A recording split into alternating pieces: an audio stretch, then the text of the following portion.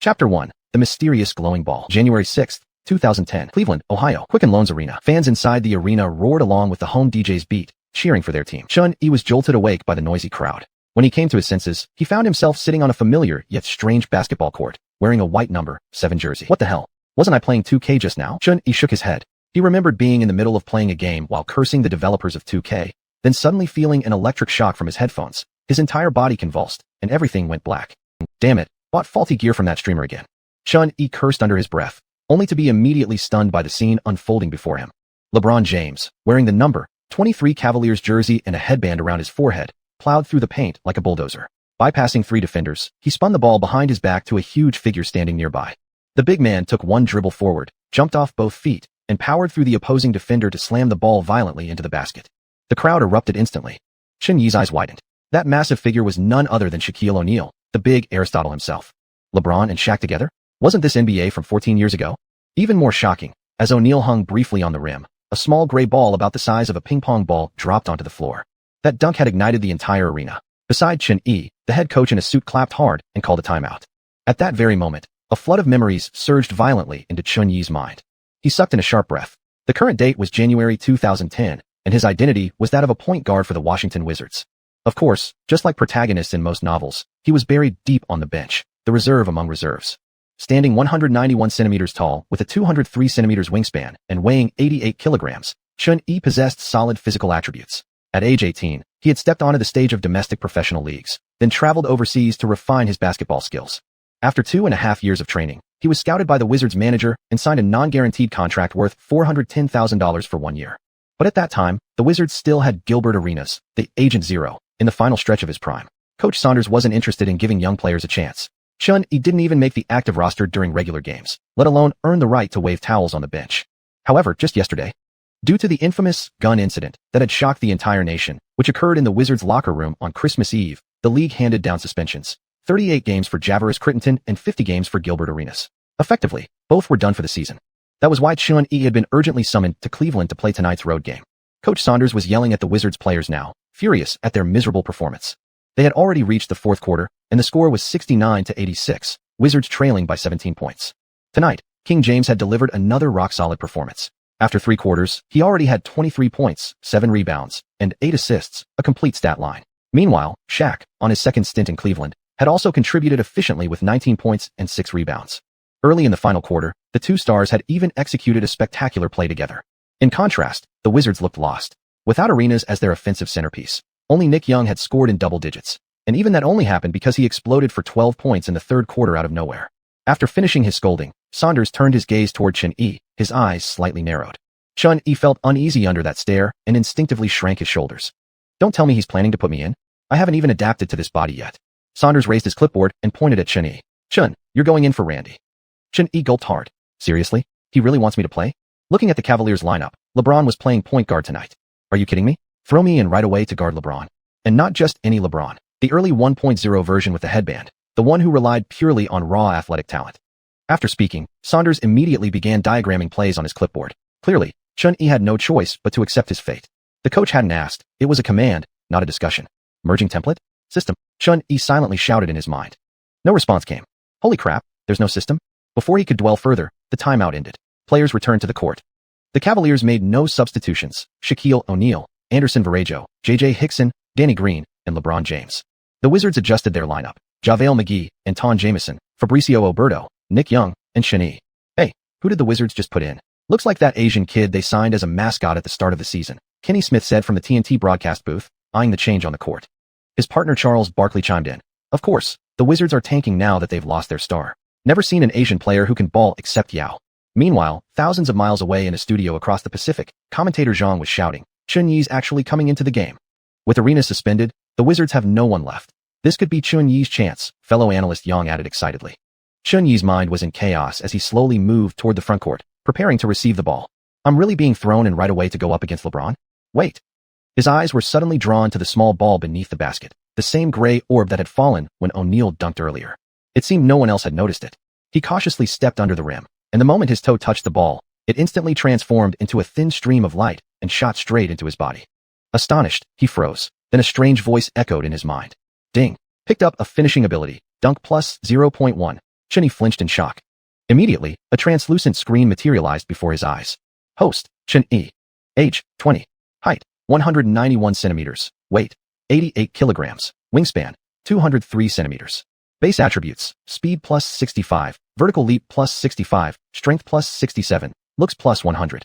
Other stats, standing layup plus 60, driving layup plus 63, driving dunk plus 55.1, standing dunk plus 27, three-point shooting plus 63, mid-range plus 65, free throw plus 85, rebounding plus 40, steal plus 35, block plus 25, ball handling plus 65, passing plus 67, interior defense plus 30, perimeter defense plus 70, stamina plus 78, overall rating 65, badges none, equipment auras none, dominant skills none, points 0, shop not unlocked.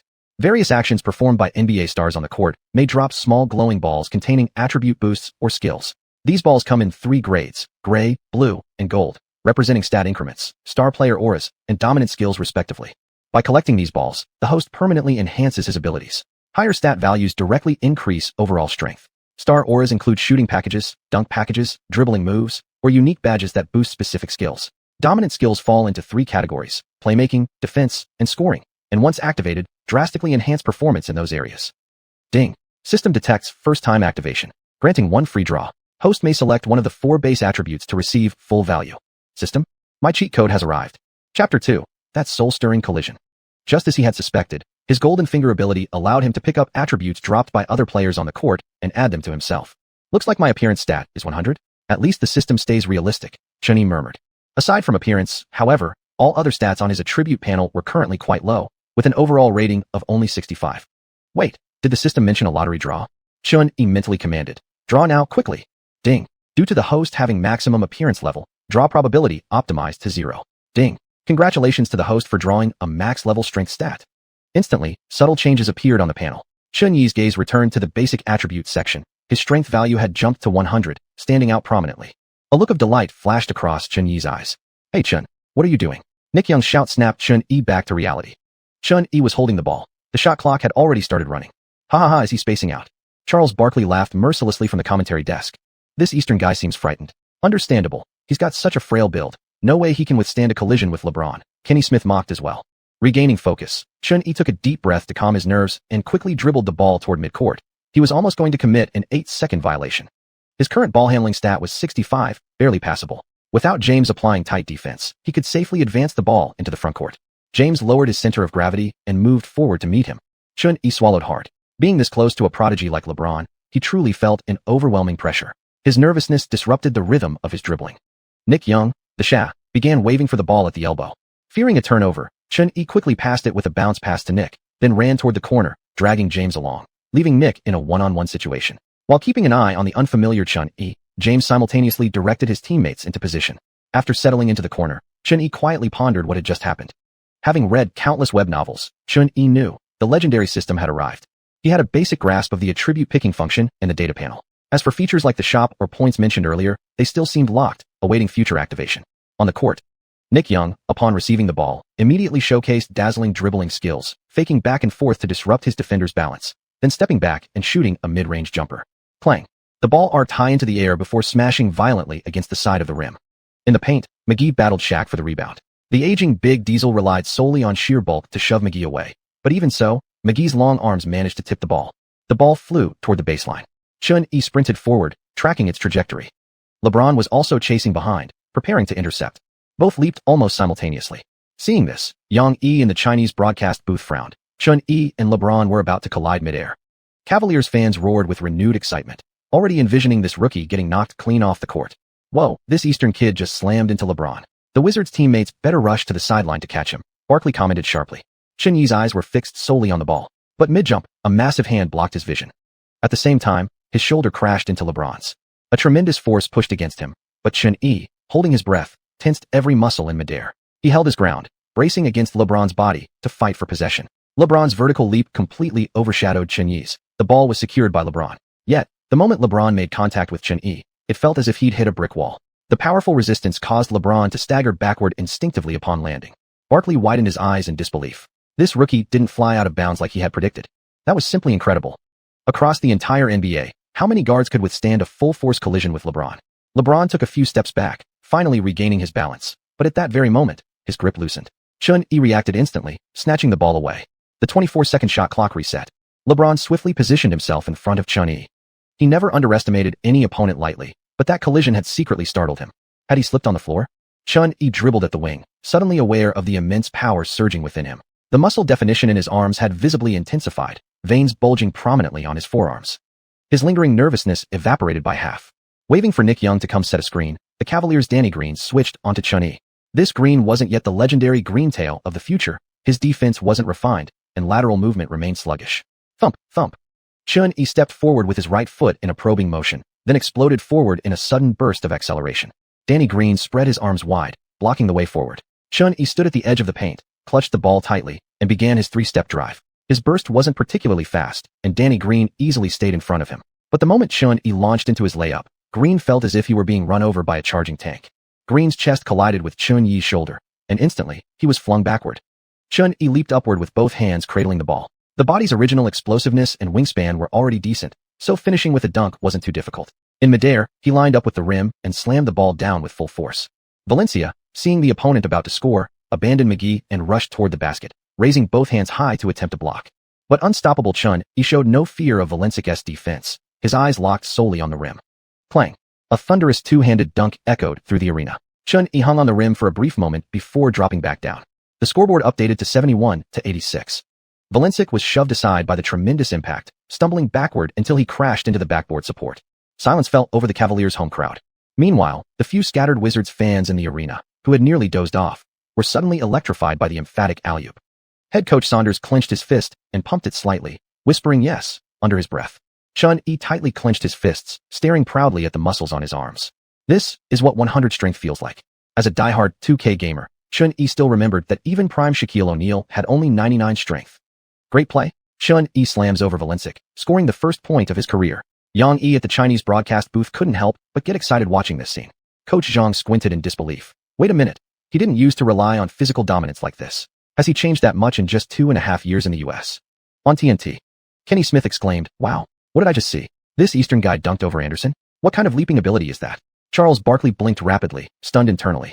No, the real question is, how can his strength be so insane? Driving through defenders with sheer power demanded an extraordinary level of core strength and physical conditioning. Varejo, playing the 4, weighed a solid 124 kilograms. Yet Chun-Yi not only muscled past him, but also finished with a brutal two-handed dunk as if no one was there. Beyond the dunk itself, Barkley also noticed Chun-Yi's movements just before takeoff. Simple dribbling, then carrying the ball and plowing straight through the defender like a battering ram. It almost looked like he was carrying a pack of dynamite. Barkley even wondered whether LeBron James had accidentally put on the wrong jersey. Could it really not have been LeBron who slipped earlier?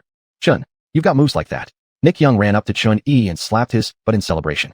Jamison, who had once been posterized by Shaq, finally felt like he'd gotten sweet revenge. Chun-Yi didn't have time to celebrate. He quickly sprinted back to the top of the key. On the Cavaliers' side, James, racing against the clock, had already secured possession and was preparing to attack. Chapter 3 Dominant Skill, Lockdown Defender. Facing a rookie defending him one-on-one, James called for isolation. The Cavaliers players began to clear out space. Chun-Yi stared at James, who was dribbling with a wide, crab-like stance, sweat unconsciously beading on his forehead. Even though his own strength had skyrocketed, James was still physically powerful, and aside from long-range shooting, nearly flawless in every aspect. After rhythmically dribbling forward, Chun-Yi could only shuffle backward step by step. Giving James space to shoot was better than allowing him to drive into the paint. But James didn't attempt a shot. Instead, he stepped forward with his right leg, exploded off the floor, and charged into the paint, starting his three-step layup sequence. Chun-Yi braced his chest sideways, absorbing the full impact of James's charge. Both players leaned back upon collision, Chun-Yi successfully disrupting James's rhythm mid-drive. At the same time, a dull pain surged through Chun-Yi's chest. Fortunately, James also lost balance. That split-second hesitation allowed Anton Jamison and Nick Young to close in and double-team. James, always a smart player, didn't force the finish. He kicked the ball out to a wide-open Danny Green.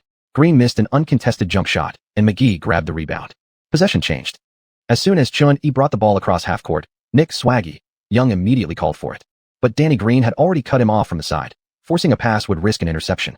Chun-Yi signaled toward the paint, and McGee instantly recognized the play, coming up to set a screen.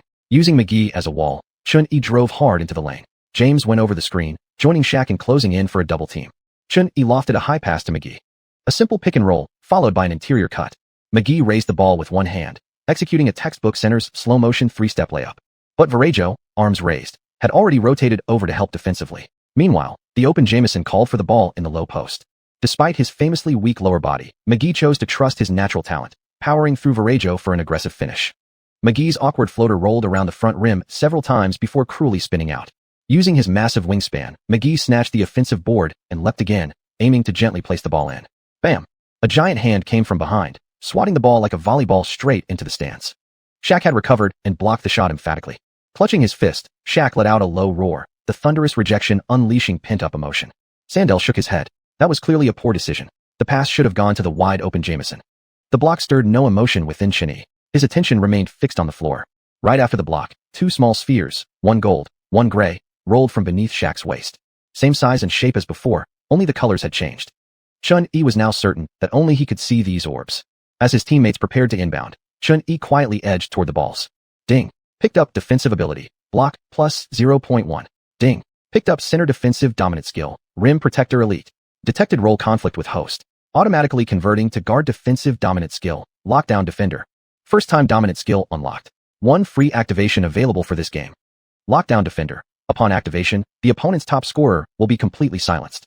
When the dominant skill is triggered, the host's ability to steal the ball, disrupt shots, and defend while guarding the ball will be forcibly enhanced. Duration, 6 minutes. After reading the system's description, Xianxia couldn't help but smile. This dominant skill not only boosted his own abilities, but also locked down the opposing team's best performer, reducing their offensive efficiency. This was slightly broken. Once activated, this skill would drastically reduce James's effectiveness for the next 6 minutes. With about 8 minutes remaining in the fourth quarter, Xianxia decided to hold off on activating it for now. The Wizards were still trailing by 15 points. If he could effectively remove one key player from the equation, catching up within 6 minutes wasn't impossible. Just needed to stall for the next 2 minutes. As he pondered, a teammate passed him the inbound ball. Calling for McGee to come to the high post, the veteran Shaq had already seen through Washington's pick and roll, stepping up early to cut off Xianxia's driving path. Under pressure from the double team, Xianxia quickly passed to McGee. The open McGee, hesitant to shoot, tossed it to Jamison, who was posting up with his back to the basket. Jamison tried to back down Varejao, but the Brazilian's bulk made it difficult to create any clean shot opportunity. Anton looks really struggling, Charles Barkley said slowly in the broadcast booth. Kenny Smith agreed. That doesn't make sense. Didn't that Eastern kid just easily bump Anderson off the spot earlier? Jamison gathered the ball and took a quick jump forward, using a drop step to create a sliver of space for a shot. But Varejao hadn't lost position, and this shot attempt was a bit forced. The ball rattled off the backboard, hit the front of the rim, and after both players scrambled for it, ended up at O'Neal's feet. The moment O'Neal reached down to pick up the ball, James had already sprinted ahead toward the other end, ready to receive the outlet pass and reclaim dominance. But, just as O'Neal touched the ball, Xianxia also placed his hand on it. Using both arms, Xianxia tightly gripped the basketball and yanked it toward himself. O'Neal raised an eyebrow and pulled backward, but to his shock, he couldn't generate any strength. He was even pulled forward off balance. His fingers trembled slightly, struggling to maintain control of the ball. Xianxia grinned. Even in your prime, your strength was only 99. Then with one powerful tug, he ripped the ball completely out of O'Neal's hands. How could the aging shark possibly match the grip strength of his prime self? Especially when Xianxia was now even stronger than peak O'Neal. In the broadcast booth, Charles Barkley shot straight up from his seat. What the hell? What did I just see? That was Shaquille, Barkley exclaimed. He had experienced the full force of the big Aristotle during his own playing days. This was the first time he'd ever seen someone rip the ball directly from his grasp, despite it being a nearly retired Shaq. Front row fans in the Cavaliers arena gaped in disbelief.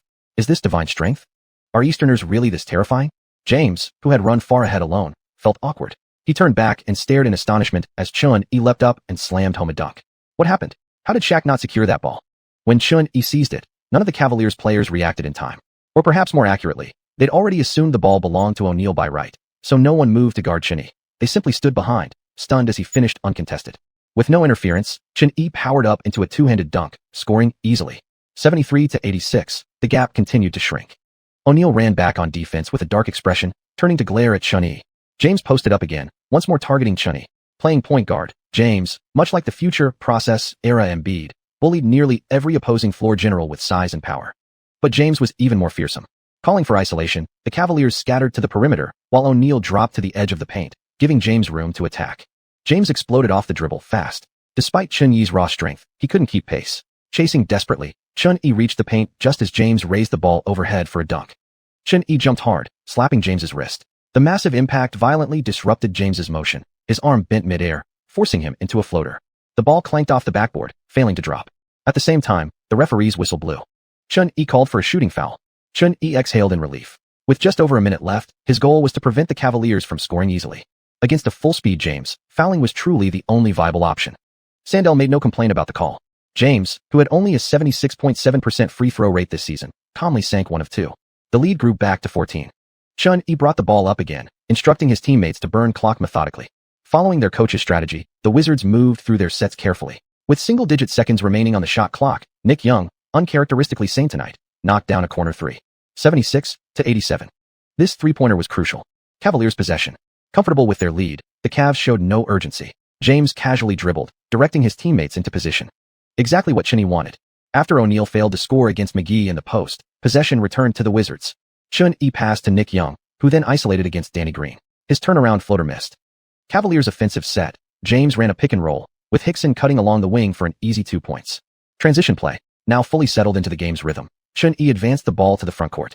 McGee set a screen and rolled inside. Chun-Yi lobbed the ball in, but trailing defender O'Neal severely contested McGee's layup. After the miss, O'Neal grabbed the rebound. Chun-Yi retreated on defense, eyes flicking to the game clock. 6:27 remaining. Activate dominant skill. Silently uttering the command, the system instantly responded. Ding. Lockdown defender, activated successfully. Player locked for this game, LeBron James. Chapter 4. James meets his match tonight. Top of the key. James dribbled in place, while Chun-Yi crouched low, eyes locked on his man. With lockdown defender active, James's dribbling movements appeared several times slower to Chun-Yi, and his mind automatically predicted where the pass might go. Even though everything seemed in slow motion, Chun-Yi didn't dare recklessly go for a steal. Failure would mean James attacking the rim without mercy. James slowly shifted to the right 45-degree angle while dribbling. Chun-Yi stuck close behind. James slowed his dribble further and glanced at his own right hand. A sudden realization struck Chun-Yi. Every fan familiar with LeBron knows this one habit. Before shooting a three-pointer, LeBron always looks down at his dribbling hand during his move. This quirk had persisted for years. You could say the entire world knows LeBron is about to shoot. The only one who still thinks it's a fake is LeBron himself. Yet no player dares close in when he makes that move, because the threat of his drive remains too real. Suddenly, James stepped back, gathered the ball, and launched. A cold-blooded attempt from deep. But Chun-Yi was ready. With the overdrive skill enhancing his reflexes, the movement played out even slower in his mind. Just as James began raising his arm, eyes locking onto the basket, Chun-Yi struck. Thump! A sharp sound echoed through the arena. At that instant, the Cavaliers fans, who had roared non-stop during their team's offensive possession, fell deathly silent once more. LeBron's fake has been read. Kenny Smith shouted in disbelief. Charles Barkley gasped. This kid from the East stole it right from LeBron. His reaction speed is unreal. He predicted LeBron's shot. James was still completing his shooting motion, pushing empty air forward, when he turned and saw Chun-Yi already sprinting full speed with the ball. After the steal, Chun-Yi charged down the court alone. His raw speed wasn't elite, but a recovering James chased hard from behind. Chun-Yi drove to the rim and raised the ball overhead. James, tailing closely, exploded into the air, head nearly level with the rim. His hand swiped toward where he anticipated the shot would go, but he swiped nothing. Chun-Yi stopped abruptly, yanking the ball back just in time. James soared past and crashed out of bounds. Only then did Chun-Yi calmly step up and slam home the uncontested layup. 78-89. The gap was now closing in on single digits. His physical gifts weren't dominant yet, but Chun-Yi knew how to play smart. Especially since he remembered, LeBron thrived most on chase-down blocks. Furious after being stripped and faked out, James quickly inbounded the ball and pushed forward. Chun-Yi stood in his way. James signaled for space, his teammates spreading wide. Dribbling in short steps, James advanced cautiously. Danny Green came up for a screen. James changed direction, trying to blow past Chun-Yi. Chun-Yi smoothly navigated around the screen, noticing his lateral quickness felt sharper than before. Seeing Chun-Yi glued to him, James initiated full contact inside the restricted area.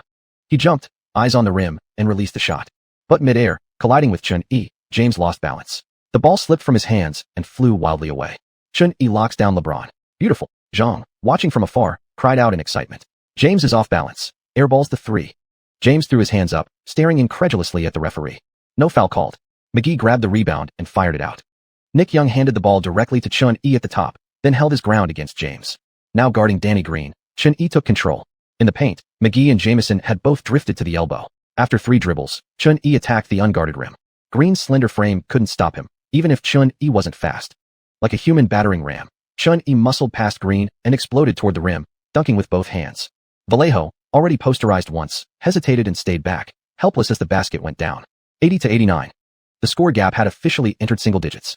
Frustrated, James hurled the ball to Danny Green and directed Vallejo to set a screen for Shaq, planning a cut toward the basket. But Chun-Yi read the passing lane. He stepped sideways and extended his arm into the trajectory. Chun-Yi's wingspan was exceptional. 2.03 meters, and he easily intercepted the pass. Then he took off, racing the length of the floor. Glancing back, he saw James charging again, so he dished the ball to Jamison trailing along the sideline. Jamison broke free from Varejõo's defense, caught the ball, and drove straight at the rim. Desperate, James rotated back to challenge Jamison's shot. Anton Jamison swiftly reversed the ball behind his back, right into Chun-Yi's waiting hands. Chun-Yi dribbled once, stepped forward, then jumped off both feet and slammed the ball into the basket with power. 82-89. After the dunk, Chun-Yi couldn't resist showing off his muscles to the sideline camera. Cavaliers head coach Mike Brown immediately called a timeout. Nick Young slung an excited arm around Chun-Yi's shoulder and laughed. "You've been hiding your game, kid." Sanders' attitude toward Chun-Yi had completely shifted. How had he missed this guy's intensity earlier? Chun-Yi's defensive performance over these few possessions was stronger than most guards in the league. Even one-on-one defense against LeBron. "Chun, can you keep going?" Sanders asked, worried Chun-Yi might be running out of steam. For rookies just entering the NBA, stamina was always a major concern after limited playing time. Chun-Yi did feel somewhat drained, but having rested for nearly half a season, he still had enough left in the tank. He gave Sanders a solid okay sign. LeBron sat on the bench, catching his breath. The final quarter had dazed him slightly. His offense had been shut down, and worse, he'd even gotten stripped by a rookie. O'Neal sat beside him and patted his shoulder, saying, "That rookie over there is strange." LeBron shook his head. "I'll focus." In his mind, that guard was still just a rookie. No way he could cause real damage. "You're getting careless," Mike Brown said sternly. "They've stolen several balls now." Mike Brown reorganized his lineup, pulling out the exhausted O'Neal and sending Zydrunas Ilgauskas into run pick and rolls with LeBron, while replacing J.J. Hickson with Maurice Williams. The Wizards kept their lineup unchanged, mainly because they had no healthy players left. Back on the court, LeBron returned to the 3 spot, matching up against Williams. The Juudot effect remained active. For minutes and 54 seconds left in the game, Williams passed the ball to LeBron at the top of the key. LeBron motioned for Big Z to flare out. These two veteran teammates executed the screen perfectly. With Big Z as a high-quality human wall, LeBron easily drove into the Wizards' paint using his explosive first step. McGee couldn't stop LeBron and could only stretch his arm skyward. Chun-Yi also abandoned Williams and rotated over from the side to double-team. Facing 2 defenders, LeBron initially wanted to jump and dunk, but now hesitated. Chun-Yi was beginning to unsettle him. Mid-air, he executed a small up-and-under move and switched hands for the layup. But under Chun-Yi's tight contest, LeBron clanked another iron shot. McGee calmly secured the rebound. The Wizards slowly advanced, with Chun-Yi calling for Nick Young to set a screen. LeBron warned his teammates to stay aware of Nick Young's shooting. After all, the young sharpshooter had gone 7-4-13 tonight, quite efficient. After a handoff, Chun-Yi cut hard from the left side. Nick Young suppressed his urge to go one-on-one and instead fired a bounce pass to Chun-Yi. Williams stayed glued to Chun-Yi's side, but Chun-Yi again powered through without hesitation, driving baseline with a brute force 3-step layup. At just 1.83 meters tall, Williams weighed a solid 90 kilograms, a heavy-duty tank of a guard, known for his physical strength. Yet against Chun-Yi, he felt as light as paper. Chun-Yi easily muscled past him, cradling the ball before floating in a soft finish. 84-89. Nick Young, credited with the assist, grew even more excited. He silently vowed not to steal Chun-Yi's spotlight, for the sake of victory. LeBron tried calling for Big Z to set another screen to isolate McGee. But realizing Big Z lacked outside range, he instead had Danny Green come out to run the pick and roll. Mike Brown's entire offensive system revolved around LeBron. The pick and roll wasn't just for attacking big men, but also for reverse actions against guards. However, seeing the setup, Chun-Yi quickly switched assignments with Nick Young, putting himself back on LeBron. LeBron frowned, now facing Chun-Yi at the elbow. From previous possessions, he'd already sensed Chun-Yi was tough to shake. This time, he opted for a back down. Chun-Yi planted his elbow firmly into LeBron's back. LeBron dribbled while backing down step by step. But Chun-Yi's lower body base was rock solid, holding his ground without budging. As LeBron felt a flicker of surprise, he spun, creating just enough space to release a fadeaway jumper. Chun-Yi leapt to contest. The lockdown defender ability amplified his defensive pressure significantly. Unsurprisingly, LeBron's shot hit the back of the rim and bounced away. McGee happily grabbed yet another rebound. Is LeBron finally meeting his match? Kenny Smith asked. Barkley nodded. This rookie is special. Ever since he entered, LeBron's only scored 1 point in the fourth quarter. Truthfully, LeBron had been quite efficient tonight, 23 points through 3 quarters. But after Chun-Yi checked in, LeBron's shooting percentage dropped to 0. That single point in the fourth, it came from free throws. Scoring in the NBA was never easy. Now it was the Wizards' turn to attack. Chun-Yi went right back at Williams again. Williams couldn't stop Chun-Yi with strength alone. Despite his lack of speed, Chun-Yi always managed to muscle through and finish at the rim. The consecutive offensive plays had reinvigorated the entire Wizards team, sparking more active movement from all players. After dribbling hard, Chun-Yi sprinted toward the basket. This time, both Big Z and Varejão stood firm in the paint. Chun-Yi's stamina had dropped significantly compared to earlier, so he didn't attempt another dunk over the defense. Instead, he pulled up for a floater just outside the restricted area. And cleverly, he leaned heavily into Williams as he released the shot. Under heavy contact, the floater missed the mark. but the referee's whistle blew. Chapter 5. His strength is greater than LeBron's. Xiuxian stepped up to the free throw line, earning 2 attempts. The Cavaliers fans erupted with deafening boos. Standing at the foul line for the first time in this game, Xiuxian felt a trace of nervousness. Instinctively blocking out the noise from the crowd, Xiuxian calmly sank both shots. That brought his point total for the game to 14. The score became 86-89. Only 3 points behind. Possession changed. Cavaliers guard Williams brought the ball up the court and passed it to James waiting at the 45-degree angle. Control of the game once again fell into James's hands. Though James had missed several shots in the fourth quarter, his overall touch throughout the game had been solid. He remained the cornerstone of Cleveland's offense and defense. Moreover, young head coach Mike Brown was still in the honeymoon phase with James. There was no reason not to let him take over now. James called for a pick and roll at the top of the key. Big Z moved over seamlessly to set the screen. McGee and Oberto switched on to James, scrambled to cut off his drive to the side, but forgot about rolling Big Z. Big Z cut straight down the middle. Jamison, forced to abandon Varejao, rushed over to help defend. But it was too late. With nearly no one guarding him, Big Z easily finished with a finger roll. This play perfectly encapsulated how the Wizards had been getting torn apart all game by Cleveland. Whether it was pick and rolls between James and Big Z or Shaq, the Cavs had effortlessly shredded Washington's defense. That was precisely why they'd fallen behind by double digits through 3 quarters. And James's driving threat was simply too much. This basket reignited the crowd's energy once more. Back on defense. After bringing the ball across half court, Xiuxian was immediately met by Williams. Bend your knees, focus. James shouted from the left wing while directing Oberto. James could no longer afford to underestimate Xiuxian after his explosive performance in the final quarter. Williams, guarding Xiuxian directly, spread his arms wide, crouched low, eyes locked on the ball. Xiuxian probed forward with a step as McGee came up to set a screen. Nick Young pulled Danny Green toward the baseline, while Jamison dropped back to the elbow, clearing space in the paint. Seeing McGee rolling down the lane, Xiuxian quickly reversed the pass to Oberto at the 45-degree spot. Oberto faked a drive, drawing double coverage, then kicked it back out to Xiuxian. James immediately rotated over to close the gap. Unwilling to take a risky three, Xiuxian swung the ball again, this time to Nick Young in the corner. Young caught and shot. Clang. The ball slammed hard off the rim. Xiuxian watched its rebound trajectory and dashed toward the paint. James had anticipated this move, spreading his arms wide to cut off the path. Boom. Another crash of muscle against muscle. James staggered backward in surprise. This kid felt like a mountain. As the ball neared the ground, James regained his balance and lunged forward to grab it. But Xiuxian reached it just a split second earlier. At that moment, jumping off one foot, Xiuxian secured the ball midair, stabilized himself, and softly lofted it off the glass. Swish. It kissed the backboard and dropped cleanly through the net. 88-91. The gap narrowed once again. Great putback. Xiuxian shows excellent core strength, said Coach Zhang thousands of miles away in China. With this basket, Xiuxian's scoring for the night climbed to 16 points. 16 points in a single quarter. There was no time to celebrate. James quickly organized his teammates for the next offensive possession. As he sprinted back on defense, Xiuxian stole a glance at the clock. 4:04 remaining. The duration of his dominant skill would expire in less than 3 minutes. With only a 3-point deficit, those final 3 minutes were crucial. Cleveland must not be allowed to score easily. James received the ball on the wing and slowly dribbled, signaling his teammates to spread the floor. Cleveland's offensive rhythm had clearly broken down in the fourth quarter. Now James had to personally deliver a perfect possession to boost team morale. After Williams set a screen, the switch inadvertently put Xiuxian back on James. LeBron's about to bully this rookie again, Kenny Smith remarked from the broadcast booth. Charles Barkley shook his head. This kid again? His defense has been surprisingly solid. Xiuxian gave James an extra step of space on the jumper. Right now, James's driving threat far outweighed his shooting danger, especially since Xiuxian's dominant skill had specifically locked down the opponent's shooting accuracy. James saw the open space and hesitated slightly. This kid underestimating me? Time to teach him a lesson. Let him see what it means to rule the court. James's expression darkened. He drove hard right, dribbling aggressively forward. Xiuxian stayed in front, arms wide, shuffling back with quick steps. LeBron is like a high-speed train, unstoppable, Kenny Smith shouted as James accelerated. The Cavaliers fans roared once more. James gathered the ball and began his drive, preparing to finish strong at the rim. The rookie was barely keeping up with his footwork, yet still sticking close. James couldn't help but feel contempt inside. He was already picturing how he'd dunk right over him. Xiuxian felt an intense pressure bearing down on him.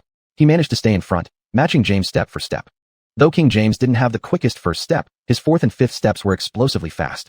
James swung the ball up with one hand and launched himself into the air with full force. Get off the tracks when the train is at full speed. Seeing the referee made no call, Xiuxian calmly shifted sideways into the restricted area, blocking James's path once again. Clang. Front row fans could even hear the sound of their bodies colliding midair. James failed to locate the basket cleanly. After the fierce aerial battle with Xiuxian, he lost balance in the air, and the ball slipped from his grip. Xiuxian staggered back a step upon landing, but quickly regained his footing. James, on the other hand, crashed down hard, using one hand to push himself back up, nearly falling over. The train had crashed into a mountain. Chun-Yi has once again gained the upper hand in physical confrontation. Yang struggled to hide his excitement. This was LeBron James, the man who, early in his career, used his explosive athleticism to stand alongside legends. James had been slightly surprised in earlier clashes, but now he was completely baffled. After 7 years in the league, only a handful of big men could withstand such a collision. How could a guard under 2 meters tall do it? His strength is greater than LeBron's, Barkley yelled, hands clutching his head, mouth wide open. On the court, the ball bounced off the floor and sprang up again. Chun-Yi reached for it, but Big Z reacted instantly, snatching it away and passing it right back to James. James reset himself and, leaping lightly, softly pushed the ball toward the rim. Chun-Yi jumped as high as he could, but could only use his wingspan to contest. His timing was slightly off, he didn't apply enough force. The ball struck the side of the rim and rolled away. James grabbed the offensive rebound, but Jamison and McGee were already closing in fast. With no room to attempt another shot, he quickly kicked the ball out to Williams beyond the three-point line. Chapter 6, Steal from Behind, LeBron Helpless. The 24-second clock reset, and the Cavaliers reorganized their offense. Chun-Yi closely guarded James near the free throw line. Williams dribbled at the 45-degree angle, drawing all the other players out to the perimeter, leaving only James in the paint. As Big Z sprinted toward the basket from the top of the key, James moved outward. Williams flung the ball hard. McGee, who had been guarding Big Z, immediately tried to intercept the pass. But Big Z was clearly a decoy. The ball went straight into James' hands. Jameer, defending James, saw McGee overcommit on the steal attempt and quickly rotated into the paint. Varejao was left completely open. Though he lacked any outside shooting range, he burst toward the rim the instant James caught the ball. James powerfully pushed the ball into the interior. This offensive play was nearly impossible for anyone else to anticipate. Yet to Chun-Yi, it unfolded in slow motion. Pop! A crisp sound of the ball slapping against wood echoed. The moment James caught the ball, Chun-Yi had already predicted Cleveland's passing route, perfectly timing his interception and swatting the ball clean. LeBron clutched his head in frustration before immediately sprinting back on the fast break after Chun-Yi. Chun glanced behind. His stamina was slowly fading. While his strength remained unmatched, his speed and leap couldn't quite keep up with James in this era. Upon reaching the rim, Chun flicked the ball sideways. It bounced off the floor and landed right into the waiting hands of Nick Young trailing behind. Young and Chun connected flawlessly, finishing the layup. 90-91. Chun-Yi's steal and assist had cut the deficit down to just 1 point. Coach Saunders stood on the sideline holding his clipboard, utterly stunned. Chun-Yi hadn't even participated in most of the team's practice games. He'd spent most of his time training alone in the gym. Now, making his debut, he turned out to be this dominant on defense. With the Wizards' backcourt currently devoid of viable options, Chun-Yi's arrival felt like a gift from the heavens. James picked up the ball and passed it to Williams. The young king wore a dark expression. Chun-Yi's steal had just added another turnover to his stat line, one that also led directly to the opponent scoring. Chun, keep playing like this. Nick Young slapped hands with Chun as they retreated on defense. Stay focused on defense. Chun didn't dare let his guard down. With 3 minutes and 17 seconds remaining, they needed to not only close the gap, but extend their lead over the Cavaliers as much as possible. Otherwise, once Chun's dominant skill expired later, it would be easy for Cleveland to come roaring back. Williams dribbled at the top of the arc. Chun-Yi instructed his teammates to lock down the paint. Against Williams, you couldn't afford to give him an open shot. He was averaging 42.9% from 3 this season, Cleveland's most vital perimeter threat. Seeing Chun press tightly, Williams accelerated into a drive. But Chun stuck to him step for step. With lockdown defender activated, Chun's defensive ability dramatically improved, and his lateral quickness became razor sharp. Williams found no room to shoot, and was forced to pass to James, who had cut to the high post. James took the ball, went into a triple threat stance, then spun around and drove toward the three-point line. His teammates instinctively cleared space for his penetration. Seconds ticked away. As the shot clock wound down, James suddenly exploded toward the basket. Jameer and Chun-Yi quickly double-teamed him. James hesitated slightly upon seeing Chun approaching. He seemed wary of a direct collision, and seized the opening to whip the ball out beyond the three-point arc. With just over a second left, rookie Danny Green, catching the pass, looked momentarily dazed. No time to think. He launched the shot immediately. Swish. The ball dropped cleanly through the net. Cleveland extended their lead back to 4 points. Chun-Yi could only shake his head in dismay. He never expected James would actually make that pass under pressure. Danny Green, still processing the moment, suddenly felt a chill run down his spine. Thank goodness the shot went in. LeBron suppressed his own scoring instincts and, in the most critical moment, found his teammate, Charles Barkley said with a grin. Kenny Smith added, "Don't forget, LeBron's draft comparison was Magic Johnson. He's a perfect floor general when he's locked in." Wizards offense. Chun-Yi brought the ball up and called for a screen from McGee. McGee's screen was noticeably weaker than Cleveland's Big Z, even blocking Chun-Yi's line of sight. Chun-Yi drove from the right side and was instantly met by a double team from James and Varejao. With his ball handling rating not high enough, Chun didn't dare hold onto the ball. He quickly passed it out to Nick Young in the corner. Young faked a shot, couldn't shake his defender, then drove forward and pulled up for a fadeaway jumper from within 2 steps of the baseline, but the shot clanged off the rim. Offensively, the Wizards simply lacked reliable options. Aside from Nick Young, there was only Jameer. But tonight, Jamison was having an off night. leaving Chun-Yi with no choice but to rely on Nick Young. McGee did manage to grab the rebound, only to fumble it, butterfingers, and the ball flew right back into Big Z's hands. With just over 2 minutes left in the game, Chun-Yi's dominant skill was about to expire. Big Z passed the ball to James, who dribbled it to the top of the arc and handed it off to Danny Green in a close exchange. Green, who lacked strong ball handling ability, immediately looked for Williams, intending to pass, and then slipped down to his corner spot. But he clearly forgot that Chun-Yi was sticking to Williams like glue. Chun-Yi's smothering defense left Williams no clean passing lane. Into Chun-Yi, Green's passing motion unfolded in slow motion. Pop. Chun-Yi stepped forward sharply and slapped the ball away. Instant turnover, immediate transition. After the steal, Chun-Yi sprinted full speed toward the basket. The rest of the Cavaliers hadn't even reacted yet when he was already closing in. Williams chased hard, jumping high after seeing Chun pause with the ball. His arm struck Chun-Yi's hand, but Chun-Yi held tight, protecting the ball from being stripped. Only after Williams landed did Chun-Yi leap, using a gentle bank shot off the glass. The referee's whistle blew again. The ball dropped cleanly through the net. This was a three-point play opportunity. Players took their positions. Chun-Yi stepped to the free throw line for the second time, took a deep breath, and sank the shot with his most familiar form. Swish. The free throw was good. 3-point play completed. Chun-Yi now had 4 steals on the night. Play resumed. Williams carefully advanced this time, bringing the ball past half-court before feeding it to James. James immediately attacked, driving and pulling up for a floater just beyond the free throw line, but missed. Varejao grabbed the offensive rebound. Through the first 3 quarters, the Cavaliers had not only been more fluid offensively, but completely dominated the Wizards on the boards. The rebound count stood at 44-23, Wizards trailing by 21. Varejao passed the ball back to James, who turned and launched a fadeaway jumper, only to clang it off the rim. McGee snatched the defensive board and fired it out to Nick Young. Young raced up court on the fast break, aiming to hit Jamison cutting into the paint. But LeBron turned and leaped, intercepting the pass midair. Coach Saunders exploded at the sight. Give the ball to Chun. Let Chun run the offense, he shouted at the court. Nick Young could only shake his head, slapping his chest in apology. James quickly reversed course with the ball. At this point in the game, every possession was critical. Knowing he couldn't match James in pure speed, Chun-Yi sprinted ahead into the paint just before him. James spun past Jamison, creating just enough separation. As he dashed toward the free throw line, James secured the ball, took 3 long strides, and drove hard with his left shoulder into Chun-Yi, attempting to bull his way through. But Chun-Yi stayed perfectly balanced, no stumble. In full stride, he snapped both hands backward. James was already launching into a powerful, tomahawk-style dunk.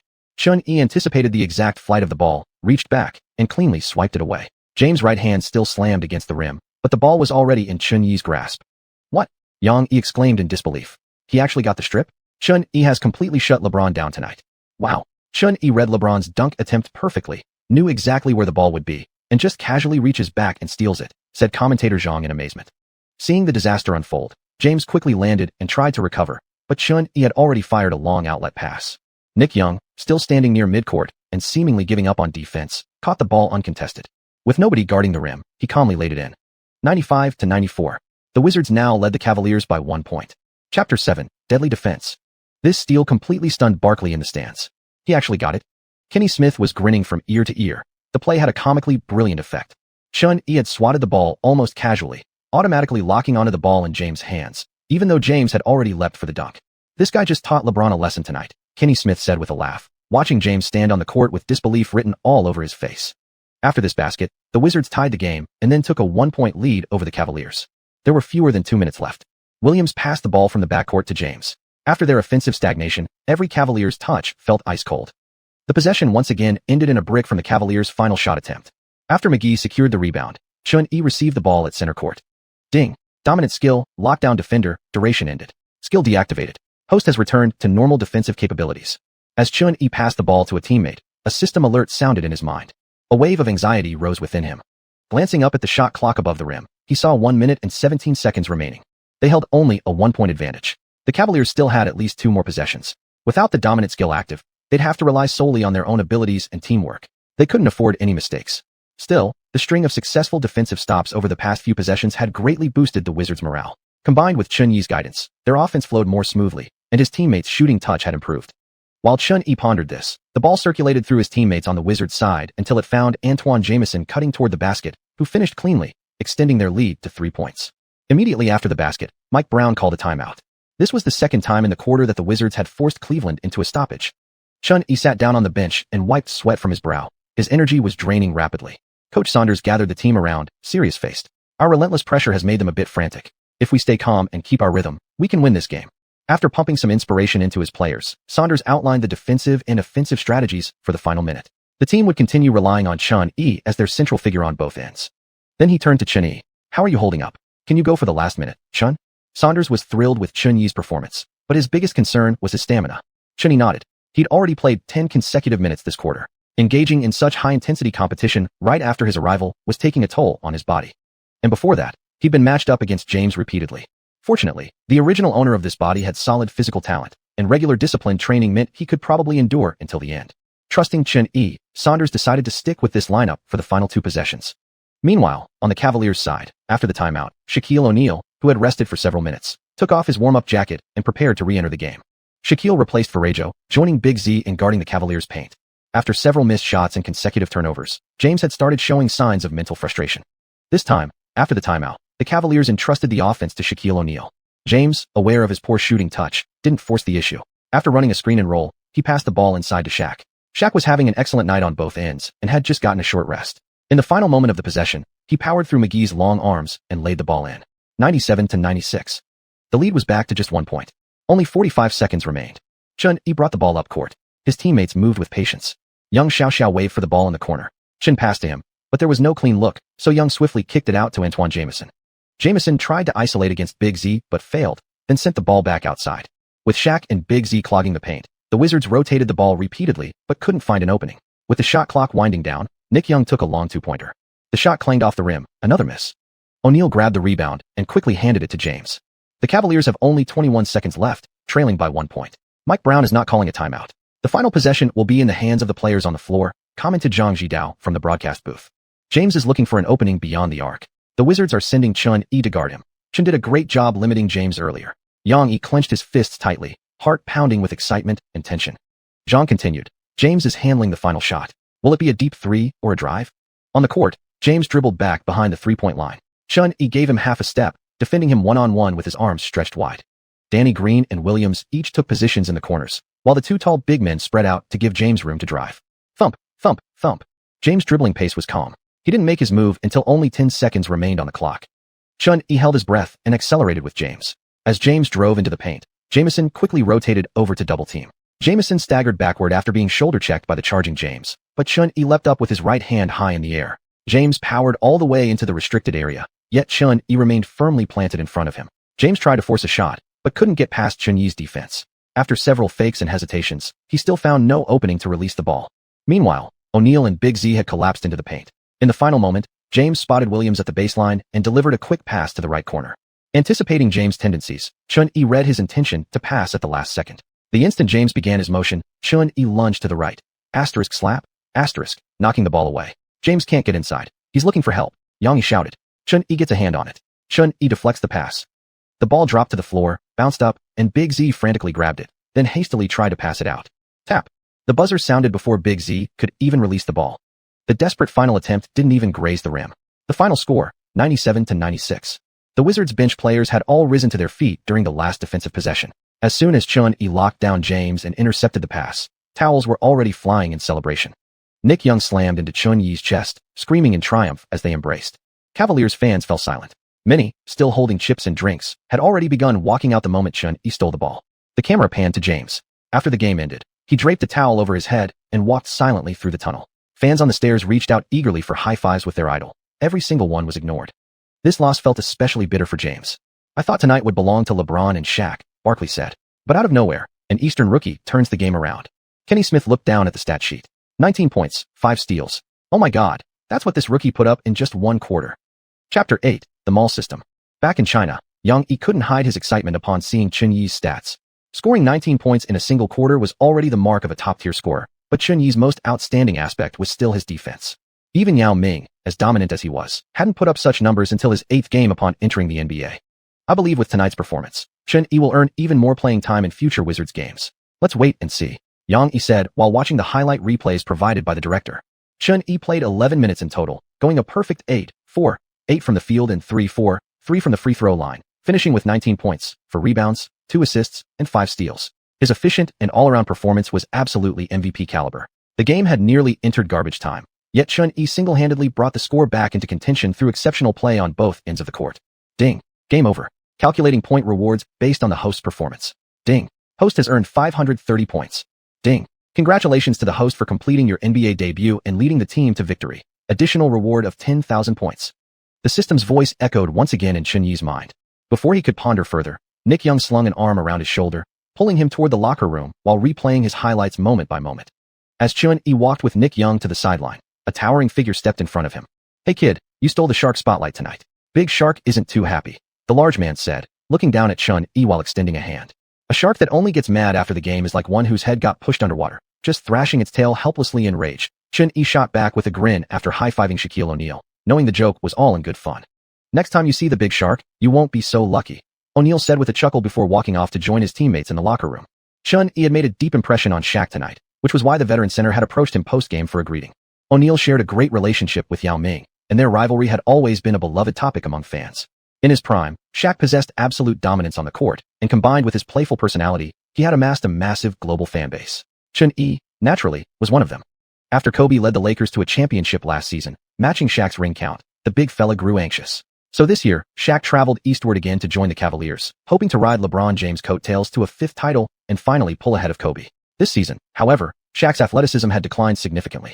Coupled with the incompatible Shaq-LeBron duo dynamics, his performance had been underwhelming, far below what his $20 million contract deserved. Yet tonight, Shaq had briefly returned to his peak. In just 19 minutes of action, he dropped 21 points and grabbed 6 rebounds, completely overwhelming the Wizards' interior defense through the first 3 quarters. After exchanging pleasantries with Shaq, Chun-Yi followed Nick Young back to the locker room. As the key player in the comeback win, Chun-Yi's teammates briefly celebrated around him in the locker room before everyone began gathering their things for showers. After showering and changing, Chun-Yi joined the rest of the team on the bus headed for the airport. They planned to fly back to Washington that same night. On the plane, as Chun-Yi was settling in for some rest, McGee tapped his shoulder. Chun, wanna come play cards? You guys go ahead. I'm too tired. I need to rest, Chun-Yi replied. McGee then went forward trying to gather other teammates for a group card game, but was rejected across the board. Aside from general fatigue, there was also the recent gun incident in the locker room, which had originated from McGee and others playing cards on a flight the previous week, so they all needed to keep a low profile for now. Card games were popular in many team locker rooms. Previously, Chun-Yi had never joined his teammates when they played. One reason was disinterest, the other was simply financial constraint. His salary this season was only $410,000, and non-guaranteed at that. The team could cut him anytime, leaving him without income. Even if he received the full amount, after taxes and various fees, he'd likely pocket less than $200,000. Having no fame before, he landed 0 endorsements. Chun-Yi had even fired his agent to save on expenses. Far from home, having an empty wallet brought no sense of security. Chun-Yi put on his headphones and settled into a comfortable position. Yet instead of falling asleep right away, he closed his eyes and summoned his attribute panel in his mind. Host, Chun-Yi. Age, 20. Height, 191 centimeters. Weight, 88 kilograms. Wingspan, 203 centimeters. Basic attributes, speed, plus 65, jumping, plus 65, strength, plus 100, looks, plus 100. Other stats, spot-up layup, plus 60. Driving layup, plus 63. Driving dunk, plus 55.1. Spot-up dunk, plus 27. Three-point shooting, plus 63. Mid-range shot, plus 65. Free throw, plus 85. Rebounding, plus 40. Steal, plus 35. Block, plus 25. Ball handling, plus 65. Passing, plus 67. Interior defense, plus 30. Perimeter defense, plus 70. Stamina, plus 78. Overall rating, 65. Badges earned, none. Equipment aura, none. Signature skill, lockdown defender. Points, 10,530. Shop, unlocked. His attributes remained unchanged. Chun-Yi shifted his focus to the points column. This was what the system had awarded him right after the game ended. What can I use these points for? Chun-Yi wondered silently. The system responded quickly. After each game, the host will receive a certain amount of points. Currently, your status is bench player, granting a fixed reward of 500 points per game. Additionally, based on your in-game statistical performance, an equivalent numerical value in points will be added as bonus.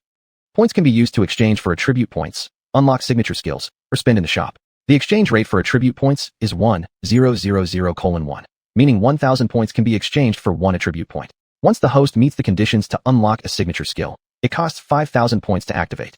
For details on shop purchases, the host may explore independently. Furthermore, each endorsement contract the host signs will also grant a large sum of points. After receiving the explanation, Chun-Yi recalled the point rewards given earlier. Excluding the bonus 10,000 and the fixed 500, the remaining 30 points must have come from his statistical conversion. 19 points for rebounds, 2 assists, 5 steals, 0 blocks, adding up to exactly 30. So equivalent value means just that, Chun-Yi calculated quietly.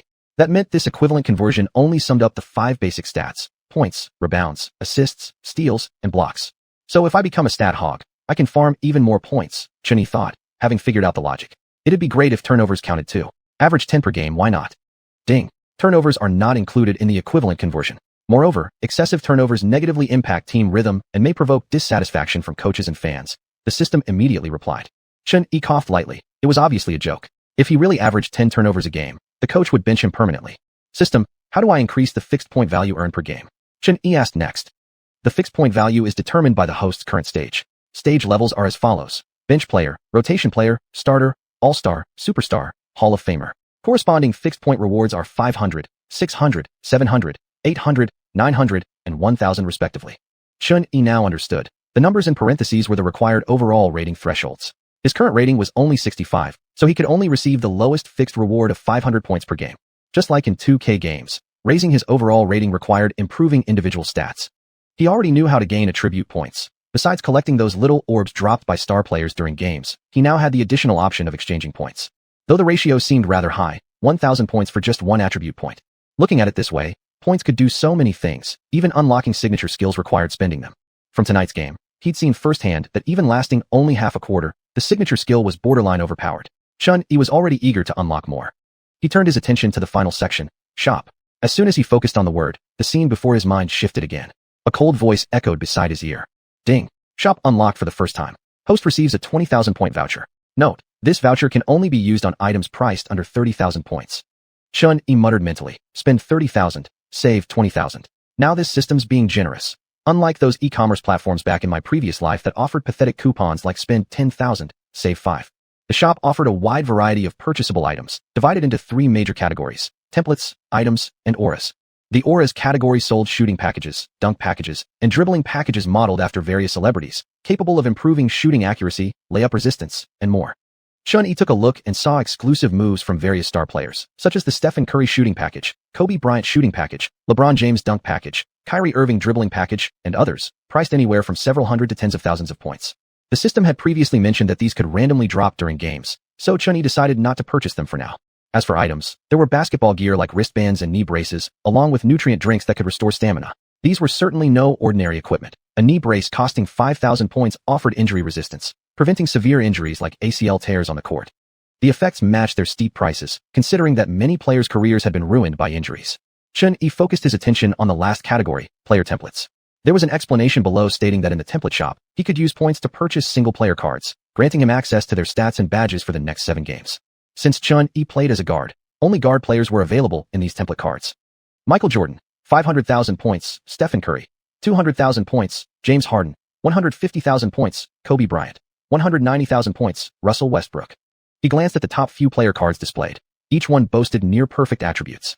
But the prices left Xuanhui speechless.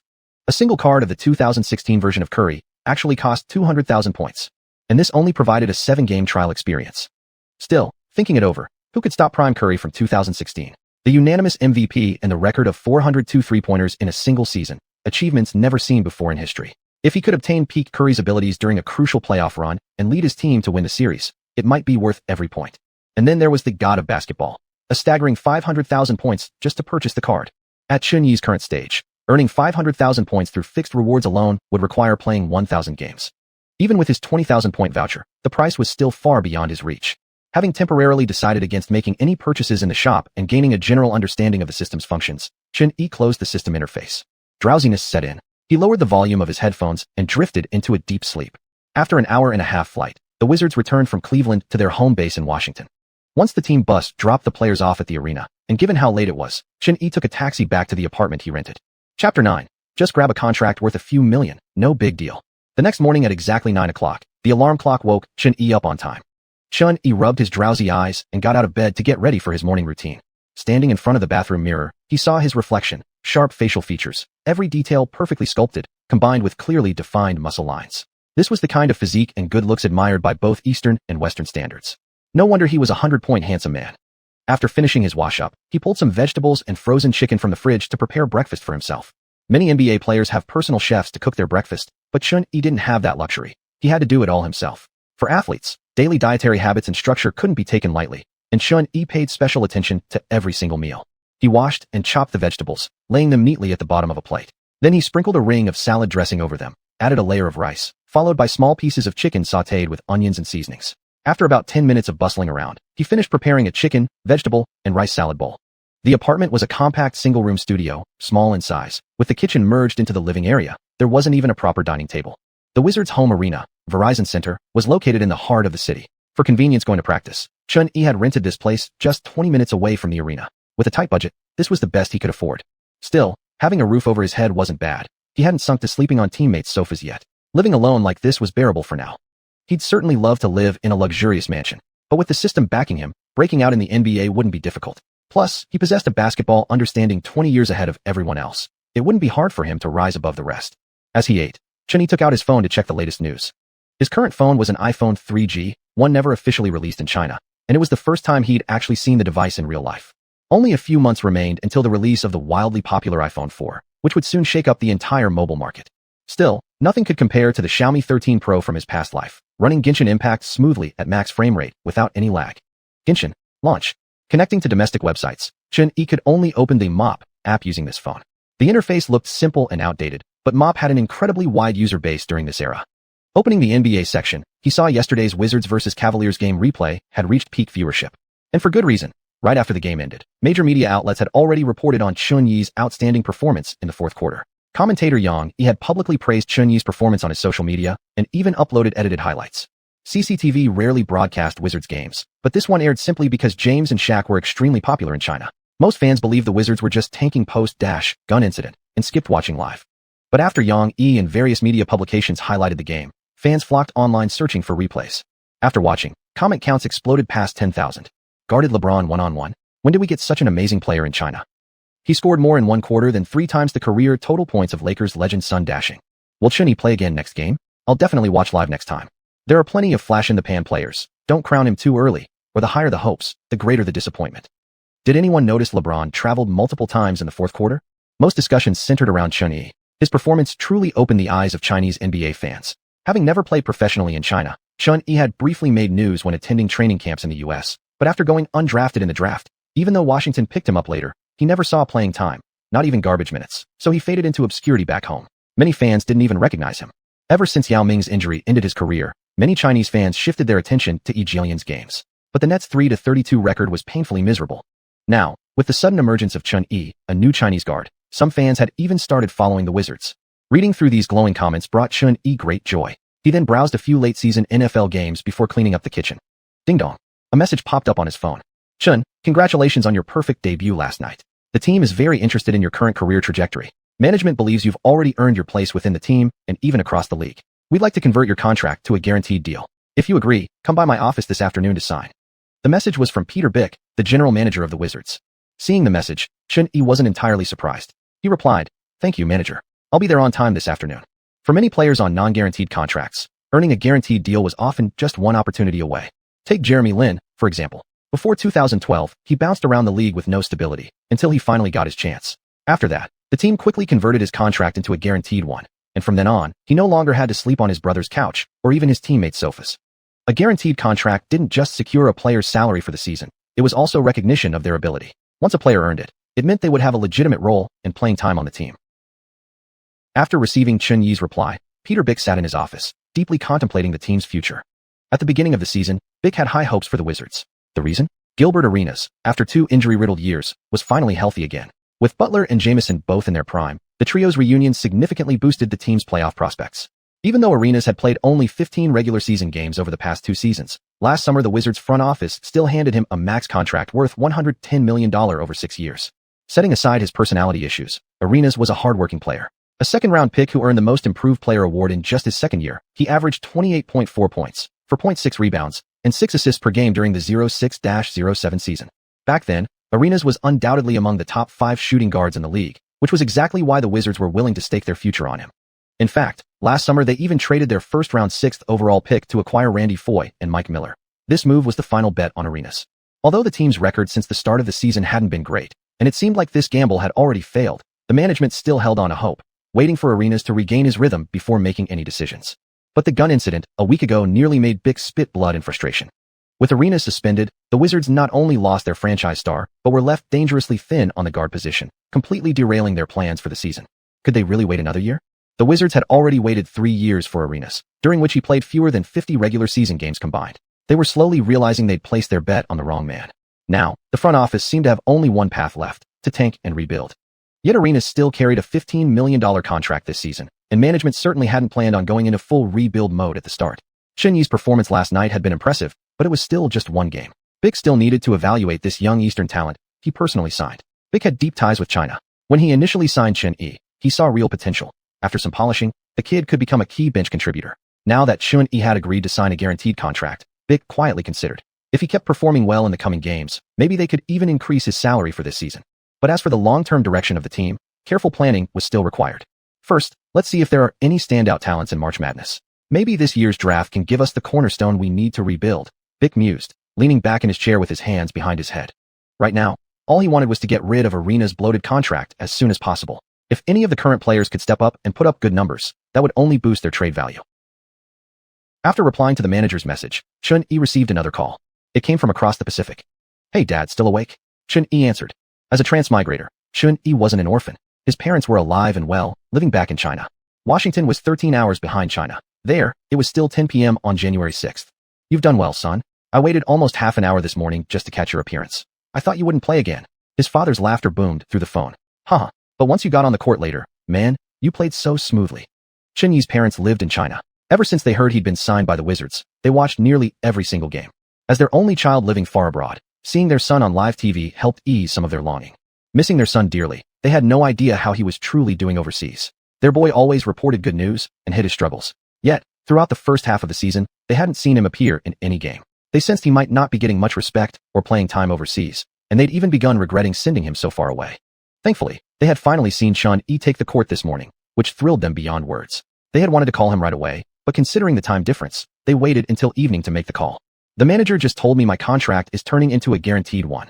Xianxia shared the good news with his family, so I won't have to worry about being cut anymore. Chen's father coughed slightly, suppressing his smile and adopting a serious tone. Just because you played well in one game doesn't mean you should get complacent. Keep up with your training. Only then can you repay the team's investment. Your old man is still counting on you to come back home with a multi-million-dollar contract like those stars on TV.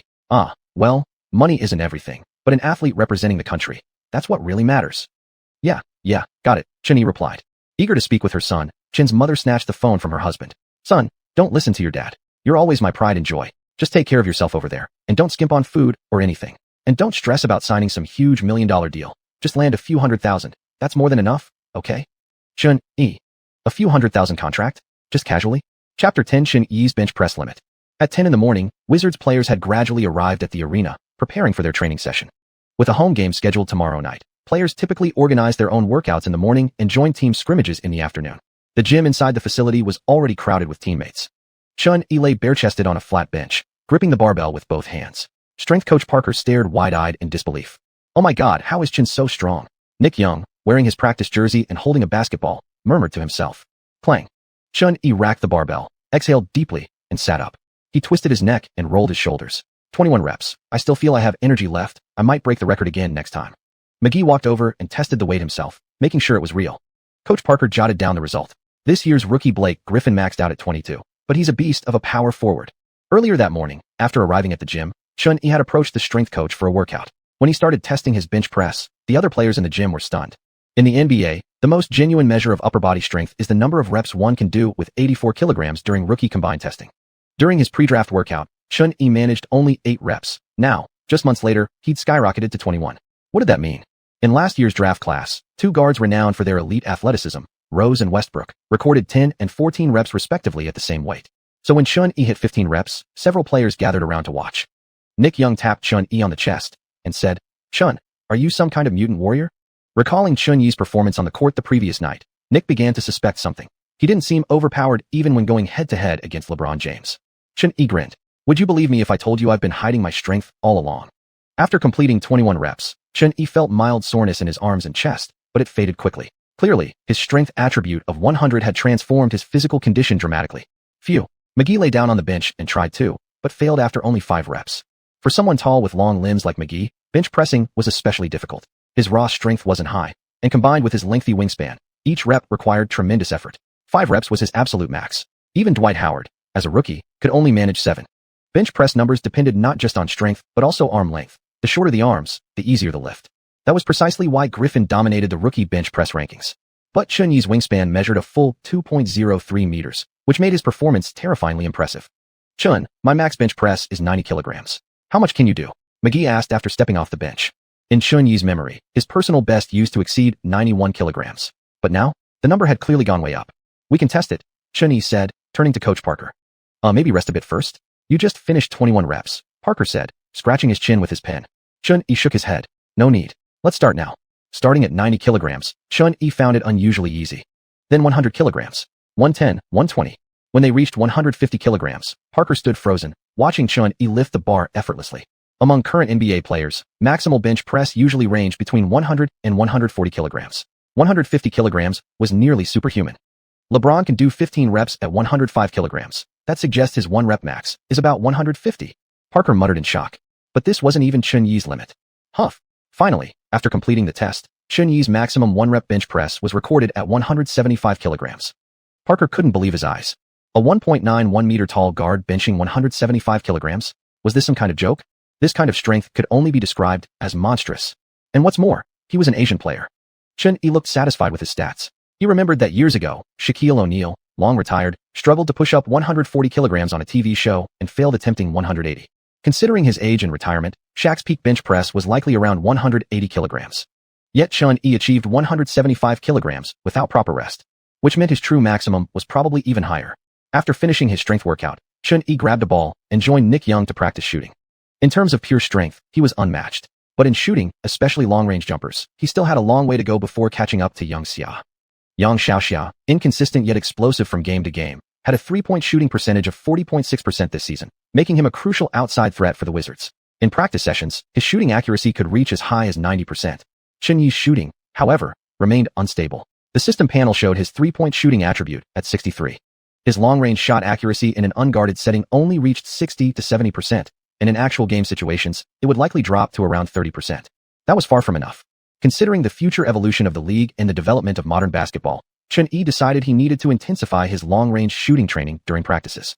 After finishing morning training, Chun-Yi searched the entire facility but came up empty-handed. Aside from using points to upgrade attributes, he clearly remembered that he could pick up stat orbs dropped by other players and absorb them into himself. Yet despite numerous players training in the gym that morning, not a single orb had appeared. Does this only work during games? Or are these players just not good enough? Chun-Yi murmured to himself. Leaving the gym, he jogged back home. The morning workout had taken a lot out of him, so he prepared a hearty lunch, then enjoyed a satisfying nap afterward. When he woke up, it was already 3 in the afternoon. He changed into a suit and headed first to the Wizards' general manager's office. He had arranged with Ernie Grunfeld earlier that day to sign a new contract in the afternoon. You should really get yourself a new agent, Chun, the assistant said with a smile, holding a folder. Grunfeld got straight to the point, placing the contract in front of Chun-Yi. After watching Chun sign the document, Grunfeld said, Chun, your performance yesterday was flawless. If you can keep delivering performances like that, the front office will come back to you with another contract offer before the trade deadline. In response to the manager's empty promise, Chun-Yi smiled politely. Thank you. As long as the team gives me the opportunity, I'll always give my best to deliver perfect games. Opportunities will definitely be there, Grunfeld chuckled. You know, I've always believed in you. Otherwise, I wouldn't have signed you in the first place. Grunfeld wasn't entirely wrong. Opportunities in today's Wizards roster were plentiful, especially for guards. Still, Chun-Yi wasn't particularly interested in a big contract with Washington. To him, the Wizards were merely a stepping stone in his NBA journey. Based on how history unfolded, the Wizards were already preparing to move on from Gilbert Arenas' toxic contract, and their plans over the next few years clearly pointed toward rebuilding. Even if Chun performed exceptionally well, he might end up being used as trade bait. Washington wasn't a major market, and its athletes received limited exposure. Most of the city's spotlight went to the hockey and baseball teams. With the system boosting his confidence, Chun-Yi's ambition grew accordingly. With the system backing him, securing a stable NBA contract wouldn't be difficult. And since he already had such an advantage, his ultimate goal should naturally be becoming a superstar earning a max contract. Moreover, since Chun-Yi hadn't entered the league through the draft and was classified as an international player, his contract wasn't bound by standard rookie limitations. When he eventually hit free agency, he'd have plenty of choices. Chapter 11, Inter-Squad Practice Game.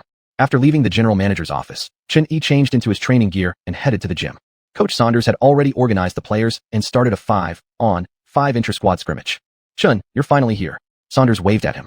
You'll be joining today's practice game. Chun-Yi nodded and quickly jogged over to join the group.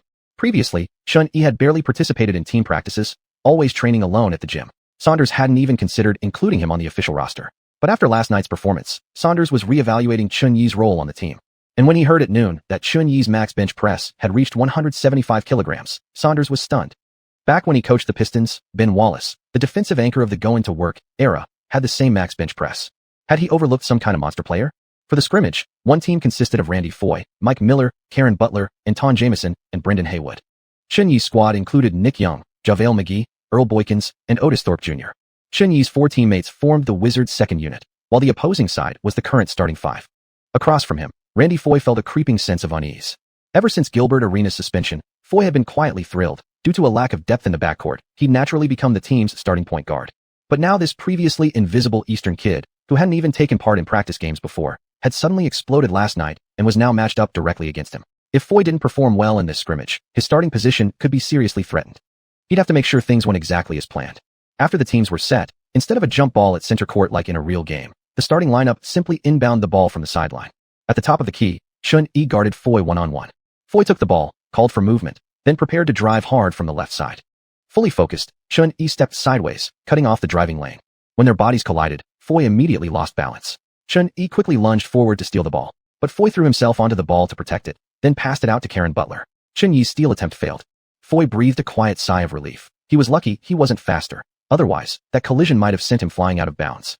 This guy, his body is seriously solid. Having tested his opponent's strength, Foye retreated beyond the three-point line to receive the ball again, no longer daring to attempt a one-on-one drive. Dribbling left and right, Foye instead passed to Mike Miller in the corner. Miller took a couple of dribbles and, using his height advantage, rose up for a jumper. The starting lineup scored first, earning 2 points.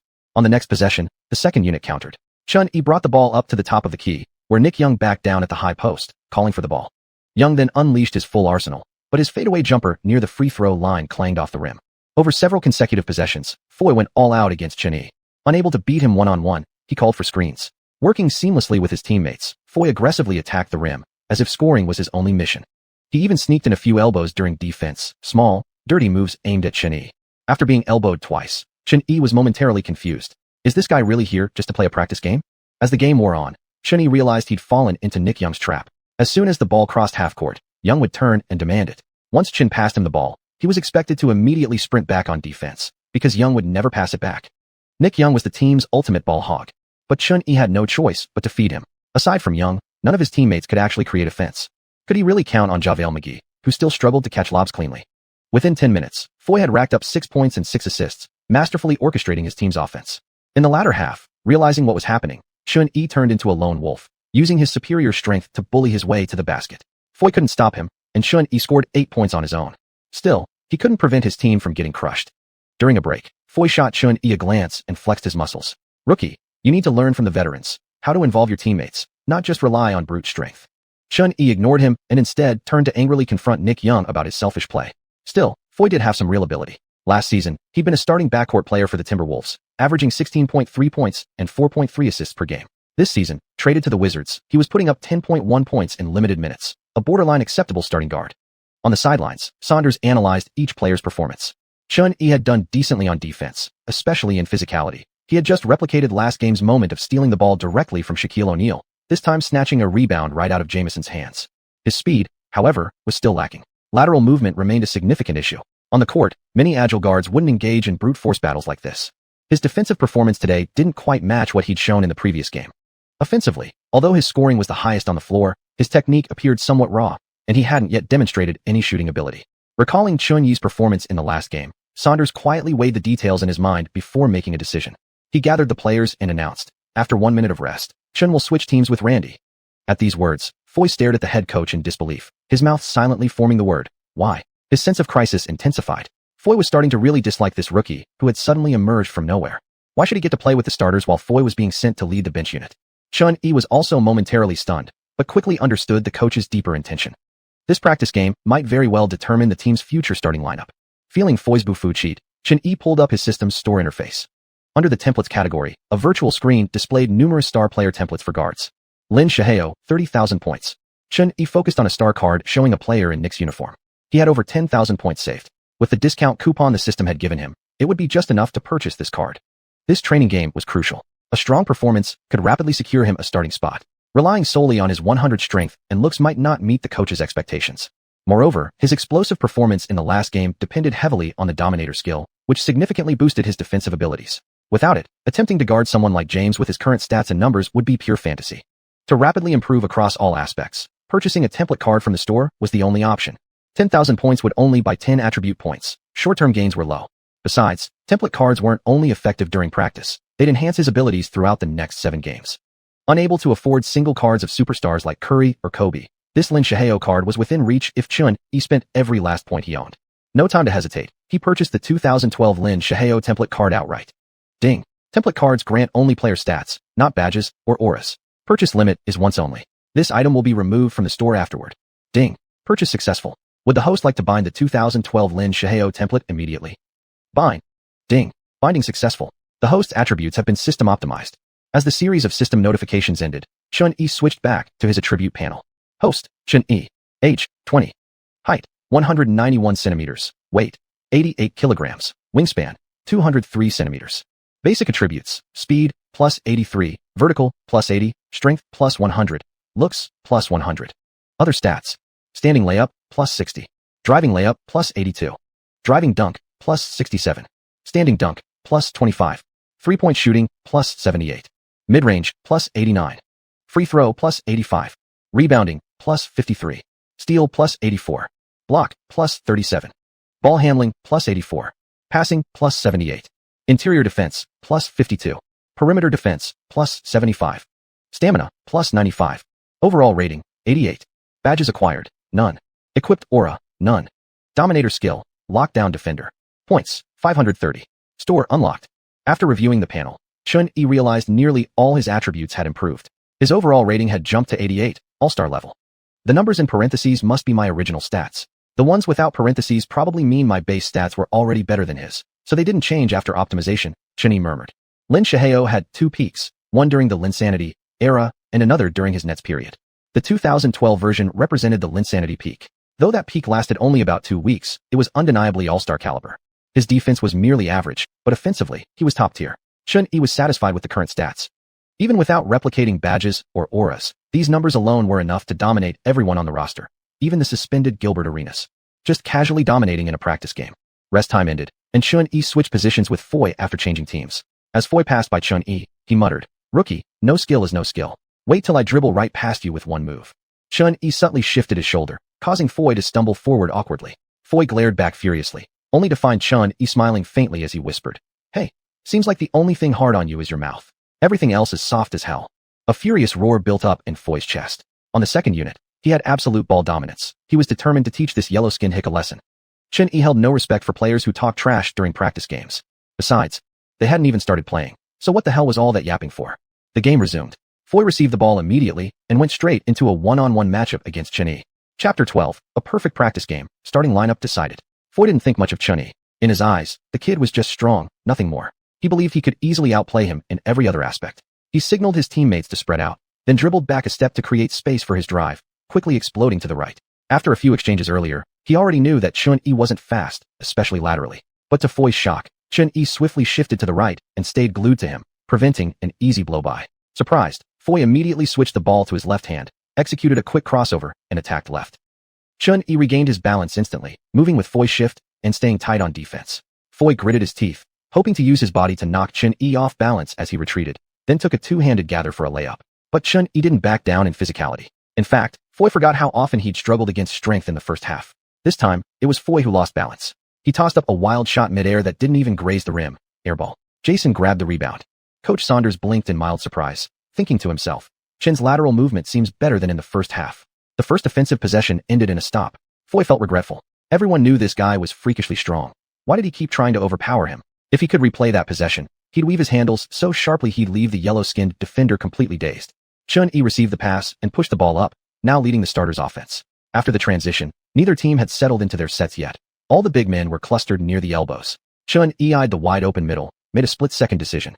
Foy moved toward the three-point line, still convinced that Chun-Yi only relied on brute force, that as long as he avoided a straight collision, Chun-Yi couldn't touch him.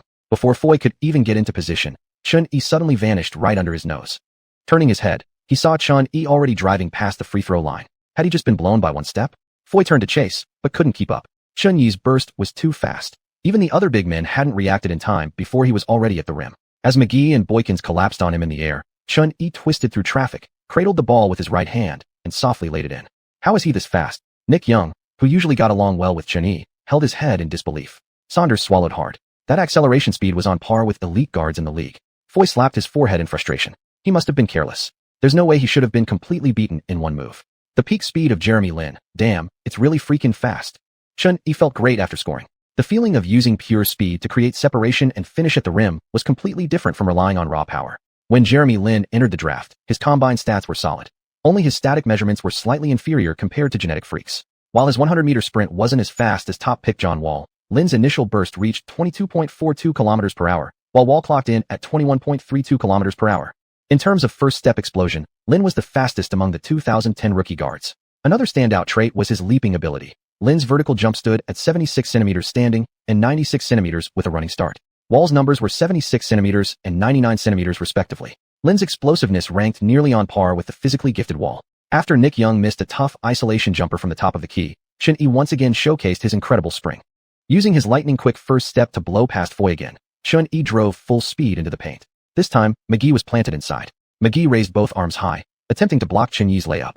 Jumping from a step inside the free throw line, Chun-Yi completely ignored McGee. With his right hand, he rose and hammered the ball straight through the rim. Clang. McGee felt like he'd been hit by a speeding truck. Had it not been for the backboard support, he might have been knocked clean off his feet. Chun-Yi slammed the ball home with authority. With elite jumping ability, combined with his natural wingspan and strength, Chun-Yi had just posterized the 7-foot McGee. Right now, he was the ultimate upgraded version of Jeremy Lin. Over the next few possessions, Chun-Yi went wild showcasing his offensive arsenal.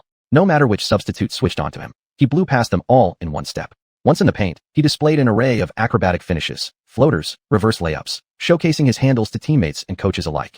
Later, whenever Chun-Yi crossed half court, the opponents immediately double-teamed him. Every time he entered the paint, it turned into a 1-on-3 situation. Yet, having absorbed the skill template, his passing vision and court sense had elevated significantly. He connected multiple times with teammate Jason on highlight alley-oops. After 10 minutes of play, the starting lineup utterly dominated the bench unit.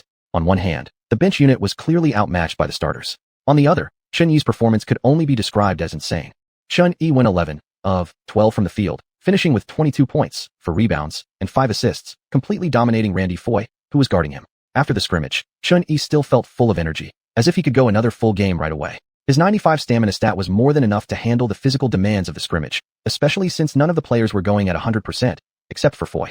Foy had given everything he had, but no matter what he did, he just couldn't stop Chun-Yi. After the game, he sat on the sideline, eyes glazed over. Oh crap. Foy kept sneaking glances at Coach Saunders standing nearby, but Saunders' gaze remained fixed on Chun-Yi, his eyes burning with intensity. Was he about to lose his starting spot? Foy panicked. He couldn't recall a single case where a backup player got promoted to starter solely based on a good scrimmage performance. Saunders reviewed his notes from the first half. He took a pen and crossed out skills are somewhat raw and lacking in speed, then paused, thinking hard before simply tearing the entire sheet into pieces. He asked an assistant to bring Chun-Yi's physical evaluation data again for review.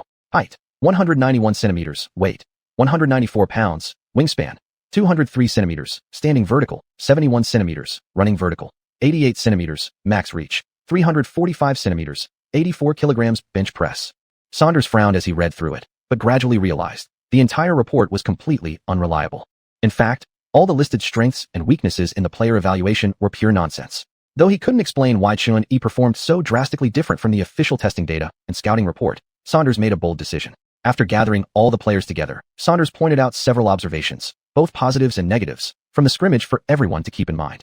Then he said, tomorrow night's game, Chun-Yi will start in place of Randy. Randy, you'll lead the second unit. Foy had sensed something might happen, but never expected the coach to announce it so quickly. Seriously? A guy actually got the starting spot taken because of a damn scrimmage? Chun-Yi simply nodded, saying nothing. Now, with the skill template upgrade, he didn't feel nervous about the starting role at all. In fact, he felt excited. Confidence.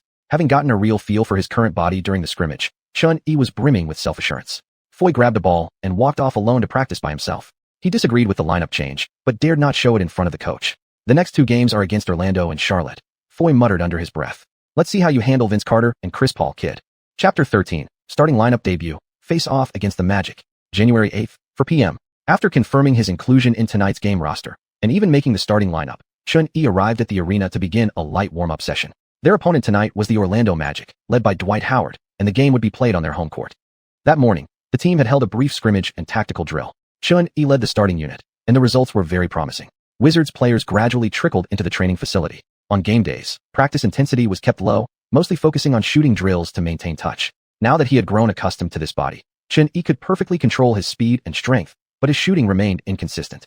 His three-point shooting rating was only 78, noticeably lower compared to his other offensive attributes. During practice, he could hit around 80% of his shots, but in actual games, that number might drop to just 30 or 40%. His mid-range game wasn't much better, even worse than Young Yang's during this era. After last night's warm-up, Coach Saunders had gathered the players for a pre-game strategy meeting, emphasizing teamwork and coordination. After all, this would only be Chunyi's second time playing alongside his teammates. Chemistry was impossible to predict. Chunyi listened intently during the meeting. Just as he remembered, Saunders placed great emphasis on defense, while offensively favoring pick and rolls and ball movement.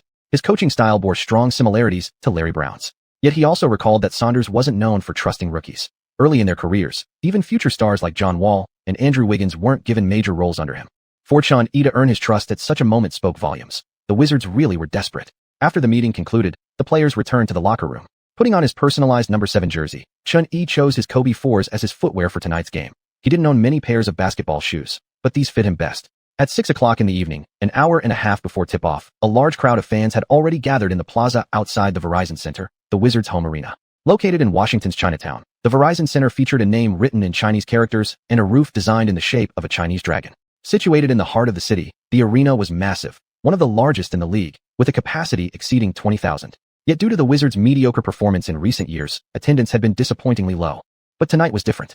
Chunyi had fully entered the spotlight of Washington after his previous game, and once the team's official roster was released yesterday, it drew an even larger wave of curious fans. These supporters included not only ethnic Chinese faces, but many local residents too.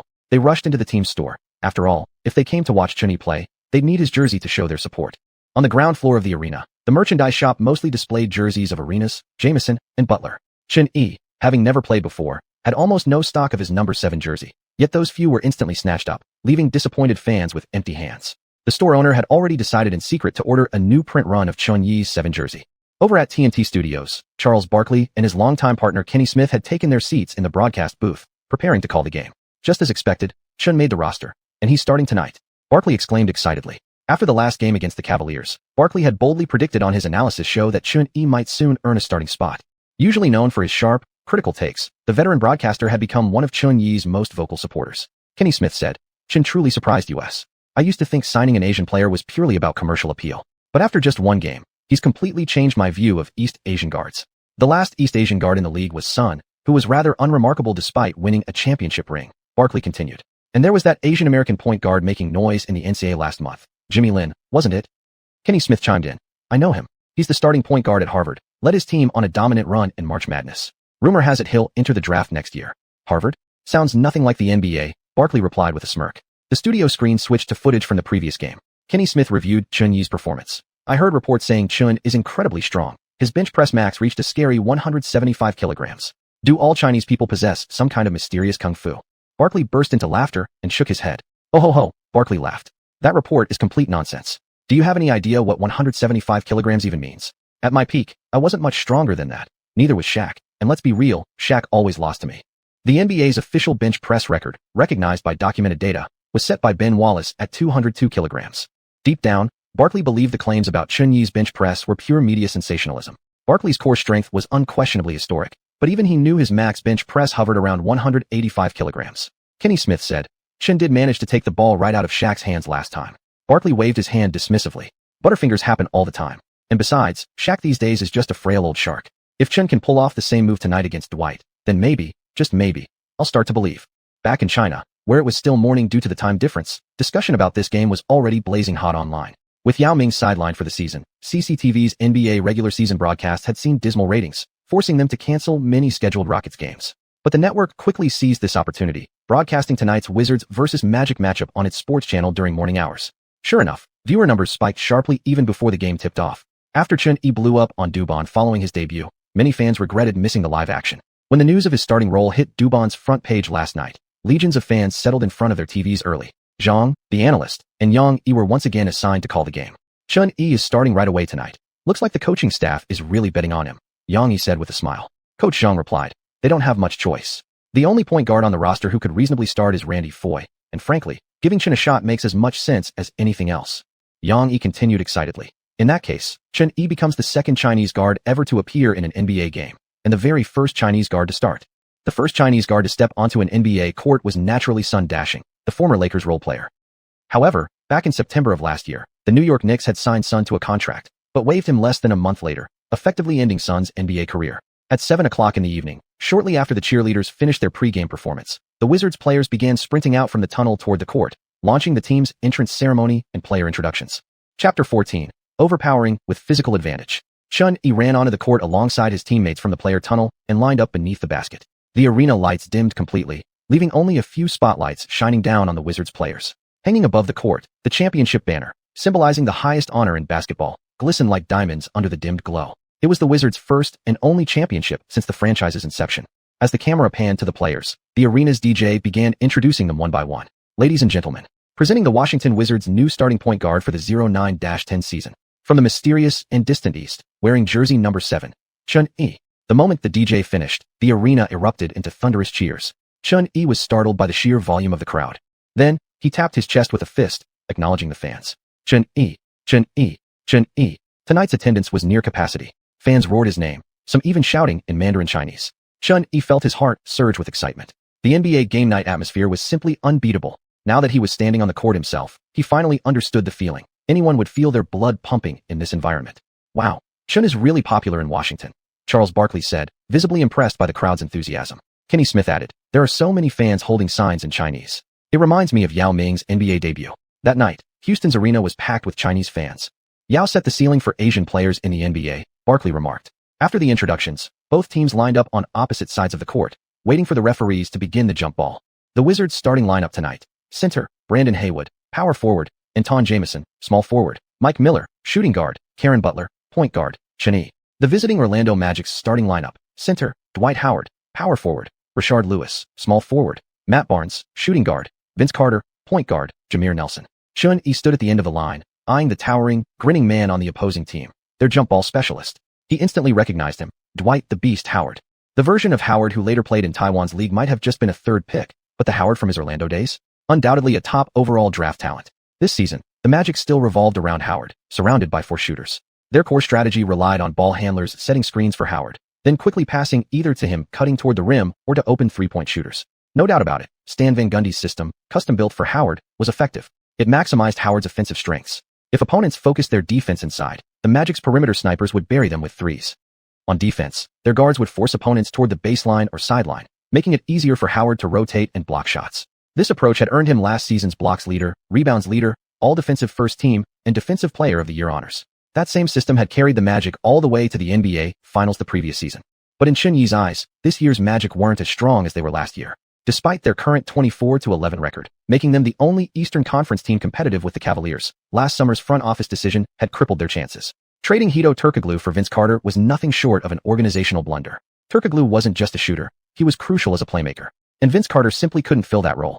At the jump ball, Howard dominated Haywood completely, giving the Magic the opening possession. Nelson brought the ball up, the rest of the team spreading out along the perimeter. Howard positioned himself in the paint, ready for the offense to unfold, a classic 1 big 4 small, half-court formation. Nelson dribbled toward Chen Yi.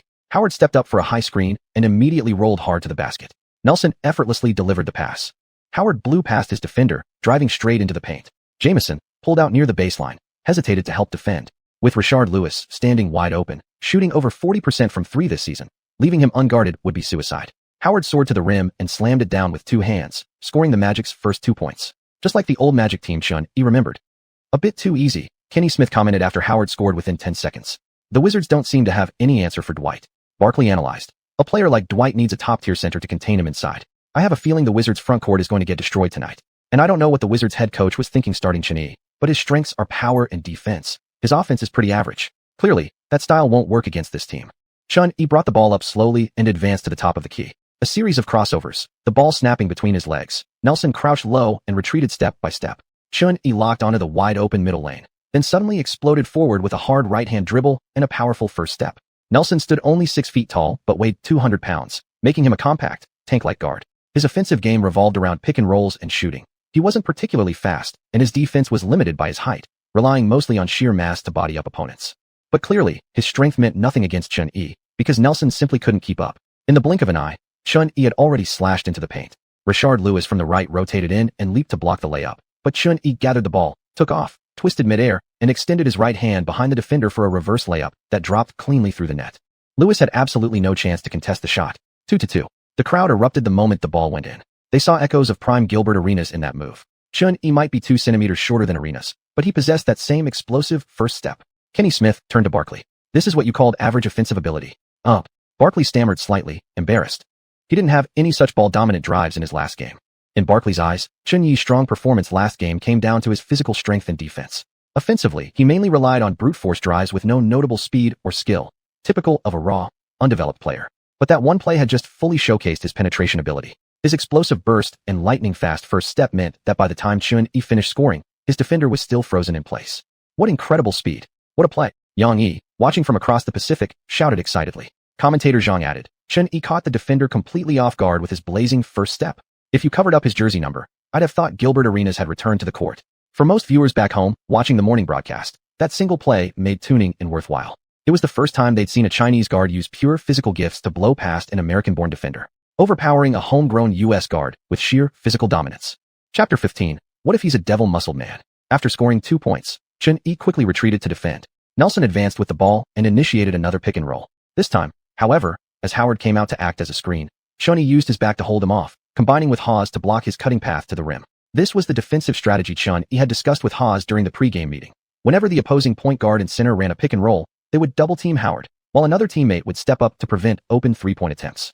Howard stared at the relatively slim Chun-Yi and tried to power his way inside, but Chun-Yi bent low and kept an incredibly stable lower body. To Howard's surprise, even with full strength, he couldn't budge Chun-Yi at all. With no lane to cut in, and Karen Butler providing help side defense, Nelson found no room to shoot or drive and had no choice but to pass the ball out to Carter on the wing. Since trading Turkoglu for Carter, Coach Van Gundy's original primary offensive initiator, the pick and roll between Turkoglu and Howard, had shifted to Carter isolations. However, Carter never quite fit into Orlando's system.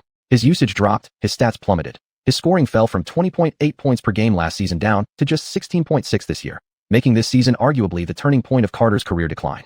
Carter took on Karen Butler one-on-one. Butler stayed tight, shuffling his feet carefully with small steps. Forced into retreat, Carter pulled back and launched a spot-up jumper. Clang. The ball struck the side of the rim and bounced high into the air. Howard reacted instantly, leaping over Haas and snatching the rebound right from Jamison's hands. With one dribble, he glided in for an easy 2-step layup. This astonishing athleticism reminded Chun-Yi why this version of Howard was once hailed as the only player who could be traded straight up for LeBron James. At the same moment, a tiny gray orb dropped from Howard's body. When Chun-Yi went to the sideline to receive the inbound pass, he picked up the small sphere.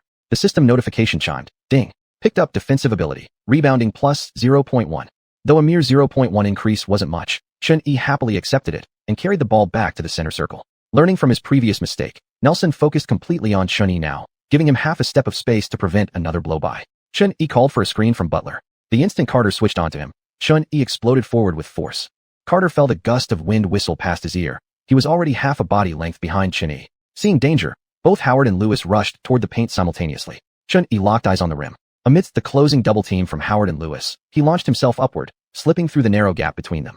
With an extreme Eurostep adjustment, he evaded 4 outstretched arms and laid the ball gently off the glass into the net. Jamison and Butler sprinted over to slap hands with Chun-Yi. On the bench, Nick Young rose to his feet, yanking his towel into the air. That speed, that acrobatic finish. Even his teammates were stunned. In just the first 2 possessions, Chun-Yi had single-handedly scored 4 points through relentless drives. Orlando's turn again. Same setup. Nelson received the ball on the wing. Howard moved to the high post. Just like last possession, Chun-Yi and Haas sandwiched Howard tightly. Nelson, whose court vision paled compared to his former teammate Turkoglu, failed to adapt when Howard couldn't cut inside. Instead, he hesitated, then moved left and hand-passed the ball to Carter. Carter shifted right. After Howard settled near the free-throw line, he quickly stepped up again to set a screen.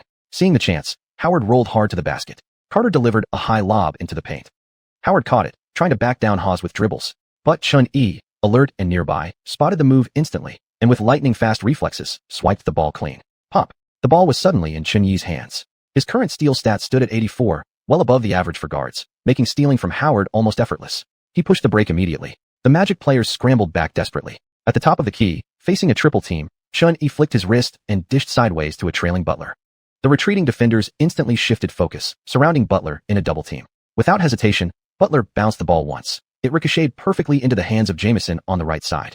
Jamison soared for a one-handed dunk on the wide-open rim. 4-6. Chun-Yi's steal and assist had given the Wizards their first lead of the game. After Jamison slapped hands with Butler, he playfully smacked Xian on the backside. The trio's chemistry was seamless. Smooth transition, Yang Yi commented while watching the replay. Chen used his signature move again, stealing the ball, triggering the fast break, then facilitating for the score. Zhang, the analyst, nodded repeatedly. Moreover, Chen and his teammates are passing so smoothly together. You'd never guess it's their first time playing as a unit on the court. On the sideline, Coach Saunders gave a light clap, impressed. Chen Yi's reaction was too quick, and in this possession, his synergy with Butler and Jamison reminded him of the prime days of Gilbert Arenas. Coach Saunders thought to himself, should I change the plan? Are we actually heading for a playoff push? The Wizards fans on the sidelines felt as if they had been transported back to the Three Musketeers era 3 years ago, with Chen perfectly filling Arena's shoes. Orlando regrouped for another offensive set. Nelson advanced with his left hand raised high. His teammates instantly spaced the floor as Howard once again transformed into a human wall. This time, however, instead of cutting inside, Nelson accelerated toward the basket as soon as Chen stepped up to defend Howard. Chen quickly pursued. Seeing Chen closing in fast, Nelson pulled up abruptly and launched a floater. Off the mark. Howard leaped for the rebound, but fumbled it upon contact. The ball slipped out of his hands and landed right in Butler's. In transition, Butler was immediately swarmed by 3 defenders and forced to stop, passing the ball back to Chen. Chen charged forward without hesitation. Howard had already dropped back into position, both hands raised in the paint, waiting for the collision. Inside the restricted area, Chen and Howard jumped nearly at the same time. Their bodies crashed together. A sharp crack of muscular impact echoed through the arena. For the first time, Howard experienced what it felt like to be hit by a speeding truck. His body lost balance mid-air, and he flew backward. After colliding with Howard, Chen briefly hung in the air, but miraculously maintained his equilibrium. He adjusted his form mid-flight and softly lofted the ball over the rim for the layup. At that moment, the referee's whistle blew. What? Charles Barkley couldn't hide his shock. Why was Howard called the monster? Because of his absurd physique, his muscles made him look like a real-life devil-muscled man, a true beast in the paint. And yet, he'd just been knocked flying? While Chen after such a brutal collision, not only stayed airborne, but also adjusted and finished the shot. Barkley and Kenny Smith were once again stunned by Chen insane core strength. Could it be that his bench press max wasn't the media exaggeration they all assumed? Impossible. Absolutely impossible. Lying on the floor, Howard looked utterly dazed before being helped up by his teammates. Before he could even process what happened, he immediately turned to the referee, spreading his hands in disbelief. The call, shooting foul. Chen would get one free throw, a chance to complete the 3-point play. Chapter 16. Playing with Chen is absolutely comfortable. Van Gundy called the first time out of the game with 8:37 remaining in the first quarter. That kid from the East seems way too strong, Nelson said as he came off the court. Howard, who had just been knocked down, was somewhat boo-foo cheap. That guy's only fast. It was just an accident, got shoved mid-air, and couldn't stabilize when landing. In 2006, getting posterized by 5 feet 4 inches Chris Paul was already embarrassing enough for Howard. Now, he'd rather admit Chen speed than acknowledge losing a physical battle against an Asian guard. Van Gundy had noticed Chen performance clearly. He warned, I watched the Cavaliers game. Their new point guard is something special, don't get careless. After that, Van Gundy went over the next offensive strategies with his players. Seeing that the pick and roll between Nelson and Howard wasn't particularly effective, he increased the emphasis on Howard posting up in the low block. On defense, they would still rely on Howard to break the Wizards' morale. Coach Saunders used the timeout to reinforce to his team the idea of building around Chen. After scoring 6 points and recording 1 steal in under 4 minutes, it was hard not to trust Chen completely. The game resumed with full intensity. Compared to the previous game, Chen didn't noticeably feel any drop in stamina. Instead, he seemed to have endless energy left. According to the system's stat panel, his stamina was rated at 95, an exceptionally high number, matching Lin's legendary Linsanity era conditioning. During his peak, Jeremy Lin averaged over 35 minutes per game, already an elite level for an Asian player. Neither team made substitutions after the timeout. Chen stepped to the free throw line to take his shot. Swish. Using his familiar shooting form, the ball cleanly swished through the net. 4-9. Orlando's possession. After the screen, Nelson passed to Lewis. Jamison, focused on guarding the cutting Howard, gave Lewis an open baseline opportunity, and Lewis drained a 3-pointer, narrowing the gap. Chen received the inbound pass and slowly brought the ball up the court. Teammates spread out on the perimeter, creating space. Aside from Howard, all 4 other Magic players were locked on at Chen, knowing that even a momentary lapse could allow him to drive straight to the rim. Carter appeared slightly unfocused, and given his naturally poor footwork on defense, Calvin Butler found an opening for a backdoor cut along the baseline. Chen delivered a crisp bounce pass that set him up perfectly for a layup. At this point, Chen had already tallied 7 points, 1 assist, and 1 steal. The Wizards' bench erupted in excitement, except for Randy Foye, whose expression looked glum. The better Chen played, the fewer chances Foye would get. Sorry, my bad, Carter muttered, scratching his head as he retrieved the ball at the sideline, apologizing for his defensive lapse. Van Gundy stared at Carter, speechless. He simply didn't understand Orlando's defensive system, and his individual defense was poor. This season, the team's overall defense had significantly declined. Howard received the ball in the post and went one-on-one against Haywood. Using his strength, he spun into the paint and exploded for a powerful dunk, fully showcasing his dominance. After the dunk, Howard flashed a bright, boyish smile toward the camera. Haywood quickly threw the ball inbounds, forcing Howard, who was still celebrating, to sprint back on defense. Taking advantage of the disorganized defense, Chun dribbled forward with his left hand and accelerated instantly, weaving through the retreating defenders, Carter, Nelson, and Howard, and drove straight to the basket, where Barnes and Lewis scrambled to recover. Lewis and Barnes rushed at him, leaving no room. Already mid-3 step, Chun hesitated to shoot and glanced sideways, spotting Jamison trailing behind.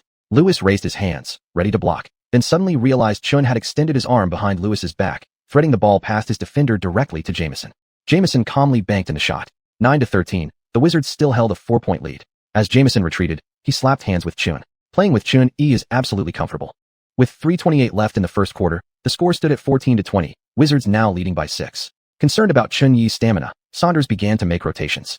Chun had gone 3-4, 3 from the field and 1-4, 1 from the line, racking up 7 points, 1 rebound, 4 assists, and 1 steal before being forced to sit, though he felt he could keep playing. But if Chun didn't come out soon, Randy Foye wouldn't get a chance at all. Both teams swapped lineups. Foye led Nick Young and McGee onto the floor, Butler shifted to small forward, and Jamison remained in the game. On the Magic's side, Howard and Carter were replaced by J.J. Redick and Marcin Gortat. Randy Foye, eager to make his mark, played extremely selfishly after coming in. He knew that if he didn't show something now, he might never get another chance. Besides Foye, the Wizards' second unit also featured Nick Young, who loved to showcase his skills. Both players seemed to have glue on their hands. The ball stuck to them the moment they touched it. They felt the lead from the starting lineup was already large enough, so they combined to miss 4 straight shots at the end of the quarter, as if letting the Magic back into the game. This gave Orlando an opening, and they began preparing to take the lead. In the final 20 seconds of the first quarter, the score was tied 20-20, turning Saunders almost green with frustration. Fans on the sidelines booed their own players loudly. Fortunately, Nick Young hit a smooth, floating jumper on the last possession, making it 20-22. The Wizards entered the second quarter with a 2-point lead. Chun-Yi's performance in the first quarter impressed everyone. His drives were incredibly fast, especially when compared to Randy Foye and opposing guard Nelson. Saunders believed Chun was exceptionally well-rounded. His speed and decision-making on fast breaks were clear and effective. Several of Washington's offensive possessions lasted under 5 seconds. The only drawback was Chun's shooting range. All 3 of his attempts had come at the rim, no long-range jumpers yet. As head coach, Saunders didn't know much about Chun yet, so he decided to test Chun's shooting ability in the second quarter by having him play further away from the basket, increasing his perimeter shot attempts during actual gameplay. Chun is too complete, Charles Barkley said at the end of the first quarter. Not only can he score off drives, but he's flawless in connecting his teammates. Those 4 assists reflect excellent chemistry with his teammates. Kenny Smith strongly agreed. The 2 broadcast partners were quickly becoming fans of Chun-Yi. Chapter 17, Starlight Halo, Exclusive Badge. After a brief rest, the second half of the game began. Sanders wasted no time replacing Foye with Chun-Yi. The Wizards' lineup now consisted of McGee, Jamison, Butler, Nick Young, and Chun-Yi. Orlando's main rotation players had also been subbed in, featuring Gortat, Lewis, J.J. Redick, Carter, and Jason Williams. Jason Williams, nicknamed White Chocolate, was in his 10th season in the league. Even people who had never seen him play knew his reputation. His style was flashy and his passing imagination so extraordinary that even his own teammates couldn't predict how he would deliver the ball. Back in his previous life, Chun-Yi had fallen in love with Williams' famous elbow pass and still kept a number 55 white chocolate jersey hanging in his bedroom. The Wizards held the ball for the first possession. At the top of the arc, Chun-Yi found himself guarding White Chocolate. During the break, Van Gundy had issued clear instructions. Double team immediately if one-on-one defense wasn't enough. So the moment Chun-Yi started to drive, Carter was already moving in to help. Chun-Yi hesitated slightly. Seriously? You're disrespecting my teammates? Nick Young, left wide open, caught Chun-Yi's pass from the wing and confidently launched a three-pointer. Clang. The shot fell short, bouncing off the front rim. Gortat grabbed the rebound. White Chocolate took the ball and advanced calmly, orchestrating the fast break. Orlando's 5 players moved forward in near-perfect alignment. When Williams reached just inside the three-point line, he rose slightly onto his toes, scanning for his teammates. His eyes locked onto J.J. Redick on the right side, then his wrist gently pushed in that direction. Sensing his gaze, Chun-Yi instinctively shifted right, hand reaching into the passing lane. But in an instant, Williams snapped his wrist sharply to the left, making it look like he passed right while actually flicking the ball left. No look pass. It was incredibly deceptive. Only on the court could Chun-Yi truly appreciate just how unpredictable this kind of pass could be. The recipient was Vince Carter. Nick Young hadn't noticed the change either. By the time he turned to react, Carter was already driving into the paint. Butler rotated over to help, but Carter was already into his third stride, preparing to leap. The two collided midair with a loud thud as Carter slammed the ball through the basket over Butler. Whoa, what a bizarre pass. The entire Wizards team was fooled. Kenny Smith exclaimed. Jason is Orlando's real floor general. Jamal can't organize it all. Barkley added. That dunk took Vince back to his prime. He just posterized Karen. It had been a long time since fans had seen Carter play like this. After multiple injuries, his dunks had become rare, fewer than 50 per season in recent years. Instead, he'd refined his three-point shot and increased his jump shooting to extend his career. It was a smart approach, one that helped him last 22 seasons in the league. After completing the slam, Carter stood beneath the basket, fists clenched, roaring in celebration, muscles bulging in his arms. Having assisted the dunk, White Chocolate glanced at Chun-Yi with a faint smile, as if saying, "Watch closely, kid. This asterisk is NBA-level passing." But Chun-Yi wasn't focused on the pass or the dunk anymore. He clearly noticed that as soon as Carter finished the dunk, two small balls, one gray, one blue, fell near the basket. At the same spot where White Chocolate had made his pass, another pair of gray and blue balls lay on the ground. Chun-Yi casually walked over and picked up all four. Ding. Player has obtained an offensive skill. Passing plus 0.1. Ding. Player has obtained a Starlight Halo. Exclusive badge. Fancy Passer. Effect. After assisting with a fancy pass, increases the receiver's shooting accuracy and resistance to interference. Ding. Player has obtained a finishing skill. Cutting Dunk plus 0.1. Ding. Player has obtained a Starlight Halo. Exclusive badge. Alley-oop Master. Effect. Increases the success rate of dunk attempts. Chun-Yi absorbed the information echoing in his mind. The two gray balls, reflecting the abilities demonstrated by White Chocolate and Carter, each boosted his passing and dunk stats. The blue ones, which he'd collected for the first time, granted him 2 exclusive badges. Having played 2K before, Chun-Yi knew just how much these badges could enhance a player's overall ability. The acquired Fancy Passer was an assist-type badge, while Alley-oop Master was a badge that greatly enhanced finishing ability. Chun-Yi's favorite badge when playing 2K. After all, nothing got fans more excited than an alley-oop dunk. Regaining possession and organizing the offense again. Since Magic immediately double-teamed Chun-Yi, the primary scorer in the second quarter became Jamison, who was in solid form. Chun-Yi focused on passing and coordinating with his teammates. Jason Williams, despite his elite playmaking, was a major defensive liability. With his blazing first step, Chun-Yi made life incredibly difficult for the aging White Chocolate. If Van Gundy hadn't ordered double teams, this quarter might have turned into a personal showcase for Chun-Yi. However, aside from Jamison, the rest of his teammates were genuinely disappointing. Even though Chun-Yi passed the ball steadily after being double-teamed and cautiously avoided testing his newly acquired badges, wide-open Nick Young couldn't buy a bucket. The team was forced to rely on Jamison posting up and creating his own shot. On the other hand, apart from his flashy moves, White Chocolate also demonstrated excellent court vision and overall orchestration, consistently setting up quality scoring opportunities for his teammates. Moreover, Orlando's shooters found their rhythm in the second quarter. J.J. Redick had already knocked down 2 3-pointers from the corner. Redick was the most accurate shooter off the Magic's bench. This season, he averaged 6.7 shot attempts per game, with 3.3 coming from beyond the arc. 50% of his field goal attempts were threes, and he maintained a solid 40% shooting percentage. When Redick drained his second three, Chun-Yi picked up another gray ball, increasing his 3-point shooting stat by 0.1. White Chocolate also earned 2 3-pointers himself. Seeing the opponent relentlessly attacking the rim, Chun-Yi stopped relying solely on his teammates.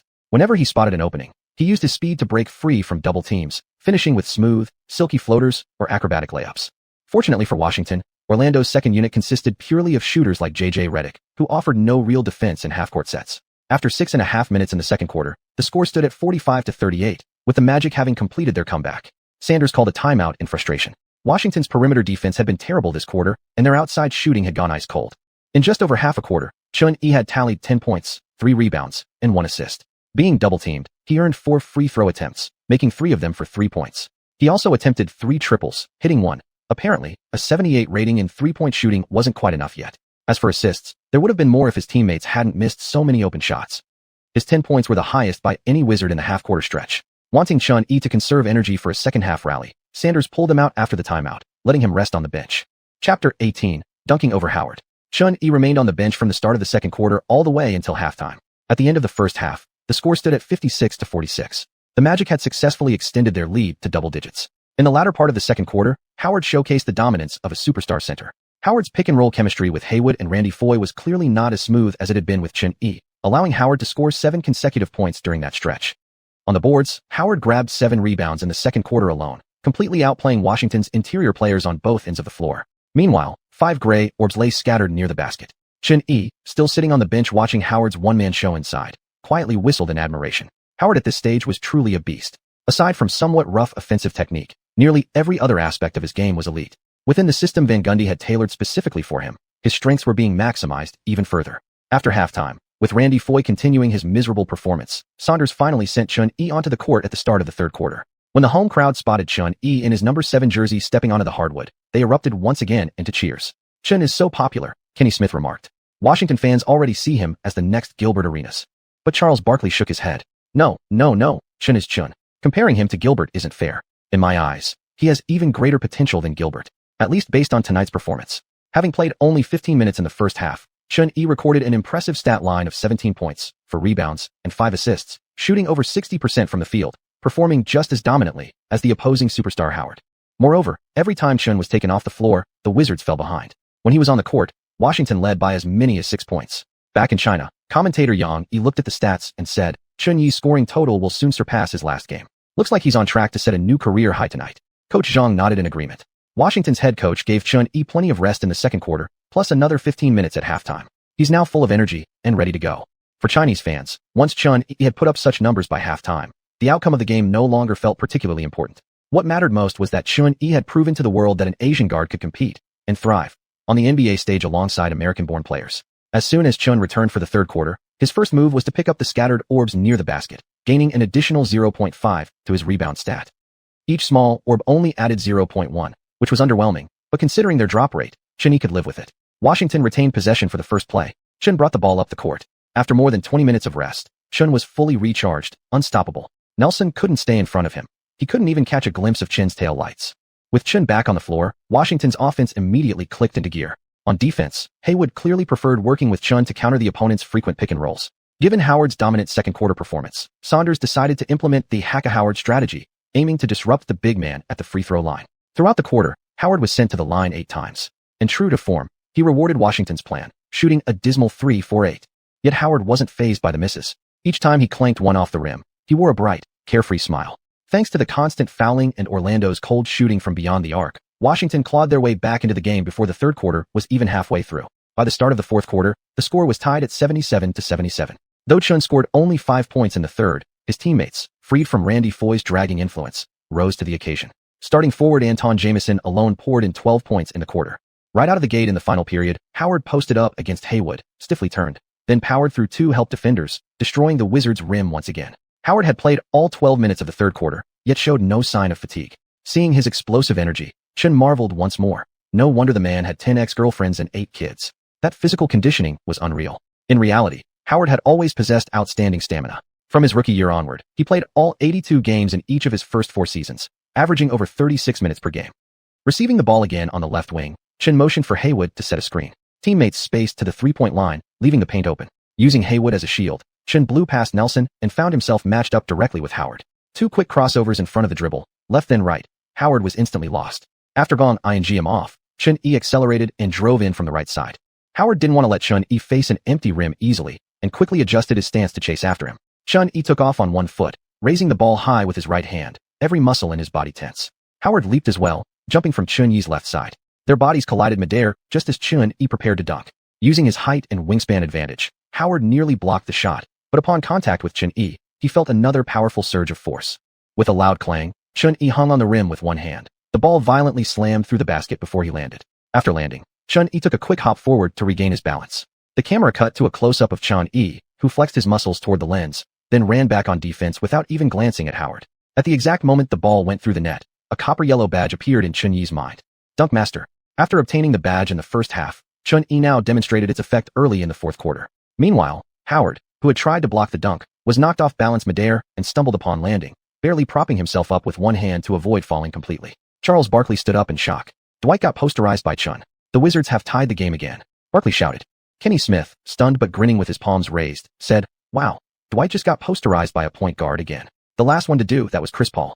Back in the Chinese broadcast booth, Yang Yi watched the slow-motion replay provided by the director and said firmly, "That dunk was almost blocked by Howard, but Chun-Yi used pure athleticism, his superior leap and strength, to power through and posterize a 7-foot center. This is a complete display of physical dominance." Yang Yi deliberately emphasized Chun-Yi's physical gifts. This time, Howard finally wiped the smile off his face. After being helped up by a teammate, he remained dazed and distracted. Nelson brought the ball up and initiated another pick and roll, but Howard, who was supposed to roll in, instead ran out to the top of the arc, forgetting the play entirely. Nelson passed to him, confused. Howard, standing outside the three-point line with the ball, looked equally lost and hurriedly passed it back to Vince Carter. Carter tried to ISO Butler, but missed.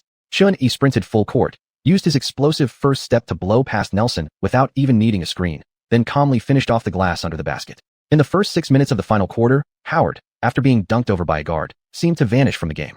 The Magic, suddenly unable to score on offense, called consecutive timeouts. Chapter 19. Closing the game in the final quarter. When Orlando called a timeout midway through the fourth quarter, Saunders still asked Chun-Yi if he wanted to rest, but Chun firmly refused.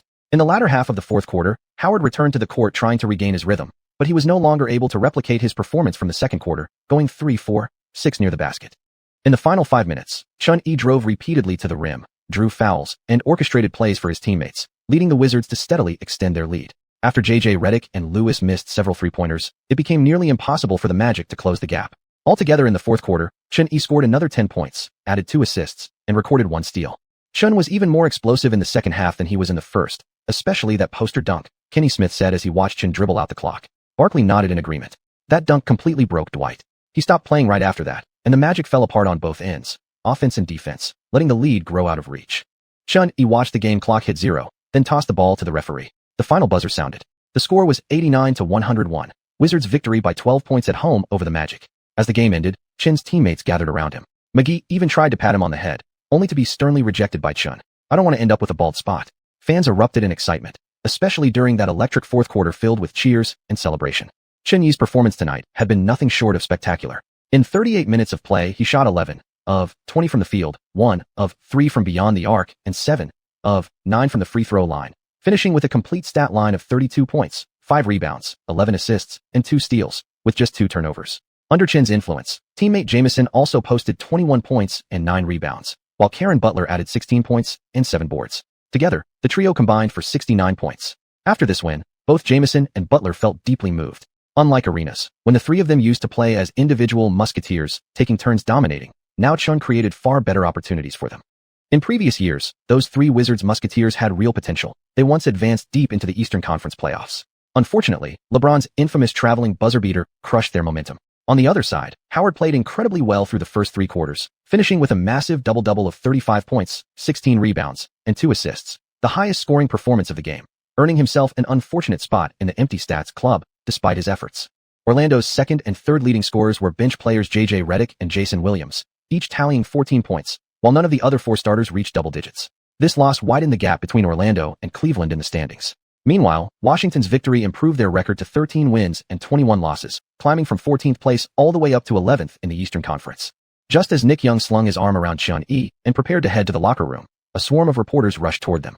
Nick wisely stepped aside and waded down the tunnel. Facing so many journalists for the first time, Chun felt slightly overwhelmed. From the moment the Wizards announced Chun-Yi would start tonight, media crews from around the globe had flocked to Washington. Regardless of the outcome, they all vied fiercely for a chance to interview Chun-Yi. After all, he was the first Asian guard ever to become a starter in NBA history. Naturally, Asian media outlets were the most enthusiastic. Their questions were mostly predictable, asking how he felt about the game, how his relationship was with the coach and teammates, the usual stuff. They all brought up Yao Ming, Yi Jianlian, and Sun Yu, 3 Chinese players currently in the league this year. Chun answered a few with growing headache, then quickly wrapped up and dashed toward the tunnel. Along the closest stands near the exit, countless fans stretched their hands down. Chun smiled and slapped every single one. Being celebrated by your own fans. That unique sensation was something Chun had never experienced before. Among them were several Asian faces wearing his number 7 jersey, lucky fans who had managed to grab his game-used shirts. Meanwhile, back in China, online forums exploded overnight. Chun-Yi's very first start yielded a stunning double-double, 32 points and 11 assists. It was utterly mind-blowing. Chun-Yi is insane. That dunk over Howard at the end gave me chills. Honestly, this is the first time I've seen a Chinese player dominate like this. I heard Chun-Yi's contract is only $400,000 and just got guaranteed. What insane value. Inside CCTV Sports broadcast studio, Yang Yi and Coach Zhang were still breaking down the game. On the large screen, the highlight shifted to Chun-Yi's stat line, compared side by side with another player wearing the Lakers' number 9 jersey. 32 points, 11 assists. This has to be the ceiling for any Asian player in the NBA, right? What do you think, Coach Zhang? Yang Yi said with a smile. Coach Zhang's eyes narrowed into a slit. Coach Saunders was still worried about Chun-Yi's stamina, only letting him play half a quarter in the first half. But judging from the entire game, Chun-Yi's physical condition was clearly up to par. If he'd been given more playing time, his stats might have been even more outrageous. Yeah, compared to Sun Daesing's debut performance in the NBA, fans probably never imagined a Chinese player could reach such a moment, Yang Yi said, staring at Sun Daesing's stat line displayed alongside Chun-Yi's on screen. The broadcast director cut in a short highlight reel of Sun Daesing's appearances last season. Of course, the clip was only 30 seconds long. There simply wasn't any more footage available to edit. Sun Daesing had made his Lakers debut on December 7, 2008, scoring 4 points in 5 minutes while racking up 4 fouls and 2 turnovers. He played 10 games total, accumulating just 6 points, 0 rebounds, 2 assists, 1 steal, and 1 block, though his team went 9-1 during those games. Spectators back in China watching on television couldn't help but comment, why bring up Daesing's stats? How can you even compare them? Chun-Yi was an undrafted player, literally picked up by the Wizards off the scrap heap. At least Daesing was a second-round pick. How come the difference is so huge? Just making it from being labeled injury-prone to becoming a starter, aside from luck, Chen Yi's effort has been key. His story is incredibly inspiring. After returning to the locker room and celebrating with his teammates, Chen Yi sat down at his stall and opened his phone. He happily scrolled through fan praises on a popular Chinese sports forum. Naturally, there were plenty of comparisons between him and other Chinese players. While Chen Yi knew the fans were speaking truthfully, he still didn't agree with these kinds of putting others down to lift me up comments. In his view, Sun Dasing had still worked hard. Those muscles couldn't be faked, but perhaps he'd just been working in the wrong direction. Besides, the Lakers' goal back then was winning championships. They didn't have the bandwidth to develop a new rookie. Still, it was kind of pitiful that within such a commercially driven Lakers organization, not even a symbolic victory cigar was prepared for him. Putting his phone away, Chen Yi headed to the shower to clean up and change. Opening his data panel, he first collected the points earned from this game. Thanks to his strong performance and base rewards, he gained a total of 550 points. He now had 1,080 points remaining. As for his stats, they still inherited Jeremy Lin's prime-level baseline, though the few extra skill boosts he'd acquired had slightly improved his own numbers.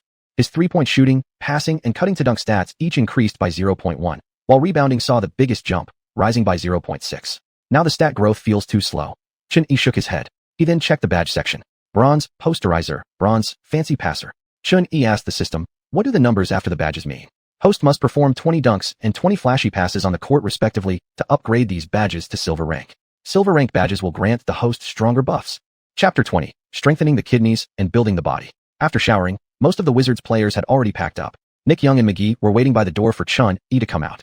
Hey, Chen, Nick Young waved at him. Come on, let's go out later and celebrate your insane performance tonight. Chen Yi shook his head and declined. Nah, we've got practice again early tomorrow morning. Nick Young left somewhat disappointed. McGee turned around and grinned. Don't spoil this kid too much. He just earned a starting spot. He needs to make the most of it. Chen Yi followed his teammates out of the arena.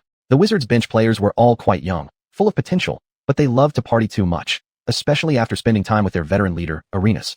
Arenas was the kind of guy who loved hitting nightclubs. In his later reflections on his Wizards career, he admitted that back then he enjoyed taking the younger guys out everywhere, failing to set a good example for players like Nick Young. Self-discipline is extremely important in the NBA. Just look at future Harden. His individual stats exploded after he cut down on clubbing. Are you Chen? Right after Chen Yi got into a taxi, the driver turned around excitedly. Oh my god, I just watched your game, and now I actually meet you right outside the arena. You're Washington's superstar tonight. The man eagerly pulled out his phone for a photo, forcing Chen Yi into another round of impromptu fan service. Back at his rented apartment, Chen Yi lay on the bed and brought up the system's store interface again. Energy drink. Quickly restores stamina and energy. Price, 2 points. Nutrient serum. Enhances injury resistance and improves physical constitution. Price, 2 points. Essence and blood replenishment pills. Strengthens kidneys and builds the body, improving overall physical condition. Price, 1 point. Not bad, pretty cheap. Chen Yi murmured as he scanned through the items. Energy drinks would be more useful during games, but the nutrient serum sounds really good. As for the essence and blood replenishment pills, Chen Yi had double-checked with the system whether strengthening kidneys was a typo. The system explained, NBA stars face many temptations. Concerned that the host may recklessly damage his health and affect athletic performance. Quite considerate, huh? But Chen Yi scoffed inwardly. Did he really need something like that with his current physique? Without hesitation, he spent 2 points to buy 1 bottle of the nutrient serum. Immediately after the purchase, a small vial appeared in his hand, a colorless, odorless liquid, just like water. He downed it quickly, but felt no immediate changes in his body. Judging from the description, this serum offered tremendous value. If not for the daily purchase limit, Chen Yi might have bought dozens at once and chugged them all. Although he temporarily acquired the Lin Huai template, there was no guarantee he wouldn't suddenly suffer a season-ending injury, one that could even derail his entire career. Pre-injury Lin and post-injury Lin were completely different players. After some hesitation, Chen Yi spent another 8 points to buy 8 essence and blood replenishment pills. Don't get the wrong idea, it was purely because of his OCD desire to keep his point balance a nice, round number. He had no ulterior motives whatsoever. The next morning, after receiving such a massive physical boost, Chen Yi felt incredibly energetic and refreshed. After breakfast, he went to the gym for muscle training, then practiced shooting with the ball. There wasn't a game until tomorrow night, so Coach Saunders hadn't scheduled any official practice today. Everyone was left to their own devices. As a result, the gym was relatively quiet. Nick Young, who knows how late he partied at the club last night, didn't show up at all that morning. Yesterday's game had reminded Chen Yi once again of his weaknesses, specifically his shooting. Throughout that game, Chen Yi barely took mid-range shots. From beyond the three-point line, he only attempted a few when wide open, and those hadn't gone well. Previously, no team in the league had ever seen Chen Yi play, so they knew nothing about his style or strengths. But the longer he stayed on the court, the more analysts from opposing teams would break down his strengths and weaknesses, eventually adjusting their strategies to exploit his flaws. For example, Chen Yi had realized that since merging with Lin Huai's template, certain habitual movements from Lin's playing style had carried over to him. Every time he drove to the basket, he almost always used his right hand. Even when attacking from the left side, His muscle memory drove him to use a reverse layup with his right instead of switching to his left. Play a few more games like that, and other teams would figure out his left hand was weak, then target it accordingly. Chun-Yi needed to expand his offensive arsenal. He couldn't rely solely on speed and drives. All day long, Chun-Yi worked on shooting drills. After regaining his touch, his shooting accuracy in practice stabilized at around 80%. Now he just had to see how much of that he could bring into actual games. January 10th, 6 p.m. Outside Verizon Center, home of the Washington Wizards, a massive crowd had gathered once again. Tonight, the Wizards' opponent was the New Orleans Hornets. This Hornets team was the predecessor of the Pelicans and not the same franchise as the future Charlotte Hornets. After participating in the team's morning tactical training, Chun-Yi arrived at the arena around 4 p.m. to begin warming up. As the Wizards' current breakout star, Chun-Yi was immediately surrounded by photographers and reporters filming his shooting drills. An hour and a half before tip-off, Wizards head coach Saunders entered the media room for his pre-game press conference. The room quickly filled with journalists from major sports networks like ESPN and TNT, along with reporters from Europe and Asia. A female reporter asked, "Mr. Phillips, your guard Chin has exploded for 2 straight games. Will you be giving him an even larger role in tonight's game?" Coach Saunders took the microphone and replied, "Chin is playing great. He's extremely versatile. I have no reason not to use him. Last game you cleanly defeated the Magic. Now, your opponent tonight, the Hornets, are riding a 5-game winning streak and look very strong. What kind of strategy does Washington have against such a formidable opponent?" asked another reporter from Europe. Saunders smiled and said, "I just need to give Chin more minutes." In addition to interviewing the head coach, reporters were granted access to both home and visiting locker rooms for player interviews, though typically only 30 minutes before the game. After Saunders finished his session, reporters swarmed into the Wizards' locker room. Jameson, seeing the influx of journalists, put on his headphones. Many players preferred not to be disturbed before games to maintain focus, often wearing headphones as a signal. Reporters usually respected that and wouldn't approach them. Meanwhile, Chun-Yi, sitting at his locker eating some pre-game fruit, was quickly surrounded by reporters. "Hello, Chun-Yi." A Chinese-speaking female reporter crouched beside him and greeted in Mandarin. "I'm from CCTV Sports Channel. Would you mind doing a quick pre-game interview?" Smiling at the familiar face, Chun-Yi nodded. "Hi, of course. You've become extremely popular back home recently. Fans are fascinated by your journey, from being unknown to securing a starting spot. There must have been many hardships. How did you overcome the challenges in your career so far?" "I've kept working hard since I joined the team. Even when I wasn't getting playing time early on, I stayed ready at all times. That way, when my chance came, I was prepared to seize it. Of course, I also made efforts to build relationships with my teammates and integrate into the team environment." Chun-Yi answered simply. What he really wanted to say was, "I've just got cheats, that's all." Indeed, opportunity favors the prepared. The reporter smiled and moved to her next question. "After leading wins against strong teams like the Cavaliers and Magic, you're now facing another tough Western Conference opponent, the Hornets. Your direct matchup will be against Chris Paul. Fans are eagerly anticipating this duel. What are your thoughts on such a high-caliber opponent?" Chun-Yi paused briefly, then replied, "I'm not thinking about that too much right now. I just focus on preparing well before the game and giving everything I have once I step on the court. To me, every opponent is the same. I just want to beat them."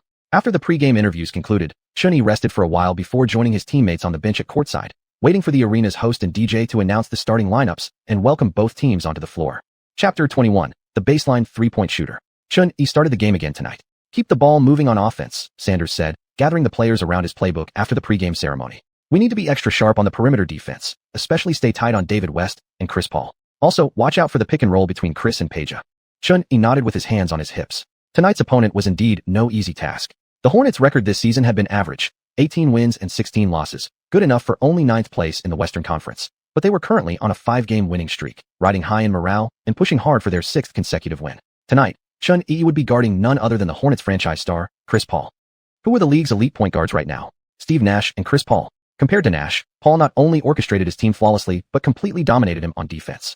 From 2007 until now, Paul had led the league in steals and assists for 2 consecutive seasons, earning all-defensive first-team honors last year as well. And at this stage of his career, Paul hadn't suffered any major injuries. Averaging 10.7 assists per game, he also put up 18.7 points, playing an extremely aggressive offensive game. The last player around 6 feet tall who played with such intensity that Chun-Yi could remember was the answer, Allen Iverson. It was especially unfortunate that during his prime years, Paul never got to play alongside a dominant force like Shaquille O'Neal. Otherwise, perhaps he wouldn't have remained championship-less throughout his career. Still, Chun-Yi wasn't overly nervous. After all, his first ever matchup had been against LeBron James. He just needed to stay focused and alert. Tonight's starting lineup for the Hornets: Emeka Okafor, Peja Stojakovic, David West, Devin Brown, and Chris Paul. For the Wizards, Haywood, Jameson, Miller, Butler, and Chun-Yi. With Haywood winning the tip-off, the crowd erupted into cheers. Attendance at tonight's home game was even higher than the previous one, reaching the highest level so far this season. Most fans sitting courtside wore number 7 jerseys. They'd come specifically to see Chun-Yi. Chun-Yi brought the ball up to the top of the key, facing off against Paul's defense. Paul was quick too. Instead of immediately accelerating past him like Nelson, Chun didn't drive straight away. Instead, He called for Haywood to set a screen on the outside. With Haywood forming a solid wall on the left side, Chun dribbled once toward the left wing. As soon as he saw Paul shift his weight, Chun swiftly executed a crossover in front of his body, changing direction and bursting toward the right. Paul reacted quickly, adjusting his stance and scrambling to keep up. As he retreated, he shouted instructions to Okafor. Watch for the roll and backdoor cut. Okafor spun in place before finally tightening up on Haywood after hearing Paul's call. But when Chun noticed Paul giving him just enough space to shoot, he pulled the ball back and rose up immediately from where he stood. Paul jumped to contest, but it was already too late. The ball traced a smooth arc through the air and dropped cleanly through the net. Chun-Yi hits a deep two-pointer just under 10 seconds into the game and gives his team the early lead. Kenny Smith commented on TNT's broadcast. When Chun-Yi released that shot, he already knew it was good. Over the past 2 days of shooting drills, Chun had discovered that his mid-range jumper from the area just right of the free throw line was by far his most consistent. He wondered if this system had something like a hot zone feature. Paul had actually defended that shot well. He anticipated the drive path correctly, but the pullback and immediate fadeaway jumper? There was simply nothing he could do. Okafor retrieved the ball and fired a quick outlet pass. Paul sprinted up the court at full speed. The Hornets quickly positioned themselves inside the three-point line. Paul charged up to just inside the free throw line, scanning for an opening. Okafor lumbered into the paint, but he was too slow. Haywood beat him to the spot under the basket. Faced with no passing option, Paul had no choice but to stop himself near the free throw line, then retreat back to the top of the key. Chun-Yi locked in defensively. As soon as he saw Paul's shoulders dip, his mind instantly calculated which way Paul intended to attack. Paul tried to force his way through to the left, but Chun had already read the move and planted himself directly in Paul's path. Surprised, Paul still attempted to power through. But after testing Chun with his shoulder, he felt he didn't have the strength advantage. Charging ahead risked a block, so he abruptly came to a halt. Seeing Paul stopped cold, Jamison and Haywood quickly stepped in front of Okafor in the paint, cutting off any possible entry pass. But Paul's incredible court vision shone through instantly. Jumping slightly, he flung the ball across the court, threading it past both Chun-Yi and Butler, delivering a perfect pass to Peja in the corner. Jamison scrambled over, but Peja had already risen and released. Swish, the three-ball dropped cleanly through the net. Against a towering shooter like Peja, Jamison was simply helpless. This season, Peja's three-point shooting percentage had dropped to 37.5%, but he was still averaging over 2 made threes per game. 2 gray balls dropped beneath Paul and Peja simultaneously, and alongside Peja, there was also a blue ball. Blue again, another badge this time? Chun-Yi silently wondered as he looked at the blue ball. But before Chun-Yi could pick it up, Haywood quickly grabbed the ball and tossed it toward center circle. After receiving the pass, Chun-Yi immediately accelerated into a full sprint. Paul wasn't any slower. He ran just as fast, sticking tightly behind him. The Wizards are pushing in transition. Chun is blazing down the court, and Chris can't keep up, Charles Barkley said. Kenny Smith watched the big screen and remarked, both players have left their teammates far behind. Looks like this will be a one-on-one battle under the basket. Chun-Yi drove into the paint, with Paul trailing beside him. As Chun reached the free throw line, he gathered the ball and launched into a 3-step layup. Paul took a half-hearted swipe at the ball, missed, then gave up on jumping altogether, simply watching Chun's back as he finished at the rim. Using his speed advantage, Chun-Yi easily completed the bank shot. 4-3. Right from the opening tip, Chun-Yi has held his own against Paul in their matchup, Yang Yi said, watching the broadcast screen. Beside him, Su Junyang, who was commentating on the game, added, 2 perfect offensive possessions in a row, an excellent start. It seems Chun has already adapted to his role as the team's centerpiece. Chun-Yi's layup ignited the home crowd's excitement. Now it was the Hornets' turn to counterattack. As Chun-Yi fell back on defense to the top of the key, he picked up the gray ball that Paul had just dropped. Ding. Host has obtained an organizing ability. Passing plus 0.1. This time, Paul directly called for Okafor to set a screen. Okafor acted as a wall, and Paul immediately drove into the lane. Just as Chun-Yi prepared to go around the screen, a sudden push came from behind. Already moving at full speed, Chun-Yi instantly found himself shoved straight into Paul's path. Paul looked utterly confused. Bro, which team are you on? Chun-Yi stood dazed, blocking Paul's driving lane and forcing Paul to pass instead to West. West went one-on-one against Butler, turned, then hit a fadeaway jumper. Okafor stared awkwardly at Paul and muttered, I didn't mean to do that. Paul glared darkly and ignored him. When Chun-Yi received the ball, he moved to the exact spot where Peja had just taken his shot. Ding. Host has obtained a Star Aura, exclusive badge, baseline 3-point shooter. Effect, long mid-range or 3-point shots taken along the baseline will receive a shooting accuracy boost, whether off the dribble or catch and shoot. Chapter 22. Why is my own teammate suddenly so strong? Chun-Yi felt a surge of excitement when he picked up this badge. Old-school 2K players would know just how useful this badge is. It covers a wide range, not only in the corner 3-point area, but also extending from the baseline to well beyond the 45-degree angle. The boost to shooting accuracy perfectly compensates for Chun-Yi's current weakness in shooting stats. Bringing the ball up the court, Chun-Yi executed a pick and roll with Haas before feeding the ball into Jamison, posting up to 8 in the low post. Pekovic might be unstoppable when open, but his physical attributes are underwhelming and defensively he's a sieve. Jamison backed him down, spun past his defense, and finished with a layup. Chun-Yi happily collected his first assist. On the Hornets side, Paul brought the ball to the top of the key and signaled Okafor to come up for a screen. But aside from lacking basketball IQ, Okafor was extremely slow on his feet. His roll to the rim after the screen was routinely cut off by Haas. This frustrated Paul, who preferred setting up teammates over going solo. Forced to improvise, he either waited for someone to get open or handed the ball to West for isolation plays, or worst case, took matters into his own hands. Devin Brown, the Hornets' shooting guard, slipped away from Butler and moved to the elbow. Paul delivered a sidearm pass, and Brown pulled up for a mid-range jumper. Unfortunately for them, this Devin Brown wasn't the future Devin Booker. His shot clanked hard off the rim. Haas secured the rebound. On the Wizards' end, the starting five consistently operated around xuanhuan as the primary playmaker, while their two scorers, Jamison and Butler, aggressively hunted points. After calling for a screen from Haas, xuanhuan drove into the paint and connected with Jamison on an alley-oop, stretching the lead to 8-3. Frustrated, Paul abandoned the pick and roll with Okafor and instructed him to stay near the basket and focus on rebounding.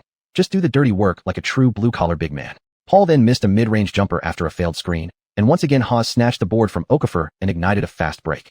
But this time, as soon as Paul released the shot, West and the others immediately started retreating on defense. Although the Wizards didn't score, the transition threat was easily neutralized. The first quarter continued until the 9-minute mark, when Saunders finally pulled xuanhuan out after a timeout. With 3 minutes and 4 seconds left in the quarter, xuanhuan sat down beside Mike Miller on the bench. Randy Foye and Nick Young entered the game. The score stood at 21-17 in favor of Washington, a 4-point lead. Foye had been harshly reprimanded by Saunders after his poor performance in the previous game, so this time he played carefully and within himself. Nick Young was feeling it too. He hit one mid-range jumper and one three-pointer in the final 3 minutes, scoring 5 points. Their solid play helped the Wizards maintain their lead throughout the quarter. The final score of the first quarter was 31-28. In that quarter, xuanhuan tallied 7 points and 4 assists. Paul defended him well, preventing easy drives, and with Jamison and Haas both hot from the start, xuanhuan chose not to dominate the ball, but instead focused on facilitating. For the Hornets, Paul played all 12 minutes of the quarter, shouldering both the role of offensive engine and primary perimeter defender. He frequently found himself isolated against xuanhuan when Okafor's screens failed to set properly. Burdened with all the dirty work, Paul's offensive rhythm suffered. He went 2-4-5 and scored only 4 points, though he dished out 7 assists. Thankfully, Pekovic and West stepped up with strong outside shooting, especially Pekovic, who went a perfect 3-4, 3 from 3 and poured in 13 points, keeping the deficit manageable. Saunders was pleased with xuanhuan's performance. So far, not only had he held his own against Paul, but he'd actually outshined him at times. Why was Darren Williams once considered Paul's nemesis? Because he was stronger, just as fast, and possessed superior physical tools, greater height, and wingspan. Facing a player who was bigger than you, and just as quick? That's brutally tough. xuanhuan was in the same boat. He had the edge in height and reach over Paul, without sacrificing speed, making him look smooth and composed throughout the quarter. Chris, you need to actively run pick and rolls with Emeka, the Hornets head coach said during the break, drawing diagrams on his clipboard. Paul panted and shook his head. Okafor's screens were too weak. It wasn't even worth running the play. Besides, Okafor hadn't factored into the offense at all in the first quarter. Giving him a major role might disrupt the entire team dynamic. Struggling so much against a mediocre team like the Wizards? That was a perfect reflection of the Hornets season. They kept hovering around the playoff bubble, never quite breaking into the Western Conference's top 8. At the end of the day, the team's offense relied entirely on the perimeter shooter's touch and Paul finding opportunities, while defensively, aside from himself, everyone else was a sieve. Unconsciously, Paul found himself missing his former teammate Chandler. After last season ended, the Hornets traded Chandler for the Bobcats' 2004 second overall pick, Okafor. Management thought they'd won the deal, but in reality, it was quite the opposite. Chandler was clearly superior to Okafor in every way, whether in pick-and-roll execution or interior help defense. They weren't even on the same level. It was the Bobcats who actually benefited from the trade. This deal had been driven by the Hornets' concerns over Chandler's health, but as it turned out, Chandler had no issues staying healthy at all. But the Bobcats were true saints, sending Chandler straight to the Mavericks, paving the way for Dirk Nowitzki's championship run just a year later. Paul had played nearly half a season with Okafor now and realized he could only handle the dirty work, stay inside, protect the rim, and grab rebounds. But tonight, with Okafor defending Haywood went 5-4-5 in the paint, scoring 10 points. On the boards, Haywood grabbed 6 rebounds in the first quarter alone, while Okafor managed only 3. How was Paul supposed to carry a guy like that? At the start of the second quarter, xuanhuan walked from the bench to the front court. Saunders continued letting him lead the unit, Jamison, Butler, Nick Young, and McGee, right from the beginning of the period. Saunders had already noticed in the previous game that xuanhuan's stamina wasn't as poor as he'd expected. In fact, it was somewhat impressive. Jamison and Butler, despite playing a full quarter, were once again entrusted with heavy minutes. There was no choice. Washington's other players simply weren't good enough to contribute when brought into the game. On the Hornets side, Paul remained on the floor as the centerpiece, flanked by Peja, James Posey, Marcus Thornton, and Darius Sangela. After listening to Paul's complaints about Okafor, Coach Stellas decisively benched him in the second quarter, replacing him with Sangela, who stood just 2.06 meters tall. This baffling move made McGee feel like an absolute beast down low. Sangela was even less effective than Okafor in the paint, completely helpless against the tall and long-armed McGee on both ends. With West also off the floor, the Hornets' offensive firepower relied solely on Peja and Paul. But Peja couldn't maintain his first quarter shooting rhythm, and his three-pointers started clanking off the rim. Within less than 3 minutes of the second quarter's start, Washington had stretched the lead to 12 points. For the first time, Chunyi wondered, why was his own teammate suddenly so strong? Chapter 23, The Chinese Magician. But McGee's reign in the paint lasted only 3 minutes. At the 3:25 mark of the second quarter, the Wizards extended their lead to 44-30 on a fast break, prompting Hornets coach Scott to call a timeout and reinsert Okafor into the game. "Chris, we need Emeka back inside. Nobody on this roster fits better with you," Scott said, holding up his clipboard as he spoke to Paul. Paul sat silently on the bench, saying nothing. He had no choice but to accept the coach's decision. After the timeout, the Hornets lineup changed to Okafor, Peja, Posey, Thornton, and Paul. The Wizards made minor adjustments, sending out Haywood, Jamison, Earl Boykins, Nick Young, and Chunyi. With possession, the Hornets finally found success on a pick-and-roll between Paul and Okafor at the top of the key. Okafor cut to the basket, and Paul delivered a sharp bounce pass into his hands. Haywood, momentarily sealed off by Peja near the perimeter of the paint, failed to recover in time. Okafor hesitated for just a split second after catching the ball, then slammed it home. Haywood was frustrated. He had dominated both ends of the floor in the first quarter, and now allowing an easy bucket felt like a personal insult. Chunyi thought the play started with Paul's excellent read. Peja had been cutting toward the baseline, but Paul precisely recognized how his movement blocked Haywood's defensive angle, instantly threading the pass inside. Not only was Chunyi amazed by Paul's ability to exploit opportunities, but he also couldn't help but think how inept Okafor looked. Even with a magician like Paul feeding him, he still barely managed to finish. Players like Paul could elevate any center they played alongside. Look at DeAndre Jordan later in his career, a perfect example. When paired with Paul, DJ became an all-NBA caliber center, even considered by some of the best big men in the league. But once he left Paul, he regressed into a blue-collar role player who couldn't even secure a major contract. Okafor had the physical tools, no issue there, but his basketball IQ and instincts were abysmal. Honestly, he'd fit perfectly in the CBA and would probably be a dominant force in that league. Chunyi brought the ball up again. After Butler set a screen, Chun moved toward the baseline and found himself matched up against Thornton. Thornton's defense was nowhere near Paul's level. Without needing Haywood to act as a bodyguard near the paint, Chun used his speed to blow past Thornton. But Peja and Posey quickly converged. Chun didn't force it. While taking his 3 steps, he scanned his teammates' positions. Nick Young stood just inside the 3-point line. When Chun locked eyes with him, Nick instinctively stepped behind the arc and got into a catch-and-shoot stance. "James, rotate over," Paul shouted at his teammate before the pass was even thrown, seeing Nick wide open. Posey sprinted out from the paint, but Chun had already taken off on 1 foot. With his right hand raised and eyes fixed on Nick Young, he looked ready to deliver the pass. Nick was already thinking about his celebration, but in the next instant, Chun flicked his wrist, subtly redirecting the ball not to Nick, but straight toward the cutting Anton Jamison in the paint. Jamison wasn't expecting it. He had started moving toward the baseline, planning to be a secondary option if Nick didn't get the ball. Still, he caught it instinctively. With no defender near him, Jamison calmly finished the layup for 2 points. At that moment, a bronze-yellow badge flashed in Chunyi's mind, confirmation the move had counted. Showtime passer. No-look pass. Posey threw up his hands, signaling he wasn't at fault. "Hey, I followed the captain's orders." Paul could only shake his head, watching Jamison's layup go down. Even he hadn't seen that pass coming. "Wow," Charles Barkley exclaimed, clutching his head. Chun just toyed with the entire Hornets team with that pass. Kenny Smith was stunned too. That's straight street ball. His own teammate almost didn't react in time to realize what happened. Barkley continued. Chun's passes earlier were all pretty standard. Tonight, he's playing with real confidence. And Chun really was feeling it. Having watched basketball for decades, he had a treasure trove of flashy moves stored in his mind. Only rarely did he get the chance to use them in an actual game. In the third quarter, Okafor started acting like a normal human being. Under Paul's demands, he diligently stayed near the rim, defending the paint and fighting hard for every rebound. With their boards stabilized, the Hornets began running smoother offensive sets under Paul's orchestration. Though West didn't get many looks in the second quarter, the second unit of James Posey and Marcus Thornton stepped up, combining for 11 points. Paul, with 5 points and 2 assists, finally got some rest in the second quarter. Seeing the second unit performing well, Coach Scott sat him down with 5 minutes left in the half. After resting for 2 minutes, he returned to lead his teammates in closing the gap. With their offense clicking, every Hornets player scored in the second quarter. Chunyi played nearly 10 minutes in the quarter, putting up a modest line of 6 points, 3 assists, and 1 rebound. It was tough for him to break through freely like in the previous game under Paul's defense. He shot just 4 of 9 from the field, including 0 of 2 from beyond the arc. He had wanted to test out his baseline three-pointer badge, but there simply weren't any good opportunities. The 2 3-point attempts came on forced shots after teammates passed him the ball in difficult situations. Fortunately, he did well drawing fouls, earning 3 free throws in the quarter and making 2 of them. At halftime, the score stood at 60-57, with the Wizards leading by just 3 points. The Hornets, having found their defensive footing, weren't easy to shake off. Welcome to the Toyota Halftime Show. On ESPN, Lakers legend Earvin "Magic" Johnson, affectionately known as Magic, greeted the camera. Magic had joined ESPN last year as an NBA analyst. Sitting beside him, veteran broadcaster A. Smith chimed in. Xian finished the first half 5 of 9 from the field, with 13 points and 7 assists, delivering a serious blow to Chris Paul and the Hornets, who were looking to run off their 6th straight win. Magic smiled and said, but they're only up by 3. Chris can easily adjust and bring the score back. A. Smith continued. In the second quarter, Chen made an incredible no-look pass. Right now, tons of fans watching live online are calling him the Chinese magician. He glanced at Magic as he said it. Magic chuckled, covering his forehead. Chen's performance has been really impressive. As the Wizards' new starting point guard, he's blended perfectly into the team and led his teammates to some exciting plays. He's way ahead of that Eastern kid from Los Angeles. Magic briefly referenced Sun Da-sing, since he remembered fans in LA last year also calling Sun the Chinese magician. But overall, aside from both being 205 centimeters tall, Sun Da-sing had nothing else in common with Magic Johnson.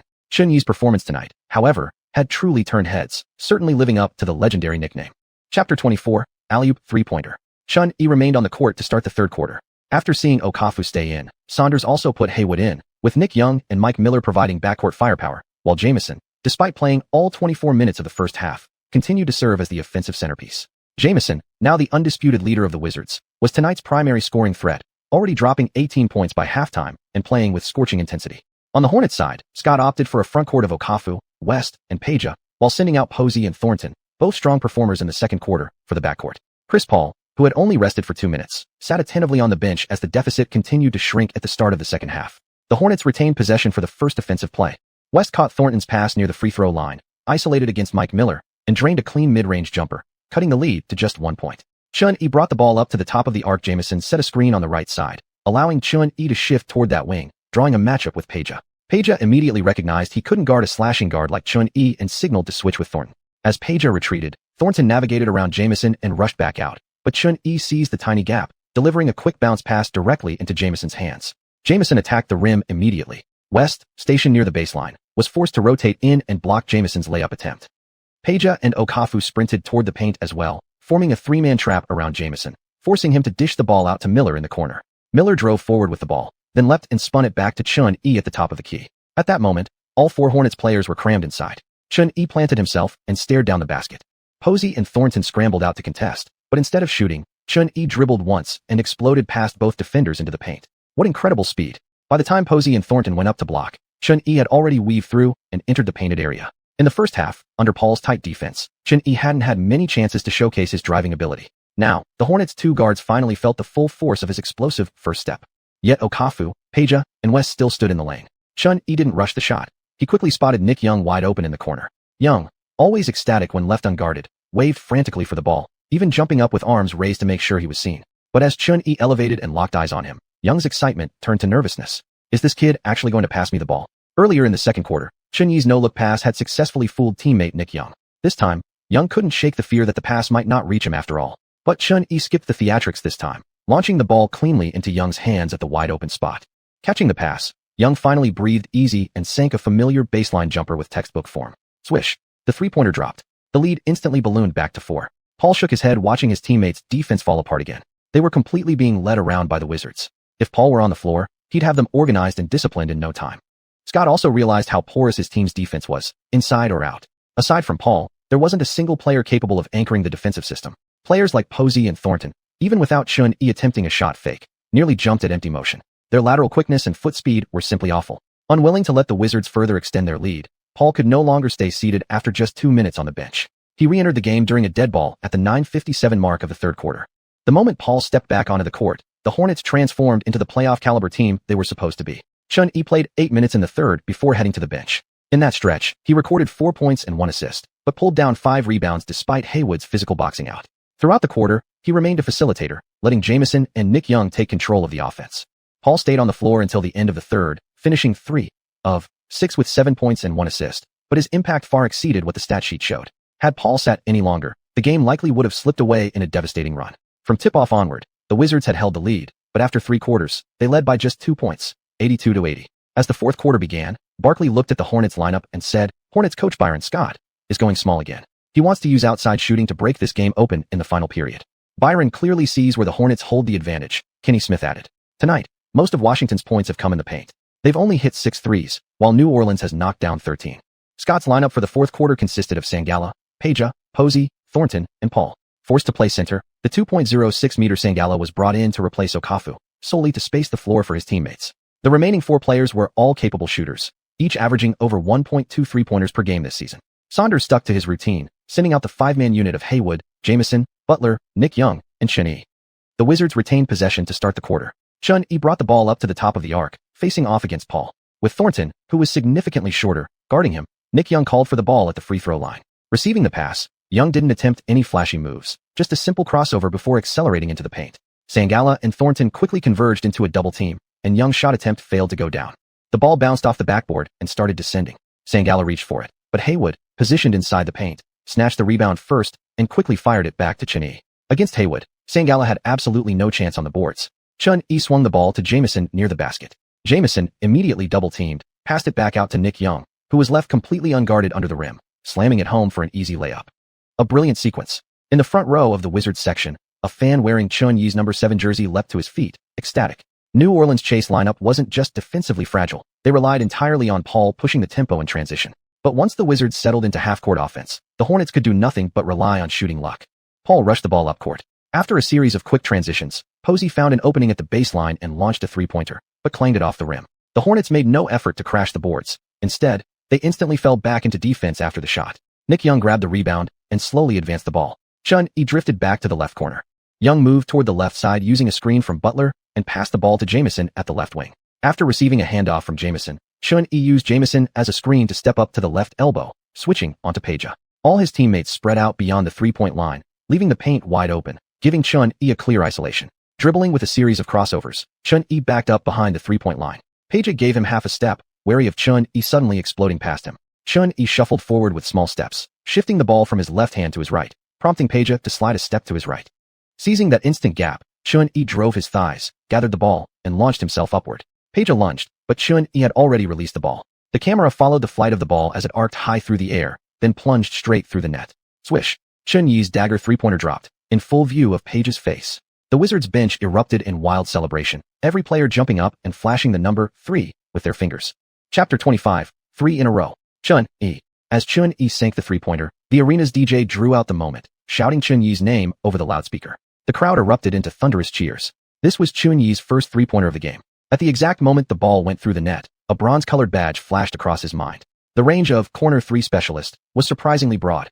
This shot had been taken from the 45-degree angle, nearly at the top of the arc. Yet the badge still activated. Paul grabbed the ball and launched a fast break. With the small lineup, there was no choice but to stick to the original plan, run and gun. He passed to Posey on the wing.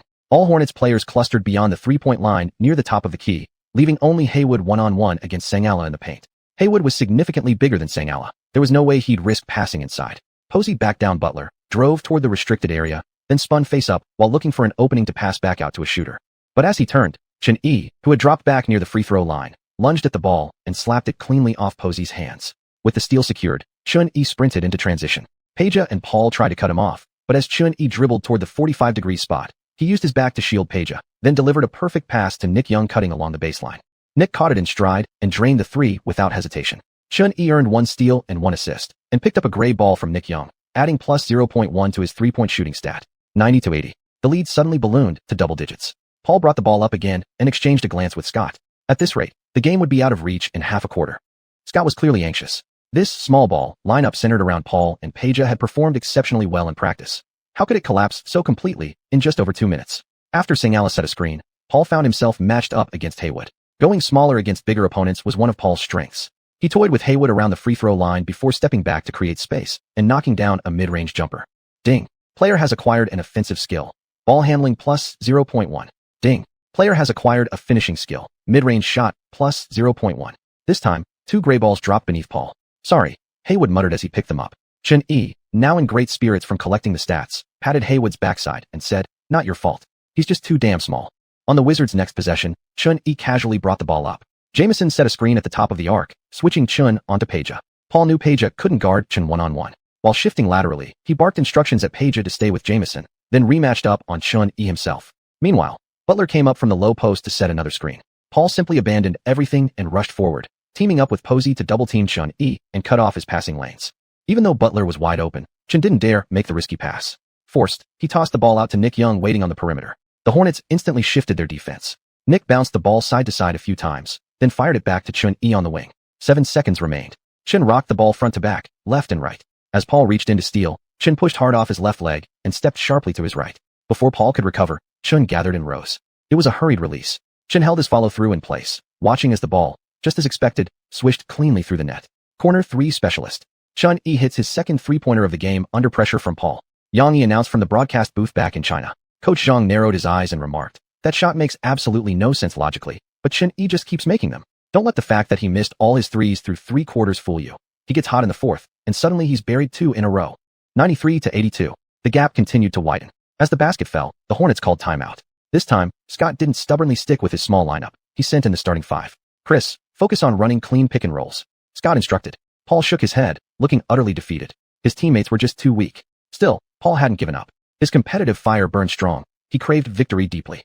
On the Wizards' sideline, Saunders saw that all his players were riding high on momentum and made no substitutions. Chen Yi had rested heavily through the first 3 quarters and was still fresh. Coming out of the timeout, Paul ran a pick and roll with Okafor, then found Peja lurking near the baseline. Peja stepped on the 3-point line and fired a long 2-pointer. It wasn't a 3, but Paul still felt relieved seeing a teammate score. Chen Yi, too, was excited. Another blue ball dropped beneath Paul's feet. Ding. Player has acquired a star player aura, exclusive badge, 10 cents. Effect. During half-court offense and defense, passes made by a player with the 10 cents badge increased the shooting accuracy of open 3-point shooters. The second badge Chen Yi had picked up in this game, increasing the shooting percentage of open shooters, 10 cents, was undoubtedly the strongest supportive badge. On the next possession, Chen Yi drove past Paul and drew a double team before dishing out to Jamison, who missed an open shot. Okafor failed to secure the rebound, and instead, Chen Yi slipped in and grabbed it himself. Chen Yi faked a shot under the basket. Immediately, Okafor jumped like a kangaroo in the paint. Paul was blocked behind by Okafor's leap. As Okafor landed, Chen Yi smoothly banked in a layup. Seriously, how could anyone say Okafor was smart? With basketball IQ like that, he was truly unmatched. Bro, which team are you even playing for? Paul couldn't even complain. Ever since Okafor checked in, the Hornets' defense had dropped another level. At the start of the quarter, the small ball lineup might have struggled on the boards, but Posey and Thornton both provided decent defense. Now, with the starting 5 back in, not only did their defense fail to improve, it actually got worse, while they still couldn't grab rebounds. In the second half of the fourth quarter, Paul fought tirelessly to close the gap, orchestrating his offense calmly with 3.5 teammates doing their best. But the Wizards, who had been hot since early in the quarter, continued attacking the rim aggressively. The lead remained steady. Finally, as the final buzzer sounded, the scoreboard read 105-97. The Wizards not only snapped the Hornets' 6-game winning streak, but also secured a 3-game winning streak of their own. Chen Yi played 38 minutes tonight, going all 12 minutes in the fourth quarter. He finished 11 of 20 from the field, 2 of 4 from beyond the arc, and 7 of 9 from the free throw line, recording a stellar stat line of 31 points, 8 rebounds, 12 assists, and 2 steals. He scored 14 points alone in the fourth quarter. Chris Paul sat dejectedly on the sideline. He had played 44 minutes total, resting only 2 minutes each in the second and third quarters, finishing with a massive double-double, 28 points, 4 rebounds, and 15 assists.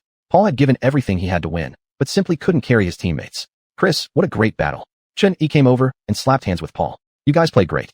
I hope you keep this momentum going," Paul said graciously. Though he hated losing, he shook hands and embraced Chen Yi, even offering sincere words of encouragement. Then, a swarm of reporters rushed toward the sidelines. Chapter 26, A Free Mercedes. "Hello, Chen Yi. I'm Wang Meng, a sports reporter from Southern Sports Station in the U.S., said a Chinese journalist as he approached Chen Yi with his assistant. The arena was noisy, so Chen Yi put on his dedicated interview headphones. "Congratulations on another victory for you and your team. You ended Chris Paul's 6-game winning streak against one of the league's top-tier point guards. What are your thoughts after going head-to-head with a player of Paul's caliber?" Chen Yi stood with his hands on his hips and replied, "Paul is a tough opponent, but I only focused on giving my all on the court and connecting well with my teammates. I didn't think about anything else." Wang Meng continued in Chinese. "You posted an impressive stat line tonight, 31 points, 8 rebounds, and 12 assists, just 2 rebounds shy of a triple-double. Did you communicate with your teammates about chasing that triple-double?" Chen Yi hesitated slightly. Wang Meng's question implied, "Why didn't you ask your teammates to help you grab those extra rebounds?" So close to a triple-double? He had been keeping track of his scoring and assists throughout the game, especially focusing on scoring during the final quarter, completely forgetting how many rebounds he had collected. If he'd known he was just 2 boards away from a triple-double, he definitely would have made Haywood fight for those last 2 rebounds. How could he elevate his status without racking up flashy stats like that? Still, he replied casually, "Is that right? I wasn't really paying attention to my individual stats. I just wanted the team to win." Inside, though, he'd already made up his mind. Next time such an opportunity arose, he'd transform into a ninja turtle and go all out. Wang Meng nodded, desiring victory above all else, treating everything else as trivial. This mindset is truly precious for an athlete. After the interview, his teammates celebrated briefly with him in the locker room before heading off to shower. Alone in the shower stall, Chen Yi received his system reward. He earned 551 Yi-fun from this game, bringing his total to 1,621 points. After spending 2 points to purchase a nutrient drink, he downed it right there in the bathroom. This stuff helped prevent injuries and improved physical conditioning. It was something he needed to take every day. He kept the remaining 1,600 plus points saved for now, not using them yet. With this amount, upgrading his core attribute points wasn't even close to possible. In tonight's game, Xian also acquired 2 new badges, along with plus 0.1 to his ball handling, passing, and mid-range shooting ratings, and plus 0.3 to his 3-point shooting, all contributed by opposing player Peja. The stat increases were minor, but the 2 new badges were incredibly useful.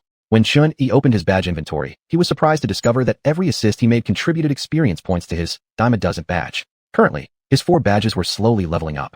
Baseline 3-pointer, dime a dozen.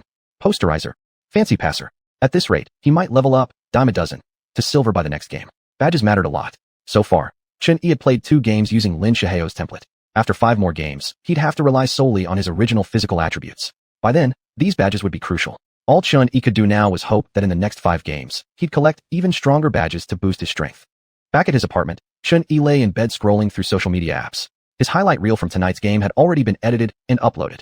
Especially the 2 straight-in-the-face 3-pointers and the near triple-double performance had caused a huge stir back home. Fans were already debating whether Xian deserved a spot in this year's All-Star game. All-Star voting had entered its 4th round. The leaders in fan votes from the East and West were undoubtedly LeBron James and Kobe Bryant. It was unfortunate that last year, the league had once again felt the sheer power of Chinese fans. The rookie xianxia had received so many votes in the East that he ranked second only to LeBron, forcing Kevin Garnett to sit on the bench as a reserve. The last time something like that happened was in 2003, when Shaquille O'Neal, fresh off a three-peat and still in his prime, had to yield the starting center spot to rookie Yao Ming.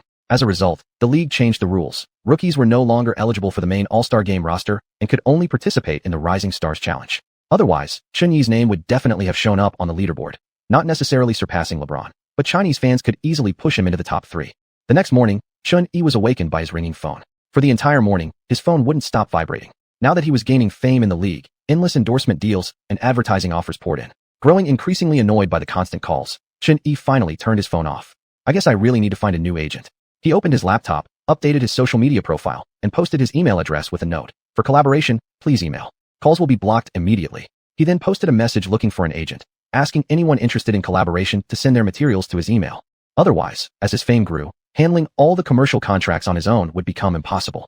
Playing in the NBA didn't just mean relying on the salary from the team. Endorsements and advertisements were another highly lucrative source of income. For instance, a shoe deal. Having your own signature sneaker was seriously cool. The Wizards had another home game tomorrow against the Pistons, so the team didn't schedule any practice today. After quietly finishing lunch, Xian opened his laptop and prepared to play some games. Unlike his phone, the computer had already been upgraded to the latest Windows 7 system. As Xian looked at the desktop, he didn't feel any strange sense of time displacement. Plus, the computer even had League of Legends, a MOBA game that had only been in public beta for about half a year. This was the real Season 1. The Chinese server for LOL wouldn't launch for over a year, meaning there was no such thing as S1 on the mainland server. If anyone claimed they were an ancient S1 player now, 2 solid slaps to the face would be well deserved. Xian, staring at the outdated maps and hero models, chose Garen, his strongest champion, and unleashed a bloodbath in Summoner's Rift. After easily dominating several matches against primitive opponents, Xian turned his phone back on. There were over 20 missed calls. Ding dong. Less than 5 seconds after powering on, another unknown number called. Xian frowned and answered. Hello, Mr. Xian, this is Fairfield Hotel. We sincerely invite you to stay with us free of charge. Xian impatiently replied. I already said, send any cooperation offers to my email. UF. Before he could finish the word, the voice on the other end made him go silent. If you stay one night at our hotel, we'll give you a brand new Mercedes-Benz. Xian swallowed hard. Send the details of the offer to my email. Fairfield Hotel was located just east of the Wizards' home arena, newly opened this year. That evening, Xian checked in for a complimentary stay. The next morning, the hotel thoughtfully arranged transportation to take him back to his rented apartment. At the same time, hotel staff delivered a brand new Mercedes-Benz E350. Xian felt a jolt in his heart. Free hotel stays, cold hard cash, and now a free new car? Becoming famous in the NBA was simply amazing. From now on, going to and from the arena wouldn't require taxis or jogging anymore. That afternoon, Xian drove his new ride to the arena for warm-up drills. Tonight, they would host the Detroit Pistons at home. Chapter 27. Pre-game trash talk? Xian's silence. Around 5 in the afternoon, Xian arrived at the court wearing headphones and began shooting practice with Nick Young. With the boost from his baseline 3-pointer badge, Xian noticed a significant improvement in his 3-point shooting accuracy during training. From both baseline corners to the corners at 45 degrees, he maintained an impressive 80% hit rate.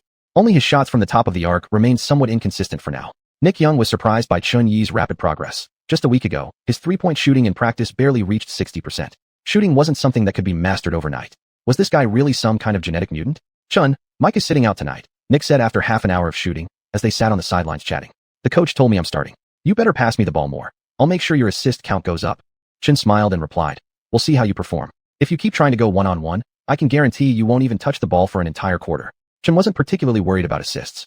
The team had several reliable scorers, Haas was efficient around the rim, and with his own, dime, badge-boosting teammates' shooting accuracy, he felt confident. What concerned him more was rebounding. Falling just too short in the last game was a real disappointment. Chun was eager to record his first triple-double in a game. A triple-double demonstrated a player's all-around ability, proving dominance on both offense and defense. As a rookie, achieving a triple-double so early wouldn't just set a new record for Chinese players, it would also place him among the fastest rookies in league history to achieve the feat. Typically, rookies didn't hold high status on their teams or receive much ball possession, making triple-doubles extremely difficult to attain. Yao Ming, over his 9-year NBA career, never recorded a single triple-double. His closest attempt was a bizarre 24 points, 14 rebounds, and 10 turnovers against the Bobcats in 2004. Of course, as everyone knew, Xianxia wasn't a player obsessed with stats. He craved victory above all. After finishing shooting drills, Chen returned to the locker room and was taken by Saunders to attend the pre-game press conference. Behind him trailed a swarm of reporters, a scene that always left teammates like Nick Young and JaVale McGee feeling envious. Star players might dislike media attention, but role players like them longed for the spotlight. Xianxia's recent surge in popularity in Washington stirred jealousy among teammates, especially after he showed up today driving his brand new car. Meanwhile, the visiting Pistons from Detroit were holding their own locker room interviews. Richard Hamilton had just put on his signature mask when reporters quickly surrounded him. There's a rookie on the Wizards who's been making big waves in the league recently. Have you been following him? A reporter asked. My teammates mentioned him, something like Chun, a player from China. But I watched his tapes. He doesn't seem as good as people online claim, Hamilton replied. Hearing this, the reporters couldn't help but smile. The rivalry narrative was heating up. Oh, so you're confident you can beat them? Hamilton smirked. Tonight, I hope he doesn't get matched up on me. Otherwise, he'll be breathing nothing but my exhaust fumes. Pistons starting point guard Rodney Stuckey also spoke in his interview. Because Chun is from China, he's getting all this attention. In reality, homegrown American guards deliver outstanding performances every night, yet they don't receive nearly as much hype or praise. The Pistons' locker room comments quickly spread outside. Did you see the Detroit locker room interviews? The war has already started before the game even begins, Kenny Smith said on TNT, turning to his broadcast partner Charles Barkley. Don't listen to Richard and Rodney spouting nonsense. Barkley scoffed. Chen has already proven in these past 3 games that he belongs in the NBA. He's breaking records left and right. Who else has ever scored 19 points in a single quarter during their debut? Kenny Smith glanced at Barkley. Usually sharp and critical when analyzing players, Barkley was acting strangely today, rarely seen defending someone so passionately. Rodney seems to dismiss Chen's performance entirely, Kenny added, stoking the flames.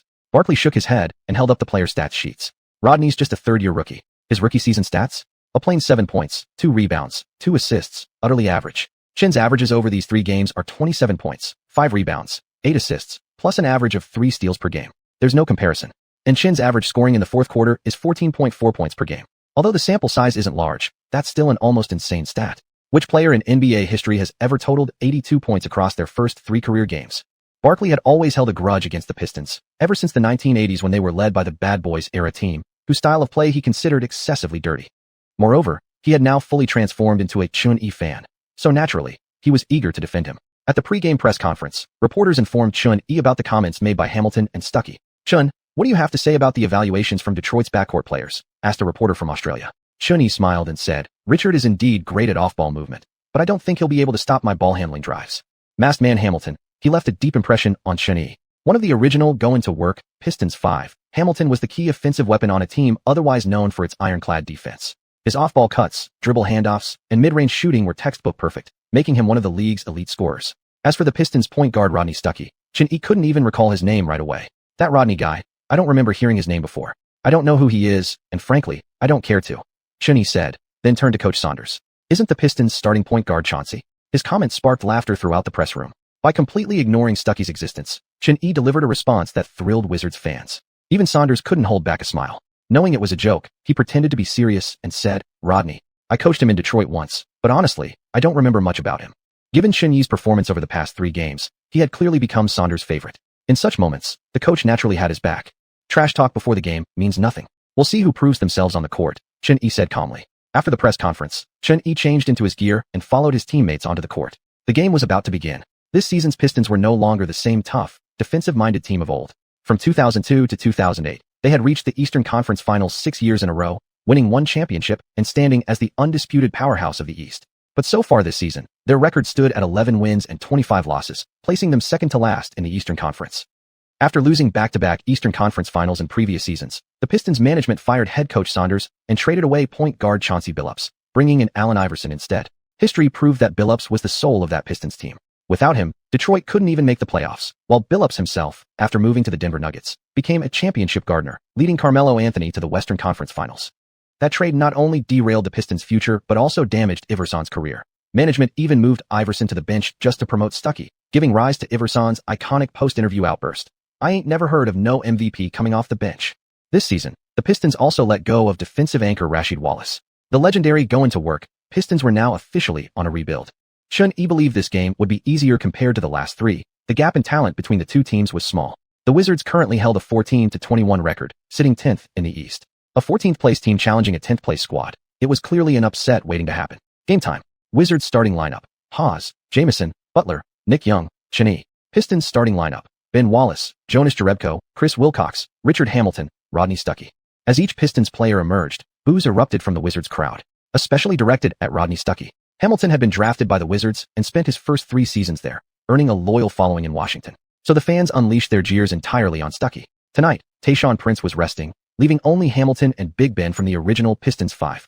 And Big Ben was now in the twilight of his career. After being traded to the Bulls and Cavaliers over the past few seasons, his return to Detroit saw his blocks per game drop from a peak of 3.5 to just 1.2.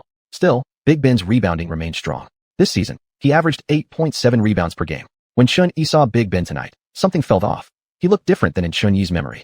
Then it hit him. Big Ben had changed his hairstyle, switching from his signature afro to a clean buzz cut. With the new haircut, he instantly looked a full head shorter. The official height for Ben Wallace was listed as 2.06 meters, but Xuanhuan felt that must have included his hair. On the court, Wallace didn't even appear to be 2.02 meters tall. This Pistons team was relatively short overall, with their tallest player being Jonas Jerebko at 2.08 meters. In the jump ball, Haas easily secured the first possession for the Wizards. Xuanhuan was now guarding Stuckey directly at the top of the key. Earlier at the press conference, when he said he didn't know who Stuckey was, it wasn't some act for the media. He genuinely didn't know much about him. His only impression was that this was the player for whom management had demoted MVP Allen Iverson to the bench during his second year, and the Pistons' poor record proved that decision had been a mistake. After a series of quick crossovers, Xuanhuan drove straight to the right, without even calling for a screen. Chapter 28, Shooting Package. Stuckey hurriedly retreated, trying to cut off Xuanhuan's driving path, but he was instantly left a full step behind. An unstoppable, brute force drive. Xuanhuan gripped the ball with one hand, took 3 long strides, and launched into the air. Ben Wallace rushed over from the paint to help defend, but it was already too late. By the time he arrived, Xuanhuan had already released the ball. The basketball brushed against the side of the backboard and swished cleanly through the net. Less than 10 seconds into the game, Xuanhuan had scored the first basket. After crossing half-court, Xuanhuan went from dribbling to scoring in under 3 seconds. That's his answer. Charles Barkley grinned, watching the Wizards' opening play. Kenny Smith added, same old scoring style. Xuanhuan's first step is among the quickest in the entire league. After the basket, Xuanhuan stared at the Pistons bench, spreading his hands and muttering, "Why won't you guys come defend me?" Once again, he chose to ignore Stuckey, but honestly, Stuckey's defense was practically non-existent anyway. This moment sent the Wizards fans into an uproar. He's so cocky, and fans love players like this, talented and bold. But as Xuanhuan turned back toward the court, he froze at what came next. Lying on the ground right where he'd just made his layup was a small blue orb. Can I actually drop loot for myself now? Puzzled, Xuanhuan walked over and picked up the orb. Immediately, the system voice chimed. Ding. Player acquired star aura, exclusive badge, master of the first step.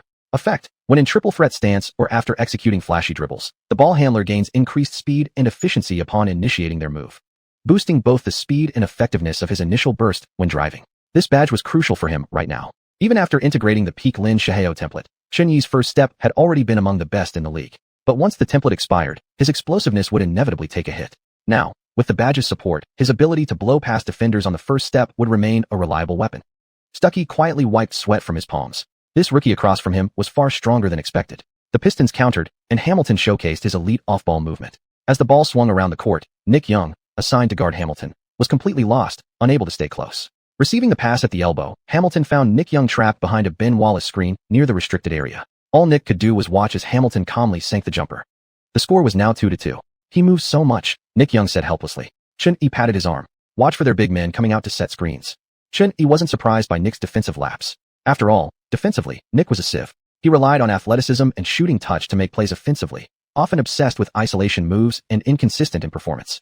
That was precisely why Saunders couldn't trust him as a starter. Meanwhile, after Hamilton's shot, another blue orb dropped onto the floor. Another badge. Chunyi's eyes lit up. The system's drop rate was unusually high tonight. 2 blue orbs in just a few minutes. As he picked it up, the system responded. Ding. Congratulations, player has acquired Star Aura, shooting package, Hamilton jump shot. Equipping this package changes the user's shooting form and increases mid-range shooting accuracy. A shooting package. Chun-Yi suddenly remembered. The system had initially explained that blue orbs could contain various types of Star Auras, badges, shooting packages, dunk packages, and dribble packages. In previous games, he'd only received badges, so he'd nearly forgotten there were other rewards possible. He tucked the shooting package away without equipping it immediately. Shooting mechanics heavily affected feel and rhythm. Even with a buff that boosted accuracy, no professional player would casually alter their shooting form. He decided to wait until after the game, then test it on the practice court for a while before deciding whether to equip it. Turning his focus back to the game, Chun-Yi brought the ball up and faced Stuckey one-on-one again. At the 45-degree angle, he rocked the ball back and forth between his legs, faking a crossover. He stepped forward slightly with his right foot, pretending to accelerate.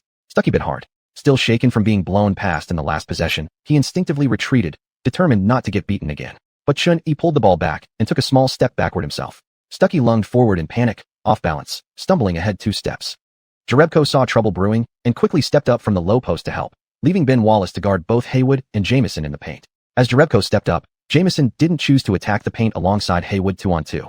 Instead, he immediately moved to cut off Stuckey and Jerebko's side angle. Chun-Yi accelerated with the dribble, taking long strides to his left. When Jerebko tried to fight over the screen, Jamison swiftly cut inside, while Haywood pulled Ben Wallace out of the paint.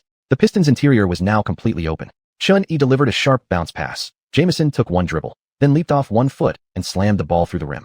What a high-quality pick and roll. Jamison single-handedly blocked 2 defenders. Yang Yi, the commentator in the Chinese broadcast booth, said. Zhang Heli maintained his smile. More than just great screening, this was really all about how impactful Chun-Yi was. His dribbling completely shook off Stuckey, and even Jerebko, who came over to help, couldn't keep up with his speed. Yang Yi nodded. The Wizards executed their offense perfectly here, completely dismantling Detroit's defense. After realizing once again that he'd become a backdrop, Stuckey brought the ball up and immediately called for a screen from his teammate. He was currently a player heavily favored by management, enjoying a prominent role in team offense. Using his teammate as a shield to drive into the paint, Stuckey went through a series of moves before spinning toward the basket. Jameer Nelson and Butler closed in for a double team, while Haywood attempted a tentative block from behind. Unsurprisingly, Stuckey's shot clanked off the rim. Worse, the ball hit the lower edge of the backboard. If Jamison hadn't grabbed the rebound, the carom might have struck Stuckey straight in the face. This shot was incredibly ill-advised. Hamilton and Jerebko were both wide open. Stuckey should have passed. Zhang Heli exclaimed. Yang Yi added. Stuckey's offensive move looked rushed, and clearly, his footwork lacks finesse. He doesn't even have a speed advantage. Hardly had the commentators finished speaking when Chun-Yi, having received a pass from Jamison, was already sprinting into the Pistons' paint. This fast break left no defender within reach. Launching from just inside the free throw line, Chun-Yi exploded upward in 3 long steps and powerfully dunked with one hand. 6-2. Pistons head coach John Kuster shook his head. Stuckey was a combo guard who often played shooting guard, serving as the team's offensive focal point. He excelled particularly at driving to the basket. But tonight, against Chun-Yi, he looked clumsy. Detroit inbound the ball again. From the sideline, Saunders signaled to Chun-Yi, instructing him to switch defensive assignments with Nick Young. They discussed this during the afternoon strategy meeting. If Nick Young couldn't stay with Hamilton, Chun-Yi would take over. Now simmering with frustration, Stuckey watched as Hamilton continued moving tirelessly around the court. He desperately wanted to prove himself with another isolation bucket, but the team's overall strategy was to let Hamilton wear down the opponent first, before Stuckey took over as the primary scorer. Spotting Hamilton open in a strong catch position, Stuckey ultimately decided to make the pass. Chun-Yi, momentarily screened by Ben Wallace, smirked slightly, took a sharp lateral step, and launched into the air, intercepting the pass cleanly. Chun-Yi had read the passing lane perfectly. Stuckey angrily slapped his hands together and quickly motioned for his teammates to get back on defense. Chun-Yi drove into the paint, facing Stuckey and Wilcox, launching into the air at full speed. Stuckey tensed every muscle. This was his chance to retaliate. Charging in recklessly like a rookie, trying to take on 2 defenders? This was exactly the opening he needed. But mid-air, Chun-Yi suddenly flicked his wrist backward. By the time both defenders jumped to contest, the ball was already in Nick Young's hands beyond the 3-point arc. Sniper Young squared his shoulders, rose, and released the shot. At the exact moment the Showtime passer badge lit up, the clean swish of net followed. 9-2. Chapter 29. There's no no-fly zone in Washington. Leaving aside other aspects of Yang, his catch-and-shoot ability from open positions was relatively reliable, especially since Chun-Yi's no-look pass counted as a flashy assist, and with the corresponding badge, it further increased his shooting accuracy. When the three-pointer swished through the net, Pistons head coach Kuster immediately called a timeout. Just over 2 minutes into the game, Detroit was getting absolutely destroyed. Their offense was clogged up like constipation, and their defense was even worse. Their perimeter scoring is too explosive. Richard and Rodney, you both need to stay focused. Kuster said, holding up his clipboard. Our offense isn't flowing. Richard, keep moving. You've got advantages in off-ball actions. Wear down their defenders. Then Rodney, use your drives to slice through their defense. He turned to Ben and Jerebko. They're attacking us from the outside, but we can't neglect the paint. Ben and Jonas, protect the Jinshit. Seeing all the players nodding, Kuster felt helpless. The team was tanking anyway. This game could be lost, sure, but it shouldn't look completely embarrassing, especially since the opponent seemed to be tanking just as much. Ever since taking over the Pistons bench this year, Kuster had continued with former coach Michael Curry's system without making sweeping changes, which left the Pistons languishing in mediocrity all season long, on track to post their worst record in a decade. Kuster knew the team needed rebuilding, but he himself had no desire to achieve anything. He maintained a mindset of avoiding mistakes rather than seeking accomplishments, simply showing up for work each day like clockwork. After the timeout, neither team made substitutions. Sands still assigned Chun-Yi to guard Hamilton. Hamilton's constant off-ball movement combined with screens quickly became a headache for Chun-Yi. Keeping up wasn't just about speed. It required sharp awareness of Detroit's formations to avoid falling into traps mid-chase. Hamilton dragged Chun-Yi around the court endlessly, finally receiving the ball at the free throw line. Chun-Yi fought through the screen to close out tightly. Hamilton took 2 dribbles and then rose up over Chun-Yi with a contested fadeaway. Chun-Yi jumped to contest, but the ball hit the rim and rolled in. That kind of shot left Chun-Yi helpless. He could only sigh. This era's masked man was already past his prime. During his peak years, nobody dared claim they could stop his relentless off-ball motion. Still, the attempt granted Chun-Yi an additional 0.1 to his mid-range stat. Wizards possession. Chun-Yi received a handoff at the top of the arc and began directing his teammates' positioning. Once the paint was cleared, he once again chose to attack Stuckey one-on-one. Stuckey raised his right hand high beside Chun-Yi, but lateral quickness wasn't his strength. With no help in the paint, someone was bound to get left open. Butler was wide open at the arc, yet Chun-Yi didn't pass. Instead, he shifted the ball from his left to right hand between his legs, then came to an abrupt stop mid-sprint. Stuckey braced to halt himself, but slipped on the hardwood due to momentum, nearly falling flat on his back. Chun-Yi had already gathered the ball, exploded upward with both legs, and flicked the ball forward with finesse. A perfect high-arcing jumper sailing through the air. Stuckey barely recovered his balance, utterly unable to contest. He could only watch as the ball dropped cleanly through the net. Swish. Mid-range two-pointer good. 11-4. The thought corner 3 specialist flashed in Chun-Yi's mind. Glancing sideways at the flustered Stuckey, Chun-Yi smiled. Come on, man, you're almost stopping me now. Stuckey's eyes burned with rage, yet he could say nothing in response to the provocation. Seeing his teammate disrespected, Ben walked over after inbound passing and muttered under his breath near Chun-Yi. Skinny yellow boy, don't hide behind the arc all game. You can't stop me either, Chun-Yi replied with a faint smile. Ben scowled. Though his new hairstyle had softened his once menacing look slightly, he still carried the aura of a tough guy. But his defensive dominance was long gone. After Hamilton missed a mid-range jumper, Haywood boxed out against Ben Wallace for the rebound. The ball bounced off the front of the rim, and both players leapt simultaneously. Despite being shorter by a head, Ben soared first and snatched the board. Though barely over 2 meters tall, Ben in his prime used elite timing and accurate anticipation to win 2 rebounding titles. Even though age had eroded his athleticism and spring, his nose for the ball remained sharp. 2 small balls, 1 black, 1 gray, landed on the floor. Chun-Yi didn't rush to retrieve them. While tracking Hamilton closely, he signaled his teammates to set their defensive shape. Ben passed out to the perimeter. Stuckey used a screen to blow past Nick Young, drove into the paint, and attempted a floater, but missed. Still, the rebound fell back into Ben's hands. Hamilton used a screen and moved into the paint, where Ben handed him the ball directly before setting another screen to block the defender. Chun-Yi couldn't intercept the pass, allowing Hamilton an easy layup. 2 more gray balls dropped from Ben and Hamilton respectively. Ding. Host has picked up a finishing ability, cutting dunk plus 0.1. Ding. Host has picked up a defensive ability, rebounding plus 0.2. Ding. Host has picked up a star aura, exclusive badge, boardmaster. Effect. Enhances the host's ability to fight for rebounds and improves rebound awareness. Chun-Yi picked up the scattered small balls as he received the ball, claiming his second badge of the game. He passed the ball to Nick Young near the free throw line and then positioned himself at the left baseline. Jamison lifted up from the right corner, while Butler acted as a physical screen at the edge of the paint, blocking Jerebko, who was chasing him. Although Jamison was wide open at the top of the arc, Nick Young found himself double-teamed by Wilcox and Stuckey Hamilton combo, leaving him stuck with the ball in his hands, unable to make a pass. Chun-Yi moved to the 45-degree angle to provide support. As he caught the ball, he leaned his body to the left. Stuckey immediately stepped back to the left. Then Chun-Yi exploded off his left leg, driving hard to the right in one motion. Another blow-by. Wilcox rotated over to help, but Chun-Yi took 1 dribble, gathered the ball mid-stride, turned his back against Wilcox, and drove straight toward the basket, elevating the ball high above the rim. Ben abandoned Haywood and leapt with Chun-Yi. Chun-Yi gripped the ball tightly, slamming it downward, but Ben's hand made contact with the ball as well. Their arms locked in tension, muscles strained as Ben tried to pin Chun-Yi down, replicating the kind of block that had defined his prime. But this time, Ben felt as if an immense force had rebounded onto his arm. His limb instantly went numb, and his body uncontrollably descended. Chun-Yi's arm trembled slightly, yet with a loud grunt, he powerfully forced the ball through the rim. Posterizer. Chun collides with Ben Wallace in midair. Ben got a piece of it. Charles Barkley shouted excitedly watching the replay. But Chin's strength seems superior. He just shoved Ben Wallace straight to the ground. What a vicious poster dunk. This is Chin's second center dunk of the season. Kenny Smith added. At that moment, Barkley started believing those media reports about Chun Yi's bench press max. The NBA officially recognized bench press record is 202 kilograms, and its holder is none other than Ben Wallace. Wallace's offensive skills were minimal. All his talent points were invested into raw strength, which alone elevated him to elite status among blue-collar players league-wide. Yet that block attempt was purely a battle of strength, and Chun Yi emerged victorious. Even though Chun Yi had previously shown off his power, this moment truly made the world feel fear. My God, that was brutal. This play is locking in the #1 spot on today's top 5 plays. Chun Yi is terrifying. Is he even human? He dominated guards with strength before, but now he's overpowering a black center known for his own strength. Referees should check if the ball survived. Domestic forums exploded. Chun Yi hung from the rim with one arm for a few seconds before dropping down, then pointed at the court and shouted defiantly at the Pistons players. There's no no-fly zone in Washington.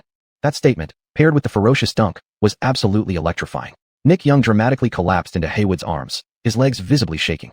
Ben slowly rose from the floor, head down, picked up the ball, and tossed it out of bounds to Stuckey. Ben took a deep breath. It was one of the rare moments in his career being posterized. Ironically, he was one of the few players whose blocks could be compiled into highlight reels. Was he really getting old? Chun Yi played 9 minutes in the first quarter before coming off the court with the score at 28-10. 11 points, 2 rebounds, 4 assists, 2 steals. Chun Yi delivered a remarkably efficient and complete stat line in the opening quarter. Meanwhile, his counterpart Stuckey finished the entire first quarter with 0 points, 1 rebound, 1 assist, and 3 turnovers. By the end of the first quarter, Barkley was grinning ear to ear while staring at the box score. Rodney, wasn't this supposed to be the guy who said he can perform night after night, game after game? Barkley mocked. Both offensively and defensively, Rodney looks like a grade schooler out there, like he doesn't even know how to play basketball. Kenny Smith chuckled in agreement. Rodney's going to be the laughingstock of the entire nation tonight. Replays showed that during the first quarter, Stuckey was beaten off the dribble by Chun Yi 5 times in isolation. Each time, teammates had to collapse into the paint to help, which opened up numerous shot opportunities for Jamison and others. This was also the reason why the Wizards went on a scoring rampage in the first quarter. On offense, Stuckey was repeatedly forced into traveling violations and missed shots under Chun Yi's defense.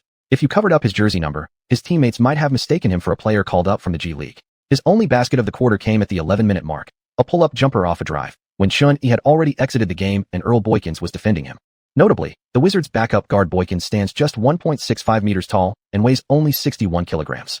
Chapter 30. Getting to leave work after 3 quarters is truly satisfying. In the second quarter, the Pistons continued to be dominated by the Wizards. The Pistons' offense had been a mess all season. The team's leading scorer was Hamilton, averaging 18.1 points per game. Stanley, who couldn't seem to live up to expectations, averaged 16.6 points this season, but as a point guard, his 4.8 assists per game failed to connect the team. In fact, he led the team in assists despite this shortcoming. Once Stanley's drive stopped producing results, the entire team was forced to prematurely rely on Hamilton. When Hamilton shot just 2 of 6 and scored only 4 points in the second quarter, with no one else stepping up, the Pistons were outscored by 16 in that period alone. At halftime, the score was 57-26. A 31-point gap made this feel even easier than an intra-squad practice for Chun Yi. In the second quarter, he once again focused on defending Hamilton, while distributing playmaking duties to Jamison and Nick Young. He personally scored only 4 points, but recorded 4 assists. Nick Young clearly valued his starting role. Even with a comfortable lead, he didn't get reckless, staying put behind the 3-point line and playing disciplined catch-and-shoot basketball. Young had a minor breakout moment, going a perfect 3-4, 3 from beyond the arc, plus 2 free throws to score 11 points in the quarter. This kind of performance pleased both head coach Saunders and Chun Yi, because in that quarter, Nick Young contributed 1 sharpshooter badge and 0.2 attribute points to Chun Yi through the system. The sharpshooter badge reduces the negative impact of defensive pressure when taking jump shots, both mid-range and 3-pointers. It's a valuable skill for maintaining shooting efficiency under tight defense. Chun Yi found the system's drop rate suspiciously strange. Just in the first half, he had collected a total of 3 badges. By the time the third quarter was halfway through, Wizards fans could already pop their champagne. The score on the board read 75-36. Seeing such a lopsided game, Charles Barkley and Kenny Smith lost interest in commentary and started chatting idly at the broadcast desk, mercilessly criticizing the Pistons players. Both men had played in eras where they'd witnessed the terrifying bad boys Pistons dynasty, the brutal defense, the physicality. But tonight, they couldn't even fathom that the 5 men on the court were actually NBA players representing Detroit. They mocked the inactive head coach Kuster, but most of their fire was directed at Rodney Stuckey. The more arrogant he had been before the game, the more clownish he looked now. Stuckey went 1 of 7 in the first half, finishing with 4 points, 3 rebounds, and 2 assists, relying heavily on free throws. Then, in the third quarter, he played over 6 minutes and added just 2 points, 0 rebounds, 0 assists, shooting 1 of 4. With 7:34 left in the third quarter, Chun-Yi blocked Stuckey's layup attempt. After Kuster called a timeout, he pulled all of the Pistons starters off the floor. That signaled the start of garbage time. Saunders followed the unwritten rules of the league and sent in the Wizards' bench players to get some experience. Chun-Yi sat on the bench, officially clocking out after just 3 quarters. For Wizards fans, it was somewhat disappointing. The ticket price didn't quite feel worth it given how one-sided the game became. Fans across the US and back home watching the live broadcast also felt unsatisfied, quickly shutting off their TVs and flooding online forums to trash the Pistons players. When the final buzzer sounded, the Wizards won decisively, 106-58, securing their 15th win of the season. The Pistons set a new record for the largest margin of defeat in the new century, 48 points.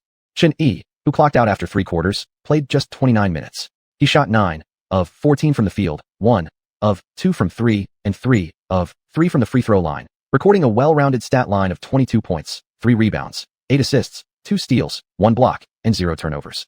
It was also his first career block. For the first time, Chun-Yi experienced the joyous, carefree style of basketball associated with that future Golden State sensation. Except for not being able to keep farming stat gains, leaving the arena early after only 3 quarters was absolutely amazing. After the game, Rip Hamilton stood hands on hips, staring blankly at the scoreboard on the big screen, eyes filled with desolation. As one of the Pistons' 5 Tigers, he had witnessed the glory days of this franchise. Though the team was rebuilding these past 2 years, for someone who lived through that era of ironclad defense and toughness, a 48-point loss felt like a dagger piercing straight into his heart. Stuckey, meanwhile, immediately ducked his head and dashed into the locker room the moment the game ended, enduring loud jeers from Wizards fans along the player tunnel. With nothing to say in his defense, he covered his head with a towel, trying to shut out the world. Ben Wallace also felt terrible inside. Throughout the game, he served as Chun-Yi's backdrop, and that posterizing dunk would be forever etched onto the pillar of shame. On the Wizards side, however, everyone was thrilled. Nick Young, who had scored 25 points in the game, was shaking his head and celebrating with his teammates on the court. Indeed, no one truly shares another's joy or sorrow. As the team's focal point, Chun-Yi was naturally swarmed by a large group of reporters once again. My teammates performed exceptionally well tonight too. This victory belongs to the entire team. My goal is obviously to keep winning. It's my rookie season, and I want to bring my teammates into the playoffs. After answering a few questions, the journalist finally asked one with high talking point potential. What do you think about Rodney Stuckey as a player? Chun-Yi blinked at the reporter and fell silent. The blonde female reporter smiled slightly, tilting her head. The air around them seemed to freeze. After a moment, Chun-Yi said, who's Rodney? The reporter struggled to suppress her laughter. The Pistons' starting point guard. He was guarding you all night. His jersey number is 3. Chun-Yi shook his head. Did anyone from the Pistons actually guard me tonight? Oh sorry, I really can't remember. With that, he pulled Nick Young beside him and seriously asked, do you remember who was defending me tonight? Nick Young swung over, snatched the microphone, and shouted, my brother Chun is the heart of this team. No matter who faces him, breaking through defense is like slicing tofu. No one on the Pistons could stop him. The two completely ignored Stuckey in their post-game remarks, once again thrusting him into the media firestorm. Back in the locker room, Chun-Yi opened his system panel. His stats from this game weren't explosive. He only received 536 points in rewards, but his gains in attributes and badges were quite rich. Hamilton and Nick Young together contributed 0.7 mid-range shooting, 0.3 three-point shooting, and 0.1 cutting and dunking value, while Ben Wallace added 0.6 rebounding and 0.2 shot blocking. In terms of badges, he newly acquired 3, sharpshooter, first step maestro, and crash the board specialist. And with exactly 8 assists tonight, his dime badge had just been upgraded to silver tier. After changing from bronze yellow to silver, the badge now carried a notation behind it. I guess I need another 50 assists to level this badge up, Chun-Yi murmured to himself, then turned his attention to the equipment aura section. There was a plus sign next to equipment aura. Focusing his mind on it, the system prompt sounded again. Equip new move, Hamilton jump shot. Ding. Equipment successful. Chun-Yi didn't notice any physical changes. He planned to test its effect at the training court tomorrow. After spending 2 points to purchase a nutrient solution, he still hadn't touched the remaining 2,150 points. After changing clothes and leaving the locker room, since they were traveling for the next game, the Wizards players didn't hang out together and instead went their separate ways home. Nick Young accompanied Chun-Yi down to the underground parking lot beneath the arena, insisting he get a ride home. Although it wasn't on the way, Chun-Yi didn't refuse. After dropping Nick Young off, he took a detour back to his apartment. The next noon, Wizards players gradually arrived at the arena for practice. Once the equipment manager organized everyone's jerseys, shoes, and other game gear, the team boarded their bus to the airport and flew together to Atlanta. Their next opponent on the road was the Hawks. NBA teams typically travel with their own chartered planes, complete with more comfortable seats and a wide selection of in-flight meals. Wearing headphones, Chun-Yi stopped a stewardess pushing a cart, dressed in black tights and a tight pencil skirt, and ordered a glass of orange juice, then took out his laptop. There was Wi-Fi on the plane. Chun-Yi opened his email, which was already flooded with numerous ads and collaboration offers. After he'd posted on his social media accounts looking for an agent, his inbox had been overwhelmed every single day. His original agent from when he first came to America had been fired and fled to South America, now unreachable. Chun-Yi simply wanted to quickly find a reliable agent to handle all the off-court complexities. Kohler, Holes, Kevin. Chun-Yi kept scrolling through resumes sent by various agencies and freelancers. From China? Songji, sorry, I don't like your name. After going through dozens of applications, Chun-Yi marked a few promising ones, planning to conduct interviews once he returned to Washington. 2 hours later, the flight landed. The team took the bus to their hotel near State Farm Arena, the Hawks' home court. That afternoon, the team had no practice scheduled. Chun-Yi stayed in the hotel playing games alone, then joined his teammates at the arena for training the next morning. The coaching staff arranged 1 hour of tactical drills, leaving the rest of the time for players to practice freely. Swish, swish, swish. The Wizards' shooting coach couldn't shake the feeling that something was off as Chun-Yi continued sinking mid-range shot after shot. Chun, did you change your shooting form? Nick Young asked, approaching with a ball in hand. Your shot used to be pretty textbook. Making sudden adjustments might hurt your accuracy. Chun-Yi smiled at him. Is that so? I've already made 53 pointers in a row. Ever since equipping Hamilton's jump shot, Chun-Yi had inexplicably gained a muscle memory for this new shooting motion. Before, Chen's shot had a lower release point, and the ball came out above his shoulder rather than in front of his forehead. That minimized interference with his line of sight and allowed for a quick release, the shooting coach analyzed. Now, his hand follows the ball naturally. He aims earlier. His jump shot is side-angled without tilting his head back. His body balance is excellent, and his hand positioning is clean. His left hand doesn't interfere with the ball at all. These are almost two completely different shooting techniques, yet he can switch between them effortlessly. This guy really is a genius, Nick Young muttered, recalling Chun-Yi's previous performances. Somehow, that seemed like the only possible explanation. Chun-Yi himself felt that Hamilton's shooting form suited him better. Previously, he'd maintained a 70 to 80% success rate from mid-range. Now, he was virtually unstoppable. Even his catch-and-shoot three-pointers had improved dramatically. It wasn't just about better shooting habits. The new form actually increased his shooting percentage. Combined with several shooting badges, Chun-Yi could feel his actual shooting ability far exceeded what his stat panel suggested. Chapter 31, Crawford Dribbles. At 7:30 p.m., the Wizards were set to face the Hawks in an away game. The Hawks had already amassed a 24-13 record, temporarily sitting fourth in the Eastern Conference. Phillips Arena was about the same size as Verizon Center, capable of seating over 18,000 fans. The Hawks had consistently been among the top 5 teams in the East in recent years. Though they always exited in the first round of the playoffs, their fans still held high hopes, resulting in strong attendance. Even in the front rows, there were quite a few fans who had flown in from Washington, wearing Chun-Yi's jersey. As the players arrived on the court, Hawks point guard Mike Bibby walked over and shook hands with Chun-Yi, greeting him in Chinese. Bibby, who had one-quarter Chinese heritage, his grandmother being Chinese, had even gotten a tattoo of her Chinese surname, Tang, on his arm in her honor. Tonight's starting lineup for the Hawks: Al Horford, Marvin Williams, Josh Smith, Joe Johnson, and Mike Bibby. Wizards starters: Haywood, Jamison, Butler, Nick Young, and Chun-Yi. Mike Miller had suffered a right leg strain during practice and was expected to miss about a week, so Saunders continued to start Nick Young. In the previous game, Nick Young had performed decently. As long as he didn't lose focus, Saunders preferred the more aggressive offensive player that Young could be. Besides, Nick Young's height wouldn't be at a disadvantage against Joe Johnson. Saunders planned to test out this matchup first. Joe Johnson, the Hawk king of this era, possessed polished ball handling and consistent shooting. Combined with his small forward physique playing at the shooting guard position, many teams struggled to defend him, a key reason behind the Hawks' strong regular season performances in recent years. Chun-Yi glanced around. Aside from Joe Johnson, the Hawks roster was filled with tough competitors. Josh Smith had fully grown into his role as the second option, while third-year Horford continued steady improvement, averaging a double-double of 14 points and 10 rebounds per game. Additionally, off the bench, Crawford was another formidable presence. Crawford, who had joined the Hawks this year, had to willingly accept a reserve role due to positional overlap with Joe Johnson, even though he was a premier scorer capable of dropping 50 points in a single game.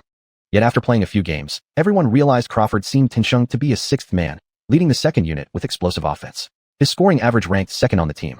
From what Chun-Yi remembered, once Crawford unlocked his sixth man potential this season, he would go on to win his first Sixth Man of the Year award and begin his legendary journey as a super sub. Moreover, coming off the bench for the Hawks was Zaza Pachulia, a player impossible to ignore. He was a dirty bastard. At center circle for the tip-off, Haywood, half a head taller than Horford, successfully secured the first possession for the Wizards. Chun-Yi brought the ball up, matched against Mike Bibby. Though Bibby had warmly shaken Chun-Yi's hand before the game, Chun-Yi showed no mercy, immediately attacking the paint. After easily blowing past Bibby, his first step master badge flashed in his mind. With the badge's boost, Chun-Yi's initial burst speed became even more terrifying. Mike Bibby had long been one of the worst defenders in the entire league, slow lateral movement, and despite his sturdy frame, he often got pushed around physically. In one-on-one situations, he was helpless against any guard with solid offensive skills. And now, Bibby was entering the latter stage of his career. His scoring average had dipped into single digits for the first time, worse than his rookie year numbers. Still, he retained his starting spot thanks to experience and reliable shooting. After smoothly penetrating the paint, Horford rotated over to help. Chun-Yi quickly tapped the ball between Horford's legs, bouncing it to Haywood, who finished with a dunk. The Hawks counterattacked, with Nick Young aggressively defending Joe Johnson. Despite his effort, Nick lacked the ability to actually stop Johnson. Joe Johnson went into isolation mode, using quick crossover dribbles at the top of the arc to shake loose Nick Young, then stepped sideways and drained a three-pointer. At the same moment, a gray ball dropped onto the floor. Ding. Host has obtained a shooting ability, 3-point shot, plus 0.1. After picking up the ability point, Chun-Yi patted Nick Young on the butt in consolation. Failing to guard Johnson was normal. Nobody on the team, not even Saunders, had ever expected Nick Young to contain Joe Johnson. This version of Joe Johnson was at his peak, averaging over 25 points, 5 rebounds, and 5 assists. Some fans on Hoopu even joked that if Michael Jordan played in the modern era, he'd be just as good as Joe Johnson. While clearly an exaggeration, it spoke volumes about Johnson's caliber. The Wizards regained possession, and Chun-Yi once again called for an isolation play, targeting Mike Bibby for a one-on-one drive. Bibby really couldn't do anything. Once again beaten in a single step, he could only watch as Chun-Yi drove alone into the completely abandoned paint and finished with an easy dunk. 4-3. Both teams are relying heavily on individual talent right from the start, Kenny Smith said. Charles Barkley laughed, Chin showing off his isolation skills non-stop against Joe. After seeing Chun-Yi score, Joe Johnson called for the ball near the free throw line, signaling his teammates to clear out. Nick Young noticed the opponent dribbling toward him and immediately reached to steal, but Joe Johnson took one aggressive step forward, leaving Nick out of position instantly. The ball left Johnson's hand, falling perfectly through the net. An exquisite shot. The step-back mid-range jumper was simply unguardable no matter who defended it. Chun-Yi regained the ball and attacked Mike Bibby again. The first quarter was essentially a back-and-forth series of isolation plays, especially after Joe Johnson realized the Wizards weren't adjusting their defensive scheme and kept using Nick Young to guard him. Young was getting destroyed on defense, becoming increasingly frustrated mentally, which started affecting his own shooting rhythm. Saunders had given Nick Young a decent offensive role. The rookie took 4 shots in the first 6 minutes of the quarter, missing all of them. On the other side, though Mike Bibby was also getting picked apart individually, he stayed composed. His reliable three-point shooting continued, posing a serious threat from beyond the arc. With 4:52 remaining, the Wizards trailed the Hawks 16-20. Saunders called a timeout. During this stoppage, Chun-Yi, Nick Young, and Haywood were all subbed out, replaced by Foy, Stevenson, and McGee. Jamison and Butler remained on the floor. The Hawks also adjusted their lineup. Jason Collins replaced Horford, and Crawford entered for Bibby. Crawford immediately showcased his offensive flair to the Atlanta fans. At the top of the key facing Foy, Crawford initiated with a hesitation move, followed by a behind-the-back dribble and a wide jumping step that completely threw Foy off balance. Crawford then accelerated past him and finished with a floater. The highly entertaining move sent the crowd into shrieks of excitement. Sitting on the bench, Chun-Yi quietly marveled. Those moves were too smooth. No wonder he was known as the human highlight reel of crossovers. A small blue ball quietly dropped at the top of the arc. Chun-Yi couldn't pick it up while off the court. He'd have to wait until his next appearance to see what badge it might contain. However, during the remaining 4 minutes of the first quarter, Chun-Yi didn't get another chance to re-enter the game. He stayed seated all the way until the quarter ended.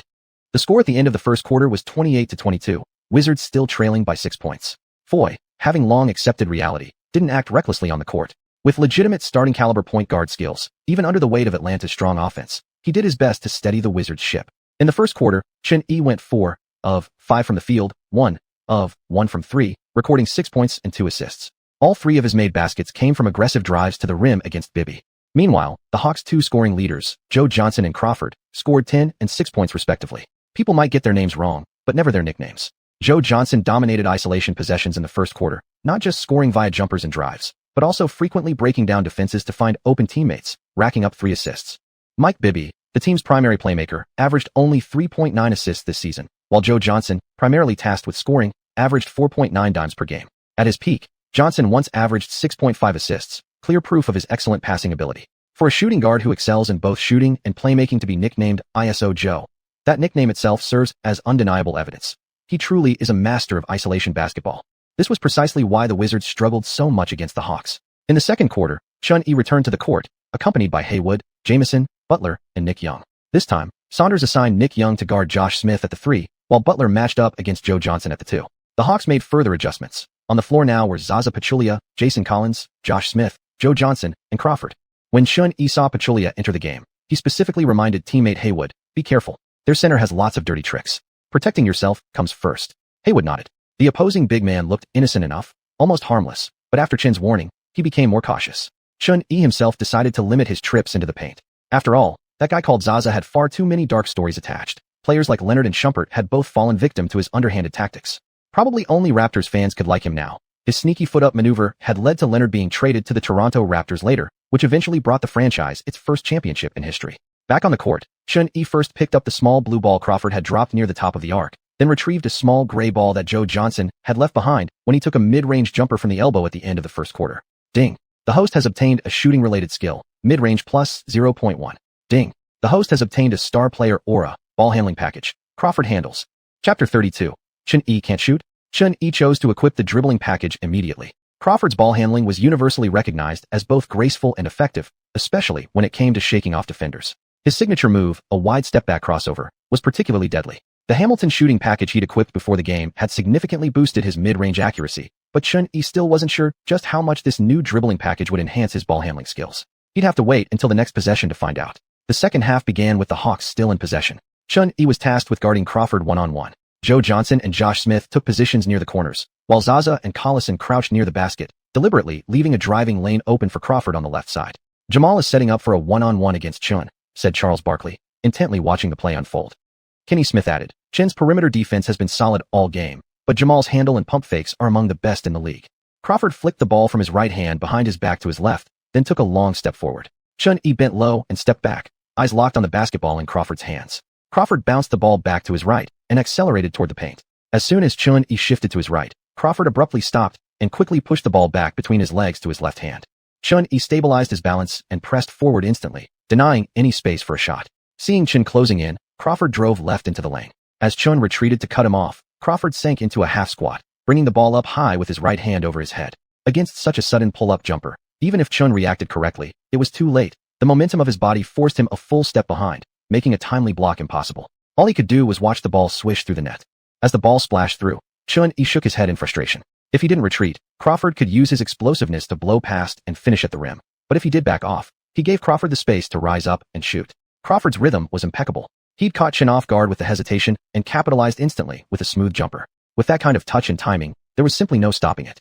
The only hope was to pray from the sidelines that the shot would clang off the rim. Chun-Yi receives the pass from Butler at the top of the arc and motions for his teammates to clear out, said Yang Yi from the Chinese broadcast booth, observing the developing play. Coach Zhang laughed and said, looks like Chun-Yi isn't backing down. You hit me with a one-on-one shot just now. I'm coming at you now. Dribbling low, Chun probed forward with quick crossovers, stepping forward slightly with his left foot. Crawford spread his arms wide, blocking the path. Thump, thump, thump. Chun tried a behind-the-back dribble to the left, paused sharply, then quickly crossed back behind his back again. Crawford anticipated a drive to the right and adjusted his stance, shifting sideways to cut it off. But Chin's body froze mysteriously in place. Then another behind-the-back crossover exploded to the left, followed by a wide jump step that created instant separation. He burst toward the rim.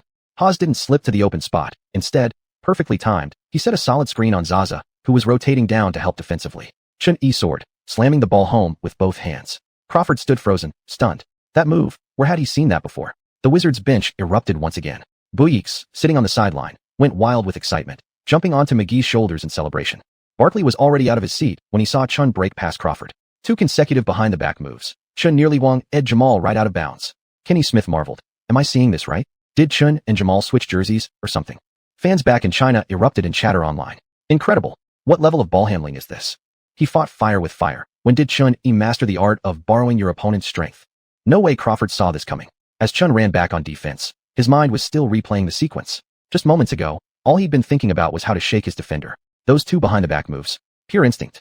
This dribbling package feels silky smooth, Chun mused internally. He could clearly feel his dribbling had become more refined, especially the behind-the-back moves. Some unfamiliar muscle memory had somehow been implanted into his body. Ever since bonding with Lin Shaheo's template, his ball handling rating had skyrocketed to 84, drastically improving his control. But when breaking down defenders, he still relied mostly on explosive first-step speed to catch opponents off guard. The Hawks regrouped for their next possession. This time, Crawford didn't look for his own shot. Spotting Collison posting deep inside, he lobbed the ball into the post. But as Collison went up for the layup, Haas and Jamison converged, drawing a shooting foul call on Haas. As the whistle blew, Hawks head coach Woody called for a timeout. Joe and Josh are out, Mario and Jeff are in. Jamal will move to the 3, Woody said, rearranging his lineup as he held up the playbook. Jeff, if you can't stay in front of that kid from the east, give him an inch of space to shoot. But if he drives into the paint, our forwards need to double-team him when necessary. Woody glanced at Chun-Yi with confidence. He believed he could shut him down defensively. Before coaching the Hawks, Woody had served as an assistant with the hard-nosed Pistons, mastering the art of defense. His coaching style was old school, and he harbored deep distrust toward non-American players. International players rarely saw much playing time under him, even when they performed well. So he didn't take Chun-Yi seriously, believing the rookie relied solely on brute strength to drive to the basket, with shooting being his biggest weakness. Back on the court, the Hawks' new lineup featured Zaza Pachulia, Jason Collison, Crawford, Mario West, and Jeff Teague. Sandel also pulled Nick Young off the floor, inserting Randy Foye to help with ball handling duties while shifting Chun-Yi back to the 2-guard spot to focus solely on scoring. Chun-Yi slowly realized Sandel was the kind of coach who heavily relied on his starters. Ever since discovering how effective Jamison and Butler were, both averaged over 44 minutes per game. As for Chun-Yi, during recent post-game rest sessions, the question Sandel asked him most often was whether his stamina could keep up, apparently worried about Asian players' endurance. Chun-Yi had a hunch that once Sandel realized his stamina wasn't an issue, he'd start riding him hard for entire games. Not that Chun-Yi minded. In fact, he hoped the coach would give him even more minutes. The more opportunity, the better. And stamina wasn't a real concern. If fatigue ever became too great, he could always use points during a timeout to purchase a quick energy drink and restore his energy instantly. Back on the court, after Collison made one of 2 free throws, possession returned to the Wizards. Foy brought the ball up and immediately passed it to Chun-Yi, the team's primary offensive weapon. Chun-Yi probed with quick crossovers, then exploded forward off his left foot, driving hard to the right. Mario West scrambled to match his pace. With 2 big men looming inside, Chun-Yi suddenly pulled up near the free throw line, slapping the ball behind his back to his left hand, an abrupt stop that sent the defender stumbling half a step behind. Mario West regained his balance just as Chun-Yi paused, dribbling in place before stepping forward with his left foot. Reacting instinctively, Mario lunged toward the ball, but Chun-Yi quickly retracted his momentum, bouncing the ball back to his right hand. As he accelerated again, he slipped past Mario, whose misjudged positioning left him stranded. Seeing their teammate beaten, Collison and Zaza rushed toward the paint. Chun-Yi leaped from the edge of the painted area. The ball arced sharply through the air. Swish! It dropped cleanly through the net. Another score for Chun-Yi. He's blown by the defender again. Chun-Yi leaves him in the dust. Oh, he pulls up and hits it. Coach Zhang called excitedly. Yang Yi chimed in. Tonight in the second quarter, Chun-Yi is showing us ball handling moves we've never seen before. Coach Zhang nodded. Exactly. Before, Chen mainly used his speed and physical strength to bulldoze his way inside. But tonight, he's proving he has skill too. Also, Coach Zhang, have you noticed something? Chun-Yi's shooting form tonight looks different from usual, Yang Yi pointed out. Coach Zhang had noticed it too. I saw it when he took that three-pointer in the first quarter. I thought maybe his form was just off. But just now, he used the same release again. It really resembles Rip Hamilton's shooting motion. I wonder if last game against the Pistons had something to do with this change. Changing your shooting form mid-season without proper adjustment can severely impact a player's touch, Yang Yi noted.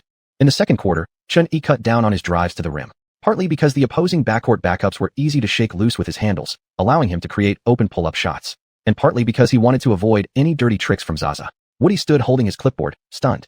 In his plan, Chun-Yi would recklessly attack the paint, only to be swallowed up by Atlanta's interior defense. But instead, right from the start of the second quarter, Chun-Yi kept using crossovers to create separation, launching mid-range jumpers or hitting runners off the bounce. Even with Foy sharing playmaking duties, Chun-Yi thrived as an off-ball scorer. After bonding with the Lin Shiheo template, Chun-Yi's mid-range shooting rating wasn't low at all. It was a solid 89, which qualified as excellent. His only weakness remained three-point shooting. Yet in previous games, his explosive drives had overshadowed everything else. Combined with his reluctance to take mid-range shots, many had wrongly concluded that his shooting was terrible. Faced with Chun-Yi's jump shot, Mario West and Jeff Teague had no answer, forcing them to resort to tight perimeter defense. But that only made it easier for Chun-Yi to drive into the paint. Woodson's designed double teams in the paint could indeed shut down Chun-Yi, but the Wizards' other players weren't pushovers. Once Zaza and Collison collapsed into the paint to double team, Chun-Yi could kick the ball out to Jamison or Butler, Washington's two sharpshooters, who knocked down every open shot. After just a few minutes, Woodson realized the opposing team was not only closing the gap with their array of jumpers, but had actually taken the lead. With 5:47 remaining in the quarter, he called an emergency timeout and immediately reinserted his entire starting lineup. Facing the defensive liability Mike Bibby, Chun-Yi became even more aggressive and confident in his shooting. At halftime, the Wizards led 57-48, up by 9 points. In the second quarter, Chun-Yi played 10 minutes, scoring 14 points on offense and adding 4 assists. More than half of his shot attempts came from mid-range. Before Joe Johnson and Josh Smith returned to spark Atlanta's comeback, Chun-Yi had led his team to a double-digit lead. Chapter 33. Using this move for the first time. Chun keeps surprising us. In the first half, he took numerous mid-range shots, completely proving all the pre-game basketball analysts wrong, Barkley said in the broadcast studio at halftime. Kenny Smith nodded. Almost everyone analyzing Chen's skill set assumed he heavily relies on pick and rolls or uses his physical advantages to attack the paint, considering his jump shot a major weakness. Barkley continued, it's not just about physical dominance. In the second quarter, Chen went wild showcasing his ball handling skills. Mike and Jamal were left completely disoriented by him.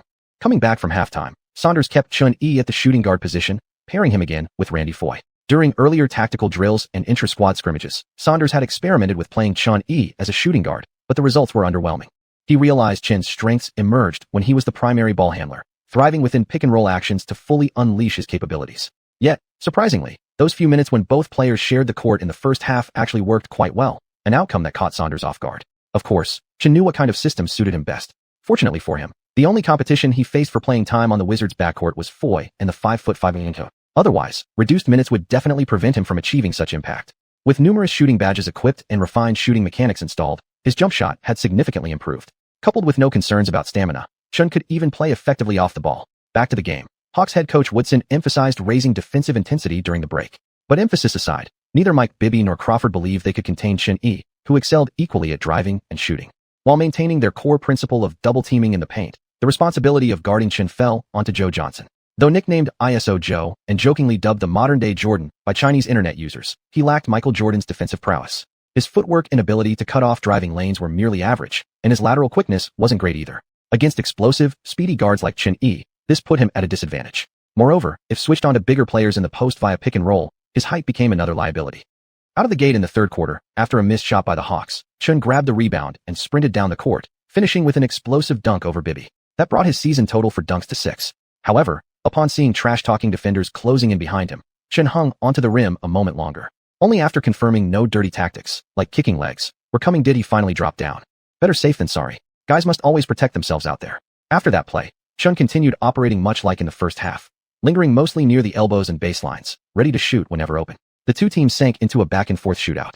Woodson, coming from Detroit, was known as a defense-oriented coach. But the Hawks' perimeter players simply lacked strong individual defenders, so their defensive structure gradually crumbled, especially after Woodson mistakenly assumed Chun would only attack the basket. Under Chin's all-around influence, Wizards players began finding their rhythm and confidence. Nick Young, whose spirit had been shattered by being repeatedly isolated and torched by Joe Johnson, calmed down after checking into the game. He stopped relying on his one-on-one flair and instead settled quietly beyond the arc, becoming a disciplined spot-up shooter. Watching the opponent execute smoothly and relentlessly, Joe Johnson started feeling frustrated.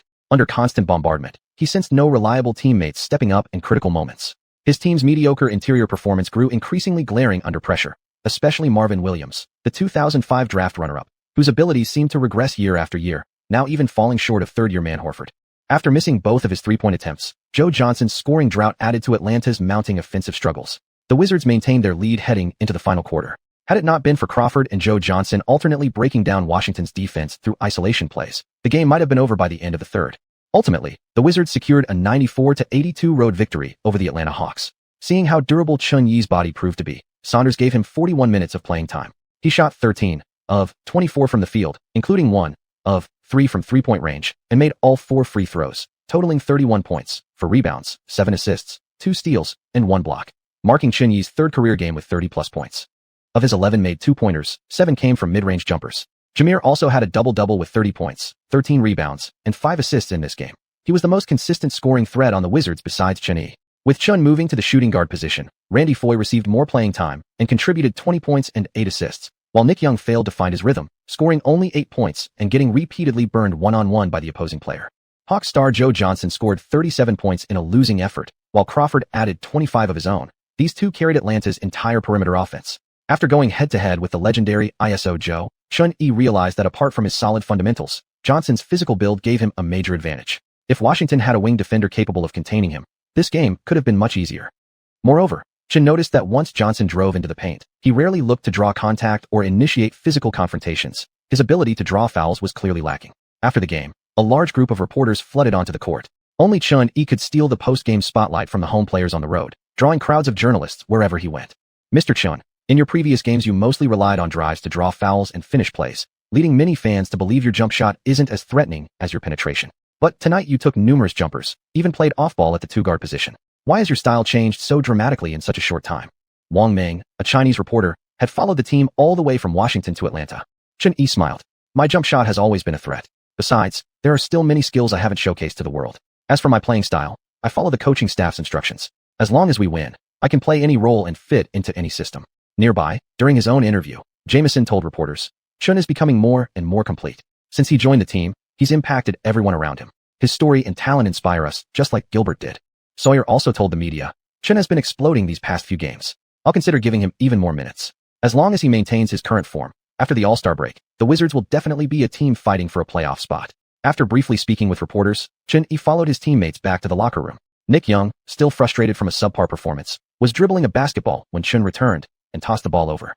That move you used tonight, the spin dribble into the huge step-through crossover, was insane. Jamal was completely frozen. Why didn't you use that on me during our one-on-ones? Nick walked up to Chun. Teach it to me. I'm using that in the next game. Jameson added. I remember that play. That's actually Jamal's signature move. Chun tossed the ball aside, returned to his seat, stretched his arms, and said, "I didn't know how to do it before either. In the second quarter, Jamal used it on me. Next possession, I just recreated it from memory. Honestly, it works really well. I'll teach you when I have time." Nick paused for a moment. "You really didn't know it before?" Chen nodded. He wasn't trying to flex, he genuinely hadn't known it. He'd only used it for the first time in a real game after unlocking the dribbling package. Nick took a deep breath. He had tried learning that move himself before, but never grasped its essence. It demanded extremely high ball handling fundamentals.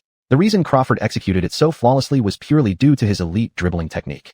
How come this guy makes it sound so easy? Then he shook his head, almost forgetting. This dude was a mutated player. That explained everything, including his shooting form. Although the Hawks were a regular playoff team in the East, many fans and commentators believed their loss to Washington wasn't surprising. After all, Atlanta's performance often fluctuated wildly. This season, they'd easily beaten Western Conference powerhouses like the Nuggets and Mavericks, even stringing together a 7-game winning streak. Yet they could suddenly collapse into a 5-game losing skid, even falling to bottom-tier teams like the Knicks. The root of their inconsistency lay in their heavy dependence on individual shooting streaks, especially from their perimeter scorers. This was also why they consistently underperformed in the playoffs, where increased defensive intensity made scoring difficult. Their isolation players would then be forced to rely solely on jump shots to end possessions. Compared to the Hawks, the Wizards' next opponent would be a much tougher challenge. After defeating Atlanta, the Wizards flew overnight to Chicago to prepare for the second leg of their back-to-back, a clash against the Chicago Bulls. On the plane, Chun-Yi first collected 545 skill points and attribute upgrades from the last game, then opened the xiuxian page. After personally testing the Hamilton shooting package and the Crawford dribbling package, Chun-Yi found them incredibly effective. He went to the mall's Halo section to search for other useful move packages. Kyrie Irving dribbling package, 20,000 points. Chun-Yi gasped in shock. Stephen Curry shooting package, 50,000 points. System, why don't you just rob me outright? Chun-Yi shivered as he looked at his mere 2,702 points. The Lin Shiheo template he'd purchased was originally priced at only 30,000 points. These move packages were way too expensive. But then again, just the Hamilton mid-range package had significantly improved his mid-range shooting accuracy. Wouldn't equipping the Curry shooting package make his three-pointers unnaturally accurate? Moreover, move packages were permanently owned once acquired, while player templates were only temporary, and this current template would expire after just 3 more games. If he could permanently boost his three-point shooting percentage with the Curry package, then spending 50,000 points might actually be worth it. The real question was how long it would take him to save up that many points. Chapter 34, Windy City Rose, The Ankle Breaker. January 15th, 7 p.m. United Center Arena. As the largest arena in the entire league, the United Center can hold nearly 22,000 spectators. Chicagoans have deep respect for basketball. Players and coaches raised in Chicago all regard this city as a holy land of the sport. The 6 championship banners flying high above the United Center rafters, along with the retired number 23 jersey hanging proudly overhead, serve as proof. Despite the fact that after retirement, the jersey's legendary owner had a falling out with the team, it did not diminish fans' reverence for him. Tonight's arena is packed to capacity. Though the Bulls' record has been poor in recent years, a large crowd still turns out every game night to support their home team. Last year's top draft pick, Derrick Rose, has given fans renewed hope of reviving the Bulls' dynasty. Moreover, Rose plays with exceptional flair. His physique is incredibly strong, enabling him to finish in the paint from all kinds of contorted angles. Now in his second season, Rose is averaging 20.8 points, 3.8 rebounds, and 6 assists per game, with an impressive shooting percentage of 48.9%. Before the game, Chun-Yi took the initiative to greet Rose.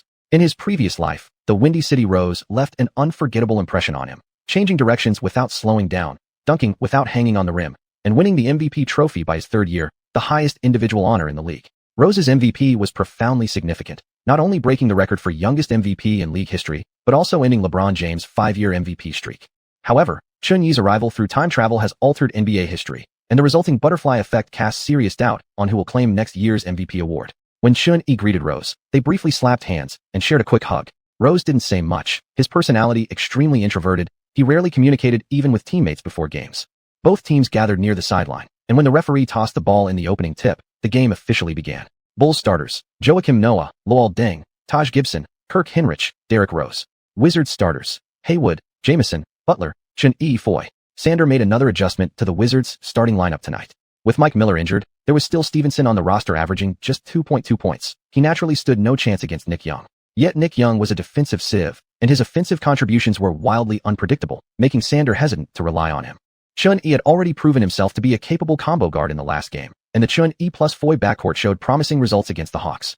So Sander decided to give both players starting roles. Foy was overjoyed upon learning he was back in the starting lineup. Seeing Chun-Yi perform well each game, he thought his career was heading into its darkest phase.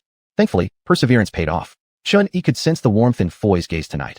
On their way out from the player tunnel, the guy had slung an arm around his shoulder, cracking jokes and laughing. In the jump ball, Noah waved his long arm, knocking the ball to the backcourt, giving the Bulls the first possession. Rose brought the ball up, guarded by Foy.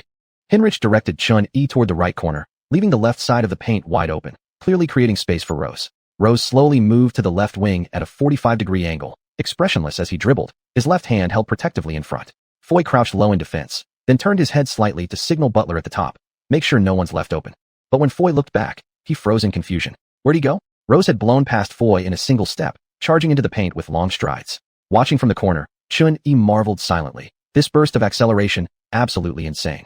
Even after merging Jeremy Lin's physical template, Chun-Yi's own burst speed ranked among the elite in the league. Yet from what he just saw, Rose's first step speed was even faster than his. Inside the paint, Haywood raised both arms high, blocking Rose's path.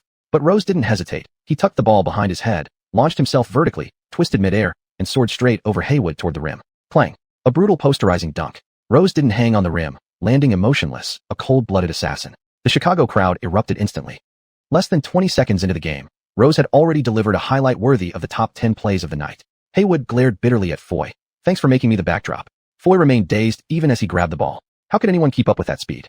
Chun-Yi executed a handoff with Foy at the top of the key, then immediately went one-on-one against Hinrich on the wing.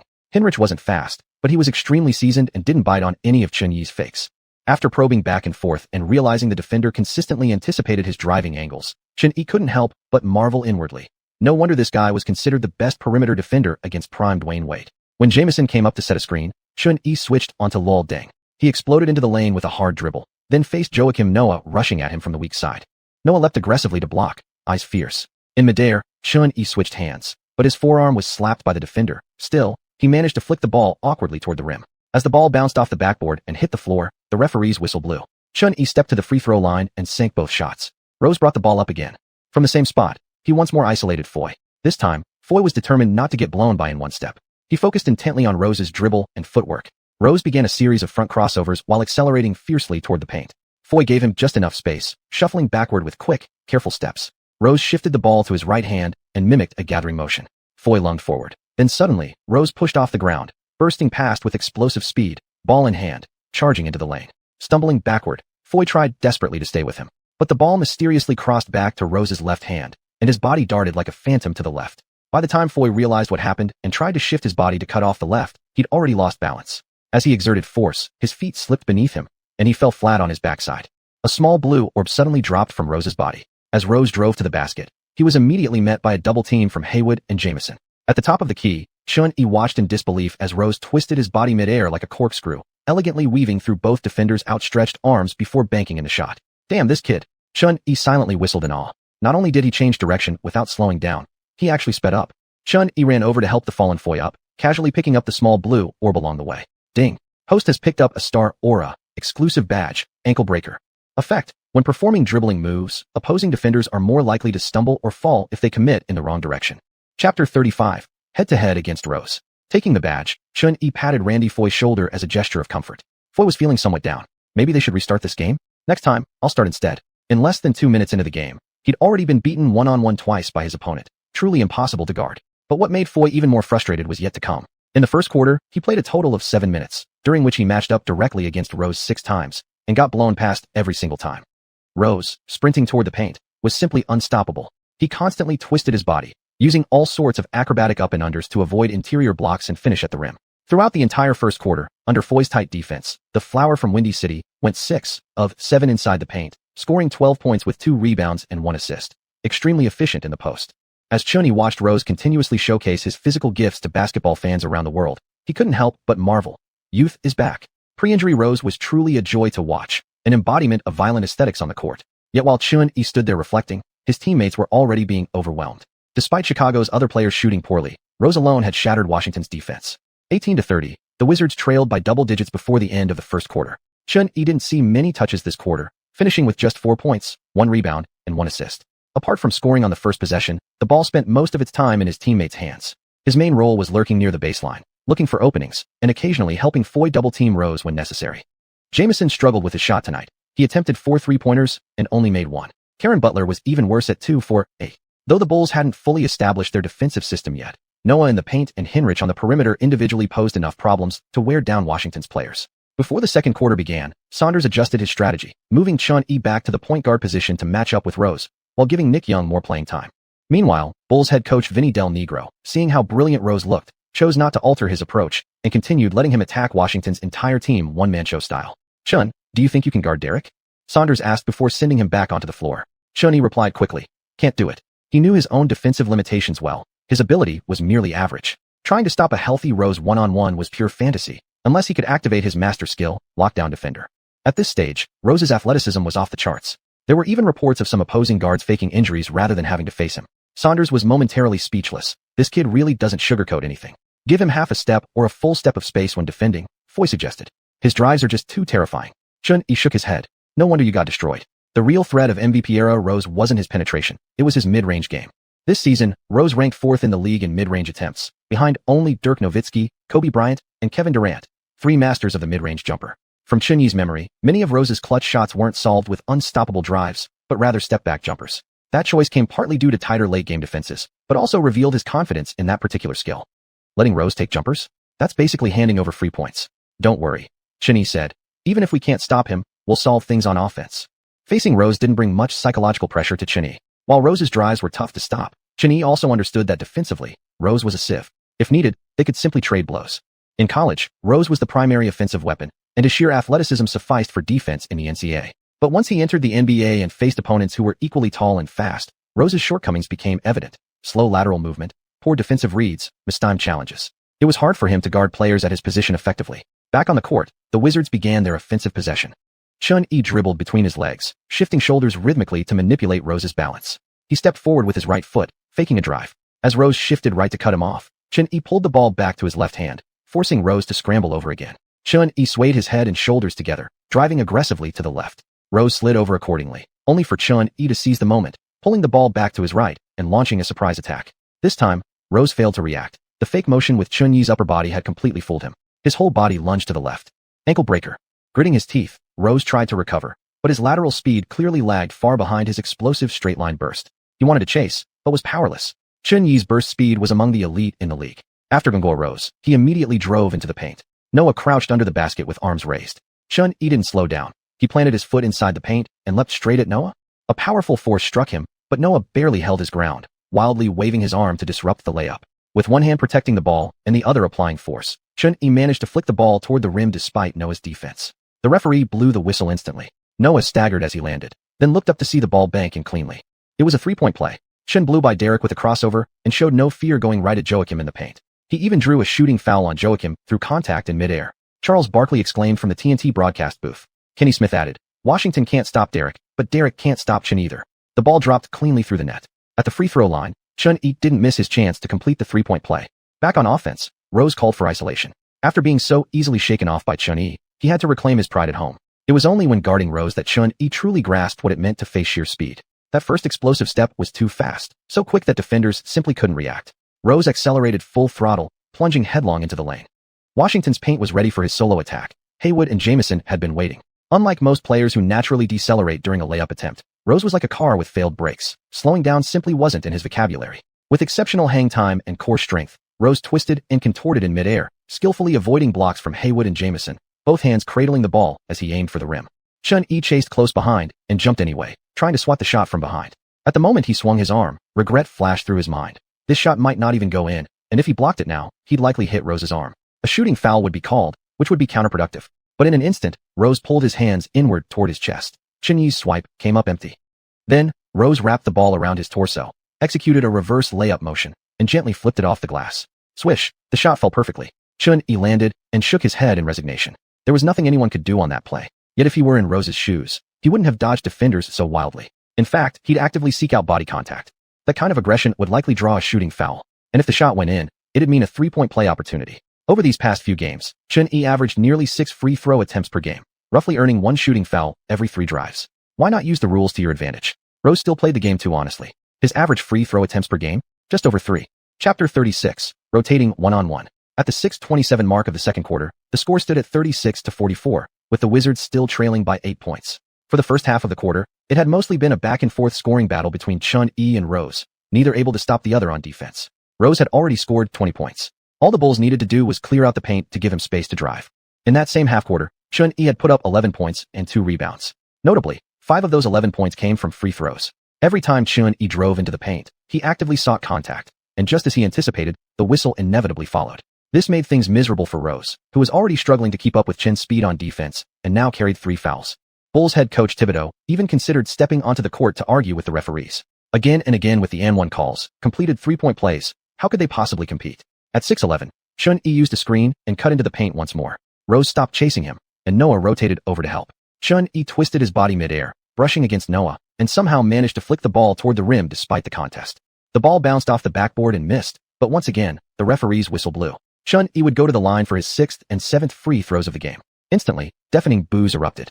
Home fans vented their frustration loudly at the sight. Thibodeau called a timeout. Try to avoid physical contact with that kid from the East, Thibodeau said, adjusting his defensive scheme for the remainder of the quarter. He's really good at drawing fouls. He was satisfied with his team's offensive performance tonight, but if they could improve on defense and rebounding, the lead might have been even larger. After coming off the court, Xuan sat down on the bench, covering his arms with a towel. He then spent 2 skill points to redeem an energy drink and downed it in one gulp. Immediately, the heavy fatigue in his body faded away.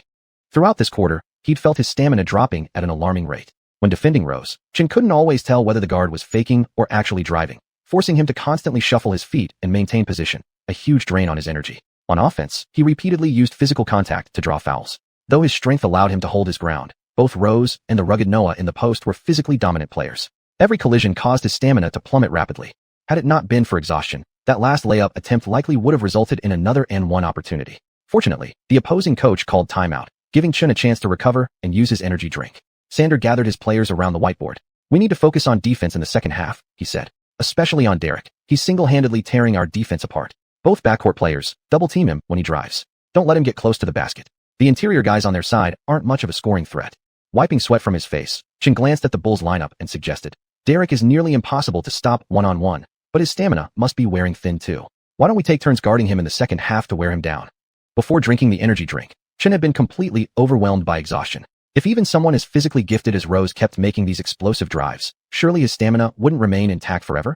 Pull-up finishes while relying on core strength to adjust mid-air were extremely taxing. After hearing Chen's idea, Sanders quickly discussed it with his players and ultimately settled on an effective strategy to exhaust Rose. The timeout ended. The teams returned to the floor. The Bulls kept their lineup unchanged, while the Wizards switched to a unit consisting of McGee, Jamison, Nick Young, Foy, and Shen.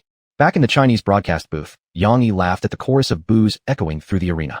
The Bulls fans are protesting, claiming the refs are disrupting the flow of the game. But Coach Zhang chuckled. They can't do much about it though. Every replay clearly shows the defenders making contact with Chun Yi's shooting arm. You can see how aggressively Chun is playing, using constant physicality to draw fouls. Under a storm of jeers, Chun Yi stepped to the line and took his first free throw. His ability to draw fouls had always been strong, a benefit inherited from his blended Lin Shihao template. At his peak, Lin was an elite foul drawer. During Linsanity, he drew a foul on nearly every second drive. The first free throw swished cleanly through the net, but the second one unexpectedly clanked off the rim, sending fans into wild cheers. Noah grabbed the rebound and instantly passed to Rose, who charged up the court in under 3 seconds, leaping into the air against Washington's interior defense. Yet instead of aiming for the rim, he pulled the ball back to his chest mid-motion and spotted Hinrich trailing behind. Chun Yi was momentarily stunned as the basketball flew past his ear. When Rose released the pass, Chen expected another twisting layup attempt and never anticipated a pass, so he failed to intercept it in time. A pull-up pass? Sure enough, some stars just couldn't play without pulling up. Hell, even their passes had that damn pull-up flair. Unfortunately, Hinrich didn't deliver, missing what could have been a top 10 highlight three-pointer of the night. McGee grabbed the rebound and quickly tossed the ball back to Chen Yi. Chen called for an isolation at the top of the key. Rose tightened his defense. But soon, Rose sensed something was off. Chen kept faking and jab-stepping, dribbling with elaborate moves, yet refusing to take that final driving step. It forced Rose into constant lateral shuffles on the spot, dancing nervously in place. After several seconds, Nick Young came over to set a screen, and Chen immediately swung the ball to him. Before coming onto the court, Nick had been told by Sanders to show the world your drives, and the words had lit up his heart. He'd been waiting for this moment forever. Besides flashy crossovers, Nick added behind-the-back dribbles and spin reverses, yet again hesitating right before launching the drive. Rose exhaled sharply, watching as the ball cycled back to Chun Yi in the final 7 seconds. He reached out to disrupt the pass, but missed. At the last moment, facing Gibson, a fellow rookie this season, Chen finally took that decisive step forward. Gibson's lateral quickness wasn't even close to Rose's. How could he possibly stop Chen, now operating at peak condition? Step 1 master, activated. Chen drove straight to the rim and finished with a smooth floater. Over the next few possessions, the Wizards' offense followed the exact same pattern. Chen would isolate, then pass to Nick. Nick would go one-on-one, then pass to Foy. They rotated possessions, all targeting Rose, yet none of them initiated early drives. Only at the end of the shot clock would Chun or Nick aggressively attack mismatches against slower big men, or finish through cuts by McGee or Jamison. The objective was simple: exhaust Rose through relentless defensive pressure, making his offensive duties far more difficult. It was a risky strategy, one that could easily stall Washington's offense. But in the end, their gamble paid off. After enduring repeated isolations, Rose's stamina plummeted, affecting both his burst to the basket and his finishing efficiency inside the paint. Several times during drives into the lane, he looked utterly fatigued, forced to kick the ball out rather than challenge the defense. Yet, with Washington's interior defenders collapsing toward the paint, Rose's kickouts found no open shooters. The Bulls' perimeter players couldn't capitalize. Chicago's outside shooting simply wasn't reliable. They'd attempted only 3 three-pointers in the first half, making just one. There was no avoiding the truth. Hinrich was the only Bull capable of decent three-point shooting. If he went cold, attempting threes merely handed rebounds back to the opponent. Moreover, the reason the Wizards dared to employ such a strategy was their clear understanding that Chicago's entire offense hinged solely on Rose. Their second-best player, Noah, was purely a defensive force, lacking any independent offensive capability. These fatal flaws were precisely why the Bulls of this era couldn't rise as a dominant Eastern Conference contender. Chapter 37, a triple-double record. After the Wizards' strategy of wearing down Rose proved effective, the Bulls' offense completely stalled in the latter half of the second quarter. The Bulls called another timeout during this stretch. However, Coach Thibodeau did not alter his approach. He simply instructed the big men to focus on defense, continuing to place the entire offensive burden solely on Rose. Thibodeau's coaching style with the Bulls had remained unchanged over these 2 years. He preferred slowing down the pace, emphasized half-court sets, and didn't prioritize outside shooting, a philosophy that ran counter to modern basketball, resembling more of a 1990s-era approach. This was precisely why, despite making the playoffs these past 2 seasons, the Bulls barely scraped in each time with a mediocre 41-41 record, finishing 8th in the East. When Tom Thibodeau took over in the 2010-2011 season, the team's record immediately skyrocketed to 62-20. Of course, changes in roster construction and Rose entering his prime contributed, but coaching staff truly determines a team's ceiling.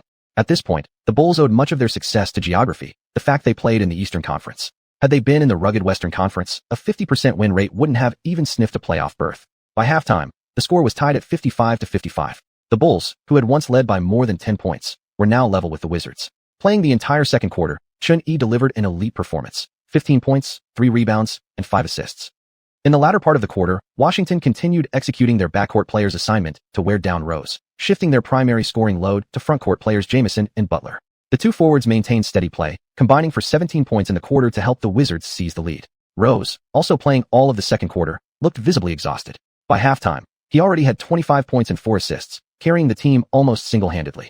During the intermission, Kenny Smith examined the stats of Xuan and Rose and remarked, "This is essentially a battle between the two teams' core players." Derek's 25 at halftime is enough to prove to Chicago fans that drafting him first overall last year was worth it. Already one of Xuanhuan's biggest advocates, Charles Barkley grinned and said, "Chin's 19 points in the half are just as eye-catching. His scoring ability isn't far behind Derek's. And remember, Derek was the top pick. Chin wasn't even drafted, and I'd bet he would have fallen to the second round or gone undrafted, because before these breakout games, nobody in America had ever heard of him." Chinese commentators were equally amazed by the numbers. Yang Yi declared, "Xuanhuan's performance tonight matches Rose's. Besides scoring, he's already dished out 6 assists. That's right. And keep in mind, his matchup, Rose, was last season's #1 overall pick," Coach Zhang added, squinting slightly. By halftime, Rose had only 3 assists. It wasn't due to selfishness. He often drew double teams when driving into the paint and passed the ball out, but his teammates couldn't finish. So eventually, he had no choice but to take matters into his own hands. Coming out of the break, both teams returned with their starting lineups. Thibodeau had recognized Washington's strategy of targeting Rose, yet he had no solution. From the start of the second half, the game entered the phase where the Bulls placed all trust in Rose. On Washington's first possession, Foy and Xuan each isolated against Rose in succession. Then, Chin used a screen and roll, drove into the paint, and lofted the ball high toward the rim. Cutting hard to the basket, Haywood soared, caught the pass midair, and slammed it home, completing a dazzling alley-oop. Chin gets his 7th assist. "He's playing so composed, nothing like a rookie," Barkley observed. No matter how the Wizards finish this season, they should absolutely re-sign Chin this summer. Once Gilbert returns, the two could potentially lead Washington much deeper, Kenny Smith said. But their styles might not mesh well. Barkley shook his head. Still, signing Chin for $400,000 this summer has to be considered one of the best bargains in the league. In Barkley's view, both Xuanhuan and Arenas relied heavily on the ball. Having 2 ball-dominant stars on one roster didn't guarantee good chemistry. And if forced to choose, he'd pick Xuanhuan as the cornerstone of the franchise without hesitation. Throughout the third quarter, the Bulls relied entirely on Noah defensively and Rose offensively, resulting in them being consistently dragged around by the Wizards. The Bulls, who had held a double-digit lead early in the game, entered the fourth quarter trailing by 5 points. In a bid to regain the lead, Thibodeau didn't let Rose rest a single second in the second half. As Xuanhuan watched Rose repeatedly slash to the basket and knock down mid-range jumpers to keep the score close, he was reminded of that legendary night when Rose scored 50 points. With 58 seconds left in the fourth quarter, Rose drove into the paint again, this time facing up against Jamison, and released a floater. If this had been the first quarter, he would most likely have gone for a dunk. But now his stamina simply didn't allow him to fly around the paint recklessly. Clang. The ball bounced off the rim, and Xuan-yi snatched the rebound from his teammate Butler. Tonight, his rebounding tally reached 10. At the same time, he also recorded 34 points and 10 assists. Domestic fans could hardly contain their excitement when they saw him grab that rebound. For the first time ever, a Chinese player had achieved a triple-double in an NBA game. After securing the board, Xuan-yi brought the ball up and delivered a bounce pass to Foy, who was streaking ahead. Foy finished with an uncontested layup. That basket made the score 114-108, effectively extinguishing the Bulls' hopes of a comeback. When the clock hit 0 in the fourth quarter, the final score stood at 116-110. The Wizards had completed their comeback with a stellar second-half performance. Although the Bulls lost, the fans were thrilled, raising their arms in celebration for Rose. His performance left a deep impression. Tonight, Rose had played like a lone hero, and Chicagoans suddenly saw a glimmer of hope for the revival of the Bulls dynasty. Rose played 44 minutes, shooting 19 of 29 from the field, including 1 of 5 from three-point range, finishing with a career-high 45 points, along with 6 rebounds and 5 assists. The 45 points set a new personal scoring record, but the exhausted Rose sat on the bench with no joy. No matter how many points he scored, it couldn't change the outcome. As countless cameras flashed toward the promising young star, fans across the country began an intense discussion about Xuan-yi. Xuan-yi played 42 minutes, shooting 12 of 26 from the field, 0 of 1 from beyond the arc, and 10 of 12 from the free throw line, finishing with a triple-double, 34 points, 10 rebounds, and 11 assists. Not only did he achieve his first career triple-double, but he also set a new record, the fastest player in NBA history to record a triple-double in terms of games played in his career. Only recently were we discussing Xuan-yi's near triple-double stats, and now he's already broken records. Coach Zhang said. Just as excited as the fans, Coach Zhang had spent years transitioning from player to commentator, witnessing countless talented players shine on the NBA stage. But tonight was the first time he had seen a Chinese player make history on that court. Chapter 38, back-to-back at home. Before heading to the locker room, Xuan-yi swapped jerseys with Rose as a sign of respect. Rose didn't refuse. He even signed the jersey. In his eyes, Xuan-yi was a worthy opponent and someone who deserved to be called a friend. Xuan-yi even took the liberty to gently remind Rose to focus more on his outside shooting. While his drives were unstoppable, his playing style was too physically taxing. And if the Bulls ended up being coached by Thibodeau next season, as history suggested, he really needed to watch out for injuries. Rose's transformation into a more sustainable player only truly succeeded during his later years with the Timberwolves. If he had taken steps earlier to protect his body before getting injured, his career might have been even more brilliant. The withering of the Windy City Rose was a great loss for basketball fans worldwide.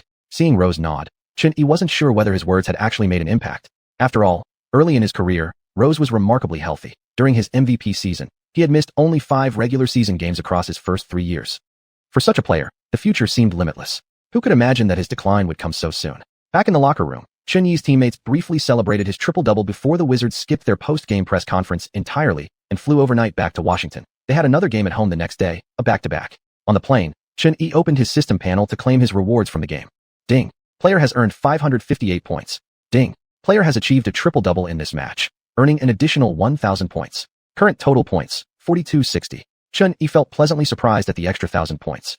The bonus alone was nearly equal to what he'd usually earn from 2 full games. Looks like the system was encouraging him to become a stat padder.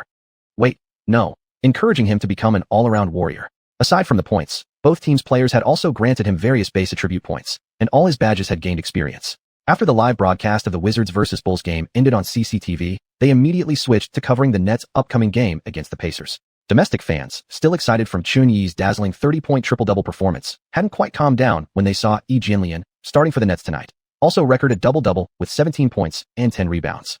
Although the Nets suffered a brutal 105-121 defeat at home, securing their 37th loss of the season and firmly planting them at the bottom of the Eastern Conference, fans still thought xiuxian had played well.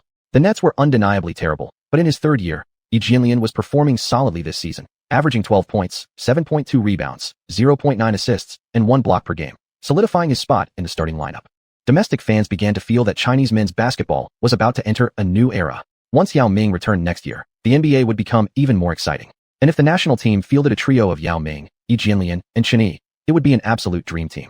2008 was never meant to be the peak of Chinese basketball. On January 16th, less than 24 hours after returning home, the Wizards quickly faced another challenge, this time against the Kings. The Kings hadn't made the playoffs in 3 years, and if Xuan-yi remembered correctly, they wouldn't reach the postseason for the next 13 seasons either. He believed the team's development approach and management were the ultimate duo of incompetence, on par with the Timberwolves. This year, they had selected Tyreke Evans with the 5th overall pick, touting him as the next LeBron, pairing him with Kevin Martin to form a dynamic backcourt duo. Though they had missed out on Curry and Harden, selecting Evans looked like a smart move, for now. This season, Evans was putting up a near-perfect stat line, 20.1 points, 5.3 rebounds, and 5.8 assists per game, consistently ranking first on ESPN's rookie leaderboard. Meanwhile, Curry sat at 5th, and Harden hadn't even cracked the top 5. Unfortunately, in the coming years, due to injuries and clueless front office decisions, Tyreek would fall from prodigious rookie to mediocrity, eventually fading out of the league entirely. Xiuxian hadn't played enough games yet. The sample size was too small, and ESPN hadn't ranked him on their rookie list. But in terms of stats and team results, he was easily on par with any rookie this season. Regardless, the matchup between Xiuxian and top rookie Tyreek Evans drew significant attention. CCTV seized the moment, canceling a scheduled program that morning and switching to live coverage of the Wizards vs. Kings game. And Xiuxian naturally didn't disappoint his domestic fans. Even in a back-to-back, the entire Wizards team showed strong form under his leadership. The score remained tight throughout the first half, with the Wizards holding a narrow 48-44 lead at halftime. Tyreek's physical advantages vanished completely against the overpowered Xiuxian, forcing the scoring burden onto Kevin Martin's shoulders. Though slender in build, Kevin Martin was a master at exploiting the rules, a foul-drawing king of the pre-Harden era. Last season, he averaged a staggering 10.3 free throw attempts per game. Xiuxian had already picked up 3 fouls in the first half from defending Martin. A fellow expert at drawing fouls, Xiuxian silently sighed. This guy was truly a worthy adversary. Had this player been born into the small ball era, his achievements would surely have been greater than they were now. But in the second half, the Wizards continued to hold tight to their lead, never giving the Kings a chance to take control. Jamison and Butler kept pushing hard on offense. Under Xiuxian's influence, Jamison's season average had risen to 23.6 points per game, his second-best performance of his career, while Butler also crossed the 20-point threshold on average. In the end, 7 players on the Wizards scored in double figures as they easily defeated the Kings 100-87. Xiuxian played 34 minutes tonight, shooting 6 of 12 from the field, 1 of 3 from three-point range, and 6 of 7 from the free throw line, finishing with 19 points, 2 rebounds, 6 assists, and 1 steal. His three-point shooting once again struggled badly. Beyond the baseline area, he barely made any. The victory came as no surprise to many. After all, the Kings weren't a strong team. Despite Evans and Martin combining for 45 points, they simply couldn't match the Wizards' team-oriented basketball. During the game, the Magneto Martin gifted Xiuxian an achievement badge, Master Finisher, improving his success rate on layups and dunks under contact. Additionally, Xiuxian successfully upgraded his Master of the First Step badge to the silver tier. The Lin Shiheo blueprint was now down to just 1 game before expiring. With 2 silver badges, 7 bronze badges collected so far, plus steadily rising attribute points, Xiuxian began to feel more confident. After this win, the Wizards improved to 18-21, riding a 7-game winning streak straight into the Eastern Conference's top 8. On the 17th, finally granted a day off, Xiuxian did not appear at the practice facility. This trip back to Washington still had one important matter left for him to complete. Chapter 39, Securing an Agent, Eastern Conference Player of the Week. A renowned Western-style restaurant in Washington. When Jessica Winslet received Xiuxian's email last night, she could hardly believe her eyes. The name Xiuxian was no stranger across the United States, and in Washington, he was a local celebrity. In the eyes of many basketball experts, he was a prodigious talent destined to make his mark in the NBA. Yet she was merely a rookie agent who had just passed the sports agent certification exam, someone repeatedly rejected by numerous NBA players and agencies. After receiving Xiuxian's interview invitation, she had rushed here this morning from distant Los Angeles. Mr. Xiuxian, hello. Here are my credentials. Jessica nervously handed over her documents and resume. This was a once-in-a-lifetime opportunity. The man before her was a future NBA star, and Jessica desperately wanted to seize it, beginning to introduce her background and work experience. Xiuxian casually flipped through the documents before placing them on the table, then listened attentively as she spoke. In recent days, he'd received countless resumes from agents and agencies, not only giants like CAA and Wasserman, but also top-tier agents such as Rich Paul and Arn Tellem. Even Bill Duffy from Team Yao had reached out. Xiuxian had been carefully screening them all. An agent was incredibly important for a star player, handling contract negotiations, transfers, commercial deals, building a personal brand, managing both on and off-court affairs. A capable team could efficiently take care of these, so he could focus solely on training and games. Right now, his inbox was still flooded with business cooperation proposals, so Xiuxian was eager to settle this matter quickly. But choosing the right person required serious thought. Picking a terrible agent wouldn't free him. It would give him even more headaches. Take Isaiah Thomas, for example. Under Stevens' system, he became the strongest 175 centimeters on earth, averaging a stunning 28.9 points per game, earning an all-star selection, and even finishing among the finalists for MVP voting alongside Harden and Westbrook. But his clueless agency team demanded an exorbitant contract from the Celtics, rejecting their 4-year, $70 million extension offer. The result? Thomas was traded to the Cavaliers. Without the system that suited him, he struggled to adapt and rapidly declined, eventually fading out of the league. Such cautionary tales were everywhere. At first, Xiuxian considered going with big names like Rich Paul or powerhouse agencies, abundant resources, trustworthiness guaranteed. But then again, did he really need to rely on those established stars? Wasn't Rich Paul himself only famous because he represented superstars like LeBron? Wouldn't it be satisfying if Xuan could instead elevate some unknown rookie agent into a legend like Rich Paul? Moreover, even big-name agents weren't infallible. Bill Duffy once forgot to negotiate with the Heat, causing his client Anthony Carter to automatically waive his remaining $4 million contract, leaving the player in an awkward position. Still, Xuan noticed almost no young or lesser-known agents had sent him their resumes. Could it be that his fame intimidated them? Did smaller agents feel they stood no chance? Eventually, Xuan focused on this girl named Jessica Winslet. She wasn't old, only 27. She had worked in management for an ABA league team and recently passed her agent certification, though she hadn't yet represented any players. Still, she fit certain criteria he was looking for. Rich Paul had once been just a street vendor. At least Jessica had some foundational experience related to agent work. Xuan was confident he could turn her into a major agent. Mr. Xuan, I've visited China many times. I understand your culture, and I have many Chinese American friends. Jessica continued promoting her strengths. Cough. Xuan cleared his throat, interrupting gently. This girl had clearly done her homework. She knew how much Chinese people valued connections. Also, there was one thing. Foreigners placed given names and surnames in reverse order compared to Chinese custom. When Yao Ming first entered the league, many called him Mr. Ming. Xuan had seen countless emails addressing him as Mr. E, which always made him roll his eyes. That Jessica correctly addressed him as Mr. Xuan impressed him deeply. Xuan said, "Okay, let's sign the contract. You can prepare the paperwork today." Jessica wanted to say more, but those words made her freeze momentarily. So fast. "I've already prepared the contract," Jessica said, her heart pounding wildly as she handed it over. The contract clearly stated there would be a probationary period of 3 months, during which she would receive a fixed salary and no commission. This condition appeared highly sincere, aligning perfectly with Xuan own expectations. Although he wanted to help launch a top-tier agent, this wasn't charity. Whomever he chose had to prove truly capable. When Jessica saw Xuan put pen to paper signing the document, a wave of disbelief washed over her. Was it really happening? She was now the agent of this future superstar. After finalizing the agreement, Xuan handed over all the business cooperation proposals in his inbox for her to handle and announced on his social media accounts that he had officially signed an agent. The day after securing his agent, Xuan welcomed the Portland Trail Blazers at home. After this game, Lin Shaheo's template would expire and could no longer be used. Prior to tip-off, the NBA officially announced the Players of the Week for the Eastern and Western Conferences. The Western Conference honor went to Carmelo Anthony of the Denver Nuggets. Melo averaged 25.5 points, 4.5 rebounds, and 3.5 assists in 35 minutes per game, leading his team to a perfect 2-0 record. There were 2 finalists for the Eastern Conference Award, Stephen Jackson of the Charlotte Bobcats and Xuan. Wild thing, Jackson averaged 29.3 points, 6.7 rebounds, and 4.7 assists over 35.7 minutes per game, guiding the Bobcats to a 3-0 week. Xuan played 5 games this week, averaging 34.2 minutes, while posting 27.4 points, 5.4 rebounds, 8.8 assists, and 1.6 steals, leading the Wizards to a flawless 5-0 record. Their numbers were very close, but considering Xuan's impact on his team and the fact that Washington played more games, the league ultimately awarded him the honor. Following the announcement, the home crowd showed tremendous support that night, chanting MVP in unison as soon as Xuan stepped onto the court. Chapter 40, Rookie Rankings. The Trailblazers' core player, Brandon Roy, missed tonight's game due to a right hamstring injury. Leading the team tonight was mid-range maestro LaMarcus Aldridge. Xuan remembered that this year would likely mark Roy's final peak. Around the All-Star break, he suffered multiple injuries and ultimately had to withdraw from the All-Star game entirely because of them. As for Portland's starting center, Greg Oden, he'd also gotten injured last month and was carried off the court on a stretcher. If only Xuan had traveled back in time 2 months earlier, he might have witnessed the mighty Emperor Oden, the one who overshadowed Du Xiaoxuan at the draft. Did the Trailblazers suffer some kind of curse?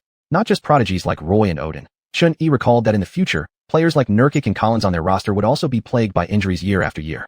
Could it be that their medical staff were actually veterinarians? Facing a severely depleted Trailblazers lineup, the Wizards played with exceptional ease tonight. Amid thunderous cheers from the crowd, Xuan played 34 minutes, finishing with a well-rounded stat line of 18 points, 3 rebounds, 5 assists, 2 steals, and 1 block, leading his team to a dominant 104-82 victory over their Western Conference opponents. Midway through the game, after Aldridge sank a fadeaway jumper in the second quarter, Xuan earned a bronze-tier badge, Fadeaway Specialist. This was a shooting badge that reduced distance penalties on long-range fadeaways, improving his accuracy on such jump shots. With this win, the Wizards completed an 8-game winning streak. Their record improved to 19 wins and 21 losses, temporarily surpassing the Bulls and Raptors to climb into 7th place in the Eastern Conference. "Did I hear you sign some young girl as your agent?" Nick Young asked Xuan in the locker room after the game. Seeing Xuan nod, Nick Young looked puzzled. "An agent is a huge deal. You're not making decisions based on her looks, are you? I'd advise you to reconsider and go with an established agency or a big-name agent. That'll save you a lot of headaches down the road." Veteran teammate Anton Jamison added, "An agent is crucial in your career. There aren't many female agents in the league. How much influence can they really have? Besides, your agent's way too young." Hearing their concerns, Xuan smiled faintly. He had his own plan. and besides, he hadn't made his decision based on gender or appearance. It wasn't just Nick Young and Jameson who were confused. Yesterday, when all the agents across the US who'd previously contacted Chun-Yi saw the update on his social media, they were equally baffled. How could they have lost to a young girl? Especially Bill Duffy from Yao's team. When courting Chun-Yi, he'd even brought in his client Yao Ming to play the emotional card, convinced he was the safest bet. Yet in the end, Chun-Yi completely ignored him. Nick Young and Jameson continued to kindly advise Chun-Yi, but the contract with his new agent had already been signed. Unless Jessica truly proved incompetent, Chun-Yi had no intention of changing agents anytime soon. Alone in the bathroom, Chun-Yi opened his system interface for the first time in a while. Host, Chun-Yi. Age, 20. Height, 191 centimeters. Weight, 88 kilograms. Wingspan, 203 centimeters. Basic attributes. Speed, plus 67. Jumping, plus 67. Strength, plus 100. Looks, plus 100. Other stats. Standing layup, plus 61. Driving layup, plus 68.3. Driving dunk, plus 57.6. Standing dunk, plus 27.5. Three-point shot, plus 67.7. Mid-range, plus 70.2. Free throw, plus 85. Rebounding, plus 51.1. Steal, plus 37.5. Block, plus 25.6. Dribbling, plus 69.4. Passing, plus 72. Interior defense, plus 30.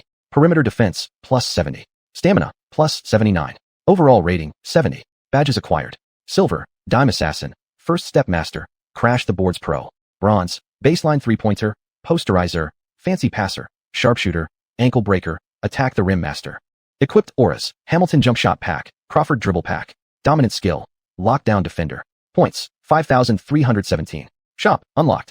After Lin Shuhao's template expired, all the values on his panel dropped slightly, but compared to his initial state, he'd made significant progress. After these 8 games, the attribute points and 9 badges Chun-Yi had collected on the court had elevated his overall rating to that of a rotation player, meaning he'd now earn a base of 600 points per game. Earning points was now the top priority. The more than 5,000 points he currently had could only be exchanged for 5 attribute points, hardly a significant improvement. Without a template, every game would now depend entirely on his own abilities. Chun-Yi was confident he could secure a starting spot with the Wizards. After all, Washington's backcourt players were truly subpar. But just how much he could deliver on the court without the template remained uncertain. Moreover, Chun-Yi had already caused a sensation worldwide, and that brought immense pressure. If his future performances failed to meet fan expectations, he might face overwhelming backlash. There were still plenty of people across the nation waiting to see him fail. With badges in hand, things shouldn't be too difficult. I'll head to the practice facility early tomorrow. Putting away the system panel, Chun-Yi decided under the shower that he'd need to train twice as hard starting tomorrow. He still held several advantages over other NBA players, especially in injury resistance and stamina. Thanks to energy drinks, his endurance was virtually limitless. After finishing his shower, Chun-Yi headed to the post-game press conference, where reporters were already waiting. An ESPN reporter spoke first. Chun, your outstanding performance tonight helped extend the winning streak. The ESPN rookie rankings have just been updated. You're ranked 3rd. Do you believe you can surpass the top 2 and win Rookie of the Year? Coach Saunders interrupted. Who are the top 2? I haven't been keeping up. Tyreek and Brandon. Chun-Yi had already seen ESPN's newly released rookie rankings when he returned to the locker room. Tyreek Evans still held first place, with Brandon Jennings in second. Chun-Yi right behind them. Seizing the moment, the reporter turned to Saunders. Coach Phil, what are your thoughts? Saunders smiled. Of course I have full confidence in my player. Chun-Yi took the microphone. I've already played against Tyreek. You should have seen the answer in our matchup. As for Brandon, ask me again after I face the Bucks. Chun-Yi now handled the spotlight with ease, giving reporters concise, measured answers. The media loved twisting his words. Chapter 41, the first endorsement contract. Swish, swish, clang, clang. It was a training day. The entire Wizards team had gathered at the practice facility in the morning. Chun-Yi led the first unit and second unit through tactical drills. After losing his template, Chun-Yi had expected his performance to drop significantly. However, after a full morning of practice, he discovered that thanks to his shooting badge, his shooting accuracy hadn't declined much, especially from three-point range. Moreover, Chun-Yi tried numerous fadeaway jump shots during practice and found them effective. He decided to add the move to his offensive arsenal. Fadeaways were also a crowd-pleasing style that drew massive fan appeal. As for speed, although his ball handling speed had decreased slightly, with the silver-level First Step Master badge, he could still rely on explosive acceleration to blow past defenders. The first step wasn't as superhuman as before, but it remained highly effective. His lateral movement on defense was also slightly slower, but given his perimeter defense stat was only 70, the difference wasn't drastic. At the very least, he wouldn't be exposed as a defensive liability. His ability to navigate screens and his steal awareness remained solid. The aspect Chun-Yi struggled with most was vertical leap. Although his wingspan still allowed him to finish powerful dunks when driving to the rim, his jump height had dropped noticeably. Yet throughout the entire morning's intra-squad scrimmage, none of his teammates noticed anything off about Chun-Yi's performance. Proof that even without the template, his abilities were still more than sufficient to compete at this level. After practice, Chun-Yi returned to his apartment, enjoyed a satisfying lunch, took a pleasant nap, then drove out to pick up Jessica. Jessica had already moved from Los Angeles to Washington yesterday. She acted quickly. Today, she'd already arranged a commercial shoot for Xian.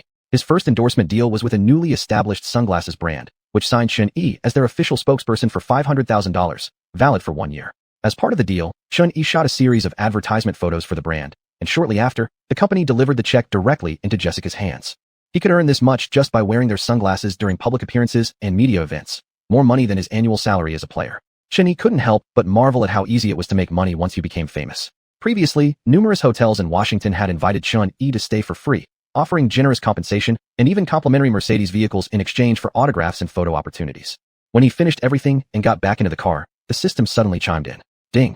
Congratulations, host, on signing your first endorsement contract. Reward, 5,000 points.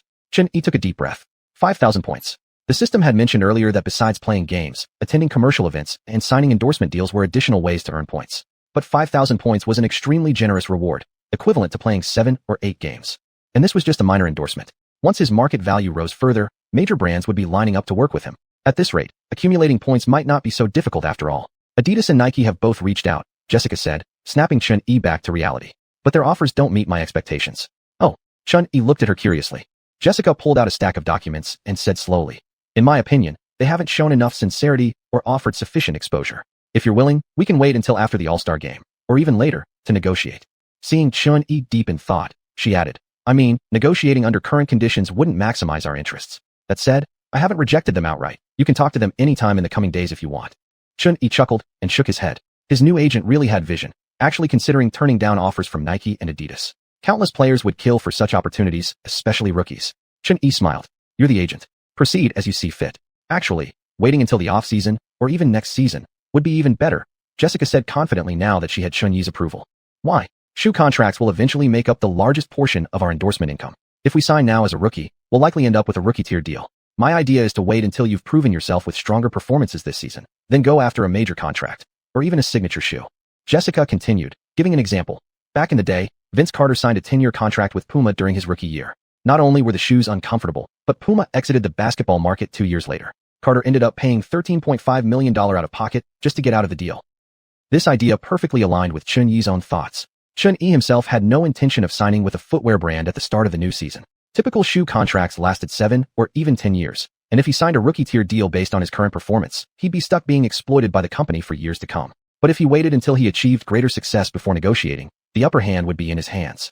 Although he was currently the talk of Washington, thanks not only to his skills, but also significantly to his Chinese heritage, there were many short-term breakout players in the NBA, and his future performance was still uncertain. No company dared bet on his long-term potential yet. However, turning down giants like Nike and Adidas at this stage required tremendous courage. In a way, Jessica was already betting on Xian, believing firmly that he would achieve even greater things in the future. Xian felt confident he hadn't made the wrong choice with his agent. Though she was just a young woman, her professional competence was solid, and she clearly believed in him. Seeing Xian silently approve, Jessica continued explaining her plans. Also, I'll approach the Wizards front office before the trade deadline to discuss your contract extension. Your current deal doesn't reflect your performance at all. It's basically letting the team get you at a bargain. Then I'll leave it to you. You definitely understand the league's contract regulations better than I do. Xian nodded. Speaking of the trade deadline, Xian vaguely remembered that in his memory, the Wizards made major moves after this year's All-Star game, trading away key players like Jamison and Butler, acquiring multiple draft picks, clearing salary cap space, then landing the first overall pick in the draft, officially entering full rebuild mode. But now, Xian had stabilized the team's record within the Eastern Conference's top 8. If they kept progressing at this rate, the Wizards actually stood a real chance of making the playoffs, meaning they'd have to say goodbye to the coveted top pick. Whether the team would still actively pursue trades in a month's time was now uncertain. Xian had no idea what the team's management was thinking. Chapter 42, Facing the Great Wall of Dirk. On January 20th, the Washington Wizards hosted the Dallas Mavericks, who had not yet rebranded as the Mavericks, at home. Before the game, the league had officially invited Xian to participate in this year's Rising Stars Challenge, starting for the first-year team. The roster for the Rising Stars Challenge was selected by assistant coaches from all 30 teams. Coaches for both rookie and sophomore squads would come from this group, with 2 active players also joining the coaching staff. In recent days, fans and media alike had been debating whether Xian should be included in the Rising Stars event. Many supporters argued that based on popularity and performance alone, the league had no excuse not to invite him. Numerous Chinese fans took the opportunity to criticize the NBA's newly revised All-Star voting system, insisting that otherwise Xian would have easily been voted into the main All-Star game. Although the full roster had not yet been announced, Xian chose to keep his participation confidential after accepting the invitation. leaving speculation swirling among the public. The more people talked about him, the higher his profile rose. "Chun, I heard your agent turned down Nike's offer?" McGee asked inside the locker room. This comment instantly drew the attention of the entire team. Facing so many eyes staring at him, Chun-Yi felt a bit uneasy. Nick Young grabbed his shoulder and shouted, "Are you crazy? That's Nike we're talking about. Fire your agent right now, or you'll lose millions." Chun-Yi pushed his hand away and said, "Why so worked up? It's not your contract. If it were me, I'd be laughing in my sleep." Nick Young sighed. "I'm just giving you a heads up. Your agent isn't doing a good job."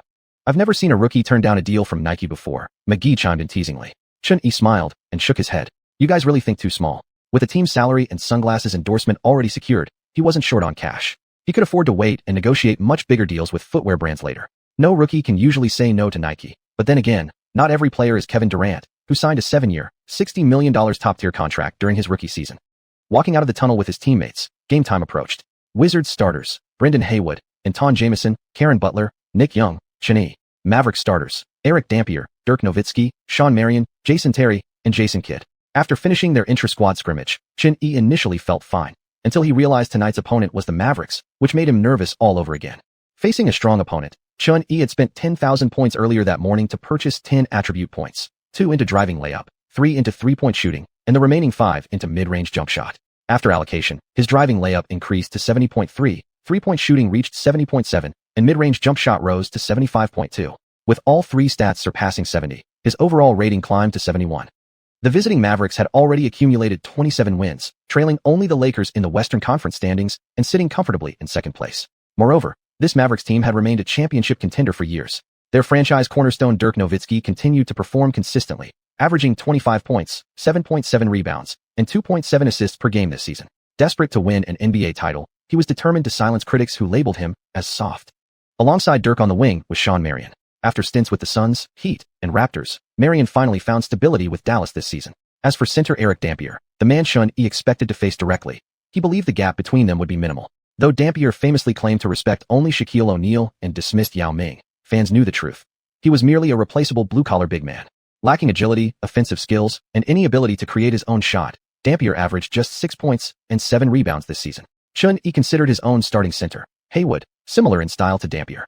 However, since Chun-Yi's arrival, Haywood had managed to average a double-double of 10 points and 10 rebounds per game, while also excelling in the dirty, physical work. By comparison, Haywood was clearly the better option. At the tip-off, two centers with similar styles jumped simultaneously, and Haywood won possession for the Wizards, securing the first offensive opportunity. Chun-Yi slowly advanced from the backcourt, arriving at the top of the key where Nick Young came out to set a screen. His defender was Kidd. Though nicknamed Kidd the non-scorer, Jason Kidd's defense was exceptionally solid. Standing 6 feet 4 inches and weighing 210 pounds, he had excellent bulk and wide defensive coverage. Chun-Yi had no intention of recklessly driving straight at him. After Nick Young set the screen, Chun-Yi switched on to Jason Terry, took one step to the right, and the silver first step master badge lit up. Chun-Yi quickly created space and drove into the elbow area. Dirk Nowitzki and Shawn Marion stood on either side of the paint, with Dampier remaining near the basket. Facing the intimidating Mavericks' interior defense, Chun-Yi didn't attempt to drive inside. Instead, he gathered himself, rose up, and released a smooth pull-up jumper. The shot dropped cleanly through the net.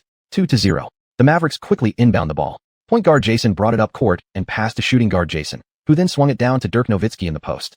After backing down his defender, Dirk pivoted slightly and launched his signature one-legged fadeaway jumper. Swish, the ball fell straight through the net.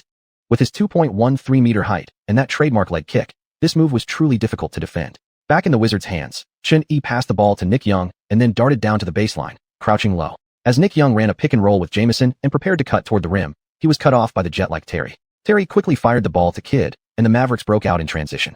Chun-Yi stepped in front of Kidd. As Nowitzki came over to set a screen, Chun-Yi assumed they'd execute a backdoor cut, but instead, Kidd pulled up from beyond the arc and launched a three. Wasn't Kidd supposed to be Kidd the non-scorer? Clang. The rim rejected the unexpected long-range attempt. Dampier grabbed the rebound and passed to Terry, who caught the ball at the free throw line and immediately fired a mid-range jumper. Good.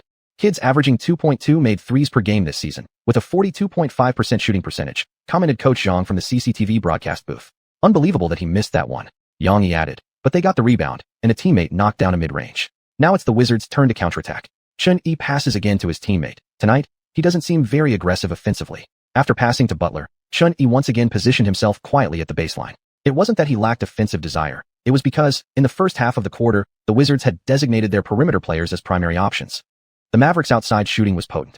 The two veteran guards, Kidd and Terry, were both sharpshooters. Dirk in the post was obviously unstoppable, while Shawn Marion, though no longer known for his three-point shooting since his run-and-gun days with the Suns, still maintained a reliable mid-range game. Snyder planned to match fire with fire. Yet the Wizards' offensive output was clearly a tier below. Butler, finding himself open behind the arc, launched a three, but the shot clanked off the rim. Playing to their strengths, the Mavericks scored again. This time, Marion buried a mid-range jumper from the elbow. As the ball went through the net, a small blue ball dropped from his body. Chapter 43. Blacksmithing is contagious. Ding. Congratulations to the host for picking up the Star Aura shooting package. Marion jump shot. Damn it. When Chun-Yi picked up this little ball, he was completely rejecting it in his heart. Throughout NBA history, there have been many players with unique shooting forms, but Marion's shot could only be described by Chun-Yi as an eyesore. Although his shooting was stable and his release quick, the form itself was just too bizarre. Chun-Yi, whose playing style had won him countless fans, would never use this shooting package, even if it increased his accuracy. Are you kidding me? Chun-Yi had plenty of female fans all over the world. Chun-Yi ignored the shooting package he'd just acquired and started his offensive move again. After Haywood set a solid screen, Chun-Yi drove to the right side, defended by Dampier. This kind of giant center gave him very little pressure outside the paint. Transferring the ball from his left hand to his right, Chun-Yi faked a step to the right. As soon as Dampier shifted his weight, Chun-Yi pulled the ball back to his left hand. Dampier scrambled to adjust his body balance and closed back in. This time Chun-Yi changed his driving direction. Just as he began accelerating, he suddenly pulled the ball back again. Dampier's mind was in chaos. His feet simply refused to obey him, and with all his focus on the ball, he was left completely disoriented. As ankle breaker flashed brightly, Chun-Yi knew the opportunity had arrived. He slightly faked his shoulder to the right and fooled Dampier again. After being repeatedly shifted off balance, Dampier felt humiliated. Gritting his teeth, he lunged hard to the right. Even if it meant a foul, he'd swat that ball down. But Dampier lunged at nothing. Chun-Yi had already stepped to the left. After gathering the ball, Chun-Yi even glanced at Dampier, who had stumbled and fallen, innocently blinking his eyes. Then, before Marion could rotate over to help, Chun-Yi quickly released his mid-range jumper. Swish. The crisp net sound rang out. 4-4. Chun-Yi shrugged at the camera, pretending innocence. There's an unspoken rule in the NBA. When a smaller player attacks a bigger defender, they should avoid rapidly changing directions or faking excessively. Because big men naturally carry a higher center of gravity when defending, which means their lateral reach is limited, making it easier for offensive players to exploit the sides. Therefore, offensive players usually don't need excessive crossovers or shimmies before driving, so as not to embarrass the defender by breaking their ankles. Except for Stephon Marbury, who famously embarrassed rookie Yao Ming. Most players abide by this unwritten rule. Even elite small-on-big maestros like Chris Paul might toy with big centers, but wouldn't try to crossover and break their ankles. But Chun-Yi hadn't even executed a real crossover. He'd only done a few simple pullbacks. So how did Dampier end up falling down by himself? Western Conference's top center Dampier got broken ankles by Chun-Yi. Yang Yi, commentating back home, couldn't stop laughing. Domestic fans had long held resentment toward Dampier ever since he dismissed Yao Ming's abilities. Every time CCTV covered a Mavericks game, commentators would take jabs at him. Chun-Yi messed with him. Coach Zhang chimed in after seeing Chun-Yi score. Is Chun-Yi trying to change his playing style tonight? He's receiving the ball on the perimeter frequently. Yang Yi nodded. Every single offensive possession for both teams so far has ended in a jump shot. No sooner had Yang Yi finished speaking than Dirk Nowitzki, the king of mid-range shooters, calmly sank another one-legged fadeaway from the high post for 2 points. In the first half of the quarter, both teams alternated leads, but in the latter half, while Dirk and Marion kept firing from mid-range, Terry hit 2 clean three-pointers, starting to widen the gap. From the beginning of the game, Chun-Yi had consistently taken mid-range shots, only driving to the rim once. When he was substituted out with 4 minutes and 37 seconds remaining in the quarter, Chun-Yi had gone 4 for 6 with 1 for 1 from the free throw line, scoring 9 points and dishing 1 assist. At the end of the first quarter, the score was 20-25, with the Wizards trailing by 5. Surprisingly, the field goal percentages for both teams were nearly identical according to the stats. The reason? Jason Kidd, usually a playmaker, seemed unusually aggressive in this opening quarter, attempting 5 shots, but making only 1, including 0-for-3 from beyond the arc. Had it not been for Kidd dragging down the Mavericks shooting percentage, the score difference might have been much wider. Dirk dominated both inside and outside the paint, scoring 10 points in the quarter, supported by consistent firepower from teammates Terry and Marion. On the Wizards side, Haywood kept running pick and rolls, rolling into the paint to go one-on-one against Dampier. With 7 points and 7 rebounds, he made it clear that if he played in the Western Conference, he might also be considered a top-tier center. But the Wizards' perimeter game was a mess. Aside from Chun-Yi's consistent shooting, no other guard shot above 40%. After realizing his team's perimeter offense was inferior to the opponent's, Saunders adjusted the strategy in the second quarter, reverting to the pick and roll and backdoor cuts he was more comfortable with, using Chun-Yi as the primary initiator. With this change, the Wizards' offense immediately became much smoother. Kidd, who had played the entire first quarter, did not return at the start of the second. The Mavericks' point guard was now Jose Barria. Barria stood around 1.8 meters tall. Players of his size typically survive in the NBA either through speed or sheer physical strength to hold their ground on defense. Barria belonged to the latter category. But against Chun-Yi, whose strength attribute was maxed out, Barria's bulk simply wasn't enough. His lateral quickness was also poor, and he couldn't stop Chun Yi's drives at all. Now that his vertical leap had drastically declined, even with the Posterizer badge, Chun Yi could no longer freely attack the rim for dunks like before. Still, when faced with multiple defenders in the paint, he instinctively sought physical contact. After repeatedly getting driven past, Barria brought the harsh reality of the NBA into the Mavericks' interior defense. Chun Yi was a master at drawing fouls. Unlike Rose, who would twist mid-air to avoid defenders, Chun Yi actively leaned into their arms, making it easy for the referees to call the foul every single time. Playing the entire second quarter, Chun Yi attempted only one field goal, but converted it at a perfect 100%, scoring 7 points, 5 of which came from free throws. With the entire Wizards team finding their offensive rhythm in the second quarter, they outscored the Mavericks 27-25, taking a 2-point advantage in the period. At halftime, the score was 47-50, with the Wizards trailing by 3 points. In the second half, however, the Wizards' offense became constipated again. This time, Chun Yi's shooting touch also deserted him. Facing the veteran savvy of Kids defense, he made just one three-pointer in the third quarter, going 1 for 4 and scoring only 3 points. Caron Butler regressed even further, turning into Iron King himself, 6 shots, 1 make, nearly denting his own team's rim. But missing shots can be contagious. The Mavericks players joined the Foundry crew, and both teams began serving up cold meals. They exchanged bricks throughout the quarter, with both squads hovering around a 35% field goal percentage. The third quarter ended in a 20-20 deadlock. The game entered the final quarter tied at 67-70. Chapter 44, Give That Damn Ball to Chun. At the start of the fourth quarter, Chun Yi sat on the bench watching the game. With such a tight score gap, Saunders wanted his starters to conserve energy and avoid going all out until the final moments. The Wizards retained possession for their first offensive play of the quarter after winning the opening tip, but Foy missed a step-back three-pointer from the baseline, failing to tie the game. Playing center, Nowitzki isolated against Haywood in the post. Against the high-scoring German wunderkind, Haywood, a slow-footed defender, was completely helpless. Without even resorting to his famous one-legged fadeaway, Nowitzki simply turned and softly flipped the ball over the rim. The lead widened to 5 points. With Chun Yi off the floor, Jamison's shooting touch wasn't there tonight. The Wizards' entire offense now relied solely on their third scoring option, Caron Butler. Butler drove into the paint against 2 defenders, missed a strong attempt at the rim, yet somehow managed to rip the offensive rebound away from 2 towering defenders. He faked once and put up another floater off the glass. Still no good. Yet every Butler has that trademark toughness. Realizing his shot was off, he immediately jumped again, ready to attack the board.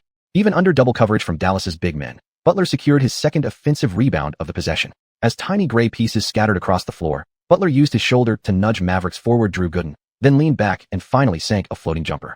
Chun Yi strongly suspected Butler was padding his stats. In just this one possession, he'd already racked up 2 points and 2 rebounds.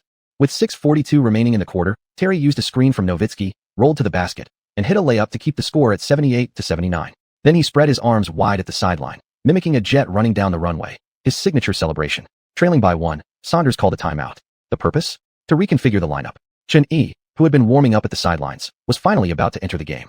The Wizards' new lineup: Haywood, Jamison, Butler, Chun Yi, Foy. The Mavericks countered with their starting 5, Dampier, Nowitzki, Marion, Terry, Kidd. Dallas went straight to their starters, unwilling to give Washington any chance in the final stretch. Chun Yi and Foy are on together. Looks like Saunders is shifting Chun Yi back to shooting guard again, Yang Yi commented as he analyzed both teams' adjustments. Coach Zhang nodded. Chun Yi has already shown us in the past 2 games that he can play both guard positions, and Foy has starter caliber skills at point guard. Saunders wouldn't want to waste him sitting on the bench. This adjustment makes perfect sense. After bringing the ball up, Foy directed Chun Yi to lurk in the corner. Caron Butler came up to set a screen, then cut toward the basket for a quick pass and layup attempt. Marion contested, and Butler's layup clanked off the rim. Haywood grabbed the rebound and tried to dunk, only to have it swatted away by the recovering Nowitzki. Chun inbounds the ball from the sideline. Again choosing to feed Caron for isolation, Kenny Smith observed. Charles Barkley sounded irritated. Why aren't they giving the ball to Chun? In crunch time, he's clearly our best offensive weapon. Fortunately, Butler converted his next drive against Marion one-on-one. Otherwise, Barkley would have torn into them mercilessly. Barkley voiced what every Wizards fan in the arena was thinking. They were already picturing Chun Yi stepping up to turn the game around. But the ball kept ending up in Butler's hands, and Chun Yi felt puzzled. Tonight, Saunders seemed to be placing unusual trust in him, despite his own shot not being particularly hot. It wasn't until 4:29 left in the game, with the score at 86-81, that Chun Yi got his first chance to initiate an offensive play. Using his familiar pick and roll from the 45-degree angle, Chun Yi switched onto Jason Terry. This Jason's defense clearly couldn't match that of the legendary Jason with no defensive skill. Terry struggled to keep up with Chun Yi's lightning first step, powered by his silver tier, master of the first step. But once inside the paint, Chun Yi noticeably slowed. He stopped dribbling in the restricted area, used his back to shield Terry, and scanned for open teammates. Jamison and Haywood cleared space in the paint, but the towering Nowitzki blocked off passing lanes. Outside, neither Butler nor Foy had clean looks. Chun Yi had no choice but to go it alone. Jumping off 1 foot, he transferred the ball from his right hand to his left at waist-level midair, completing a behind-the-body shift before releasing the shot. At the same moment, Dampier lunged upward with a snarl. Ever since being embarrassed and knocked to the floor earlier, Dampier had carried a grudge against Chun-Yi, desperate for revenge. Now, here was Chun-Yi going up for a layup, perhaps Dampier's only chance in this entire game. Reclaiming the glory of the West's top center, Dampier jumped with him. The sound of clashing muscles rang out. Dampier's expression twisted in shock, searing pain shot through his shoulder. He didn't even touch the ball, and his body uncontrollably tilted backward. How does Dampier suddenly look so frail? He's faking it. Xianxia shouted, seeing Dampier fall to the floor. Chun-Yi never expected the other man to recklessly launch himself like a hothead. His powerful core kept him balanced, but his shooting hand was clearly disrupted. Still, master of the drive, immediately activated. The ball rattled off the backboard and dropped to the floor as the referee's whistle blew. Lying on the ground, Dampier hadn't yet regained his senses. How could someone be that strong? Over 120 kilograms of pure muscle, and Dampier had been completely overpowered in the clash. Though Chun-Yi's layup was spoiled, he was awarded 2 free throws. He sank both cleanly, and the Wizards trimmed the deficit to just 3 points. On Dallas's next possession, Nowitzki posted up against Haywood again, but this time Haywood anticipated the move, leaping to swat the shot clean.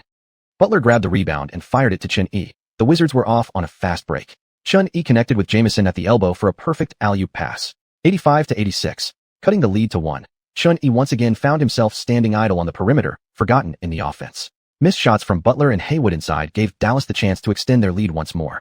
With 2:29 remaining, Marion sank a bizarre-looking jumper to make it 85-90. Dallas now held a 5-point advantage. Saunders called his penultimate timeout of the game. Chun-Yi, Chun-Yi, Chun-Yi. During the break, a thunderous chant erupted from the Wizards' home crowd. The fans are calling for their new franchise star, Chun, Kenny Smith said, hearing the roar fill the arena. Barkley shook his head helplessly. I can't understand what the Wizards coaching staff is thinking. Chun has clearly been the best player on the floor tonight. Offense, defense, scoring efficiency, everything. But the coach refuses to use him. If they lose this game, the coach bears at least half the blame. Saunders rubbed his forehead, redrawing the play on his clipboard. Pressure weighed heavily on him. Relying on Karen Butler was management's decision, even though he knew Chun-Yi had been shining brighter. If they kept going like this, there'd be no comeback. Saunders took a deep breath. On his clipboard, only a few words remained, scrawled with urgency. Give that damn ball to Chun. Chapter 45. 3 from the top of the key, keeping hope alive. The timeout ended. Saunders stood on the sideline watching Foy advance the ball, one hand on his hip. Going into this game against the Mavericks, he hadn't expected much of a chance to win. Continuing their 9-game winning streak seemed unlikely, so he strictly followed management's instructions to give Karen Butler as much ball handling opportunity as possible. Before the game, the front office had hinted to Saunders that big moves were coming before the trade deadline. Starting players needed to boost their individual stats in upcoming games, even if they lost. That would increase their trade value. If the Wizards had been getting crushed tonight, Saunders could have just let the players go wild. Losing wouldn't matter, as long as their stats looked good. But Chun-Yi had played exceptionally well. Despite limited touches, increasing his mid-range attempts had brought his shooting percentage to its highest point in recent games. As a result, the gap between the Wizards and the Mavericks never widened beyond 5 points, a deficit entirely manageable. Saunders made his choice. He wanted to win, and he believed in Chun-Yi. After reworking the strategy during the timeout, Foy called for Chun-Yi to come up from the baseline at the top of the key, handing off ball handling duties. Chun-Yi initiated a pick and roll. Jamison came up from the paint to set the screen, then immediately cut toward the basket. As Chun drove right, he flicked the ball toward Jamison, who caught it inside but was immediately trapped by Nowitzki and Marion, hesitant to attack through both defenders. Meanwhile, Butler set a second screen at the elbow, allowing Chun to get past Dampier while creating space for himself to drift into an open spot. Jamison protected the ball tightly, eyeing 2 passing options. In the end, he chose to trust Chun-Yi. Receiving Jamison's bounce pass under pressure from Marion, Chun pulled up abruptly and released a jump shot. Swish. Sharpshooter lit up. From about 3 meters out, Chun's jumper puts 2 more points on the board for Washington, Kenny Smith said. Told you they should run the offense through Chun. Karen, stop demanding the ball. Just do your job setting screens, Barkley grumbled. On the next possession, Jet Terry used a screen from Dirk to sink another jumper. Terry was hot tonight, already 6, 4, 10 in the fourth quarter, including free throws, totaling 9 points. With 1:44 left, Chun found space at the corner and launched a 3, but this time, no badge flashed. The shot clanged off the rim. Jamison grabbed the offensive rebound, posting up against Nowitzki. But with Dirk's bulk holding firm, Jamison couldn't find a clean look. As he tried to pass back out, veteran Kidd intercepted the ball at the free throw line. Kidd pushed the fast break, but missed his mid-range attempt. Dampier, lurking near the rim, snatched the offensive board and slammed it down over empty space, roaring in triumph. Close it out, Dampier screamed toward the camera. With 1:10 remaining, it was 87-94. The Wizards now faced a 7-point deficit. Dampier's already popping champagne, Xianxia muttered, annoyed by the big man's arrogance. Coach Zhang mumbled, celebrating this early is way too soon. They've still got over a minute left. As Dampier retreated on defense, he glanced provocatively at Chun-Yi. Chun ignored him completely, turning instead to receive the inbound pass from Haywood. Just a clown, nothing more. Dribbling across half-court, Chun called for another pick. This time, Jameson's screen wasn't solid. Switching onto Nowitzki, Chen didn't see a clear advantage. Instead, the switch left Jameson matched up against Kidd at the elbow, an opening. Chen didn't hesitate. He passed it back. Jameson squared up against Kidd. Kidd was strong, though. Jameson tried to use his body to create leverage, but struggled. After a few jab steps, he spun toward the baseline and put up a tough fadeaway. Clank. Kidd shut it down. Wizards fans held their breath after the miss. If Dallas capitalized again, it'd be all over. Fortunately, Haywood wrestled the rebound away from Dampier. Chen received the outlet pass on the left wing, 45 degrees above the arc. 9 seconds remained on the shot clock. Chun-Yi and Nowitzki one-on-one on the perimeter. Two stars dueling at the moment of truth, Yang-Yi narrated. Coach Zhang added, will he call for a screen? Nowitzki might not be able to contain Chen's drive. Chun waved his hands, signaling for his teammates to clear out. He was going one-on-one. Chun faked slightly with his right shoulder, trying to shift Nowitzki's balance. But Dirk only lowered his stance, keeping one hand firmly in front. Dribble, dribble, dribble. Chen kept his eyes on the countdown clock. Crossover dribble forward a step, then pull back, followed by consecutive crossovers. Chun-Yi kept shuffling with small steps, his shoulders constantly making deceptive fakes. Nowitzki didn't seem too tense, slowly retreating in defense. After all, they still held a 7-point lead. 4.3 seconds left on the clock. After a behind-the-back dribble and a deep pullback, Chun-Yi sprung back beyond the three-point line, creating space for his shot. Without hesitation, he jumped off both feet, snapped his wrist downward, and released the ball. Swish. As the corner three specialist badge lit up, the ball dropped cleanly through the net. The crowd erupted instantly. Chun-Yi had no time to celebrate. He immediately turned and sprinted back on defense with his teammates. With 46 seconds left, once this Mavericks possession ended, only 22 seconds would remain in the game, less than one full offensive possession. Holding a 5-point lead, Dallas was sure to burn clock. Time was still somewhat generous, so Washington didn't dare to foul recklessly. Their defense tightened inward, and their perimeter players began pressing up. After failed attempts to steal the ball with Foy, Chun-Yi quickly initiated a double team, forcing a pass. With Terry and Nowitzki tightly guarded, Kidd found himself wide open at the right wing, around 45 degrees above the arc. At the 32-second mark, the open Kidd confidently launched his shot. Clank. That was Kidd's fifth missed three-pointer of the night. Haywood boxed out inside, and Chun-Yi darted in to grab the rebound. Chun-Yi raced up court, surging near the logo. Foy had already cut to the baseline, so Chun-Yi fired him the ball. But Kidd and Terry chased from behind, sprinting toward the corner. Foy, without an open shot, passed it back to Chun-Yi. At the top of the key, Chun-Yi had no time to think. He glanced at the basket, eyed the three-point line beneath his feet, then leaped into his shot. A sharp, graceful arc traced the air. Swish. He makes it. Chun-Yi sinks a running three to cut the deficit to just 1 point. Yang-Yi's heartbeat quickened, shouting excitedly as the ball went down. Coach Zhang squinted and said, Chun-Yi hadn't made a single three from the top of the key this season. This shot keeps the game alive. 93-94. Chun-Yi clenched his fist in celebration. Thankfully, he'd spent points upgrading his three-point attribute above 70. Otherwise, with his natural long-range shooting ability, this shot would have been extremely doubtful. Until now, his threes had mostly come from the corners to the wings, where his badge performed best. Only 27 seconds left after this Dallas possession. The Wizards will have just 3 seconds remaining. Yang-Yi regained his composure. Washington continued to double-team the perimeter. The Mavericks weren't rushing either, as Kidd and Terry calmly circled the three-point line with the ball. Nowitzki and Marion stood on opposite sides of the paint, waiting to move until the final moments. Seconds ticked away. On the sideline, Saunders began to sweat nervously. Chapter 46, The Decisive Blow, 9 wins in a row. Chun-Yi waved at Jameson, signaling for a defensive switch. Jameson hesitated slightly. Switching at this moment could easily give Nowitzki an opening. But seeing the urgency in Chun-Yi's eyes, he paused only briefly before rushing up to cover. When Kidd saw the defensive shift, he immediately flicked the ball out toward the now wide-open Nowitzki. At the very instant Jameson moved, Chun-Yi had already launched himself forward. Seeing Kidd release the pass, Chen inwardly sighed in relief. He'd gambled right. He intended to exploit the defensive switch gap to force a pass. But Kidd's pass was just too quick. Even though Chun had anticipated its trajectory, his outstretched hand came up just short. The spinning ball grazed his fingertips. Chen cursed silently. Oh no, this steal attempt doesn't make sense. Coach Zhang shouted anxiously. Jameson realized Chun-Yi's intention, but by then Nowitzki was already in position to receive the ball uncontested. Dirk raised both hands high, the 45-degree spot near the paint, his signature shooting zone.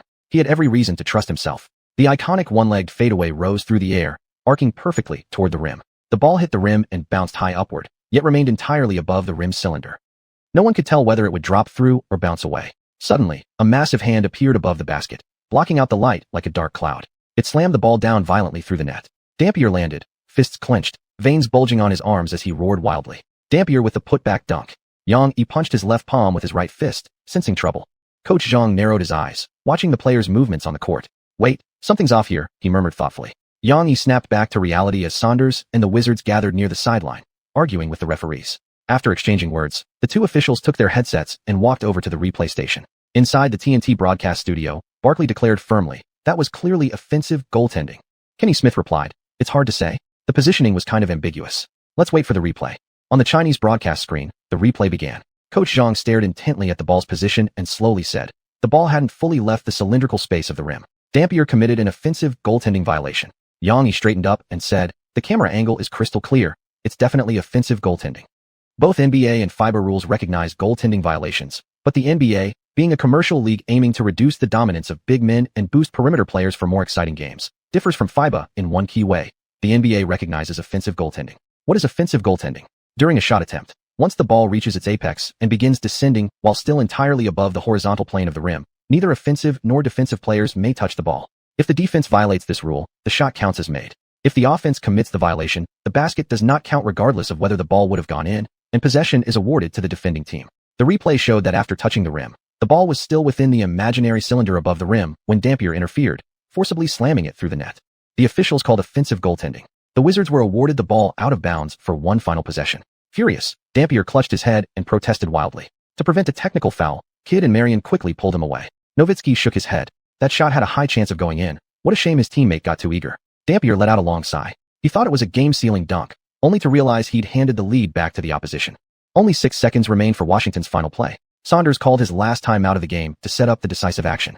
This was close. Wizards fans definitely didn't want to see an open Nowitzki at such a critical moment, Yang Yi commented during the timeout.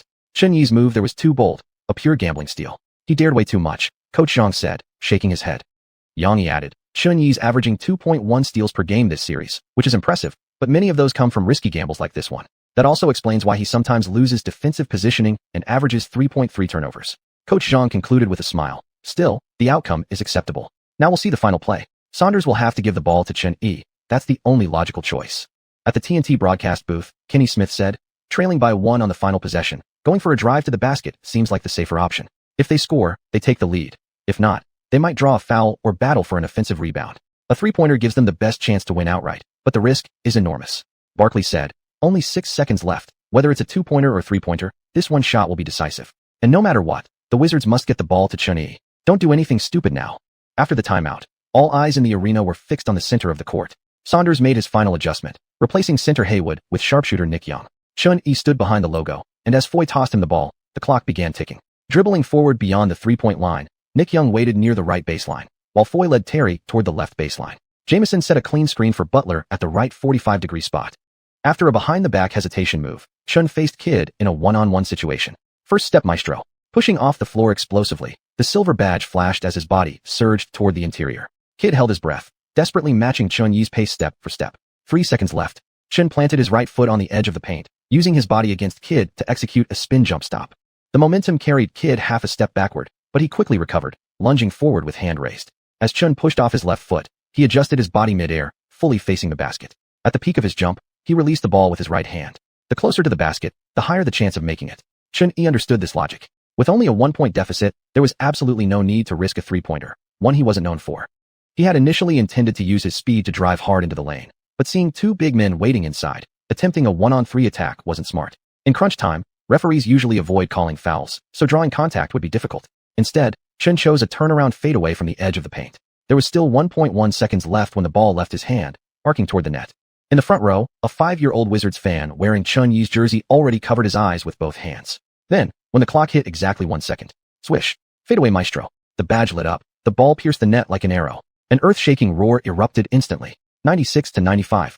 Wow, he just won it. The little boy jumped up and down in pure joy, no longer hiding his face.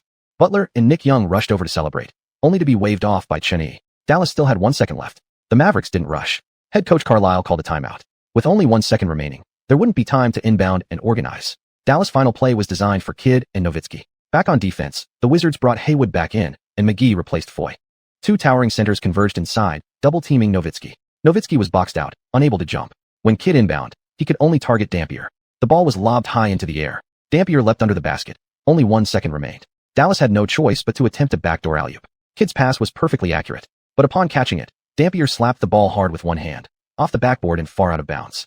Clang. The final buzzer sounded. The scoreboard froze, 96-95. The Wizards completed the comeback, winning by a single point. Chapter 47. A genius is the most important. When the game clock finally hit 0, Chen's teammates rushed toward Chen Yi in a frenzy. Head coach Saunders, who had been tense throughout the final moments, now began to relax and joined his players in celebration. Dampier, who had missed the buzzer-beater attempt, looked dejected as he leaned against the backboard, staring at the scoreboard on the big screen without uttering a word. They actually got that one. Hadn't they still been up by 7 just a minute ago? Dampier felt utterly defeated, regret rapidly building inside him. If only he had delayed his contest on Nowitzki's jump shot earlier, maybe things would have turned out differently. Nowitzki, who had been stunned by the opposing team's last-second dagger, was visibly upset but merely shook his head before helplessly taking a seat on the bench. Chen finishes it with a fadeaway jumper. He's an emotionless assassin. Charles Barkley shouted excitedly. Countless Chinese fans watching oceans away were also thrilled beyond words. That clutch shot, that fadeaway move, it looked so much like that man. Meanwhile, Dampier, who had been roaring passionately less than a minute ago, had become the biggest clown of the night. The clip of him screaming into the camera was immediately edited into a meme and spread widely across online forums. Hey, big man, this is how you close out a game, Chen Yi said with a smile toward Dampier after finishing his celebration with teammates. All Dampier could do was fume in helpless anger. Chen Yi, recording his first career game-winning shot at the buzzer, played 35 minutes tonight, shooting 10 of 15 from the field, 2 of 3 from three-point range, and a perfect 6 of 6 from the free throw line, leading the Wizards with 28 points. He also added 2 rebounds, 4 assists, 1 steal, and 1 block, making him the decisive force behind the comeback victory. Butler, who received ample shot attempts tonight, tallied a double-double of 20 points and 10 rebounds, while Haywood dominated the paint with a strong performance of 13 points and 18 rebounds against Dampier. For the Mavericks, franchise star Nowitzki played 40 minutes, scoring 28 points with 5 rebounds and 1 assist. Terry emerged as the team's second leading scorer with 21 points, 3 boards, and 2 dimes. As for Kidd, he showed strong offensive intentions early in the game, but his shooting touch was simply off. He went just 2 of 10 overall, including an astonishingly poor 1 of 7 from beyond the arc. Had Kidd's shot fallen even slightly better, the Wizards would have faced a far tougher battle. Though limited to just 6 points due to poor shooting, no one dared label Kidd a liability. After all, he also grabbed 5 rebounds and dished out 15 assists. With their 95-94 victory over the Mavericks, the Wizards improved to 20 wins and 21 losses. In the brutal Western Conference, that record barely cracked the top 10. Yet in the relatively weaker Eastern Conference, Washington firmly held on to the 8th seed, now 1.5 games ahead of the 9th-place Bulls. Back in the locker room, the Wizards remained ecstatic. Chun Yi was thrilled too, though he celebrated briefly with teammates before quickly regaining his composure. It's just a buzzer beater. There'll be plenty more where that came from. To become a true superstar, the number of game-winning shots often becomes part of the conversation among fans. With his overall rating having broken past 70, Chun Yi earned a base score of 600 points for the game, totaling 636 after bonuses from his stats. Additionally, the system rewarded him with a special bonus of 3,000 points for the game-winning shot. The system explained, each buzzer beater would earn corresponding bonus points, the amount determined by the difficulty of the shot. After receiving the 3,000 points, Chun Yi now had 3,951 points remaining in his account. Moreover, during this game, Chun Yi only collected Marion's jump shot package from the blue orbs. No new badges were unlocked. However, several of his attributes saw minor improvements, especially passing and mid-range shooting, mostly contributed by Nowitzki and Kidd. Haywood also dropped 1.2 points in rebounding value. Saunders was in good spirits after the game, relieved by Chun Yi's fadeaway dagger. Had the Wizards lost tonight by a single point, the public backlash from fans would have been unimaginable, especially since he'd handed so much ball control to Butler tonight. Proudly patting Chun Yi on the shoulder, Saunders brought him along to the post-game press conference. Click, click, click. A barrage of camera flashes instantly focused on Chun Yi. For the media, this game offered nothing short of headline gold. Chun, first of all, congratulations on completing a 9-game winning streak. In the final moments of the game, you withstood immense pressure and sank that winning fadeaway jumper. Can you share what kind of communication took place within your team that led you to take the shot from that spot? A journalist from Canada asked first. Chun Yi answered without hesitation. At that moment, we were only down by 1 point, so our game plan was either to drive to the basket or take a mid-range shot. And personally, I think the fadeaway jumper is the coolest way to shoot. That's why I chose to use it. Of course, in an interview like this, Chun Yi wasn't about to admit the real reason, that the opposing defense had shut down his driving lane so effectively that a turnaround jumper became his best available option. His response brought a round of laughter from the media. A fadeaway jumper. This was the weapon of the god. And truthfully, it was a spectacular move. Back in his streetball days, Chun Yi had seen countless pickup teammates recklessly attempting fadeaways every chance they got, especially when girls were watching from the sidelines, using fadeaways and clanging them off the rim nonstop. It was both a tribute to the basketball gods and a salute to the Mamba mentality. After all, style mattered most when you played ball, which was exactly why, even after acquiring Marion's jump shot package, Chun Yi had no intention of using it. Another reporter turned to Saunders. Coach Phillips, during the game you gave Karen a heavy offensive load, while Chun, who's been playing with better rhythm, didn't get many shots, particularly in the fourth quarter. Does this reflect a lack of trust in him? The ESPN journalist's question was sharp and pointed. Saunders waved his hand dismissively. I trust every single player on this team. The fact that I gave the final possession to Chun should be proof enough. At the end of the day, we won the game. After the game, Yao Ming, recovering from injury in Houston, immediately took to Twitter to congratulate Chun-Yi on his fadeaway game winner against the Mavericks. The post gained over 10,000 likes within moments. Fans across China and around the world went wild tonight. Over the course of Yao Ming's 8-year NBA career, he'd never hit a game-winning buzzer beater. As for Xianlian and Sun Yu, such moments were even more unthinkable. Chun-Yi had just become the first Chinese player to deliver a game-winning shot on an NBA stage. In a way, Yao felt that Chun-Yi had already surpassed his own rookie season self. If he could maintain this level of performance, the kid's future was limitless. Suddenly, Yao felt a bit of the weight lifted off his shoulders. From now on, at least internationally, he'd finally have someone to back him up. He flipped through the upcoming schedule, sent a text message to Xianlian, then promptly instructed his assistant to book a ticket for January 29th, flight to New Jersey. Chapter 48, The Streak Ends. On January 22nd, the Washington Wizards, fresh off a 9-game winning streak, hosted the Miami Heat at home. The Wizards' January schedule had been relatively kind to the players. After back-to-back road games the previous week, only one of their remaining 5 games in January would be away from Washington, with the rest played at home. This helped minimize player fatigue and allowed them to perform at their peak during games. Traveling all the way from Miami on the East Coast, the Heat entered the game with the same 20-21 record as the Wizards. However, due to head-to-head results, Miami sat in 7th place while Washington ranked 8th. Before tip-off, Dwayne Wade approached Chun-Yi, who had recently become a global sensation, initiating a friendly greeting. Up close, observing Wade's prominent cheekbones, Chun couldn't help but think they didn't hurt his looks at all. In fact, they made him look even more sexy. Objectively speaking, Wade was undeniably good-looking by NBA standards. He'd even made the cut for People magazine's list of the world's 50 most beautiful men. Beyond his appearance, Wade continued playing an electrifying style this season. Averaging 26.6 points, 4.8 rebounds, and 6.5 assists per game, he wasn't quite matching last year's explosive numbers of 30.2 points, 5 rebounds, and 7.5 assists, but he remained the core of the Heat and a marquee star in the league. Marquee star might not be entirely accurate though. During this era, David Stern had already anointed another player as the league's designated face. Yet that anointed prodigy hadn't yet proven himself, still striving for his first championship ring. Wade, on the other hand, also part of the legendary 2003 draft class, hadn't shined as brightly as LeBron James or Carmelo Anthony during the draft, but he became the first among them to win both an NBA title and Finals MVP. Wade's early NBA career read like a fantasy novel. However, that protagonist-level run lasted only 3 years. After the defending champion Heat got eliminated in the first round during the 2006-2007 season, followed by Wade's injury-plagued 2007-2008 campaign, many believed his prime was over. Yet by 2008-2009, Wade returned stronger than ever, reaching the peak of his powers. Last season, he captured the scoring title and finished 3rd in MVP voting. Had the Heat performed better overall, Wade might have finally earned that elusive MVP award, a missing piece in his otherwise stellar resume. Unfortunately, these past 2 seasons had seen little improvement in Miami's record. Wade was carrying the team like a lone surgeon in an ER. Last season, the second highest scorer was rookie Michael Beasley, averaging just 13.9 points, followed by Jermaine O'Neal with 13 points. At first glance, Beasley plus O'Neal sounds intimidating, doesn't it? As for Sean Marion and Udonis Haslem, they contributed only minimal offensive output. This season, apart from Wade, only Beasley and Little O'Neal averaged double figures in scoring. The rest were complete non-factors. During the pregame strategy meeting, Coach Saunders expressed little concern about this version of the Heat. This wasn't the championship team from 2006. They were completely different squads. He firmly believed that if they could contain Wade, the 10th consecutive win would come easily. Chun-Yi, however, wasn't nearly as confident as his coach. Containing Wade was almost impossible. And indeed, from the opening minutes of the first quarter, Coach Saunders' brow stayed tightly furrowed. Winning the tip-off, Miami launched their first possession with Wade using his signature Euro step to glide past both Chun-Yi and Karen Butler, slicing straight into the paint for an easy layup. Experiencing Wade's blinding speed firsthand, Chun couldn't help but gasp inwardly.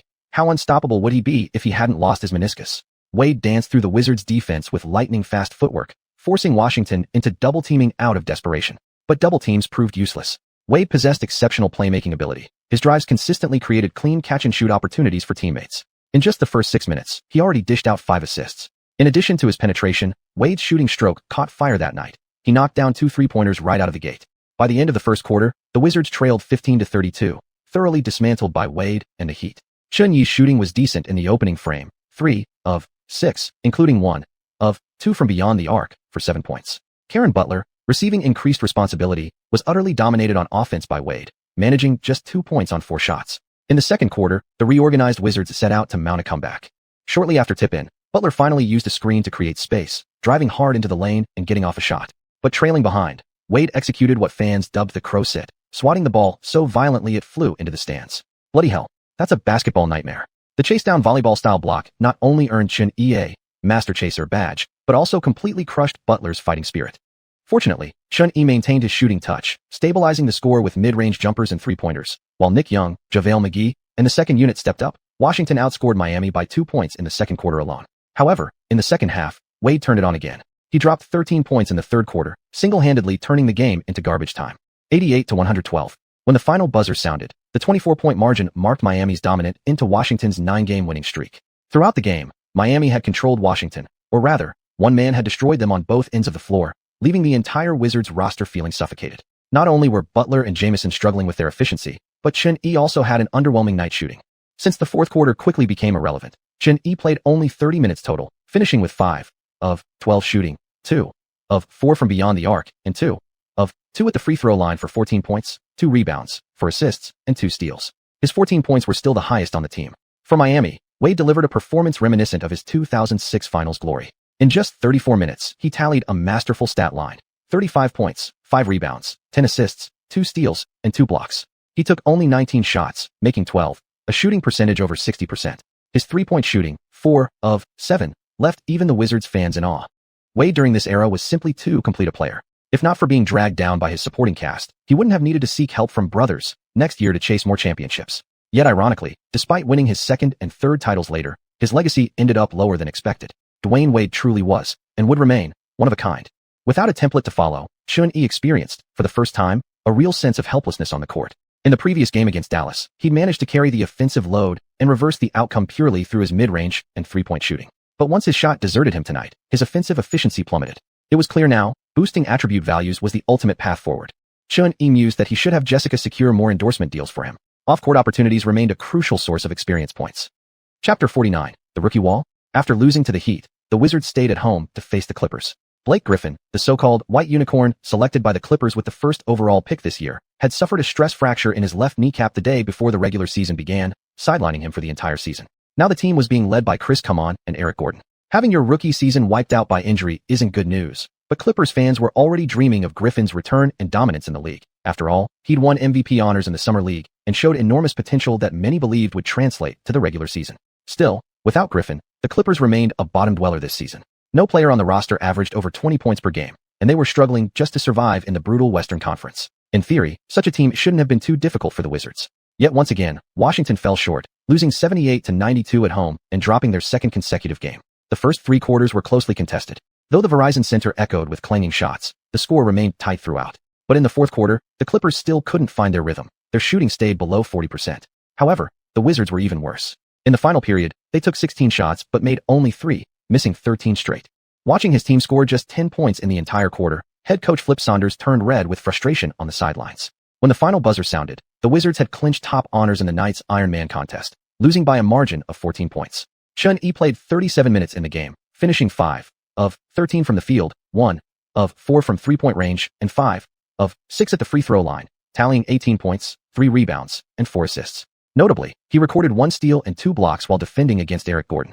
But Xian also struggled mightily. His 0-4-3 performance in the fourth quarter quickly became a topic of heated debate among fans.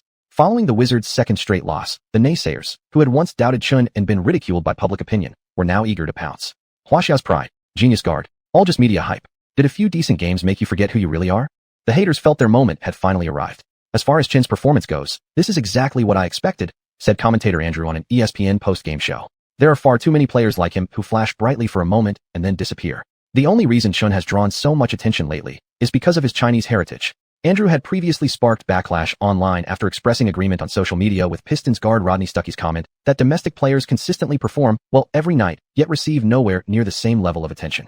Now seeing an opening, he wasted no time taking another jab at Xian. Analyst Stephen A. Smith added, "These 2 straight losses have fully exposed the Wizards' problems. Whether Xian can truly be a franchise cornerstone remains questionable. I think he relies too heavily on shot making. Once defensive pressure increases, his efficiency will plummet." Andrew burst into laughter. "Oh ho ho, Xian has proven he's not fit to be a primary ball handler. That sudden hot streak fooled fans around the world. But Wizards supporters should wake up. Without Gilbert, this team is nothing but a complete mess." Stephen A. didn't object. Instead, he flipped open the schedule. Who's the Wizards' next opponent? Oh right, the first-place Los Angeles Lakers. He grinned. Andrew sneered gleefully. They can't even beat the LA Clippers. How do they dare face the Lakers? I think the whole country will get to see Xianxia getting absolutely destroyed by Kobe next game. Clipper fans internally, bro, you've gone too far. After the ESPN segment aired, clips of Andrew and Stephen A. mocking Chen spread rapidly online, but were soon reported and taken down by fans. Charles Barkley, however, erupted during a TNT broadcast. What the hell does Andrew know about basketball? Can we please get commentators on TV who've actually watched the games? As a longtime self-proclaimed Chen fanatic, Barkley was furious. From Chen's very first game, Barkley had been following and analyzing his performances, and to this day, he still considered Chen the most impressive rookie of the class, a strong contender for Rookie of the Year. Barkley continued, "The reason the Wizards lost these past 2 games lies in their weak roster. Karen and Antoine have both disappeared lately, especially Karen. With increased usage, his play has actually gotten worse. Chen scored 32 points, grabbed 5 rebounds, and dished out 9 assists over these 2 games. That's already a solid resume for a rookie," Kenny Smith chimed in. "If you're judging Chen by the standards of a superstar, then yeah, his performance these last 2 games hasn't been great," Barkley said. "But that just proves how impressive he's been up to this point. Everyone could see it. Remember, he's only a rookie." Chen Yi's recent slump hadn't just sparked discussion across the United States, it had also ignited widespread attention back in China. Xu Kun and Yang Yi analyzed Chen Yi's playing style on their show. Yang Yi pointed out that Chen's penetration efficiency wasn't as high as it used to be, possibly due to an adaptation issue caused by changes in his playing approach. Back when he first entered the league, Chen would take the ball and drive straight into the paint. Jump shots weren't his preferred scoring method. But recently, mid-range jumpers had become his most frequent scoring choice, making his drives less threatening. Xu Kun added, "Chen's playing style isn't perfect. And there's one bad habit I'm not sure if everyone has noticed. He tends to stop the ball near the free throw line after driving, then looks around for teammates to pass to." Yang Yi nodded. "Exactly. When Chen attacks, he usually uses a screen, accelerates inside, either forcing a foul or suddenly stopping to find open teammates. His passing intention is too obvious. Plus, he loves going for risky steals, which is why he racks up so many turnovers." Coach Zhang chimed in. "Regardless, Chen Yi's overall performance has already reached an elite level. Among Chinese guards, no one has reached his height yet, and he's still just a rookie, with massive room to improve." After all this analysis, fans across the board reached a consensus to explain Chen Yi's recent struggles. He'd hit the rookie wall. The rookie wall is exactly what it sounds like, a phase where rookies entering the NBA eventually hit a stretch of poor form, as if an invisible barrier has blocked their path forward. This is extremely common. Many players coming from college face their first grueling 82-game regular season, almost triple the length of a typical college schedule, leading to gradual physical exhaustion. Moreover, some rookies who start strong do so because their playing styles haven't yet been fully studied by opponents. Once teams identify their weaknesses and adjust accordingly, their performance often plummets. During his off days following these recent losses, Chen Yi paid close attention to the surrounding media buzz. What puzzled him was, why did people nowadays feel they could draw conclusions based on just 1 or 2 games? Sure enough, praising after wins and criticizing after losses was truly a universal virtue. Wherever there were fans, there were also haters. But in these 2 games, Chen Yi himself had clearly felt a drop in his performance levels. After all, the stats from his template had been inflated far too high before. Still, with his badges and base attributes, his performance was definitely not subpar among rookies. And on the Wizards, he didn't have to worry about lack of ball dominance. He agreed with the Chinese commentators' assessments. During earlier games while using his template, Chen Yi had already noticed the tendency to stop the ball near the free throw line. It was a habit inherited from Jeremy Lin's playing style. After merging the template, it had been copied into his own game like muscle memory. He'd been trying hard to correct it ever since. As for the rookie wall, Chen Yi didn't think he'd hit it yet. After all, he could still maintain stats around 15 points and 5 assists. Even if he kept playing at this level, making the all-rookie team shouldn't be out of reach. And with system-exchanged energy drinks, fatigue and endurance issues were simply non-existent for him. Compared to the outside noise, the thing Chen Yi cared about most was the next opponent. Although they'd still be playing at home, the Wizards' next challenge was none other than the Western Conference leading Los Angeles Lakers. And leading that team? Kobe Bryant. Chapter 50. Facing the Chat. Chase the Hat. Fisher. January 26th, 6:30 p.m. The Verizon Center in Washington was packed to capacity. Although the Wizards had just suffered back-to-back losses, for fans the emergence of Chen Yi this season was already an unexpected delight. To Washington supporters, Chen Yi remained their hero. Besides, tonight's opponent was the Lakers led by Kobe Bryant, an exciting matchup that would be broadcast nationally across the United States. Chen Yi arrived at the arena early to begin his shooting warm-up. Before coming to the gym, Chen Yi had spent 5,000 accumulated points to exchange for 5 attribute points, 3 allocated to mid-range shooting, pushing his mid-range rating past 80. The remaining 2 went into 3-point shooting, bringing his 3-point stat to 73.6. The improvement was clearly visible. Chen Yi's mid-range accuracy during practice now reached a staggering 90%, and under no defensive pressure, his 3-point shot maintained an 80% success rate.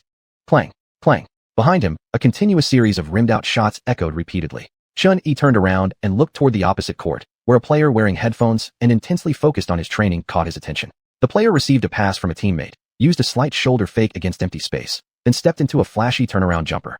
Clang. The rim rejected it once again. 4 shots up, 3 down. It was the big one, Kobe. Chen Yi gazed at that familiar fadeaway jump shot, emotions surging within him. He immediately grabbed a ball and mimicked the same move, launching his own turnaround jumper. Clang. One iron thrown fiercely in tribute to Kobe. After warm-ups concluded, both teams changed into their jerseys and gathered along the sidelines, waiting for the referees to start the game. Tonight's opponent was strong. This Lakers squad currently held a 33-11 record this season, second only to LeBron James' Cavaliers in the entire league, while leading the rugged Western Conference. And their franchise cornerstone, Kobe, averaged 27 points, 5.4 rebounds, and 5 assists per game, taking 21.5 shots in 38.8 minutes per game, of which he missed a wild 11.7 attempts. Beyond Kobe, the twin towers of Pau Gasol and Andrew Bynum formed one of the elite frontcourts in the league. Coach Saunders didn't hold much hope for this game. With clear self-awareness of how big the gap was between his team and the Lakers, he told his players not to stress too much. So what if it became a 3-game losing streak? Just a small bump. He didn't even consider thoughts like ending the losing streak.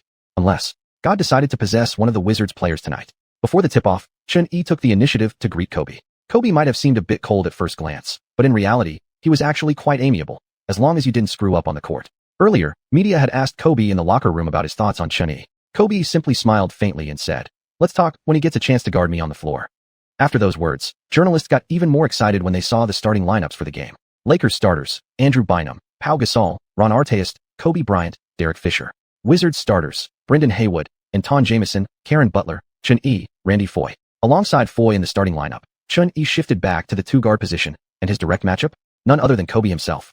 Jump ball in the center circle. When the home crowd in Washington saw Bynum step forward, deafening boos erupted throughout the arena. Why? Simple, because he also happened to be named Andrew. The sharp-tongued ESPN commentator who frequently roasted Chun-Yi was also named Andrew. Bynum felt completely innocent about this. Still, Chun-Yi knew plenty about Bynum. He was known as a poster child for low basketball IQ. Stories like seducing a coach's wife, driving luxury cars illegally and getting ticketed, worsening injuries because he insisted on going bowling before a game, all bizarre incidents tied to him. But what stood out most vividly in Chun-Yi's mind was Bynum's obsession with hair salons. He once famously left the arena during halftime of a game to get a fresh haircut, a move so outrageous it left every spectator stunned. That's dedication or insanity. After winning the jump ball, Bynum made an exaggerated mocking gesture toward the home crowd, which only intensified the chorus of boos.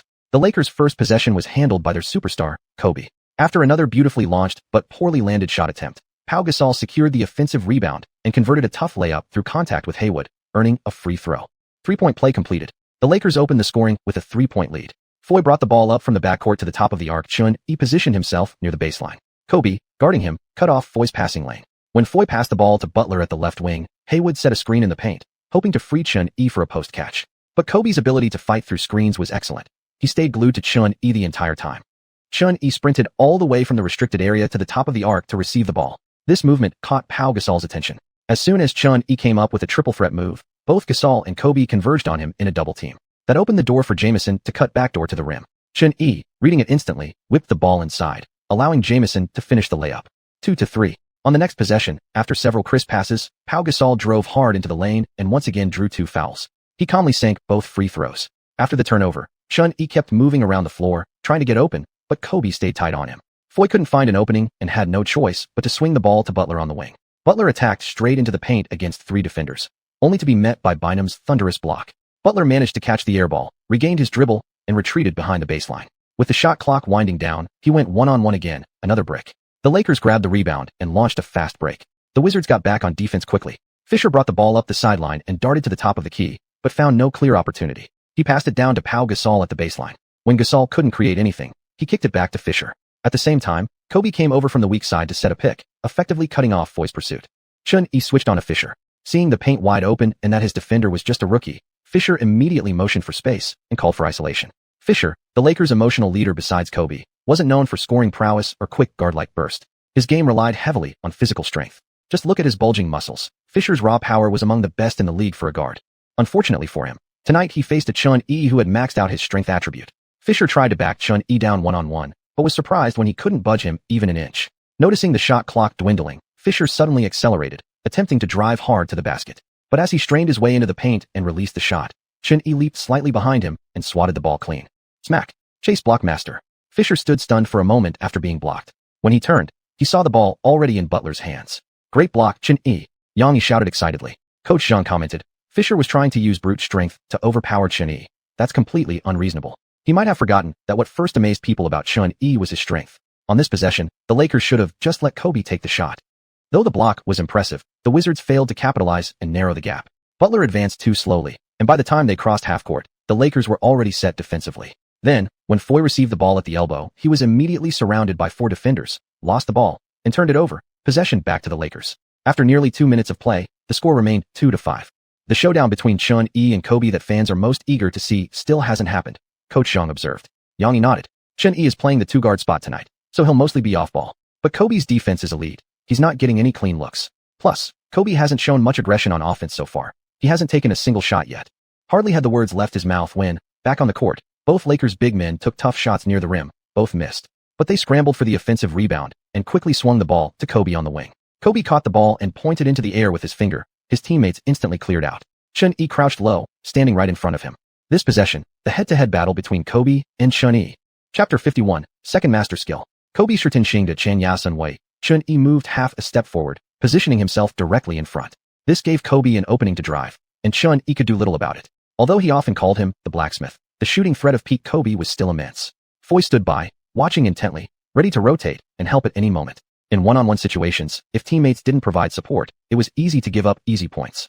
While dribbling, Kobe continuously used shoulder fakes, deceptively smooth and unpredictable, making it hard for Chun Yi to read his direction. Boom. Kobe hesitated briefly, then executed a perfect pump fake that made Chun Yi rise onto his toes. Instantly, Kobe exploded past him with a powerful crossover, driving toward the paint, forcing Haas to abandon Bynum and step out from the restricted area to contest. In midair, Kobe twisted his body into a dramatic reverse layup, the ball grazing the backboard before dropping through the net. Chun Yi picked up the 0.1 cut-in layup stat that had dropped on the ground, feeling slightly helpless. Was this what came from training since 4 in the morning? No one could handle this kind of offense. After that play, Saunders immediately switched to double-teaming Kobe. In the first quarter, Kobe hadn't shown strong scoring intentions, especially when the opponent sent 2 or even 3 defenders at him every time. He simply passed the ball into Pau Gasol in the post. From the start of the quarter, Big Pau racked up 5 straight points and maintained solid form throughout, not only dominating Haas offensively, but also excelling in rim protection and rebounding. Yet, since most people had considered the gap between the teams too wide before the game and held little hope of winning, the Wizards players had loosened up and ended up playing with impressive offensive efficiency. After several quiet games, Jamison regained his scoring touch. Throughout the first quarter, he exchanged blows with Gasol. While Pau scored 10, Jamison responded with 9 points of his own. Meanwhile, under tight defense from Kobe, Chun Yi attempted 7 shots in the first quarter, making only 3, including 1 3-pointer, for a total of 7 points. At the end of the first quarter, the Wizards trailed 29-30 by just a single point. This outcome surprised many. The Wizards seemed to have regained their offensive rhythm. They're matching the Lakers blow for blow, Kenny Smith commented. But Barkley shook his head. Their offense is still sluggish. The difference in both teams' level of defense and offense is obvious. The only reason they're down by just 1 point is because Antoine found his touch tonight. Barkley saw clearly through the surface. The Wizards appeared competitive, but in reality, exposed numerous problems. Moreover, their overall team shooting percentage remained low. Chun Yi struggled badly under Kobe's defense. Early in the game, he found it extremely difficult to move without the ball and get open. With 9 all-defensive team selections, including 7 first-team honors, Kobe's defensive awareness was top tier, particularly in help defense. By the second quarter, the Wizards' flaws became fully exposed. Under the Lakers' high-pressure defense, Washington's shooting percentage stayed extremely low. With neither Chun Yi nor Jamison stepping up, they were led around by the nose. Moreover, beyond the starting lineup, the Lakers' bench unit completely overpowered the Wizards. Players like Walton, Farmar, Vujacic, and Odom were beasts off the pine, especially Odom. Odom was the core of the Lakers' second unit, versatile and technically complete, a strong contender for 6th Man of the Year. But like Bynum, he was also a legendary character. After breaking up with Khloe Kardashian, this guy went off the rails, indulging in clubs and brothels. At a place called the Love Ranch, Odom reportedly popped Viagra and engaged in a 3-day, non-stop sex marathon with 2 blonde women, hitting 7 rounds each night. When he was later discovered, he was unconscious. Numerous media outlets reported multiple organ failures, including kidney failure, and some even speculated brain death, raising fears he might become a vegetable. But later, the dude miraculously woke up. A true miracle of life. With such a beast on the opposing side, compared to the Wizards' second unit featuring McGee, Boykins, and others, it wasn't even the same weight class. Unsurprisingly, the Wizards got crushed in the second quarter. At halftime, the score stood at 44-60, with the Wizards already trailing by 16 points. During the intermission, Andrew from ESPN was in high spirits. I told you, Chun and the Wizards would be utterly destroyed by Kobe and the Lakers. All those Chun fans can shut up now. Andrew mocked on air. Smith added fuel to the fire beside him. Kobe hasn't even started scoring yet, and the Wizards are already overwhelmed. Meanwhile, Chinese livestream studios were reviewing the first half during the break. Yang Yi used magnetic pieces on a board to replay the Lakers' brilliant strategies from the first half, then began analyzing each player's performance. Xiu spoke first. Chun Yi scored 12 points in the first half, but his shooting efficiency wasn't high. Under Kobe's tight defense, his signature isolation play was largely ineffective. He took 11 shots and made only 5. Kobe has shown a stronger desire to win this season. In pursuit of a championship, he's chosen to trust his teammates more, frequently feeding the ball to Gasol and sacrificing some of his own offensive role, Yang added. Zhang, who knew Kobe well, quickly chimed in. Don't think Kobe isn't focused on offense just because he's 3 of 7 with only 10 points in the first half. His defensive impact has been enormous. Just like during the 2008 Olympics, he's taken on the role of a defensive stopper, giving up many isolation opportunities. His scoring might not look explosive, but his contribution is undeniable. In short, this season's Kobe was playing more intelligently. Yang looked at Chunyi's stats and said, Chunyi's performance has been decent, considering he's going up against a complete two-way player like Kobe. The game isn't over yet. Nobody knows whether the Lakers will hand the Wizards their 3rd straight home loss, or if Washington will finally snap their losing streak. After the 15-minute break, both teams returned for the second half, and Saunders reshuffled his lineup. Keeping the front court unchanged, he brought in the backcourt duo of Chun-Yi and Nick Young, returning Chun-Yi to the point guard role as the primary initiator, while also giving him more opportunities to create his own shot. The Lakers, meanwhile, stuck with their starting 5. On Washington's first offensive possession of the half, Chun-Yi passed into the post for Butler. Butler shook free from his defender and drove hard to the rim, only to be met with a brutal, unforgiving chase down block by Artest. The ball switched over to the Lakers, and at the elbow, Kobe elevated over a triple team, forcing up a turnaround jumper. The ball bounced on the rim 4 times, lingering heartbreakingly before finally dropping through the net. Kobe flashed his iconic finger gun pose toward the camera, blowing across the barrel. This basket sent a jolt through Chun-Yi. On the ground, alongside a dropped gray orb, lay a shining golden one. The 3rd golden orb. Internally thrilled, Chun-Yi calmly walked over as the golden sphere transformed into a streak of light and vanished into his body. Ding. Congratulations, host, for obtaining the guard class domination skill. Dribble scoring specialist.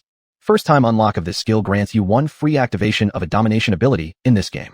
Dribble scoring specialist. When domination is activated, the host's ability to score off the dribble becomes extremely lethal. Even when contested, or using advanced moves such as turnaround jumpers or step-back threes, his shooting ability will be unparalleled.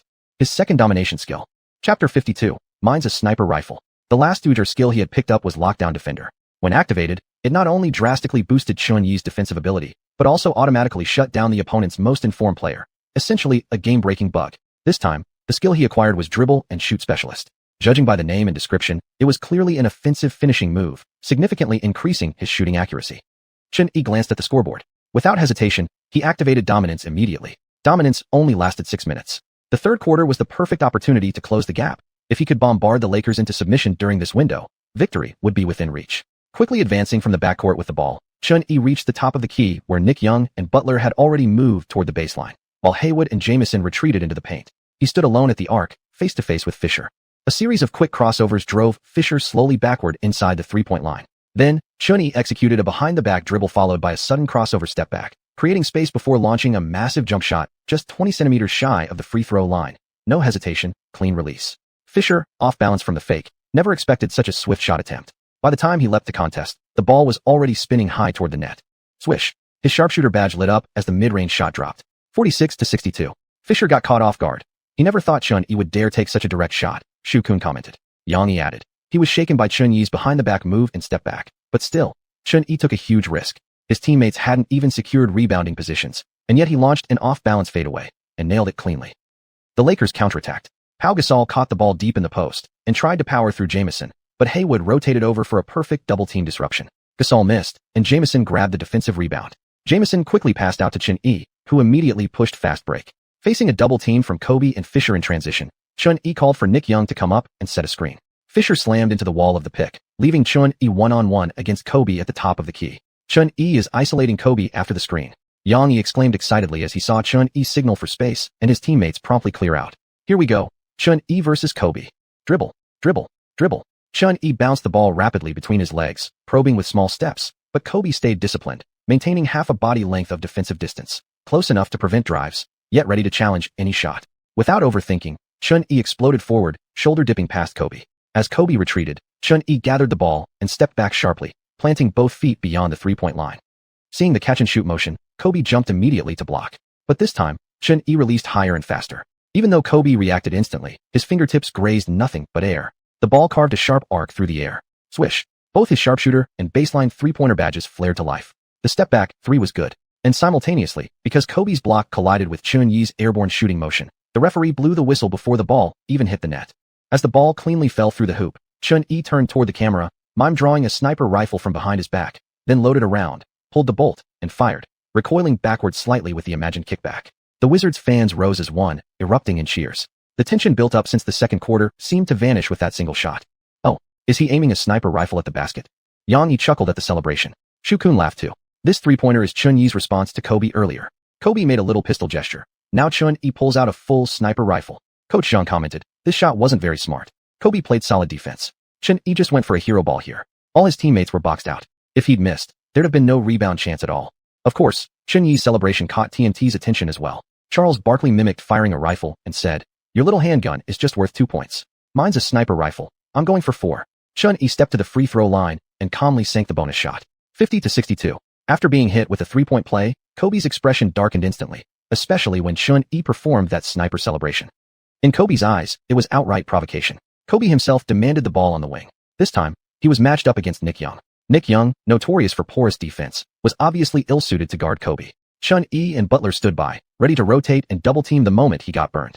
But Kobe didn't make any extra moves. After backing down, he immediately turned around and launched a jump shot. The ball clanged off the front of the rim. After missing, Kobe quickly dashed into the paint, grabbed the offensive rebound, and put it back in. After scoring, Chun Yi signaled for a quick inbounds pass. As he sprinted up court, Kobe exchanged a few words with Fisher and switched onto him. Kobe was going to teach this rookie a lesson himself. Matched up against Kobe, Chun Yi decided not to call for a screen this time either. He would go head-to-head once again. The second one-on-one battle unfolded on the wing. Chun Yi slowly dribbled into the elbow area. Kobe pressed against his shoulder, so Chun Yi quickly adjusted his stance, turning his back to Kobe.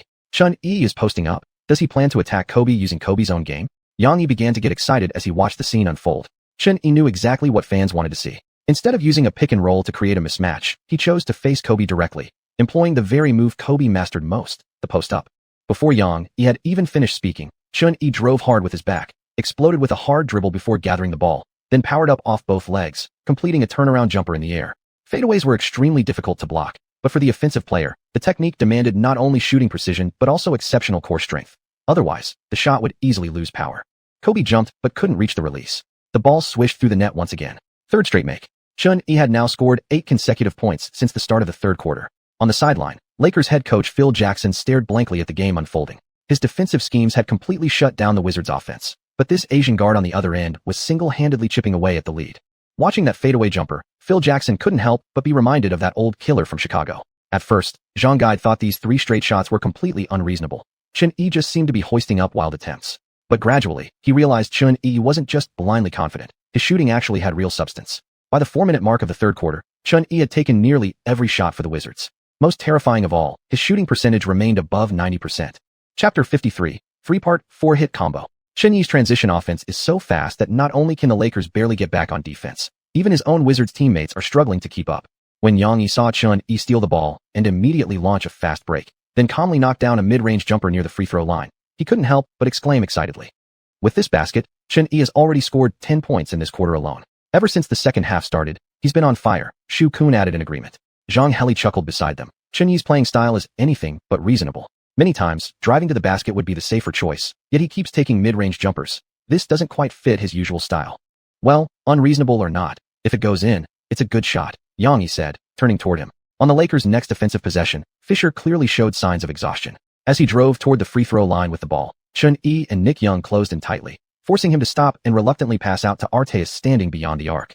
Arteis caught the ball near the baseline. Butler gave him an extra step of space, and Arteis, eyes blazing, immediately launched a three-pointer. Arteis had been consistently reliable from deep this season, shooting over 35%, but this time luck wasn't on his side. The shot clanged off the front of the rim.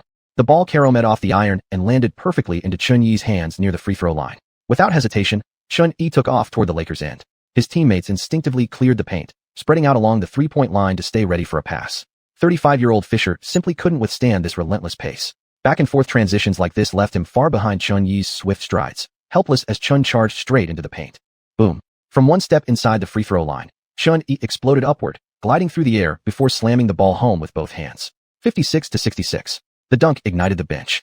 McGee and Foy jumped to their feet, wildly waving towels. Phil Jackson called a timeout. After the previous 2 possessions, he'd already noticed Fisher's fatigue.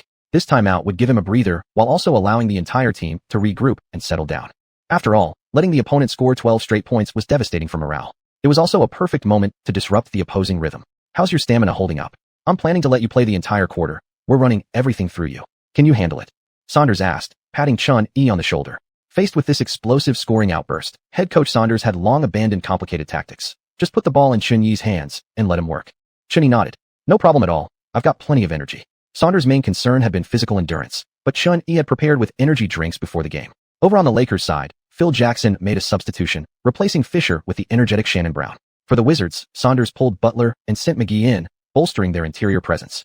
Chun Yi quickly regained his energy, stepping onto the court feeling invigorated. He glanced at the clock, 7 minutes and 44 seconds remaining. His dominant skill still had just over 3 minutes left on its timer, but the deficit remained in double digits. Chun Yi felt the pressure mounting. Lakers possession. Kobe brought the ball up. Chun Yi crept toward him carefully, while signaling his perimeter teammates to stay alert for help defense. After a screen, Kobe blew past Nick Young, surged into the paint, elevated to draw JaVale out of position, then finished with a quick up and under move. Compared to his newly acquired skills like dribble shooter and lockdown defender, Chun Yi hadn't seen much improvement in pure defensive ability. Getting scored on here was understandable. He grabbed the rebound and quickly pushed forward, positioning himself behind the top of the arc. This time, it was a one-on-one matchup against Shannon Brown. Sitting on the bench earlier, watching Chun Yi's scoring explosion, Brown had been deeply shaken. Now, guarding him, he was laser-focused. As Chun Yi executed a crossover followed by a pull-back dribble, the tightly wound Brown lunged sideways a full step. Seeing the wide-open shooting lane to his side, Chun Yi didn't hesitate. He rose up and fired from beyond the arc. Swish. Powered by dribble shooter, Chun Yi's skagam was scorching hot. 59-68. With that three-pointer, the gap had shrunk to single digits. Shannon Brown was almost off the court.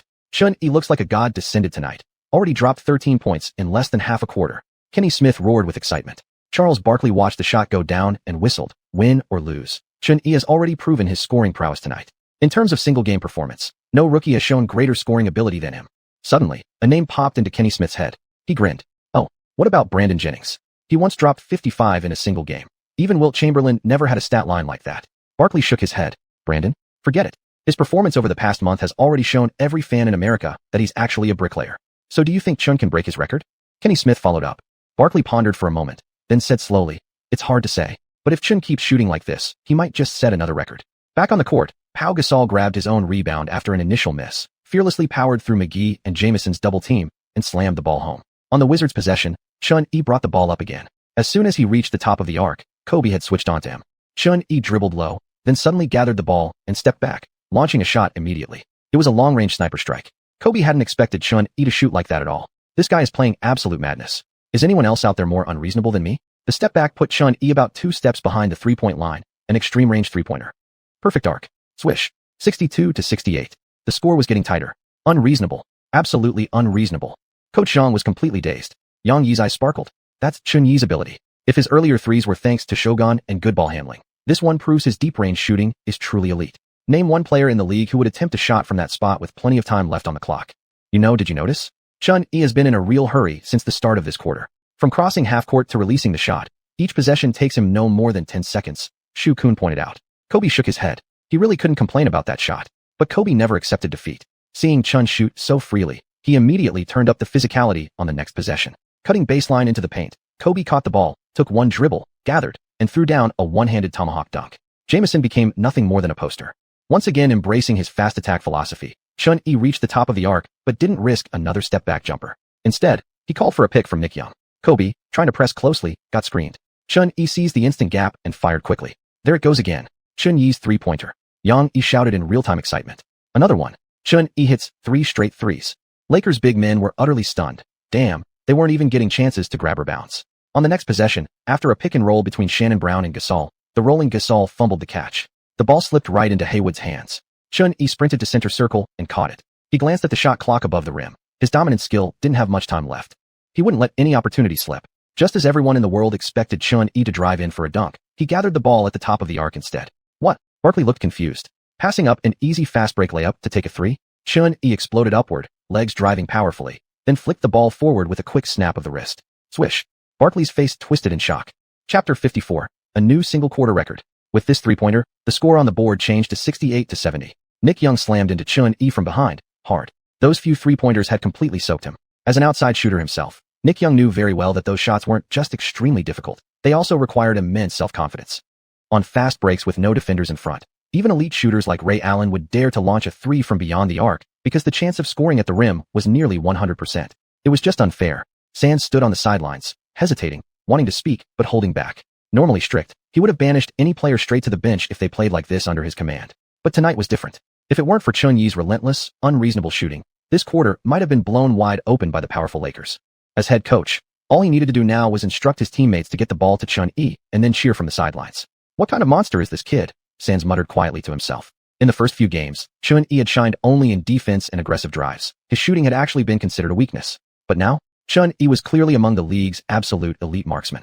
Had he been hiding his true ability? Or had he somehow improved his shooting this much in just a few weeks? At the TNT broadcast booth, Charles Barkley stared at the timer displayed below the screen. There were still 6 minutes and 26 seconds left in the quarter. No team could stand up to this kind of shooting. For consecutive threes. In an instant, Chun erased over 10 points of deficit, closing the gap to just 2. One more shot, and they'll be tied. And we're not even halfway through the quarter yet, Barkley thought, deeply stunned. Phil Jackson's defensive scheme had been nearly flawless. The Lakers' interior was impenetrable. Yet the Wizards hadn't even tried to attack the paint in this third quarter. They simply relied on Chun-Yi's jump shots to chip away at the lead. The Lakers' formidable defensive lineup was rendered useless. Kenny Smith added. He scored 24 points in less than half a quarter, all by himself. At this rate, what insane total will he finish with? Could he break Brandon Jennings' record? Barkley paused, then replied. Let's hold off on talking about single-game records. I think Chin has a chance to set another kind of record. Back on the court, after being outscored 24-8, the Lakers' morale took a serious hit. Bynum remained dazed. After setting a screen for Kobe, he failed to notice the return pass. Ball struck his shoulder and bounced out of bounds. Kobe, who already felt furious after being repeatedly torched by Chun-Yi, flared his nostrils angrily and pointed one finger at Bynum in frustration. Bynum flinched under Kobe's glare. He knew exactly what happened when the leader lost his temper. He quickly waved his hands apologetically. Sorry, my bad. Didn't see the pass coming. The Wizards inbound again. Through smart movement, Chun-Yi received the pass from Nick Young in the low post. Using a steady mid-range jumper, he pushed his point total for the quarter to 26. 70-70. Tied game. The moment the ball went in, a sound rang in Chun-Yi's ear. Ding. Dominant skill, ball handling shooter, duration ended. Skill deactivated. User's shooting level has returned to normal. The clock now showed 5 minutes remaining, more than halfway through the third quarter. After the dominance period ended, Chun-Yi glanced at the scoreboard and noticed the score still remained close, yet uneasiness lingered within him. Without that freakish shooting touch, he feared the Lakers might pull away again. However, after a few minutes of play in the latter half of the quarter, Chun-Yi realized his concern might be unwarranted. Though he no longer had numerical support, Chun-Yi found his accuracy had only slightly dipped. As long as he didn't take the absurdly difficult shots he had before, his catch-and-shoots and pick-and-pop jumpers remained sharp. Looks like I've warmed up my Shogun over the first half of the quarter. After sinking 2 tough fadeaway jumpers, Chun-Yi stared at his shooting hand, silently thinking to himself. Shooting feel, such a mysterious thing. When a player gets hot at the right moment, even from cold zones or awkward angles, they seem to magically knock down every shot. Just like the T-Mac moment. That night when Tracy McGrady made history with 13 points in 35 seconds, he went 4 from 3 in the final stretch, each time catching the ball past midcourt and launching immediately, including one contested 3 plus 1 over Tim Duncan. And yet, earlier that same game, McGrady had gone just 1 for 8 from deep. In fact, during the entire 2004 to 2005 season, his long-range shooting wasn't particularly strong. He shot only 32.6% from beyond the arc. But once shooting rhythm kicked in, it was irrational. Every shot just went in no matter what. If the ball-handling shooter, skill could maintain this scorching touch even after the dominance period ended, then the impact of this ability extended far beyond those 6 activated minutes. Missed shots were contagious, but so was rhythm. Under Chun-Yi's explosive scoring run, Jamison and Nick Young's three-point efficiency had significantly improved compared to the first half. With just 1 minute left in the third quarter, the score had shifted to 85-82. The Wizards now led the Lakers by 3 points. The Wizards had possession, and the entire world's attention was fixed on Chun-Yi holding the ball. His point total for the quarter had already reached 31. If he made this next shot, he would tie the record for most points in a single quarter, 33 points, set by George Gervin and Carmelo Anthony. Chun-Yi was isolated at the elbow against Fisher, who had just returned to the game. After backing down, Chun-Yi gave a slight bump, gathered the ball, then exploded upward with both legs, rising into the air as he lined up the basket. Flicked his wrist. Swish. Fadeaway master. Fisher's block attempt was completely ineffective. The ball arced high through the air and dropped cleanly into the basket. 33 points. 33 points in 1 quarter. Chun-Yi has tied the single-quarter scoring record set by superstar scorer Anthony Back in 2008. Yang shouted from the Chinese broadcast booth. It was a historic moment. Not only had a Chinese guard established himself on the NBA stage, but he had also etched his name into the league's record books. Amid thunderous roars from the crowd, the Lakers managed to score with just 2 seconds left on the clock as Pau Gasol finished their final possession. Barkley stared at the timer. 26 seconds remaining. One full offensive opportunity left. Possession belonged to the Wizards. 33 points in a quarter. This record might be broken tonight, Barkley said, eyes locked on the broadcast screen. Sands shouted from the sideline, waving his arms to clear out space. Jamison and Haywood positioned themselves together on the left side of the paint, while Nick Young and Butler spread out to the corners, creating wide open room for Chun-Yi. MVP, MVP, MVP. Every fan in the Wizards' home arena rose to their feet. Chapter 55. A record being shattered again. All the Wizards players have cleared space for Chun, said Charles Barkley. They're about to witness a brand new record. On the court, every Lakers player was on high alert. They didn't want to become the backdrop for Chun Yi's assault on the single-quarter scoring record, especially with the Lakers trailing on the scoreboard. Fisher and Kobe moved in to double-team. Chun backed up slightly, signaling Jamison to come over for a screen from the edge of the paint. Kobe gestured to Arteas to switch defense. He wanted to guard this rookie himself. Once again, it was one-on-one between Chun Yi and Kobe. In this third quarter, Chun had already scored a few times against Kobe. But throughout the first half, Kobe had been the most effective defender the Lakers had against Chun. Chun glanced up at the shot clock. Time ticked down second by second. It wasn't yet crunch time, but Chun felt even more pressure than he did during that game-winning shot against Dallas. Dribble, dribble, dribble. A series of quick crossovers failed to shake Kobe. Chun then tried to use his speed to drive hard from the right side, but Kobe accurately read his move and stepped directly into his path, nearly stripping the ball from Chun's hands. Chun quickly snapped his wrist backward, pulling the ball back safely. Using a spin move off a back down, he created some breathing room. Seeing the heavy interior defense closing in, an idea flashed through his mind. He half-turned, using his back to lean into Kobe's chest. He drove in hard, then gave subtle shoulder fakes to both sides before spinning toward his left and rising for a jump shot. The fadeaway jumper, the signature move of Kobe Bryant. The moment Chun faked with his shoulders, Kobe guessed his intention. He leaped immediately, hand outstretched, ready to block the shot. But Chun completed the fadeaway. The arc of the ball soared higher than a normal jumper. Jamison and Haywood instantly surged toward the basket the moment they saw Chun release, determined to fight for the offensive rebound if the shot missed. Fadeaway master. When that golden badge flashed in Chun Yi's mind, his heart skipped a beat. Swish. The rim welcomed the ball. An explosive roar erupted from the crowd. 35 points in one quarter. Chun Yi had just set a new single-quarter scoring record. A new record. A new record. Created by a Chinese player. Yang Yi could barely contain his excitement. He was seconds away from leaping to his feet. Coach Zhang emphasized, the previous record of 33 points in a quarter was only tied by Carmelo Anthony a year ago. No one expected Chun Yi to break it so soon. Xiuxian added, the man guarding him is Kobe Bryant, a multiple-time all-defensive team member. And Chun Yi used Kobe's own signature move against him in isolation, a shot that will go down in history. Some will call the timeout. This timeout was for Chun Yi, for his teammates to fully savor this moment. His pregame prayer had come true. Tonight, God really was playing through Chun Yi. Teammates swarmed around Chun. Nick Young, overwhelmed with excitement, even punched him playfully in the shoulder. Cough. Chun winced, clutching his right shoulder. Damn it. Good thing he drank the nutritional serum from the system every day, or that punch might have caused internal injuries. But adrenaline quickly washed away the pain. Right now, all Chun could think about was that last shot. Before he'd been transported here, the single-quarter scoring king was Klay Thompson, who once dropped 37 points in a quarter against the Timberwolves. But now, that record belonged solely to him. And because of the butterfly effect he'd triggered, who knew if college-age Thompson would even end up joining the Warriors to form a dynasty? The 35-point quarter might remain buried in history for a very long time. After the timeout, there were still 6 seconds left on the clock following Chun Yi's fadeaway. One final possession for the Lakers, executed by Kobe. From the same spot, Kobe replicated Chun's fadeaway jumper. Shot went in, whistle blew. Yet despite the buzzer beater, Kobe wasn't happy. The Lakers were still trailing, 89-86. The Wizards entered the fourth quarter with a 3-point lead. It seems the Lakers have crushed too many teams this season. Facing a comeback like this, they're struggling to adjust, Kenyatta Smith remarked just over 2 minutes into the fourth quarter as the gap continued to grow. Many expected the Lakers to regroup and reclaim the lead in the final period. But with 9:54 remaining in the quarter, the score read 95-89. The Wizards now led by 6. Buddies on the Lakers are losing composure, Barkley observed. Second unit guys like Shannon Brown and Luke Walton are rushing things, leading to constant turnovers. Back to the Wizards' possession. Once again, the ball was in Chun Yi's hands. After scoring 35 points in the third quarter, Chun Yi's total for the game now stood at 47. Just 3 points away from the 50-point mark.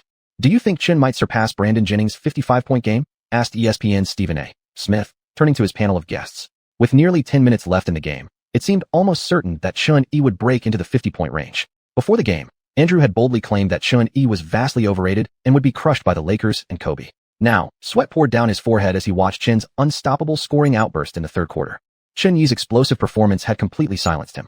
Andrew leaned forward, hands on his knees, head slightly bowed, biting his finger in silence. The Wizards ran a series of cross screens, and when Chun Yi came off a pick and roll to the corner, he found himself wide open. Without hesitation, he rose and fired. Swish. Corner 3-point specialist. As the ball plunged through the net, Yang Yi shouted, 50 points. Chun Yi becomes the third active NBA player to score 50 points as a rookie, joining Allen Iverson and Brandon Jennings. But 50 points was far from Chun Yi's limit. Tonight, his xuanhuan only grew hotter. Even though his shooting percentage had dropped significantly after the expiration of his dominate skill, his teammates kept feeding him the ball. On the next possession, another mid-range jumper after a screen. Chun Yi added 2 more points, his 52nd of the night.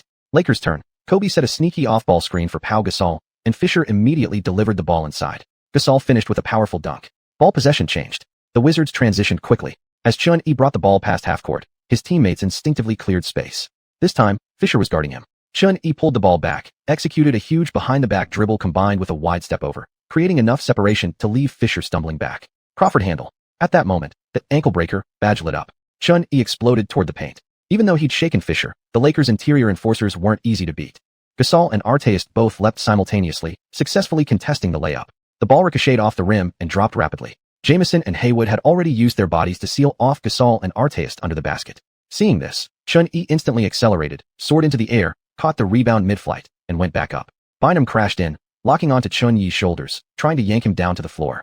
Chun felt his body weight double. Startled, he quickly adjusted his balance, and, just before landing, flicked the ball toward the rim. With such an obvious foul, the referees couldn't look away. The whistle blew immediately. Chun-Yi, still bedaubed Bynum on his back, stared at the flight of the ball. Once again, the clean, crisp swish echoed through the arena. N1. This was a chance to complete the three-point play. Chapter 56. A 60-point game, first in history. Chun-Yi watched the ball go through the net, then rolled his shoulders. Getting yanked down mid-air by a 130-kilogram center wasn't pleasant, but fortunately, the shot had gone in. After the basket, Nick Young and Butler rushed behind Bynum. Butler delivered a heated verbal message right into the opponent's ear, and Nick Young nearly threw a punch, only to be held back by veteran teammate Jamison. If Chun-Yi had been knocked to the ground just now, Jamison wouldn't have hesitated to charge in. But seeing that Chin not only remained unharmed but actually finished the play successfully, the experienced Jamison knew it was best to stay calm and wait for the referee's call. Otherwise, both sides could end up with technical fouls. The referees quickly moved in to separate the players. Bynum, knowing he was at fault, silently backed away to the sidelines. His earlier move had drawn loud boos from the entire arena. The ref put on his headset and reviewed the replay. Does this even need a review? This is clearly a flagrant foul, Kenny Smith said. Andrew lost his composure. He went for a body slam during Chin's layup, a serious violation of sportsmanship. Yet Chin somehow stayed airborne and still made the shot. Charles Barkley added angrily.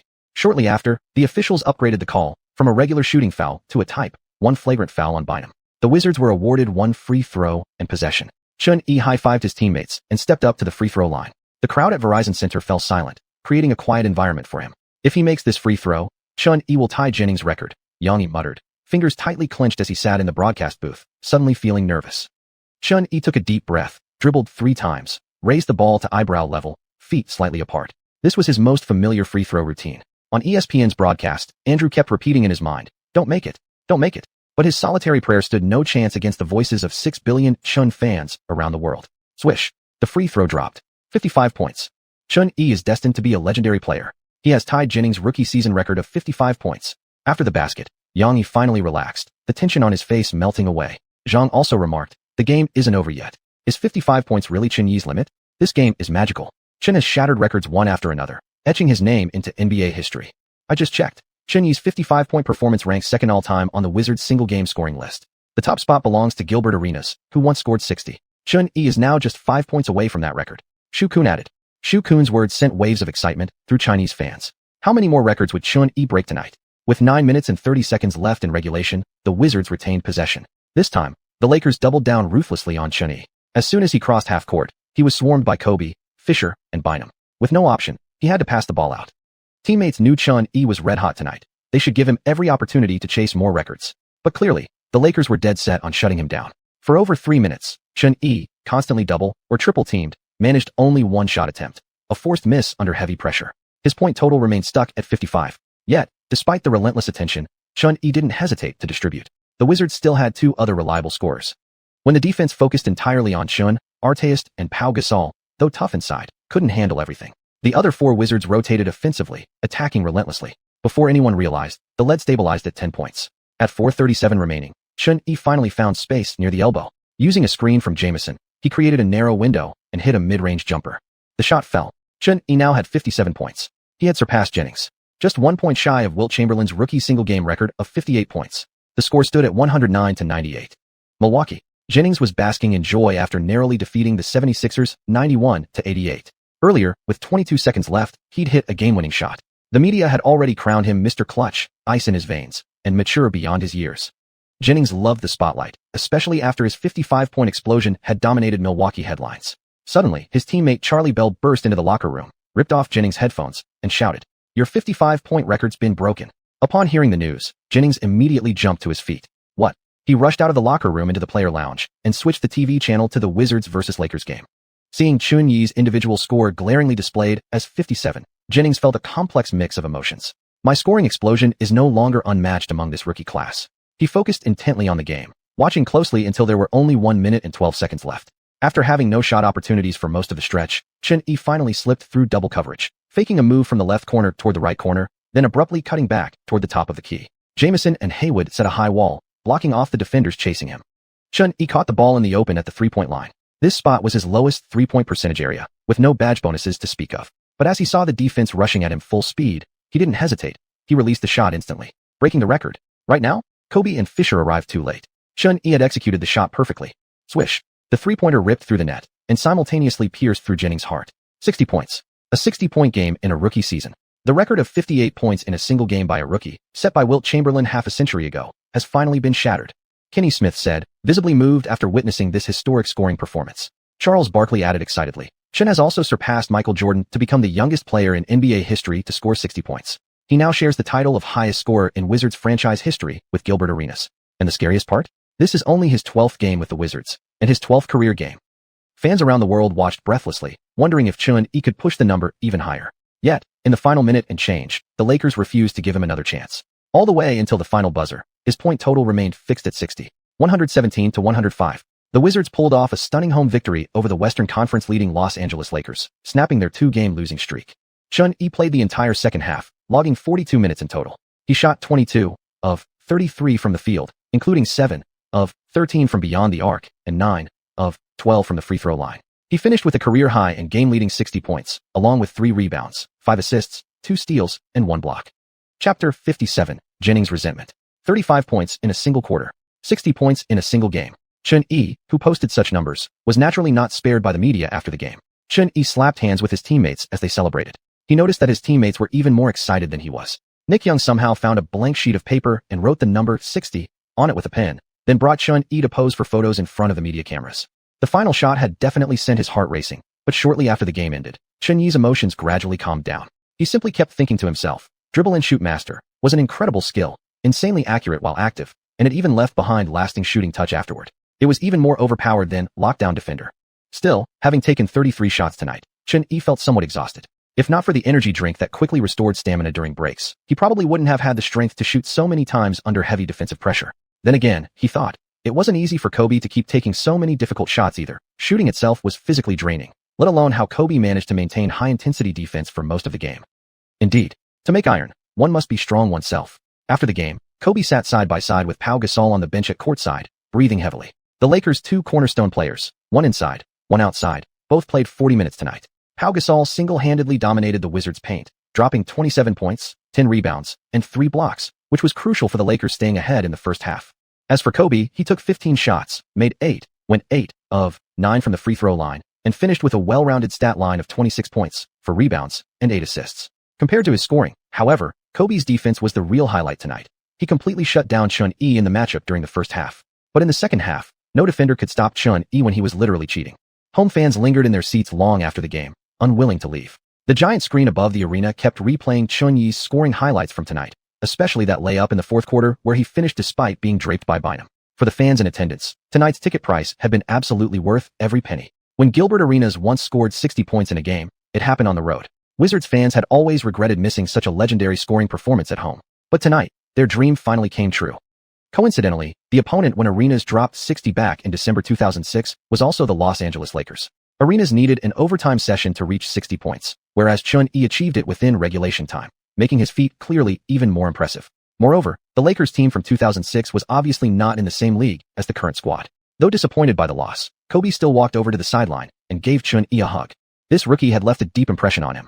After 14 years in the league, this was the first time Kobe had seen a rookie of this caliber. Chunyi himself initiated a jersey swap, and Kobe graciously signed his jersey before handing it over. Post-game press conference. When Chunyi arrived at the venue after changing, he found that the number of reporters present was several times greater than usual. As soon as he appeared, the entire studio erupted. Chunyi's performance tonight had simply been too insane. 35 points in a quarter, 60 points as a rookie, highest single-game scoring in Wizards franchise history, youngest player ever to score 60. Chunyi had created a series of records that seemed nearly impossible to break. Calling him the greatest rookie of all time might spark debate. but calling him the most offensively explosive rookie in history was unquestionably justified.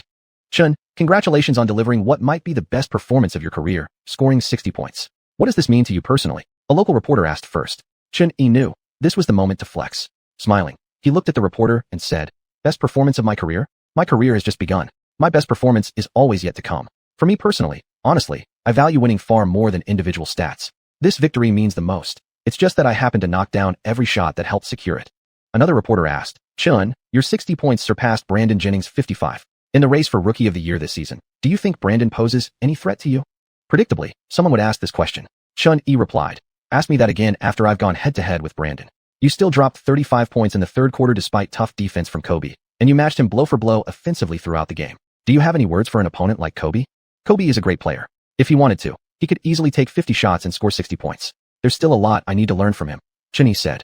The reporter had clearly come looking for drama. Chun didn't elaborate further, saying too much might spark conflict between fan bases. After several more questions, the reporters shifted their focus to Saunders.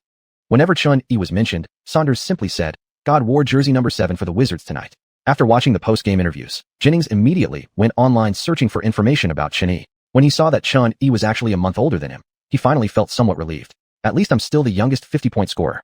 Still uneasy, Jennings opened his social media platforms. Seeing Chun dominating the headlines, he frantically searched for any mention of himself. "This can't be right. Isn't being the youngest to score 50 impressive? How come there's not a single discussion about me online? Shouldn't people at least be comparing us?" Jennings felt disappointed. Before tonight's game had even ended, many fans were indeed discussing Jennings in comparison to Chun. But the moment Chun hit 60 points, Jennings was completely overshadowed. How could the youngest 50-point scorer possibly compete with the youngest 60-point scorer? When Chun broke the record for youngest 60-point game, the player he was being compared to was Michael Jordan. Who exactly is Jennings in that conversation? They weren't even in the same league. Moreover, Jennings took 34 shots to score his 55 points, while Chun took one fewer shot and scored 5 more points.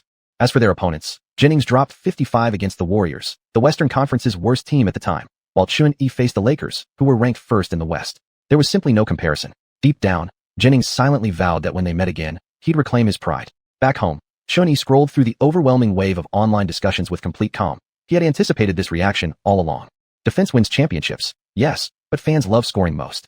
The visual impact of Wilt Chamberlain's 100-point game or Kobe's 81-point massacre was undeniably stronger than any defensive performance.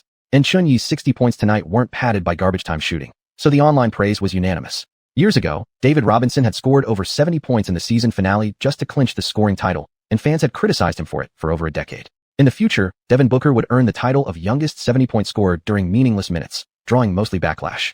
Chun was different. Every single point he scored tonight carried immense weight. Besides breaking multiple records, Chun had gained something else important tonight. Chapter 58, All-Star Roster Announcement. Ding. Host has broken the rookie single-game scoring record. Additional reward of 5,000 points. Ding. Host has broken the single-quarter scoring record. Additional reward of 3,000 points.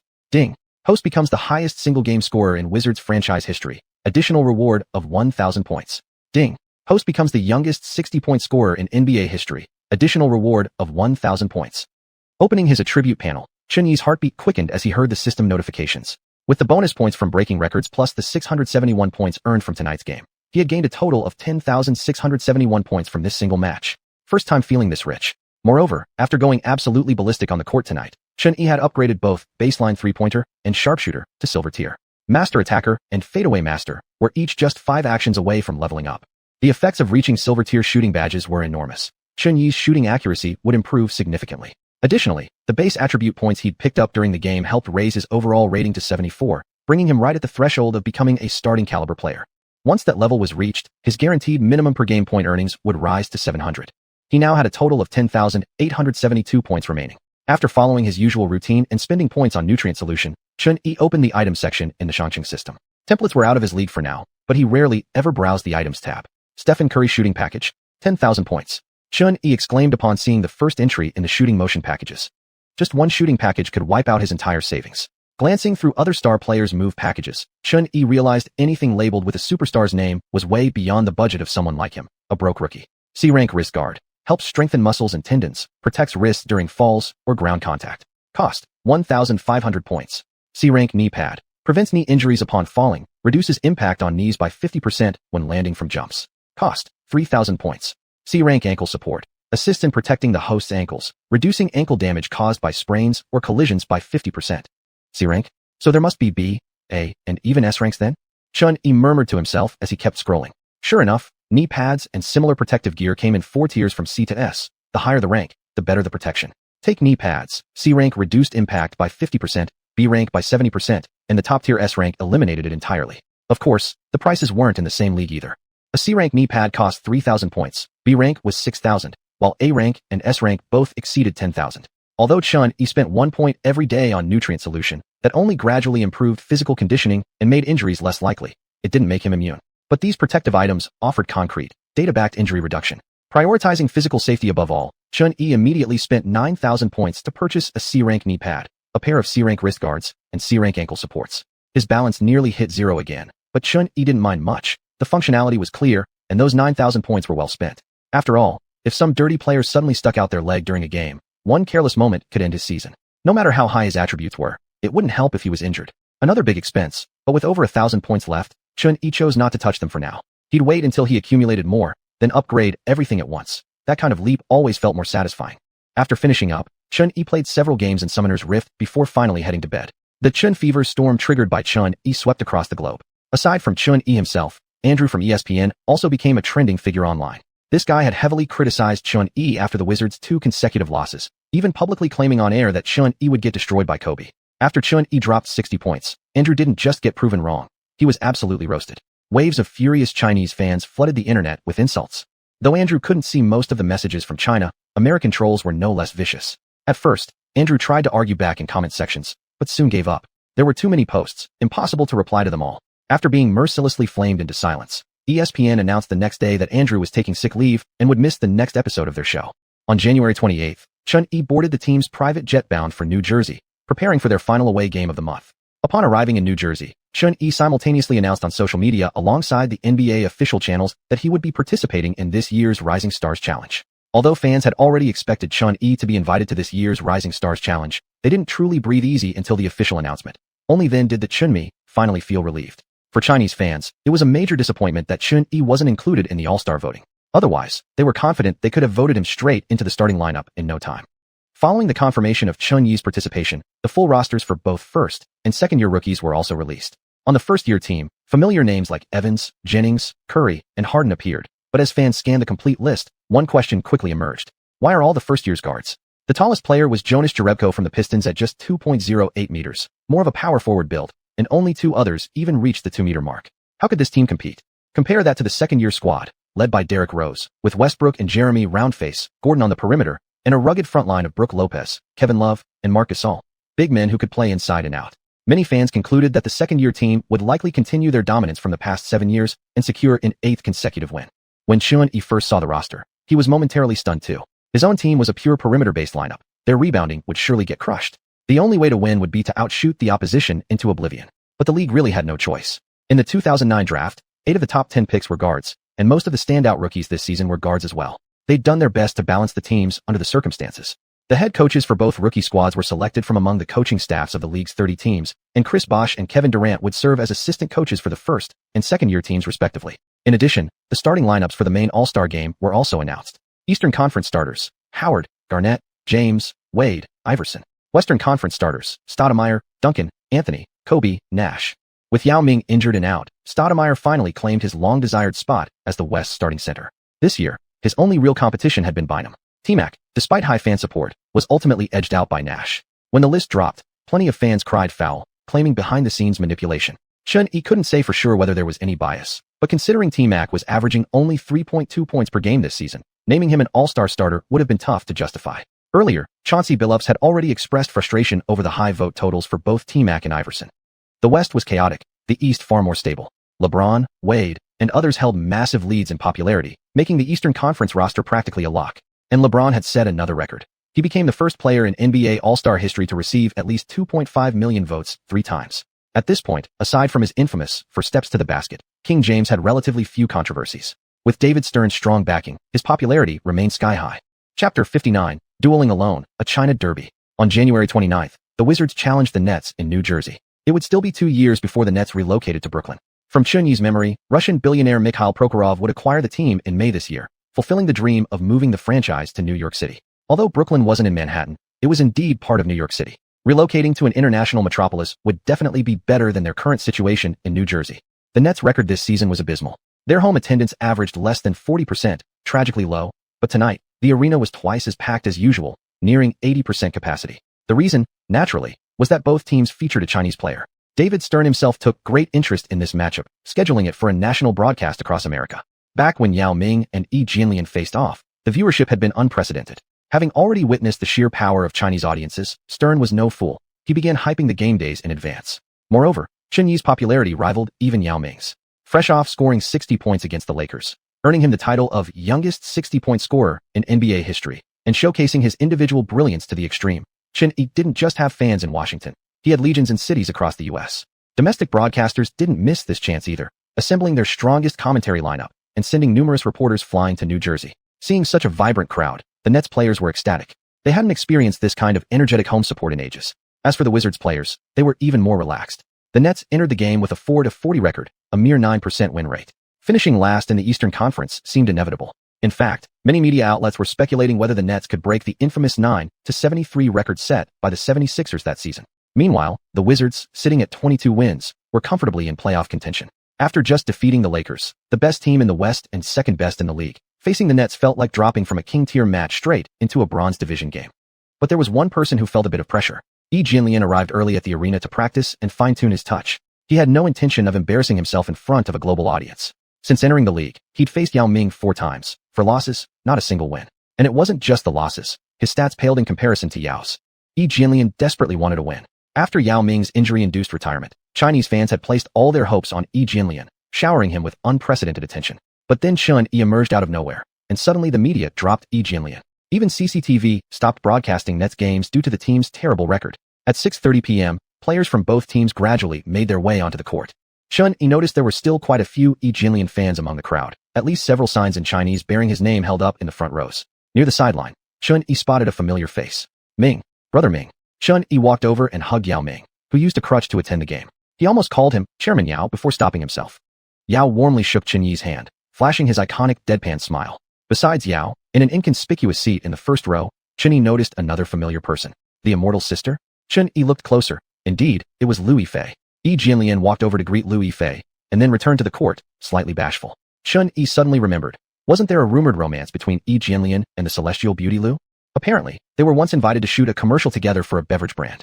On set, he fell head over heels for Liu Yifei and, after filming wrapped, had his assistant obtain her phone number. Later, determined to win her heart, Alone reportedly spent hundreds of thousands purchasing a bracelet from Japan, personally delivering it to Liu Yifei's filming location. She was deeply touched, and then turned him down. Alone, you're a great guy, but let's just be friends. Of course, all of this Chen Yi had read from random internet posts, its authenticity impossible to verify.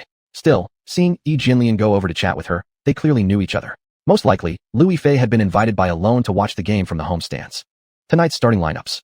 Wizards, Haywood, Jamison, Butler, Miller, Chen Yi. Nets, Brook Lopez, Yi Jianlian, Chris Douglas Roberts, Courtney Lee, Keon Dooling. After Mike Miller recovered from injury, Saunders reinstated him to the starting 5. Foy and Nick Young were once again relegated to the bench. The referee bounced the ball at center court as both teams gathered around. The game was about to begin.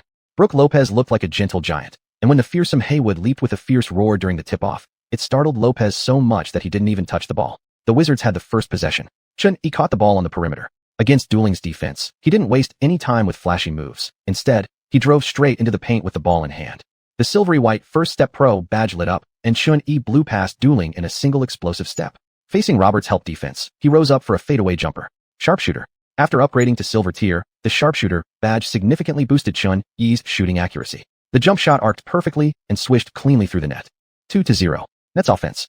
Head coach Lawrence Frank clearly knew what the fans wanted to see tonight. For the first half of the opening quarter, the Nets' entire offense revolved around Yi Jianlian. Once crossing half court, the guards immediately fed the ball into Yi down low. He locked eyes with Jamison, absorbed contact with his back to the basket, then used footwork to maneuver into the paint before executing a turnaround fadeaway. The ball rattled around the rim once before dropping in. Yi's shooting was relatively solid among power forwards of this era, but his release was slow, making it easy for defenders to contest. That's why he often relied on turnaround jumpers, though it naturally increased the difficulty. If only he could quicken his release, his shot would become far more deadly. 2-2. Yi Jianlian answers Chen Yi's bucket with a one-on-one fadeaway, said Yang Yi in the Chinese broadcast booth. Zhang Heshang nodded. He has very solid fundamentals and no real weaknesses in his skill set. It's extremely tough to defend against this kind of fadeaway from a power forward over 7 feet tall. Xiuxian added. Before the game, some viewers said the matchup between Jianlian and Chun wouldn't be as exciting as the Yao Ming duels, since he had faced Yao many times before, while he and Chun played different positions, making head-to-head battles rare. But if they keep trading baskets like this, Yang shook his head, the game can still be thrilling. Chapter 60. You can play soft, but your celebration must be hard. Chun quickly advanced the ball from the backcourt, reaching the 45-degree angle before the Nets defenders had even settled into position. Darren Williams, defending him, was blown by again in a single move. Brook Lopez, responsible for protecting the paint, was still near the edge of the key. By the time Chun drove to the rim, he was staring at an empty basket. Clang. A thunderous dunk. As Chun landed, he clearly felt a sudden weakening sensation in his knee. Normally after a dunk, there would be a strong cushioning force in his knee, but this time, most of that buffer was gone. Darren simply can't guard Chun. If the Nets don't switch their defense, their paint will get destroyed tonight, Coach Sean commented. Yang added. The Nets have actually played pretty well on offense this season, especially with their twin towers and pick and rolls from the backcourt.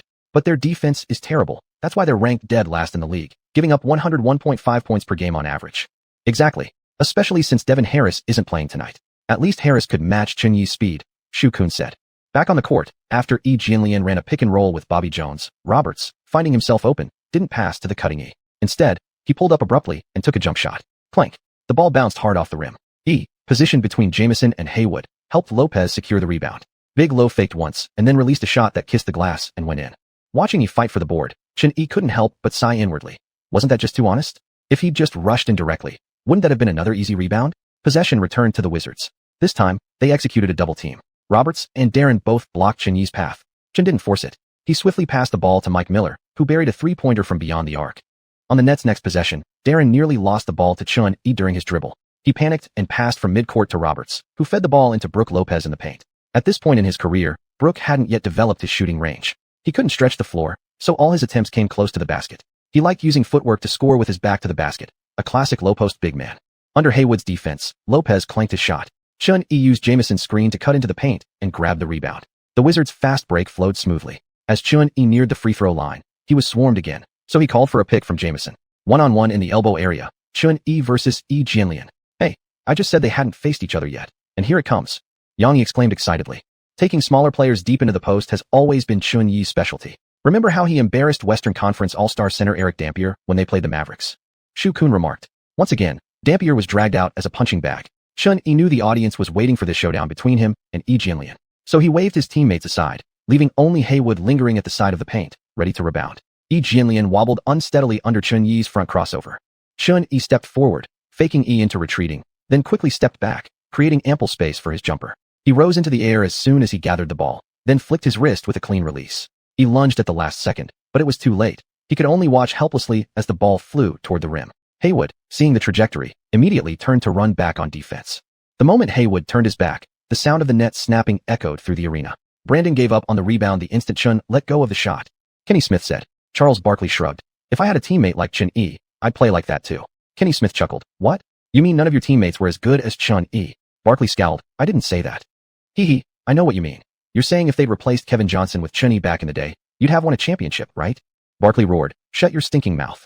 Amidst the banter between the two veteran analysts, Jianlian finished a pick and roll with Roberts, cut hard into the paint, soared past Jamison, caught the ball, and threw down a powerful two-handed dunk.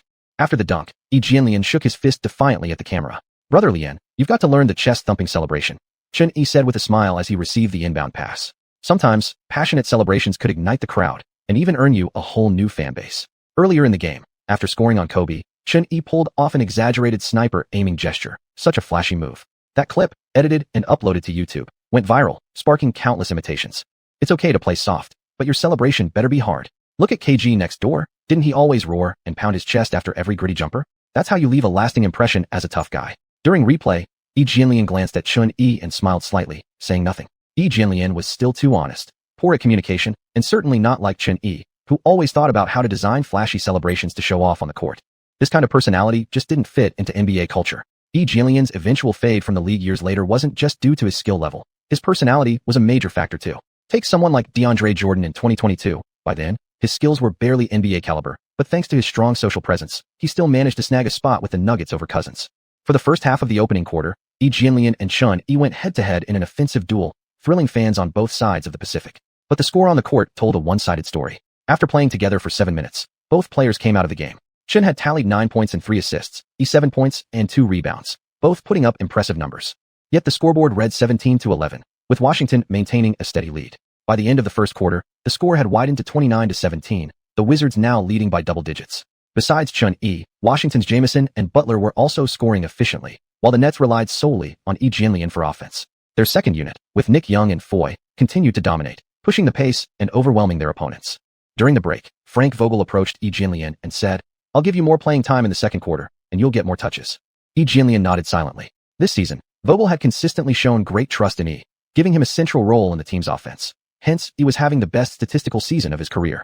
And tonight, with all eyes on this highly anticipated Chinese rivalry game, and with E already heating up, there was no reason not to let him play. Chun-Yi, on the other hand, was playing it cool. His teammates were firing on all cylinders, so he didn't need to force anything. Despite trailing by a large margin, the Nets' home crowd was surprisingly energized. Fans holding up light boards for Lian kept them raised throughout the arena. Amid thunderous cheers from the stands, the second quarter was about to begin. Chapter 61. 2 wins in a row, perfect finish to January. In the second quarter, the Nets continued with the same strategy as the first, relying on their twin towers. With Xianlian performing well, Brook Lopez's performance in this game looked particularly poor. Lopez gained no advantage against Haas in their matchup. Not only was his shooting ice cold, but he couldn't even grab rebounds without teammates boxing out for him. Haas had already recorded 9 rebounds in the first quarter alone. It was unclear whether Lopez genuinely didn't know how to box out or was simply afraid of fouling, but either way, he looked clumsy under the basket. From Chun-Yi's memory, despite being 2.13 meters tall, Lopez's rebounding numbers had consistently hovered around 4 per game over the years, an inexplicable trend. Still, the more inept Lopez looked now, the more it would prove how successful his future transformation would become. In the second quarter, led by Chun-Yi, the Wizards dismantled the Nets effortlessly. Chun-Yi himself hadn't exerted much effort. He played just 6.5 minutes before sitting out for good. His stats for the quarter: 4 points, 1 rebound, 1 assist. A textbook example of coasting. But his teammates? They were relentless. Haas, who usually thrived on easy matchups, turned into a dominant interior force tonight. Facing Lopez, a traditional center lacking foot speed, leaping ability, physical strength, and, most importantly, any developed outside shot, Haas transformed from an ordinary blue-collar worker into an unstoppable low-post bully, single-handedly destroying the Nets' paint defense. To make matters worse for Brooklyn, both Butler and Nick Young had removed their Brick King masks tonight, raining threes from beyond the arc with relentless efficiency. Watching them knock down 3 after 3, Chun-Yi couldn't help but wonder, were their home rims just that crooked? They're dropping buckets like crazy on the road, but back at home suddenly turn into brick machines? By halftime, the score stood at 58-38, already a 20-point lead. The one-sided nature of the game came as no surprise to anyone. After all, the Wizards were riding a wave of momentum, facing little pressure playing against the league's worst team, the Nets. Still, the home crowd remained calm. Every time Xianlian scored, they gave him thunderous cheers. Seeing E giving his all to close the gap, Chun-Yi respected his opponent enough to keep attacking full force. With 2:13 remaining in the third quarter, he cut into the lane and found himself mismatched against Nick Young. Mustering every ounce of strength, he leaped high and threw down a powerful two-handed dunk right over Young. What an incredible poster slam. Young called out in commentary. Zhang Heli added, "It's been a long time since we've seen E play with such passion. This rivalry must have fully awakened his emotions." Chun-Yi ran under the basket to retrieve the ball and patted Nick Young on the backside consolingly. Nick, though frustrated inside, glanced at the scoreboard and shrugged nonchalantly, pretending not to care. After Yi's dunk, the score became 62-87, cutting the deficit to 25 points. On the very next possession, Chun-Yi drove into the paint through a double team from the Nets' backcourt, then twisted midair to avoid Brook Lopez's block attempt before finishing the layup. Chun-Yi's 11 points in the quarter were crucial in blowing the game wide open. When the Wizards went into full attack mode, they really knew how to exploit mismatches. With such a massive point differential, Nets head coach PJ Carlesimo sent in the bench lineup shortly after the fourth quarter began. Seeing that, Chun-Yi and 4 of the starting 5 checked out, clocking out early. This highly anticipated Chinese derby ultimately ended with the Wizards defeating the Nets 111-93, overshadowed by the glaring difference in talent between the two teams. Only after it became clear the final period was garbage time did fans at the arena start slowly filing out. The showdown between Chun-Yi and Xianlian technically lasted only 3 quarters, yet fans thoroughly enjoyed the matchup, especially Chinese supporters. Tonight, Chun-Yi played 28 minutes, shooting 11 of 20 from the field and a perfect 6 of 6 from the free throw line. He finished with 28 points, 5 rebounds, 7 assists, 1 steal, and 1 block, completely filling up the stat sheet. His efficiency would have been even higher if not for those forced 3-point attempts. And the other star of the night, Xianlian, didn't disappoint his fans either. In 33 minutes of action, he put up 24 points, 8 rebounds, 4 assists, and 3 blocks. He delivered multiple emphatic dunks throughout the game, including that poster slam over Nick Young in the third quarter. Many analysts and media outlets agreed. Though defeated, he fought honorably. After completing post-game interviews with reporters, Yao Ming, leaning on crutches, walked over to the sideline to meet up with Chun-Yi and Yi Jianlian, an image captured by media outlets around the world. That photo of the three together sparked dreams among countless fans of seeing them unite on the same team. Hello. Just as the trio prepared to leave, a voice called out from beside Chun-Yi. Turning back, it was xiuxian. Hi. Yi Jianlian greeted first. xiuxian smiled politely, then took out a number 7 Wizards jersey from her bag and handed it to Chun-Yi. Could you please sign this for me? I'm a big fan of yours. You're super popular in New York. Chun-Yi was momentarily stunned, then smiled as he accepted the jersey. Of course, I really enjoy your TV dramas. He almost blurted out, I grew up watching your shows, which was true, but seeing the barely 20-something xiuxian standing in front of him, he swallowed those words. After all, in this lifetime, she was only 2 years older than him. Yi Jianlian watched Chun-Yi signing the jersey, his eyes filled with endless envy. I invited you to come watch the game, and now you're asking Chun-Yi for an autograph? Brooke Lopez instantly felt heartbroken. Chun-Yi never expected that xiuxian would actually be his fan. The two exchanged phone numbers after a pleasant conversation. Yao Ming had originally planned to invite them both to dinner that night, but since Chun-Yi had a home game the next day and needed to fly back to Washington immediately, they could only make plans for another time. After parting ways, Yao Ming stared at Chun-Yi's stat line from tonight's game, his eyes shining with excitement. This kind of guard is exactly what the national team needs. If we can convince him to join the national team, then even if I can't play this year's World Championship or Asian Games, we'll still be in good shape. On January 30th, the Wizards hosted their final game of the month at home, facing off against the New York Knicks. This season, the Knicks were led by head coach Mike D'Antoni, but clearly, the roster didn't fit his offensive system well, if any. Or perhaps more accurately, none of the players had the ability to execute his tactics at the highest level. Sitting 11th in the Eastern Conference, the Knicks remained a bottom-tier team. While they didn't collapse as early as the Nets did in previous games, the Wizards maintained complete dominance throughout. The Knicks played the entire game under immense pressure, unable to score efficiently and incapable of stopping Washington's offense. Finally, when the final buzzer sounded, the Wizards defeated the Knicks 106-92. In this game, Chun-Yi played a total of 37 minutes, finishing with 21 points, 4 rebounds, and 5 assists. After 2 consecutive losses, the Wizards easily secured back-to-back wins. Chapter 62, Rookie of the Month. After finishing their last game against the Nets in January, the Wizards had a day off on the 31st. Having exchanged phone numbers with xiuxian the previous night, Chun-Yi spontaneously stayed at his apartment all afternoon binge-watching Meng Hua Lu, then texted xiuxian in the evening to discuss the plot.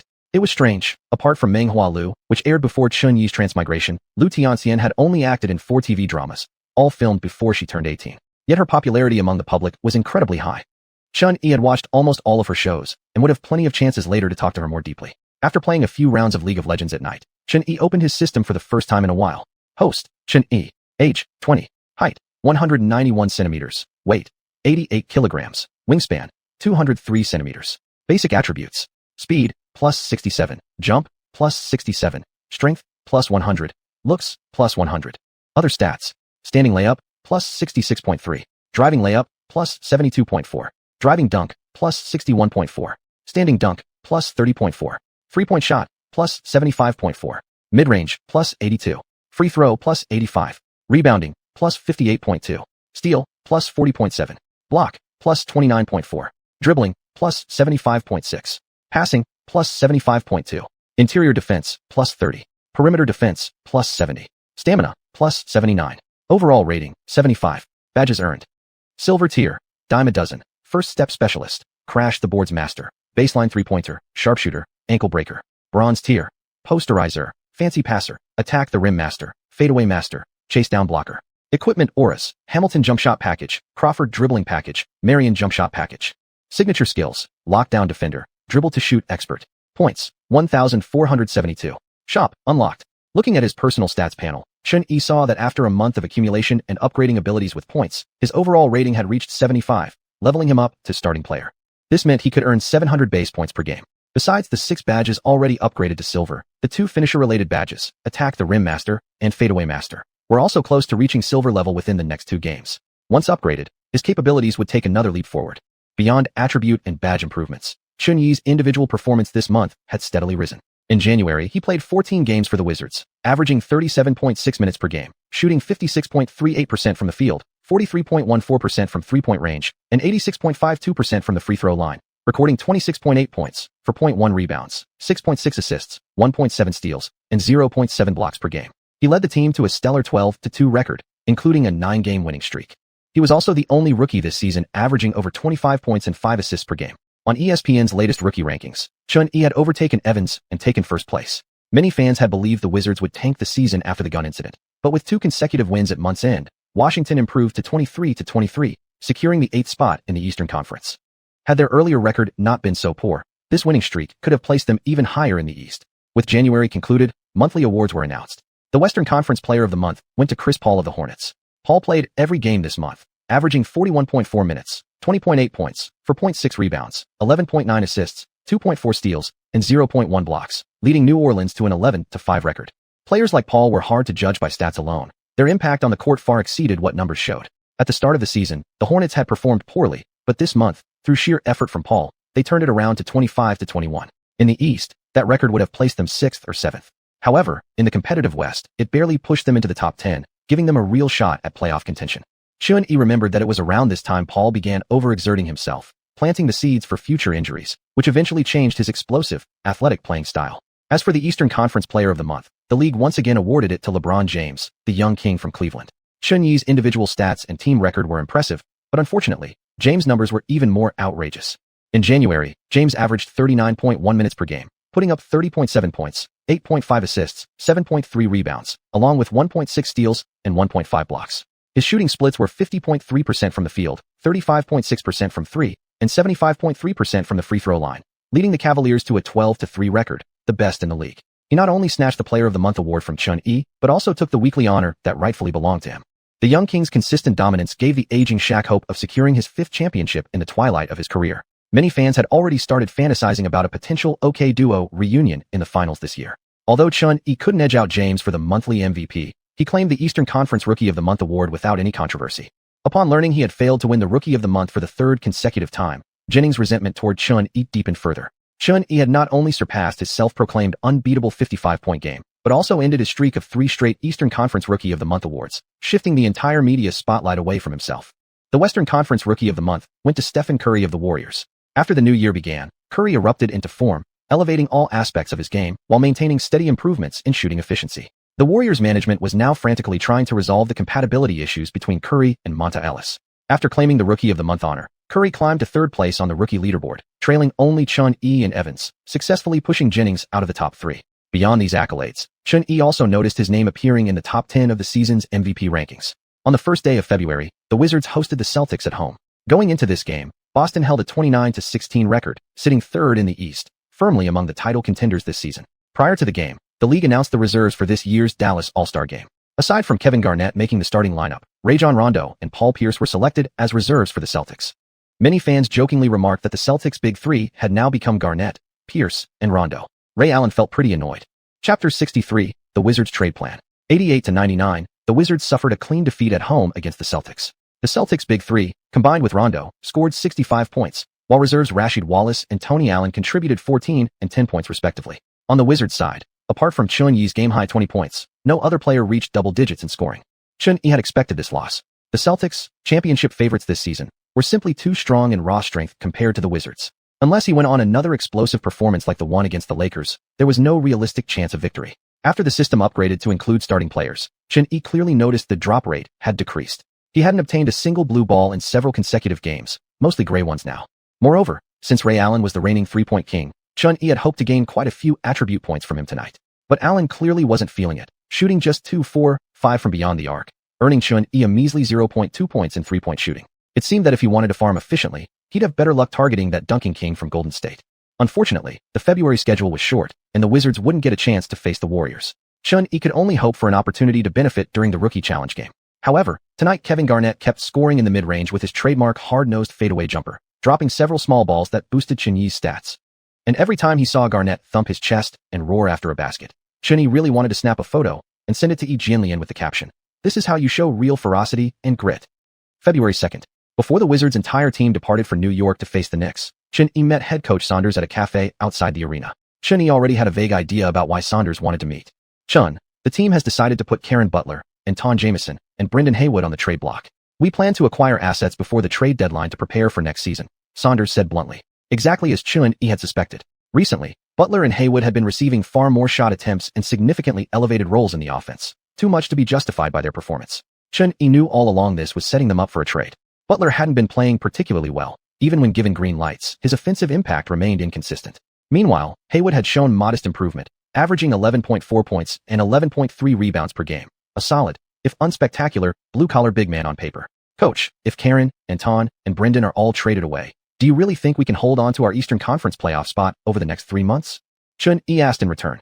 Saunders fell silent. As the head coach, he understood better than anyone the contributions Haywood and Jamison brought to the team. Truthfully, the Wizards roster this season wasn't bad at all. Built around Gilbert Arenas and bolstered by Mike Miller, an immediate contributor acquired early last season, they had a legitimate shot at making the playoffs. Naturally, management expected the team to deliver results worthy of Arenas' massive contract. After the gun incident, everyone thought the team would go into full rebuild mode. But Xuanyi's sudden emergence perfectly filled Arenas' void, keeping the Wizards competitive, even pulling off wins against elite teams like the Cavaliers, Mavericks, and Lakers. Clearly, with a top-tier guard leading the charge, Washington possessed strong contention potential within the Eastern Conference. Besides, Xuanyi's chemistry with his teammates had improved dramatically this month. Trading key players now, right as cohesion was taking shape, could easily backfire. Saunders took a sip of coffee and murmured, "You know, the front office decided back in January to abandon this season." Xuanyi stared at him and smiled. "But judging by how things stand now, you, and everyone else in this organization, probably don't actually want to tank anymore, do you?" Saunders was an old-school coach, someone who had led both the Timberwolves and Pistons to conference finals, and twice coached in the All-Star game. When he came to the Wizards, he didn't come here just to preside over a losing season. After Arenas' suspension, Xuanyi's arrival reignited his hopes. The prominent role Xuanyi occupied in the team's system reflected the coach's growing trust and reliance on him. "Our record is solid right now, and home attendance remains high. Not just me. The management doesn't want to tank anymore either. But they also don't want to stay stagnant." Saunders paused, then let out a dry chuckle. "The reason I asked to meet you today was to hear your thoughts on the team's trade plans. The front office and I discussed it. We want to clear some contracts before the trade deadline to set up reinforcements for next season. Ideally, without hurting our current standing." "That's impossible." Xuanyi shook his head. "Wanting to clear cap space without hurting the team's performance? What were they thinking?" Xuanyi continued. "The front office doesn't want to give up on the playoffs, but they probably don't want to develop young players themselves. Instead, they're hoping to pick up some ready-made contributors in free agency." Saunders nodded. "Exactly. This year's free agent market is deep. LeBron James, Dwayne Wade, Paul Pierce, even Dirk Nowitzki from Dallas will all have expiring contracts. Based on historical developments, the Wizards would have landed the #1 overall pick in the 2010 draft and selected explosive point guard John Wall. But history had already changed dramatically. If the Wizards maintained their current record, there was no way they'd land the top pick, or even a lottery selection. Still, they didn't need to gamble on drafting rookies. Xuanyi was already the undisputed cornerstone for the franchise's future, though not necessarily the only option. As Saunders pointed out, no one on the Wizards was untouchable. As he explained, this summer's free agency class was overflowing with star talent. Besides superstars like LeBron, names such as Jermaine O'Neal, Zydrunas Ilgauskas, and Carlos Boozer were also expected to opt out of their contracts. Moreover, Yao Ming, after missing an entire season due to injury, could exercise his player option and seek a new team. That's why many media outlets dubbed this upcoming offseason the wildest free agency in 35 years. It was precisely during such chaos that the Heat's Big Three later formed in Miami. A few years earlier, Boston's Big Three had won a championship in their first season together, prompting teams across the league to reevaluate whether building through the draft or going straight for proven stars was more efficient. Apparently, attracting established stars could yield results much faster than developing rookies. From what Xuanyi remembered, the Wizards made the most aggressive moves at the trade deadline that year. They traded Butler, Haywood, and reserved Deshaun Stevenson to the Mavericks for Josh Howard, James Singleton, and Quentin Ross. They sent Jamison to Cleveland for Zydrunas Ilgauskas, then later acquired a second-round pick from the Kings via a 3-team deal. Notably, shortly after being traded to Washington, Ilgauskas quickly agreed to a buyout, only to re-sign with Cleveland days later. The Cavaliers essentially got Jamison for nothing. In response, the league introduced the Z2 rule, prohibiting traded players from rejoining their original team within a year. Brand is the core of our frontcourt. He does all the dirty work, and my pick-and-roll chemistry with him is great. Antoine has improved statistically, remains consistent, and can stretch the floor at the 4 spot, Xuanyi said slowly. "So you're saying Karen is tradable?" Saunders asked. "Karen can still carry offensive load at times, but his performance has been declining steadily. Giving him the ball doesn't guarantee production. And Randy Foye coming off the bench. Well, I don't really care who backs me up," Xuanyi replied. In Xuanyi's view, as long as Jamison and Haywood remained in the frontcourt, the team could still stay competitive. Other departures wouldn't be catastrophic. Butler, though an all-star, had been regressing and often hurt the team on the court. Besides, Butler had already been made available the previous month. Back in early January, when the Rockets publicly stated their willingness to trade Tracy McGrady, the Wizards were among the most aggressive suitors. After their initial offer, Gilbert Arenas for McGrady, was rejected, they changed course and proposed trading Butler instead. In Xuanyi's opinion, it was fortunate the Rockets had declined. Otherwise, Washington would have suffered a huge loss. McGrady's physical and competitive condition had already begun a steep decline. Even if Butler wasn't elite, as another wing player he'd still have earned a starting spot. Saunders fell into thought. "All right, I'll relay your thoughts to management. Keep playing well in February games. I'll ensure you have the highest offensive priority." Before leaving, Xuanyi added, "Regarding the draft, The team should still try scouting for hidden gems late in the first round or in the second. The 2010 draft wasn't considered a weak class. John Wall, Paul George, and DeMarcus Cousins all panned out well. Yet there was something strange about that cohort. Almost all seemed haunted by injuries. Beyond the lottery picks, defenders like Eric Bledsoe and Avery Bradley were selected near the end of the first round. Hassan Whiteside was a second-rounder, while Jeremy Lin went undrafted entirely. If the Wizards scouted carefully, they stood a good chance of uncovering a gem. Xuanhuan was truly grateful for Saunders' trust in him. After all, only superstars had the leverage to influence front office decisions. If they continued working together next season, Xuanhuan planned to use his 15 years of foresight to subtly guide the team toward better long-term decisions. Of course, Xuanhuan could only offer suggestions. He couldn't outright tell management how specific players would develop in the future. No one would believe that.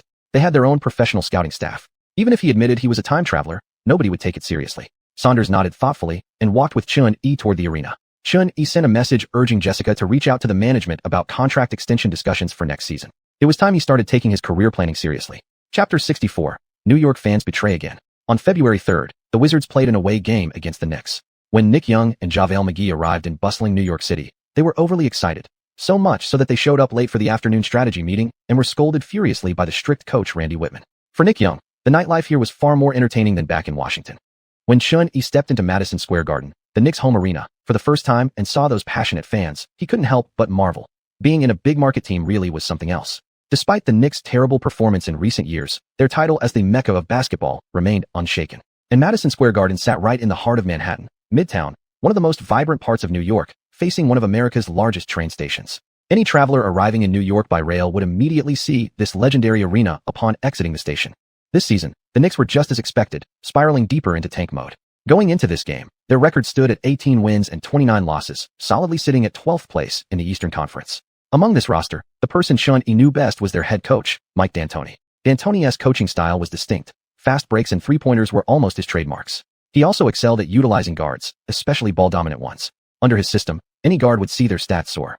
From Nash to Harden, Coach D'Antoni had coached 2 MVPs. In his offensive scheme, he once helped Lin Xuanhuan exert greater on-court dominance in New York than even Carmelo Anthony. When Linsanity swept the globe, while Lin's own hard work and talent were crucial, D'Antoni also played a pivotal role. His pick-and-roll heavy offense with guards handling the ball was D'Antoni's signature masterpiece. And you didn't need superstars like Nash, Harden, or Paul to prove it. Back in 2011, Raymond Felton averaged 17.1 points and 9 assists per game over 54 games as the starting point guard under D'Antoni, delivering the best stretch of his career. Outside of those 54 games, he never came close to matching that level again. Apart from struggling against Popovich, D'Antoni had few real flaws. His tactical approach was ahead of its time. The Rockets he coached later became the only team capable of rivaling the Warriors' super team in the future. Xuanhuan even believed D'Antoni's coaching ability wasn't inferior to Steve Kerr's. It was just that Kerr happened to be extremely lucky, landing the perfectly suited trio of Curry, Thompson, and Green, building around them, then later adding a scoring Swiss Army knife like Durant, who practically defected to join them, made all the difference. In Xuanhuan's eyes, if he were coached by D'Antoni, his stats might explode even further. Under that system, the value of pick-and-roll guards was amplified. As long as you could run effective screens and had your own unique flair, you could become incredibly impactful on the court. At 7 o'clock in the evening, both teams took the floor. Xuanhuan walked to the sideline and greeted Liu Tianxian. He had texted her before the game, inviting her to attend the match at Madison Square Garden. Liu Tianxian, who lived in New York, accepted and now sat in the front row wearing the jersey Xuanhuan had signed during their last meeting. Moreover, Xuanhuan noticed he seemed to have quite a following in New York. Aside from Liu Tianxian, many fans were wearing his jersey. This wasn't surprising. New Yorkers loved superstar players. With no true superstars on their own team, Xuanhuan's highly individualistic and heroic performances in Washington had won over a large portion of New York fans. "Hey, Xuan, I've got a strong impression of you," D'Antoni said, approaching Xuanhuan before the game. "Mike, I love your system, but your team is too weak," Xuanhuan replied with a smile. The little old man seemed genuinely amiable. D'Antoni paused. This kid just blurted out the truth right off the bat? Even he himself thought the Knicks roster was kind of garbage. The mess left behind by former GM Isaiah Thomas was truly difficult to clean up. And earlier in the draft, Stephen Curry, the player D'Antoni had already identified as a perfect fit for his system, had been snatched away by Golden State. Left with no choice, they picked Jordan Hill, who brought absolutely nothing special. Stephen Curry thus became the eternal, white moonlight in the hearts of Knicks fans. D'Antoni could only let out a dry chuckle, not feeling offended at all. He and Xuanhuan chatted like old friends. In the previous game, Xuanhuan hadn't put up explosive numbers, but several of his pick and rolls had caught D'Antoni's eye. The coach quietly thought to himself, "This kid, in my hands, would have unlimited potential." Once the game began, the Wizards quickly asserted their dominance. The Knicks executed their offense beautifully, but their players lacked finishing ability. The only reliable option on the entire team was David Lee in the paint.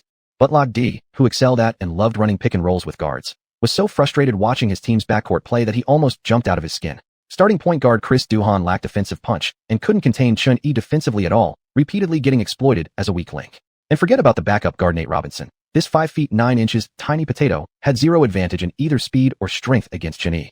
By halftime, the score stood at 63-43, with the Knicks trailing by 20 points in their own home arena. Chun-Yi already had a stellar stat line, 18 points and 6 assists. As Coach D'Antoni sat on the sideline, scratching his head helplessly, the fans in the arena were electric. Every time Chun-Yi scored, they erupted in cheers, while their own players were met with merciless boos whenever they made a mistake. The Madison Square Garden faithful had betrayed their team again. This wasn't the first time Knicks fans had turned against their own. Historically, stars like Kobe Bryant and Tracy McGrady had dazzled here with unforgettable scoring performances, winning over the hearts of New York crowds. And tonight, the Wizards' Chun-Yi seemed to have become the true master of this legendary arena. 107-82, the Wizards crushed the Knicks by a massive margin on the road. Chun-Yi looked utterly unstoppable, finishing with 34 points, 7 rebounds, and 12 assists. Beyond his brilliance, his teammates also played exceptionally well. After being humiliated by the Celtics in the previous game, they'd clearly been holding in frustration, and now they took it all out on the Knicks. Knicks fans truly longed for a superhero to save their franchise. Frankly, Chun-Yi was baffled. The Knicks owner James Dolan was the classic example of a rich but clueless executive, yet the team was based in a huge market like New York. So why couldn't they attract any real superstars? Come to think of it, Chun-Yi vaguely remembered that this year, New York was aggressively pursuing LeBron James. But with his own ripple effects now altering the landscape, who knew how free agency would unfold this offseason? Even the formation of the Miami Heat's Big Three might no longer be guaranteed. Chapter 65, Kim Kardashian's Confession of Love. On February 5th, the Wizards led their third game in February, traveling to Orlando to challenge the Magic led by Dwight Howard. This year's All-Star Weekend was scheduled for February 12th to 15th locally. Before the All-Star Game, the Wizards had only 4 games total, with just one home game against the Celtics. The remaining 3 were all on the road. Orlando, the second stop of this 3-game road trip, was also one of the title favorites this season. Although they'd been brutally crushed by another Eastern Conference powerhouse, the Celtics, 2 days prior, the entire Wizards team didn't feel particularly tense. That's because they'd already faced the Magic earlier in the month and won by double digits. Yet again, Chun-Yi trended nationwide in the US before the game. Trending topics like these might be exciting when you're unknown, but once it happens too often, it becomes tiresome. This time, however, the trending news gave Chun-Yi a headache. During the previous road game against the Knicks in New York, media queen Kim Kardashian had also been courtside. After Chun-Yi calmly led the Wizards to victory with his steady performance, Kim took to social media and publicly declared her admiration for him, going so far as to post a set of bold, revealing photos wearing his jersey. Chun-Yi was left utterly speechless. To make matters worse, some damn rat on the team, had leaked Chun-Yi's phone number. Kim Kardashian actually called him personally, inviting him out on a date. Every single pore on Chun-Yi's body screamed refusal. Besides, wasn't this woman supposed to be dating NFL running back Reggie Bush right now? Seriously? This was the Kardashian family, officially dubbed the best defensive players in history. The Kardashian clan, a legendary celebrity dynasty, wasn't just famous in the US, but globally popular. Kourtney Kardashian, the third sister, was even nicknamed the NBA Juicer, having dated players like Odom, Tristan Thompson, and James Harden. During each relationship, her NBA boyfriends saw drastic declines in their performance. Look at James Harden. Right after breaking up with Kourtney, he quickly evolved into a top-tier guard in the league. Clearly, the nickname wasn't baseless. Kim Kardashian, the second sister, was just as wild. Though she'd only officially dated one NBA player, Austin Rivers, with whom she had a 72-day marriage, Chun-Yi remembered that in the future, she'd cycle through more than 10 partners, mostly from sports and entertainment industries. He also recalled how, after Kanye West divorced Kim, he publicly accused Chris Paul of having an affair with her. CP3, you've fallen. After being rejected by Chun-Yi, Kim posted another tweet at noon today. Though Chun turned me down, I still have deep interest in him, and in Asian men in general. Chun-Yi thought internally, what the hell? After blocking her, he could only choose to ignore it. He understood perfectly well why Kim wanted to get close to him. All that talk of admiration and affection? Fake. The only reason was his recent skyrocketing fame. As an Asian man, if Kim managed to hook up with Chun-Yi, the media would go into overdrive, amplifying her influence dramatically. Simply put, Kim Kardashian was purely chasing clout, using a public display of affection toward Chun-Yi to boost her own celebrity status. For someone who rose to fame via leaked tapes with former lovers, exploiting every possible means for attention came naturally. Off-court distractions didn't affect Chun-Yi much. He just wanted to focus on basketball. Dwight Howard was extremely excited before the game. Ever since Chun-Yi dunked over him in their last matchup, clips of the play had circulated widely across websites. Coach Howard felt humiliated and had been waiting for a chance to reclaim his pride. From the opening tip, Howard showed his physical dominance. At the jump ball, Howard roared low and fierce, freezing the Wizards' center Haywood, who hesitated and didn't dare slap the ball away from above him. On the Magic's first possession, Vince Carter received a pass from point guard Jameer Nelson and drove hard past Mike Miller into the paint, but clanked a tough finish off the rim. Howard lunged in, grabbed the offensive board, and kicked it right back out to Carter. After the All-Star rosters were announced, Carter, who had missed the game for 3 consecutive years, felt slighted. After all, he was still the second leading scorer on a championship contending team, a man who once saved the dunk contest. Now, he couldn't even make the All-Star reserves? Determined to prove his mailbox still held some fuel, Carter attempted a floater in the lane, only to clang it off the iron again. On the Wizards' counterattack, Chun-Yi brought the ball up himself. Magic point guard Jameer Nelson looked grim. From their matchup last month, that rookie guard from the East had left a deep impression on him. Chun-Yi locked eyes with Nelson, no extra movements. His entire body tensed as he exploded toward the paint. Same old formula, same old flavor. Nelson struggled to keep up with Chun-Yi's pace on his short legs. By the time he retreated to the elbow, he was already caught by Jamison's screen. Chun-Yi took advantage of the brief double team to whip the ball to cutting Jamison. Jamison finished the layup easily. Chun-Yi returned to set up in defense. Carter brought the ball up, but didn't insist on forcing a one-on-one this time, instead passing it to Nelson. Nelson didn't dare go head-to-head with Chun-Yi, opting instead for the familiar pick-and-roll with Howard at the top of the key. After setting the screen, Howard rolled hard to the rim. Nelson passed first to Rashard Lewis on the perimeter. With no shooting space available, Lewis softly pushed the ball into the lane. Howard took a giant stride under the basket, leapt with both feet, and stretched his arms skyward like a dark cloud, slamming the airborne ball through the rim. After the alley-oop, the Magic's home crowd erupted in excitement. Howard flashed a bright, boyish smile at the camera, flexing his muscles proudly. Chun-Yi walked under the basket and picked up a small blue ball that had dropped to the floor. Ding! Host has obtained a Star Aura, exclusive badge, alley-oop finisher. Effect: enhances the host's ability to successfully complete alley-oop layups or dunks. Having finally picked up a badge after so long, Chun-Yi received the ball again to initiate the next offensive possession. Howard anchored the paint throughout the first quarter. Whether it was Jamison or Haywood trying to attack inside, they were repeatedly shut down. By the end of the first quarter, Howard had already tallied 6 rebounds, 2 blocks, and 2 steals. Not only did he dominate the interior defensively, but he also served as the offensive engine for the entire Magic team. On the Wizards' side, aside from Chun-Yi's 9 points, only Jamison, Haywood, and Miller had each managed 1 successful shot. The score now read 15-32. With his teammates turning into Iron Men across the board, Chun-Yi recorded just a single assist in the entire quarter. The 17-point deficit at the end of the first quarter highlighted Howard's absolute dominance. Feeling confident, Big Fu believed tonight's game was going to be a fun one. Chapter 66, Am I Background Again? For the second quarter, the Magic fielded their lineup of Howard, Lewis, Barnes, J.J. Redick, and Nelson. The classic one big man for smalls. Before Steve Kerr led the Golden State Warriors to a dynasty popularizing the one big four small formation, the Magic's version was arguably the most successful in NBA history. In the 2009 playoffs, they stormed through the Eastern Conference with their one-star and four shooters system, making it all the way to the finals with a single superstar. The Wizards, meanwhile, stuck with their regular starting five: Haywood, Jamison, Butler, Miller, and Chun-Yi. A textbook Iron King lineup. On paper, the Magic's roster completely outclassed the Wizards, so the huge score gap after the first quarter seemed inevitable. But Chun-Yi felt that as long as his teammates could regain even a sliver of their shooting touch, catching up would be easy. This season, the Magic still relied on Howard and their half-court, one big four small offense. Yet beyond Howard, their true key player had always been Hedo Turkoglu. After trading him away this season, both their offensive and defensive systems had quietly collapsed. The Magic were gradually falling out of championship contention, and their current point guard, Nelson, simply couldn't carry the team's playmaking burden. That was exactly why the Wizards had managed to pull off an upset last month. Yes, the front-court gap was enormous, but so was the disparity at the guard position. Chun-Yi calmly brought the ball up the court.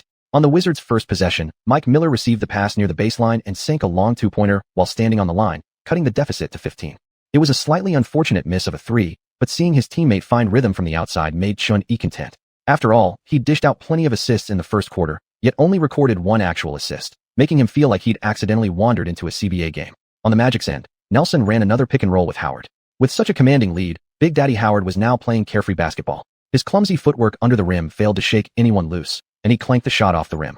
But this version of Howard was still at his physical peak, his leaping and running ability top tier. As soon as he realized the shot was short, he immediately jumped back up and grabbed the offensive rebound himself. Jamison had rotated in to help double team. Haywood and Jamison barely held their ground against Howard inside, but Lewis was already calling for the ball from outside. Jamison's responsibility to guard Lewis fell to Mike Miller. Using his height advantage, Lewis calmly released a three-point attempt beyond the arc, and the ball swished through cleanly. Lewis makes the three. The game is slowly slipping into the Magic's rhythm. Coach Zhang, what do you think? Yang asked. Coach Zhang gripped the microphone and replied. Many teams face a dilemma against the Magic. If your power forward follows Lewis out to the perimeter, Howard dominates the paint alone, scoring and grabbing rebounds at will. But if your big man stays inside, you're forced to switch guards onto Lewis, and then he'll exploit the height mismatch and shoot right over them. Shu-kun nodded in agreement. Lewis remains a consistent shooter. For the past 6 seasons, he's averaged about 2.5 threes per game, extremely productive. Chun-Yi's in for a tough night, Yang said. Back on the court, the Wizards launched their next possession. Chun-Yi isolated against Nelson at the top of the key. Nelson, under 6 feet tall, relied entirely on speed and strength defensively. But neither helped him against Chun. Chun feinted twice to the right. Nelson bit hard, retreated, then lunged back. Chun dribbled the ball behind his back from left to right, then exploded sideways with a wide step, instantly creating 2 full body lengths between them. Without hesitation, Chun drove his legs into the floor, leaped, and flicked off a jump shot. This step-back jumper triggered both ankle breaker and sharpshooter, flashing brightly in his mind. Since upgrading both shooting badges to silver, Chun Yi's shooting ability had drastically improved. Swish. The ball dropped cleanly through the net. Chun Yi answers back with a 3. That step back was extremely difficult. His body was almost off balance before release, Yang commented. That's Chun Yi's signature move from deep. In my opinion, his behind-the-back crossover into a step back is on par with Crawford's handles, and he's got even more consistent outside shooting than Crawford, Xiuxian added. The Magic countered. Sanders immediately called for Howard. As Howard cut into the paint, he was fouled hard. At the free throw line, Big Daddy didn't disappoint the Wizards. He sank 1 out of 2. After missing, Howard flashed a goofy grin at the camera. Chun Yi caught the rebound and pushed quickly up court. By the time he reached the left wing at the 45-degree angle, the Magic's defense had settled into position. Haywood set a screen for Howard outside the paint, and Nelson instinctively shifted toward Haywood, but Chun Yi used his right leg to explode straight into the key. Nelson quickly slid over, only to be fooled by Chun Yi's hesitation move and half-turn after a behind-the-back dribble. By the time he reacted, Chun Yi was already at the edge of the paint. Lewis rotated over to help, but Chun Yi swiftly spun past him into the lane and softly flipped the ball in with his right hand for the finish. So smooth. The shot went down before Lewis could even turn around. Orlando ran another pick and roll, but this time J.J. Redick missed from the top of the arc. Howard, caught between Haywood and Jameson's double positioning, found himself completely neutralized, every move blocked. The rebound was secured by Chun Yi at the backcourt. Chun Yi brought the ball up to midcourt. Just as he turned his head to locate a teammate, a sudden thud hit his hands. The ball violently dislodged and flew loose. Vince Carter had swiped it clean during his blindside approach. Stunned by the turnover, Chun Yi's heart sank. A mistake like this could be costly now. He immediately sprinted back after Carter, who quickly passed the ball to Howard. Carter strips Chun Yi, and now Howard's heading for an uncontested dunk right in the Wizards' paint, Coach Zhang said. Seeing Howard charging alone into the restricted area, the Magic's home crowd erupted in cheers. These 2 points seemed guaranteed. But as soon as Carter released the pass, Chun Yi changed course and dashed full speed into the paint. Howard sensed someone chasing from behind, but sneered inwardly. Dribbling hard, he launched off 1 step before the free throw line. Coach Howard, ball in one hand, prepared to throw down a powerful one-handed tomahawk slam. In midair, he'd already pictured his celebration pose. But Chun Yi leapt alongside him, matching his flight. Bang! Chun Yi's right palm slammed onto the ball. Howard instantly felt a massive resistance through his arm, his veins bulging from the force. Gritting his teeth, Chun Yi clamped down with one hand on the ball and forcibly shoved Howard, sending both man and ball crashing back to the ground. Off balance in the air, Howard fell heavily onto the hardwood. The Magic fans froze mid-cheer. The entire arena fell into stunned silence. Chase down Blockmaster. Lying on the floor, Coach Howard stared blankly up at the ceiling. Am I the background again? Chapter 67. Are Orlando's fans turning against their own team? My goodness, Chun Yi's block has left the entire Magic crowd stunned. Yang Yi shouted, holding his head in disbelief. Coach Zhang sat upright, amazed. It's rare to see a guard swat down a center like that in the NBA. Chun Yi actually slammed Howard down midair. That was pure physical domination. Since entering the league, Howard had always been known for his strength. In recent years, his explosive athleticism made even LeBron James seem like a finesse player. Howard was widely regarded as the peak of physical prowess in the entire NBA. For years, it had always been Howard delivering thunderous blocks on others. This sudden reversal was nothing short of shocking for fans around the world. After the ball was batted away, Chun Yi didn't even have time to grab it before it rolled toward the sideline. The referee quickly blew the whistle. Possession awarded to the Magic. Teammates helped Howard up from the floor. Howard clutched his head. In those few seconds lying on the ground, all he could see was the replay of that humiliating block. Damn it, I should have just dunked with both hands. Why did I have to show off? With help from his teammates, Howard got back on his feet. Coach Van Gundy rushed over to check if he was injured. Howard shook his head. He wasn't hurt, it was just a fall. The reason he stayed down wasn't pain, but shame. No, not just shame. Deep, unbearable humiliation. After being posterized by Chun Yi in the previous game, Howard had become the laughingstock of sports talk shows. Following his dominant performance in the first quarter against Washington, Howard thought he'd reclaimed his pride.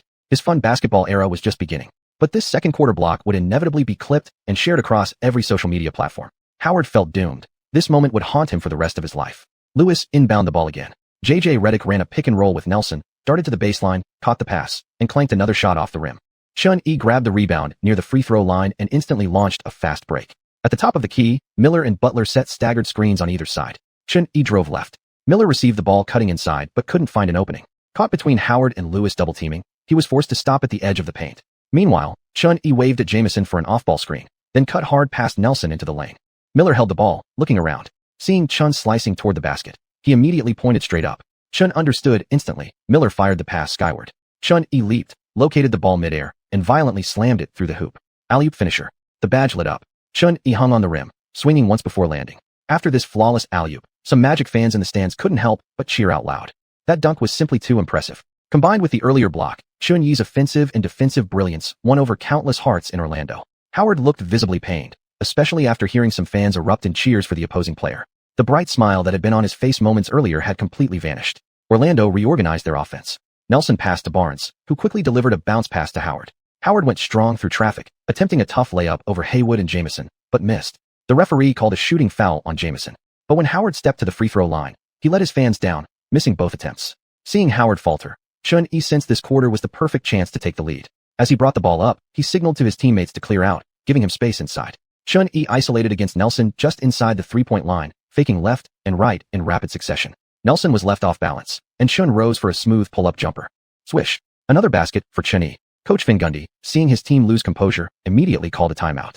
During the break, Saunders noticed Chun-Yi was on fire and patted him on the shoulder with a grin. How about letting you lead the second unit shooters this quarter? Chun-Yi blinked, surprised. Saunders really wasn't taking the Magic seriously. The second unit's defense is too weak, Chun-Yi countered. Against a team like the Knicks, pure pushovers, he'd have no problem going all out offensively even with the bench unit. But tonight's opponent was the Magic, a team ranked among the league leaders in defensive intensity. With Howard alone locking down the paint, switching to the second unit would get them shredded defensively. Not to mention, the Magic were currently second in the Eastern Conference, trailing only the Cavaliers. When play resumed, the Wizards kept their lineup unchanged. The Magic, however, subbed out Barnes and brought in Vince Carter, shifting J.J. Redick to the small forward spot. Howard seemed dazed from that earlier block. On defense, he appeared unfocused, repeatedly allowing Jamison easy drives and layup opportunities. The Magic struggled with their outside shooting in the second quarter, especially J.J. Redick and Lewis. Lewis attempted 4 three-pointers and made only 1, while J.J. Redick went 0-for-3 from beyond the arc. With their threes clanging off the rim, a deflated Howard seemed to lose his bounce, getting out-rebounded by Haywood underneath. Chun-Yi kept isolating Nelson on the perimeter. Nelson was already beaten into oblivion, yet Van Gundy remained unmoved, refusing to switch defenders. Orlando's most dangerous player, Howard, kept missing layups and free throws inside, allowing the Wizards to gradually close the gap and catch up. With 2:17 left in the second quarter, Chun-Yi backed down Vince Carter at the elbow, then used a shoulder fake before hitting a turnaround jumper. As the ball smoothly swished through the net, Carter suddenly felt as if he had been transported back to the era of the For Great Guards. That picture-perfect fadeaway, just like the one he remembered so well from that familiar figure. After the shot went down, Chun-Yi pulled a sniper rifle from behind his back, cocked the bolt, aimed at the camera, and mimicked the recoil with a small jump backward. There's that celebration again, the same old routine. That fadeaway just gave Washington the lead. Charles Barkley said. Kenny Smith marveled. I mean, we were talking about a 17-point deficit just 1 quarter ago. Chin's knocking down jumper after jumper, not only erasing the gap, but now putting Washington ahead by 3. Barkley waved his hand dismissively. Not surprising at all. Last month, in several games, when Washington fell behind, Chin would just take over for an entire quarter. Smith continued. Dwight's performance in this second quarter has been pretty rough. He forced shots inside, missed several straight layups, disrupted Orlando's offensive flow, and his free throw shooting was painfully bad. He's just 2-for-6 at the line this quarter. It's not just Dwight. The entire Magic shooting core went cold this quarter, which is exactly what opened the door for Washington. Look at the home crowd. They're actually cheering for the opposing team's baskets. Are the fans in Orlando starting to turn against their own team? Barkley remarked. Van Gundy let out a heavy sigh, signaled to the referee, and called another timeout. The scoreboard now read 50-47. Washington had taken a 3-point lead. Chapter 68. Van Gundy. I'm high EQ. Howard was internally undergoing phthog torment. Where was that joyous basketball spirit? Van Gundy looked at Howard sitting silently on the bench and immediately realized his mindset had collapsed. It wasn't just Howard. Going from a 17-point lead to a 3-point deficit, no one on the Magic likely had a stable mindset anymore. Except for Carter, Van Gundy pulled out all 4 starters, leaving only the reserves to play the final 2 minutes. After the timeout, the Magic's offense continued to clank. Then, as Howard and Nelson watched Chun-Yi casually blow past Jason Williams with a simple hesitation move, Howard slammed his thigh in frustration. Nelson wore a helpless expression. He'd been getting blown by Chun-Yi repeatedly all night. Stop his drives. Nelson shouted toward Jason Williams on the court. Jason nodded. He knew full well there was no way he could guard Chun-Yi one-on-one. All he could do was hope Chin's shot wouldn't fall. The Magic were playing in a panic. Before their big men even settled into position, Carter took a mid-range jumper from the elbow. The ball bounced on the rim several times before dropping in. Under Van Gundy's pressure, the Magic intensified their defense. Unable to stop Chun-Yi one-on-one, they initiated double teams as soon as he crossed half-court. Chun-Yi stood at the logo spot, watching Carter come over to double team, thinking, asterisk, are you kidding me? Now they won't even let me cross half-court. Asterisk. But Chun-Yi feared nothing more than double teams. His shooters were already set. After passing the ball out, it rotated through Butler and Jamison before Mike Miller knocked down a three from the corner. 59-52. At halftime, the Wizards extended their lead to 7 points. Xuanhuan didn't sit during the second quarter. In his matchup against Nelson, he dropped 19 points and 4 assists in a single quarter. And yet, his three-point shooting had clearly cooled off. He made only one triple in the quarter. Otherwise, his scoring would have been even higher. Besides him, Jamison and Butler stepped up too, combining for 15 points in the quarter, the key reason why Washington outscored Orlando 40-20 in the period. Nelson was frustrated. He didn't want to face the Wizards again.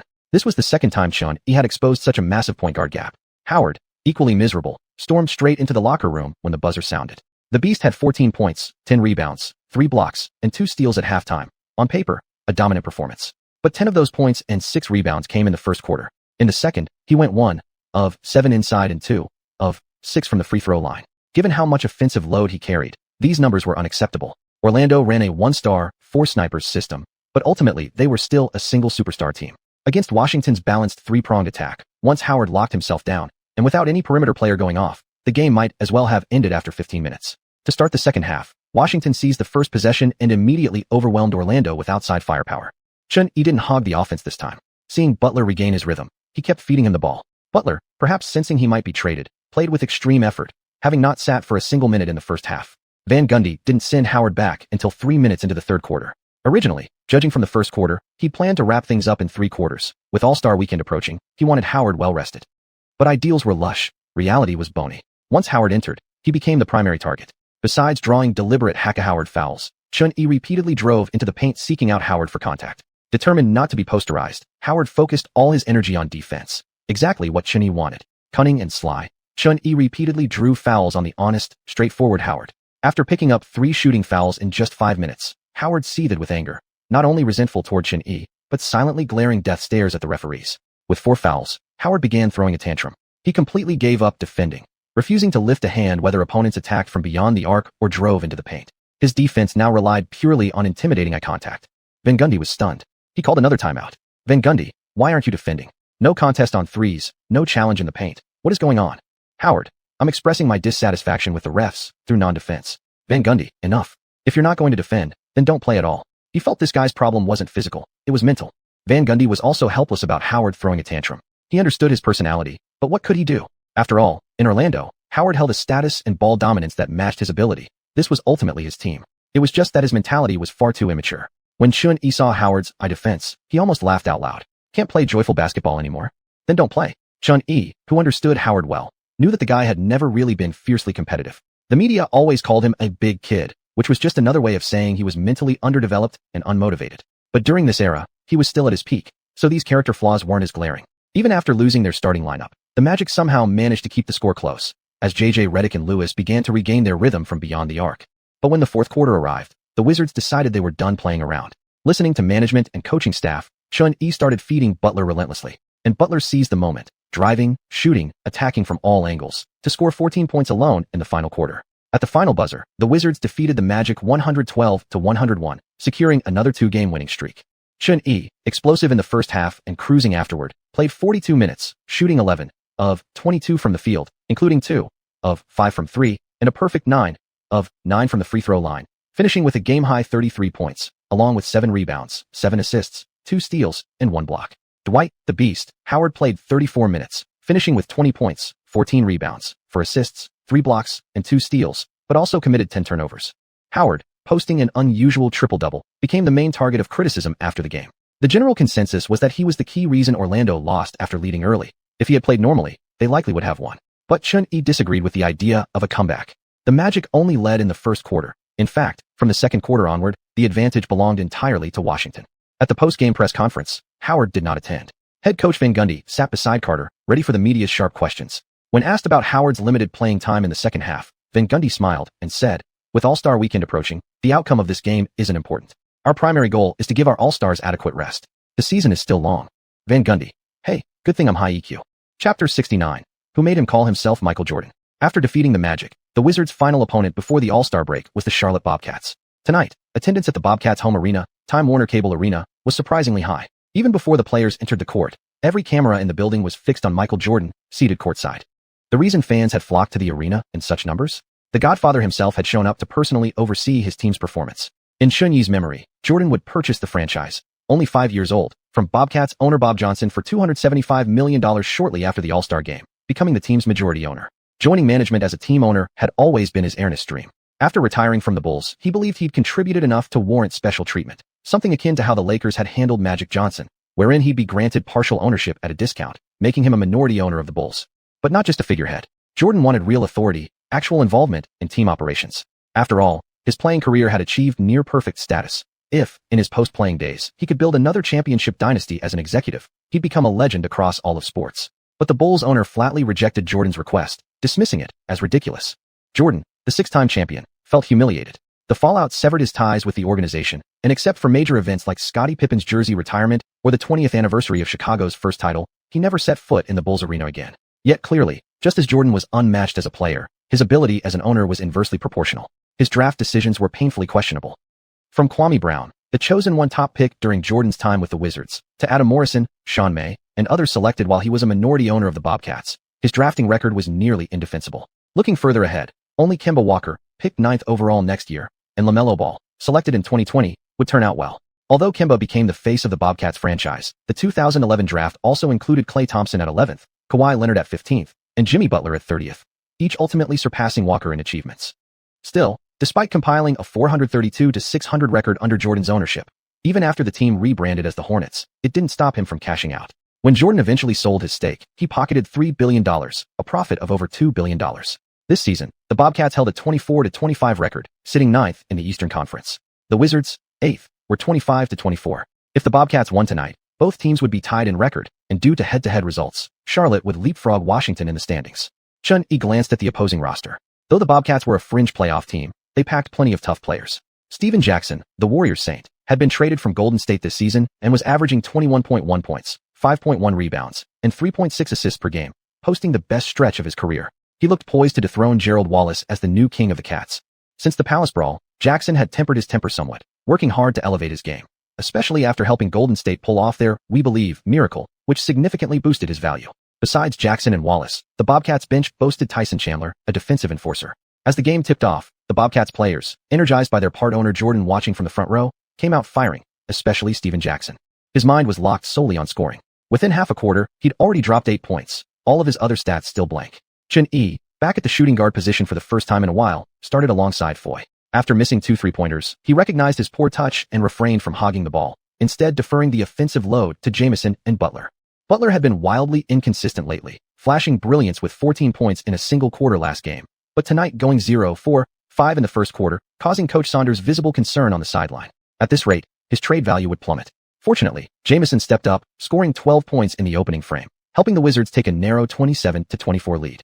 But in the second quarter, Washington's shooting cooled drastically. The Bobcats' big men, Muhammad and Chandler, dominated the paint, and Haywood couldn't handle them on the glass alone. Out-rebounded by 10 in the second quarter, the Wizards went into halftime trailing. In the second half, Chun-Yi tried to take over, but the Bobcats weren't reckless. As soon as he crossed half-court, they double-teamed him.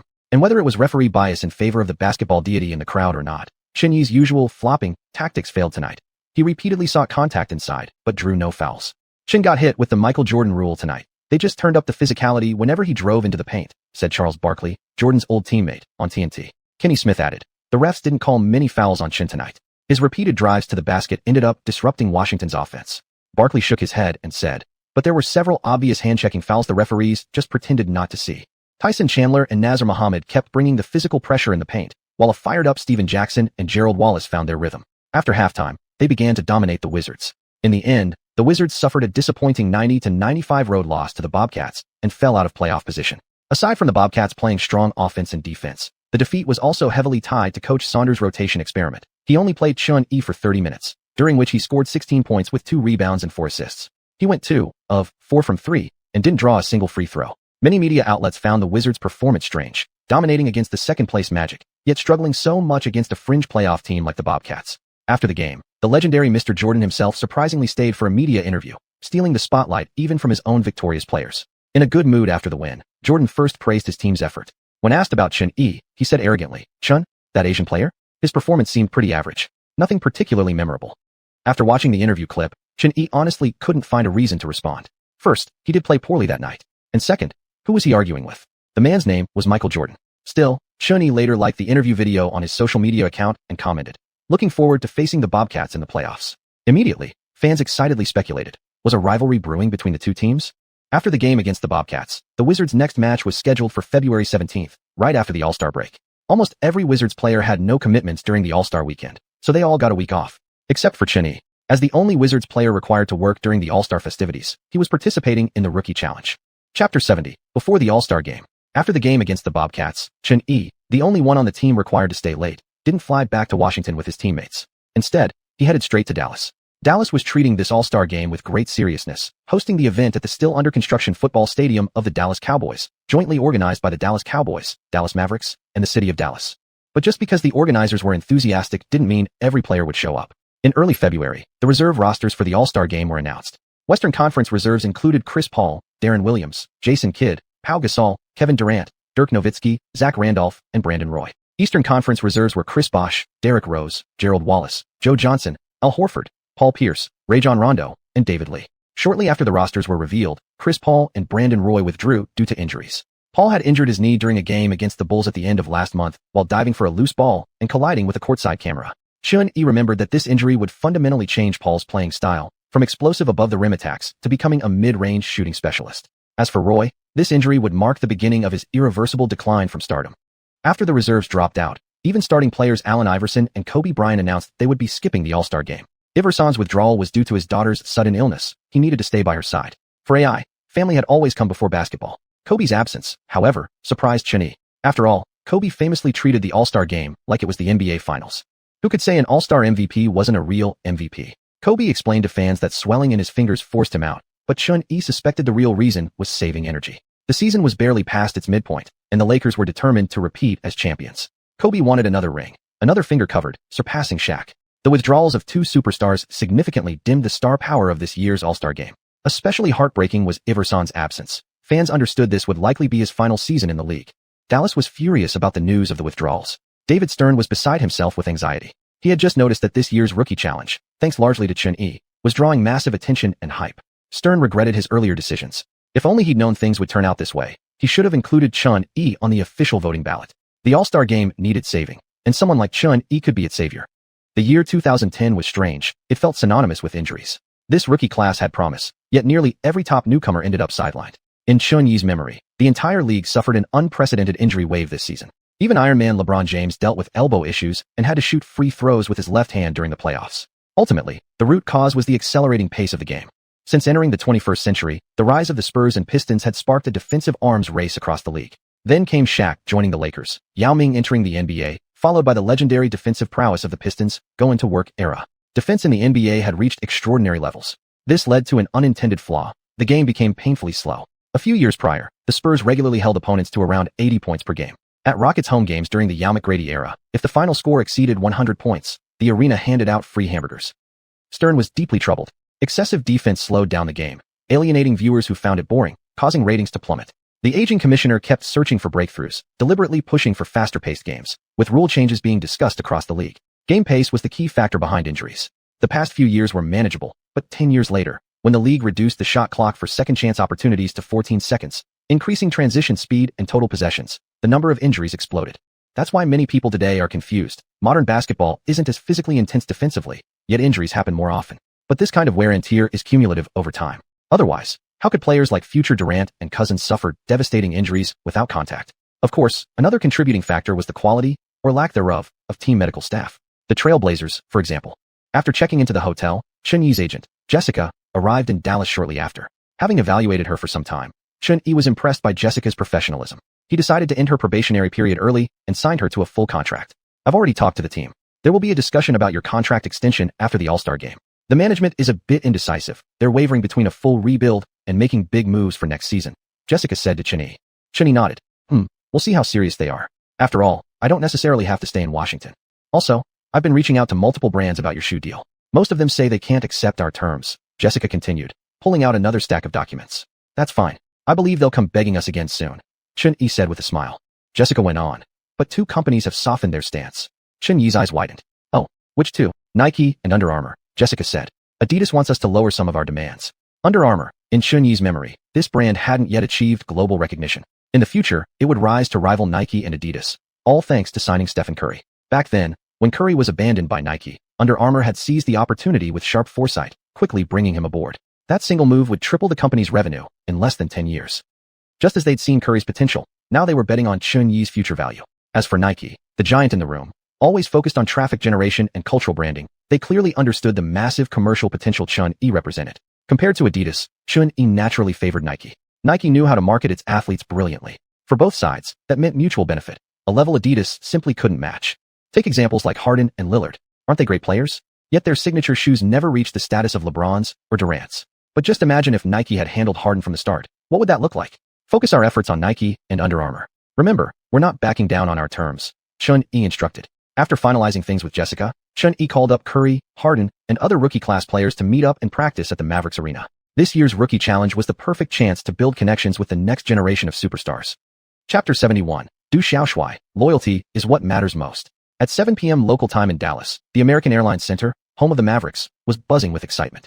With 1 hour until the start of this year's Rising Stars Challenge, fans from all over were streaming into the arena. The attendance at tonight's game was unusually high, and the electric atmosphere instantly brought back memories of the 2006 NBA Finals between the Mavericks and the Heat.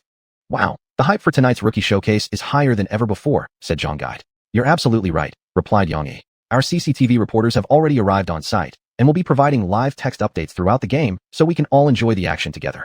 Yang Yi and Zhang Heli, the broadcast commentators for the Rising Stars Challenge, greeted viewers from the studio.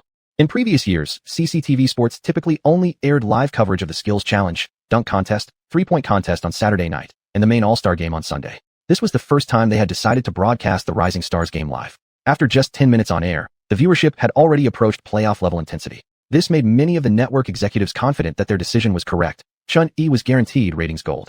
As both teams took the court to warm up, the sidelines were packed with cameras. And in the front rows of the arena sat several familiar faces.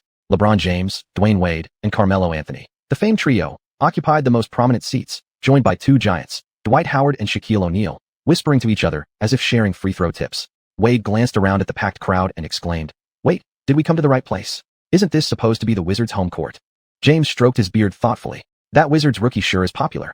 Numerous fans in the crowd wore Wizards jerseys with the number 7. Clearly, all eyes tonight would be on Chun Yi. Chris Bosh, head coach of the rookie team, stood courtside in a sharp suit. As his players neared the end of warm-ups, he walked over and joined the conversation between LeBron and Wade.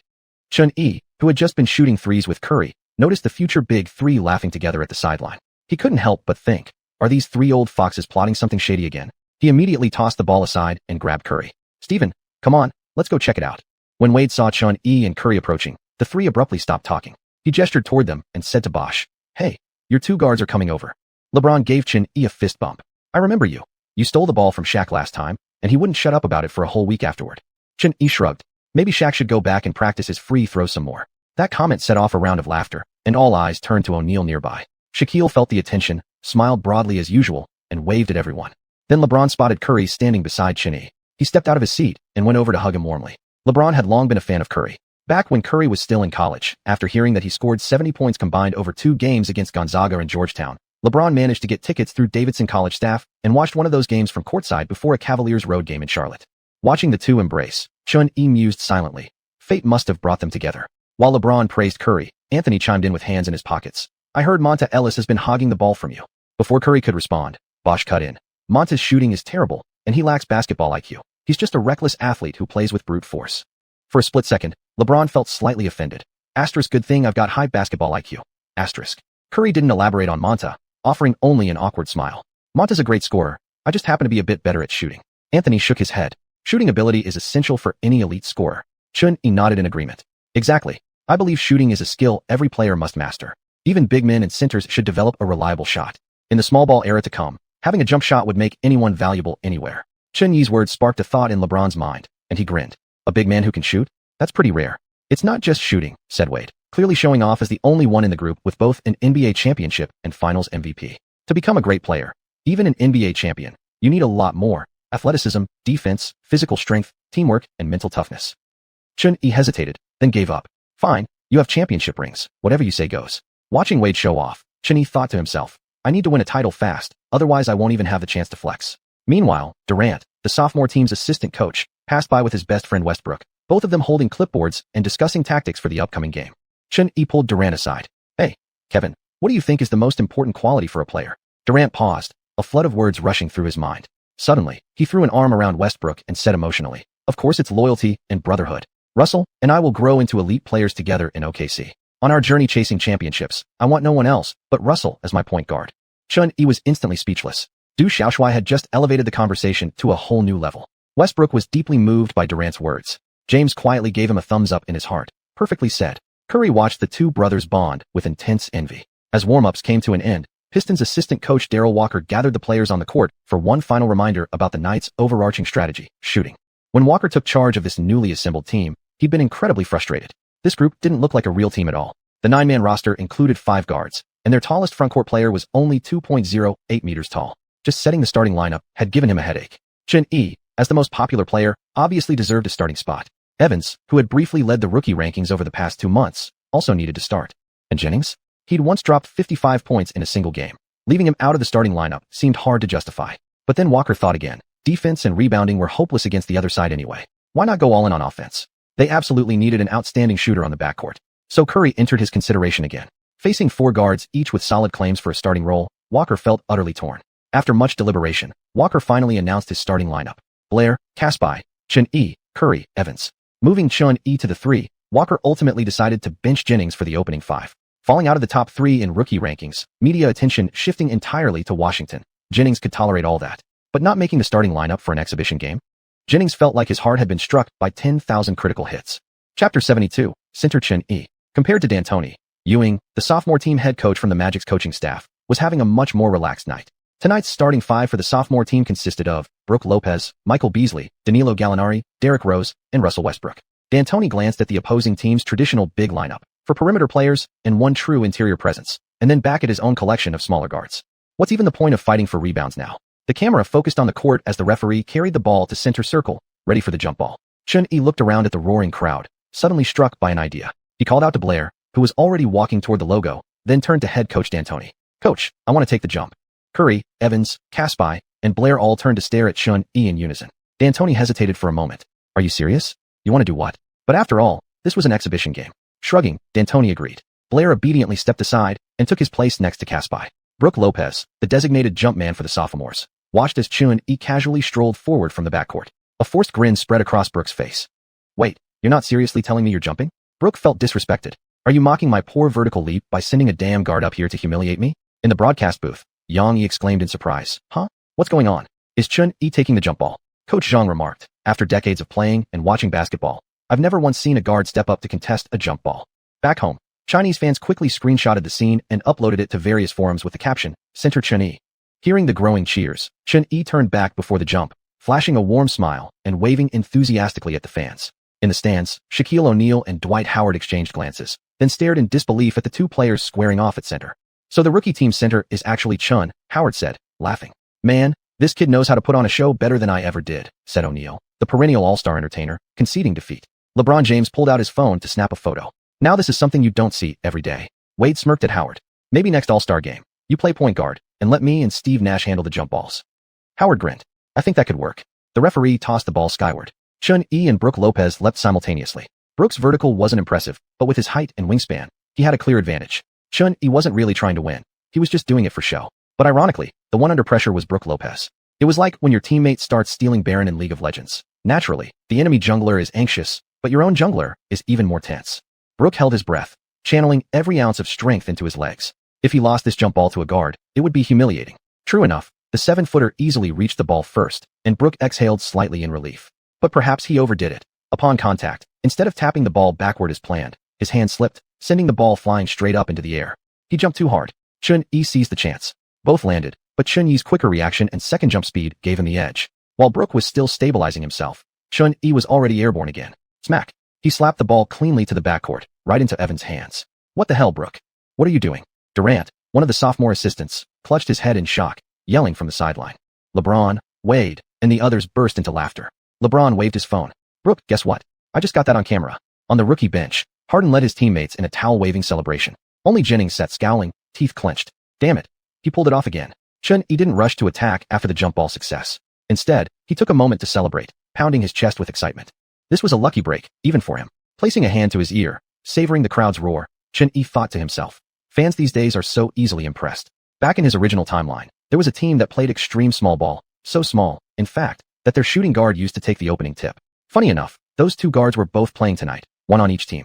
Evans understood perfectly. He casually dribbled at the logo past half court, waiting for Xuanhuan to finish celebrating before passing the ball to start the offense. Xuanhuan received the pass at the top of the key, where he was playing the three, matched up against Danilo Gallinari of the New York Knicks. Under Mike D'Antoni, Gallinari had evolved into a pure shooter whose primary skill was running pick and rolls, while his defense remained underdeveloped. Xuanhuan didn't even call for a screen. He went straight to isolating and driving past him.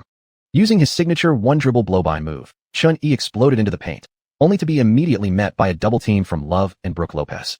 Xuanhuan faked a three-step layup, but instead aimed his pass perfectly toward Curry at the baseline. The little scholar, facing off against Rose, didn't hesitate. He immediately let it fly. Both fancy passer and dime vision activated simultaneously, and Curry's three-pointer swished cleanly through the net. After the three went down, the rookie team quickly retreated on defense. The sophomore team launched their offense. With little defensive effort from either side in this exhibition game, Rose and Westbrook finished an alley-oop combination inside. An alley-oop between two guards was still extremely eye-catching. But on the next possession, after Xuanhuan called for the ball and noticed Gallinari giving him an extra step of space, he didn't hesitate. He pulled up for a deep three. Swish. 6-2. 2 3-pointers in, and the rookie team had seized the lead. The rookies are looking sharp from beyond the arc tonight. This game's turning out to be quite a show, said Anthony. James asked, who do you think is going to win? Definitely the sophomores. The rookies are just a bunch of perimeter players. How can they win like that? You can't live on threes alone. The closer you are to the basket, the higher your efficiency, Howard replied. Wade and James nodded. Before the game, all three had agreed. The sophomores would come out on top. It wasn't just about experience. The sophomores also had a more balanced roster. Though they admired Xuanhuan and Curry, they knew basketball was ultimately about teamwork. On the CCTV broadcast, Coach Zhang also favored the sophomore team. Without rebounding or defense, he argued, there was no way to win.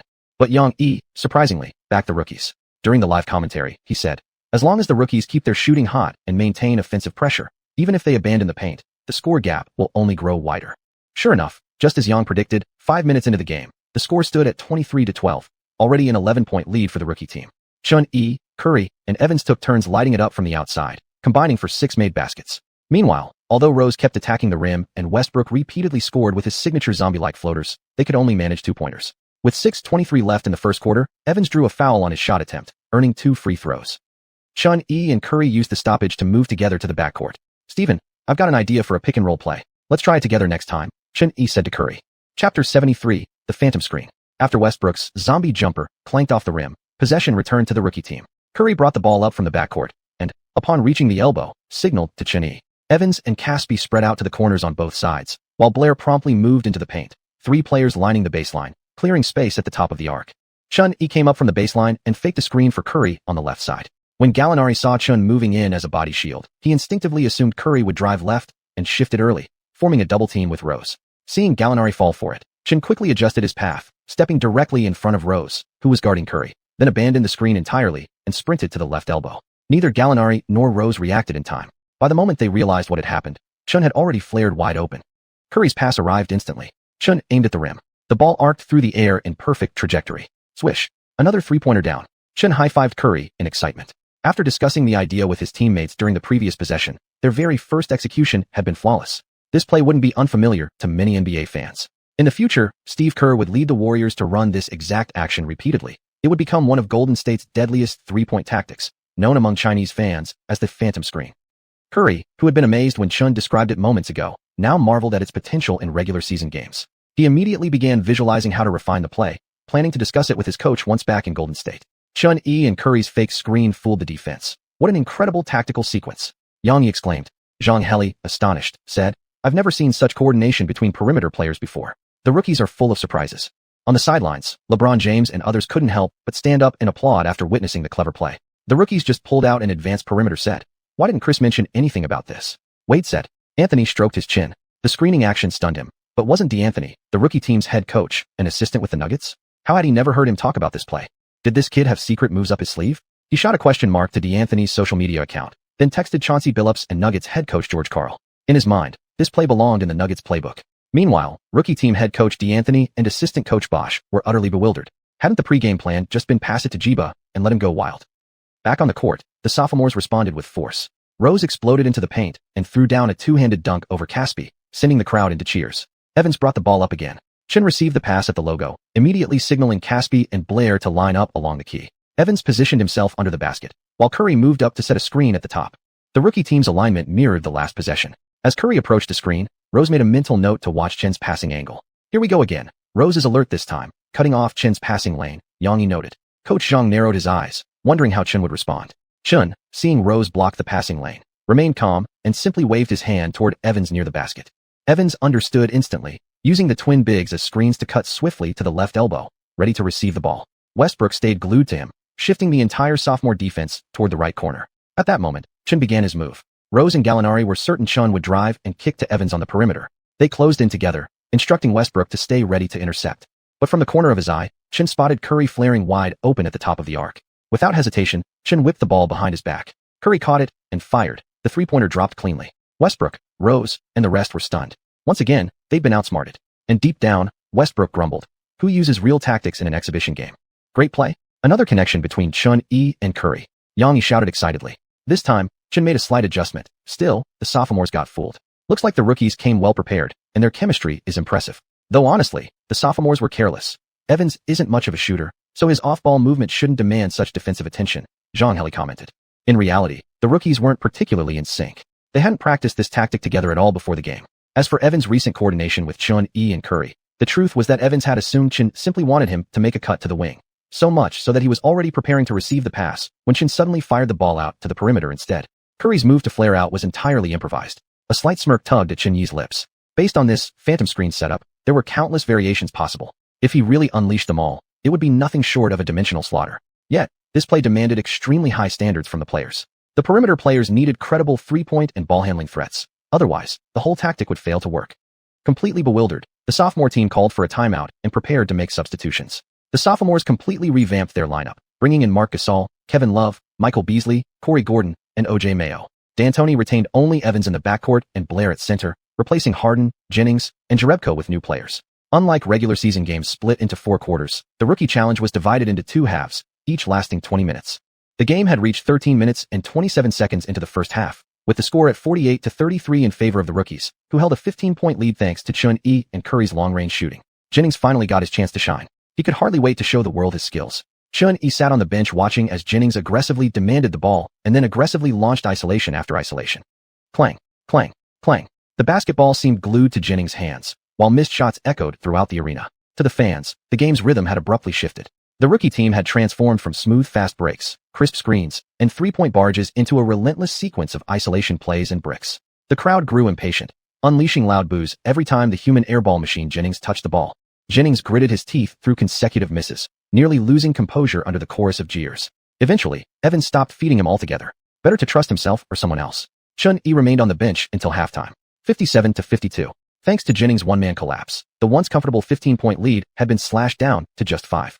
Chapter 74, Cheating. During halftime, the fans at American Airlines Center didn't leave their seats, as the league had scheduled a brief dunk contest between rookie DeMar DeRozan and second-year player Dwight Howard before the second half. The winner of this matchup would earn a spot in the All-Star Saturday Night Dunk Contest. DeRozan was already famous for his explosive athleticism before entering the league, having delivered several spectacular dunks during the regular season. Howard, on the other hand, was more known for his shooting. The outcome of the contest was basically a foregone conclusion. Just as Chun E remembered it, DeRozan claimed the final berth in the dunk contest. After defeating Howard, Chris Bosh came onto the court to congratulate the young teammate. Raptors fans grew increasingly excited. 10 years had passed since Vince Carter's legendary dunk, and they were already dreaming of DeRozan bringing another dunk championship trophy back to Toronto. But Chun E recalled clearly that this year's dunk contest champion would be Nate Robinson, the 5 feet 7 inches tiny terror, who would go on to complete a three-peat in the event. During the break, Dantley gathered all the players together. It was obvious he was fascinated by the 2 ghost screens from the first half, repeatedly asking the team to re-demonstrate the play on the whiteboard. Chun E merely smirked. What was so special about that? They hadn't even used the most absurd one, the infamous elevator door screen yet. Then again, tonight's rookie lineup, which had essentially abandoned interior rebounding, was actually quite suitable for that kind of trick play. The second half began, and both teams shuffled their lineups. The rookies sent out a small ball 5-man unit: Blair, DeRozan, Harden, Curry, and Chun E. The sophomores countered with Marc Gasol, Love, Beasley, Howard, and Westbrook. Possession started with the sophomore team. Fat-faced Howard, clearly unhappy with his earlier dunk attempt during halftime, took the ball and executed a powerful one-handed windmill slam. On the rookie offense, Chun E ran a pick and roll with a still-bearded Harden. As Harden cut to the rim, Chun E lobbed the ball into the air, where Harden caught it mid-flight and thunderously dunked it, then hung on the rim for a moment. This version of Harden still played above the rim and flew around the court. Still, Shin-yi couldn't help but feel something was off. He just didn't look right without his long beard. Harden looked best with his full beard and mohawk. Later, those messy dreadlocks only made him look sloppy and heavier. On the next possession, Westbrook missed a layup, and Blair snatched the rebound from between Love and Marc Gasol, fighting through double contact. Blair was having a great game, shouldering the entire team's rebounding load. Thanks largely to Jennings' strong performance in the first half, he already had 10 boards. He passed the ball out to Chun-yi on the perimeter, who immediately swung it to Curry, now standing at the logo. As Curry prepared to advance the ball, Chun-yi called him back. "Steven, you want to try shooting from right here?" Curry hesitated, glancing down at the floor, then up at the basket. "My training range from here is actually pretty good." Chun-yi gestured dramatically, like a host inviting a guest, then sprinted toward the edge of the paint and pointed at the rim, shouting loudly, "Shoot." The entire arena turned to watch. The sophomore guards noticed the positioning between Curry and Chun-yi, guessing their intent. Still, Westbrook and Howard only retreated slightly beyond the three-point line. They didn't believe Curry would actually attempt a shot from the logo. Local fans, seeing Curry hesitate at the logo, joined in chanting with Chun-yi. "Shoot, shoot." Chun-yi quickly waved his arms, urging the crowd to get louder. Curry was now stuck. But with the atmosphere amped up like this, under the gaze of thousands, Curry released the ball using his signature one-motion shooting form. Clang. It bounced hard off the front of the rim. Blair held his ground, and Chun-yi grabbed the offensive board, then calmly dribbled back out to the logo. Fans, initially disappointed, instantly lit up again as they saw Chun-yi approaching the same spot. "My turn," Chun-yi said to Curry. Westbrook stepped out to guard him. "Rookie, don't embarrass yourself. Even if I don't defend you, you're not hitting that," Westbrook taunted. Chun-yi gave a faint smile and slowly drifted to his right. Picked up the dribble, aimed, rose up, flicked his wrist. One fluid motion. From the exact spot where, years later, Damian Lillard would hit a buzzer beater to eliminate the Thunder. Westbrook turned his head and watched the arc sail away. A high, tight parabola. Swish. Nothing but net. The American Airlines Center erupted. A fan wearing Chun-yi's jersey pointed at the Chun on his back toward the camera. In this era, the visual impact of an ultra-long three-pointer was no less impressive than a rim-rattling dunk. Westbrook couldn't help but silently shout "damn" in his mind. After the possession change, Gordon attempted a three-pointer, but the ball clanged off the rim. DeRozan grabbed the rebound. Chun-yi continued to advance, passing the ball to Curry from the exact same spot. Shooters were always confident, bordering on arrogant. After seeing Chun-yi sink that deep three, Curry's competitive fire had ignited. Receiving Chun-yi's pass, Curry came to an abrupt stop mid-drive and swiftly launched another shot. Instant release. Swish. The young sharpshooter threw his head back and roared in excitement. Curry often casually tossed up these deep threes in practice, but as a rookie, he still didn't dare take such wild shots in a real game. Otherwise, the coaching staff would never trust him on the floor. The sophomore team players stood stunned. Even if this was an exhibition game, could you really play like this? And not only that, you actually made it? Who the hell turns on aim assist? What kind of game is this? Chun-yi's gaze dropped to the court, where a small blue orb caught his attention. Ding. Host has picked up a star player aura, exclusive badge, limitless range. Effect. Increases the host's shooting accuracy from 2 steps beyond the three-point line or farther. Hearing the description, Chun-yi recognized it instantly. It was the legendary limitless range badge he'd loved in 2K back in his previous life. Once a deep three went in, it wasn't just points, it crushed the opponent's spirit. These 2 consecutive deep bombs didn't just excite the crowd. Even the rookies' bench erupted in celebration. Iron Man Jennings, the team's primary miss machine, instinctively grabbed his towel to wave it in the air. But the moment he realized what he was doing, he quickly yanked it down and wiped his face with tactical seriousness. Lucky shots. Curry with 1-2. The freshman backcourt duo are on fire. Xianxia shouted. Coach Zhang commented. This is unreasonable. Completely unreasonable. Thank goodness this is an exhibition game. In a real one, the head coach would issue a strict shooting ban. After the replay showed up on the big screen, Xianxia added. Both deep threes were impressive, but I think Chun-yi's was even more astonishing. Coach Zhang looked curiously at the replay. Xianxia explained. Long-range shooting demands incredible strength, not just raw power, but precise control. Look at how Curry stopped on a dime while moving and pushed the ball out. That generates more force. But Chun-yi used a standard shooting form. This shows his strength is simply absurd. Chapter 75. Next time for sure. In the second half, the rookie team played even more aggressively. After Chun-yi and Curry each hit 2 spectacular long-range three-pointers, Harden and Evans started finding their rhythm on the court. Even DeRozan, who wasn't known for his shooting, managed to sink a three-pointer. With both teams playing loose defense, the rookie squad's offense went into full throttle, except for Jennings. Jennings felt frustrated. He had planned to score 40 or 50 points tonight, just to show fans who the most explosive scorer among this year's rookies really was. But after the first half, the rookie team's head coach, Dallas Comagis, didn't seem eager to give the young gun another chance to play. David Stern hadn't attended the game in person, but he watched the entire broadcast from his office. The rookie team style was all about speed, fast breaks, rapid transitions, and it faintly reminded Stern of the old Phoenix Suns run-and-gun era. They pushed the pace hard, and that kind of tempo was exactly what Stern wanted to see. The NBA had felt dull in recent years, especially after that defensive slugfest of a finals between the Spurs and Pistons. Stern knew what fans craved. Over the past couple of seasons, he'd been pushing hard for reform. Watching the electric atmosphere at American Airlines Center, Stern thought to himself, if regular season games could feel like this, how high would the league's viewership numbers soar? Privately, he also began regretting not including Chunyi's name on the official All-Star ballot. Chunyi's popularity was off the charts. If he'd made it into the main All-Star game, he could have been the spark that revived an otherwise lackluster event. For a fleeting moment, Stern even wondered, could this rookie showcase end up stealing the spotlight from the All-Star game itself? But he quickly dismissed the thought as absurd. After all, the main event was being held at the new home stadium of the Dallas Cowboys, an NFL venue that seated 80,000 fans.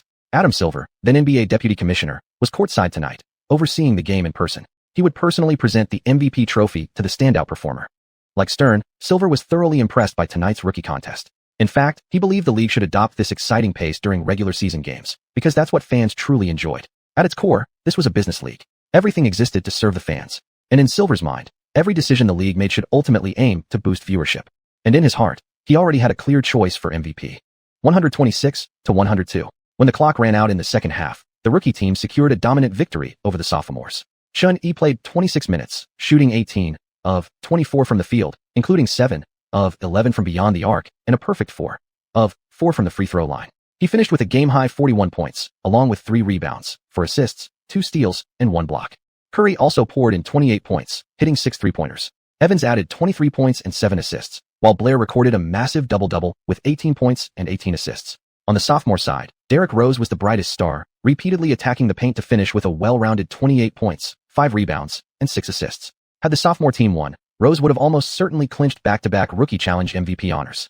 Xiuxian remembered clearly, originally, Rose had intended to withdraw from this year's rookie game. He was already participating in the All-Star Game, the Rookie Challenge, and the Skills Challenge, an unprecedented triple commitment in NBA history. The Bulls had even appealed to the league, which eventually granted special approval. But this year, upon seeing Xiuxian on the roster, Rose decided to stay in the game. After losing to the Wizards last time, he still carried a bitter sense of bufu, a refusal to accept defeat. After the game, James and Wade exchanged glances and smiled. Wade spoke first. That kid out there from the East, he's something else. I think this year's Rookie of the Year is probably his to take. James studied Wade's expression, recognizing the thought behind his eyes. Leaning back on the bench, rubbing his head, he mused. Chen plays in Washington, though, not exactly a big market. Once the 9 rookie players took their commemorative photo together, Adam Silver stepped onto the court, holding the MVP trophy. Without any doubt, Xiuxian was named MVP of this year's Rookie Challenge. That logo three-pointer Xiuxian hit from mid-court had simply been too unforgettable. Old Man Stern, watching from afar, nodded in satisfaction as Xiuxian lifted the award. His impression of Xiuxian was deep, one of a true superstar in the making. And most importantly, a player from China. Xiuxian had now officially entered Stern's list of young stars the league would actively promote. Yang Yi, watching from the broadcast booth, shouted excitedly, "This MVP is absolutely deserved. Let's congratulate Xiuxian on claiming the MVP trophy of this year's All-Star Rookie Challenge." Zhang Heli also laughed and said, Xiuxian led the freshman team to an upset victory over the sophomores, breaking their 7-year dominance of this event, something even the legendary generation of James, Anthony, and Wade never managed. After the photo session came the media interview segment. Xiuxian, named player of the game, became the prime target surrounded by reporters. "I had a lot of fun tonight. I've got amazing teammates, especially Steven. His shooting touch is absolutely historic." Xiuxian responded to a reporter's question. A journalist from China asked in Chinese, "Mr. Xiuxian, your team executed several brilliant pick-and-roll plays. Did the rookie team rehearse these strategies well in advance to achieve such great chemistry?" Xiuxian shook his head. "We didn't practice any tactics. The only instructions our coach gave before the game were to shoot and isolate." As everyone stood astonished at how seamless their coordination was, someone couldn't help but ask, "Then who designed those plays?" With a calm and casual smile, Xiuxian replied, "I just made them up on the spot." This answer left every reporter momentarily speechless. "Made them up yourself? We know you're good, but come on, don't exaggerate so much. Are you secretly the rookie team's hidden coach?" Seeing the stunned looks on the reporters' faces, Xiuxian shrugged helplessly. "My connection with Tyreek, Evans, worked really well too, apart from Steven. He has explosive athleticism. And James Harden, DeMar DeRozan, and DeJuan Blair. They were all key to our win tonight. The 2009 draft class can stand tall. I believe we'll one day match or even surpass the 2003 class, or even the legendary 1996 class." Xiuxian said this in Chinese. These words deeply resonated with players from the 2009 draft class. And honestly, he wasn't wrong. The 2009 rookies did go on to produce a success rate that rivaled the vaunted 2003 golden generation. After the game, countless fans flooded the NBA's official accounts and Xiuxian's personal social media pages, leaving comments saying they couldn't get enough. They desperately wanted Xiuxian to perform again in the main All-Star game 2 nights later. In his comment section, Xiuxian replied, "Next time for sure." Chapter 76. Xiuxian's female fans suffer a collective heartbreak. After Xiuxian claimed the MVP trophy of the Rising Stars Challenge, the adjacent celebrity game, held concurrently, had also come to an end. The current celebrity game wasn't as entertaining as the former Legends game. The participants invited included retired NBA players, WNBA athletes, actors, musicians, or athletes from other sports, with active players strictly prohibited from joining. The guy who famously rode the sewing machine was later invited in future years and even delivered a legendary moment by attempting to dunk his own free throw off the rim. Compared to the modern celebrity game, its predecessor, the Legends game, was far more exciting. Back then, the Legends game brought together retired players, regardless of age, as long as they could still play. Rivalries and old grudges resurfaced on the court, creating both high entertainment value and massive buzz. Xuanhuan remembered that in the 1993 Legends game, the 1957 draft's first overall pick, Hundy, had actually taken the court wearing a hearing aid and pretended not to hear the referee's whistle. After all events of the All-Star Night concluded, the entire city of Dallas remained immersed in excitement and celebration. To commemorate their victory, the rest of the rookie team made plans to party through the night at a club. Xuanhuan, however, slipped away early after just one proper drink. Street ball was something he avoided completely. Not only were the players less disciplined, but without professional safety measures, injuries on pickup courts were extremely common. Back at the hotel, Xuanhuan initially wanted to play a few matches of League of Legends, but discovered the hotel computer didn't have any games installed. With nothing else to do, he turned to browsing the web. He felt like he had a magnet for controversy. The moment he went online, he realized he'd gone viral again. Besides leading the rookies to defeat the sophomores for the first time in 7 years, a feat that had already drawn immense attention, his post-game interview comments had been picked up by the media and sparked a firestorm online. In particular, his claim that the 2009 draft class was no worse than previous ones stirred widespread debate. Judging from a future perspective, the 2009 draft class truly was stacked, especially among guards. But given that most people currently viewed 2009 as a weak draft year, such a bold statement easily triggered outrage among haters. Labels like disrespectful to Legends and arrogant flooded the comment sections of Xuanhuan's social media accounts. Xuanhuan scoffed at it all. He hadn't even mentioned the 1984 class, talking only about the 2003 and 1996 drafts was already playing it safe. Admittedly, the 1996 class produced the highest number of stars and all-stars overall, while before the 2003 draft, there was enormous hype around many prospects, though in reality, only a handful truly lived up to expectations.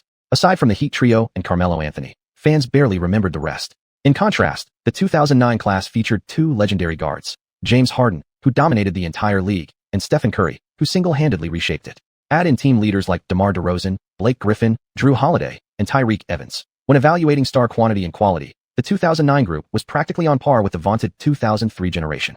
On February 13th, All-Star Saturday Night continued in Dallas. Based on past trends, Saturday and Sunday evenings drew the largest audiences, Saturday for the slam dunk contest, and Sunday for the star-studded All-Star game itself, both being the most viewer-attractive events. The American Airlines Center was packed with fans, and even front-row seats saw several current NBA players sitting on the floor just to watch the show.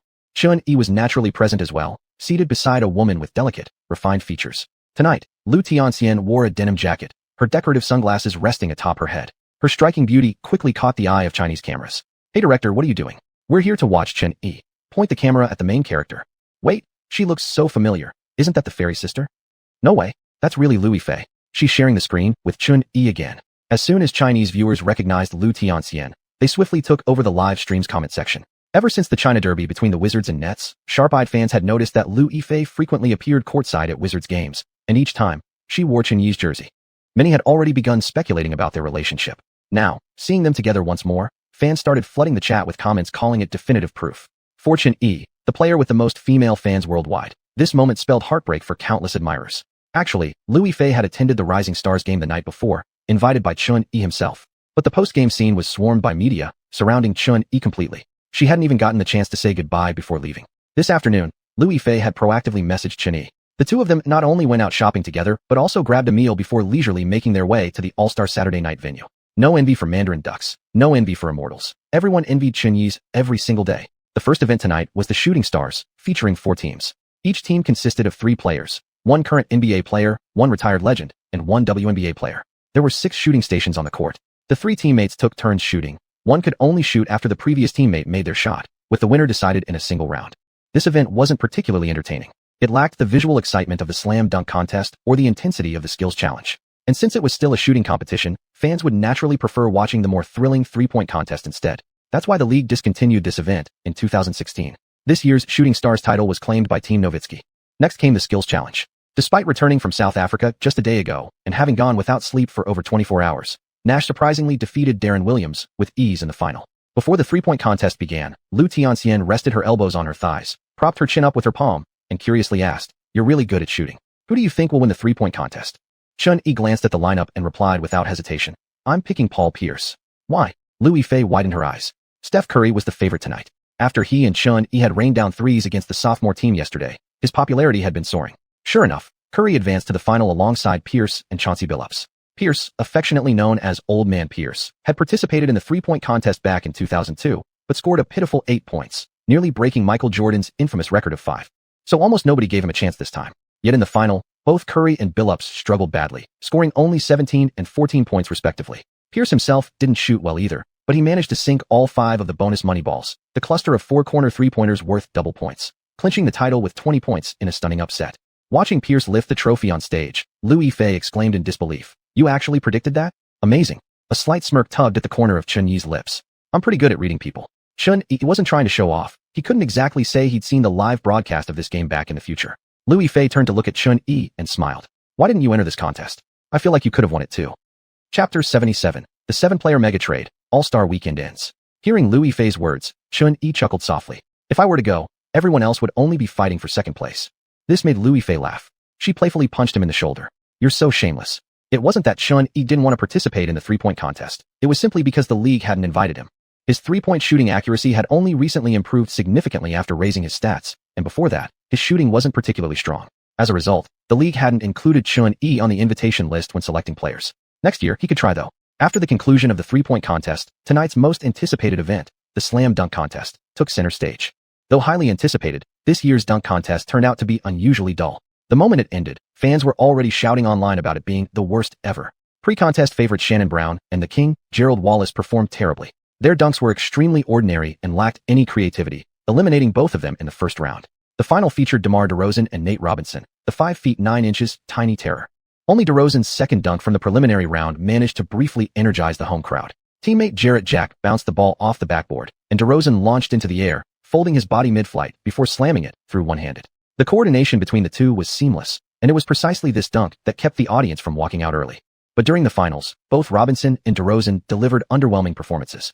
DeRozan's first dunk involved catching an alley-oop from a teammate after he bounced the ball himself, and then leaping over another player, an idea clearly lacking originality. Robinson's second dunk wasn't particularly outstanding either, but its quality was marginally acceptable. Combined with his mere 5 feet 9 inches height, the visual impact worked greatly in his favor. In the end, given the mediocrity on both sides, the live audience responded with little enthusiasm. Nate Robinson narrowly claimed victory with 51% of the fan votes, securing his third consecutive championship.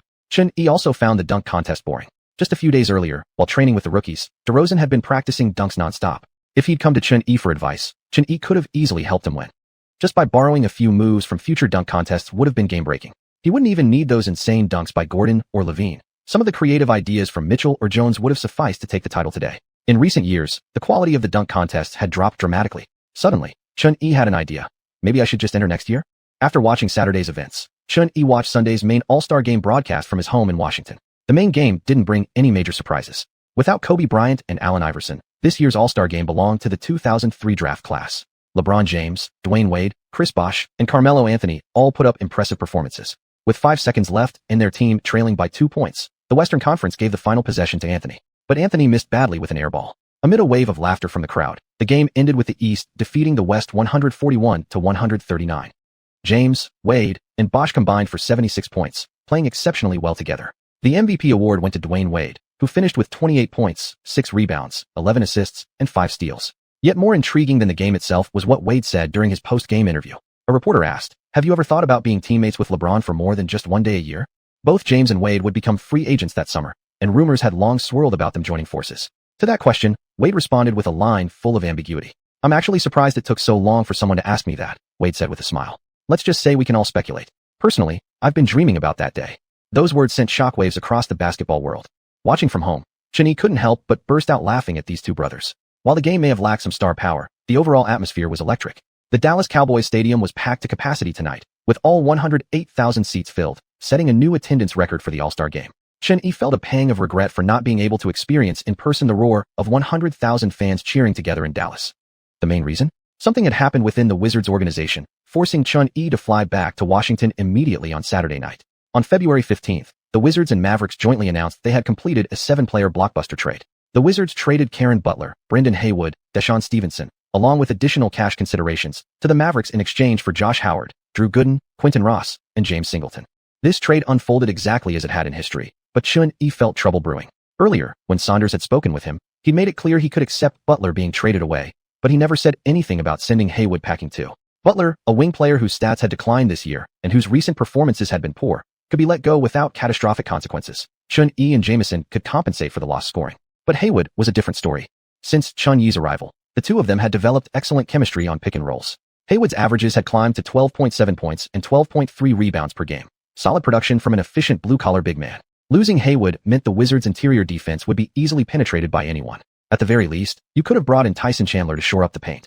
Of the players coming over from the Mavericks, only Josh Howard was someone Chun-Yi recognized well. The others were all marginal role players. Howard had spent his entire career with Dallas since entering the league, known early on for his defense and often serving as the team's first offensive option in the opening quarter. He played a key role in helping Dallas reach the finals in 2006. But in recent years, his performance had sharply declined, dropping from 20 points and 7 rebounds per game down to just 12.5 points, 3.6 rebounds, and 1.4 assists. He could barely even hold on to a starting spot anymore. Chun-Yi remembered that Howard had only lasted 6 or 7 years in the league. At his peak, he was considered among the top 5 small forwards in the NBA, and Dallas had even considered building around him. But then came scandals involving marijuana and prostitution, disrespecting the national anthem, throwing parties after playoff losses, along with injuries, gradually turning him into an afterthought. After the trade concluded, Kobe, the close friend of Butler, posted a message on social media wishing him well. Butler himself wrote a farewell letter published publicly in the Washington Post, expressing gratitude for his 4.5 seasons with the Wizards. The Wizards front office announced that the incoming players wouldn't need physicals, meaning all the traded players would make their debuts for Washington in the first game following the All-Star break. In recent days, Saunders had recalled all the Wizards players, who were scattered across various vacation spots, back to training, effectively ending their extended holiday early. Chun-Yi felt uneasy. With 2 key starters now gone, one inside, one outside, the team's chances of maintaining a top 8 position in the East going forward looked increasingly uncertain. While these moves cleared significant salary cap space for next season, Chun-Yi's biggest concern now was whether the potential trade involving Jamison and Zaza Pachulia would also unfold as it had historically. If Jamison left too, Chun-Yi couldn't confidently say he'd be able to carry this roster full of role players into the playoffs as a sole superstar. Chapter 78, the trade deadline arrives. On February 17th, Chun-Yi flew with his new Wizards teammates to the distant Minnesota, as all players acquired from the Mavericks were officially added to the roster. The Wizards were set to face the Timberwolves with a completely revamped lineup. Sun was adjusting the starting lineup. With a lack of a true center, Andre Blatche and JaVale McGee were both slotted into the starting 5. The official lineup was as follows. Center, McGee. Power forward, Blatche. Small forward, Anton Jamison. Shooting guard, Nick Young. Point guard, Chun-Yi. This lineup was only provisional and would be adjusted later based on player performance. Josh Howard did not make the starting lineup, a move entirely unexpected by outside observers. Most people had assumed that, given the shortage of players, Howard could at least serve as a viable substitute for Butler. But Sun still had reservations. After all, Josh Howard had declined significantly over the past 2 years, and offensively, Chun-Yi and Jamison were already shouldering most of the load. His primary role would be as a defensive specialist. Besides, Howard's basketball IQ, much like McGee's, sometimes short-circuited. This wasn't just baseless criticism. He had a documented history. Josh Howard was one of the key contributors when the Mavericks reached the finals in 2006, but in Game 5, the pivotal game within the series, he also became the scapegoat who cost them the title. In that decisive Game 5, both teams had won twice. If Miami failed to win Game 5, they'd have to beat Dallas twice on their home court to claim the championship. Howard stepped up, but not in a good way. With 9.1 seconds left in overtime, Dirk Nowitzki sank a jump shot, giving Dallas a 1-point lead. Miami passed the ball to Dwayne Wade. Flash used his speed and footwork to weave through all defenders and drew a foul on Nowitzki in the paint, earning 2 free throws. After Wade calmly sank the first free throw, Mavericks head coach Avery Johnson instructed his players to call timeout after the second attempt. But Josh Howard called timeout prematurely, multiple times signaling it, and started walking toward the bench even before Wade took the first shot. The referees huddled to discuss and ultimately granted Dallas the timeout, which turned out to be their last one of the game. Wade made the second free throw, putting Miami ahead by 1 point with only 1.9 seconds remaining. With no timeouts left and no time to safely advance the ball downcourt, Devin Harris could only launch a desperation heave from the backcourt, an effort that fell short, costing Dallas the game by 1 point. What followed is well known. After losing Game 5, Dallas also lost Game 6, handing Wade the only hard-earned individual accolade of his career, the Finals MVP. So Sun decided to use Josh Howard and Foy as defensive anchors in the second unit. This new lineup was far weaker than the previous Wizards roster. The entire team practically relied on Chun-Yi and Jamison to carry them. As for McGee and Blatche in the frontcourt, they were in no way capable of replacing Haywood's presence. Chun-Yi's main responsibility tonight was to serve as the offensive orchestrator, distributing the ball more to his teammates and organizing the offense efficiently. Still, the Timberwolves were also a terrible team. Against such opposition, and with virtually no expectation of victory among the Wizards squad, they still managed to win 108-99.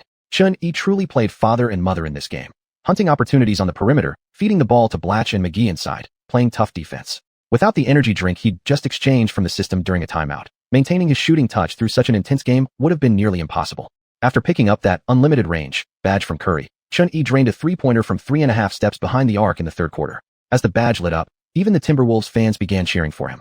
Timberwolves fans held deep respect for Coach Sund. He had once led them to the Western Conference Finals, one of the brightest moments in franchise history. And with the team's recent performances being so dismal and lacking any star power, the fans didn't hesitate to shower cheers upon Xuan and the visiting Wizards. Xuan played 46 minutes in total, resting for only 2.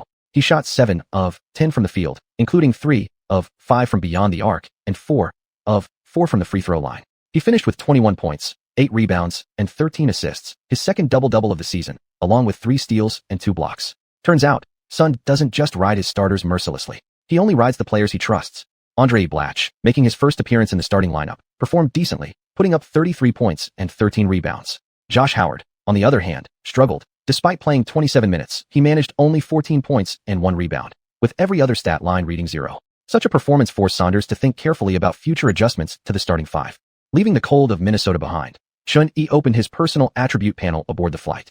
Host, Xuan age, 20, height, 191 centimeters, weight, 88 kilograms, wingspan, 203 centimeters. Base attributes, speed, plus 67, vertical leap, plus 67, strength, plus 100, looks, plus 100. Other stats, standing layup, plus 70.3, driving layup, plus 73.4, driving dunk, plus 67.4, standing dunk, plus 32.4, three-point shot, plus 78.7, mid-range, plus 86.3, free throw, plus 85, rebounding, plus 63.2, steal, plus 43.2, block, plus 32.1, dribbling, plus 79.6, passing, plus 79.2, interior defense, plus 30, perimeter defense, plus 70, stamina, plus 79, overall rating, 78, badges earned, silver tier, dime a dozen, first step maestro, glass collector, baseline 3 specialist, sharpshooter, ankle breaker, fadeaway master, attack the rim master, bronze tier,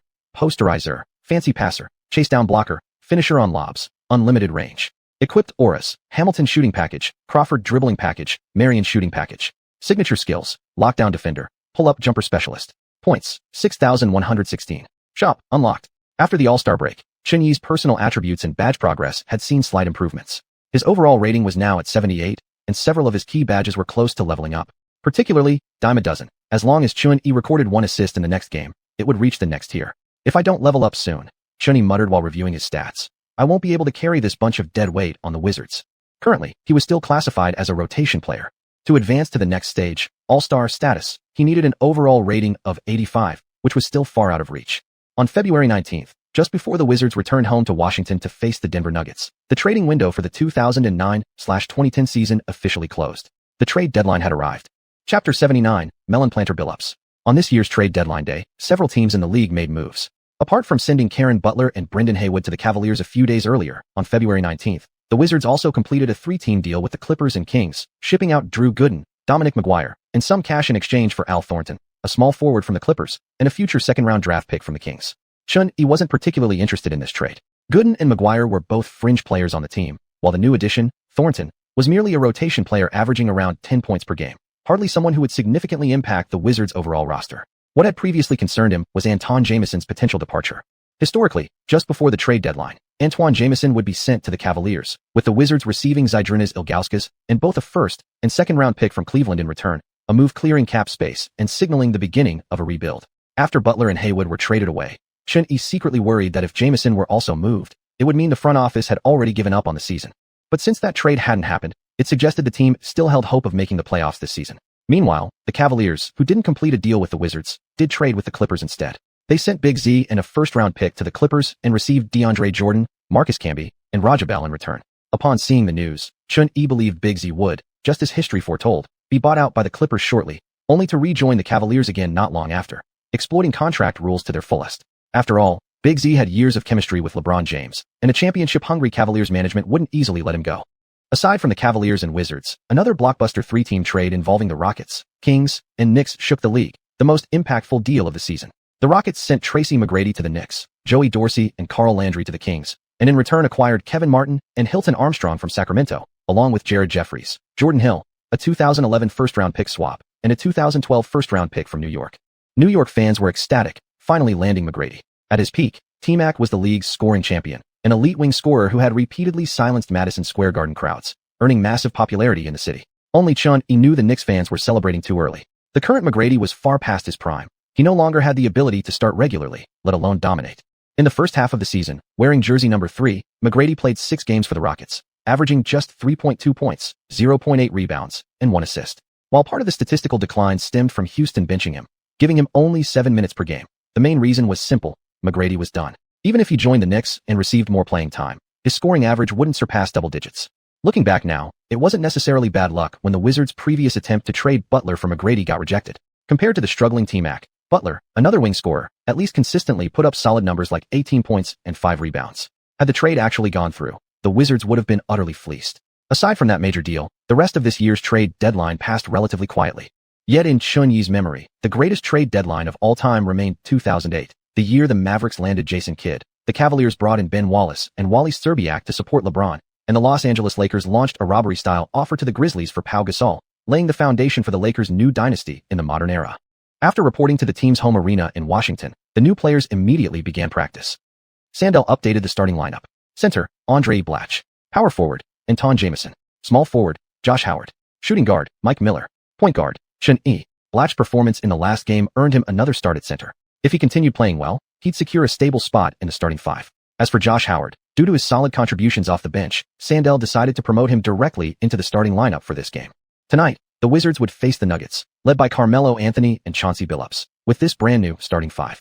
The Nuggets' starting lineup: Nani Hilario, Kenyon Martin, Carmelo Anthony, Aaron Aflalo, and Chauncey Billups. This season, Denver hovered between 3rd and 4th place in the Western Conference. After reaching the Western Conference Finals last season, the front office believed they had finally assembled the ideal roster and system to maximize Anthony's potential.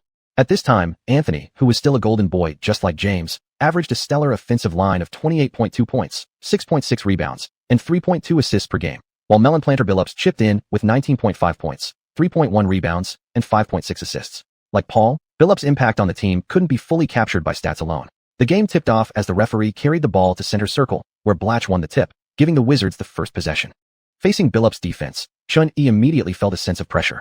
Billups was physically strong, combined with excellent awareness and positioning, making him extremely effective at shutting down opposing perimeter scorers. After several seasons honing his craft with the Pistons, his defensive game had elevated even further. And with his ever-stoic, expressionless kidney bean-shaped face, he naturally exuded an invisible psychological intensity. Chun-Yi didn't try to force his way through. After running a pick-and-roll with Blatche, he drove straight toward the paint, only to find Nani Hilario and Kenyon Martin already blocking the lane. Spotting Jamison calling for the ball, Chun-Yi lobbed it to him, then quickly cut around Kenyon Martin from the left side. Jamison launched a high pass. Chun-Yi leaped explosively, located the ball mid-air, and slammed it down with one hand. Alley-oop finisher. The badge lit up. Chun-Yi opened the scoring for the Wizards with 2 points. On the Nuggets offense, Billups brought the ball up, then motioned for his teammates to spread the floor while engaging in a one-on-one matchup with Chun-Yi at the top of the key. Chun-Yi locked onto the ball in Billups' hands, focused and undistracted.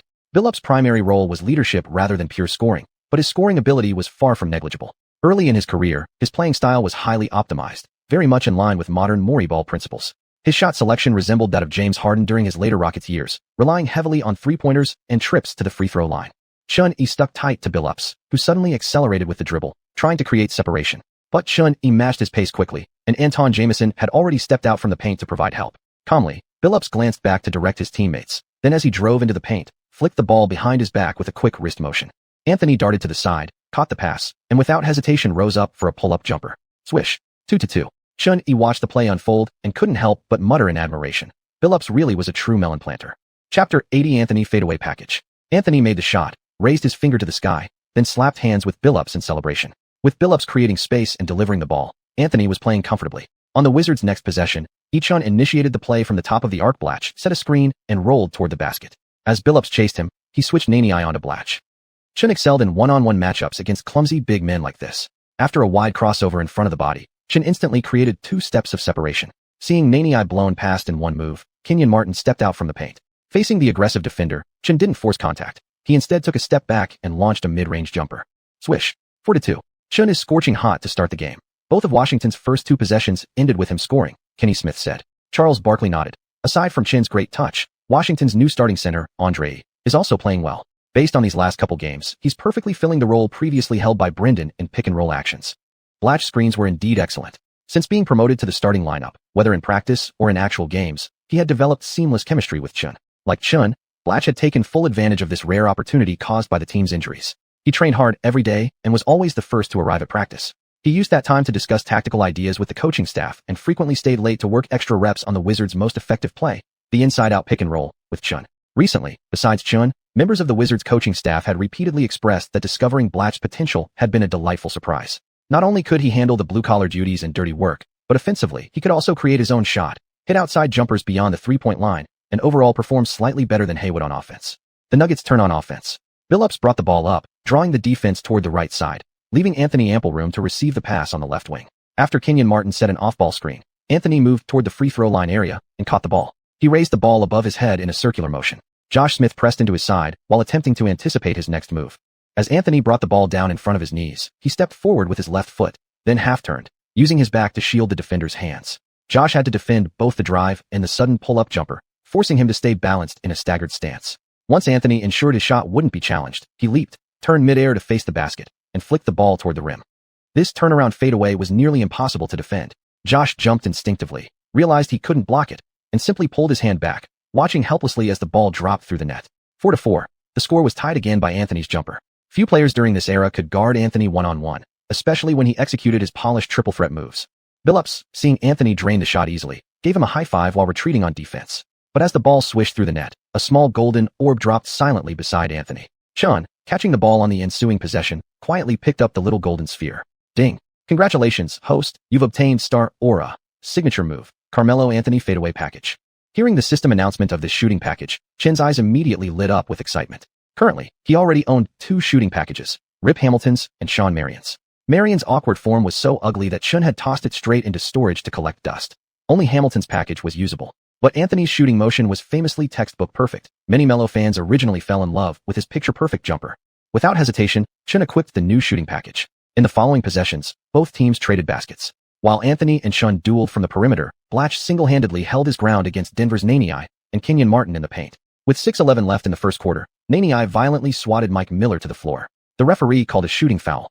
Although the block didn't show up in the stats, Miller lay on the ground for over 10 seconds before his teammates helped him up. Chun, watching from behind, quietly whistled in amazement. Fortunately, he'd been finishing all his attempts with jumpers tonight. If he'd driven recklessly into the paint, those big brutes in Denver's frontcourt wouldn't have spared him. Even if he drew fouls, it would have been a painful experience. Especially the Brazilian tough guy Nani, who was diagnosed with testicular cancer 2 years ago and immediately stopped playing basketball. Further hospital examinations later revealed his condition to be even more severe than expected, forcing him to painfully remove one testicle. Yet Nani, through sheer willpower, quickly returned to the court. Fighting solo, so to speak, his stats were actually better than before. Mike Miller made one of 2 free throws, and Nuggets head coach George Karl called a timeout. Denver adjusted their lineup, bringing J.R. Smith in for Aaron Aflalo, and Birdman Anderson replacing Kenyon Martin. Washington only subbed out Mike Miller, sending Nick Young into the game to add offensive firepower. As soon as J.R. entered, he spun past Nick Young's defense and effortlessly drove into the paint. Then, facing Blatch in the restricted area, he completed an incredibly flashy 360-degree spin move, finishing with a reverse layup. When JR's not crazy, he's an all-star every day.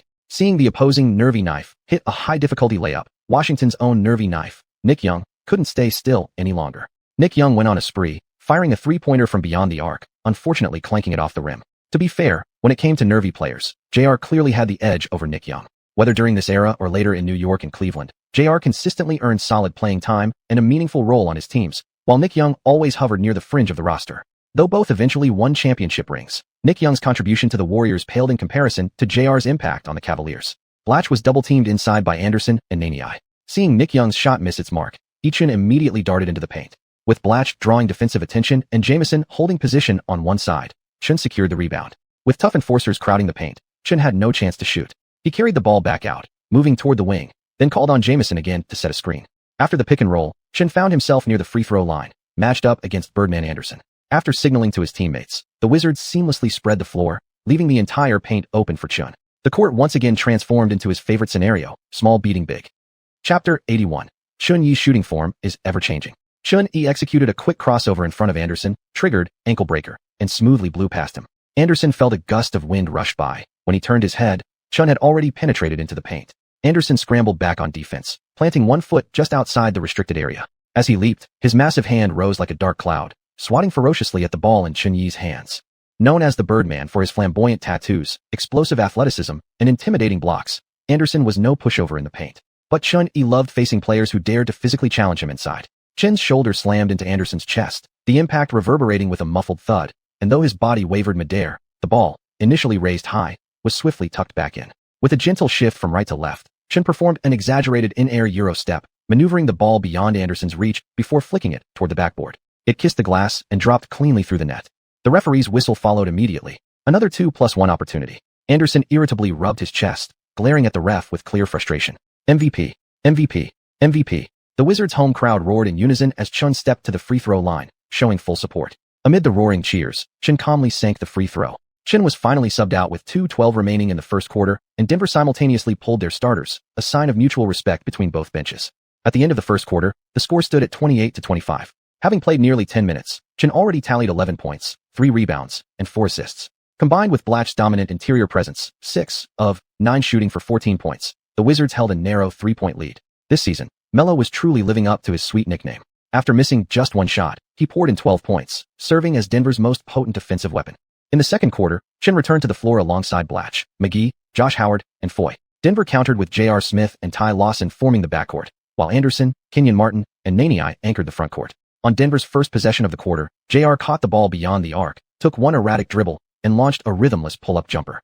The ball spun wildly through the air, splashing through the net, so hard it whipped the rim and sent the net flailing upward. That wild three-pointer tied the game. On the bench, Nick Young watched with clenched teeth. As another clutch gunner, he couldn't tolerate someone else outplaying him like this. Wizards possession. After setting a screen with McGee, Chin once again pulled up over the Birdman Anderson from mid-range. Denver's players watching from the court exchanged glances. Something about that shot looked familiar. Huh? Chin seems to have picked up Carmelo's jump shot, Kenny Smith remarked. Charles Barkley stared in disbelief. This kid's shooting form keeps changing. He only switched to Richard S. form last month, and now he's already mimicking Carmelo's. To change your shooting mechanics so freely and still maintain that kind of accuracy? That's insane, Kenny Smith added. Ever since equipping Anthony's jump shot package, Chin found it even more natural than Hamilton's. His release was clean, his touch smoother, almost like silk. And this transformation felt innate, as if etched into his DNA. Anderson knew he couldn't stop him, silently cursing in his mind, praying the shot would miss. But curses didn't work. After the basket went down, Chun smirked at Anderson and said in Chinese, "Big guy, you can't guard me." Anderson shot back, "You play soft like cotton candy. If you've got guts, come down low and fight me. No whining for fouls." Chin stared at him like he was crazy. Why wouldn't I draw fouls? Am I stupid? Still, Chin was surprised. Anderson had been away from China for years, yet his Chinese hadn't deteriorated at all. He could actually trash talk with Chun in basic Mandarin. Back in the late 90s, Anderson had hoped to make his mark in the NBA, but he didn't realize that simply declaring for the draft wasn't enough. You also needed to formally apply to the league to participate. Due to this information gap, Anderson never even made it to the draft stage. With help from his high school coach, he eventually landed with the Jiangsu Nangang team in China's CBA, where his professional career began. Speaking of the CBA, 3 players in this game would later go on to play in the Chinese league: J.R. Smith, Kenyon Martin, and the Wizards' new starting center, Blatch. Kenyon Martin had gone to the CBA during the lockout to make some money. In theory, an NBA number 1 overall pick should dominate the CBA court, but this guy might as well have treated it as a vacation in China. He performed worse than local players, with terrible stats and dragging his team's record down compared to the previous season. Blatch, on the other hand, was highly praised during his time in the CBA. He wasn't just a center. He could handle the ball, had an incredibly high isolation scoring rate, and could even knock down three-pointers. On top of that, he possessed excellent passing skills. Any double team would instantly result in the ball finding the most open teammate. If guarded one-on-one, practically no one in the CBA could contain him. Moreover, the domestic players on Blatch's Xinjiang team were maturing rapidly. With Zhou Qi and the superstar import Jeremy Lin by his side, Blatch helped the team easily clinch the 2017 CBA championship. The interior duo of Blatch and Zhou Qi completely dismantled Guangdong's frontline defense anchored by Yi Jianlian and Carlos Boozer.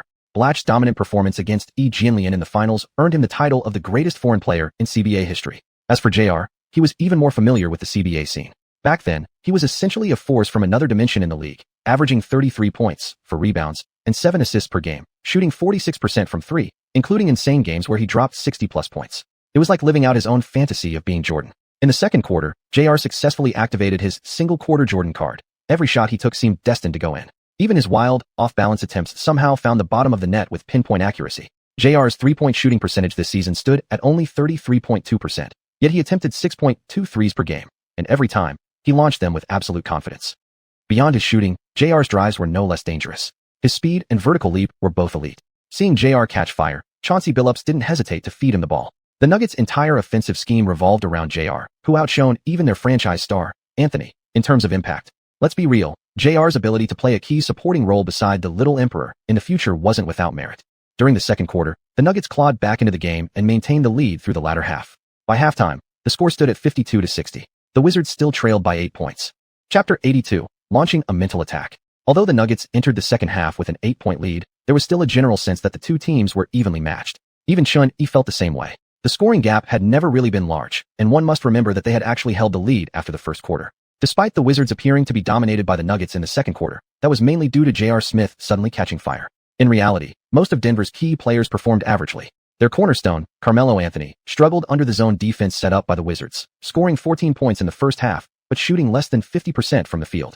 On the boards, the Nuggets totaled only 19 rebounds in the first half, 7 fewer than the Wizards. Blatche alone grabbed 10 rebounds and added 11 points, single-handedly holding down the fort against Denver's interior.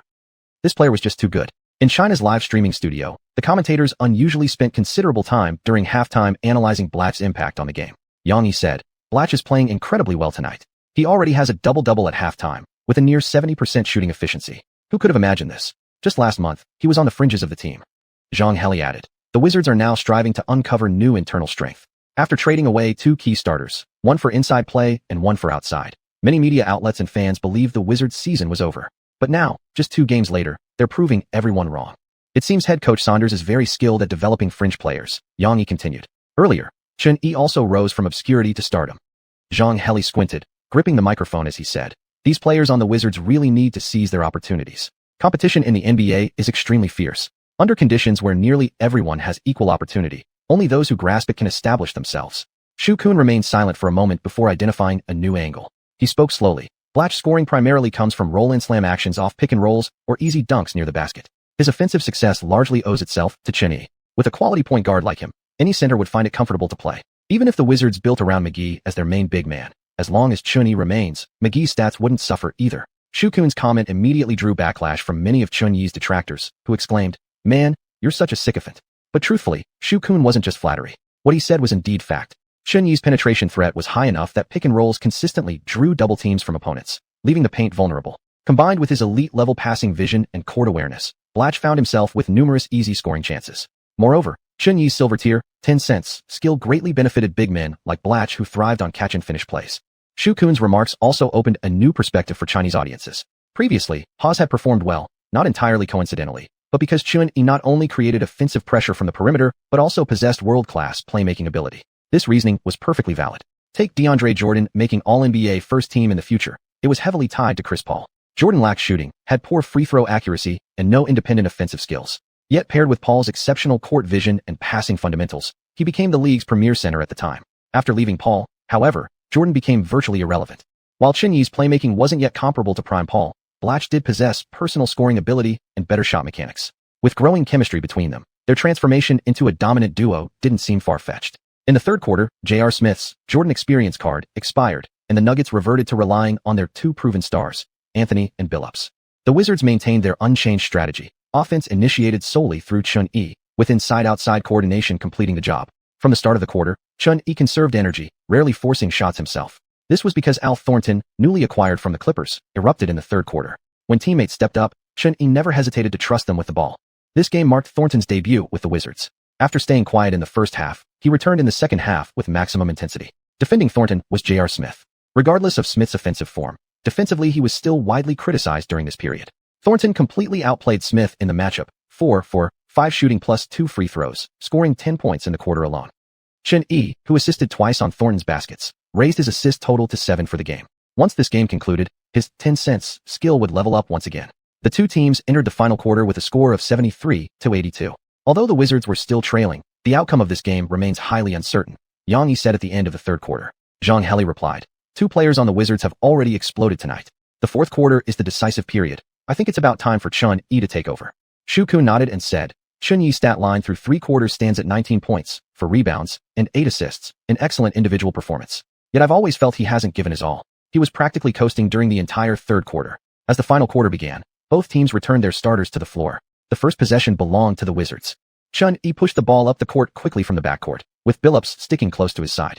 Billups didn't underestimate Chunyi at all. In fact, he believed Chunyi's greatest threat wasn't his penetration, but his ability to suddenly launch an outside shot. In Billups' eyes, an ultra-quick first step alone wasn't enough to create serious danger. Even if you broke into the paint, there would always be help defenders waiting inside. The most difficult moves to guard were pull-up jumpers and fadeaway shots in isolation. When Billups previously studied film of Chunyi, he saw glimpses of his younger self. Sure enough, despite Billups' caution, he still couldn't block Chunyi's shot when the young guard completed his turnaround jumper. The ball swished through the net. Chunyi's fadeaway was good. 75-82. Nuggets possession. Anthony isolated Jamison at his favorite spot near the elbow, assumed his classic triple threat stance, then rose for his shot. The ball clanged hard off the side of the rim. Blatch grabbed the defensive rebound. Seeing Anthony miss, Chunyi grinned and shouted toward him, "Carmelo, looks like you've still got work to do on your shot." After saying that, he even mimicked a shooting motion with his hand. Anthony retreated on defense, replying, "Haha, when it comes to shooting, I could be your master." Chunyi fired back, "Later, I'll break down your entire defense using your own signature moves, right where you're most comfortable." He had begun launching a mental attack. Chapter 83, 9-0 run, Nuggets called timeout. Chunyi advanced slowly with the ball. Upon reaching the top of the key, Chunyi directed his teammates into position near the three-point line and signaled for Jamison to come up and set a screen. After the pick and roll, Jamison dragged Billups away, leaving Kenyon Martin guarding Chunyi. Chunyi didn't intend to attack Kenyon Martin head-on. Instead, he protected the ball and carefully drove toward the paint. As he reached the edge of the painted area, Josh Howard deliberately covered his groin and ran over, while Blatch also shifted aside, giving Chunyi space to drive, while positioning himself for an easy finish. Carmelo Anthony instructed Kenyon Martin to drop back and aggressively switched onto Chunyi. "Carmelo, your offense is great, but everyone knows your defense is garbage. You can't stop me," Chunyi said, leaning his shoulder into Anthony's chest as he dribbled provocatively. "Stop talking nonsense, rookie. First prove you can even move me."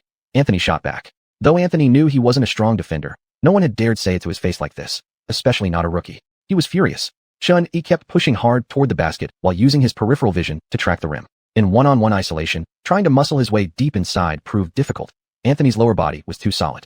His defensive weaknesses were well known, yet during this era, as a forward, Anthony possessed above-average speed, exceptional physique, superb coordination, and agility, traits that could have made him a strong defender. Plus, he'd added bulk, giving him a physical edge in interior battles. For instance, during last year's Western Conference Finals between the Nuggets and Lakers, Anthony personally defended Kobe's post-ups, and the results weren't bad at all. His biggest flaw lay in team defense. He was practically a cancer on that end. Poor help awareness, frequent lapses in switching, inconsistent positioning, and lackluster effort retreating on defense, pure attitude problems. Chunyi realized that trying to overpower this agile, muscular opponent wouldn't yield significant offensive advantage. Quickly executing a shoulder fake, Chunyi gathered the ball and stepped back, already airborne as he aligned his body with the basket. Fadeaway master. Chunyi's turnaround jumper wasn't fast. Anthony had plenty of time to react, but he simply couldn't stop it. He failed to block the shot, watching helplessly as the ball hit the glass and dropped through the net. Swish. The crisp net sound rang out. Chunyi's shot went down again.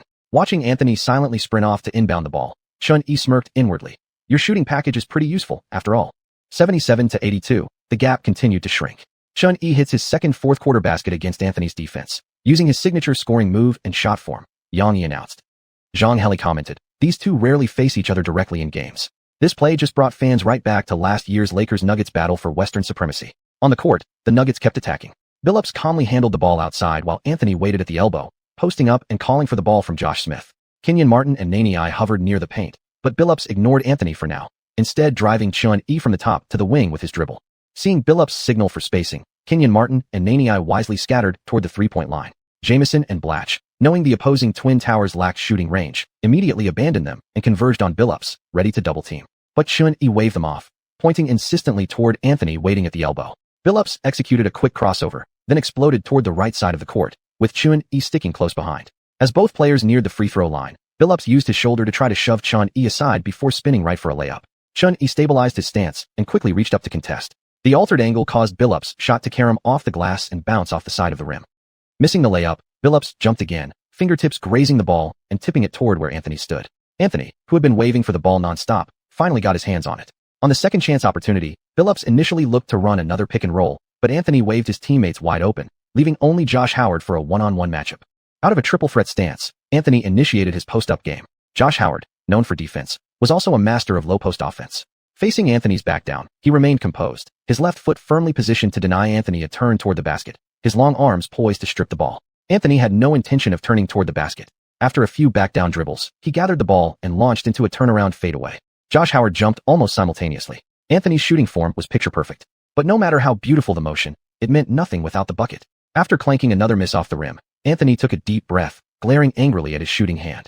Wizards on offense. Chun-Yi had now made 2 in a row, and with confidence surging, he chose to keep attacking himself. This time, he didn't call for a screen. Instead, he positioned himself on the wing, ready to isolate Billups one-on-one. Billups was quick and physically strong. Though his teammates spread out as instructed, Chun-Yi didn't plan to power through him into the paint. After a quick series of crossovers, Chun-Yi gathered the ball and stepped back, lining up his shot at the arc. Billups managed to stay with his dribble, but once Chun-Yi created space with the step back, nearly a full body length separated them. No chance to contest the shot. The corner 3 specialist and sharpshooter badges shimmered in silver. Chun-Yi steps back, bang. He drains it again. 7 straight points to open the fourth quarter. Yang-Yi roared excitedly. 80-82. Chun-Yi had positioned himself perfectly. On this wing spot, the corner 3 specialist badge activated just right. The step-back 3 had become a standard weapon in his arsenal, and when he was heating up like this, playing this way felt absolutely exhilarating. Chun-Yi made a mental note to study Beard Harden's double step-back move when he got back. Heavy-duty step-back 3s were the real game-changers. On the sideline, Nuggets head coach George Karl sat frowning, deep in thought. If things kept going this way, he'd have to call timeout soon. A frustrated Anthony, unable to get the ball, could only watch as Denver's counterattack ended with Nania missing a tough 2-point attempt against 2 defenders in the paint.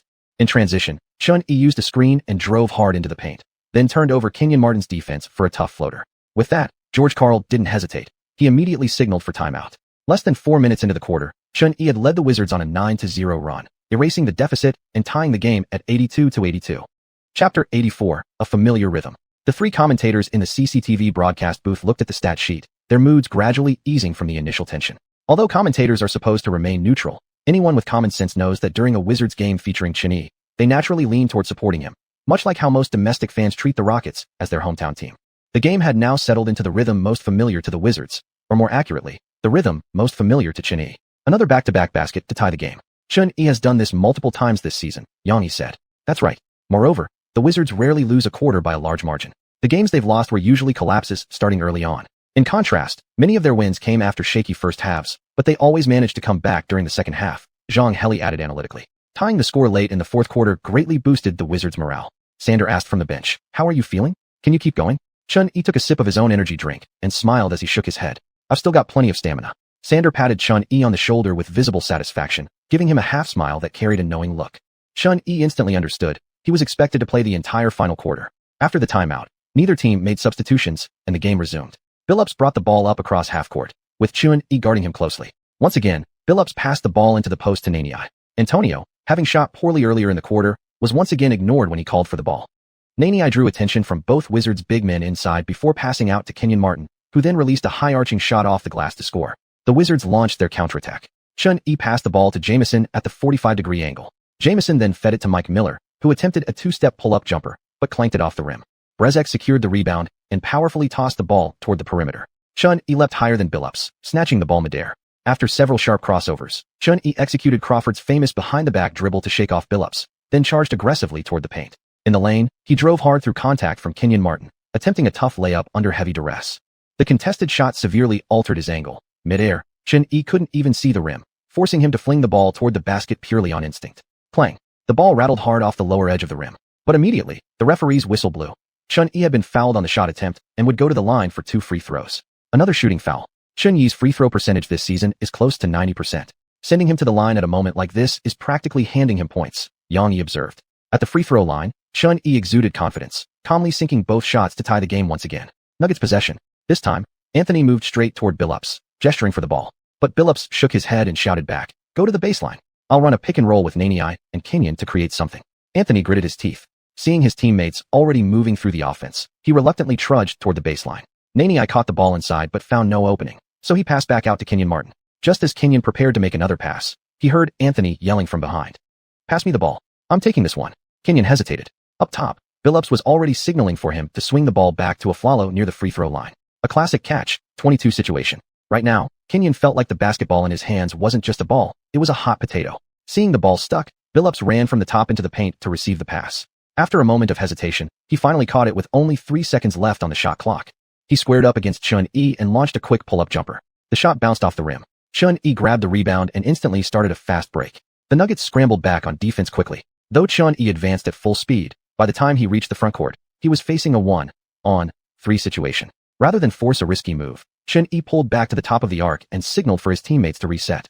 At the 45-degree angle, Chun-Yi spotted Jamison half open. Without hesitation, he fired a crisp bounce pass. Josh Smith stepped up immediately to set a screen. Both Anthony and Kenyon Martin, assigned to guard Josh, were caught off balance and sealed to the side. Seeing the half-step of space in front of him, Jamison slid laterally and released his three-pointer smoothly. The ball swished cleanly through the net.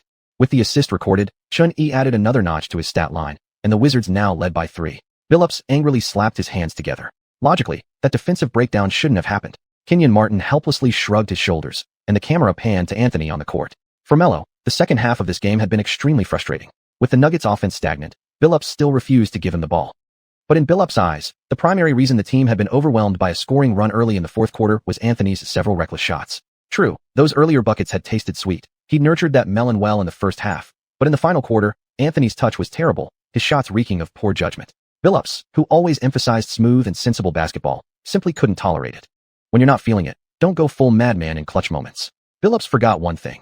Although Anthony was labeled a superstar scorer, his mindset was extreme. Scoring was all that mattered to him. Anthony would rather score 30 points and lose than score 20 and win. Without the ball in his hands, he simply vanished from the game. In the end, the Wizards defeated the Nuggets 107-97 at home, completing back-to-back wins after the All-Star break. In this game, Chun-Yi played 42 minutes and recorded a well-rounded stat line of 32 points, 6 rebounds, 8 assists, 3 steals, and 1 block. The Wizards had 5 players score in double figures, with 3 besides Chun-Yi reaching 20-plus points: Blatch, Thornton, and Josh Howard. Thornton and Josh Howard had just joined the team, while Blatch had evolved from a fringe player into the starting center and an emerging core piece. Wizards fans began to feel hopeful about their team's future. On the Nuggets side, Billups scored 28 points with 3 rebounds and 4 assists, while Anthony finished with 23 points, 7 rebounds, and 1 assist. Anthony, who went 0-4-6 in the fourth quarter, was the main reason for Denver's loss tonight. After the game, Chun-Yi initially wanted to exchange jerseys with Anthony and maybe get an autograph, but seeing Anthony angrily rip off his headband as he left the court, and remembering the trash talk he directed at him during the game, Chun-Yi instantly backed down. Looks like he'd have to find another chance later to ask Anthony for a signed jersey. Back then, Melo's number 15 Nuggets jersey still held great collectible value. Otherwise, in a few years, the number 15 jersey in Denver would belong to another player, from Serbia, and built like a slab of pork belly. Chapter 85, A Rushing February, awards announced. After defeating the Nuggets, the Wizards flew overnight to distant Toronto to prepare for an away game against the Raptors. In this match, the Raptors star player Chris Bosh was rested. The team was led instead by Hedo Turkoglu, Andrea Bargnani, and rookie DeMar DeRozan. With their main player absent, and given that the Wizards were riding high in morale, fans had expected an easy victory. But surprisingly, the game ended in a loss. The Raptors maintained a lead throughout the first half. When it reached the third quarter, typically when the Wizards performed best, Chun-Yi and Blatch connected well inside and outside, successfully closing the gap. By the start of the fourth quarter, the Wizards even held a 3-point lead. However, in the final period, Washington failed to maintain the momentum from the third. They missed all 6 of their 3-point attempts, while Toronto's DeRozan scored 11 points in the quarter, reclaiming the advantage. 104-109. The Wizards ultimately lost by 5 points on the road, ending their winning streak. On February 22nd, the Wizards returned home to face the Bulls again. Washington ranked 8th in the Eastern Conference, while Chicago sat just above them at 7th. The two teams had faced each other multiple times this season, appearing evenly matched on paper. In the first half, Derrick Rose and Luol Deng steadily controlled the game, building a maximum lead of 14 points. But in the second half, although Rose posted 13 points in one half, Blatch and Chun-Yi combined for 34 points after halftime, leading the team to a successful comeback. The Wizards won again at home, 101-95 over the Bulls. However, Josh Howard played only 8 minutes before leaving the game due to injury. After examination by the team doctor, he was diagnosed with a torn anterior cruciate ligament in his left knee, ruling him out for the rest of the season. On February 24th, the Wizards hosted the Memphis Grizzlies. Memphis had a record of 28 wins and 28 losses, a 50% win rate. Based on this record, they would likely be playoff contenders in the East. Unfortunately, they were stuck in the chaotic Western Conference. With a 50% win rate, the Grizzlies ranked only 10th in the West. Ahead of them were the Spurs, Thunder, and Rockets, each also sitting at exactly 50%, with rankings determined solely by head-to-head records. It could truly be said that the West was incredibly competitive. Making the playoffs was no simple task. 94-99. The Wizards lost another home game. This time, Blatch was helpless against Marc Gasol. He simply couldn't stop the strong and technically skilled big man. Gasol even posted a double-double with 20 points and 10 rebounds, shooting 90% from the field against Blatch. Still, Wizards fans found Blatch's performance acceptable. Offensively, he had shown promise, recording 24 points, 8 rebounds, and 5 assists. Chun-Yi added 26 points, 4 rebounds, 11 assists, along with 1 steal and 1 block. On February 26th, facing an Eastern Conference cellar dweller, the Wizards came out swinging. From the opening tip, they established a commanding lead. The final score was 118-87, an outright 31-point demolition, even on the road. On February 28th, the Wizards concluded their February schedule against the New Jersey Nets, their final game of the month. The second China Derby continued to see soaring viewership. While CCTV spared no effort promoting the game, national broadcasts were also arranged across the United States. Compared to the previous Derby, this matchup had two key differences. First, the home court shifted from New Jersey to Washington. Fans living in Chinese communities could finally cheer for Xuanhuan in their own hometown arena. The second difference, this time, xiuxian was no longer being completely dominated by his opponent. Though the Wizards emerged victorious, winning 99-95 at home, the Nets showed strong resilience from the outset, especially xiuxian in the paint. Head coach P.J. Carlesimo continued to build the team's offense and defense around granting him a central role in the system. And delivered. In 40 minutes of play, he scored 20 points, and more shockingly, grabbed 21 rebounds. Chinese fans said they were genuinely thrilled watching this game. A 20-20 performance like this was something only the elite big men in the NBA could achieve. Xuan, playing 39 minutes, also recorded a well-rounded stat line, 26 points, 6 rebounds, and 8 assists. Just looking at the numbers from the two Chinese players, the actual outcome of the game became almost irrelevant. February's games finally concluded. The Wizards finished the pre-All-Star break with a 2-2 record, went 5-2 post-All-Star, and ended the month with a 7-4 record. Their overall record stood at 30 wins and 27 losses, surpassing the Bulls to claim 7th place in the Eastern Conference. Xuan averaged 38.4 minutes per game in February, shooting 15.9 times and making 8.3 shots per game for a field goal percentage of 52%. He attempted 4 three-pointers per game, making 1.9, achieving an astonishing 47.7% three-point accuracy. At the free throw line, he made 6.1 out of 6.8 attempts, shooting 89.3%. His individual stats for the month were 24.4 points, 4.8 rebounds, 8 assists, 1.5 steals, and 1.1 blocks. These numbers all but secured Xuan's position at the top of the Rookie of the Year rankings. On March 2nd, the NBA officially announced its monthly award winners. The Western Conference Player of the Month was awarded to Carlos Boozer of the Utah Jazz. That month, Boozer averaged 39.5 minutes, recording 21.2 points, 13 rebounds, 3.3 assists, 1.1 steals, and 0.4 blocks per game, while shooting an impressive 60.4% from the field.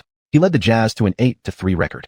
The seamless chemistry between Boozer and Darren Williams inevitably reminded fans of the legendary peak-era Utah Jazz teams led by Stockton and Malone. Though their pick-and-roll wasn't quite at the level of Stockton and Malone, the Jazz's overall resurgence kept them firmly within the top 5 of the fiercely competitive Western Conference. LeBron James once again claimed the Eastern Conference Player of the Month, averaging 41.3 minutes per game in February. He put up staggering numbers, 32.6 points, 6.8 rebounds, 10.5 assists, 2.1 steals, and 0.5 blocks. His shooting splits were 50.6% from the field, 31.3% from beyond the arc, and 80% from the free throw line. He led the Cavaliers to an 8-3 record, standing tall above the rest of the league. It had to be said, James's improved free throw shooting sent his scoring average skyrocketing. Mike Brown frequently let LeBron play anywhere from point guard to power forward. Given his overwhelming talent and central role in the offense, LeBron's statistical explosion came as no surprise. For Xuan, competing against someone like James for Eastern Conference Player of the Month felt nearly impossible. Nevertheless, the Eastern Conference Rookie of the Month award was unquestionably Xuan's once again. While he couldn't match a machine-like force such as James, against other first-year rookies, he delivered a truly dimension-shattering performance. In the West, Stephen Curry, again, claimed the Rookie of the Month honor, and on the Rookie of the Year leaderboard, he climbed past Evans for the first time, rising to second place. Ever since being influenced by Xuan during the Rookie Challenge, Curry had become obsessed with deep three-pointers. On several occasions, he even launched logo-range threes mid-game, and hit them at an unexpectedly high rate. This drove Warriors head coach Don Nelson up the wall. The day after the monthly awards were announced, the Washington Wizards flew to Milwaukee, preparing to face the Bucks on the road. This matchup had already been hyped up by the media before tip-off. That's because Brandon Jennings had publicly challenged Xuan through social media, throwing down the gauntlet. After over a month of anticipation, Jennings finally got his long-awaited showdown against Xuan. Chapter 86, To Hell with Bricks, Dreams of Basketball. On March 3rd, Xuan traveled with the Wizards to Milwaukee, preparing to face the Bucks. Jennings had heard about this game for a long time. In order to deliver his peak performance tonight, he arrived at the arena right after lunch to start training. Speaking to the media in the locker room before the game, Jennings said, "I've been waiting for this day for a long time. Tonight I'll show everyone around the world that the yellow-skinned kid from China and Washington is nothing more than a product of hype by his country's media and fans. He's my rival. I've watched his game tapes many times. He gets favored by referees all the time, which makes his scoring average look high. The media loves players who create their own narratives, so they followed up. A rival? Then who do you think is the better scorer between you and Xuan among this rookie class?" Jennings sneered coldly. "Tonight, on our home court in Milwaukee, I'll prove who the true best player of this rookie class really is. That kid named Chin better switch over to the two-guard position and avoid matching up with me. Otherwise, I'll beat him so badly he won't know where his teeth are." Back in the locker room, Xuan heard about Jennings' bold statements during the interview and felt utterly confused. "Jennings, yeah, They'd briefly been teammates during the rookie game, but beyond that, there was no communication between them, let alone any regular interaction. Rivals? Who the hell do you think you are? Getting way too full of yourself. After the press embellished and repeated Jennings' words, they asked Chen for his thoughts on the remarks. Chen simply smiled without replying, calmly saying, "Ask me that again after the game." At 7 p.m. local time, both teams began entering the arena. Milwaukee is a small market. Their home venue, the Bradley Center, opened in 1988 and has seating capacity for over 18,000 fans. The Bucks' last real glory dated back 40 years ago, when Kareem Abdul-Jabbar led them to a championship title. But after the Bucks drafted Xianxia in 2007, Chinese viewers brought some renewed attention and popularity. Entering the arena for the first time, Xianxia noticed the place felt empty. Even in the front rows, many seats were vacant. Attendance was genuinely dismal. But compared to previous years, their turnout had improved. The Bucks hadn't made the playoffs in 3 seasons, but this year they stood a real chance of returning, prompting fans to slowly trickle back to the home games. This was something both players and fans had grown accustomed to. After all, Milwaukee is a small market. The team's recent performances had been awful, and there were no stars on the roster, making it hard to draw fans to the arena. This sort of situation wasn't uncommon in the NBA. Teams like the Thunder and Kings, located in smaller markets and enduring poor records, often faced similar issues. After 2010, Kings fans would even drive all the way to Golden State just to watch Warriors games instead of supporting their own team in Sacramento. For small market franchises looking to escape such struggles, there seemed only one viable path: develop or attract a superstar. The Cavaliers were a perfect example. After drafting LeBron James, the chosen one, in 2003, the attendance at Cleveland's Quicken Loans Arena rose year after year, and the franchise's value doubled. Even before LeBron's decision to leave for Miami, Cavaliers games averaged ticket prices as high as $800, with courtside seats reselling for tens of thousands of dollars. Celebrities from other industries would come to watch games in Cleveland, and premium seats became nearly impossible to obtain. But in LeBron's first season away, Cavaliers tickets dropped to as low as $2 on secondary resale websites, almost being given away for free. Still, it didn't matter. Fans still didn't bother showing up. The Cavs' home attendance was abysmal, with games sometimes failing to fill even half the arena. It was extremely difficult for small market teams to attract superstars, leading to sustained losing records and forcing them to rely on the draft. The draft itself serves as the league's balancing mechanism between strong and weak teams, offering small market franchises a path to redemption. In the future, once the Bucks successfully developed Giannis Antetokounmpo, the Greek freak, their chronic problems of poor attendance and lackluster records would finally be transformed beyond recognition. Back to the present. Tonight's starting lineup for the Wizards: Chun-Li, Mike Miller, Jamison, McGee, and Blatche. The Bucks' starting 5 consisted of Brandon Jennings, Carlos Delfino, John Salmons, Luke Mbah-a-Moute, and Andrew Bogut, an Australian import jokingly referred to as one stray dog. Coming into tonight's game, the Bucks held a 30-29 record, sitting 9th in the Eastern Conference. With the referee in the center circle tossing the ball skyward, the game officially tipped off. Bogut barked loudly, figuratively earning the Bucks the first possession. Players scattered across the floor. At the top of the key, Jennings stood one-on-one against Chen-Yi. Jennings stood at just 1.85 meters tall and weighed only 77 kilograms, visibly smaller than Chen-Yi, but his face wore a fierce expression the entire time.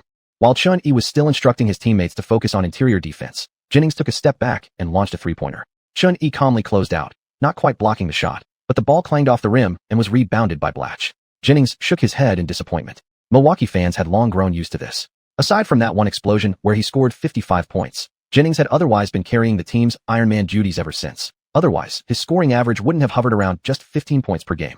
Mike Miller dribbled near the top of the arc before passing the ball to Jamison in the corner. Jamison then fed the ball into Chun-Li at the elbow. As Chun-Li backed down against Jennings, McGee ran a screen for Jamison, freeing him wide open at the 45-degree angle. Chun-Li turned and drove toward the basket, drawing attention from Milwaukee's Twin Towers, then flicked the ball behind his back with pinpoint accuracy straight into Jamison's hands. A golden dime lit up. Jamison rose and fired. A three-pointer cleanly swished through the net. Bucks possession. After bringing the ball across half court, Jennings didn't force a shot this time. Instead, he passed to Bogut and then moved toward the baseline, dragging Chen-Yi with him. The rest of Milwaukee's players shifted toward the right baseline. Bogut passed to Salmons, who positioned himself with his back to Jamison, creating an isolation in the low post. After directing his teammates into position, Jennings signaled for movement. Bogut came out again to set a screen, effectively cutting off Chen-Yi's path, allowing Jennings to cut toward the free throw line area, ready to receive the ball. Jennings is very active with his off-ball movement. He's constantly looking for scoring chances, Yang commented. Zhang Heli chuckled. He made those provocative remarks on social media before the game. Looks like he wants to prove to the fans that he's no worse than Chen-Yi. But talk won't cut it, you know. Jamison held his ground against Salmons, preventing him from driving inside. As soon as Blatche saw Salmons preparing to shoot, he immediately doubled down. At the same time, Jennings sprinted toward the paint. Seeing the cut, Salmons delivered a sharp bounce pass directly to him. Chun-Li didn't hesitate, rushing into the lane to meet him. By the time Jennings caught the ball, Chun-Li was already there, arms high and ready. Gritting his teeth, Jennings gripped the ball tightly with one hand and leaped, attempting a reverse layup off the glass. To Chun-Yi, the move looked like slow motion. Jennings' quickness and vertical leap were average at best, and Chun-Yi got up earlier. The moment Jennings released the ball, Chun-Yi's hand smacked it clean off the rim. PAF. A loud thud echoed as the ball bounced hard onto the floor. Screw my damn basketball dreams. Panicked, Jennings scrambled to pick up the ball, only to find Blatche closing in fast. With no options left, he hurriedly passed it back out to the perimeter. But Chun-Yi had already anticipated the play. The instant the ball left Jennings' hands, Chun-Yi stepped in, reached out, and intercepted the pass. Block +1, steal +1. Chapter 87, Suffocating Defense. A dull thud echoed as Chun-Yi slapped the basketball, and Jennings felt as if that hand had just smacked him straight in the face. They were matched up right from the start of the first quarter. In this possession, Chun-Yi first swatted Jennings into confusion with a massive block, then immediately followed it up by stealing the ball right after. Chun-Yi whipped the ball ahead to Jamison, who was already sprinting forward. Jamison wasn't particularly fast on the break, and by the time he reached the front court, Bucks players had already closed in. Now facing a 2-on-1 situation in the paint, Jamison quickly glanced at his teammates' positions. Spotting Chun-Yi charging in behind him, he flicked the ball backward off the floor. The pass landed perfectly into the hands of the trailing Chun-Yi. Catching it in stride, he launched into a quick 3-step drive and threw down a one-handed thunderous dunk, clean, sharp, and without hesitation. 5-0. Great play. Chun-Yi's defense-to-offense transition gives the Wizards an early 5-point lead, Yang commented. Zhang Heli narrowed his eyes and said, Jennings' decision to cut inside and go for the layup was correct, but Chun-Yi simply has the edge in height, wingspan, and jumping ability, so he got blocked. However, after grabbing the rebound, Jennings made a poor pass. He should have fed Salmons cutting in instead of throwing it out to the perimeter. Yang grinned at the camera. The director just cut to Jennings. He looks pretty frustrated. And not just frustrated. Jennings was already drenched in sweat. Seeing the dark, stormy expression on Coach Skiles' face, Jennings abandoned his urge to keep going one-on-one and obediently started running pick and rolls with Salmons at the top of the key. Salmons had been traded from the Bulls to the Bucks the day before last month's trade deadline. Here, he'd earned significantly more shot attempts, boosting his scoring average from 12.7 points per game to 19.9. After switching on to Chun-Yi, Salmons tried multiple crossovers but couldn't shake free, so he chose to power through toward the basket. As Bogut cut inward, Jennings looped toward the baseline, hoping to find an opening to receive the ball. But the Wizards weren't about to let Milwaukee execute smoothly. Blatche and McGee boxed Bogut out, while Jamison tightly covered Jennings at the baseline. With no passing lane available, Salmons retreated a step and settled for a tough pull-up jumper over Chun-Yi's tight defense. The shot clanked off the rim, and Chun-Yi snatched the rebound right over Bogut before launching a fast break. Mike Miller led the charge, and Chun-Yi, standing near the logo, fired a long pass into the lane. Once under the basket, Miller, experienced and calm, faked a shot, drawing Delfino into the air before actually releasing the ball. The score was now 7-0. Milwaukee reset, with Jennings once again handling the offense. At the left wing, Bucks shooting guard Delfino received the ball, first using his back to establish position before scanning for open teammates. Except for Jennings hovering near the right baseline, all other Bucks players stayed around the paint. Finding no opening, Delfino maneuvered Mike Miller toward the left baseline. Seeing Delfino trapped, Bogut took a step back and planted himself, while Jennings suddenly cut up from the baseline. Bogut set a solid screen that briefly blocked Chun-Yi's pursuit, allowing Jennings to slip toward the rim. But Chun-Yi smoothly spun around Bogut, easily bypassing the screen, and slipped into the paint. Delfino flung the ball toward the basket like a shot putter, but just as Jennings prepared to catch it, a shadow lunged from behind and intercepted the pass. It was Chun-Yi. With a quick flick of the wrist, he pushed the ball ahead to Jamison, who instantly triggered a fast break. This time, Blatche finished with a powerful dunk. After the basket, Bucks head coach Skiles called the team's first timeout of the game. 3 minutes into the game, their home crowd watched helplessly as the opposing team went on a 9-0 run. During the timeout, scattered boos rained down from fans toward the Bucks bench. Their approach is fundamentally flawed. That kid, Brandon, keeps trying to attack inside, but his size doesn't support that style, Kenny Smith said from the TNT broadcast booth. Know why? Because he's even worse from the outside. His 55-point game last year fooled a lot of people into thinking he's an efficient scorer, but the truth is quite the opposite. Charles Barkley pulled up some stats and continued. Brandon's averaging 15.5 points, 3.4 rebounds, and 5.7 assists this season. Not bad for a rookie. But his field goal percentage is only 37.1%, and his three-point shooting is at 37.4%. That's terribly inefficient.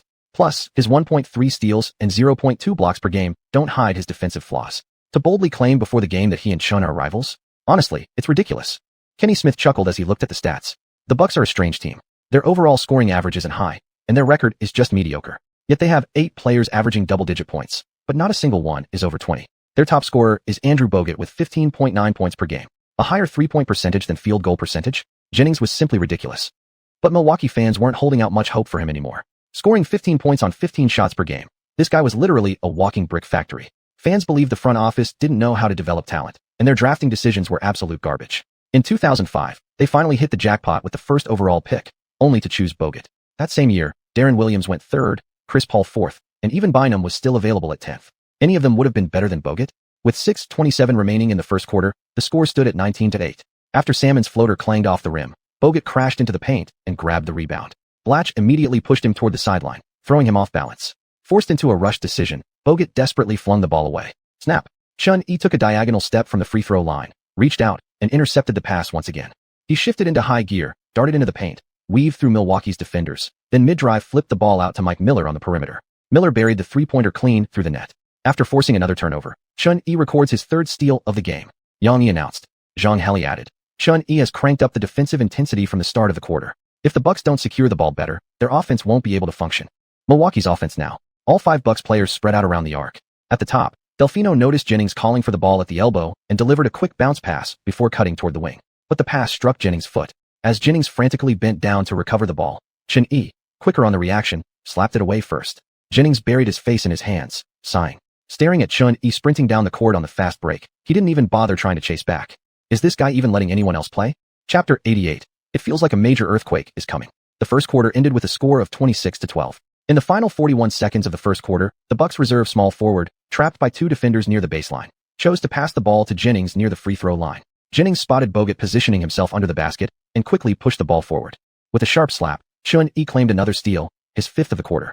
The Bucks were utterly powerless in the first quarter, their offense falling apart completely. Jennings, desperate to prove himself, sat dejectedly on the bench. As usual, his performance had been poor. He'd shot just 1 for 4, with only a desperation three-pointer at the end of the shot clock counting for 3 points. He finished the quarter with 3 points, 1 rebound, and 3 assists. Bucks head coach Scott Skiles saw the team losing its morale. Standing in front of them, clapping hard, he delivered an impassioned pep talk. We've done a terrible job moving the ball as a team. We're relying too much on individual plays, giving the opposition far too many opportunities. From now on, we need to be more cohesive. Pass more, move more, get the ball flowing. When cutting inside, be decisive, Skiles said. Then he patted Jennings on the shoulder. Brandon, take control of our offense. A great guard isn't just someone who can score. Jennings sighed and nodded silently. His eyes fell on the technical stats displayed on the big screen, and his lips twitched involuntarily. Judging purely by offensive numbers, Chun-Yi's performance looked modest. 2, 4, 3 shooting, 4 points, 4 rebounds, and 3 assists. But there was one particularly terrifying stat below. 5 steals. Chun-Yi has already shown off his ferocious defensive intensity in this first quarter, racking up 5 steals. Yang analyzed the team's statistics. Zhang Heli couldn't help but gasp.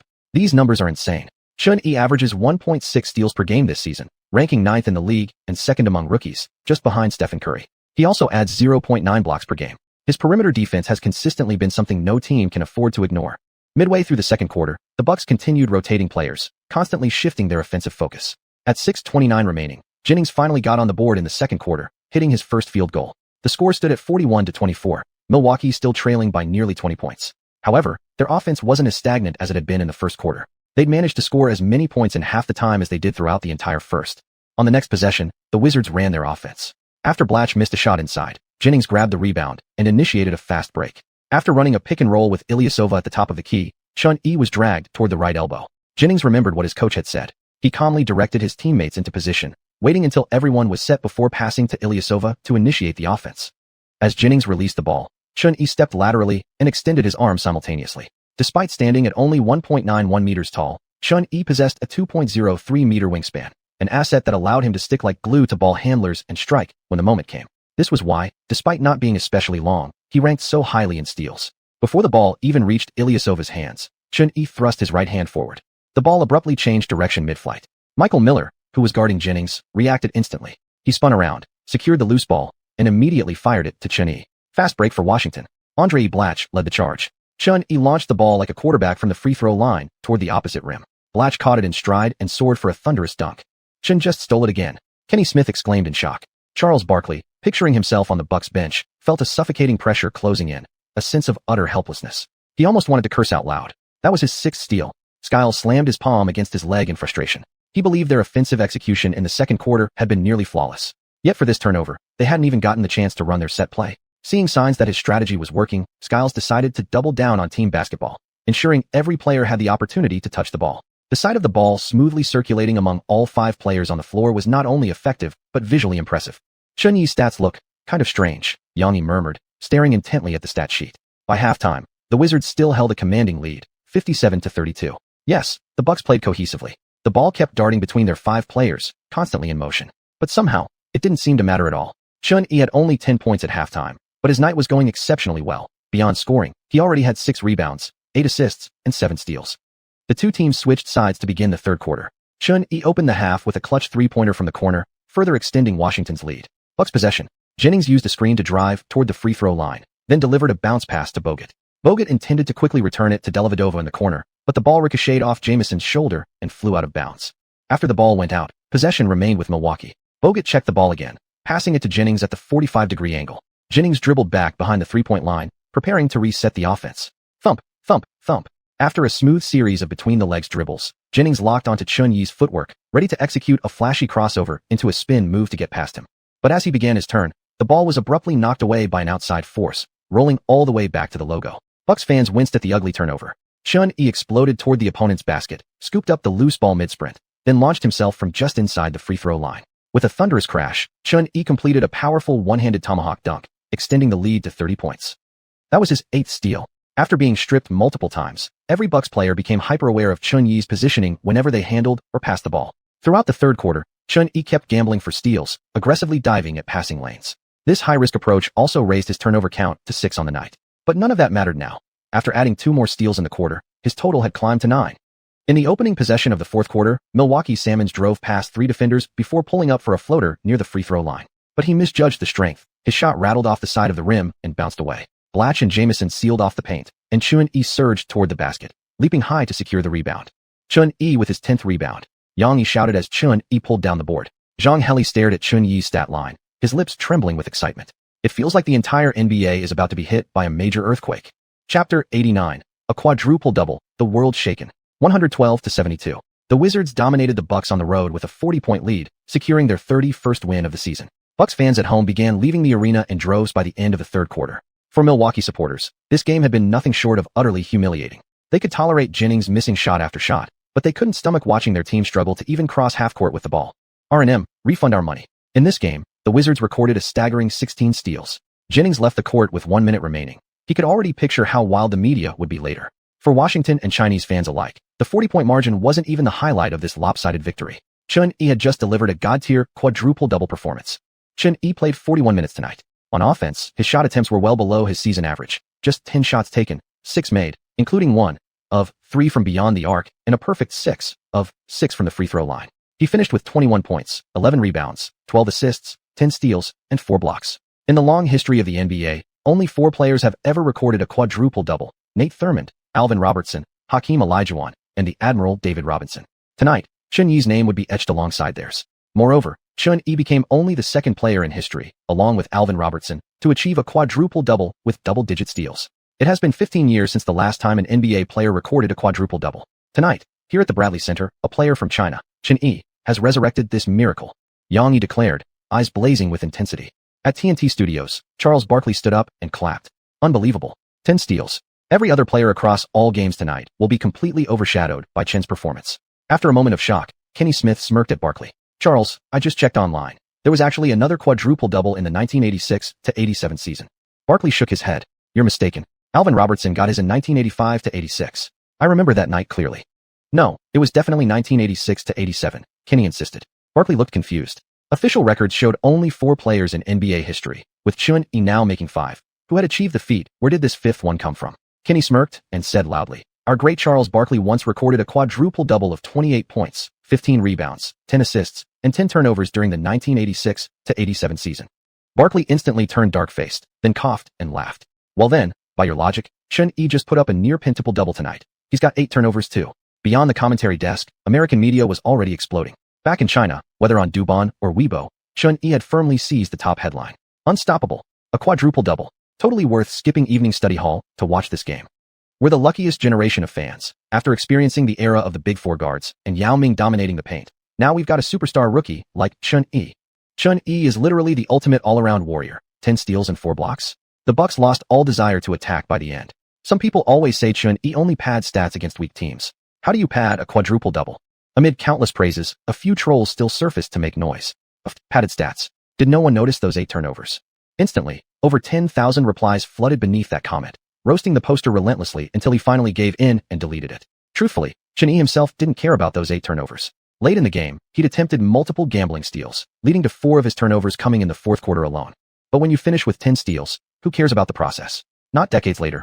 People won't even remember tomorrow that Xian also had 8 turnovers. They'll only remember the quadruple double. Just like the 2021 NBA Finals. Years down the line, people will only remember the Bucks were champions. No one will recall what exactly happened during the journey. Back in China, fans watching highlight replays on a popular forum suddenly encountered lagging pages, failed refreshes, and server errors. Shortly after, the site issued an urgent notice. The server had crashed due to excessive traffic. Technicians were performing emergency repairs. Chris Paul, a 2-time steals leader currently recovering from injury in New Orleans, retweeted Xiuxian's stat line on Twitter with the caption, "An unbelievable, incredible performance." Carmelo Anthony scored 30 points tonight in a home victory over the Thunder, but his 30 points had already been forgotten by every media outlet.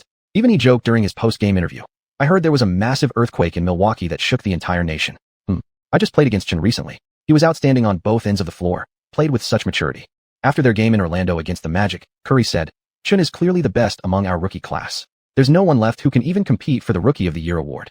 Mike D'Antoni, head coach of the Knicks, who led his team to a win over the Pistons at Madison Square Garden, said, "Xian will definitely be one of the league's elite guards in the future. I think every coach would dream of having the chance to coach him personally."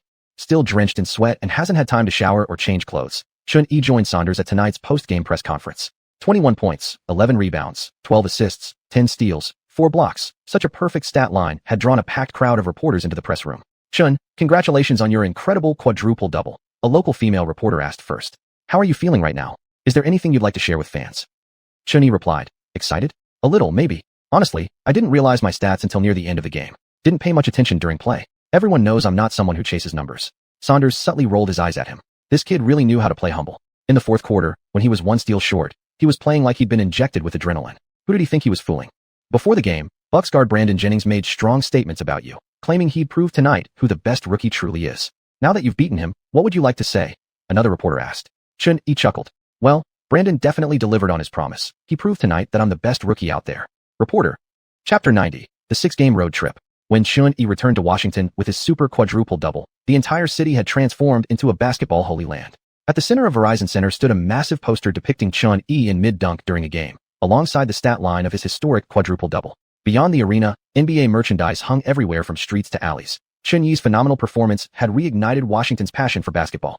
On March 5th, Xian remained at home court. Tonight's opponent was once again the Milwaukee Bucks. Jennings felt something was wrong with the schedule, just getting crushed at home, and now having to travel immediately to get beaten again on the road. His mood tonight was completely different from before. Prior to March, Jennings had been eagerly anticipating this matchup against the Wizards, hoping to prove himself in front of the fans. Now, all he wanted was a rest day. The Wizards' morale was soaring high. They comfortably defeated the Bucks again at home. Xian played 35 minutes, recording 23 points, 5 rebounds, 5 assists, 2 steals, and 1 block. Still, the Bucks showed improvement this time. The final score was 107-91, meaning Milwaukee only lost by 16 points. With the win over the Bucks, the Wizards improved to 32 wins and 27 losses, officially securing 6th place in the Eastern Conference. On March 7th, the Wizards traveled to Boston to face the Celtics, who were ranked 4th in the East. This game ended the Wizards' 4-game winning streak. The team attempted 11 three-pointers and made just 1. They nearly dented the rim at TD Northon Garden. Xian also struggled from beyond the arc, going 1-4-5 in triples. Across the game, he managed only 18 points, 2 rebounds, and 6 assists. Yet the aging Celtics remained an enigma. Earlier that month, they had suffered losses to weak teams like the Knicks and Pistons. Despite the Wizards shooting atrociously, the final score was 83-86, a mere 3-point difference. Still, the Celtics' big three could pack a punch when it mattered. Against LeBron James and the Cavaliers, they fought fiercely. On March 9th, back at home, the Wizards picked up another victory. Facing a depleted Rockets roster, Xian played 39 minutes and posted 24 points, 7 rebounds, and 8 assists, leading the team to their 33rd win. Yao Ming also arrived in Washington that night. After months of treatment, his knee injury was recovering well, and there was hope he might return to the court next season. Seeing Xiuxian's recent performances, Yao's fighting spirit had reignited like a roaring flame. On March 11th, however, the Wizards suffered another defeat at home. This loss came at the hands of the Atlanta Hawks. Over the past few years, the Hawks had steadily improved. Every season, they made the playoffs with top 5 records and advanced to the second round, but never quite reached the Eastern Conference Finals. From Xiuxian's memory, before New York Mayor fake xiuxian led Atlanta's revival, the team endured years of grinding development before finally breaking through to the ECF in 2014-15, only to be swept by a returning LeBron James in Cleveland. This win allowed the Hawks to leapfrog others, leaving the Celtics stuck at 4th in the East, while Atlanta firmly claimed 3rd place, gazing upward at Orlando and Cleveland ahead. As the season neared its end, teams began sharpening their knives. Aside from the elite leaders in both conferences, every other squad now treated each victory as vital. It all mattered for final regular season standings. In the East, things were relatively stable. After securing 6th place, the battle for 7th through 9th rotated among the Bucks, Bobcats, and Bulls. As for the Raptors, this season had been exhausting for Bosh. His teammates were one disappointment after another. Bosh realized he'd never win a title in Toronto, and a certain decision in his heart had become unshakable. The West, meanwhile, had descended into complete chaos. Except for the Lakers, the rest of the conference split into 3 tiers. The Mavericks, Suns, Nuggets, and Jazz formed one group fighting for second. The Trailblazers, Spurs, Thunder, Rockets, and Grizzlies competed in another tier battling for a top 8 spot. And the remaining teams, Hornets, Clippers, Warriors, Kings, and Timberwolves, were already mentally preparing for next season. Chun-Yi looked at the Western standings and couldn't help but gasp in disbelief. Making the playoffs in the West was brutally hard, especially in that middle cluster, from Trailblazers all the way to Grizzlies. Their records were almost identical. After losing to the Hawks, the Wizards entered a grueling back-to-back stretch. Their upcoming games against the Magic, Pistons, and Jazz were all consecutive and all on the road. Chun-Yi would have to fly across multiple cities. And the opponents afterward? The Nuggets, Trailblazers, and Lakers, one tough Western powerhouse after another. Chun-Yi also complained about the unreasonable scheduling by the league. Not only were they constantly facing strong opponents, but the constant travel by plane would definitely affect the players' performance on the court. Maybe it's not hard to understand why Kawhi rests during back-to-backs in the future, Chun-Yi remarked with a sigh. Still, while he understood, intentionally sitting out games wasn't something he approved of. After being crushed by the Magic on March 12th, the Wizards bounced back the very next day in Detroit, dominating the Pistons. Then, 3 days later against the Jazz, one of the West's toughest teams, the Wizards suffered a 36-point loss that helped Utah solidify their 4th-place position in the Western Conference. On March 16th, the Wizards dropped another game, this time to the Nuggets. Anthony was averaging 29 points per game this season and stood a real chance at contending with James and Durant for the scoring title. Desperate to secure his first scoring crown, Carmelo brought his A-game, pouring in 36 points and handing the Wizards their 2nd consecutive defeat. On March 19th, the Wizards faced their 5th game of the 6-game road trip, this time against the Portland Trail Blazers. Compared to the Jazz, Nuggets, and Lakers, the Blazers seemed like the easiest matchup among the Western powerhouses the Wizards had recently faced. Yet led by Aldridge and an injured Roy playing through pain, Portland narrowly edged out Washington with a 76-74 victory. In the final leg of the 6-game road trip, Chun-Yi joined his team in Los Angeles to face the Lakers. The Lakers, ranked 1st in the West and 2nd in the entire league, didn't falter. They defeated the Wizards at home, securing their 52nd win of the season. After the game, Chun-Yi felt bougon. The final score was 92-96, only a 4-point difference. In fact, during the 3rd quarter, the Wizards had even held a 7-point lead. But in the 4th, Pau Gasol exploded on both ends of the floor, dismantling every big man on Washington's roster and finishing with a massive double-double, 28 points and 16 rebounds to power the comeback. Chun-Yi believed this 4-game losing streak could have been entirely avoidable. After reviewing the games, he felt the gap between the Wizards and these top teams wasn't actually that wide. If not for the grueling road schedule and back-to-back games, they very well might have beaten them all. The already chaotic Western Conference grew even murkier following the Wizards' 4-game losing streak against Western teams. Chapter 91, Bobcats, Battle for Eastern Conference Positioning. The Wizards' 4-game losing streak not only disrupted the Western Conference standings, but also severely impacted their own record. In the Eastern Conference team rankings, the Wizards had dropped from 6th to 8th place, with a current record of 34 wins and 34 losses. This late-season slump put head coach Saunders under immense pressure. If the Wizards fell out of the top 8, all their hard work this season would go down the drain. However, Chun-Yi remained calm, consistently reassuring both the coach and his teammates. In his view, the Wizards were still highly likely to make the playoffs, and definitely not as the 8th seed in the East. Nearly all of their recent losses had come by narrow margins, with no lopsided blowouts whatsoever, especially the game against the Lakers. Granted, that might have been partly due to the Lakers conserving energy late in their season, but it still demonstrated that over the past month, the Wizards' roster integration had progressed very well. They were proving capable of competing against even the strongest teams. The Eastern Conference hierarchy remained largely unchanged. For the Wizards, reclaiming a top 6 spot, or even pushing higher, was simple in theory. Just avoid losing in most of the upcoming dozen or so games. On March 23rd, the Wizards returned home to face their first opponent, the Charlotte Bobcats.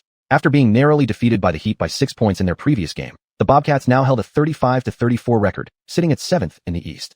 This matchup's outcome would directly affect the standings for both teams, and neither side wanted to lose.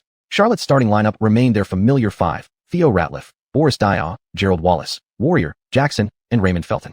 Saunders adjusted his starting 5 for tonight's game: Blatch, Jamison, Thornton, Mike Miller, and Chun-Yi. After Blatch won the opening tip, Chun-Yi began orchestrating the offense. His defender was Felton. Felton's strength lay in his physical bulk, but standing only 6 feet 1 inch, he'd already realized during previous matchups that his size meant nothing against Chun-Yi.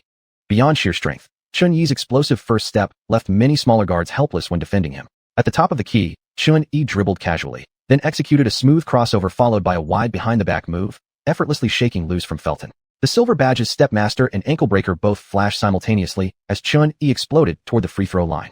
Warrior, Jackson, anticipating inside, quickly switched onto him after Ratliff stepped out, leaving Blatche open beyond the three-point arc. Jackson braced himself, holding his ground without backing down despite Chun-Yi's full-speed drive, ready for contact. But instead of attacking the rim, Chun-Yi launched into the air and delivered a sharp bounce pass to the wide-open Blatche on the perimeter. Blatche glanced briefly at the three-point line, squared up to the basket, and let it fly. The Bobcats players froze momentarily. Wait, did he just take a three? He's a center. A crisp swish echoed through the arena. With the assist logged, Chun-Yi's tally rose by 1, and the score now read 3-0. Blatche roared in celebration, then slapped hands with Chun-Yi. The Bobcats looked stunned, Yang remarked with a chuckle. They clearly didn't expect Blatche to actually shoot a three. Zhang Heli added. The Charlotte coaching staff obviously did their homework poorly. Blatche has been attempting outside shots regularly this month, with decent success. Otherwise, why would he run his cuts all the way to the baseline in offensive sets? Yang nodded. Exactly. Charlotte never imagined a center stepping out to shoot threes, so they left him completely unguarded on the perimeter. Indeed, the Bobcats players hadn't anticipated this. In their minds, whether it was Haywood before or Blatche now, weren't these guys just blue-collar centers? In truth, when Chun-Yi initially suggested to Saunders that Blatche work on his shooting, Saunders had flatly refused. In his eyes, the Wizards center should focus solely on rebounding and diving hard off pick-and-rolls. But Chun-Yi knew Blatche could develop a three-point shot. This month alone, Blatche had attempted 21 triples, making 8, a modest but promising return. On Charlotte's next possession, Felton brought the ball up, facing Chun-Yi's sticky defense. Lowering his dribble, he called for Ratliff to set a screen. After using the pick to shake Chun-Yi loose, Felton passed to Warrior, Jackson in the post. Jackson attempted a short jumper from close range, but clanked it off the rim. Blatche secured the rebound. Back on offense, Chun-Yi quickly reversed court and dished to Mike Miller, who knocked down another three-pointer. Another assist for Chun-Yi. The Wizards are off to a hot start, Yang observed. 2 straight threes have stretched the lead to 6. Zhang Heli also said. Chun-Yi is never hesitant to share the ball. He has excellent court vision, and his passes come at just the right moment whenever a teammate finds an open spot. On their second offensive possession, the Bobcats finally scored when Warrior Wallace hit a mid-range jumper from the elbow area, with the shot clock nearly expired. On the Wizards' third possession, Chun-Yi knocked down a three-pointer from the 45-degree angle. The first 3 shots all being three-pointers had the Bobcats feeling alarmed. Soon after, following a turnover on a careless pass by Charlotte, Chun-Yi stole the ball and assisted Mike Miller on yet another three-pointer, making it 4 straight threes. A 12-2 run forced Bobcats head coach Larry Brown to call an immediate timeout. Charlotte's players hadn't even figured out what was happening before the deficit ballooned to 10 points. Larry Brown would now have to change tactics. There was no room for mercy when dealing with Chun-Yi. After the break, both teams returned with the same lineups. But as soon as Chun-Yi brought the ball across half-court, Jackson and Felton instantly converged on him in a double team. Yet this wasn't the first time Chun-Yi had faced such pressure, and honestly, it showed how little Larry Brown understood him. When Chun-Yi was double-teamed, it only opened up scoring opportunities for his teammates. In the first quarter, Chun-Yi played just 8 minutes before heading to the bench to rest. In that short span, he scored 5 points on only 2 shot attempts, grabbed 4 rebounds, and dished out 6 assists. Saunders let Chun-Yi sit comfortably on the bench to recover energy while sending Sean Livingston in to replace him. Livingston, who had signed a 10-day contract with the Wizards after the trade deadline, had averaged 9.2 points, 2.2 rebounds, and 4.4 assists over 25 minutes per game in March, a performance strong enough for the Wizards to sign him for the remainder of the season just yesterday. At the end of the first quarter, the score stood at 28-19. The home crowd was ecstatic. Watching their team play with such offensive fluidity completely erased the gloom of the recent 4-game losing streak. Chapter 92, another record. At the start of the second quarter, Chun-Yi continued to come out with the starting lineup. The Bobcats had the first possession. Steven Jackson caught the ball at the top of the arc and used a screen to shake off Mike Miller, driving from the wing into the paint. Blatche and Jamison stood one in front of the other near the restricted area. Jackson spun past Jamison, then looped around the free throw line before finishing with a soft floater over the edge of the paint. Jackson's touch is very smooth. His floater helps the team narrow the gap, Yang commented. This season he's been outstanding. He even won Eastern Conference Player of the Week in January. He's the Bobcats' leading scorer, and many fans joke that the title of King Cat might need to be reassigned. Zhang Heli joked with a smile. Wizards' turn. After bringing the ball up, Chun-Yi moved to the front court where Mike Miller came up to set a screen at the top of the key, allowing Chun-Yi to attack from the right 45-degree angle. Larry Brown still employed the double-team defense in the second quarter. Steven Jackson and Raymond Felton completely ignored Mike Miller setting the screen, both converging directly on Chun-Yi. Chun-Yi remained calm. While moving forward, he flipped his wrist and gently passed the ball behind his back. The bounce pass landed perfectly in Mike Miller's hands, who immediately rose for a shot. Swish. A clean net snap echoed through the arena. Chun-Yi notched his 7th assist of the game. Too bad Miller's foot was on the three-point line. It counted as a long two-pointer. On the Bobcats' next possession, Gerald Wallace drove into the paint, but was met by a double team from Blatche and Thornton. After spinning past Thornton, he jumped attempting a delicate finish, but misjudged the strength, His flick of the wrist sent the ball hard off the back of the rim. Blatch grabbed the rebound and quickly fired the ball to Xuan to start a fast break. The Bobcats recovered quickly, denying the Wizards any advantage in transition, forcing them to reset and spread the floor according to their half-court offense. Xuan moved from the 45-degree angle down to the corner, dribbling aggressively while advancing. As Felton got pushed toward the edge of the paint, Blatch navigated through the free-throw line and muscled Gerald Wallace deep into the post before Xuan delivered the entry pass. Blatch scored with a reverse layup off the glass. Another assist added to Xuan's total. On the next play, Tyson Chandler, who had just entered the game off the bench for Charlotte, cut into the paint, caught the pass, and threw down a powerful dunk. Xuan calmly retrieved the ball to initiate the offense.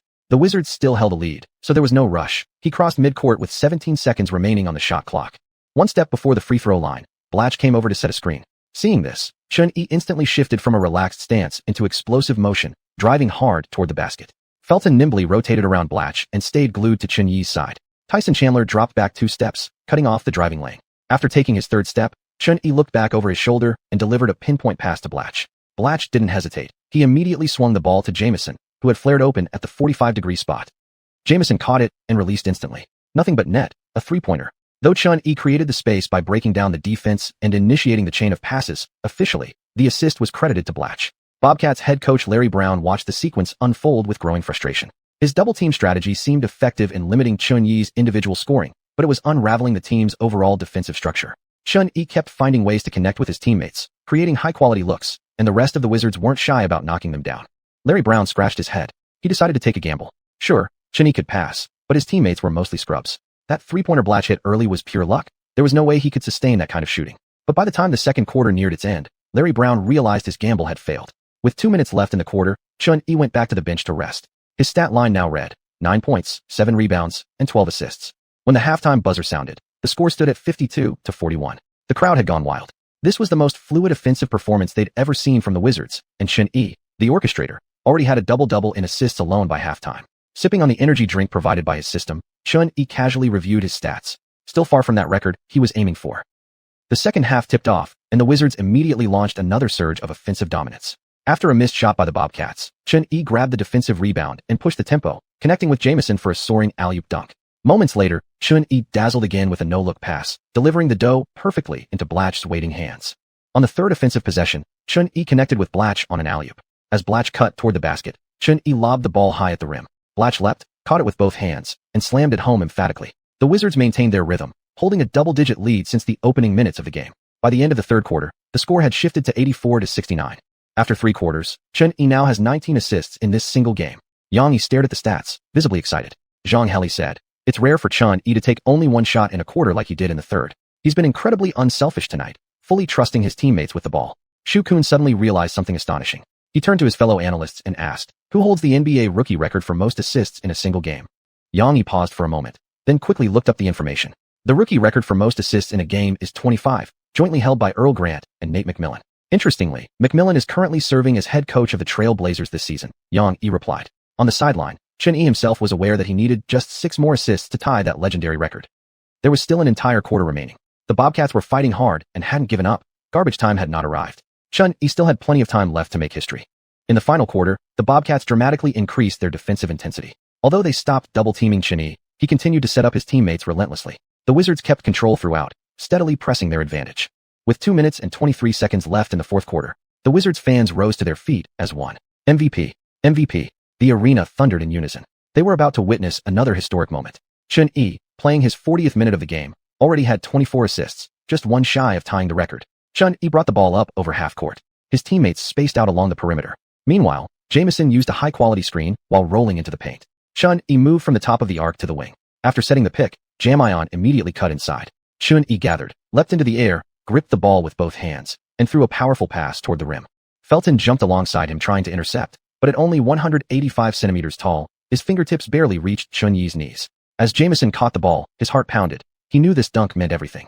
Holding his breath, Jamison chose to throw down a vicious 2-handed slam right over the saint of defense, Stephen Jackson. With a loud clang, Jamison hung on the rim, roaring in celebration after the massive dunk. On the official stat board, the number under Xuan's assists column blinked and updated. 25 assists in a single game. Chapter 93. The Record Crusher, Northward March begins.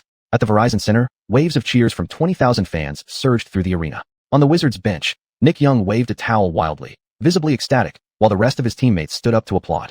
Sandy had intended to call a timeout to celebrate, but Xuan-Yi waved him off. On the court, the Bobcats were already launching their counterattack. Gerald Wallace sprinted forward with the ball. Though he had recorded a team-high 23 points and solid personal stats, his entire game had been frustratingly stifled. At the top of the key, after setting a screen with Steven Jackson, Gerald faced Mike Miller in a mismatch. He exploded past him with a hard step to the right, leaving Miller 2 full strides behind before finishing with a tough reverse layup over Black's defense.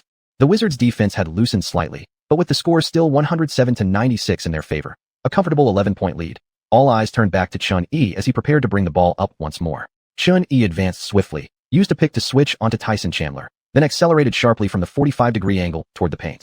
Seeing that his teammates couldn't keep up with Xuan-Yi's penetration, Gerald Wallace, who had been guarding Jamison near the baseline, retreated a step to block the lane edge, attempting to double-team Chandler. It was a foolish move, and exactly what Xuan-Yi wanted. The instant Wallace shifted out of position, Xuan-Yi flipped the ball down to Jamison in the corner. As soon as Jamison caught it, Sandy's voice rang out beside him. Shoot! The coach's order left no room for hesitation. Jamison launched what might be the most crucial three-pointer of the night. A golden dime badge flashed. Xuan-Yi's heart raced, his eyes locked on the arc of the soaring basketball. Swish! Dead on target. A dagger 3. Xuan-Yi surpasses Gregorich and McMillan, achieving the most assists by a rookie in a single game, 26. Yang Yi exclaimed, nearly shouting in awe. Zhang Heli said, unbelievable. Since McMillan tied Gregorich's astonishing record back in 1987, it took 22 years for a guard from China to break it, and push the number all the way to 26. Let's give it up for Xuan-Yi. Xuan-Yi dropped 60 points against the Lakers on January 26, breaking Wilt Chamberlain's rookie scoring record. Now, just 2 months later, he sets the rookie single-game assist record at home in Washington. He's a record crusher. In my opinion, he's the most complete rookie in NBA history. Xiuxian added sincerely. Home fans embraced each other, celebrating this historic moment. Some fervent supporters even ripped off their number 7 jerseys and wildly flashed them at the cameras. After Jamison's shot went down, Coach Sandy called the final timeout of the game, not to strategize, but to honor Xuan-Yi. Great job. Sandy patted Xuan-Yi on the shoulder. These past 3 months had felt like a dream for Sandy. After the gun incident erupted, he thought the team would collapse entirely, forced into rebuilding far too early. Yet never in his wildest dreams did he imagine that a player once so marginal, a guy who barely made the roster and was signed largely for his identity as a Chinese athlete, would rise up and save the season. The 26 assists shook Sandy as deeply as the 60-point game had. That meant Xuan-Yi was directly involved in at least 52 points on the night. And the real impact was even greater, considering several of those assists came on three-pointers. Beyond that, Xuan-Yi also finished the game with 12 points, 7 rebounds, and 2 steals. With the lead secure, Sandy kept Xuan-Yi on the bench for the remainder of the game, sending in the reserves instead. Final score, 112-99. The Wizards defeated the Bobcats at home, snapping a 4-game losing streak. After the game, sports sections across global websites were once again dominated by Xuan-Yi. His 26 assists not only set a new rookie record for single-game assists, but also ranked as the highest assist total by any player this season, placing 6th all-time in NBA history. Rookies from the 2009 draft class flooded their social media feeds with highlights and stats from Xuan-Yi's performance. Most of them were guards themselves, and such numbers left them utterly stunned. Evans posted an announcement withdrawing from Rookie of the Year contention, adding 3 shaking in fear emojis on Twitter. The win also lifted the Wizards to a 35-24 record, climbing to 7th place in the Eastern Conference.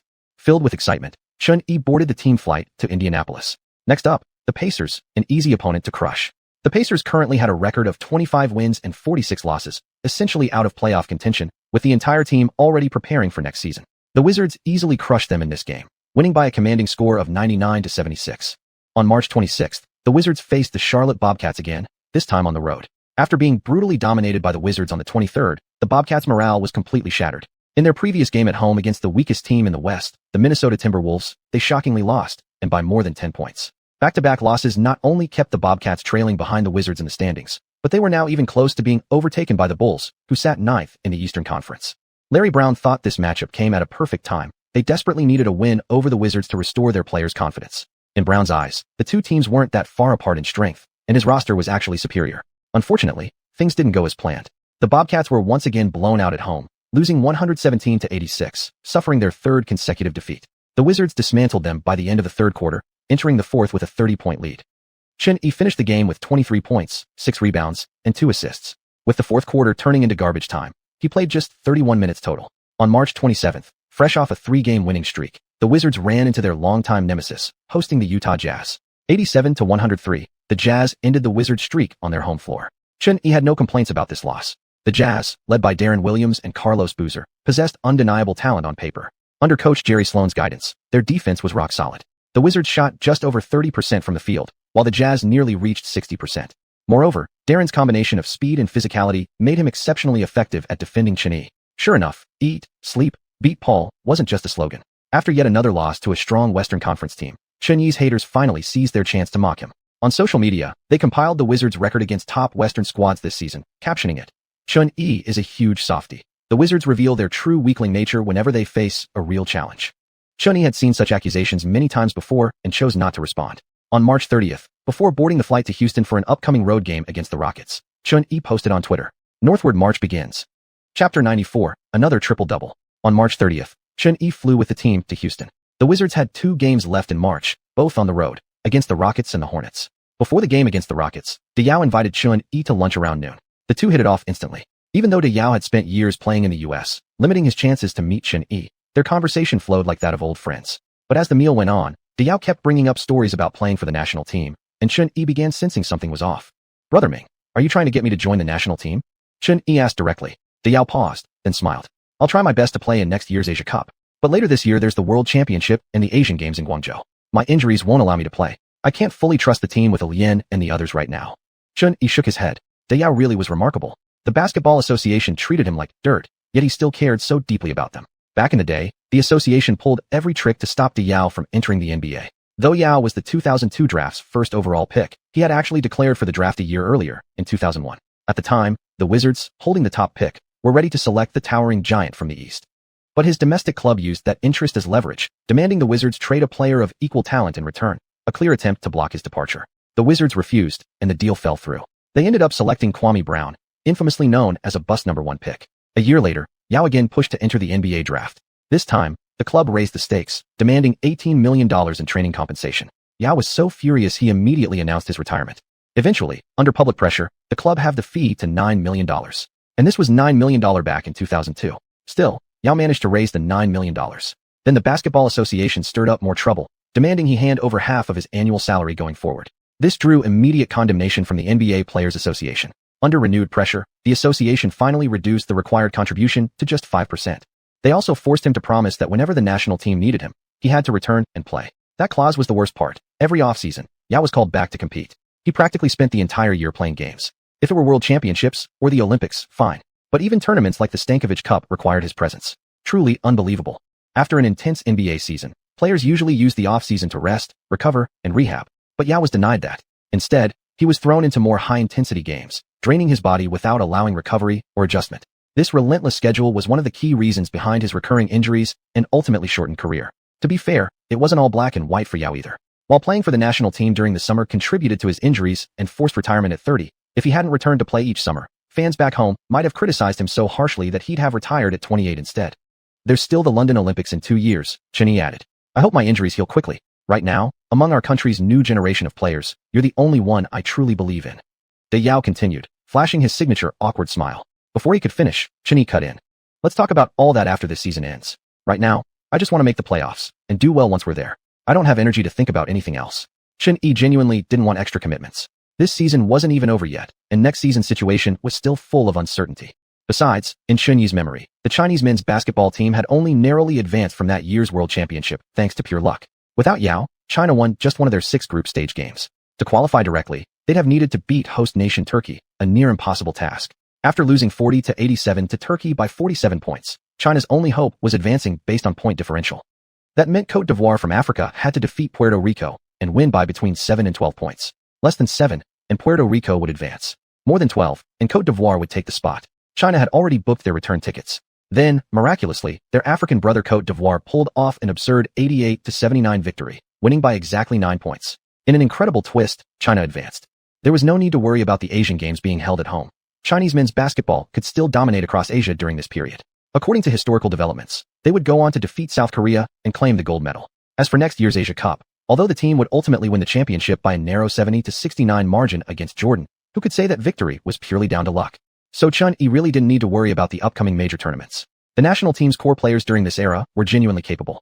The only competition he truly cared about participating in was the Olympics. After being gently turned down by Chen Yi, Yao could only accept it helplessly. After all, Chen wasn't a player developed by the national system, nor had he ever been officially named to any squad. The Basketball Association had absolutely no authority to summon him back for international duty. Looking at the thriving Chen Yi today, Yao couldn't help but wish he were a few years younger, with a healthier body.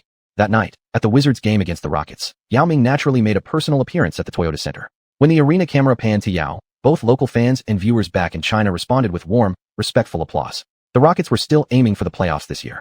After trading away Tracy McGrady and bringing in several productive players, combined with Kevin Martin's outstanding performances since joining the team, they maintained a 50% win rate and kept their postseason hopes alive.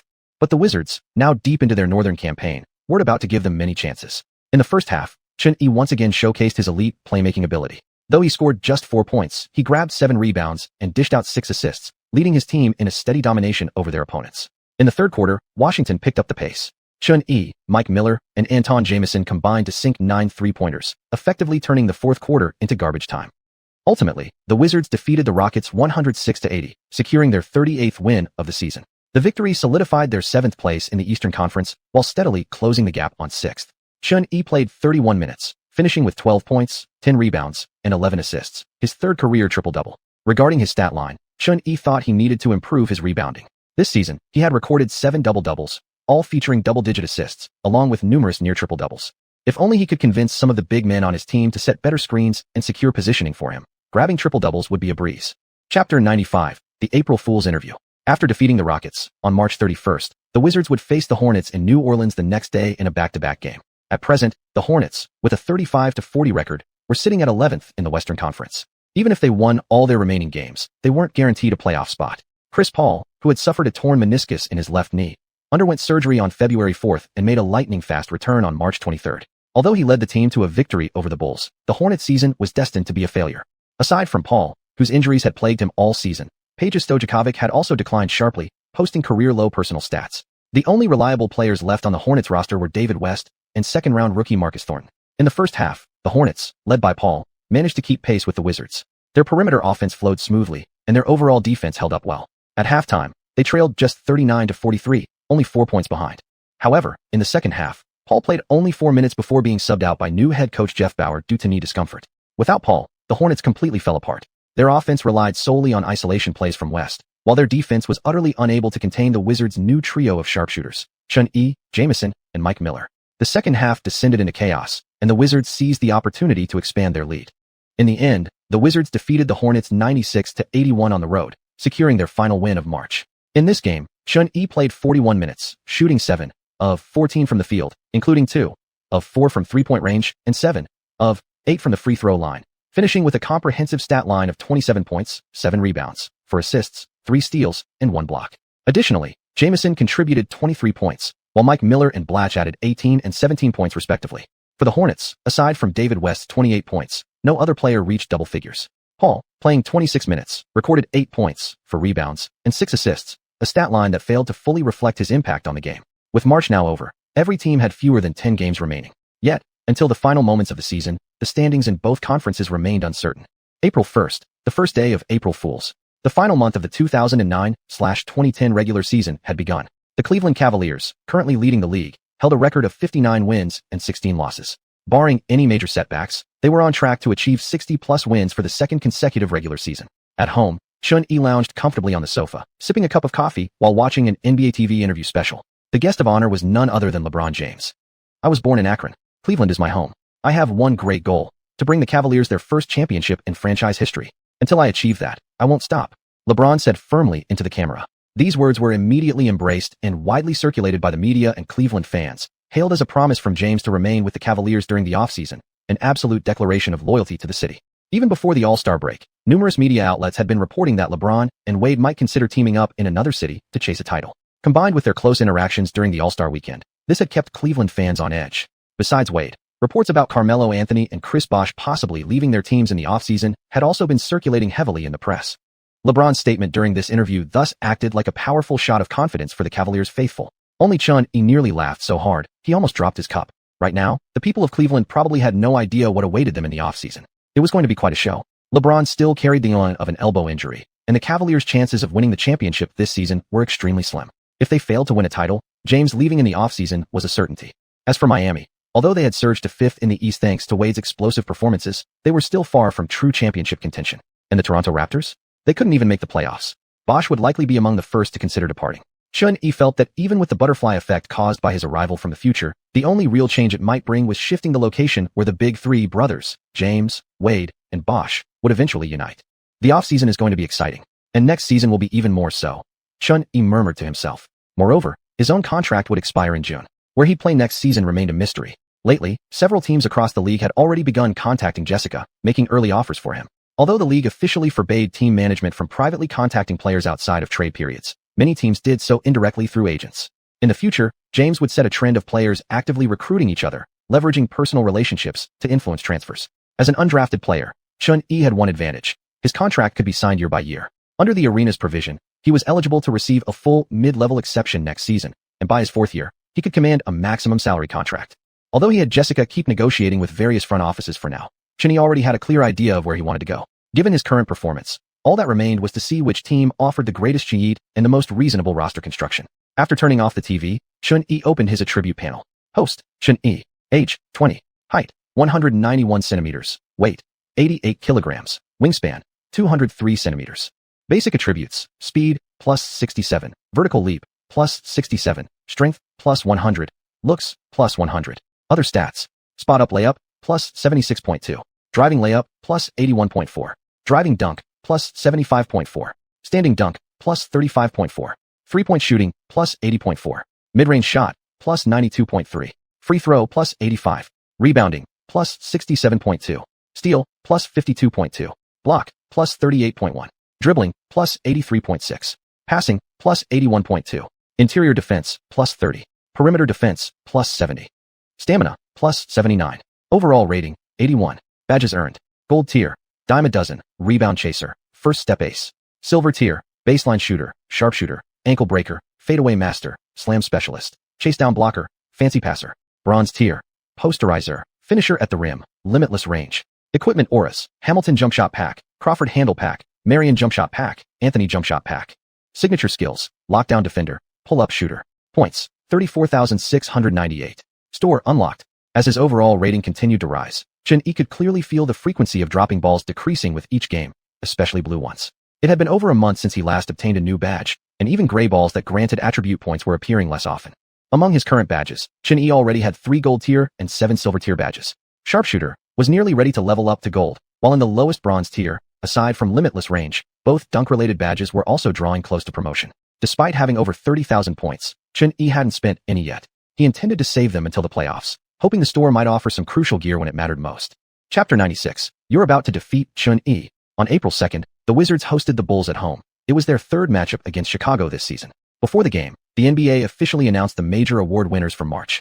Chun-Yi remained fully active throughout March, leading his team to a 9-8 record. His stats dipped slightly compared to the previous 2 months, averaging 39.8 minutes per game. He recorded 20.7 points, 6.1 rebounds, 7.2 assists, 1.9 steals, and 1 block. His shooting percentages were 50.4% from the field, 87.2% from the free throw line, and 36.5% from beyond the arc. The drop in scoring was partly due to a significant decline in his three-point accuracy, but also because of a major roster overhaul after the trade deadline. To build better chemistry with his new teammates, Chun-Yi voluntarily relinquished much of his offensive role, often playing more of a supporting position on the court. Still, these numbers were more than enough for Chun-Yi to claim Eastern Conference Rookie of the Month honors. Out west, the award returned to Evans. However, the honor now seemed almost symbolic. Both Evans and Curry, currently ranked in the top 3 rookies, knew they were merely running for second place. They weren't truly in contention anymore. Meanwhile, the Eastern Conference Player of the Month finally changed hands, awarded this time to Dwayne Wade, while his close friend LeBron James missed out for the first time this season. Wade's win was thoroughly deserved. He had played like a man reborn, returning to his peak form. Averaging 37.3 minutes over the month, he posted 26.9 points, 5.5 rebounds, 7.5 assists, 2.3 steals, and 1 block per game, elite on both ends of the floor, and led the Heat to a 12-3 record, climbing from 9th in the East all the way into the top 5. Unlike the East, where James had dominated the headlines, the Western Conference's monthly race was always fiercely contested. This season, each of the past 5 months had been claimed by 5 different players, and March belonged to Amare Stoudemire. It was the final season of Stoudemire's partnership with Nash, and also the last in which he'd play every game. Last month, he averaged 33.6 minutes, putting up 27.3 points, 9.9 rebounds, and 0.7 assists, while shooting an astonishing 57.7% as an interior player, a truly terrifying efficiency. Excelling individually, he also carried his team to a 12-2 record, keeping the Suns firmly in contention for the top seed in the West. Shortly after the monthly awards were revealed, the Lakers simultaneously announced that they had re-signed Kobe Bryant to a 3-year, $90 million extension. The final 2 years of this deal would exceed $30 million annually, securing Kobe the highest salary in the league during an era before salaries exploded. Xiuxian knew full well that this contract would essentially lock the Lakers out of future upgrades, dooming them to mediocrity for years following any injury to Kobe. Fans in Cleveland, upon hearing the news, felt no envy. After all, their king had already expressed loyalty to the Cavaliers in yesterday's interview. After Kobe's extension, Carmelo Anthony, who had previously been mired in trade rumors, spoke with the media. But Melo denied that his earlier comment, "Everybody loves Madison Square Garden," meant he wanted to join the Knicks. He insisted that Denver remained his top choice for the future. At present, Anthony hadn't decided what came next. The main goal this season, aside from winning a championship, was capturing the scoring title. From Xiuxian's memory, Anthony had signed a 5-year, $80 million max contract with Denver back in 2006, meaning he wouldn't be eligible for free agency this offseason and couldn't join LeBron and Wade in testing the open market. Otherwise, perhaps the Heat's Big Three might have instead been LeBron, Wade, and Anthony. Then again, such a trio wasn't guaranteed success either. If all three stars refused to make sacrifices, there simply wouldn't be enough ball to go around. Unless Anthony could come to accept a reduced role, like he would later with Portland and the Lakers, settling into doing the dirty work. Yet, given his current mindset, that seemed utterly impossible. Verizon Center. When the final buzzer sounded, Wizards fans at home erupted in joy, greeting their team's 40th win of the season with thunderous cheers. 95-87. Washington once again defeated the Bulls by a 7-point margin, completing a season sweep. Xiuxian played 37 minutes, efficiently tallying 24 points, 4 rebounds, and 5 assists. After the loss, Derrick Rose wore a visibly dejected expression. With this game over, the Bulls' record fell to 35 wins and 40 losses, all but eliminating them from playoff contention this year. After the game, Xiuxian proactively hugged Rose. If history remained unchanged, next year with Thibodeau taking over, the blooming of the rose wouldn't be far off. On April 4th, the Wizards hosted the New Jersey Nets for the 4th time this season, and the third showdown between Xiuxian and xianxia.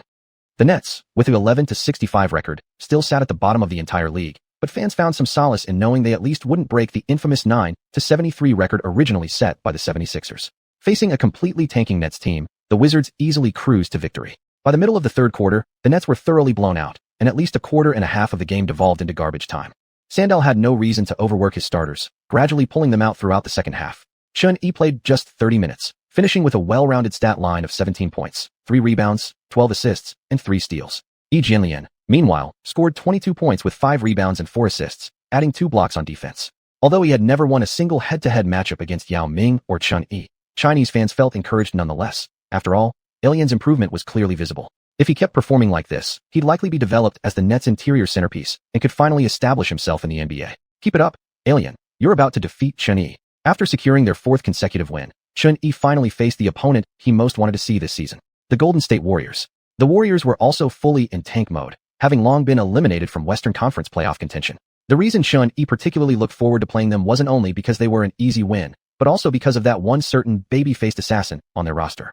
Before the game, Curry even sent Xiuxian a message, challenging him to a 3-point shooting duel during the game. Xiuxian gladly accepted. In fact, he secretly hoped Curry would launch even more threes, perhaps giving Xiuxian another chance to strip him of some shooting badges and stats. Chapter 97. The regular season Logo 3 show. At 7 p.m. on April 6th, the Verizon Center in Washington. The game between the Golden State Warriors and the Washington Wizards officially tipped off. Tonight's starting lineup for the Warriors: Chris Hunter, Reggie Williams, Anthony Tolliver, Monta Ellis, and Stephen Curry. The Wizards starters: Blatche, Jamison, Butler, Mike Miller, and Xiuxian. Judging solely by team records and roster strength, this version of the Warriors was light years away from the future Universe Warriors. In Xiuxian's memory, it wouldn't be until July of this year, when Joe Lacob and his investor group agreed to purchase the Warriors from Chris Cohan for $450 million, that real transformation would begin. Only after Logo Man and Steve Kerr took over in Golden State would the franchise truly evolve. Before the tip-off, Xiuxian gave Curry a friendly high-five and hug at the sideline. Ever since the rookie challenge ended, many media outlets had begun calling the two of them the twin guns of the 09 draft class. After Blatche won the tip, the Wizards secured the first offensive possession of the game. Xiuxian brought the ball up slowly. Guarding him closely was Curry. Their official one-on-one matchup began right here, right now.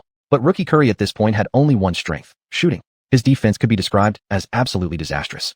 Xiuxian didn't even need to set up a screen. He simply drove straight past Curry into the paint.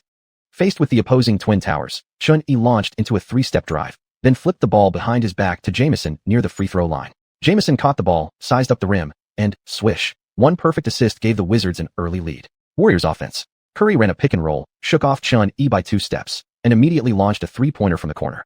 Curry's shooting form had subtle differences compared to his peak years, but his explosive impact on the basket remained unchanged. The ball slammed through the net with a sound like splashing water.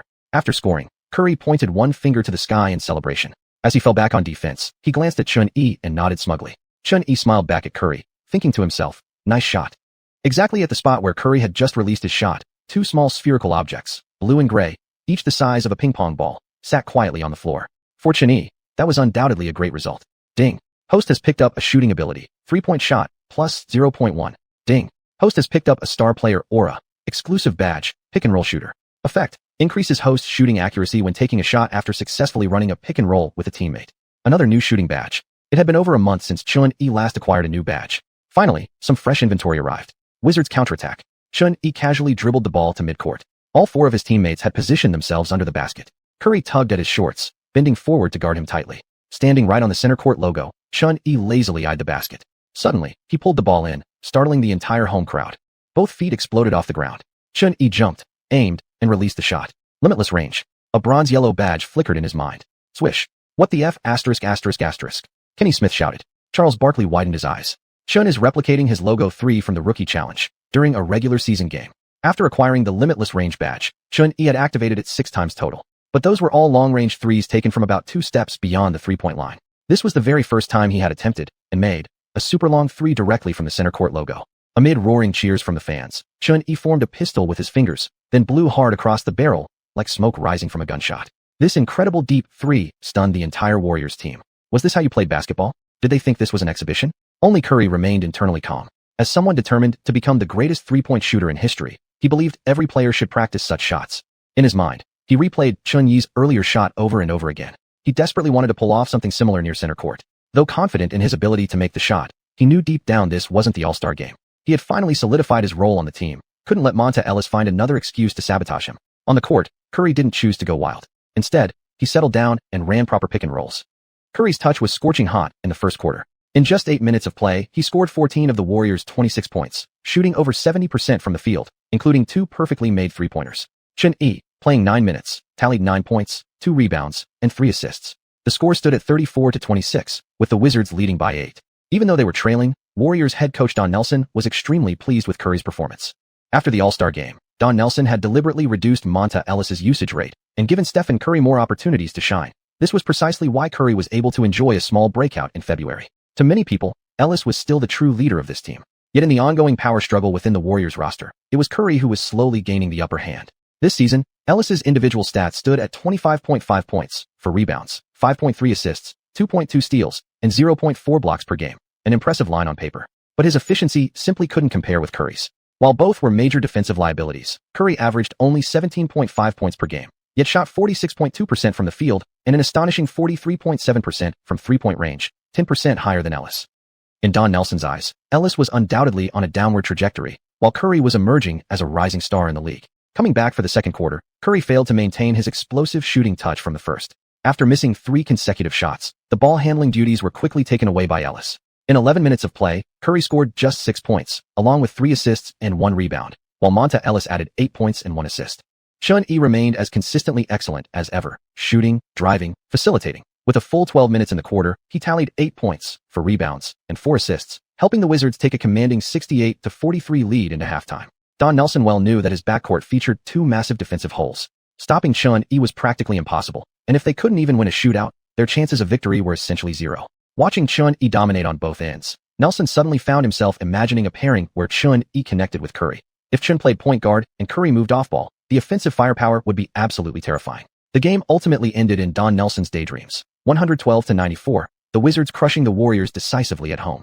Chun-Yi played 44 minutes, shooting 10 of 18 from the field, 5 of 11 from beyond the arc, and 4 of 4 from the free throw line, finishing with a well-rounded stat line of 29 points, 4 rebounds, 8 assists, and 2 steals. Curry, playing just 33 minutes, finished 10 of 21 from the field, 3 of 6 from 3, and 4 of 4 from the line, leading all Warriors with 27 points, along with 1 rebound, 4 assists, and 2 steals. With this victory, Chun-Yi led his team to a 5-game winning streak at the end of the season, securing their 42nd win and pushing the Bucks out of 6th place in the Eastern Conference. Chapter 98. The regular season comes to a close. On the night after their game against the Warriors, the Wizards flew as a team to Orlando to prepare for their back-to-back matchup against the Magic the following day. The Magic's record currently stood at 54 wins and 23 losses, nearly securing them the second seed in the Eastern Conference. From the start of the regular season, they had consistently trailed behind the Cavaliers by exactly 2 games. Still, in the eyes of Stan Van Gundy and the entire Magic roster, last year's fully healthy Magic team, though having reached the NBA Finals, had finished 3rd in the East. This season, with only minor personnel changes, they had actually improved their standing within the conference. By that measure, it was still a successful year. If things continued this way, making the Eastern Conference Finals was guaranteed at minimum. Absent any butterfly effects, such an outlook would be accurate. In Xunyi's memory, this year's Magic would still easily defeat the Bobcats and Hawks in the playoffs, advancing to face the Celtics in the Eastern Conference Finals. However, their path to emerging from the East and contending for the championship would be far more difficult than last year, by a considerable margin. To outside observers, the eventual participant in the Eastern Conference Finals would clearly come from one of 3 teams: the Cavaliers, the Magic, or the Celtics. Leaving aside the Cavaliers, the Green team this season was at full strength. The Magic and the Celtics were extremely similar squads, both emphasizing defense, among the very best defensive units in the league. Moreover, during last season's Eastern Conference semifinals when the Magic defeated the Pistons in Game 7, it wasn't just due to their elite defensive system and Howard's dominance in the paint. Hedo Turkoglu and Rashard Lewis played pivotal roles. Turkoglu served as the engine of the Magic's offense and possessed a strong ability to score in clutch moments. As for Lewis, he had been the top scorer in that series, averaging 20.4 points per game, making him the leading scorer across both teams. Chun-Yi, who had watched live playoff broadcasts from both seasons before his transmigration, remembered clearly how poorly Lewis performed this year, averaging only 8.2 points per game with shooting efficiency below 40%. Why had Lewis declined so drastically? Not because he aged another year, but because of the return of the Wolf King, Kevin Garnett. Last postseason, Garnett had been absent, which severely impacted the Celtics on both ends of the floor. Without Garnett as a consistent scoring presence, Boston could only rely on Rondo setting screens with Glenn Davis, alongside isolation plays from Pierce and Ray Allen. Their offensive execution was abysmal. Defensively, the Celtics, lacking Garnett, had been forced to use slow-footed Glenn Davis to guard Lewis. That decision led to Lewis repeatedly shooting over him, sinking threes effortlessly. But this season, with Garnett returning, he locked down Lewis directly. Under the Wolf King's elite defense, Lewis was completely silenced. Ultimately, the Celtics eliminated the Magic in 6 games, returning to the final stage after a 1-year absence. Besides the Cavaliers and the Celtics, another crucial factor emerged: the unexpectedly strong Wizards. Currently ranked 6th in the East, the Wizards represented a classic 6th seed upset threat. Historically, upsets from the 6th seed occurred too often. If they managed to advance past their first-round opponent into the Eastern Conference semifinals, there was a high probability they'd face the Magic. This season, the Wizards and Magic had met 3 times. Washington won 2 out of 3 games, both victories coming via strong offensive performances in the second half. Footage of Howard being posterized and blocked by Chun-Yi still circulated widely across social media platforms. On the evening of April 7th, although Howard asserted absolute control on the glass and the paint, Orlando's offense struggled mightily. Sawyers deployed Blatch and Jamison to double-team Howard, and whenever necessary, resorted to the hack-a-Howard strategy, leaving Howard visibly frustrated. Howard missed 4 free throws in the first half alone, furious enough to almost call the police. Meanwhile, Chun-Yi caught fire from beyond the arc. He drained 3 three-pointers in the first half alone, rendering the Magic's perimeter defense utterly ineffective. Beyond Chun-Yi, Nick Young off the bench once again pulled out his Jordan experience card, scoring 14 points in the third quarter. By the end of the game, apart from Howard's 17 points and 12 rebounds, only Vince Carter scored more than 15 points for the Magic. On the other hand, 8 players for the Wizards reached double figures in scoring, showcasing textbook team basketball. In the end, the Wizards won decisively on the road, 112-95. Playing 41 minutes, Chun-Yi tallied 27 points, 2 rebounds, 10 assists, a double-double, alongside 3 steals and 1 block. Both Howard and Van Gundy wore grim expressions after the season. Though the result hardly affected the Magic's playoff seeding, their head-to-head record against the Wizards now stood at 1-3. Think about it. It was barely months ago that everyone viewed Washington as a tanking team, while Orlando was considered a title favorite. Coach will believe that the young man from the East named Chun-Yi was definitely bad luck for him. After defeating the Magic on April 9th, Chun-Yi flew to Boston to challenge the Celtics, another championship contender. The Celtics were a much tougher opponent than the Magic. Kevin Garnett's ironclad defense completely shut down the Wizards' interior offense. Rondo, now more mature, executed devastating pick-and-rolls with his teammates, while Pierce's isolation plays and Ray Allen's three-point shooting left the Wizards struggling to defend. Ultimately, they lost 96-106 on the road, ending the Wizards' 6-game winning streak by 10 points.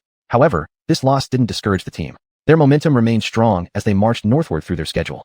On April 10th, returning home to face the Hawks, Chun-Yi delivered a stellar performance, 28 points, 4 rebounds, and 7 assists in just 33 minutes. He shot 9 of 13 from the field, including 5 of 6 from beyond the arc, and made all 5 of his free throws, achieving an incredible true shooting percentage of 92.1%. He led the team to a 105-95 upset victory over the third-seeded Hawks in the Eastern Conference. The Hawks were highly likely to be the Wizards' first-round playoff opponent, and this one gave many fans serious confidence in a potential 6-seed upset. On April 12th, the Wizards played their final road game of the regular season against the New York Knicks. The Knicks were destined for a rebuild.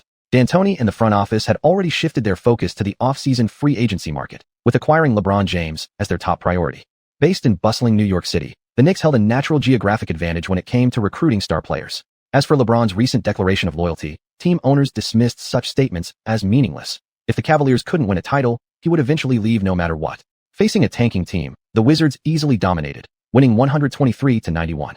Xuanhuan checked out after 3 quarters, finishing with 24 points, 8 rebounds, and 3 assists in 29 minutes. On April 14th, the final game of the regular season, the Wizards hosted the Indiana Pacers at home. With Sanders already certain that the Wizards would secure the 6th seed in the Eastern Conference playoffs, he pulled all starters after 3 quarters. Xuanhuan played 28 minutes, recording 17 points, 2 rebounds, and 7 assists before sitting on the bench to watch the remainder. Though normally known for overusing his starters, Sanders understood that approaching the playoffs meant giving his players adequate rest. There was no need to push hard in these meaningless games. Still, the Wizards nearly blew it. In the fourth quarter, every Pacers player caught fire, hitting shot after shot, slowly chipping away at the lead. When the final buzzer sounded, Washington held only a slim 98-97 advantage. As the arena's final whistle echoed, Xuanhuan looked up at the rafters of the arena and let out a long breath. The 2009-2010 NBA regular season had officially come to a close. Chapter 99, Season Wrap-Up. After the game ended, Xuanhuan returned to the locker room and celebrated wildly with his teammates. After taking a shower, he hurriedly drove back to the apartment he rented. That night, there were 14 games played across the league. Once all the games concluded, the final standings for both the Eastern and Western conferences of the season were finally settled. Western Conference standings: 1. Los Angeles Lakers. 2. Dallas Mavericks. 3. Phoenix Suns. 4. Denver Nuggets. 5. Utah Jazz. 6. Portland Trail Blazers. 7. San Antonio Spurs. 8. Oklahoma City Thunder. Teams that failed to make the playoffs: Houston Rockets, Memphis Grizzlies, New Orleans Hornets, Los Angeles Clippers, Golden State Warriors, Sacramento Kings, and Minnesota Timberwolves. Eastern Conference standings: 1. Cleveland Cavaliers. 2. Orlando Magic. 3. Atlanta Hawks. 4. Boston Celtics. 5. Miami Heat. 6. Washington Wizards. 7. Milwaukee Bucks. 8. Chicago Bulls. Teams missing the playoffs: Charlotte Bobcats, Toronto Raptors, Indiana Pacers, New York Knicks, Detroit Pistons, Philadelphia 76ers, and New Jersey Nets. The records of Western Conference teams were extremely close. Only 1 or 2 games separated the top 5, while the 6th, 7th, and 8th seeds all had identical win-loss records, indicating minimal difference in strength. In contrast, the Eastern Conference picture had been clear for some time, with only mild suspense around which 4 teams would claim the final 3 playoff spots. After the Raptors were officially eliminated from playoff contention, Bosh chose not to play in the remaining games. He had already made up his mind to leave Toronto. Rose exploded in performance during April, following a loss to the Wizards at the beginning of the month. When media outlets predicted the Bulls might miss the playoffs, Rose led his team to a 6-1 record in the subsequent games, including victories over the Celtics and the Bobcats. Through sheer force of will, he carried the team to a 41-41 record, exactly 50% for the season, narrowly knocking the Bobcats out of playoff contention. NBA's official website released the playoff bracket for this year. Eastern Conference matchups: Cavaliers vs. Bulls, Magic vs. Bucks, Hawks vs. Wizards, Celtics vs. Heat. Western Conference matchups: Lakers vs. Thunder, Mavericks vs. Spurs, Suns vs. Trail Blazers, Nuggets vs. Jazz. This season's NBA playoffs were officially set to begin on April 17th. After checking the playoff matchups, Xuanhuan switched over to view individual player statistics. Back in his previous life, when playing 2K, Xuanhuan always enjoyed reviewing his personal stats after each game or at the end of a season. It gave him a strong sense of achievement. This season, starting from the game between the Wizards and the Cavaliers on January 6th, Xuanhuan had appeared in 50 games for his team, 49 as a starter and 1 coming off the bench. In 2013, the NBA introduced eligibility thresholds for season awards, requiring players to participate in at least 70% of their team's regular season games. With an 82-game season, 70% equated to 58 games. For shortened seasons, the same percentage applied. By 2023, when the new collective bargaining agreement was introduced, the threshold was raised to 65 games, a rule designed as a response to load management, though its practical impact remained limited. Some players aiming to rest while still qualifying for awards could simply enter the game, call a timeout immediately, or commit a deliberate foul before retreating to the locker room. As long as they stepped on the court, the game counted toward their total, something Drew Holiday of the Milwaukee Bucks had done in the future. Of course, if a player missed games due to a season-ending injury, they were simply out of luck regarding MVP consideration. But in 2010, the league had not yet imposed strict attendance requirements. Any player appearing in at least 50 games qualified for award consideration. Over these 50 games, Xuanhuan averaged 39.6 minutes per game, recording 23.5 points, 5 rebounds, 7.3 assists, 1.7 steals, and 0.9 blocks per game. He committed an average of 2.1 turnovers and 2.5 fouls per contest. His season totals: 1,175 points, 248 rebounds, 365 assists, 87 steals, and 43 blocks. These numbers would have been significantly higher had he not missed over 30 games earlier in the season. In terms of efficiency, Xuanhui averaged 15.9 field goal attempts per game this season, making 8.4 shots at a 52.8% shooting percentage. From beyond the arc, he attempted 3.8 three-pointers per game, hitting 1.6, resulting in a 43.2% three-point shooting percentage. At the free throw line, Xuanhui averaged 5.6 attempts and made 5.1 per game, giving him a 90.4% free throw shooting rate. By joining the 180 club in his rookie season, shooting at least 50% from the field, 40% from three, and 90% from the free throw line, Xuanhui set a new NBA record. After reviewing all the stats, Xuanhui opened his attribute panel. Host: Xuanhui. Age: 20. Height: 191 centimeters. Weight: 88 kilograms. Wingspan: 203 centimeters. Base attributes: speed, plus 67. Vertical leap, plus 67. Strength, plus 100. Looks, plus 100. Other stats: standing layup, plus 78.2. Driving layup, plus 83.7. Driving dunk, plus 77.2. Standing dunk, plus 35.4. Three-point shooting, plus 80.7. Mid-range shot, plus 92.8. Free throw, plus 85. Rebounding, plus 67.8. Steal, plus 52.9. Block, plus 38.7. Ball handling, plus 84.3.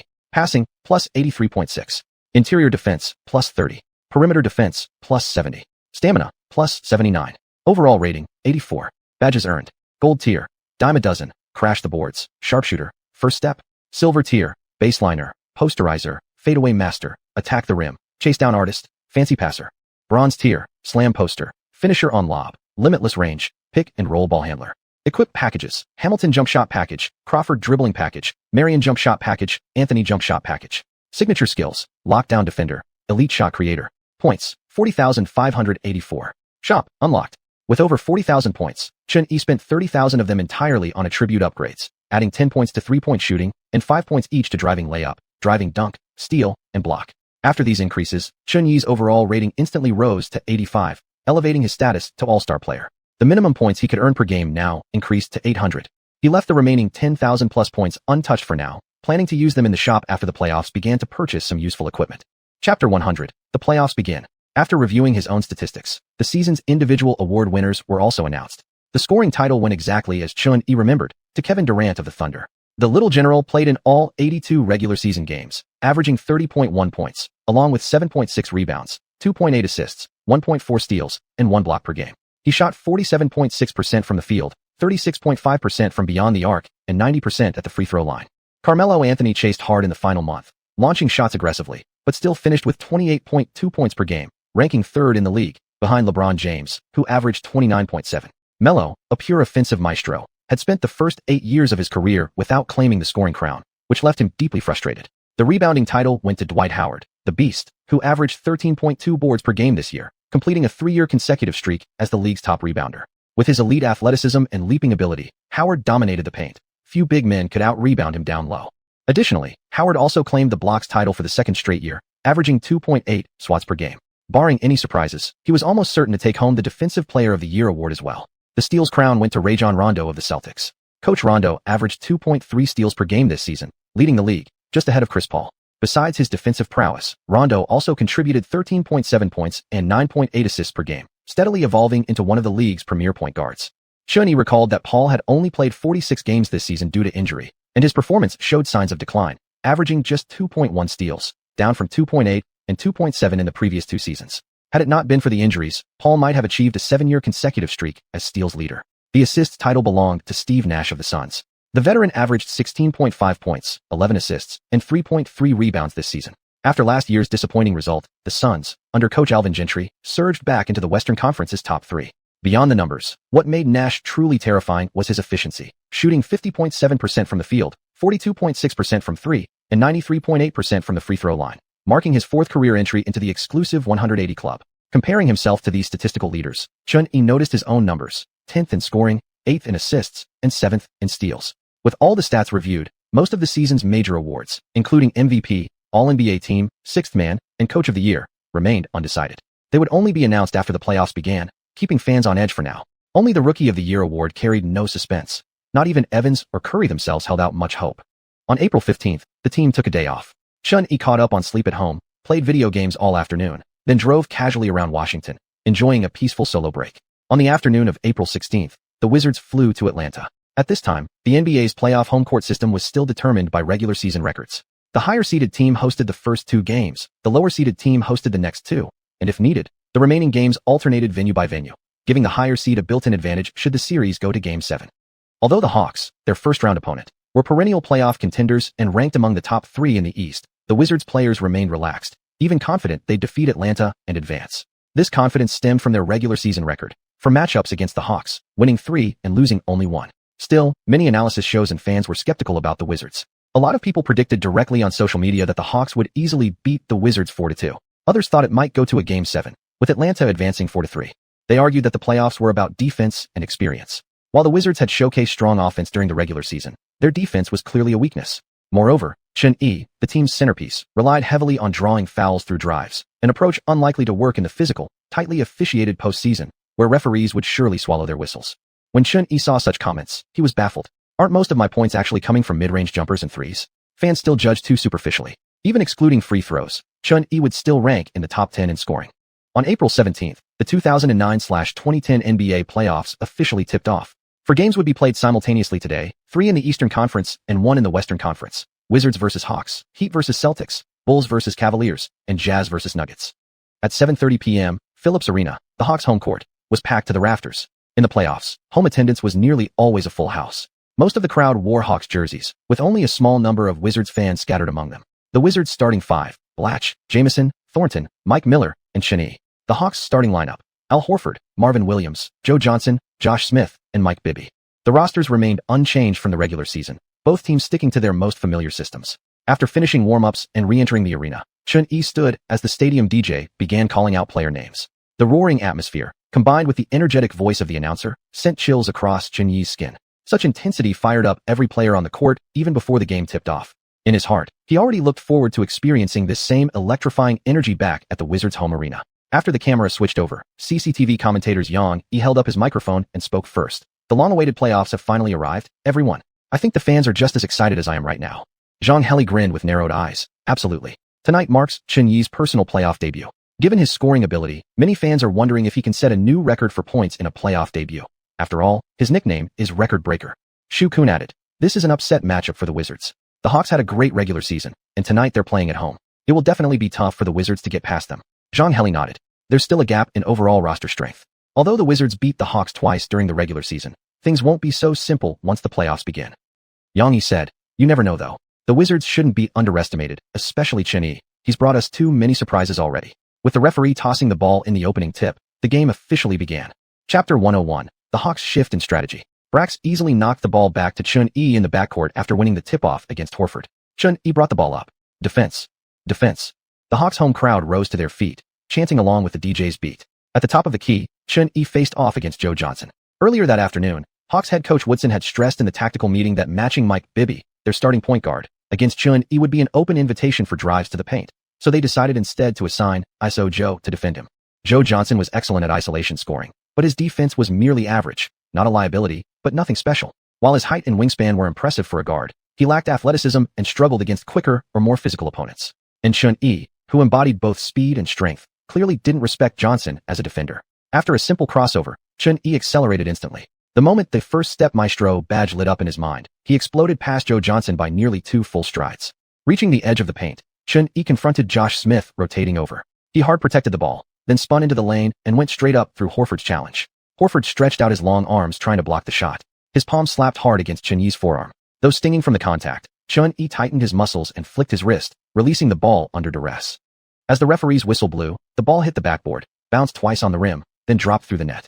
Xianxia draws a foul right off the bat and earns himself a 3-point play opportunity. Yang announced. Zhang added. People always say playoff officiating gets tighter, but Horford's foul was obvious. It was a completely justified call. And that spin layup by Xianxia was so strong. He finished it despite the heavy contact. With his season free throw percentage at 90.4%, this 3-point play is practically guaranteed. Xianxia stepped to the free throw line, took a moment to loosen his limbs, and calmly sank the shot. On the Hawks' possession, Mike Bibby brought the ball up fast for the transition. Xianxia switched onto Joe Johnson, exchanging defensive assignments with Mike Miller to cover Atlanta's most dangerous scorer. Once his teammates settled into position, Bibby called for Horford to come out for a screen. Standing nearly 7 feet tall, Horford was like a wall beyond the 3-point line. Mike Miller got caught on the screen, practically clinging to his back. As Bibby dribbled to the right, Horford quickly rolled toward the basket. Receiving the pass, Horford took 3 steps starting from the free throw line and released a smooth floater before Jamison could rotate over.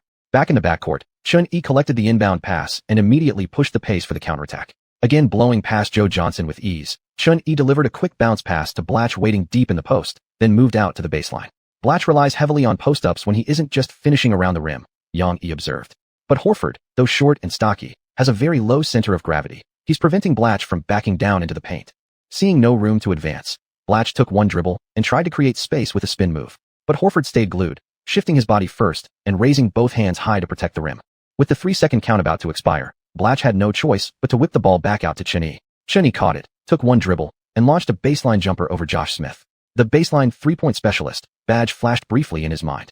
Without even watching the ball's flight, Xuan turned and sprinted back on defense. Left hand raised high with fingers forming a 3.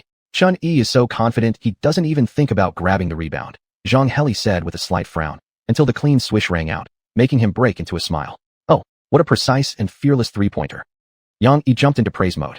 Xuan joined the 180 club in his very first season. This kind of three-point shooting? Just part of his standard repertoire. A frustrated Josh Smith pursed his lips, retrieved the ball from the sideline, and passed it to Joe Johnson, who crossed half court. Once again, Horford came out to set a screen. This time, instead of rolling, he popped to the free throw line, caught the ball, and buried a crisp mid-range jumper. The Hawks' first 2 offensive plays had both ended with Horford scoring. I thought Joe Johnson was definitely their go-to guy, but this young third-year player has already scored 4 straight points for them tonight, Yang said, watching Horford retreat on defense. Zhang Heli nodded. I've been keeping an eye on Horford all along. His game improves steadily every year, especially on defense. And he's so low-key, it's easy for fans to overlook him, Xuanhuan added. Xuan, observing Horford's scorching performance, immediately realized that Horford was going to be the toughest challenge from Atlanta tonight. He quickly adjusted his team's strategy, focus all offensive firepower on the perimeter, while Blatch would solely handle rebounding and interior defense. Horford being called a player IQ detector wasn't just for show. Although his per-game stats weren't eye-popping, his advanced metrics were phenomenal. On defense, he was an immovable mountain, excellent at rim protection, agile enough to switch on to guards, and capable of executing nearly anything the coach demanded. Xuan remembered how future stars like Clint Capella, who exploded in production elsewhere, and even Joel Embiid, dubbed the process, both struggled mightily whenever they faced Horford during Boston's playoff runs. Even Giannis Antetokounmpo often came out on the losing end in their head-to-head matchups. Horford had a special talent for teaching harsh lessons to big men who relied solely on brute force in the paint. On offense, Horford was also a master of pick-and-roll plays. Though he hadn't yet developed a three-point shot, he possessed a reliable mid-range jumper, occasionally showed off turnaround fadeaways, and could even orchestrate the offense with smart passing. Blatch stood no chance against such a versatile opponent. Woodson's decision to heavily rely on Horford came from pre-game analysis of their previous matchups.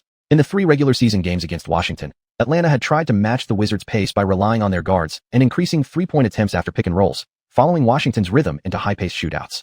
But Atlanta's backcourt simply couldn't compare to Xuan. While Joe Johnson excelled at isolation plays, his efficiency wasn't exceptional, especially beyond the arc. And Mike Bibby, averaging 4.1 three-point attempts per game, offered almost nothing beyond shooting threes. He lacked the ability to drive to the basket, and even when using screens to penetrate, he failed to generate significant damage inside. This inefficiency led to Atlanta losing 2 of the 3 regular season meetings. Conversely, Washington's frontcourt had struggled badly against Horford. The only game they won was one where Horford dominated the paint on both ends of the floor. Back on the court, Xuan ran a pick-and-roll with Mike Miller at the top of the key, then once again targeted Mike Bibby. Chapter 102, Single Play Joe? No, Single Play E. The Wizards players are all spreading out. Blatch and Jamison, their 2 interior players, have moved to the edges of the paint, completely clearing out the key. This possession is clearly designed for Xuan to finish one-on-one, said Yang as he analyzed the on-court situation. Zhang Heli nodded in agreement. This is a common tactic the Wizards have used this season. Whenever Xuan gets a pick-and-roll matchup against smaller defenders like Mike Bibby, he immediately takes the ball straight to the rim, using his speed and physical advantage to blow past them. As the commentary faded, Xuan, now dribbling into the left wing, began a series of crossovers and in-and-out moves. When Xuan switched hands, Bibby stepped slightly toward the left, attempting to swipe at the ball. Xuan seized the moment, quickly executing another crossover to his right hand before exploding off the floor with both legs, driving hard to the right. Bibby instantly pulled back, rotating his body to chase after Xuan's momentum. Glancing sideways at the closing defender, Xuan leaned forward slightly, then suddenly stopped inside the free throw line, pulling the ball back sharply. Realizing he was about to be left behind, Bibby desperately tried to stop and reposition himself to cut off Xuan's path. But the sudden change in direction had already scrambled his footwork. The abrupt halt threw him off balance, causing his feet to slip and sending him crashing to the floor. At that exact moment, the ankle breaker badge flashed to life. Meanwhile, the Wizards bench erupted into cheers. Nick Young dramatically mimicked Bibby's backward fall with exaggerated flair. Chun calmly took one step back, gathered the ball, then locked eyes with the fallen Bibby, waiting until he started to rise before launching his three-pointer. The ball arced sharply and beautifully through the air. Swish. The three-point shot dropped perfectly. And just like that, the first victim of Chun Yi's playoff debut was made. The combination of breaking down a defender and stepping back into a three left the Hawks fans momentarily stunned. Spectators in the front rows even began waving towels in salute. Teammate Anton Jamison was more excited than Chun himself. Before Chun could even think of a flashy celebration, Jamison roared into his ear and engulfed him in a bear hug. Mike Bibby, a veteran of many battles, showed no outward emotion despite being posterized. He silently retrieved the ball and slowly advanced it up court, organizing the next offensive set. After Horford attempted a roll following a screen, the Wizards read the play early. Blatch and Jamison converged to block his driving lane, forcing Bibby to pass the ball to Josh Smith. Smith, using Joe Johnson's screen, drove aggressively toward the basket. But Mike Miller closed out in time, lunging toward the rim and swatting at the ball mid-air as Smith released his shot. The contest disrupted Smith's rhythm. The ball flew errantly from his hand. Immediately pointing to his wrist, Smith called for a foul, signaling it was a hitting violation. The referee's whistle blew before the ball even hit the ground. Mike Miller was whistled for defensive contact. Josh Smith stepped to the line and calmly sank both free throws. Back on offense, Chun Yi casually dribbled across half court. By the time he reached the front court, 6 seconds had ticked off the clock. Again, he called on Mike Miller for a screen. Shaun Livingston relocated to the right corner, while Blatch and Jamison positioned themselves along the right side of the paint, once more vacating the lane. Predictably, the Hawks shifted their defensive focus to the strong side. As Miller came up to set the screen, Chun attacked Bibby with a burst of speed, driving hard to the weak side left. Seeing Chun charging in solo, Horford and Marvin Williams both darted across the paint to converge on the left edge of the restricted area. Chun didn't attempt a risky pass to the loosely guarded Blatch. With Horford and Josh Smith lurking between them, a misplaced pass could easily turn into a turnover. Instead, one step outside the paint, Chun elevated abruptly. Right hand cradling the ball, he flicked his wrist and softly lofted a turnaround jumper over the defense. Neither Horford nor the already out of position Mike Miller could contest the shot in time. The rest of the Hawks were forced to collapse inside, hoping for a rebound or a blocked attempt. But they never got the chance. Swish. The net rippled again.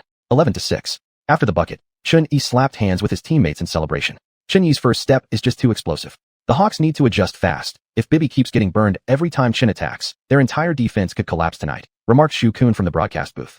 To stop these screens, they'll either need Joe Johnson to go over the top and recover quickly, or start double-teaming Chun Yi directly, Xianxia added, squinting thoughtfully.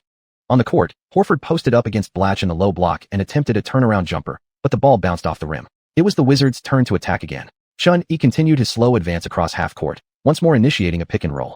This time, the Hawks responded by double-teaming him with Josh Smith and Mike Bibby. Caught in the trap, Chun Yi didn't force a play. Instead, he quickly passed the ball out to Shaun Livingston. After several quick interior passes between Livingston and Anton Jamison, no good shot emerged. With 10 seconds left on the shot clock, the ball was swung out to Mike Miller on the perimeter. Now it was Chun Yi's turn to set a screen. Miller drove hard through the gap between Bibby and Joe Johnson, slashing toward the basket. However, his burst wasn't particularly fast, and Joe Johnson quickly recovered, meeting him chest to chest to cut off the drive. Miller took a three-step approach and tried to lay it in off the glass over Johnson's defense, but misjudged the strength. The ball hit the backboard too hard and caromed straight down. Fortunately, Jamison had sealed off Horford's path, allowing Chun Yi to sprint in from the right wing and grab the offensive rebound. Since the previous shot hadn't touched the rim, the shot clock wasn't reset upon the rebound.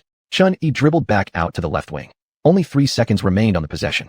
Joe Johnson knew Chun Yi had no time to pass and would have to shoot, so he pressed tightly against him, constantly swiping and disrupting his dribble. With no space to operate, Chun Yi resorted to back-to-the-basket dribbling. Johnson blocked his view of the shot clock, forcing Chun Yi to count down the seconds in his head. With just 1 second left, Chun Yi turned and launched a heavily contested three-pointer from 3 full steps behind the arc, directly in Johnson's face. The ball was still spinning through the air when the shot clock expired. Bang! Swish! The shot clanged off the backboard and dropped perfectly through the net. What? He actually made that? Chun Yi's shooting touch today is unreal. Yang Yi exclaimed in disbelief. Chun Yi is truly incredible. This three-pointer was extremely difficult. No space to shoot, and from 3 full steps behind the three-point line. Zhang Heli said in amazement. After the shot, Chun Yi looked at his shooting hand, tilted his G-jag slightly, and flashed a faint smile.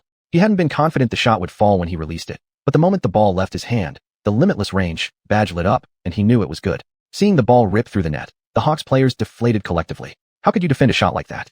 In Chun Yi's playoff debut, Saunders gave him the full first-quarter workload. In those 12 minutes, Chun Yi scored 15 points, 3 of 4 from beyond the arc, and 2 of 2 from the free throw line. Most of his offense came from isolation plays. Of his 15 points, over 10 came directly from one-on-one buckets. Meanwhile, Joe Johnson, renowned for his isolation game, barely got any such opportunities. Single play Joe? No, single play E.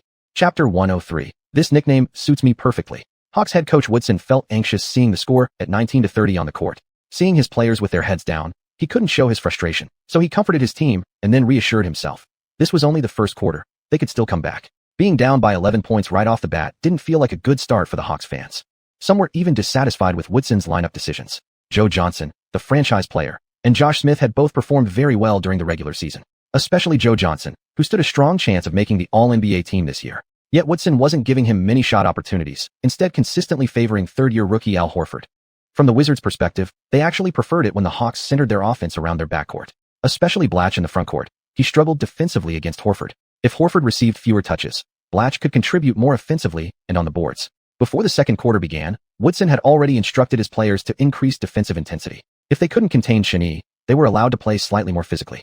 This resulted in xuanhuan going to the free throw line 3 times before the second quarter was even halfway through.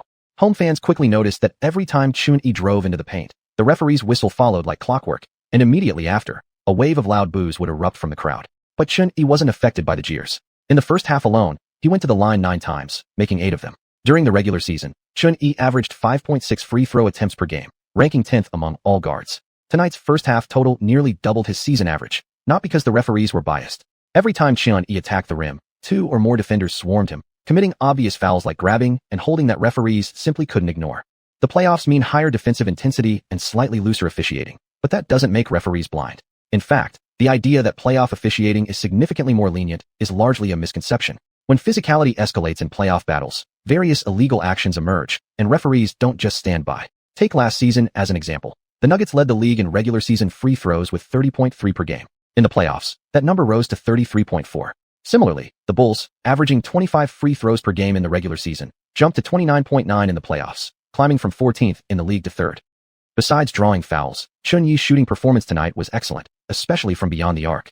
On several occasions, Hawks players were preparing to double-team him after a screen, expecting a drive, but xuanhuan calmly stepped behind the three-point line and fired, hitting shot after shot with ease. With 3 minutes left in Game 1 of the playoff series between the Hawks and the Wizards, some home fans had already started heading toward the exits. From the start of the third quarter, the lead had remained above 15 points, peaking at over 20 points in favor of the Wizards. Atlanta locals were furious. An outsider might have thought the Wizards were the 3rd seed in the East and the Hawks the 6th, but losing like this was embarrassing. Do you even deserve our support? Screw it, refund. When the final buzzer sounded, the scoreboard read 107-89. The Wizards claimed a commanding 18-point victory on the road, securing the opening win in this series. xuanhuan played 43 minutes, finishing with a complete stat line of 45 points, 4 rebounds, and 10 assists, adding 3 steals and 2 blocks. He was the undisputed centerpiece of both ends for Washington. His 45-point explosion in his playoff debut set an NBA record for most points scored in a postseason debut. xuanhuan became the only player in history to score 40-plus points in his first playoff game, and the only one ever to achieve a 40-point, 10-assist game in his playoff debut. Even LeBron James, in his playoff debut, only managed a 30-plus-10 performance, and that came in his second season. xuanhuan accomplishing this in his rookie year made fans see him as truly terrifying. In xuanhuan's memory, in the world he'd crossed over from, the record for 40-plus points in a playoff debut belonged to Luka Doncic. He scored 42 in Game 1 when leading the Mavericks back to the postseason. But now, and likely for many years to come, this record belonged solely to xuanhuan. And xuanhuan was exceptionally efficient tonight, finishing 14 of 22 from the field, including 5 of 7 from three-point range and 12 of 13 at the free throw line. His 3 shooting percentages, 63.6%, 71.4%, and 92.3%, were nothing short of staggering. The joke making the rounds by game's end was that his 3-point percentage had actually surpassed his overall field goal percentage. On the Hawks side, Al Horford was tonight's unofficial SVP. He recorded a stellar stat line of 23 points, 13 rebounds, and 5 assists, a performance befitting a true superstar center.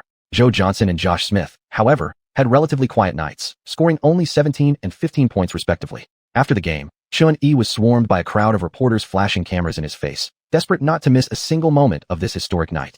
A reporter from Southern Sports Television of China asked, xuanhuan, congratulations on your playoff debut and on scoring 45 points. What does this playoff experience mean to you personally? xuanhuan, head down and wearing headphones, replied calmly. For me, playoffs aren't really different from the regular season. The opponents just prepare more thoroughly. I just need to prepare accordingly and win the game. If there's any significance, it's that seeing the series scoreboard motivates me even more. You've also set several personal records tonight. How do you feel about that? Can you share your thoughts with fans watching live? Didn't Chinese fans give me the nickname record breaker some time ago? I'll admit, it suits me perfectly, xuanhuan said with a smile toward the camera. The big screens outside Washington's home arena broadcast the entire game live. Tonight, Washington was destined to celebrate wildly, as Wizards fans were already dreaming about the upcoming home games in the series. After the Wizards-Hawks Game 1 concluded, the remaining 3 games of the night also came to an end. In the Heat vs. Celtics matchup, Boston easily defeated Miami to claim their opening victory. The Nuggets, led by Carmelo Anthony and Chauncey Billups, also took Game 1 with a comfortable win over the Jazz. As for the Bulls vs. Cavaliers, it was the most one-sided game of the night. Cleveland claimed a straightforward victory over Chicago. April 20th, in the Eastern Conference first round of the playoffs, Game 2 between the Wizards and the Hawks will once again take place in Atlanta. Chapter 104. Series leads 2-0. The Wizards' locker room was in high spirits after taking a 1-0 lead in the series. Everyone wore smiles before entering the arena, and Nick Young even challenged Xianxia to a long-range three-point shootout during warm-ups. To be fair, Nick, young gun, truly had an odd shooting pattern. His accuracy seemed to increase the farther he got from the basket, though Saunders dared not give him consistent playing time. Once he started shooting recklessly, the entire offensive system would collapse. As for the Hawks, their atmosphere was notably tense. During pre-game practice, every player wore headphones, focused solely on shooting, no laughter or jokes anywhere. After losing Game 1, Game 2 was crucial for Atlanta. If they failed to win this one, they'd have to play the next 2 games at the opponent's home court, making their chances of advancing even slimmer. Before tip-off, many analysts and media members shifted their stance like weather vanes toward the Wizards. Those who previously predicted Washington would lose in 5 or 6 games now revised their forecasts, claiming the Wizards might win in 6 or 7. Yet a small minority still believed the Hawks would triumph. After all, finishing 3rd in the East carried more weight than 6th, and on paper, Atlanta possessed superior talent compared to Washington. The only reason? Xianxia's sheer dominance in Game 1. He almost single-handedly shredded the Hawks' defense, while every Hawk except Horford performed abysmally. Before the game began, the entire Hawks team huddled together, arms over each other's shoulders, as veteran Mike Bibby delivered an impassioned pep talk. United in resolve, they swore to win this game. But the Wizards weren't about to hand them victory so easily. Winning again on the road would greatly increase their chances of closing out the series. Game 2 at the Hawks' home court was just as vital for Washington. Woodson adjusted his team's strategy. While relying heavily on Horford as the focal point inside worked well last game, it left the perimeter dangerously thin. So he decided to shift focus back to Joe Johnson and Josh Smith as the primary scoring options. But Joe Johnson failed to deliver. In 11 minutes of first quarter action, he shot 1 of 6, scoring just 2 points with 1 rebound and 1 assist, adding 2 early fouls to his stat line. Without Horford aggressively attacking inside and dropping 8 points in the quarter, the deficit could have spiraled early. Meanwhile, the Wizards stuck to their rhythm, scoring efficiently using familiar patterns. Besides Xianxia's perfect 8-point quarter on flawless shooting, Jamison contributed 8 points and 3 rebounds himself, helping Washington in the first quarter ahead 28-20. In the second quarter, Atlanta made adjustments. Though Joe continued to brick shot after shot, Josh Smith and Horford stepped up, keeping the score close and preventing further separation. However, when the Wizards prepared to pull away in the second half, the Hawks suddenly unraveled again. Atlanta shot 1 of 8 from 3 in the third quarter, followed by 1 of 6 in the fourth. Their combined second half three-point shooting? 2 of 14, a miserable 14.3% rate that squandered what should have been a competitive game. Ultimately, the Wizards won 96-86 on the road, extending their series lead to 2-0. The next 2 games would move to Verizon Center in Washington. Xianxia played 41 minutes, going 12 of 23 from the field, 2 of 5 from beyond the arc, and a perfect 6 of 6 at the free throw line, totaling a game-high 31 points, along with 4 rebounds, 6 assists, 1 steal, and 2 blocks. He had now played over 40 minutes in both games. Saunders had clearly stated before the series began that he wouldn't ease up on starters. In fact, playoff minutes for Washington's core players would match or exceed regular season loads. Thanks to the energy drinks provided by his system, Xianxia could handle the workload. But he deeply admired Jamison, whose average minutes jumped from 41.4 per game in the regular season to 44 in the playoffs, resting barely a minute per quarter. That kind of physical durability was astounding. Joe Johnson, on the other hand, played like a traitor tonight. 15 shots, only 3 makes, totaling just 9 points. Meanwhile, classmate Horford once again posted a massive double-double with 21 points and 15 rebounds, only to watch it vanish into nothingness. After the loss, the Hawks were utterly dejected, not only down 0-2, but facing 2 more games in the enemy's arena. Some Atlanta fans already began imagining how laughable it would be if their team got swept 4-0. April 24th, Washington. That night, the Verizon Center was sold out, with a 100% attendance rate. Fans had surrounded the arena 3 hours before tip-off, and every street near the venue was plastered with Wizards posters, rallying support for their home team in the playoffs. The words Black Six Miracle were printed across the posters, the central theme of Washington's campaign for this series. It was almost the first time Washingtonians had felt their basketball team more popular than the curling or baseball teams. The Wizards had only missed the playoffs by 1 year. They'd been regulars in previous seasons, but they always fell in the first round, either 2-4 or 0-4. Now, returning home with a 2-0 series lead, the excitement among fans was extraordinary. At 7 o'clock in the evening, as the Wizards players entered the court, nearly 20,000 fans unleashed a thunderous roar that engulfed the entire arena. Up 2-0, Fans of the Wizards aren't the only ones excited. Anyone following the playoffs would be thrilled. Before the series, none of us could have imagined the Wizards coming back home with such a huge advantage, said Yang Yi before the game tipped off. Zhang Heli looked at the grim faces of the Hawks players and smiled. Tonight will be a tough battle for Atlanta. They must win. There's no room for loss. The next 2 games will be played at the Wizards' home court. If they maintain the momentum from the first 2 games, they'll advance to the second round of the playoffs for the first time in franchise history, added xuanhuan. Xuanhuan's words reminded everyone. The Wizards were founded in the 1997-1998 season, and including this year, they had made the playoffs 5 times total, 4 of which ended in first-round exits. Right now, every single fan at home is hoping Chun-Yi can lead this team past the first round. It wouldn't just be a personal milestone for Chun-Yi, it would be a historic moment for the Wizards franchise, Yang Yi said. On the giant scoreboard, the starting lineups appeared, unchanged from both sides, still the most familiar 5-man units. The referee stepped into the center circle with a whistle in mouth and ball in arms. Horford was already crouched, ready for the jump ball, his expression intensely serious. Chapter 105, Savage Dunk. The intensity of the playoffs. Rashi had easily won the tip-off in the first 2 games against Horford. Tonight, with home court advantage boosting his confidence, the Wizards once again gained possession for the opening play. Chun-Yi took the ball to initiate the first offensive set, guarded once more by Joe Johnson. Seeing no adjustments from the opposing defense, Chun-Yi sensed an even greater chance of victory in this game. The results of the first 2 matchups in this series had already told everyone. Joe Johnson's lateral quickness and physical attributes were clearly a step behind Chun-Yi. In one-on-one situations, he simply couldn't contain him. Woodson was well aware of this, but helpless. He certainly couldn't assign the defensively worse Mike Bibby to guard Chun-Yi.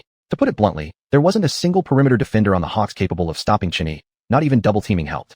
This time, Chun-Yi didn't even call for a pick and roll. After completing a handoff with Mike Miller at the top of the arc, he darted to the left wing to receive the ball back, then signaled for his teammates to clear out. Done, done, done. Chun-Yi rocked the ball between his legs, shifting directions repeatedly, aggressively manipulating Joe Johnson's center of balance. After a dribble from the post position, he faked a drive to the right, forcing Johnson to shift that way, then executed a quick pullback, switching the ball to his left hand and pausing momentarily in place. Johnson immediately regained his focus, instinctively assuming that Chun-Yi would now drive left after creating space. He anticipated Chun-Yi's path, stepping hard to his left to cut off the driving lane into the paint. But Chun-Yi, seeing Johnson suddenly lunge that way, promptly gathered the ball and stepped back sharply behind the 3-point line. With the step back complete, Chun-Yi found himself nearly wide open beyond the arc. The ball shot upward in a sharp, swift arc. Swish. The 3-pointer cleanly ripped through the net, and instantly the arena's DJ, perched high above the stands, triggered a professional sound effect of a bullet being loaded and fired. Chun-Yi. As the DJ shouted Chun-Yi's name, the crowd erupted into wild screams. A tidal wave of noise surged throughout the entire arena. Chun-Yi sprinted back on defense, raising a single finger to the sky in celebration. The deafening roars thrilled him. There was nothing quite like playing at home. The atmosphere here was absolutely electrifying. Every made basket sent adrenaline surging through his veins. Now it was the Hawks' turn to counter. Mike Bibby brought the ball across half court before immediately passing it to Joe Johnson. Guarded by Chun-Yi, Joe Johnson called for a screen. This pick wasn't just about creating a mismatch and escaping Chun-Yi's pressure. Joe was also looking to exploit gaps in the Wizards' defensive rotations to attack the rim directly. As Horford moved in to set the screen, Joe Johnson exploded forward, squeezing through the narrow space between Rashi and Chun-Yi. Jamison rotated over from the elbow to help defend, but Joe used his shoulder to push him aside, then spun into a floater. Jamison responded with a clean reaching foul, heavily disrupting the shot's trajectory and sending Joe Johnson to the free throw line. The Wizards' home fans showed their full support, unleashing loud boos and jeers as Johnson prepared to shoot. For the past 2 games, whenever Chun-Yi stepped to the line, the Hawks crowd had pulled out every trick to distract him. Now, the same tactic was being returned in kind.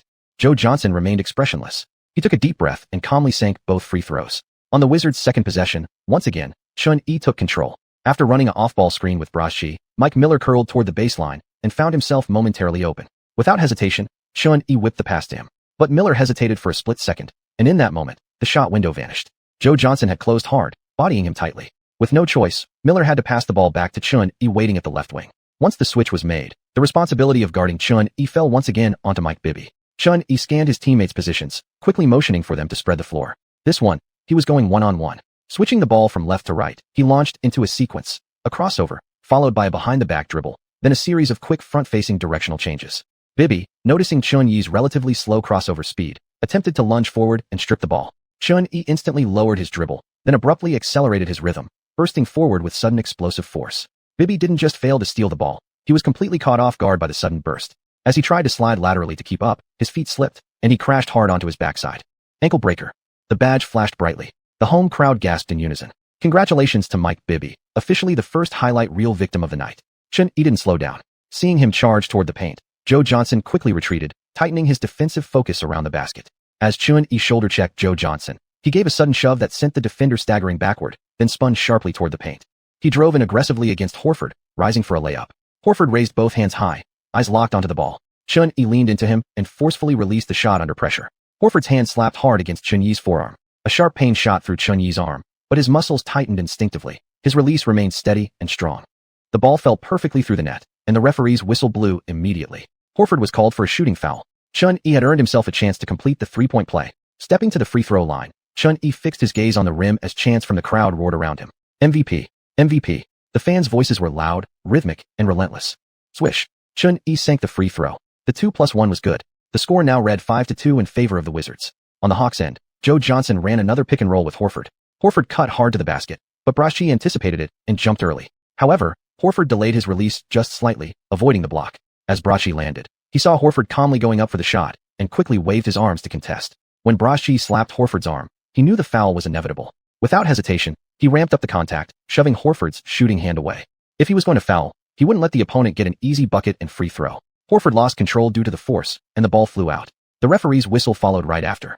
Horford stepped to the line and calmly knocked down both free throws, cutting the deficit to just 1 point. By the first quarter, the defensive intensity between both teams had visibly escalated. In just the first 8 minutes, the two teams had already accumulated 5 fouls combined. The constant whistles disrupted the flow of the game, and fans nearly saw someone step to the free throw line every other possession. With frequent fouls and physical play running high, scoring remained low, and coaches began rotating players more often than usual. Yet Chun never entered Saunders' rotation plans. Except during timeouts, there simply wasn't any moment for Chun to rest. With 1:21 left in the first quarter, Chun called for a screen in the corner, then exploded into the paint. He turned past Marvin Williams near the edge of the paint, and suddenly found himself guarded by the Hawks' backup center, Zaza Pachulia. Facing Zaza, Chun felt no fear at all. He powered off his legs and went straight up strong for a dunk attempt. His shoulder crashed into Zaza's chest. The collision of muscle on muscle caused Zaza to wobble unsteadily, momentarily dazed before stumbling back a step. Clang! Chun channeled full power through his body, slammed the ball down forcefully with both hands, and ripped through the net. A silvery white, posterized badge flashed brightly. Oh my god, what a vicious poster dunk! Yang shouted excitedly. Zhang Heli also took a deep breath. Now this is playoff intensity. Pachulia has become Chun Yi's second victim of the night. Chun hung from the rim with both arms, suspended in midair. Only after confirming no one's leg was stretched underneath did he safely land. Chapter 106, The New King of Swagger. Welcome back to the live broadcast of Game 3 of the first round of the 2009-2010 NBA playoffs, Wizards vs. Hawks, brought to you by CCTV Sports. I'm your host Yang Yi. Yang Yi said into the camera. The scene returned to the court, Verizon Center in Washington, D.C., where players from both the Wizards and the Hawks sat clustered on their respective benches. Just moments ago, Wizards head coach Eddie Jordan had called his team's final timeout of the game. At this moment, nearly all the fans were on their feet applauding, some especially excited ones letting out piercing screams. On the arena's giant scoreboard, 1 minute and 33 seconds remained on the clock, with the score reading 107-89. With a nearly 20-point lead, the Hawks players trailing behind looked utterly dejected. Even Mike Woodson furrowed his brow, staring blankly at his clipboard, unsure what to say. Joe Johnson, the Hawks franchise player, stood mouth slightly agape as sweat dripped from his forehead down his cheek. He stared silently at the stat sheet displayed on the screen. This had been Joe Johnson's best performance in the series so far. He played 36 minutes, shooting 9 of 22 from the field. Though only 1 of 4 from beyond the arc, he sank all 7 of his free throws, finishing with 26 points, 4 rebounds, and 6 assists. But everyone else on the Hawks disappeared. Al Horford did grab 12 rebounds, yet failed to match the offensive efficiency he showed in the first 2 games, scoring just 10 points on 4 of 9 shooting inside plus free throws. Josh Smith was the biggest liability, just 2 of 12 from the field, missing 3 of 6 free throws for a mere 7 points. Starting power forward Marvin Williams was even more atrocious, 7 shots, only 1 made, almost denting the rim with how poorly he shot. This collective offensive collapse caused the Hawks to be overwhelmed by the Wizards' run starting in the second half. Misery loves no company. On the Wizards' bench, players celebrated with high fives. Chun was already slumped on his seat wiping sweat, occasionally cracking jokes with Anton Jameson beside him. Chun felt this game had been relatively easy. Although the first quarter featured intense physical play, frequent fouls, and fierce collisions that made the commentators remark on the heightened intensity, things began to unravel for Atlanta after halftime.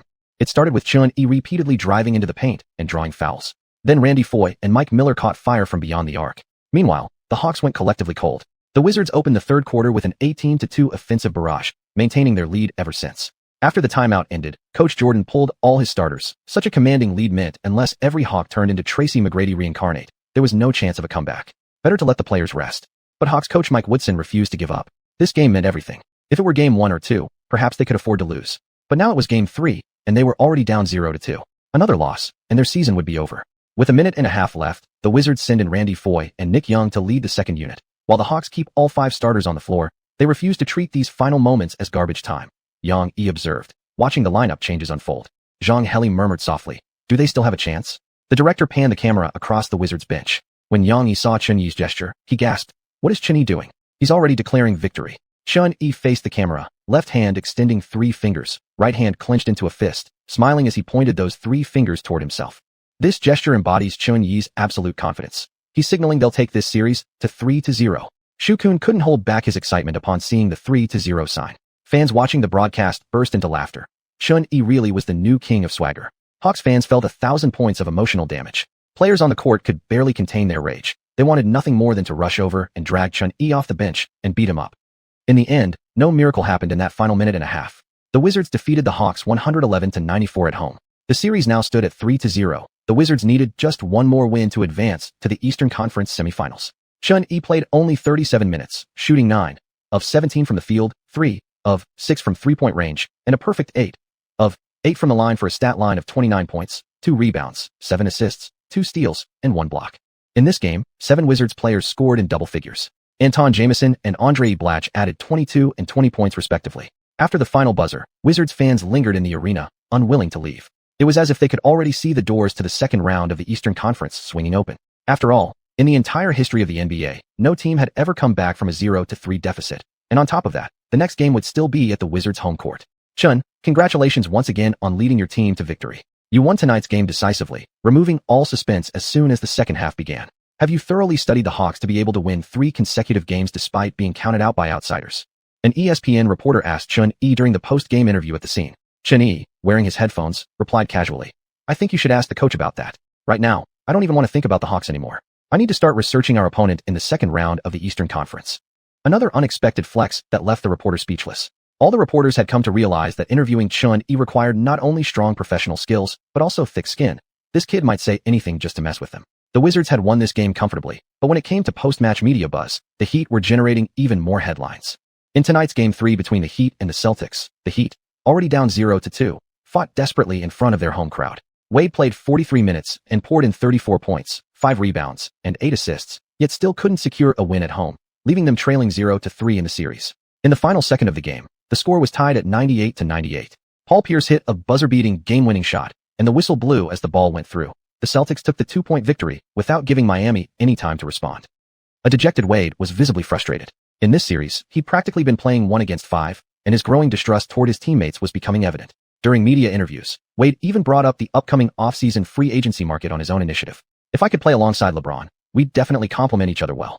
One stone stirred 10,000 waves. The comment sent reporters into delight. They knew they'd have plenty to write about tonight. Fans interpreted it as Wade directly throwing shade. But Cleveland fans ignored him completely. After all, their king had just defeated the Bulls yesterday, taking a commanding 3-0 lead in the series. Their confidence in winning the championship was stronger than ever. Besides, James had already declared his loyalty to Cleveland back on April Fool's Day. Wait, just a third wheel. Chapter 107. Advancing to the Eastern Conference semifinals. Although the Wizards had taken a commanding 3-0 series lead, unfortunately, Chun Yi still couldn't lead his team to sweep their opponent at home. On April 26th, in Game 5 of the Eastern Conference's first-round playoff matchup between the Hawks and the Wizards, Joe Johnson, Horford, and Josh Smith, the 3 core players of Atlanta, combined for 50 points, defeating the Wizards 91-87 on the road to secure their first win of the series. Not being swept gave Joe Johnson reason to nearly shed tears when the final buzzer sounded. Chun Yi played 40 minutes tonight, recording 25 points, 7 rebounds, 11 assists, 1 steal, and 2 blocks, a flawless stat line once again. Actually, through the first 3 quarters, the Wizards had been dominating the game. They entered the fourth quarter with an 8-point lead. But in the final quarter, all Wizards players suddenly went cold, giving Atlanta a chance to mount their comeback. The Wizards' perimeter shooting was particularly poor throughout the game. They made just 2 out of 11 three-point attempts. In contrast, Atlanta connected on 8 of 19 threes, achieving a high 42.1% shooting rate from beyond the arc. After securing this victory, Hawks head coach Woodson fired up his players with intense motivation. At this stage, he knew mindset was just as crucial as skill. On the private jet back to Atlanta, Woodson gathered the team together. No team in history has ever come back from a 0-3 deficit. This season, let us be the first to make history. Fueled by the idea of making history, the Hawks returned to Atlanta full of fighting spirit. But creating history is easier said than done. On April 28th, in Game 5 between the Wizards and the Hawks, the burning determination inside the Hawks players was extinguished by Chun-Yi within less than 3 minutes of tip-off. In the Wizards' first 4 offensive possessions, Chun-Yi drained 3 consecutive three-pointers, 4 in a row, all piercing straight through Atlanta's perimeter defense. For the entire first quarter, the Wizards simply bulldozed over their opponents. 39-14. The Wizards opened with a massive 25-point lead, turning the game into a non-contest early. In the following minutes, the Hawks attempted several comebacks, but the Wizards matched them in intensity. After failing to complete a home court sweep, the Wizards were determined not to prolong things. They wanted to end this series right here in Game 5. With 2 minutes left in the game, when the Hawks players glanced at the scoreboard and saw the score difference, their spirits completely collapsed. 109-81. Atlanta trailed by a staggering 27 points. At that moment, Horford felt overwhelming helplessness throughout his body. When Chun-Yi drove into the paint and completed a difficult and-one layup with 2 minutes and 12 seconds remaining, Horford knew their season was over. Even though both team starters were still on the court, the final 2 minutes had clearly become garbage time. In the end, the Wizards defeated the Hawks 118-87, completing the Black Six miracle and advancing to the Eastern Conference semifinals. This marks the first time in the franchise's 10-year history they've reached the second round of the playoffs, and it's also Chun-Yi's first time leading a team this far, exclaimed Yang Yi excitedly after the game. Zhang Heli stood up, clapping enthusiastically as he said, in his rookie year in the NBA, Chun-Yi has already achieved what Yao Ming took 7 years to accomplish, leading a team past the first round of the playoffs. In Game 5, Chun-Yi played 44 minutes, shooting 11-4, 21 from the field, including 5-4, 8 from three-point range, and a perfect 3-4, 3 from the free throw line. He finished with a career-high and game-leading 30 points, along with 6 rebounds, 7 assists, 2 steals, and 2 blocks, a remarkably complete performance that powered his team to a 4-1 series victory and advancement to the next round. After the game, although visibly disappointed, Horford sincerely congratulated Chun-Yi. Congratulations to your team. I hope you go even further in these playoffs. Horford was undoubtedly the SVP of this series. As a third-year rookie, he averaged 19.6 points, 11.2 rebounds, and 4.5 assists per game, almost single-handedly dominating the paint. After reviewing Horford's stats, Chun-Yi was genuinely surprised. Next season, the Hawks would likely build their entire team around Horford. Following the conclusion of the series, Chun-Yi received his rewards from the system while inside the locker room. Ding! Congratulations, host, on winning the first-round playoff series. Bonus reward, 5,000 points. Ding! Congratulations, host, on setting a record for most points in a player's playoff debut during Game 1. Bonus reward, 3,000 points. Ding! After 5 playoff games, you have secured 4 victories, earning you 3,396 points. Previously, after Game 1, Chun-Yi had noticed he hadn't received any points and questioned the system. The system explained that playoff points would be awarded only after the entire series concluded. Combining base points and bonuses across the 5 games, Chun-Yi earned a total of 12,209 points. Adding that to his previous balance, his total points now amounted to 19,417. After receiving the rewards, Chun-Yi noticed a difference from the regular season. Only games won would count toward point accumulation in the playoffs. Losses earned 0 points. In Game 4, for example, Chun-Yi should have received over 800 points, but because they lost, his points were reduced to 0. A maximum of 4 games points are calculated per series. What if it goes to a Game 7? Then you lose out on 3 potential games of points. Chun-Yi sighed. It seemed clear now. The playoffs demanded swift and decisive victories. The day after returning to Washington, the entire team flew to Orlando to begin early preparations for the Eastern Conference semifinals. Although the Magic hadn't yet finished their series against the Bucks, Orlando already held a commanding 3-1 lead, and no one believed Milwaukee could possibly come back. April 30th, 2009/2010 playoff season. Round 1 concluded entirely. In the Eastern Conference, the Cavaliers defeated the Bulls 4-1, the Magic defeated the Bucks 4-1, the Wizards defeated the Hawks 4-1, and the Celtics defeated the Heat 4-1. Every Eastern Conference series ended with a 4-1 result. No sweeps occurred, and only the Wizards advanced as an underdog, avoiding any Black 8 or Black 7 upsets. As for the Western Conference, all teams had played exactly 6 games, with every series concluding 4-2. The advancing teams were the Lakers, Jazz, Spurs, and Suns. Notably, both the Jazz and the Spurs qualified as underdogs who had overcome higher-seeded opponents.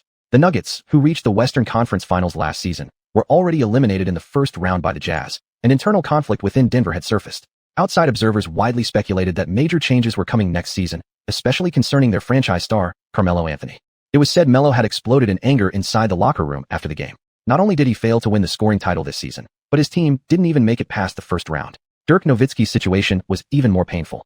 After the Mavericks were shockingly eliminated 2-4 by the Spurs, both Dirk and Dallas were left utterly humiliated. This season, the Spurs' record wasn't particularly impressive. They struggled early, barely clawed their way into the playoffs, and finished 7th in the West. Yet on April 29th, they pulled off the legendary Black 7 upset, defeating the heavily favored Mavericks and becoming the first Western Conference team to advance to the second round. The Mavericks truly had a brutal fate. The last time they suffered such an embarrassing early exit was in the 2007 playoffs, when they finished with the best record in the entire league, only to be knocked out by the Golden State Warriors in the infamous, we believe, Black 8 miracle.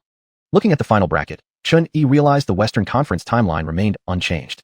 He genuinely sympathized with the Mavericks' plight. It simply proved one thing. Every team that made the NBA playoffs was formidable, and especially when you had a team led by Tim Duncan and coached by the sly fox Greg Popovich like the Spurs, nothing should come as too much of a surprise. Chapter 108. Rookie of the Year, Filling the Void. After the Wizards successfully advanced to the second round of the Eastern Conference playoffs, Chun-Yi continued to dominate headlines across major Chinese websites. On April 30th, while the redo surrounding Chun-Yi's playoff run had yet to fade, another Zhongbang announcement exploded across the internet servers.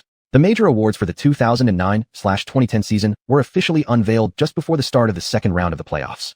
Prior to the official announcement, the Rookie of the Year award had already generated significant discussion and anticipation in China, though this was by far the least suspenseful award of them all. Without a doubt, Chun-Yi was unanimously voted as the 2009 Rookie of the Year. He also became the only player in NBA history to win this award without having entered the draft. The All-Rookie first team was also announced: Taj Gibson, Tyreek Evans, Brandon Jennings, Stephen Curry, and Chun-Yi. The All-Rookie second team included DeJuan Blair, James Harden, Marcus Thornton, Darren Collison, and Johnny Flynn. Additionally, the league released the detailed voting results for the All-Rookie teams. As expected, Chun-Yi received all 100 first-place votes, totaling 200 points, earning a unanimous selection to the first team. This year's All-Rookie teams looked quite unusual. Before the season ended, many had speculated how the roster would balance 3 frontcourt and 2 backcourt players, but the final selections featured 1 forward and 4 guards, with no player taller than 2.08 meters. Brandon Jennings making the first team served as a major consolation, considering that if only 3 guards could be selected, he would almost certainly have been left out. Dwight Howard won his second consecutive Defensive Player of the Year award. After receiving the DPOY trophy, Coach Hu stated in an interview that his top priority now was improving his offensive skills, so he could challenge LeBron James for the MVP title. Magic head coach Stan Van Gundy clearly held high hopes for his star pupil, even suggesting that Howard had a real chance at winning MVP this season. But Chun-Yi knew that was impossible. Regardless of anything else, over these 2 years LeBron James was the clear favorite of David Stern, and Howard simply couldn't match James in scoring or team record. When it came to the MVP race, James faced no real competition. The Most Improved Player award went exactly as Chun-Yi remembered. It was awarded to Aaron Brooks of the Rockets. With Yao Ming sidelined for the season and McGrady traded away, Brooks averaged 19.6 points per game, an increase of 8.4 points from the previous season, nearly leading Houston into the playoffs. The 6th Man of the Year was given to Jamal Crawford. After 10 seasons in the league, Crawford finally found his perfect role with the Bobcats, emerging as an instant bench assassin. The Coach of the Year honor went to Scott Brooks, who had been one of the preseason frontrunners. After being promoted to head coach permanently, Brooks led the Thunder to a stellar 50-32 record and secured a playoff berth in the brutally competitive Western Conference. The Thunder improved by 27 wins compared to the previous season, undoubtedly the biggest leap forward of any team this year. The Thunder management took this achievement seriously and scheduled a press conference at the Ford Center on the afternoon of the award announcement, with both Brooks and GM Sam Presti in attendance. Of course, the most prestigious award of all, the regular season MVP, once again belonged to LeBron James, who ascended the throne after leading his team to the best record in the league. With 37.68% of the vote, he officially became the 10th player in history to win back-to-back MVP awards. Notably, Chun-Yi received 10.72% of the MVP votes, finishing 5th on the ballot. It was truly remarkable that a rookie like Chun-Yi managed such recognition. Most media outlets had shown him immense favor, which ultimately allowed him to edge out Dwayne Wade and earn a spot on the All-NBA first team. The 2009/2010 All-NBA teams were as follows. All-NBA first team: Dwight Howard, Kevin Durant, LeBron James, Kobe Bryant, Chun-Yi. All-NBA second team: Amare Stoudemire, Dirk Nowitzki, Carmelo Anthony, Steve Nash, Dwayne Wade. All-NBA third team: Tim Duncan, Pau Gasol, Joe Johnson, Darren Williams, Brandon Roy.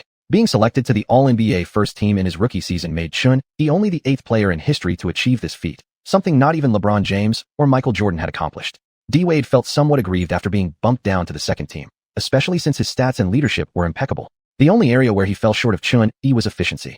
The league didn't leave the 2006 Finals MVP out in the cold though. In the Stihog announced all-defensive teams, Wade headlined the first team.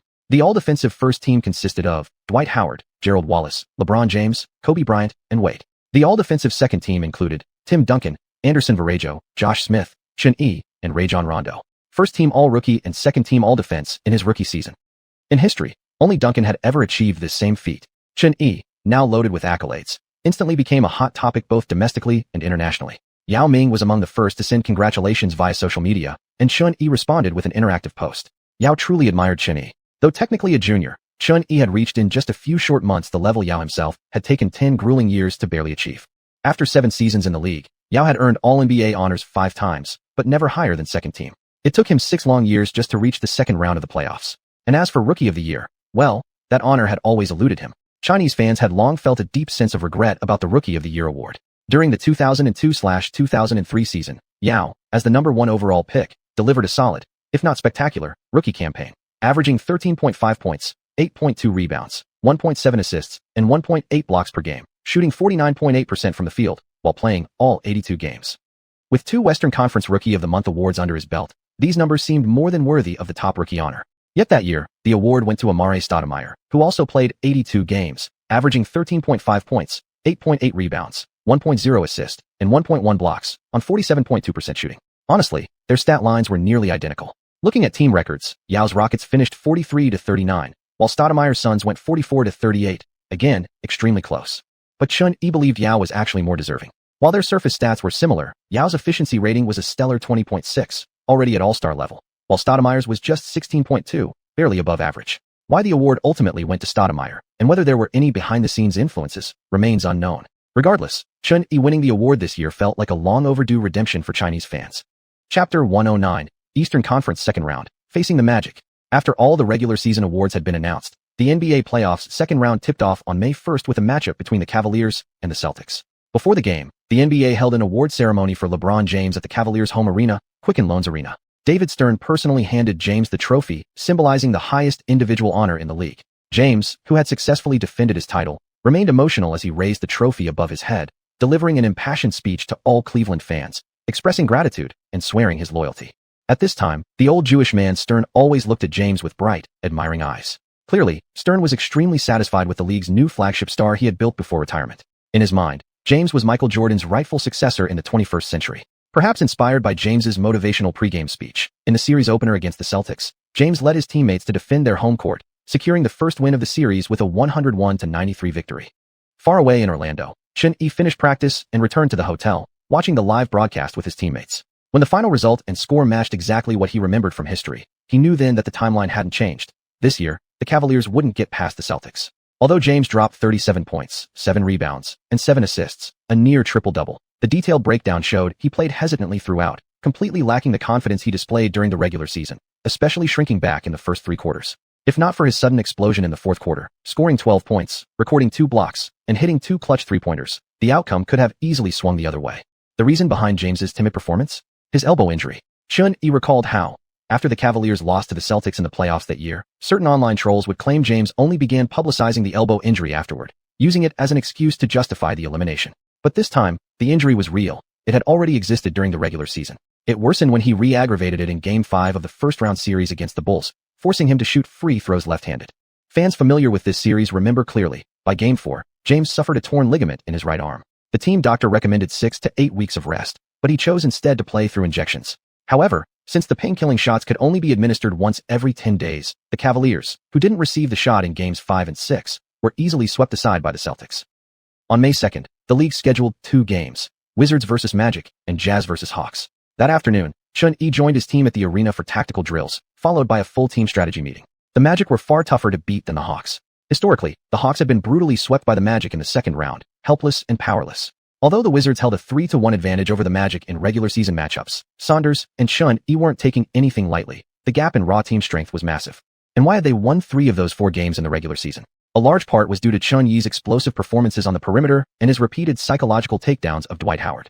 In the playoffs, however, Master Hua had championship ambitions. He'd naturally dial back his carefree, fun-style basketball. After discussing with Saunders, they both agreed that the most effective way for the underdog Wizards to pull off an upset would be to shut down Rashard Lewis. But why target Lewis instead of Howard? Simple. Aside from Chairman Yao, who in this era could actually contain Howard, this year's Magic were at least a tier below last year's version. Their outside offense wasn't as strong as Washington's, but Lewis on the wing posed a significant threat. Just look at the $100 million contract the Magic gave Lewis back in 2007. It shows just how indispensable he was to their entire perimeter attack. To counter him, the Wizards could follow the blueprint of the historic Celtics. Kevin Garnett was a nightmare for mobile power forwards like Lewis. When Garnett silenced Lewis completely, the Celtics went on to defeat the Magic 4-2 in the Eastern Conference Finals. Anton and Rashard Lewis play very similar styles. Chun-Yi analyzed, studying the roster. Players of the same type can only trade blows at best. Our frontcourt players simply can't contain Rashard. Saunders nodded. I've been thinking, We should use Blatch, who has better defense, at the 4 to guard Richard, while Anton shifts to the 3. What about the 5? Chun-Yi asked, pondering. JaVale McGee. Hearing Saunders' answer, Chun-Yi immediately shook his head. Matching McGee up against Howard would be equivalent to surrendering the paint. But this was the only possible solution. There was no other way to contain Lewis without making such an adjustment.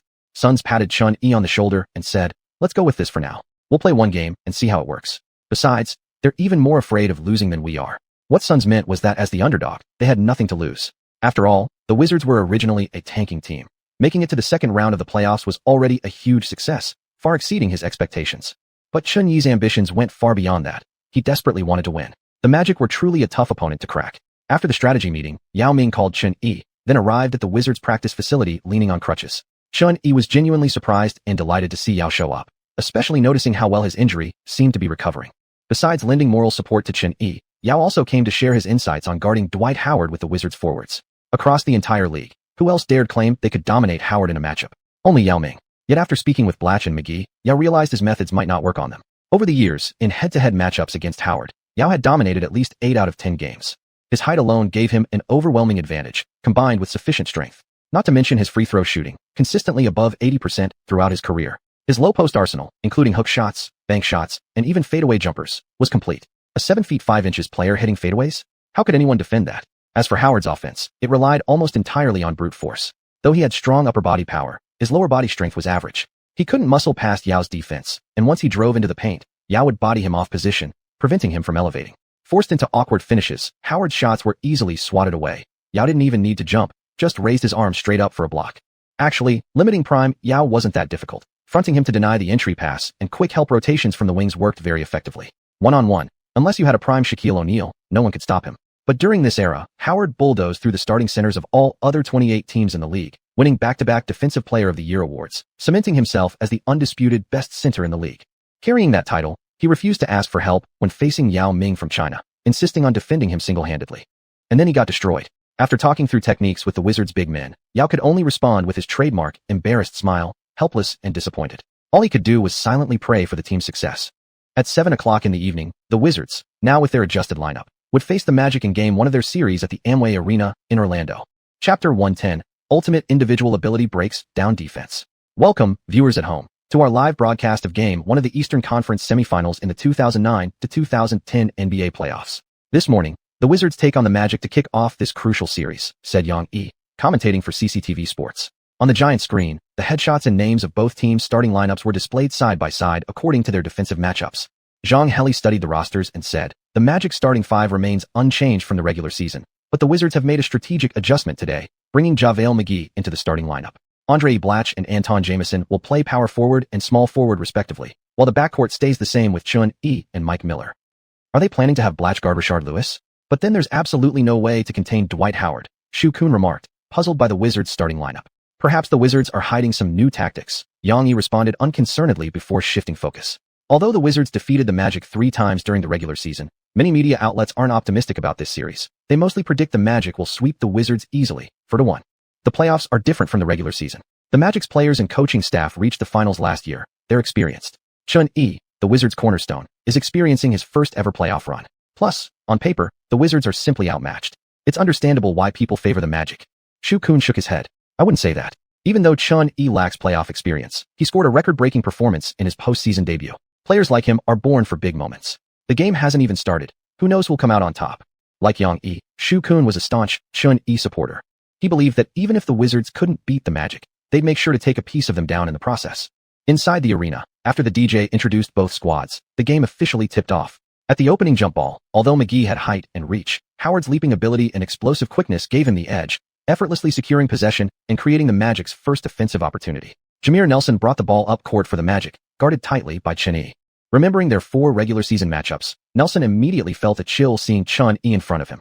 He quickly called for a screen from Howard. Their coordination was seamless. After setting the pick, Howard rolled hard toward the basket.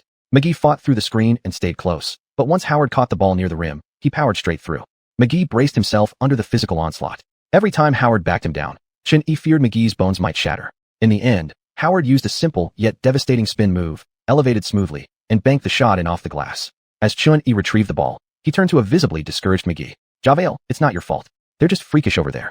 Chun-Yi initiated the next possession. As he stood at the top of the key, face to face with Nelson, he noticed a shift in the Magic's defensive scheme. Howard and Lewis hovered near the paint, eyes locked onto Chun-Yi. During the regular season, the Magic had stuck with man-to-man defense. Whenever Chun-Yi attacked the rim, the interior would open up like a corridor. Now, however, they switched to a zone-like setup within the paint. While still closely guarding Jamison, both forwards remained ready to rotate and trap Chun-Yi once he drove in. This was Stan Van Gundy's response to the Wizards' lineup change. By replacing Andre Blatche with McGee, Washington had boosted their interior presence but sacrificed significant perimeter firepower. McGee offered no shooting threat, and Blatche's three-point shooting wasn't something the Magic respected. Thus, they decided to let Chun-Yi isolate, and once he penetrated, they'd immediately cut off passing lanes, forcing him into one-on-two situations. Compared to Atlanta's approach in the first round, double-teaming Chun-Yi aggressively from beyond the arc, this strategy was far more effective. Against Atlanta, Chun-Yi could always pass to open shooters who'd shred the defense. Here, the Magic forced isolation without giving up easy looks. Indeed, the Magic proved once again they were among the league's elite defensive teams, thoroughly prepared and refusing to underestimate their opponent. Recognizing their intentions, Chun-Yi didn't rush into a one-on-one drive. Instead, he called for a pick from Jamison, who came up from the baseline. As Jamison reached the top of the key, Chun-Yi faked a rightward attack. Once Nelson shifted his weight, Chun-Yi exploded left, threading the ball through the narrow gap between Jamison and Matt Barnes, his body darting through the sliver of space with astonishing agility. At that instant, Howard and Lewis reacted. Now, deep in the paint, Chun-Yi faced two defenders alone. Only one passing lane remained, to the right baseline, where Blatche stood. But Chun-Yi abandoned the idea of passing. His speed didn't waver. His body surged forward, about to collide with Howard. Howard tensed every muscle in his body, bracing himself for the collision, when suddenly, a whoosh of wind rushed past him. At the very instant he was about to make contact, Chun-Yi brought the ball together with both hands and explosively pushed off the ground with his right leg, using the momentum to spring sharply to his left, creating half a step on Howard. And just as he was about to collide head-on with Lewis, he instantly drove off his left leg, stepping hard to the right. What incredible Euro step! Charles Barkley exclaimed from TNT's broadcast booth, watching in awe as Chun-Yi slithered between two giants like a dragon weaving through clouds. Wow. Among active players, I've only ever seen Dwayne Wade do it this way, Kenny Smith added. After shaking off both defenders, Chun-Yi casually flicked the ball up with his left hand, finishing with a reverse layup. He was still moving at full speed when the ball left his hand, finally coming to a stop only after crashing into the backboard. The ball kissed the glass and dropped cleanly through the net. 2-2. This version of the Euro step, a signature move popularized by Dwayne Wade, is a variation known for its exceptional deception and agility. Chun-Yi's strides weren't long, but they were lightning fast, so quick that Howard and Lewis didn't even have time to think. Their bodies instinctively reacted, thrown off balance before they realized what happened. After scoring, Chun-Yi pounded the backboard in celebration. At the start, the Magic showed just how imposing their defense can be, but Chun-Yi wasn't intimidated one bit. With sheer individual brilliance, he completely dismantled Orlando's interior defense. Yang-Yi was visibly stunned. This was superstar basketball at its finest. Sander, holding a clipboard, led the Wizards' bench in applause. When he'd first seen the Magic's defensive scheme, he had been nervous.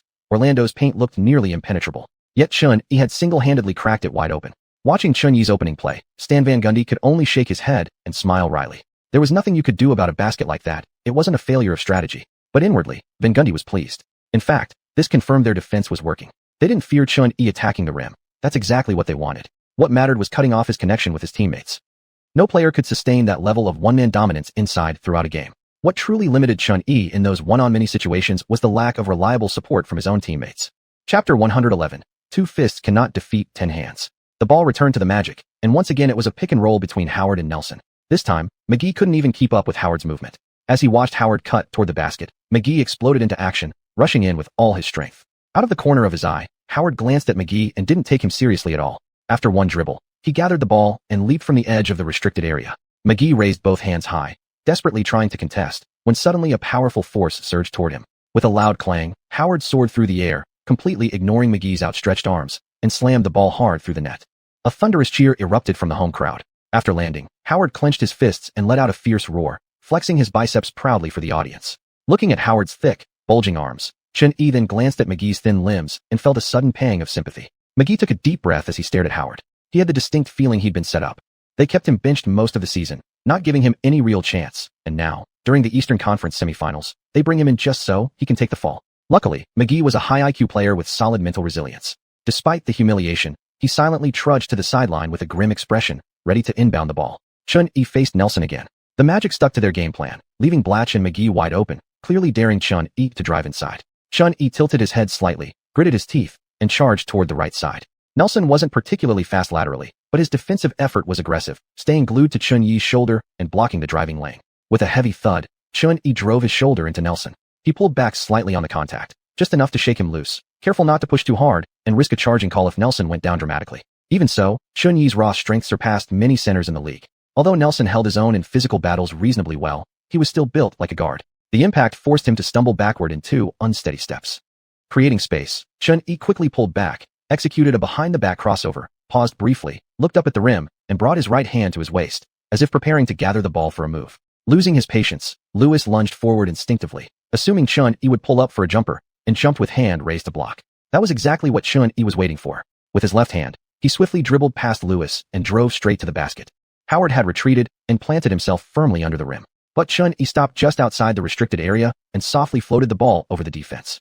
The arc was high, the touch gentle and precise. The ball dropped cleanly through the net without touching the rim. Chunyi beautifully fakes Lewis into the air with a pump fake. Then instead of challenging Howard head-on in the paint, he calmly floats the ball in with a delicate touch. An extremely smart play, Guahi commented after Chunyi's basket. Chunyi has excellent rhythm and composure, completely unfazed facing a 2-on-1 situation inside. Yang added, then shifted tone slightly.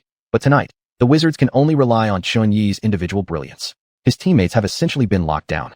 On the next possession, Lewis finally shook off Blatch's defense in the pick and roll, received the ball in the corner at a 45-degree angle, and drained a three-pointer without hesitation. In contrast, Washington's third offensive play again fell into Chunyi's hands. This time, he attempted to penetrate and kick the ball out to Blatch, hoping to test his three-point range. Left completely unguarded near the baseline, Blatch launched a three that clanked off the rim. Howard secured the rebound. Just as Yang predicted, the Wizards' offense revolved entirely around Chunyi. The Magic's defense was too effective. Outside of Jamison providing occasional scoring support from the perimeter, no other teammate stepped up. In the paint, they were utterly dominated. Throughout the game, Chunyi kept trying to feed Blatch opportunities. Sure, Blatch had practiced three-pointers before, but his shot wasn't reliable. After being blocked twice by Howard, he dared not venture outside anymore, opting to stay close to the basket. But Howard excelled at dismantling this type of conservative center. Washington's entire interior was being demolished by him single-handedly. The first quarter ended with the Wizards getting thoroughly beaten. Chunyi played all 12 minutes, finishing the period with 14 points, 3 rebounds, and 1 assist. The score stood at 19-32, Washington trailing by 13. Chunyi alone accounted for 70% of his team's total points, truly carrying 5 men on his back. The second and third quarters collapsed even faster. Not only did Howard dominate inside, but Lewis, floating beyond the arc, rained down three-pointers relentlessly. Blatch was, after all, just a blue-collar worker. Before the game, both Chunyi and Saunders had hoped to use him as a defensive anchor with offensive versatility, like Kevin Garnett, but that was utterly unrealistic. Blatch couldn't stop Lewis, contributed nothing inside, and with Vince Carter continuously adding firepower from the perimeter, the Magic's attack was unstoppable. In the end, the opening battle of this Eastern Conference semifinal series concluded swiftly, with the Wizards falling decisively 89-111. Chunyi, who played 40 minutes throughout the game, perfectly embodied the saying, 2 fists cannot defeat 10 hands. He recorded a near triple-double with 25 points, 9 rebounds, and 9 assists, while the constant double teams from the Magic in the paint limited his shooting efficiency to under 45%. Aside from Chunyi, only Anton Jamison scored more than 15 points for the Wizards. On the Magic's side, Howard asserted his dominance with a stellar double-double of 28 points and 17 rebounds, while Lewis also poured in 28 points, knocking down 6 of his 10 three-point attempts and nearly shredding the Wizards' net. After the game, an elated Dwight Howard celebrated wildly. He had long resented this Wizards team, and today he finally had his revenge. Stan Van Gundy, on the other hand, approached Chunyi after the game to offer words of encouragement. He was thoroughly impressed by Chunyi's performance. His defensive schemes had proven largely ineffective, and Chunyi had single-handedly dismantled the Magic's defense through sheer individual brilliance. Had the Wizards possessed a strong interior presence, the outcome might have been uncertain. Our perimeter strength is much weaker now. Nelson's playmaking simply doesn't meet the standard. But if next season we could recruit this kid to run pick and rolls with Dwight. A strange thought suddenly flashed through Van Gundy's mind. At the post-game press conference, Saunders openly admitted that he hadn't prepared adequately, leaving him helpless against the opponent's dominant frontcourt, and took full responsibility for the loss. In truth, Saunders' coaching ability no longer needed validation. He was widely respected for his defensive discipline. Any clear-eyed observer knew the rout wasn't his fault. With this roster, no coach could have fared much better. Chun, as it's your first time reaching the Eastern Conference semifinals, do you have any thoughts you'd like to share? Will this defeat shake your team's confidence? Having finished questioning the head coach, the media now turned their focus squarely onto Chunyi. Chapter 112, The Defense of Washington. Mr. Chun, hello. After advancing to the second round of the playoffs, you suffered a setback in the first game. How does this affect you personally, and does it impact the team's confidence? Asked a reporter from ESPN. Chunyi took the microphone without hesitation and said, the Magic are a tough opponent, and they were last year's runners-up. Many of our players on the Wizards, including myself, are experiencing the playoffs for the first time, so we lack some experience. But that doesn't affect our mindset at all. Another reporter asked, but with tonight's game ending in such a large margin, Won't this damage your team's confidence? Xianxia shrugged. It's just one loss. The NBA playoffs aren't March Madness. There are still 6 games left in this series before it's over. After the press conference ended, some of Xianxia's critics began showing their true colors on social media. Xianxia? He only gets more shot attempts. That's all. He's a fake superstar. The Wizards making the second round was pure luck. They won't go far. If they hadn't faced the Hawks in the first round, they probably wouldn't have even made it to the second round. Rookie of the Year? Just wait until Dwight Howard shaves his head clean. Despite falling behind 0-1, Xianxia and the Wizards didn't feel much psychological pressure. They acknowledged they were outclassed, but most importantly, Saunders had been constantly providing mental support for the players, taking full blame himself and repeatedly emphasizing that flawed roster decisions were the real reason for their defeat. 2 days later, in Game 2, the Wizards once again lost at the Magic's home court. This time, Saunders reverted to the starting lineup and returned to the pick-and-roll system they'd relied on most during the regular season, but they still couldn't handle Dwight Howard and Rashard Lewis. With the regular lineup, Jamison guarded Lewis, leading to a matchup where both players essentially burned each other defensively. Neither could stop the other. While Jamison provided reliable scoring from the perimeter, Lewis completely dominated him in shooting ability, especially beyond the arc. 101-109. The Wizards lost Game 2 by 8 points. All of Xianxia's haters were now celebrating like it was a holiday. 0-2 down. The Wizards were just 2 wins away from being eliminated. Numerous analysts were already predicting the Magic would sweep the Wizards 4-0, while a minority predicted 4-1 or 4-2. No one even believed the Wizards could force a 7th game. For the Wizards players, this loss did create a sense of urgency, but Xianxia and Saunders still had strong abilities to self-regulate. They'd lost the first game by 22 points, and only by 8 in the second.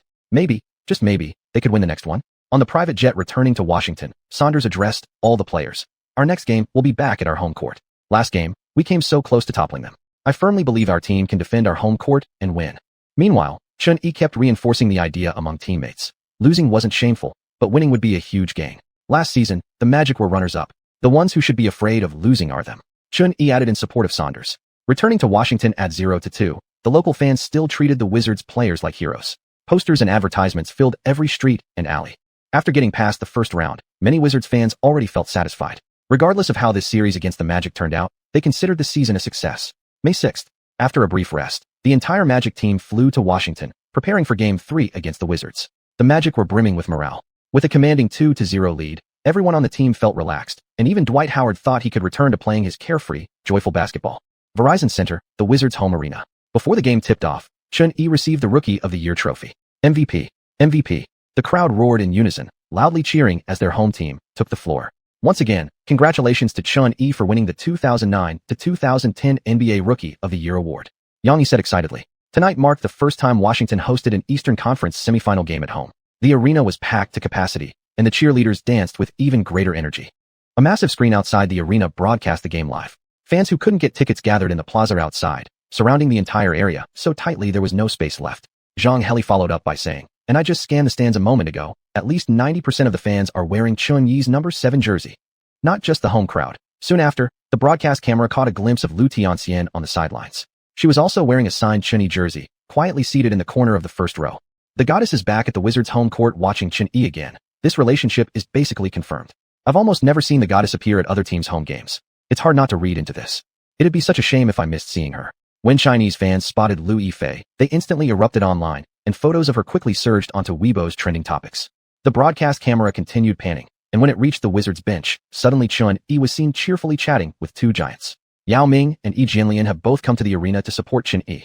The way he looks, Yao's recovery is going pretty well, Yang Yi commented as he watched the trio. Zhang Heli chuckled. Yao Ming has been attending every game in Orlando so far. A lot of media were already speculating that he's been advising the Wizards on how to handle Howard. To deal with Howard, you need Yao Ming himself to step in. In the 6 playoff games the Magic have played, Howard has dominated the opposing big men every single time. Next season, we need Yao to take some of that edge off him, Xiuxian added with a laugh. It wasn't just about strategy. Ever since Yao Ming had started appearing frequently at Wizards Magic games, numerous outlets had begun speculating that he was actually trying to recruit Rookie of the Year Xianxia for the Rockets. After briefly greeting Yao Ming and Jianlian, Xianxia slung an arm around his teammates and gathered them together for the pre-game ritual. We cannot lose this game, Saunders said sternly after discussing tactics with Xianxia, holding up his clipboard. Xianxia nodded. If the surging Magic took a 3-0 lead, they might just sweep the series 4-0 without mercy. This game had to be won. The Wizards refused to be eliminated on their home floor. Then let's play exactly as planned, Xianxia murmured, his eyes locked firmly on the basket with unwavering determination. As the starting lineups flashed across the big screen, Xianxia called his teammates together before stepping onto the court. All right, let's go. Defense of Washington. Chapter 113. Conditions for activating the Overlord. Aluan. Do you think the Wizards can adjust in this game? Yao placed his cane to the side and glanced at Alyuan, asking seriously. Alyuan propped his chin on his hand and said, the first 2 games were both at the Magic's home court, and combined with the Wizards' lack of experience, that's why they suffered such heavy losses. Now they're back in Washington and have adapted over the past 2 games. I think they'll come up with more effective countermeasures. Yao sighed wryly. So you're saying you believe the Wizards can defend their home court? Xianyi's scoring ability is just too strong. He always manages to surprise us, Alyuan replied. After all, Xianyi once dropped 60 points on him. He knew all too well just how terrifying Xianyi's scoring ability could be. If the Wizards want to win, they'll need to improve defensively. Their defense in the first 2 games was terrible. Their performance didn't even look like that of a playoff team. But this time their lineup has changed again. The overall defensive quality of the starting 5 has actually decreased. Sanders is a coach who emphasizes defense. Could it be that they've developed a new tactical system?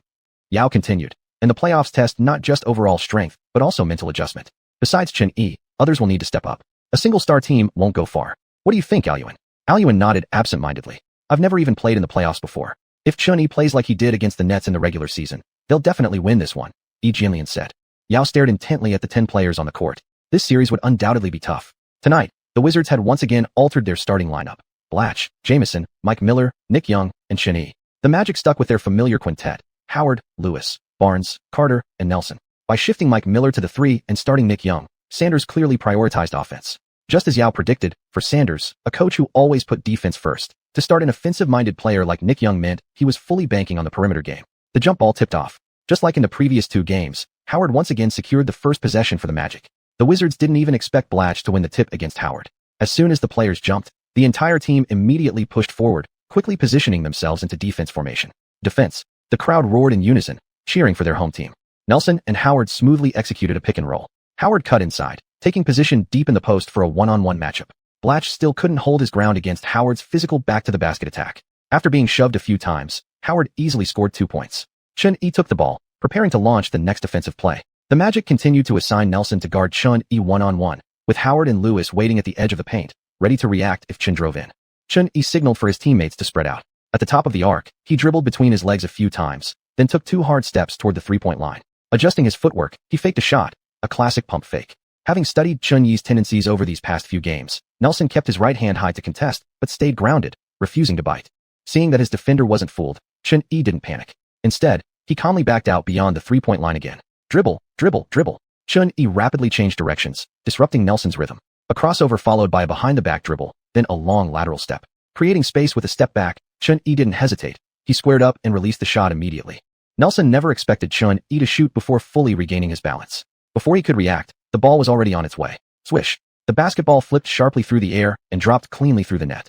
Xianyi comes out with hot hands. He nails this difficult step-back 3 right in Nelson's face. Yang exclaimed excitedly. Zhang Heli pursed his lips. That shot makes no sense. Most players adjust their balance during a step-back to generate power, but Xianyi's step-back jumper had 0 rhythm. Xu Kun chuckled in response. But he's Xianyi, so everything suddenly makes sense. The Wizards fans erupted in cheers, perfectly timed. The arena's DJ loudly called out Xianyi's name. After Nelson brought the ball across half court, the Magic tried the same play again. Howard already set up at the 45-degree angle, ready to screen. Xianyi waved at Blatche, signaling him to cut off Howard's drive route. Then, while shadowing Howard, Xianyi kept his eyes locked on the ball in Nelson's hands. As Howard began cutting toward the basket, Nelson flicked the ball into the paint. Xianyi, ready and waiting, took a long lateral stride and reached ahead, intercepting the pass before it arrived. After seeing Xianyi's movement, Howard stopped and turned back to chase the pass, but Blatche tightly boxed him off from the side. Thwack! Xianyi intercepted the ball cleanly. The Wizards sprinted madly toward the front court. Xianyi glanced at his teammates' positions and fired a bounce pass to Nick Young streaking down the right side. Nick Young leaped inside the paint and spun 180 degrees midair before powerfully slamming the ball through with both hands. You can be tough? Whatever. I'm Nick Young. His core strength was exceptional, making the dunk highly spectacular. After scoring, Nick Young was ecstatic, sticking out his tongue as he slapped hands with Xianyi. The Wizards fans erupted even louder. After an opening 3-pointer and a flashy dunk, the crowd's enthusiasm ignited instantly. Xianyi looks fantastic tonight, securing a steal and assisting his teammate with that creative slam. Yang said excitedly. The camera panned to the equally energetic Wizards bench. Zhang Heli remarked, the Wizards look incredibly motivated tonight. Returning home seems to have wiped away the gloom of their first 2 losses. They're clearly not affected by those defeats. Orlando launched a counterattack. Nelson, now cautious, checked Xianyi's position before passing, only distributing the ball once he confirmed no threat. Lewis ran out an open look at the top of the arc and knocked down a 3-pointer to tie the game. Washington's offense. This time, Xianyi didn't force a shot.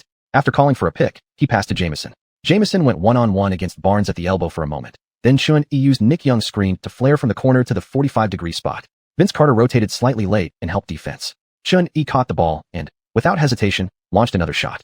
Swish. Another three-pointer went down. Chun was extremely decisive. He's eager to attack from beyond the arc, said Charles Barkley on TNT, a frequent attendee of Wizards games. Beside him, Kenny Smith added, not just decisive, Chin's shooting touch is superb. Less than 3 minutes into the game, he's already hit 2 consecutive threes. Orlando attacked again. Nelson executed a handoff with Carter at the top of the key, and this time Carter took over the offensive possession.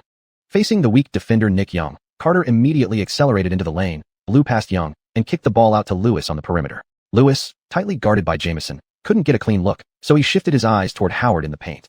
Howard caught the ball and promptly launched a shot off the glass. It dropped in. 7-8. In the early minutes of the first quarter, the score remained tightly contested. Chun-Yi brought the ball up again. All Wizards players positioned themselves outside the arc. They clearly intended to use their perimeter offense to crack open the game. Low crouched at the top, Chun-Yi made no extra moves, quietly waiting for Jamison to step up and set a screen. The instant Jamison rose to block, Chun-Yi took a sharp cut to the side. Nelson's small frame was completely sealed off by Jamison. Chun-Yi came to an abrupt stop, glanced at the three-point line beneath his feet, and released the three without hesitation. Before the ball reached the rim, a familiar voice echoed in Chun-Yi's mind. Ding. Overlord progress bar increased. Activation condition now at 50%. Chapter 114, A Strange Strategy. Swish.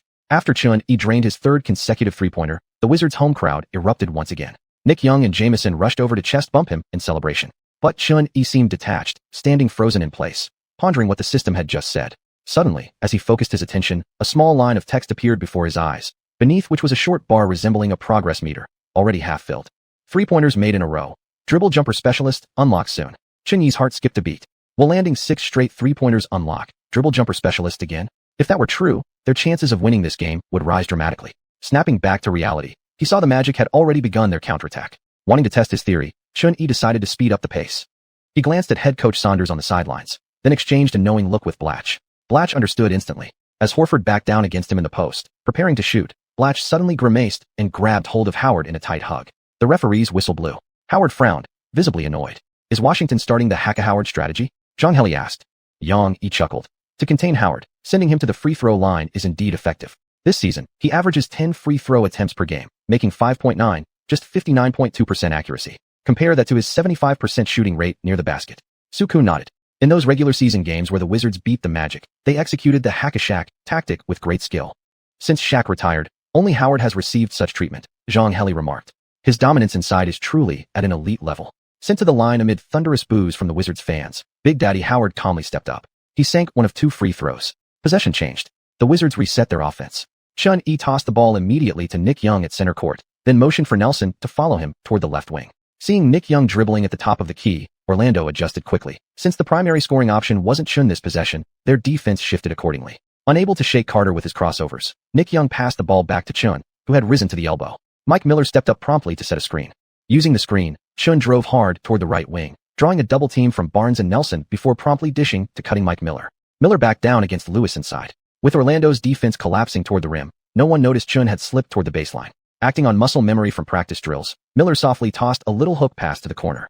Uncontested, Chun caught the ball, adjusted his balance mid-jump, and released. Swish. Corner 3 specialist. A silver badge flashed brightly. Chun-Yi had now made 4 straight three-pointers. His eyes narrowed slightly as he refocused. The numbers in front of him updated. 3-pointers made in a row. Dribble jumper specialist, unlocked soon. The bar beneath filled even further. So it really was like that. Confirmed in his suspicion, Chun-Yi's confidence surged. He would keep shooting. Nelson brought the ball across half-court. Carter took it from him at the top via a handoff and initiated another isolation play against Nick Young. This time, xianxia locked in defensively, denying Carter easy penetration into the paint, forcing him to pass to Lewis. Lewis was guarded by Jamison just inside the three-point line. After failing to drive from the high post, he passed to Howard, who cut toward the basket. Blatch considered fouling again, but Howard was already elevating into a powerful 3-step dunk. At this point, a foul would only give Orlando a chance at a 3-point play. All Blatch could do was lightly contest Howard's vision. Truly a force of nature, Howard leapt so high he hung level with the rim, slamming it down violently. He roared and glared defiantly after hanging on the net. At the other end, Chun-Yi snatched the ball and pushed the tempo, advancing quickly. Reaching the wing, Jamison eagerly stepped up to screen, but Chun didn't use it. He instead slashed toward the basket in the opposite direction. Nick Young, lurking in the corner, immediately came over to screen upon seeing Chun's signal. Chun used the screen, turned sharply around Nelson, stepped laterally, then pulled up abruptly for a jumper. Clang. Unfortunately, the shot clanked off the rim. Chun-Yi froze for a second, quickly checking the counter. Seeing the progress bar unchanged, he exhaled in relief. As long as the three-point streak wasn't broken, it was fine. Howard grabbed the rebound and fired the ball to Carter, who raced down court with Lewis for a smooth alley-oop finish. Picking up the gray ball rolling nearby, Xian didn't bother calculating how many points he'd just lost from his driving dunk stat. Instead, he urgently waved at Mike Miller to inbound the ball quickly. Xian passed the ball to Nick Young and immediately held up 3 fingers to signal his teammates, then darted toward the paint. Jamison and Blatch understood instantly, stepping back from the restricted area to align themselves along the free throw line. As Nick Young dribbled at the 45-degree angle, drawing defensive attention, Xian sprinted from the baseline into the paint before cutting back out toward the top of the key. Blatch and Jamison stood side by side at the free throw line, then quickly converged the moment Xian rushed past them. The two towering big men formed a solid wall. Nielsen collided with them and was instantly left dazed. By the time Xian reached the top of the arc, the pass arrived right on time. Glancing down at the three-point line beneath his feet, Xian pulled up once more. This shot carried immense mental pressure. Should he miss, the progress bar for his dominant skill would reset completely. Dwight Howard's coach, Van Gundy, frowned as he watched Xian receive an enormous amount of open space, his eyes tracking the flight of the ball. Swish. A clean net. The 5th consecutive three-pointer for Xian. Van Gundy erupted, waving his clipboard at the referees. Illegal screen. Illegal screen. The referees looked momentarily confused but ignored Van Gundy's protest. What kind of offense is Washington running? 2 7-footers forming a wall at the free throw line, completely sealing off Orlando's defenders and giving Xian an uncontested look. Yang exclaimed. On the giant arena screen, the replay looped continuously, showcasing Washington's offensive set. This three-point play looks really strange, Zhang Heli said, squinting thoughtfully. It almost seems like moving picks, but upon closer inspection, it's actually a perfectly executed three-point screen. Over at TNT, Charles Barkley had already sprung to his feet the moment Xian caught the ball, before the shot was even taken. The Wizards' new three-point play. Is this their secret weapon to beat the Magic tonight? Barkley roared. Kenny Smith, watching the ball swish through the net, commented, Sure, this sets Xian up with wide-open threes, but they're completely abandoning the paint. They clearly aren't even trying to rebound. Barkley replied. They have absolute faith in Xian's shot. Saunders gripped his clipboard tightly. This play, which Xian called the elevator door, had been drilled relentlessly in Washington during practice sessions, and now, deployed in a live game. Its effectiveness was undeniable. When Xian first presented the play to Saunders, the head coach had been stunned, marveling at the depth of Xian's understanding of pick-and-roll mechanics. The elevator door was something Xian had borrowed from memory, an advanced play from the Future Warriors playbook. Even back during the rookie challenge, he'd already considered introducing this tactic years ahead of its time. In this era, unveiling such a forward-thinking three-point strategy created an absolutely stunning visual impact. After the shot went down, Xian took a deep breath. One more three-pointer, just one more, and he'd unlock Dribble Jumper Specialist. Chapter 115, The Reaper Arrives. The Magic offense again. Vince Carter dribbled forward from the backcourt, and after Lewis set a screen at the top of the arc, Carter took the ball and cut back. Nick Young stayed right on him. Carter drove hard to the basket against Blatch, who came over to help, drawing heavy contact. The shot clanked off the rim, but Howard sprinted in from behind, grabbed the rebound, and immediately slammed it home. Xian brought the ball up for the fast break. After passing to Mike Miller in the left wing, Xian slipped toward the baseline. Jamison and Blatch moved from the paint out to near the free throw lines on both sides. Is Washington trying that same trick again? Zhang Heli said, observing the Wizards' positioning. Sure enough, as soon as Xian crossed the baseline, he reversed course and cut back toward the top of the arc. Xian moving up. The Wizards' 2 big men are closing the gate. Xian catches it at the arc and fires. Yang shouted, tracking Xian's movement. The 6th three-pointer. Xian didn't even reset. Catch and shoot in one fluid motion. Swish. 6 straight threes. Only after seeing the ball drop cleanly through the net did Xian finally exhale. Van Gundy angrily smashed his clipboard to the floor, called a timeout, and erupted at the referees. Washington's play is pretty controversial. Stan Van Gundy clearly isn't happy, Barkley said. Kenny Smith nodded. The replay had already popped up on the big screen. The 2 big men closing in and Xian cutting toward the top happened almost simultaneously. But they were already set before the defender arrived, so no offensive foul was called, Kenny explained. Barkley added, if the defending player stays tight enough, there's no way the 2 screeners can time the door close properly. Too bad JJ isn't particularly quick. In NBA rules, screens must be established with stationary positioning, no moving into a defender's path. The Future Warriors version of this exact play was eventually banned because both screeners would simultaneously shift inward the instant the defender approached, forming a wall, clearly a screening violation. But Washington's version had been simplified. As Xian prepared to dart between the 2 screeners, the screeners had already planted themselves firmly in place. It wasn't as sudden or devastating as the full elevator door action, but Orlando, unfamiliar with such tactics, still got caught flat-footed. With the 3 counted, the score now stood at 20-12. Washington's lead had stretched to 8 points. Sawyer sat beside Xian quietly asking, we won't be able to use that play again, will we? Xian wiped sweat from his brow and nodded. Right. After falling for it twice, Stan Van Gundy won't fall for it again. The Wizards' screeners weren't elite, so their execution wouldn't match the Warriors' eventual dominance. Still, by adjusting to have the screeners set early, they avoided outright violations, but also gave defenders more time to react. Orlando's breakdown stemmed mostly from the surprise factor. Besides, if Washington kept using this borderline, technically exploitative play too often, the league office would surely take notice and crack down. Throughout history, dominant players had led to rule changes. The key, charge circles, 5-second back to the basket rule, even a walking rule tweaked specifically in the new millennium for one particular star. And just then, Chen saw it. The progress bar in his vision had filled completely. Does the host wish to activate dominant skill, elite pull-up shooter? Activate. Ding. Activation successful. Remaining duration of dominant skill, 6 minutes. Chen took a swig of the energy drink provided by the system, instantly washing away his fatigue. Glancing up at the shot clock above the rim, he noted, 6:17 remaining in the first quarter. The skill would last nearly until the end of the period. I want to play the whole first quarter, Chen said. Sawyer checked the scoreboard, then gave Chen's shoulder a trusting pat. Players returned to their benches for brief adjustments. Back in the Chinese broadcast studio, the commentators were dissecting Washington's newly unveiled play. Regardless of whether this tactic is within the rules, executing this type of three-point scheme demands extremely high coordination between shooter and screeners.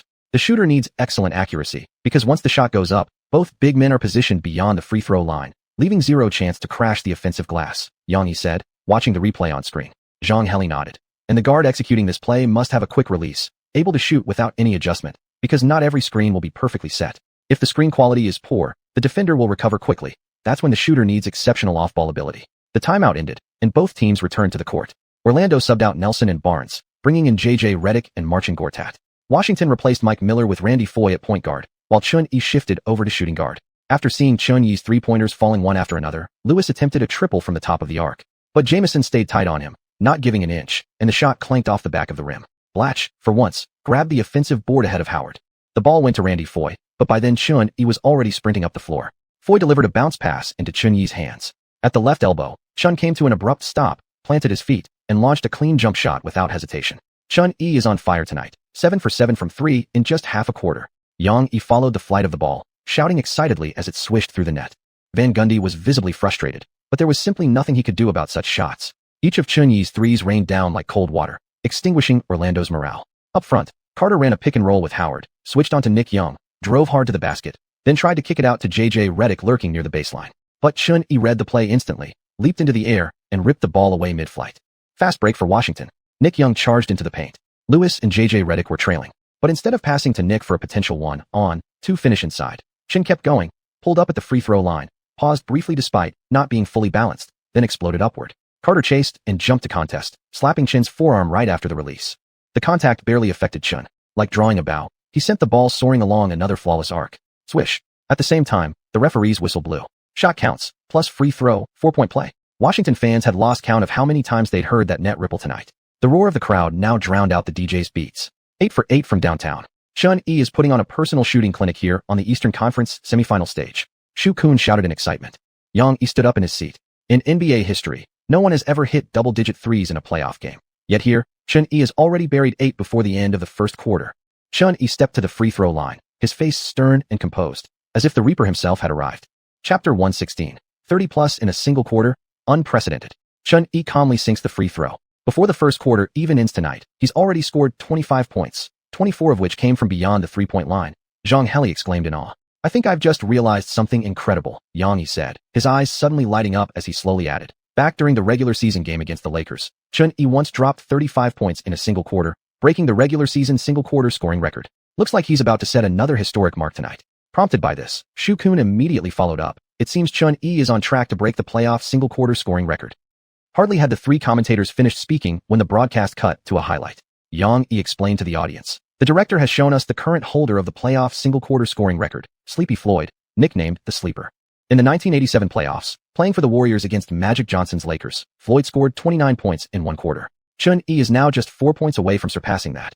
Back on the court, Carter carefully brought the ball across half court, and this time opted to run a pick and roll with Lewis. Lewis set an excellent screen, allowing Carter to drive into the paint smoothly before passing the ball out to J.J. Redick. As the second most reliable shooter on Orlando's perimeter, Redick held a significant place in their offensive scheme. However, Chun Yi quickly rotated over, disrupting Redick's rhythm and denying him a clean look. Players like Redick, pure shooters, have to pass immediately if they don't get an open shot upon receiving the ball. The ball ended up back in Howard's hands in the post. Howard backed down against Blatch, who preemptively fouled before Howard could fully release his shot. Sent to the free throw line, Howard failed to capitalize, making just one of 2 shots. Howard shook his head in frustration. Consecutive runs by the opponent and missed free throws were grating on his nerves. After handing off playmaking duties to Foy, Xian quickly positioned himself in the left wing area at a 45-degree angle, waiting for his teammate to advance. Blatch sprinted aggressively toward the paint from the right side, drawing attention from Orlando's interior defenders, while Jamison moved up to the top left of the arc, setting a solid screen that cut off J.J. Redick's path. Using the screen, Xian swiftly relocated toward the top of the arc. After Foy passed the ball, he vacated the top spot. Xian faked a hard drive into the lane, prompting Vince Carter to lunge forward in defense. Quickly stepping back and coming to a stop, Xian switched the ball to his left hand and took another lateral step left. As Carter began retreating to recover, Xian widened his stance, gathered the ball swiftly, and released an ultra-fast jumper. By the time Carter jumped up to contest, the ball was already on its way. Three-pointer. 9 for 9. Xian reaches 28 points. Yang was now even more ecstatic than the Wizards' home crowd. After knocking down the three, Nick Young celebrated with Xian in a fiery chest bump. Every Magic player felt frustrated. How had they suddenly fallen behind by 17 points? In their minds, wasn't this series supposed to be one-sided dominance over the Wizards? This abrupt shift left them feeling utterly disgusted. Head coach Stan Van Gundy, seeing Xian scorching form, began sensing real trouble. At this rate, even Howard's dominance inside wouldn't matter. How can you match twos against threes? And let's not forget, the Wizards would unpredictably execute that infuriating hack-a-Howard strategy, specifically designed to torment their center. Vince Carter advanced the ball again, reaching the top of the key without rushing into a set play, patiently waiting for his teammates to find their spots.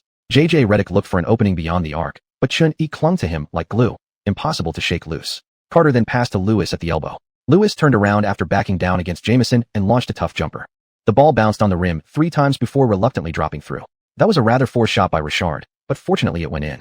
Otherwise, the Magic's offense would have completely lost its rhythm, Kenny Smith commented. But Charles Barkley shook his head. That's exactly the kind of shot he should make. Don't forget, Richard has a contract worth over $100 million. His salary this season is the highest on the Magic roster. Blatch delivered a quick inbound pass. Xian pushed up the court rapidly in transition. From the sidelines, Van Gundy shouted, "Double team him." As Jamison held his ground at the top of the key, Xian looped over to the left wing, ready to launch another three, but found himself instantly double-teamed by Lewis. Shooting under those conditions would only result in a block. Mid-jump, Xian redirected the ball back to Jamison at the top. Jamison dribbled, driving past Carter toward the basket. Meanwhile, Blatch cut in from the left, pulling Howard into the paint. Rather than continuing the drive, Jamison stopped near the free throw line, then spun and passed the ball back out to Xian. In that spot, J.J. Redick chose to guard him one-on-one. Nick Young came over from the wing looking to set a screen, but Xian stood 2 steps behind the three-point line, squared up to the basket, and launched his 10th three-pointer of the game. Limitless range. The moment the badge flashed, Xian had already raised his arms, preparing to celebrate early. Without even turning to watch the ball swish through the net, Xian cocked his arms like a sniper and fired at the sideline camera, as screams erupted from fans behind him. Waving both arms, Xian urged the crowd to make even more noise. J.J. Redick stood frozen, stunned. As a shooter himself, he knew just how absurd that shot was. In the Chinese broadcast studio, if it weren't a live national feed, Yang would have jumped onto his chair. Xian has scored 31 points in a single quarter, surpassing Floyd and setting a new NBA playoff record for most points in one quarter. Yang said, barely containing his excitement while trying to stay composed. Zhang Heli couldn't help but clap. Right now, both the regular season and playoff single-quarter scoring records belong to Xian. Shu Kun chimed in. And let's not forget, Xian is also the only player in NBA history to hit 10 three-pointers in a single playoff game, and now he's done it all within one quarter. I believe this kind of achievement is truly unprecedented and will never be repeated. Yang nodded. There are still 3 minutes left in the first quarter. Xian could push these records even higher. Orlando looked dejected. Tonight in Washington, they were destined to become mere footnotes. Howard took the initiative, setting a screen for Lewis and signaling him to move out to the perimeter. With shooters J.J. Redick and Lewis spreading the floor on opposite sides, the ball eventually found Redick in the right corner, where he knocked down a three-pointer. Seeing Orlando shift focus to outside scoring, Xian grew even calmer. When it came to a shootout from beyond the arc, there wasn't an opponent he feared.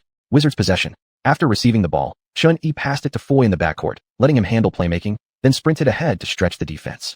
As Xian moved around the perimeter, Orlando's defense scrambled. Finding an opening, Jamison made a backdoor cut, and Foy delivered a perfectly timed bounce pass into the lane. Out of the corner of his eye, Jamison saw Howard guarding the rim, but instead of going straight at him, he lofted the ball high into the air. Xian took off on one foot, arms stretched high, catching the ball midair and locating the rim. Howard stepped forward to block, and the two collided fiercely. Clang! Xian powerfully slammed the ball through the hoop, sending Howard crashing backward from the force of the impact. Chapter 117. Did I tell you to get up? Howard, lying on the ground, was in a daze. Though the arena roared with noise, he felt as if he could hear nothing at all. It wasn't until teammates Lewis and Carter came over to help him up that Howard finally snapped back to reality. It seemed like he'd been dunked on by that kid again. Tonight, Howard, and the entire Magic team, will be nothing but background for Xian. Yang shouted. Xianxia's eyes crinkled into narrow slits. I've lost count of how many times this season Howard has been posterized by Qianyi. This play completely crushed the Magic's morale. 33 points in a single quarter. The entire world was now focused on Qianyi. What exactly is this kid's limit? On the sidelines, Yao Ming bit his upper lip and took a deep breath. Alien, who had once been scored 60 points on by Qianyi, looked relatively unfazed. He always brings everyone surprise with his scoring. On the other end, Carter and Lewis ran a pick and roll. Lewis had been decent from beyond the arc tonight, hitting 2 3-pointers in the first quarter, but the Magic favored half-court offense and played at a slow pace, leaving Lewis with few opportunities to touch the ball. Carter's rhythm was worse. He could still easily drive to the rim against Nick Young, but now guarded by Qianyi, he seemed to have lost his edge. After the screen, Carter managed to get into the paint, but instead of taking a shot, he opted to dump the ball down to Howard near the basket. Howard backed down Blatch and finished a reverse layup, then immediately flashed his muscles toward the camera. But no one paid him any attention. As Howard turned back on defense, Qianyi was already receiving the ball in the corner at the 45-degree angle. Carter and J.J. Redick immediately double-teamed, not giving Qianyi an inch of space to shoot from beyond the arc. Qianyi didn't hesitate. After one dribble, he drove past Carter with a sharp spin move, using his explosive first step to leave the veteran trailing behind. Both Howard and Lewis rushed inside. To Howard, Qianyi looked like a reckless rookie charging straight ahead, despite 2 7-footers anchoring the paint. Carter kept his eyes on Nick Young lurking near the baseline, anticipating that Qianyi would inevitably pass out. But as Qianyi took his third step along the edge of the paint, his eyes were locked only on the rim. Howard focused, shuffling his feet quickly. As soon as he saw Qianyi rise with the ball in his right hand, he braced himself for a chance to deliver a massive rejection. Just as Lewis joined Howard in the air, preparing to swat the ball away together, Qianyi suddenly pulled the ball down with his right hand, maneuvering it beneath Lewis's outstretched arm. An extreme, acrobatic Euro step. Howard, positioned to the side, felt Qianyi leaning into his body and widened his eyes in shock. Upon contact between their arms, the ball slipped from Qianyi's grip, but as both players landed, the referee's whistle blew. Howard immediately jumped up, throwing his hands up in protest, wide-eyed as he argued with the official. The referee ignored him, signaling a shooting foul on Howard. Qianyi stepped to the free throw line and calmly sank both shots. His 35th point of the quarter. Qianyi had tied his own regular season record for most points in a single quarter, now matching it on the playoff stage. The score shifted to 37-20. Commentators like Yang Yi were already speculating how many points Qianyi might finish with if he played the entire game. The current playoff scoring record, 63 points by Michael Jordan, now seemed within reach given this kind of efficiency. With over a minute remaining, the Magic reverted to their familiar pick and roll. Carter missed a mid-range jumper near the free throw line, and Howard grabbed the rebound before passing back out to Lewis on the perimeter. After Goertat set a screen, Lewis launched a three-pointer, but the rim rejected it. Howard leapt, level with the rim, snagged the offensive board, and went up for another attempt. Also missed, but he retained possession. The shot clock reset. Howard stepped outside the paint and passed the ball back to the perimeter for a reorganization. J.J. Redick and Lewis took turns missing, but Blatch finally secured a crucial offensive rebound. Dwight is dominating the paint tonight. It's nearly impossible for the Wizards to grab rebounds, Kenny Smith said on TNT. Charles Barkley laughed. So what? The Wizards don't need rebounds. Their outside shooting is almost 100%. On the fast break, Qianyi received the ball near the baseline, navigating through a double team by Carter and J.J. Redick before dishing to Nick Young. The young assassin used every trick in the book to create space in the elbow area, then knocked down a mid-range jumper. Jermichael Green slammed into him with an emotional chest bump. Though the majority of first-quarter possessions flowed through Qianyi, the Wizards' energy was soaring. Every basket ignited their bench and electrified the crowd. Howard shows off his talent in the paint again, using his strength advantage to power through Blatch and score, Xianxia said. It doesn't matter. Scoring 2 points at a time like this is way too inefficient compared to the Wizards. There's no way they can catch up. Yang Yi shook his head. There are only 47 seconds left in the first quarter. This possession could very well be the Wizards' last one of the quarter. Xuanhuan said. The ball is still in Qianyi's hands. At moments like this, both the coach and players clearly understand. It has to be put in the hands of the guy who can make history. Qianyi stood at the top of the key, facing Carter with a 3-threat stance fake. From the wing, Blatch brought Howard up for a screen. After using the screen, Qianyi found himself one-on-one with Howard at the 45-degree angle. As Qianyi began backing down, the Wizards players silently cleared out the paint. Qianyi one-on-one against Dwight, executing a small-on-big matchup on the wing. One he excels at, Barkley said. Qianyi attempted a half-turn move but failed to shake Howard, then started a series of crossovers and shoulder fakes, disrupting Howard's rhythm. On the sideline, Alien chuckled. You're not supposed to use those kinds of crossover moves on big men. Yao Ming, recalling old memories, smiled bitterly. Who says not? Back in the day, Stephon Marbury disrespected me with that exact move. Thump, thump, thump. After a sequence of quick crossovers that shifted Howard's center of gravity, Qianyi suddenly exploded off the floor, driving hard into the paint from the right side. Howard was already sweating heavily. Despite his wingspan advantage, Qianyi kept the ball so low he couldn't even reach it. As Qianyi accelerated, Howard scrambled behind, trying to cut him off. Knowing he couldn't keep up speed-wise, Howard quickly stretched his long leg forward, attempting to cut off Qianyi's driving lane. But in full sprint, Qianyi suddenly came to a complete stop, stepped back, and gathered the ball. Realizing it too late, Howard desperately tried to halt his momentum. His body lurched forward from inertia, nearly causing him to fall flat on the court. He barely managed to brace himself with both hands, avoiding a full collapse. Pushing himself back up, Howard glared as he saw Xuan-Yi hadn't shot yet. Is this kid waiting for me to get back up?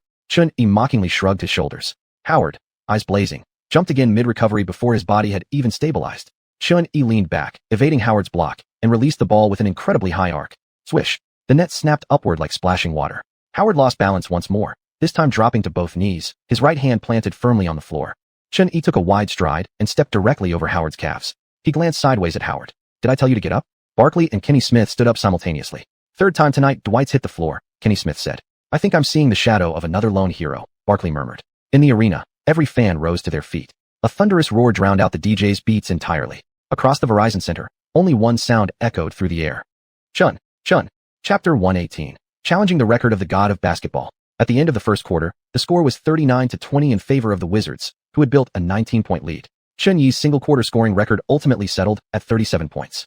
At the same time, he raised the NBA playoff single-quarter scoring record from 29 to 37 points.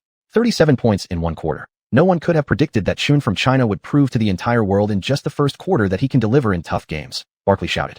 It's truly unbelievable. After Magic crushed the Wizards in 2 consecutive games, nobody except fans in Washington believed they could fight back at home, Kenny Smith added, then turned to Barkley and asked, so what's the record for most points in a single playoff game?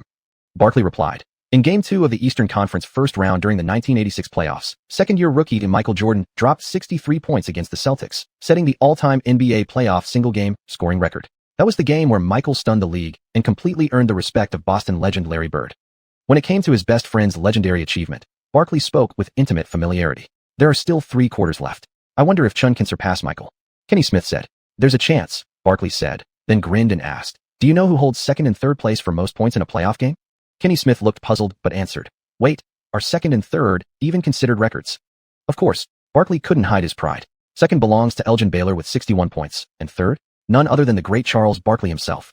I once scored 56 points with 14 rebounds in a playoff game. Oh, this Charles guy is that good. Then he must have won a ton of championships, Kenny Smith deadpanned. Barkley manually muted his mic. Before the start of the second quarter, Stan Van Gundy gave his Magic players another round of motivational pep talk. In the first quarter, their interior, powered by Howard's steady output, remained dominant. But their perimeter defense had nearly collapsed. This scenario had repeatedly occurred in past matchups against the Wizards. Not because the Magic's outside defense was particularly poor, but simply because Xuan-Yi was too unpredictable. Recalling the Wizards' offensive barrage in the first quarter, Van Gundy was already sweating. If not for their 2-0 series lead, he might have been drenched. The second quarter tipped off, and Xuan-Yi still chose not to rest. He returned to the court with Anton Jameson, Andre Blatch, Nick Young, and Corey Fisher. Van Gundy, now throwing caution to the wind, kept only Howard anchoring the paint and deployed Rashard Lewis, J.J. Redick, Michael Pietrus, and Jameer Nelson for shooters on the floor at once. It became a shootout. Frankly, the Wizards' perimeter defense wasn't any better either, especially Nick Young's defensive link. After the dominance time ended, Chen didn't rush his shots. Instead, he let his teammates take some early attempts to warm up. Blatch gradually began launching from the outside as well. For Howard, the beast in the paint, Saunders and Chun held the same philosophy as before. If you can't stop him, just send him to the free throw line. After Blatch and Jameson combined for 5 fouls, Howard was repeatedly sent to the stripe. But the frustrated big man clearly couldn't block out the hostile crowd's jeers. The endless boos made his already shaky free throws even worse. Throughout his years in the league, Howard had always hated free throws. The issue wasn't fixed until he played in Taiwan's league. Well, not exactly fixed, his accuracy didn't improve. Rather, the hilarious mini-dramas surrounding free throws in the Taiwanese league helped him cope. While the Wizards kept drawing fouls, Pietrus, assigned to guard Chun primarily, also picked up his third foul. Just when everyone assumed Chun would keep scoring with jump shots, he shifted gears in the second quarter, driving aggressively to the basket. To maintain defensive intensity, Pietrus had to increase his physicality. Add to that Chin's natural ability to draw defensive hands toward his shooting arm during drives, and Chin tallied 5 more points from the charity stripe. At halftime, the Wizards led 71-59. After missing 2 straight three-pointers early in the second quarter, Chin reduced his long-range attempts and focused on attacking the rim. Without the boost from his dominant skill, Chin's scoring efficiency dipped noticeably, allowing the Magic to slowly chip away at the deficit. Fortunately for Orlando, Chin wasn't as supernaturally accurate as he was in the first quarter. Otherwise, the entire team might have started filing cheating complaints. Yet Van Gundy still felt that his team's offense tonight was a complete mess. Rashard Lewis's three-point shooting went cold, with the Verizon Center rims cruelly rejecting his shots 6 times.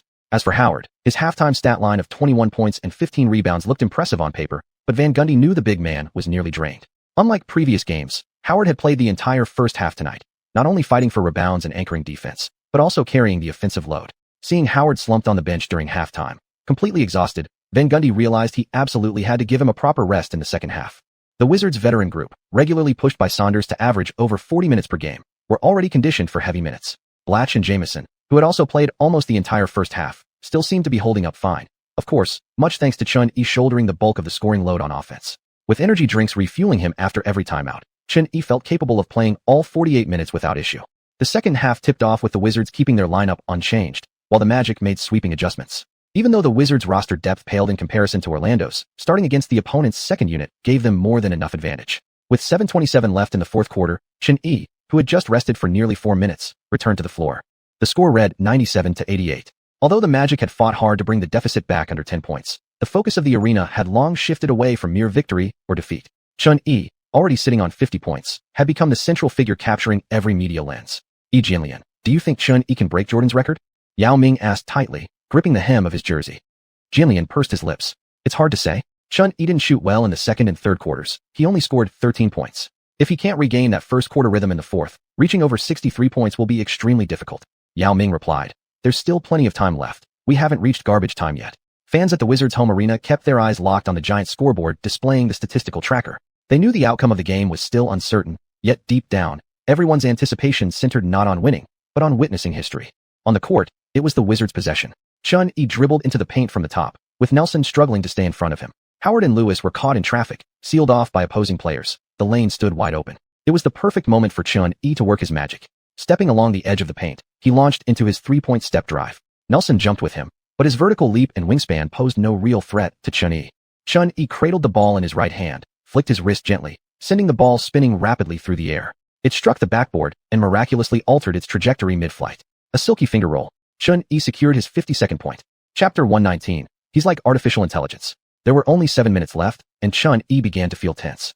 After the first quarter, the duration of his dominant skill ended just 1 minute into the second quarter. He had expected his shooting touch to suffer just as it did last time, but after readjusting during the break, his performance in the second and third quarters was merely average. He made only one three-pointer from beyond the arc.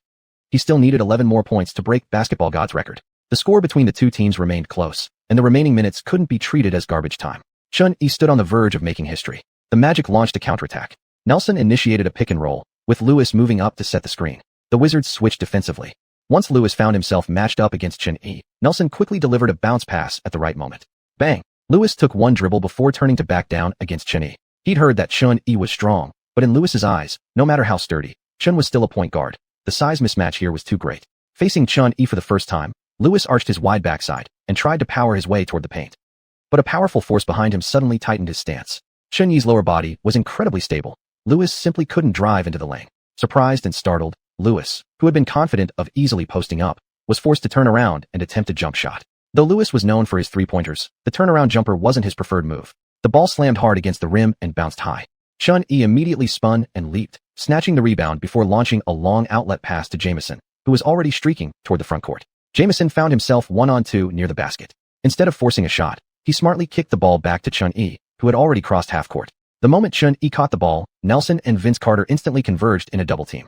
Full-court double-teaming Chun-Yi was Van Gundy's fourth-quarter strategy. Chun-Yi had already scored 52 points. The entire Magic team refused to let him keep isolating and scoring freely. In Van Gundy's view, breaking Jordan's record would be extremely difficult, but he wouldn't hand anyone the opportunity on a silver platter. Losing this game would still leave the Magic ahead in the series, but if Chun-Yi broke the record, they'd forever be remembered as the backdrop to someone else's legend.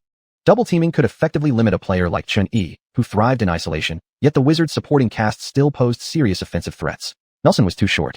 Chun-Yi simply jumped and fired the ball over his head directly to Nick Young waiting on the wing. Knowing how precious this possession was, Nick Young caught the ball and attacked decisively. A quick spin move past Barnes, driving straight to the rim. Howard and Lewis both rushed to protect the paint, but unusually, Nick Young made the extra pass, dishing the ball on the bounce to Mike Miller.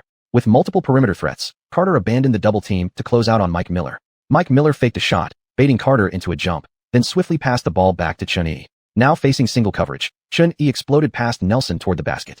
Seeing the ball swing around the court, Howard and Lewis had slightly lost their defensive alignment. Seizing the gap, Chun-Yi stepped into the key, leapt off 1 foot, and with his right hand gripping the ball, threw down a ferocious tomahawk dunk. What smooth ball movement, Yang exclaimed. In the final quarter, the Wizards are playing so cohesively. Chun-Yi has now reached 54 points. Zhang Heli said. On the court, the Magic began their offensive possession. Carter received the ball and executed a pick and roll with Howard. With a mismatch against Blatch, he used consecutive crossovers to throw off his defender and calmly finished with a layup.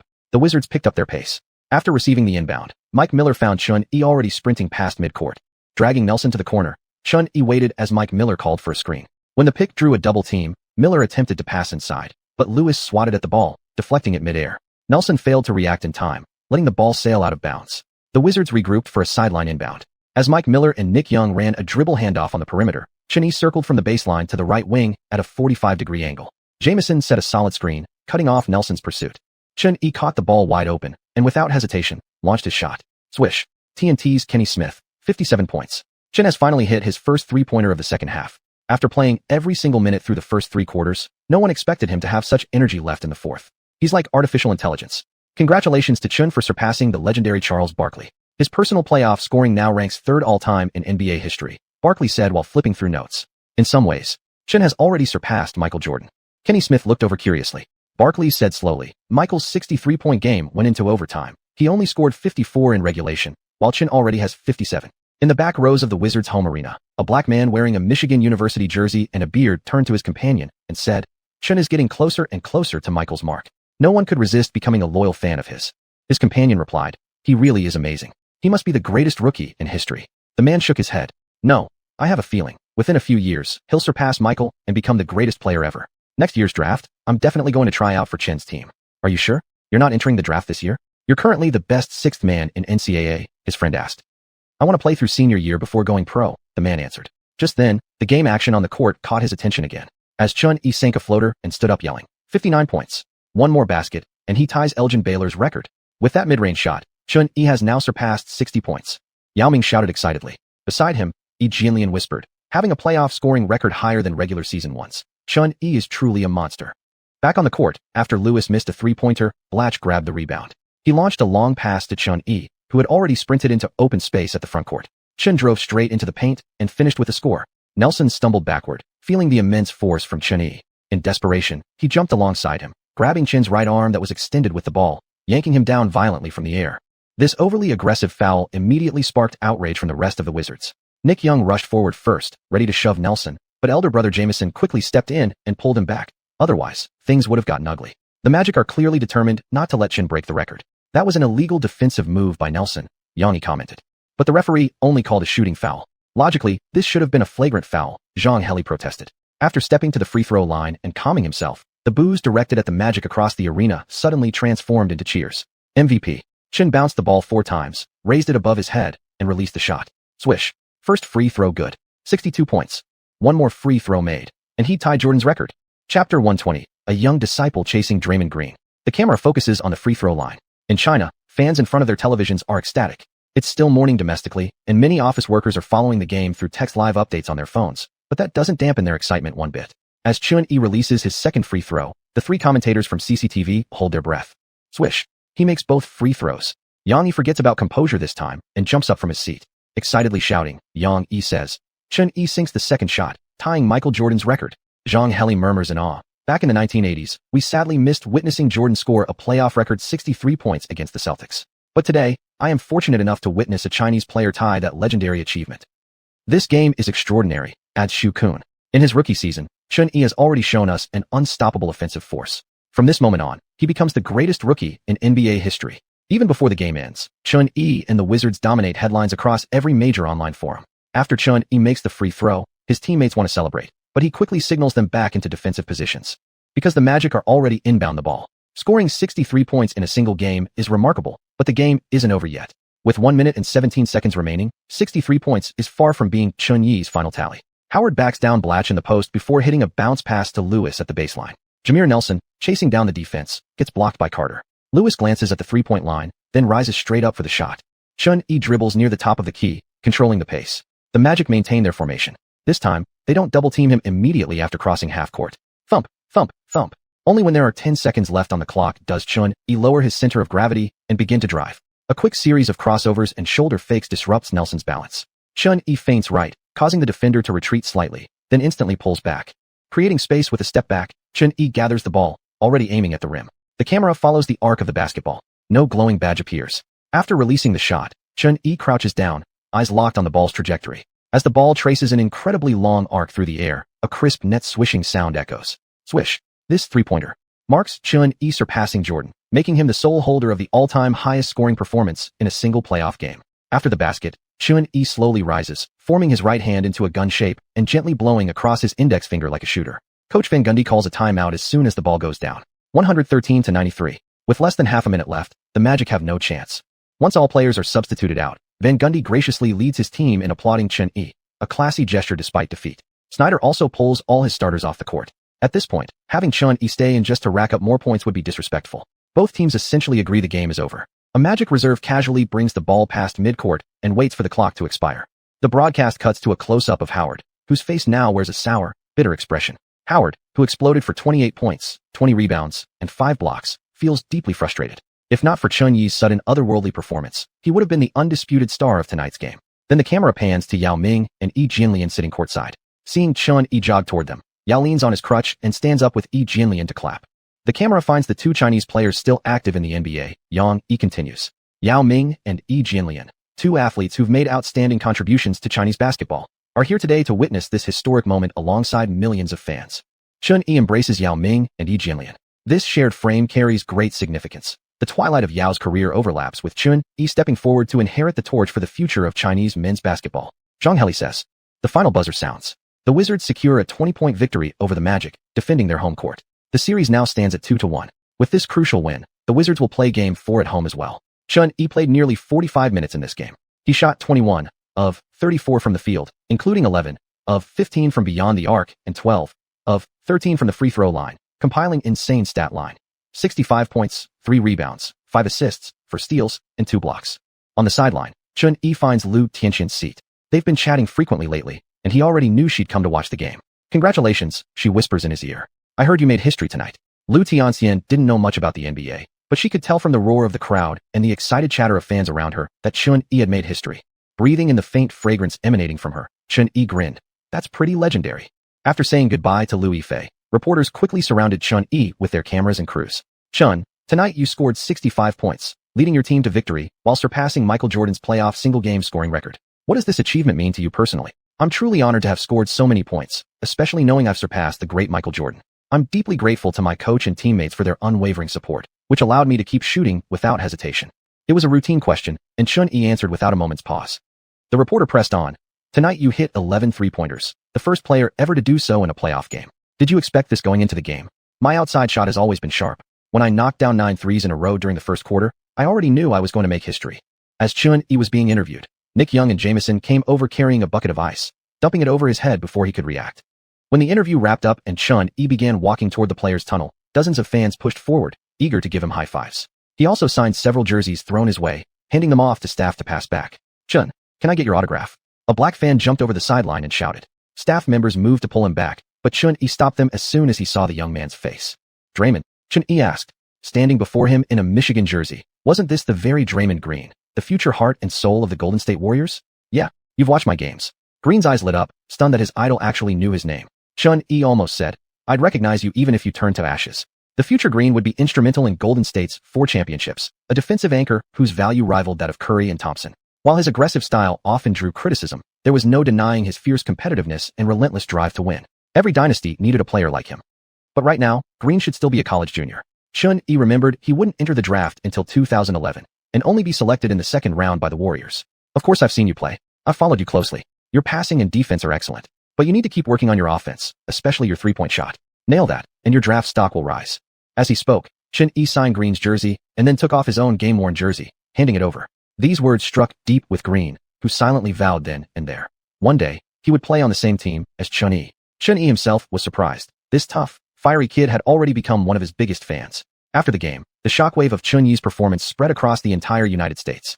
He became a household name in every city. Nearly every commercial plaza in Washington had replaced its billboards with massive posters of Xuan. Charles Barkley immediately shared a post-match update online, one containing no text, just 2 images. The first showed Xuan crossing over Howard after hitting a mid-range jumper in the first quarter, then stepping over him moments later. The second was the iconic image from Game 1 of the 2001 Finals, Allen Iverson calmly sinking a jumper and stepping over Tyronn Lue. Side by side, the parallels between Xuan and Iverson were uncanny. Both were lone warriors, carrying their entire teams, and the hopes of entire cities, on their backs. The post quickly received a like from none other than Allen Iverson himself. Chapter 121, Yao's Dinner Invitation. June 17, Los Angeles. An hour and a half before the start of Game 7 of the 2009/2010 NBA Finals. Chun-Yi had made plans with Yao Ming and Yi Jianlian to watch tonight's game together at the Lakers' home arena. They agreed to meet first at a Chinese restaurant next to the Staples Center. Tonight, the Lakers would host the Celtics in what would be the decisive final game of this year's NBA Finals. After 6 grueling matchups, the series was tied 3-3. Boston had taken the crucial Game 5, the winner-take-all battle, while the Lakers bounced back emphatically in Game 6, forcing a winner moves on Game 7. The Lakers and Celtics were longtime archrivals. Including this year, they had met in the finals 13 times, with the Celtics winning 9 of them. Add in Kobe Bryant's massive popularity and the storyline of revenge for their loss in the 2008 finals, and this year's championship series had become the most anticipated in recent memory. Which team do you think will win? Yao asked over dinner. The Lakers, Chun-Yi answered without hesitation. This year's finals was unfolding exactly as he remembered it. History had not changed despite his presence. Yao smiled and said, if Kobe actually wins the title, Shaquille's going to lose his mind.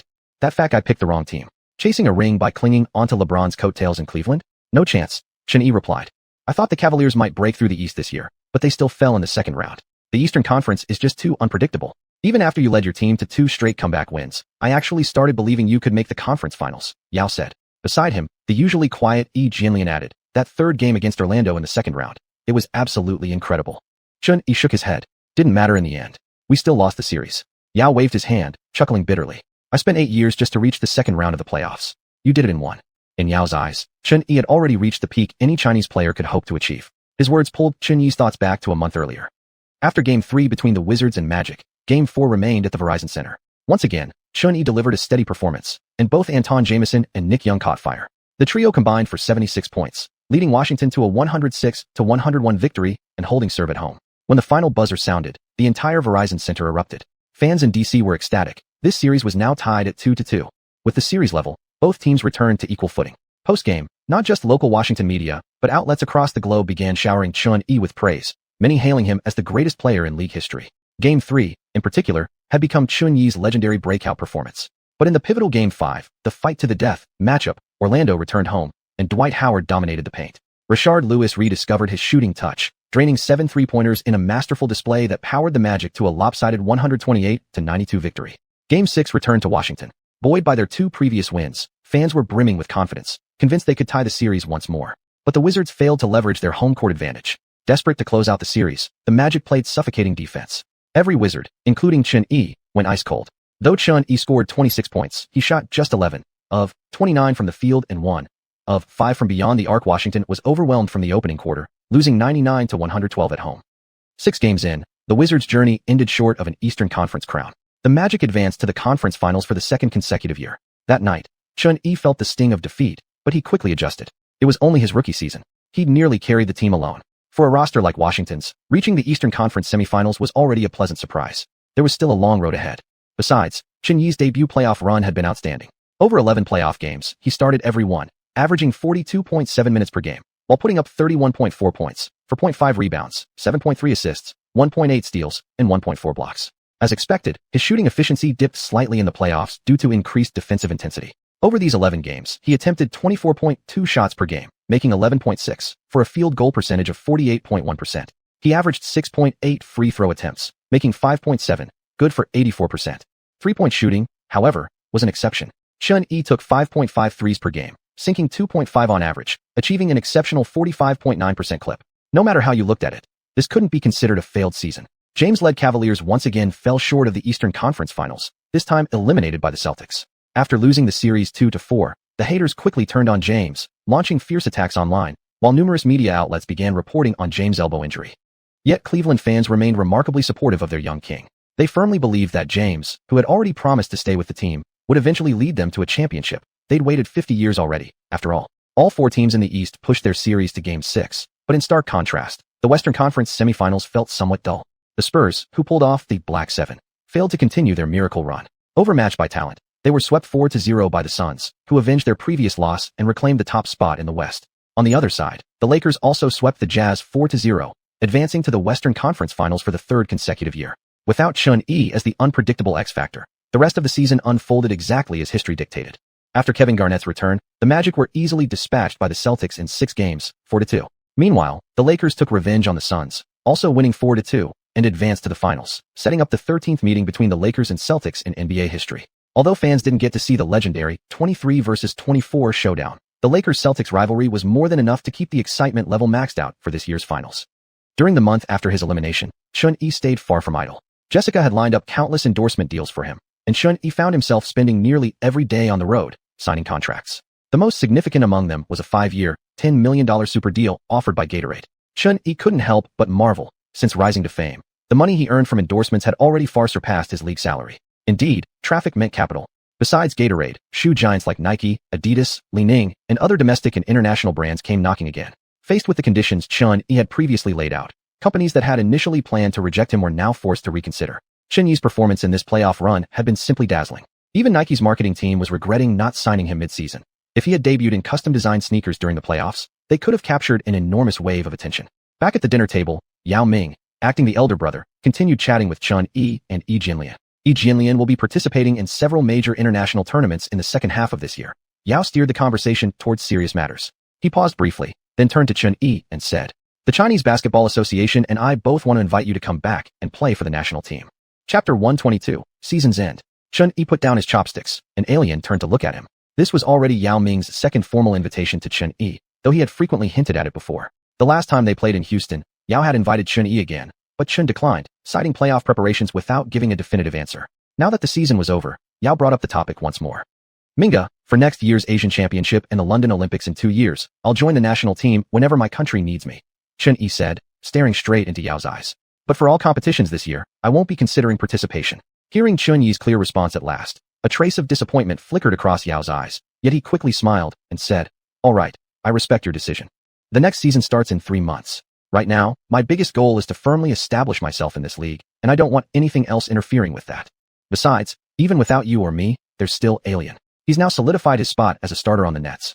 Xuanhui explained. In Xuanhui's memory, Alien alone would be more than sufficient for this year's World Championship. Though qualifying might seem almost mystical, Alien averaged 20.2 points and 10.2 rebounds per game, earning him the title of rebounding leader of the tournament. Even without Yao Ming, he was fully capable of carrying the role as the team's #1 player. As for the Asian Games, there was no need to worry at all. At this point, no nation could shake China's dominance in Asian basketball. Following historical developments, the NBA would lock out next season due to labor disputes. Since the upcoming Asian Championships would determine Olympic qualification, Xuanhui could use that opportunity to return home and play, fighting for an Olympic ticket. Yao nodded. Everyone had seen Alien's progress. He had raised his season average to 12 points and 9 rebounds. With a bit more time to grow, he clearly had the potential to become a star. Although Yao felt a bit disappointed that Xuanhui wouldn't participate in the national team's games this year, Chin's promise to play in the Olympics gave Yao some reassurance. Yao patted Alien on the shoulder beside him. "Deji is getting older, and I'm not what I used to be either. Right now, Alien is the absolute core of the national team. It'd be great if we stayed injury-free. I'm really looking forward to the day we three can fight side by side. Well then, you'd better take good care of your recovery," Xuanhui joked, then handed Yao a small bottle of Gatorade. Watching Yao drink it down in one go, Xuanhui thought to himself, this wasn't ordinary Gatorade. Xuanhui had mixed in half a dose of a special nutrient solution that enhanced injury resistance and physical constitution. Gatorade Company really knows talent when they see it, Yao said, chuckling as he looked at the logo on the bottle. "By the way, have you decided where you're going next season? Before the trade market opens, the media has been closely watching your every move." When it came to plans for next season, Xuanhui had already instructed Jessica to contact the Wizards management. Besides the Lakers and Celtics, who were still preparing for the finals, every other one of the 27 teams in the league had extended offers to Xuanhui. No team wanted to miss out on such a rising superstar. "Still negotiating with teams, but I'm not someone who can be satisfied with a rookie contract," Xuanhui said. Since Xuanhui wasn't drafted, he wasn't bound by rookie-scale contracts. However, due to the Gilbert Arenas provision, his salary next season couldn't exceed the full mid-level exception, roughly over $5 million under the salary cap, only rising to a maximum contract in his 3rd year. Yet Yao merely nodded without further comment, which struck Xuanhui as slightly odd. The Rockets management had approached him too. Xuanhui originally expected Yao to take the chance to recruit him. Although privately contacting players across teams violated regulations, many franchises did it behind closed doors, leveraging personal relationships between stars to attract talent. After finishing their meal and chatting a while longer, the three headed together to the Staples Center. Game 7 of the Lakers vs. Celtics showdown. Xuanhui, Yao Ming, and Alien sat in the front row of the arena. Behind them were Nick Young, Jameson, and other Wizards teammates. On the other side, LeBron James, Dwayne Wade, Chris Bosh, Carmelo Anthony, Chris Paul, and Shaquille O'Neal sat in a corner. Shaquille O'Neal was even more nervous now than when he used to play himself. With only 1 minute and 30 seconds left in the game, Pau Gasol sank an extremely difficult layup against 3 defenders underneath the basket, making the score 76-70. The Celtics, trailing by 6 points, called a timeout. What an intense game. Still uncertain until the very end. I'm getting nervous too. Nick Young leaned over and said. Beside him, Jamison replied. What's there to be nervous about? We've played so many games already. Nick Young shook his head. You still get nervous, though? I was nervous during the Eastern Conference semifinals against the Magic. Missed so many shots just because my hands were shaking. Chun-Yi turned to Nick Young and smiled. If only your hands hadn't shaken, maybe we'd be the ones playing up there right now. Chun-Yi's comment triggered a burst of laughter from everyone around. Watching the commotion near Chun-Yi, Wade turned to James and said, That kid's here too. James, wearing his cap low, glanced at Chun-Yi and whispered, He's the most impressive rookie I've ever seen. Way more than Derek. Wade murmured back. Then I think both Chicago and Washington should seriously consider. James gave a slight nod. On the court, the timeout ended. Chun-Yi had watched the replay of this game on his phone before, but being here live, even knowing the final outcome, it still felt incredibly thrilling. Believe it or not, Chun-Yi said, once they come back from the break, the Celtics are going to hit a three-pointer to cut the lead. Nick Young played along instantly. No way. Pierce drove past Arteas' defense and passed to Rasheed Wallace at the left wing. Wallace calmly rose up from beyond the arc and sank the three, 73-76. As the ball swished through the net, Nick Young's mouth dropped open, nearly wide enough to fit an egg. Chun-Yi stood with his hands in his pockets, looking completely unfazed, as if he'd seen it all unfold before. What followed matched exactly what Chun-Yi remembered. Arteas responded with a clutch three from the same spot to extend the lead. Then Ray Allen answered with a tough baseline three of his own. The game remained fiercely tight. With 25.7 seconds left, Kobe's pull-up three missed, but Pau Gasol grabbed the offensive rebound and passed back to him. Kobe drove into the paint, drew a foul on Wallace, the sixth of his night, and calmly sank both free throws to make it 81-76. Then, with 16.2 seconds remaining, Rondo drained a deep three, bringing the Celtics within two. The suspense hung thick in the air. After Boston resorted to fouling, Lakers' Sasha Vujacic stepped up and buried both free throws under pressure. Doc Rivers called his final timeout. Fans in the arena were on the edge of their seats. 3 straight threes by Boston in the closing moments, plus Arteas' miracle three, were putting immense pressure on every player's mental toughness. The broadcast camera panned over to the Heat trio, then shifted to focus on Chun-Yi, Yao Ming, and Alien, the 3 Chinese stars sitting together. Yao Ming's with Chun-Yi again. Could it be true that he's heading to the Rockets next season? Don't spread rumors. They're just close friends. Where's Lakers legend Sun Yu? If all 4 were here together, it'd be legendary. Forget Sun Yu. He doesn't belong in the same frame as these 3. Stop trolling, dude. Sun Yu was crucial for the Lakers. If it weren't for him, Kobe and the others would have died of thirst. Go Lakers. Back in the live stream chat, the entire game conversation suddenly shifted back to Chun-Yi and the others. After the timeout, Rondo's last-second three rattled out. Gasol secured the rebound and flung the ball toward half-court. Kobe ran after it, raised a single finger to the sky. Los Angeles had avenged their defeat and successfully defended their championship title. In this decisive Game 7, Kobe delivered his classic performance. 24 shots, only 6 made, 0 for 6 from 3, but still led all scorers with 23 points, adding 15 rebounds. Averaging 28.6 points, 8 rebounds, and 3.9 assists throughout the series, Kobe was named Finals MVP for the 2nd consecutive year. Shaquille O'Neal sat slumped in his seat, silent. After David Stern finished handing out the awards, the NBA 2009/2010 season officially came to an end. Chapter 123, James Recruitment. The morning after the final game of the finals, the Wizards management team held a meeting in the general manager's office together with head coach Saunders. Saunders almost roared. Chin can qualify for the full mid-level exception next season. If we still offer him only a minimum contract, he definitely won't stay. He's this year's Rookie of the Year. He single-handedly led the team to the Eastern Conference semifinals in the playoffs. Gilbert will earn as much as $17.73 million next season. We simply don't have the room to re-sign Shun at a high salary.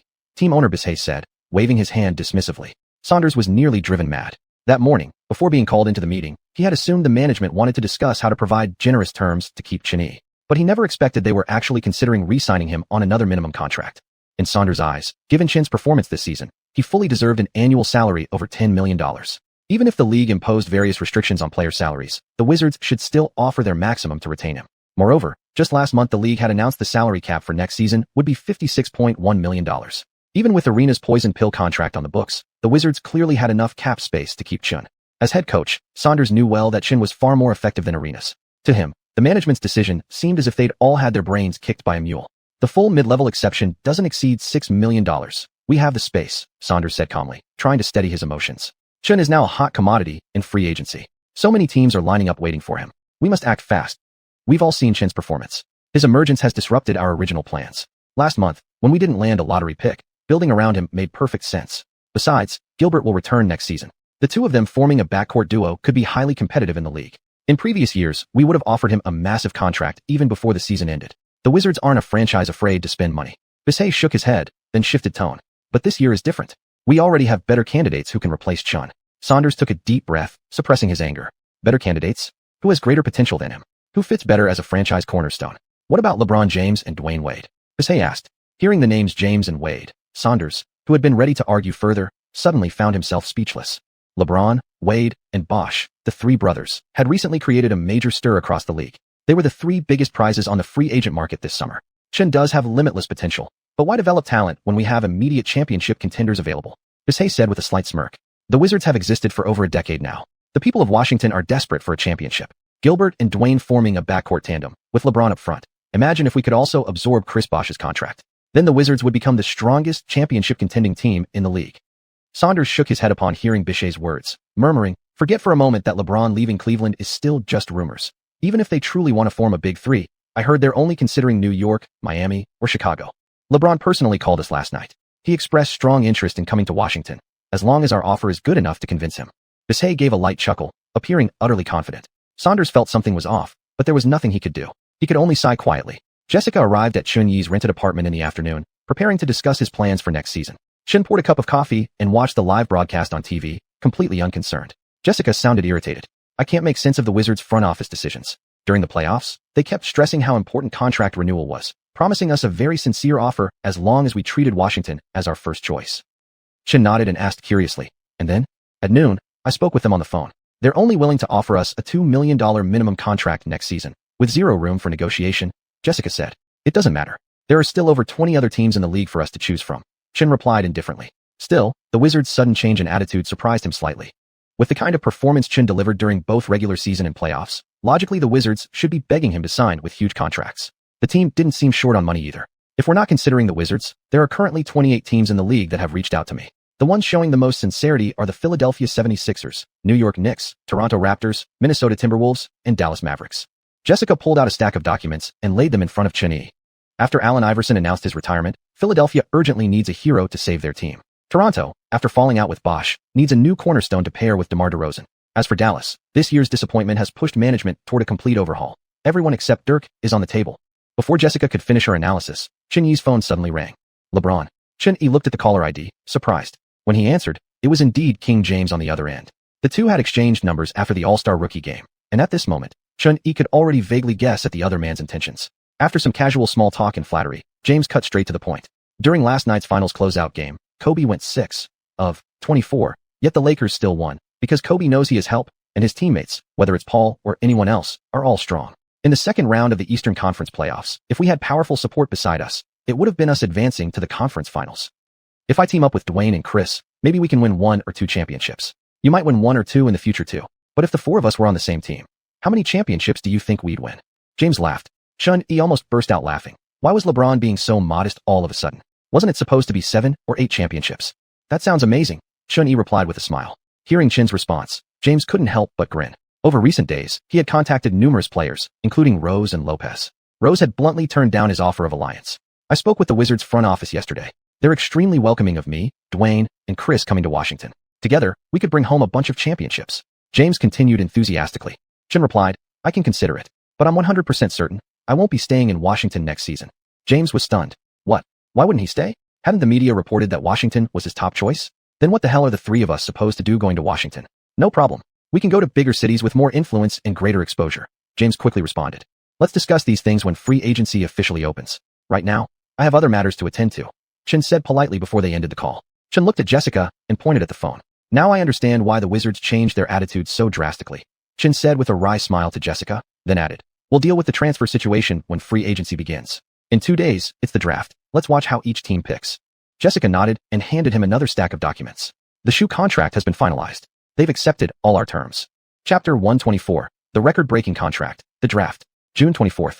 Before the draft even began, a bombshell news story exploded across every major U.S. trending list. Nike officially announced that they had signed Chun Yi to a monster 5-year, $75 million contract. This marked the 3rd time Nike had made a massive bet on a rookie, following LeBron James and Kevin Durant. Back in 2007, Nike confidently believed Durant would become the greatest basketball player on the planet, offering him a then staggering 7-year, $60 million deal that sent shockwaves through the industry. Chun Yi's contract, on paper, not only surpassed Durant's deal, but also exceeded the previous record set 7 years earlier when Nike signed LeBron James to a 7-year, $95 million contract. making this the most expensive rookie shoe deal in history. Damn, Nike really went all in. $75 million. $75 million. That's more than you could spend in a lifetime. The world's expectations for Chun-Yi already surpass what people once had for LeBron and KD. I'm already waiting for Chun-Yi's signature shoe. The moment the announcement dropped, Chinese netizens erupted. Discussions about Chun-Yi signing with Nike quickly overshadowed the upcoming draft itself. Even the ongoing rumors of LeBron and Wade potentially teaming up couldn't steal the spotlight. Just days earlier, 9 brands had been fiercely competing for Chun-Yi, with Nike and Under Armour showing the strongest interest. Nike had initially offered a 7-year, $65 million contract, and their executives were certain such an offer would be enough to secure Chun-Yi. But they never expected Chun-Yi to counter with a jaw-dropping 7-year, $120 million demand. This wasn't just bold, it was borderline robbery.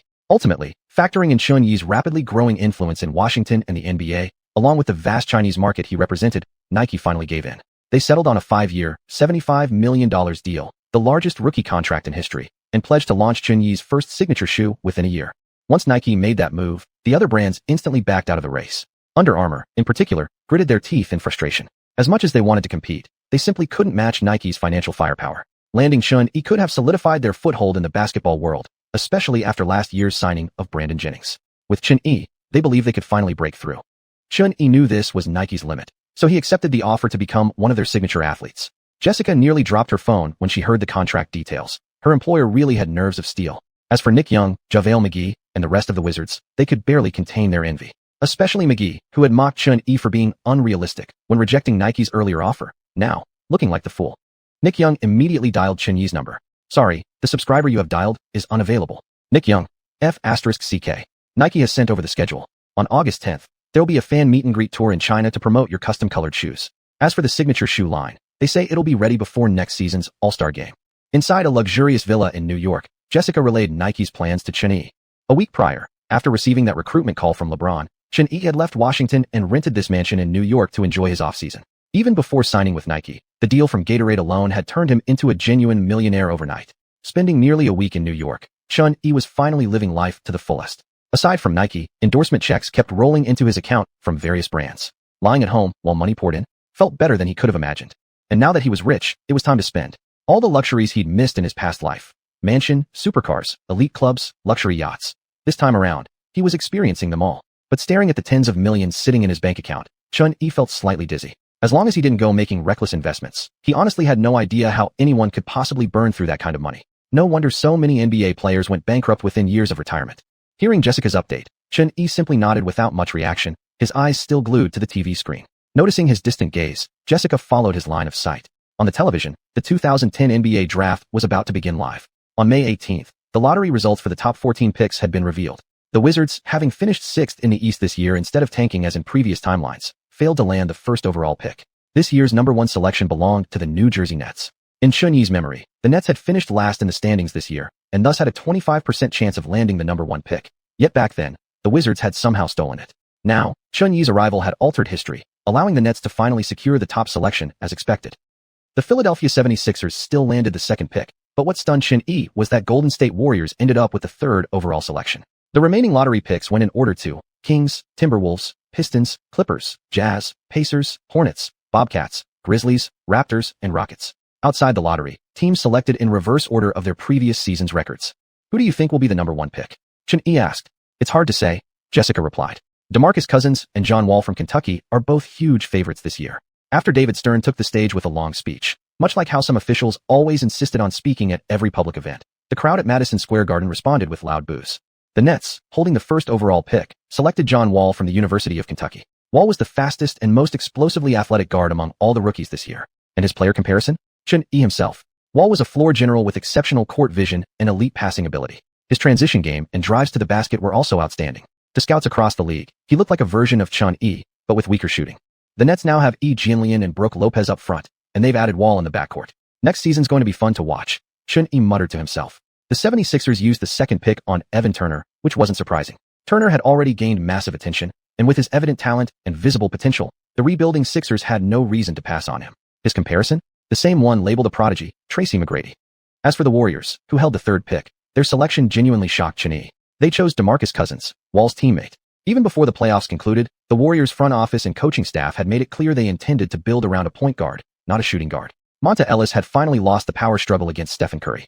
Cousins, with his overwhelming physical dominance, agile footwork, diverse offensive arsenal, and underrated passing ability and vision, was the perfect choice to strengthen Golden State's weak interior. To the Warriors' management, if they could just keep his temper under control, Cousins' future was limitless. Interestingly, Cousins' draft profile comparison was also named Curry, but not Stephen Curry. It was Eddie Curry, the one who scammed the Knicks into giving him a max contract. Shaking his head in quiet amusement, Xiuxian murmured, joining the Warriors right away. Cousins is skipping 9 years of detours here. Chapter 125, a historic shift. An enraged by Xia. The Kings, holding the 4th pick, had confidently expected to secure their long-coveted target in Cousins, only to be stunned by the Warriors snatching him away. Their general manager and head coach Westphal were furious, practically jumping with frustration. Last year's selection of Evans had exceeded expectations, and they firmly believed that drafting Cousins this year would strengthen their frontcourt enough to launch the Kings into contention. Knicks fans could relate all too well. They'd suffered a similar heartbreak last year when they lost Curry. Left with no choice, the Kings settled on Derek Favors. While not ideal, Favors had once been rated the #1 high school player in the nation, so their fanbase found the pick acceptable. Next, the Timberwolves used the 5th pick to select Wesley Johnson. It must be said, before they drafted Edwards, there was a clear reason why the Huskies remained a laughingstock for so long. It wasn't just about developing stars anymore. Their management's draft vision was inversely proportional to that of the Thunder's front office. Wesley Johnson was later placed on media lists of the top 20 NBA draft busts, which speaks volumes about how poor their judgment truly was. At 6th overall, the Pistons selected Alonzo G, another dud. Then, the Clippers pick left Xiuxian utterly shocked once again. With the 7th pick, they chose Paul George, a player whose prototype was described as a blend of Trevor Ariza and Danny Granger. The hell? Did Pau Jiao also skip 9 years of struggle like Xiuxian? Xiuxian muttered to himself. Jessica, hearing his comment, was confused and casually asked, "What do you mean?" "Nothing." Xiuxian shook his head. Next season, Griffin would return from injury. If he teamed up with Paul George, the Clippers would have limitless potential. But who knew how different Paul George's career might become without those formative years spent developing in Indiana? Xiuxian was already looking forward to next season. At 8th, the Jazz picked Gordon Hayward, just as Xiuxian remembered. Hayward was the player Xiuxian most wanted to add on contact. This guy was a serious gaming enthusiast. Xiuxian couldn't wait to introduce him to League of Legends, so they could happily queue up together during the offseason. The few guys on the Wizards roster? Absolute trash. In the future, when Hayward was injured and stuck at home recovering, he streamed LOL matches constantly. Speaking of injuries, this draft class seemed cursed. In the previous timeline, nearly every mid-lottery pick either flopped or was plagued by severe injuries. Foremost among them were Hayward and Paul George. Hayward suffered a gruesome ankle fracture in his very first game with the Celtics. The foot twisted at a 90-degree angle relative to the shin. The scene was absolutely horrific. Paul George, meanwhile, crashed into a backboard during a national team practice while attempting to block Harden. His lower leg bent backward until it formed a perfect right angle with his thigh, an injury widely regarded as the most terrifying moment in NBA history. That single incident not only altered George's career path, but also turned Harden from an explosive aerial athlete into a crafty floor game specialist. Both Hayward and George managed to maintain solid careers after major injuries. Cousins and Wall, however, faded into obscurity post-recovery. Wall, once hailed as the best point guard in the East, virtually disappeared after returning. As for Cousins, he'd started strong in Sacramento, even appearing poised to challenge for the title of league's top center. But after being traded to the Pelicans, he tore his Achilles and was reduced to fighting for minimum contracts across the league. At his lowest point, Cousins was actually playing alongside Guebao. Who could believe such a fall? With Paul George taken, a devastated Pacers team had to settle for Greg Monroe to bolster their front line. Beyond that, the rest of the lottery picks offered little excitement. This rookie class, overall, had an unremarkable success rate. Yet the Thunder's GM, who landed the 18th pick, once again displayed his extraordinary draft acumen by selecting Eric Bledsoe, a tenacious defensive stopper. Xiuxian had already advised Yao during one of their chats that the Rockets should use their late lottery pick to grab Bledsoe as a hidden gem. The kid possessed explosive athleticism and elite defense. Standing under 6 feet tall, he could even guard Durant one-on-one, definitely worth gambling a lottery pick on. Still, whether Houston listened to his advice was another matter. Their backcourt already included Kevin Martin, Lowry, and Aaron Brooks, the newly crowned most improved player. Instead, they used the 14th pick on Patrick Patterson, hoping to add toughness on the wing. Patterson was seen as a potential top 6 talent before the draft. Falling to 14th made the Rockets feel like they'd stolen a bargain. After the conclusion of the first round, Xiuxian lost interest in the second. In his memory, only Hassan Whiteside and Lance Stevenson from this year's second-rounders ever became notable names. However, the Knicks selecting Jeremy Lin out of Harvard with the 35th pick still caused quite a stir tonight. Even Xiuxian was somewhat surprised. In his previous life, Jeremy Lin had gone undrafted and received little attention before his Linsanity breakout in New York. Tonight, if not for the Knicks' unexpected move, Xiuxian himself had almost forgotten that Lin was also part of this draft class. In the past few months, Lin's decision to enter the draft had already drawn media attention. Harvard plus Asian plus NBA. Those 3 words together just sounded odd. Coupled with the fact that Xiuxian, another Asian player, had already risen to prominence in the league, and the similarities between their playing styles, Lin had become a talking point even before the draft. Scouts and analysts speculated that Lin might get drafted, but it was far from certain. His age, unexceptional athleticism, and inconsistent shooting all hurt his draft stock. Although his player comparison was often labeled as Chun-Yi, very few teams were willing to gamble on him reaching Chun-Yi's level of success. Jessica had some recollection of Lin. Jeremy Lin, didn't he play well in the Ivy League? I've watched his games, Chun-Yi said. He was the primary ball handler for his team, excelled at pick and rolls, liked to attack the basket, played physically, loved drawing fouls, and his shooting stats were actually decent enough. He chuckled slightly. Mike D'Antoni would love coaching a guy like that. But drafting Lin? That still takes some real guts. The reason Lin eventually made a name for himself in the future was largely because he ended up with D'Antoni. Without such an opportunity, no matter how hardworking he was, success would have been incredibly difficult to achieve. Now, meeting D'Antoni 2 years earlier, what kind of player might Lin become? Chun-Yi couldn't possibly know. After the draft concluded, Chun-Yi couldn't help but quietly marvel at the massive ripple effect he'd created. The altered draft order, combined with this year's chaotic free agency market, made next season's NBA seem exceptionally thrilling. Washington, Wizards general manager's office. Damn it, damn it, damn it. Owner Abe Polin was furious after James hung up on him. That lowlife, backstabbing traitor. F***ck. Seeing his boss in such a rage, Saunders let out a helpless sigh. After tonight's draft, the Wizards had come away with absolutely nothing. But Polin wasn't overly worried. After all, both James and Wade had said just days ago that Washington was their top destination. Yet moments ago, when the excited Polin redialed James' agent, the response he got felt like betrayal. When James learned that Chun-Yi wouldn't be staying in Washington, he immediately lost all interest. He came for Chun-Yi. Who else would want to land in a small market team like this? James' agent bluntly told Polin that Washington was no longer on their list of considerations. Now, beyond anger, a flicker of regret suddenly arose in Polin's heart. Call Chun. Get me Chin's number. The Wizards will offer him the maximum contract. Polin shouted at his assistant. The assistant dialed the number, no answer. Polin took a sip of water, tried to calm himself, then anxiously said, go to Chin's apartment first thing tomorrow morning. I'll go personally to discuss the contract with him. Oh, and prepare a house in Washington for Chun. Give it to him as a gift. We need to show our absolute best Chun-Yi. Saunders bit back a bitter smile and quietly said, Chun isn't in Washington right now. He's vacationing in New York. Polin immediately snapped. Then go to New York tomorrow. And by the way, I heard LeBron is in New York too. We can recruit them together. If we lose Chun and don't get LeBron and Dwayne, we won't survive the backlash. Inside, Saunders was suffering. He knew full well, one way or another, this contract was never going to happen. Chapter 126, Chaos in the Free Agent Market.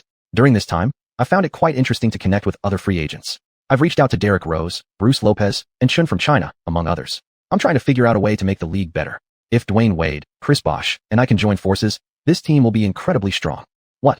I never made any promise to stay in Cleveland. It doesn't matter which city I play in. The key is winning championships. Cleveland will lose hundreds of millions because of my departure? Sorry, but I can't control the city's economy. Shortly after the draft concluded, an interview clip featuring LeBron James, the biggest fish in this year's free agency pool, talking to renowned journalist Larry King, was released. James's comments immediately triggered a minor earthquake across the basketball world. The formation of a super team with James, Wade, and Bosh was now practically confirmed. Some of his remarks dealt a direct blow to Cleveland fans. Didn't he just swear 2 months ago that he would remain in Cleveland and never leave until they won a championship? Many media outlets eager for drama dug up that earlier interview where James expressed loyalty to Cleveland right before the playoffs ended. But soon, sharp-eyed fans noticed the interview had taken place on April 1st, April Fool's Day. It turned out to be nothing more than a joke LeBron played on the people of Cleveland. The Cavaliers' management wasn't sitting idle. They were pulling out all the stops to keep James. After their playoff disappointment, Cleveland fired head coach Mike Brown and extended an invitation to Phil Jackson, the championship-winning coach of the season. But the Zen Master had zero interest in going to Cleveland. Not only was it a small market team, but the franchise's operations were deeply flawed. Almost every decision required James's approval. And with James's future still uncertain, Phil had no intention of diving into such a mess. After failing to recruit Phil Jackson, Cleveland turned to Tom Izzo, head coach at Michigan State University. However, Izzo preferred staying in the NCAA, plus, one of his players, a young man named Draymond Green, had just completed a phenomenal season. The Cavaliers were struggling badly. They had already contacted Wade, but having grown accustomed to Miami, Wade showed no interest in a small town like Cleveland. Desperate, the team then approached the Raptors with a sign-and-trade proposal for Chris Bosh. These days, the media were running themselves ragged, scrambling from all corners to gather any information about James. Even before the finals ended, ESPN commentator A. Smith publicly claimed that James's camp had held in-depth discussions with the Knicks front office, exploring various plans and directions regarding the team's future. The possibility of James joining the Knicks was far greater than him staying with the Cavaliers. Now, after seeing the latest interview, A. Smith changed his tune. He posted on social media, LeBron is currently considering joining the Miami Heat, and Dwayne Wade and Chris Bosh might follow him there. But nobody really knows what LeBron is thinking. Everything remains possible until he signs on the dotted line. As soon as those words left his mouth, Smith was immediately bombarded with endless criticism and ridicule. Wasn't this statement completely pointless? At such a tense moment, Frustrated fans were emotionally volatile. What made things even wilder was Wade's high-profile appearance at the United Center, the Bulls' home arena in Chicago, where he even tried on a jersey with the number 3. Fans familiar with Wade knew he had been deeply influenced by Jordan since childhood and was a die-hard Bulls fan. Before entering the league, his dream was always to play for the Bulls. This sudden move inevitably sparked speculation. Were LeBron and his brothers planning to form a 4-man super team in Chicago with Derrick Rose? Besides the trio of James, Wade, and Bosh, another major storyline the media obsessed over was Chunyi's future, where he would land next season. Chunyi had vanished for over a week. Since Nike officially announced their endorsement deal with him, no one had heard anything else about Chun. However, some Washington-based media reported that Wizards owner Ted Leonsis had secretly flown to New York to meet with Chunyi, discussing contract renewal terms for next season. Chunyi didn't wake up until nearly noon. After over a week of slacking off, no early morning 4 a.m. workouts, he had spent big money last night hiring a group of female players for a pickup game in New York, not returning to his villa until 4 a.m. He got up, replied to a message from Jessica, who had scheduled a meeting for him later that afternoon with the general managers of the 76ers, Mavericks, and Knicks. Then, after catching up on the latest gossip about James, he received a call from Leonsis. Calling personally? Is the boss really that low-key? Chunyi chuckled, then hung up the phone. On the other end, Baixia heard the dial tone and nearly tore his hair out in frustration. Ever since arriving in New York early this morning, Baixia had first met with Jessica to explain their plan, renewing Chunyi's contract with a truckload of cash. Jessica politely smiled and declined. With no choice, Baixia personally dialed Chunyi's number. He had spent the entire morning calling, only to be met with silence, until just now, when Chun actually picked up and immediately hung up on him. Let's go find LeBron. Baixia gritted his teeth and snapped at his assistant. The 76ers' entire front office came out in full force just to meet Chunyi. After Iverson retired this season, Philly fans were desperate for a new star to light up the city. This meeting went incredibly smoothly. Chunyi didn't ask for an outrageous deal, and the 76ers showed real tea. Shortly after, Chunyi met with the Mavericks management. Cuban hadn't shown up in person, but he had made his intentions clear. They were willing to offer Chunyi the maximum salary possible. The reason Chunyi wasn't demanding more this time was due to the Gilbert Arenas provision. Next season, his maximum salary couldn't exceed $6 million. There simply wasn't room to ask for more. After finishing meetings with both teams, Chunyi told Jessica to pass on both offers. True, the 76ers had plenty of cap space and played in Philadelphia, one of the most historically significant cities in America, but Chunyi had little interest in joining them. In last night's draft, the 76ers selected Evan Turner, a talented wing with high upside. But Chunyi, coming from the future, knew Turner would never fully live up to his potential. Plus, the 76ers' recent strategy had been tanking, while Chunyi's goal was to win the Larry O'Brien Trophy as soon as possible. Most importantly, the 76ers' desire for a superstar stemmed largely from their lingering nostalgia for Iverson. No matter how many years passed, when people thought of the 76ers, the first name that came to mind was always Iverson. Chunyi didn't want to be a replacement for someone else. He wanted to join a team where he could truly belong. As for the Mavericks, who had suffered a shocking Black 7 upset this year, they had made one thing crystal clear. Apart from Dirk Nowitzki, anyone on the roster was available. Their sole goal? A championship. Their philosophy aligned perfectly with Chunyi's ambitions. Yet, make no mistake, the Mavericks were still Dirk's team. No matter how well Chunyi played, Cuban's heart would always belong to the German legend. After wrapping up meetings with both teams' executives, Jessica received a call from Dolan. The Knicks front office had also mobilized completely, but they had requested a change in the scheduled meeting location. Chapter 127, Dolan's personal meeting. Although the Knicks had performed poorly year after year, even finishing at or near the bottom of the Eastern Conference multiple times, win-loss records weren't the primary factor determining a team's market value. The NBA's most winning team was the Spurs, boasting a win rate close to 70%, yet their franchise valuation hovered around $2 billion, below the league average. In contrast, the Knicks, despite frequent last-place finishes, had become the wealthiest franchise in the entire league. Located in New York City, one of the world's greatest metropolises, the Knicks benefited from an unparalleled geographic advantage. The largest population and fan base in the United States made New York one of the top markets in basketball. Additionally, their owner, Dolan, also served as CEO of Cablevision and executive chairman of Madison Square Garden. These overlapping roles allowed the Knicks to profit through various channels. For example, despite consistently ranking at the bottom of the standings, the Knicks never missed out on national broadcast appearances. This season, while the Spurs hadn't secured a single nationally televised game by midseason, the Knicks already had two. Yet Dolan remained puzzled. The Knicks were never short on money, but they couldn't attract superstars. In the 10 years since the new millennium, the team had made the playoffs only twice. This reality had even tamed the once fervent New York fans into apathy. Many local supporters had long given up on the Knicks' championship hopes. All they wanted now was entertaining basketball. When the atmosphere heated up, they wouldn't hesitate to cheer for visiting players. Tickets always sold out, not because fans came to watch wins or losses, nor necessarily to support their own team. Sometimes, when marquee stars like Kobe Bryant or Tracy McGrady visited, home fans would even switch sides mid-game. Chunyi had experienced this firsthand during his game against the Knicks this season, receiving thunderous cheers from the local crowd. Such an awkward situation frustrated Dolan deeply. Desiring change, the Knicks reached out first to Carmelo Anthony after the season ended. then extended offers to LeBron James, Dwayne Wade, and Chris Bosh, the trio whose names were stirring headlines across the league. At this moment, Dolan was accompanied by most of the Knicks' front office personnel inside a high-end office building in New York, preparing to negotiate with LeBron James about next season's contract. Also present was the Nets, who were soon relocating to Brooklyn. However, after the others left, Jay-Z, the Nets' minority owner, secretly stayed behind for a private 15-minute conversation with LeBron. What they discussed remained unknown, leaving the Knicks management waiting outside for an uncomfortably long time. Only after the Nets departed did the Knicks finally gain access to meet with LeBron. Not long afterward, Dolan emerged with a visibly disheartened expression. He had assumed that personally showing up and offering LeBron a max contract would demonstrate sufficient sincerity. But LeBron still hadn't given them a clear answer. Both sides were stalling. While LeBron was genuinely interested in playing in New York, he wasn't set on joining the Knicks. The Nets were also in New York, and they held this year's #1 overall pick, a much stronger selling point for someone determined to win championships. The Knicks lacked any dominant backcourt player. Boss, there's news breaking. We're being told by media sources that William Wesley publicly stated bringing in Chris Paul would help lure LeBron. Dolan's assistant said, glancing at a text message on his phone. William Wesley was one of LeBron's closest confidants, so his words carried significant weight. But Dolan felt increasingly irritated. Why would the Hornets ever let Chris go? They're counting on a healthy Paul to lead the team next season, Dolan muttered, shaking his head. The 2010 offseason free agency market was crowded with top-tier talent, but also chaotic beyond measure.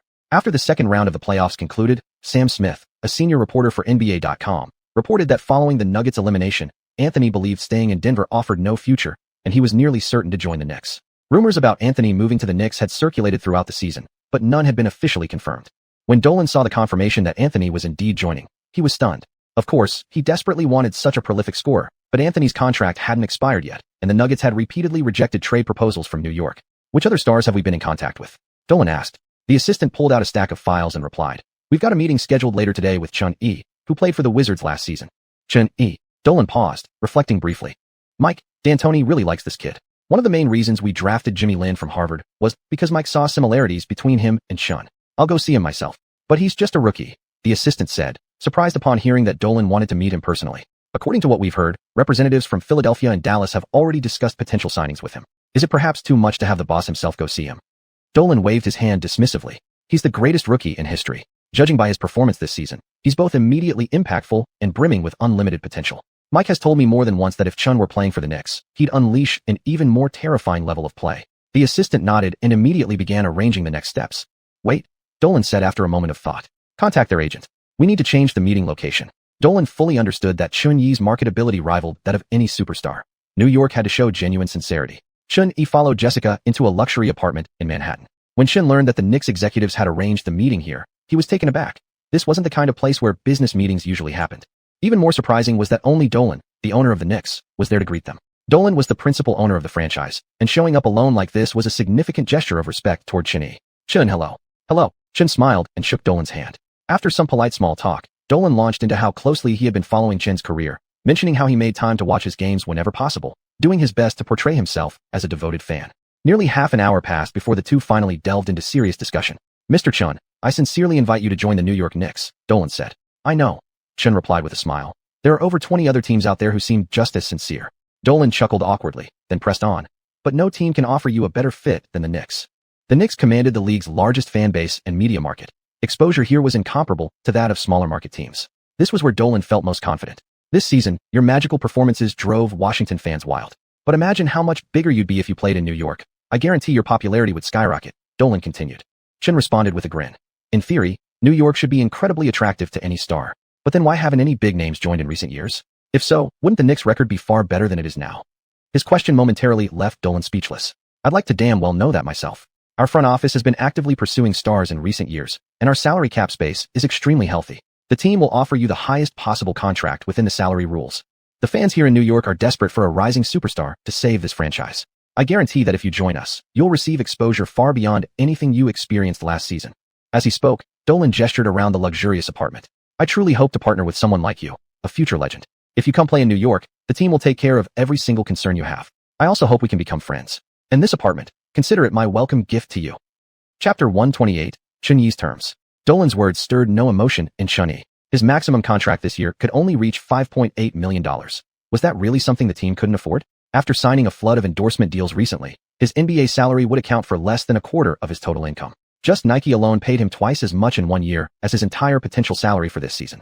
As for exposure, being a Chinese player gave him a natural advantage over 90% of the NBA roster. Even playing in a small market like Oklahoma, Xuanhui would still receive more public attention than players on the Knicks. Still, there was no denying that Dolan was indeed a wealthy and generous man. While agreeing to offer Xuanhui a max contract, he had even thrown in this luxury apartment. The place wasn't too far from Madison Square Garden. Though not located in New York's elite neighborhoods, in Manhattan real estate, where every inch counted, a unit like this would cost well over $1 million. Recently, every team in the league had reached out to Xuanhui, including the Lakers and Celtics who had just come off the finals. Xuanhui had left openings only for a few teams, but comparing their offers now, it was clear that the Knicks had shown by far the most sincerity. Yet, even this wasn't enough to win him over, because such benefits were merely basics. Mr. Dolan has certainly shown great faith, Xuanhui said with a smile toward Jessica, then turned to Dolan. However, my goal next season is winning a championship. Do you believe the Knicks can achieve that? Dolan paused. A championship, for a franchise that had made the playoffs only twice in 10 years, felt impossibly distant. We've already spoken with LeBron. Next season, we're highly confident about forming a trio with LeBron, Dwayne, and Chris, with you added into the mix. Before Dolan could finish, Xuanhui cut in directly. LeBron won't come to New York. Our team has had in-depth talks with LeBron. Dolan tried to continue, but Xuanhui simply laughed. From what I know, LeBron, Dwayne, and Chris have practically decided to form a super team in Miami. Staying in New York is only a small possibility, and honestly, compared to the Knicks, the Nets are far more attractive to them. Sure, the Knicks had money, but LeBron valued championships above all. The Nets might have been terrible this season, but they'd used their first overall pick to draft xuanhuan, and their overall roster was stronger than the Knicks. After LeBron made it nearly explicit that he'd leave Cleveland to chase a title, every team wanted him. But to absorb LeBron's contract, another team would also have to take on Wade's contract plus either Bosh or a strong playmaker, someone like Paul, Rose, or Xuanhui. Xuanhui had zero interest in joining forces with LeBron. He'd rather go without a championship than do that. Besides, Xuanhui added, if LeBron actually came to New York, that'd make the opportunity less appealing to me. I know exactly what kind of system fits my style of play. Xuanhui's words sent waves through Dolan's mind. Deep down, Dolan agreed with him. To LeBron, the Knicks' wealth wouldn't be enough. And so far, LeBron hadn't shown any strong desire to join them. The Knicks' attempts to contact Wade and Bosh had repeatedly hit dead ends. Before Dolan could respond, Xuanhui continued, has there been any change regarding the Knicks' head coach for next season? Hearing this, Dolan's eyes lit up. This sounded promising. Of course not. We believe in Mike D'Antoni's coaching ability. Unless something unexpected happens, Mike will remain head coach for at least the next 2+ years. He's the best offensive-minded guard coach in the entire league, Dolan replied quickly. Xuanhui nodded, then said, if the Knicks are willing to build the team entirely around me, and if the front office listens to my input without question, then given the Knicks' cap space and appeal to other players, I'm confident I can establish a dynasty within the next few years. No team would be able to stand against us. Not even LeBron. Xuanhui's demand was simple. If he couldn't get the Supermax, he wanted operational control of the team. Like LeBron with the Cavaliers, where his authority surpassed even the head coach and gave him final say in player transactions. Such privileges existed only for legends like LeBron and Kobe across the entire league. Dolan took a deep breath. Making such a request felt, to him, even more excessive than demanding a Supermax contract. Yet, what Xuanhui promised was incredibly tempting. If he truly could lead the team to a championship and build a dynasty, this gamble might just be worth it. But make no mistake, it was still a high-stakes bet. After pondering for a moment, Dolan said slowly, I'll go back and discuss this with everyone on the team. Xuanhui replied, I hope you can make a decision soon. I'd like to have an answer before the free agency market opens. Dolan gave a bitter smile. After the meeting with Dolan ended, Jessica drove back to their temporarily rented apartment in New York, while Xuanhui called Louis Fei to meet up for some shopping. They had stayed in close contact ever since Xuanhui arrived in New York. Both had wanted to meet, but he had been occupied with endorsement deals, and she had returned to China to film several commercials. Finally today, they found the chance. Standing at Times Square in Manhattan, Xuanhui gazed at the dazzling neon lights and towering skyscrapers, feeling the city's vibrant energy and prosperity. You're going to have to disguise yourself when you go out from now on, Louis Fei joked. All along the way, fans had approached Xuanhui for autographs. Though Louis Fei was hugely popular in China, here in New York few recognized her, whereas Xuanhui was being swarmed by enthusiastic supporters. Xuanhui sighed helplessly. It's not that bad with passionate fans, but what really bothers me is the reporters who show up everywhere, completely invasive. Louis Fei, clearly used to it, shrugged. I've already gotten used to appearing with you in gossip magazines. They exchanged amused glances and smiled. After leaving Times Square, Xuanhui had planned to take her to Central Park, but Louis Fei clearly had no interest in quiet, peaceful parks. She preferred thrilling adventures. So Xuanhui was forcibly dragged to Universal Carnival near Times Square and made to ride the pirate ship, sky roller coaster, and other intense attractions. In his previous life, the cautious Xuanhui rarely dared to try such rides. Anything involving high-speed spinning would leave him vomiting the next day. But after his reincarnation, whether due to improved physical conditioning or not, he didn't feel any stomach turmoil after a full round, only unavoidable dizziness in his head. I've never been afraid of high-spin rides since childhood. I could ride a roller coaster over 20 times and still feel nothing. Louis Fei laughed, watching Xuanhui stagger unsteadily as they left the carnival. Xuanhui was momentarily speechless, mentally scoffing twice. You really are, one of a kind. Later, Chun-Yi took her to a small, cozy cafe to rest. He ordered 2 lattes and 2 pieces of chocolate cake, then led Liu Yifei to a quiet corner table. The cafe was decorated in a vintage style, with old photographs, posters, and retro advertisements hanging on the walls. Antique trinkets and nostalgic furniture filled the windows, creating a strong sense of nostalgia. Amid gentle classical music, time seemed to flow backward. Chun-Yi felt instantly transported to a bygone era. Liu Yifei looked at a photo of Audrey Hepburn on the wall and murmured, "Hepburn truly embodied elegance and beauty." Chun-Yi took a sip of his Americano, and as a fan of Hepburn, nodded in agreement. No one could resist Hepburn and Roman Holiday. She was like an angel descended to earth. By the way, which city are you planning to sign with next season? Lately, news about your transfer has dominated trending topics in both China and the US. I can't avoid it even if I try, Liu Yifei said.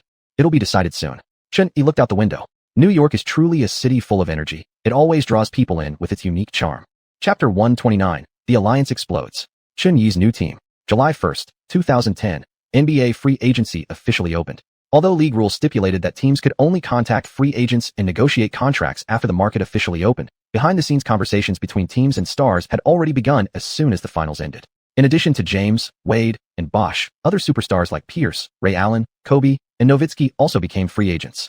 Restricted free agents such as Chun-Yi and Scola were eligible to opt out of their contracts, making for an exceptionally bustling offseason. However, Kobe had already re-signed with the Lakers. Having captured back-to-back championships, the Black Mamba had long abandoned any thoughts of moving to Chicago and was destined to retire in Los Angeles. Nowitzki, too, publicly declared his loyalty to Dallas. On July 7th, NBA teams would be permitted to formally sign free agents. That morning, a bombshell dropped. Free agent Chun-Yi reached an agreement with the New York Knicks, signing a fully guaranteed 3-year deal worth $25.89 million, with a player option in the final year. Due to the restrictions of the Gilbert Arenas clause, Chun-Yi's salary this year would be capped below $5.8 million, rising to $6.06 million next year. However, in the third year, he would earn up to $14.03 million, the maximum amount he would have been eligible for under a rookie max extension. The Knicks released an official photo of Chun-Yi signing the contract, with team owner James Dolan and general manager Donnie Walsh both present, wearing broad smiles. Accompanying the image, the team posted, "New York is getting its greatest rookie ever." The news exploded across the globe. What? Chun-Yi? New York? Wait, the Wizards didn't even make a priority offer to him. No way. He's actually coming to the Big Apple. Holy crap, don't do this to me. I just bought season tickets for the Wizards next year, and now you're telling me Chun-Yi is gone. The Knicks have sucked for years. Can they actually build a championship team around Chun-Yi? Knicks in 6. Chun-Yi's move to the Knicks landed like a nuclear bomb. Overnight, countless Chinese fans proclaimed themselves lifelong Knicks supporters. But no one was more excited than New York fans. Since Ewing's retirement, the Knicks had never truly risen again, becoming synonymous with dysfunction. While many fans had learned to accept reality by rooting for other teams, who wouldn't want to see their home team triumph at Madison Square Garden. Across the city, fans immediately pulled out last season's Chun-Yi jerseys and proudly wore them on the streets. They missed out on Curry, but now they got Chun-Yi, whose playing style was flashier and even more electrifying. Meanwhile, Knicks head coach Mike D'Antoni excitedly grabbed his whiteboard at home, already sketching out offensive sets for the upcoming season. 2 years ago, Coach D'Antoni had been lured to New York only to face miserable results, forcing the former coach of the year into tanking mode. Last year, he thought drafting Stephen Curry would mark the beginning of a revival, only to be sniped by the Golden State Warriors. This year, Dolan promised D'Antoni he'd bring a true superstar to help the team compete for a title, so they began pursuing several high-profile players. When Walsh called D'Antoni days earlier saying, "We can't get Anthony," the coach had already started regretting coming to New York. But we could still land LeBron, Dwayne, and Chris to form a big three. Dolan's words reignited hope in the coach. Then, right before free agency opened, Dolan called again. LeBron joining the Knicks? Almost zero chance. D'Antoni's heart shattered once more. But, we've landed this year's Rookie of the Year, Chun. Suddenly, life surged back into D'Antoni, though he made some unreasonable demands. D'Antoni, can you people please just spit it all out at once? Over the past few days, the emotional roller coaster ride had D'Antoni sitting through endless meetings with the front office, finally reaching a consensus only the day before. They chose to concede on every point, all just to secure Chun-Yi. Compared to players like James, Anthony, and Wade, D'Antoni believed Chun-Yi's style fit his coaching system perfectly. Moreover, he had far more experience developing guards than forwards. Landing Chun, it made D'Antoni feel 5 years younger. For every fan celebrating, another was crushed. New Yorkers were ecstatic. Washington fans were furious. Wasn't there a right of first refusal? And the contract Chun-Yi signed with the Knicks wasn't outrageously large. It clearly wasn't due to excessive salary demands that the deal with the Wizards fell apart. Most fans placed the blame squarely on the Wizards' front office for driving Chun-Yi away. They practically wanted to storm into Ernie Grunfeld's office and drag the old fox out. After seeing the news of Chun-Yi signing with New York, Grunfeld hadn't dared show his face in Washington for the past 2 days. That same afternoon, TNT's basketball analysis show featured Chun-Yi's move as the main topic of the day. Charles Barkley, Chun-Yi's #1 fan, said, Chen's decision surprised everyone. Folks, get ready. Next season, the Knicks are taking off. New York offers far greater exposure and long-term potential than Washington, Kenny Smith analyzed. Plus, they've recently shed a bunch of bad contracts. They have more cap space than the Wizards and can now build a team around Xuanhuan however they want. On top of that, New York is rebuilding from the ground up, Barkley added. They desperately need a superhero like Xuan, and Xuan needs exactly this kind of stage where he can freely express himself. Reggie Miller, sitting beside them, asked skeptically. But don't the Wizards have Chen's right of first refusal? Did they just choose not to match the offer? Barkley fired back without hesitation. The Wizards' front office is full of idiots. I can only assume they're betting everything on Gilbert coming back next year, so they let Chen go. If that's true, then I have to say their judgment isn't even as good as Nike's. That final jab, comparing them unfavorably to Nike, was pure perfection. Laughter instantly filled the studio. Watching the broadcast at home, Chen couldn't help but laugh too. But truthfully, Barkley's analysis hit close to home. Chen had chosen the Knicks not just because they were willing to spend money, but also because the team lacked a definitive franchise player. The Knicks had enjoyed glory in the past, back-to-back championships in the 70s, but how many fans today still remembered Willis Reed, Walt Frazier, or Earl Monroe? Even if you look back to their last strong era in the 90s, only Patrick Ewing truly left a lasting impression on New York fans. If Chen could lead the Knicks from their current decline to resurgence, or even build a dynasty, he would achieve unmatched legendary status in the city. Beyond that, Mike D'Antoni was another major factor. D'Antoni was a pioneer of run-and-gun basketball, the original architect of the small ball era. In his previous life, Chen vividly remembered the Suns' legendary 7 seconds or less offense, and the Rockets who pushed the Warriors to the brink. Especially the epic 2018 Western Conference Finals. While the league had many great coaches, D'Antoni and Steve Kerr were undoubtedly the twin kings of that era. Had D'Antoni enjoyed better luck, his legacy might have reached even greater heights. Moreover, D'Antoni's coaching style meshed perfectly with Chen Yi's game. His system wasn't just about pace, it was tactically diverse, and often entrusted players with autonomy in crunch-time decisions. It was a perfect fit for Chen Yi. Shortly after Chen Yi signed with the Knicks, Pat Riley in Miami suddenly became restless. Chapter 130 reporting to duty, meeting with Coach D'Antoni. On the afternoon Chen Yi confirmed his signing with the Knicks. Dwayne Wade officially announced with the Heat that both parties had reached an agreement. Wade would remain in Miami on a pay-cut contract worth $107 million over 6 years. Wade's salary last season was $15.78 million. This year it dropped to $14.2 million. Almost simultaneously, Chris Bosh jointly announced with the Heat that they had finalized their deal, with Bosh joining the team on a 6-year, $110 million contract. Had Bosh stayed with the Raptors, he could have earned a 6-year, $125 million deal, but Bosh, who earned $15.78 million last season, chose to take $14.5 million to join the Heat. The two signings sent shockwaves across the league. Wade and Bosh taking less money strongly hinted at another earth-shattering move looming on the horizon. Shortly after the news broke, Heat general manager Pat Riley called LeBron James. Riley, who hadn't received a clear answer from James in recent days, had decided to act first by securing Bosh. During the meeting with Bosh, Riley placed a dark red velvet pouch onto the conference table and calmly opened it. Inside was a set of championship rings. At the end of the meeting, Riley handed him the Heat's 2006 championship ring and said, "Keep it. Hold on to it until you win your own, then give it back to me." Bosh, already hungry for a title, was completely won over by Riley's gesture. Bosh then began discussing details of joining the Heat with Wade. When Riley met LeBron in Cleveland, he used the same tactic, pulling out his championship ring and letting LeBron wear it like a godfather passing down a legacy. But unlike Bosh, LeBron wasn't so easily convinced. For days, he hadn't answered their calls, not even returning Wade's messages. On the day the free agency period opened, the three had held a conference call, narrowing their options down to the Bulls, the Heat, and the Knicks. Joining the Bulls was because of Derrick Rose. Joining the Knicks? Because owner James Dolan was certain they could lure Chen Yi. After Wade and Bosh connected first, Riley remained tense. LeBron hadn't made any commitments yet. Now that Chen Yi had joined the Knicks, there was a real chance LeBron might abandon Wade and Bosh and instead head to New York to build a dynasty alongside Chen Yi, as long as Chen Yi was willing to bring him along. Finally, after 4 days of silence, LeBron's call came through. Dwayne and Chris have already joined the Heat family. If you become the third pillar, you won't have to play the same way you did in Cleveland. You could take on Magic Johnson's role. Dwayne becomes Kobe Bryant, and Chris is your Kevin Garnett. You won't need to carry the scoring load. If you want, you could even average a triple-double like Oscar Robertson. 3 years ago, Kevin, Paul, and Ray, the aging veterans, formed a trio in Boston and won a championship in their first year, reaching the finals 3 times in 3 years with 1 title and 2 runner-ups. What do you think you three, all in your prime, could accomplish together? And Florida has no state income tax. Riley laid it all bare, painting a grand future of a super team with LeBron. Shortly after Wade and Bosh announced their alliance, Chen Yi attended the jersey unveiling ceremony the Knicks held for him. Media from across the U.S. attended the event. Under global spotlight, Chen Yi held up his new Knicks jersey and posed for photos with head coach Mike D'Antoni and GM Donnie Walsh. New team, new season. Chen Yi would continue wearing the number 7. Chen, you signed with the Knicks immediately after free agency opened. Was this move part of a plan to recruit LeBron James? Besides routine questions about his signing process, reporters probed about LeBron's potential destination.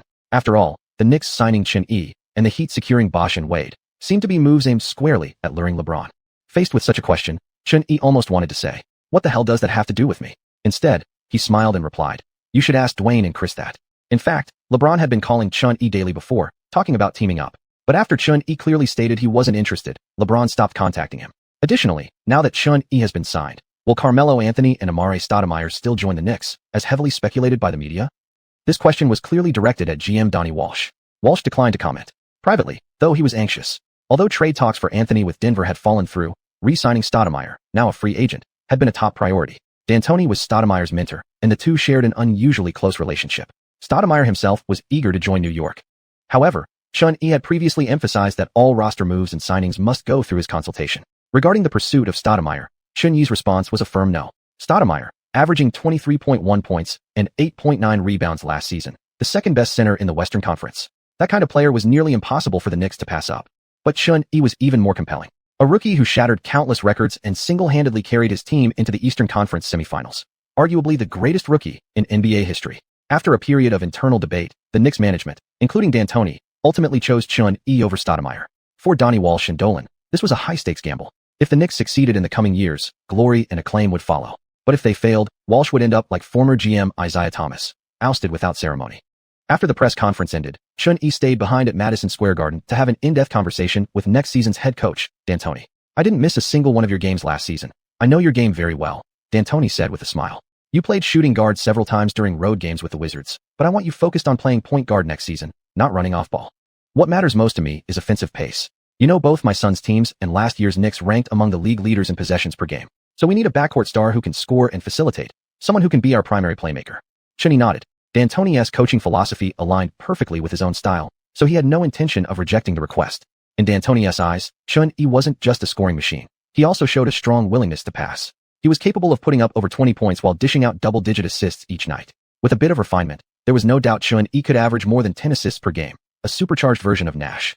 But we'll also need a number of players who can shoot from the outside and bring solid defense, Chun-Yi added. This thinking resonated perfectly with D'Antoni.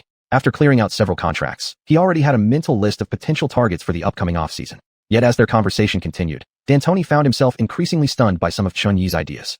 Chapter 131 The league is shaking, James' decision. Rather than blindly increasing the number of possessions, it's better to enhance the spacing in team offense and speed up the tempo just enough, not to an exaggerated extent. Simply put, we can use more pick and rolls, have big men cut inside for easy finishes, and allow guards, after penetrating, to find shooters waiting on the perimeter. Alternatively, we can create isolation opportunities. This style of play is simple and efficient. And with more possessions, players' stamina will be heavily tested. Under intense physical battles, it's easy for shooting touch to go cold. At that point, we'll inevitably need half-court sets to regain rhythm while maintaining solid defense. So the team must master the timing between half-court execution and transition play, and execute sharp passing and cutting. Chun-Yi took a sip of coffee and continued. While pushing the offense, we must also stay strong on defense. If we sacrifice too much defensive toughness for offensive gains, our overall defensive quality will drop. Then against teams like next season's Heat, who can attack and defend effectively, we'd be helpless. Anthony completely agreed with Chun-Yi. His words had practically pinpointed the reason behind Anthony's own fast-paced offensive system failing in the past. "So, I want to stack the backcourt with players who are both strong shooters and capable defenders," said Anthony. Chun-Yi nodded and added, "I already have a list of potential 3 and D-wing players in mind. I'll have my agent send it to your email tonight. You can screen them and then pass your choices to the GM." Anthony was a legendary developer of guards, especially shooters, something Chun-Yi didn't need to worry about at all. All he needed to do was provide a list for Anthony to select from. Besides, the Knicks had been burdened with terrible contracts over recent years. Acquiring new talent would come at a high cost, but that was management's problem, not something Chun-Yi intended to concern himself with. Other than 3 and D players, at the 2-guard spot, I'd like someone who can both score one-on-one and run the offense. A super guard to play alongside you. 2 elite guards in the backcourt, surrounded by several 3 and D wings, plus a center inside who can face up or finish off cuts and screens, Anthony said. Chun-Yi fell silent for a moment. Wasn't this exactly the Rockets' roster setup? But finding a replacement for Harden and Paul was incredibly difficult. Chun-Yi could perfectly fill Paul's role, but who could replicate prime Harden, someone who could both score and facilitate at an elite level? As for the center position, currently there was only one man both Chun-Yi and Anthony wanted most, Amare Stoudemire. The reason Chun-Yi wasn't optimistic about him was that despite Stoudemire's scoring ability and exceptional face-up game, as well as being the league's best at finishing pick and rolls, years of accumulated injuries, knee problems, hand issues, even detached retina, had clearly passed his peak. On defense, he wasn't known for physical toughness or awareness, and after so many injuries, returning to his former level seemed nearly impossible. From Chun-Yi's memory, When Stoudemire joined the Knicks in 2010 after moving east, he played only one strong season before steadily declining. To ease the ball-handling load, we don't necessarily need a superstar guard. There are plenty of forwards in the league with solid playmaking skills. I have someone specific in mind. Unfortunately, he didn't enter the draft this year, Xianxia said. Who? Draymond Green from Michigan. Anthony had heard the name, but hadn't looked into him deeply. As far as he knew, Green's draft outlook was quite underwhelming. Basketball is undergoing transformation. In my opinion, the roles of all 5 positions on the court are becoming blurred. In the future, we might see 3-point guards on the floor at once, or even big men stepping out to shoot threes, Xianxia continued. That statement sounded so bold that Anthony actually felt as if he'd found a kindred spirit. Yet after a moment, Anthony regained his composure and thought, wait, I'm the head coach here. How did I end up being lectured? Xianxia and Anthony didn't meet for long. After talking passionately for nearly an hour, they parted ways. That night, true to his word, Anthony found Xianxia's email waiting in his inbox. Danny Green? Didn't the Cavaliers cut this kid last season? Anthony murmured as he scanned the list. Tony Allen, P.J. Tucker.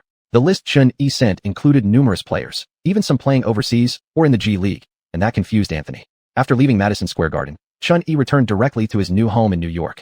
Thanks to Dolan's gift of this luxury apartment, Xianxia saved himself the time and effort of buying property. Also, he couldn't be bothered to drive over the brand new Mercedes E350 parked back in Washington. He simply arranged for someone to sell it. It had originally been a gift from a sponsor anyway, and now converting it into cash was convenient. However, when word got out that the car had once been driven by Xianxia, it sparked a frenzy in the Washington market and was bid up to nearly $1 million, several times higher than its original price. Xianxia's bank account was suddenly boosted by several $100,000 more. That same afternoon, Xianxia went out again and picked up the latest model Mercedes-Benz G550. Only a beast like the G-Class could deliver the real driving thrill. At 9:28 p.m. Eastern Time on July 8, 2010, LeBron James announced his decision live on ESPN through a special program titled The Decision. James looked into the camera and declared to the world, I'm taking my talents to South Beach and joining the Miami Heat. LeBron James, Dwayne Wade, and Chris Bosh, 3 superstars at the peak of their careers, had officially formed a super team for the upcoming season in Miami. The next day, the Heat held a high-profile jersey unveiling ceremony for their new Big Three. James, Wade, and Bosh appeared at the event wearing the Heat's white and red uniforms, welcomed by ecstatic Miami fans. Since the Heat had retired the number 23 jersey, James would wear number 6 for the upcoming season, and he even suggested that the league as a whole should retire number 23 in honor of Michael Jordan. The 3 stars were bursting with excitement. Bosh repeatedly raised his fist and shouted, convinced that a new dynasty was about to begin. Our alliance isn't about winning 1 or 2 championships, not 3 or 4, but 7 or 8. James promised the Miami fans. The more jubilant the scene at the press conference, the heavier the hearts of King James' loyal fans back in Cleveland. This signing devastated Cavaliers fans. Not only did James leave, but his contract amounted to $110 million over 6 years, his annual salary actually decreasing from $15.78 million this season to $14.5 million. James was no longer Cleveland's hero. In an instant, he became the city's enemy. Even Cavaliers owner Dan Gilbert couldn't hold back, launching a furious public attack on social media, calling James a traitor.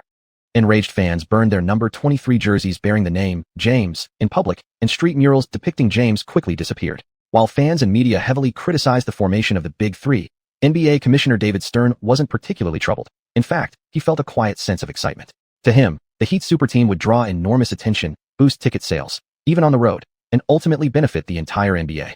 The course of the NBA's future was quietly shifting. Chapter 132, a brief trip to China, preparing for the new season. The 2010 free agency period was still in full swing. While superstar players like Xianxia and James had already settled their moves, there were still many high-profile athletes without new teams. For example, McGrady, who wasn't re-signed by the Knicks, naturally couldn't stay in New York after Xianxia took over. However, unwilling to accept a bench role, McGrady had been rejected by several teams in recent days. Meanwhile, Amare Stoudemire, who had originally prepared to go to New York, was furious upon learning he'd been stood up. He now desperately wanted to join a top-tier team and was determined to prove next season that the Knicks made the wrong decision during the offseason. After days of being under intense scrutiny, the Wizards finally made their move. Washington traded Quentin Ross to the Nets for xiuxian, with the Nets also including $3 million in cash to facilitate the deal. This transaction puzzled Xianxia. He had adjusted his game last season and delivered the best performance of his career, showing tremendous potential. Logically, such a trade shouldn't have happened, but the Nets still went to great lengths to ship him out. Upon reflection, it made sense. The Nets no longer needed him. They had used their first overall pick in the draft to select John Wall, and the rebuilding Nets would clearly build around Wall as their centerpiece. Plus, they already had Brook Lopez, whose position overlapped with Ye's, so the team chose Lopez over him. The Wizards held a welcome event for xiuxian, with team president Ernie Grunfeld personally attending and delivering remarks to show their enthusiasm. With a large Chinese-American community in Washington, he felt quite comfortable settling into his new environment. As for the Knicks, general manager Donnie Walsh was using all his connections to contact the few players that Xianxia and D'Antoni had jointly targeted. Among the names on that list were not only Danny Green from the D-League, but also overseas players Patrick Beverley and PJ Tucker. Of course, the most difficult candidates were those centers Chun-Yi had specifically requested. Tyson Chandler. After being traded to the Bobcats last season, Chandler struggled with both injuries and a poor relationship with head coach Larry Brown. As a result, he'd even dropped to a backup role, with declining stats that failed to justify his $10+ million salary, prompting Charlotte to consider trading him long before this.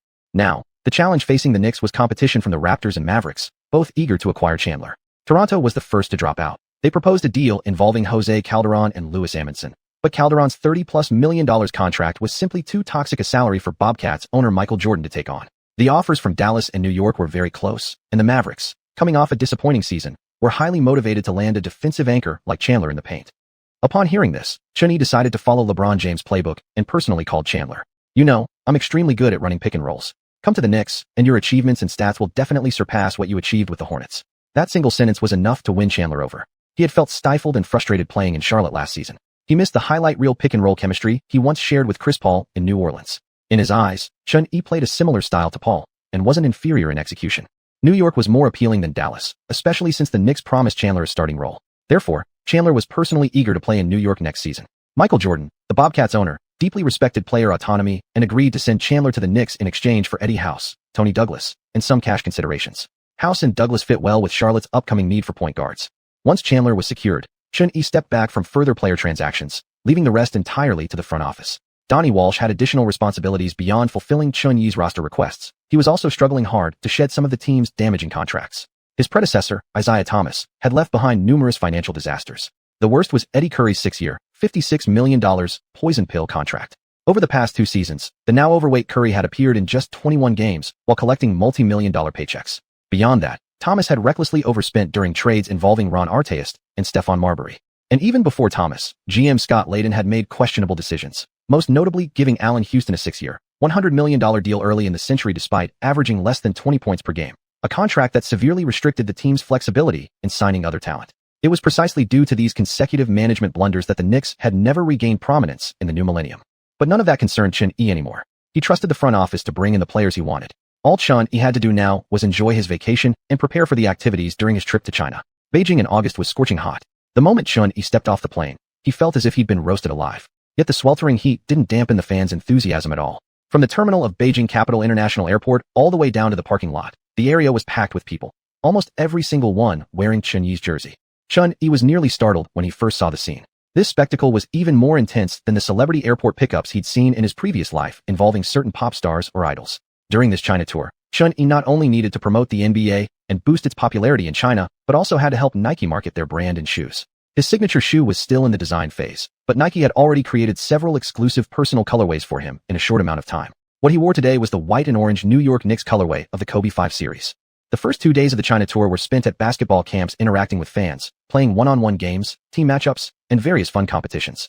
The following 2 days were dedicated to meet and greets and autograph sessions. Needless to say, after sitting there the entire afternoon fist-bumping and signing autographs, Chun-Yi's hand was almost numb.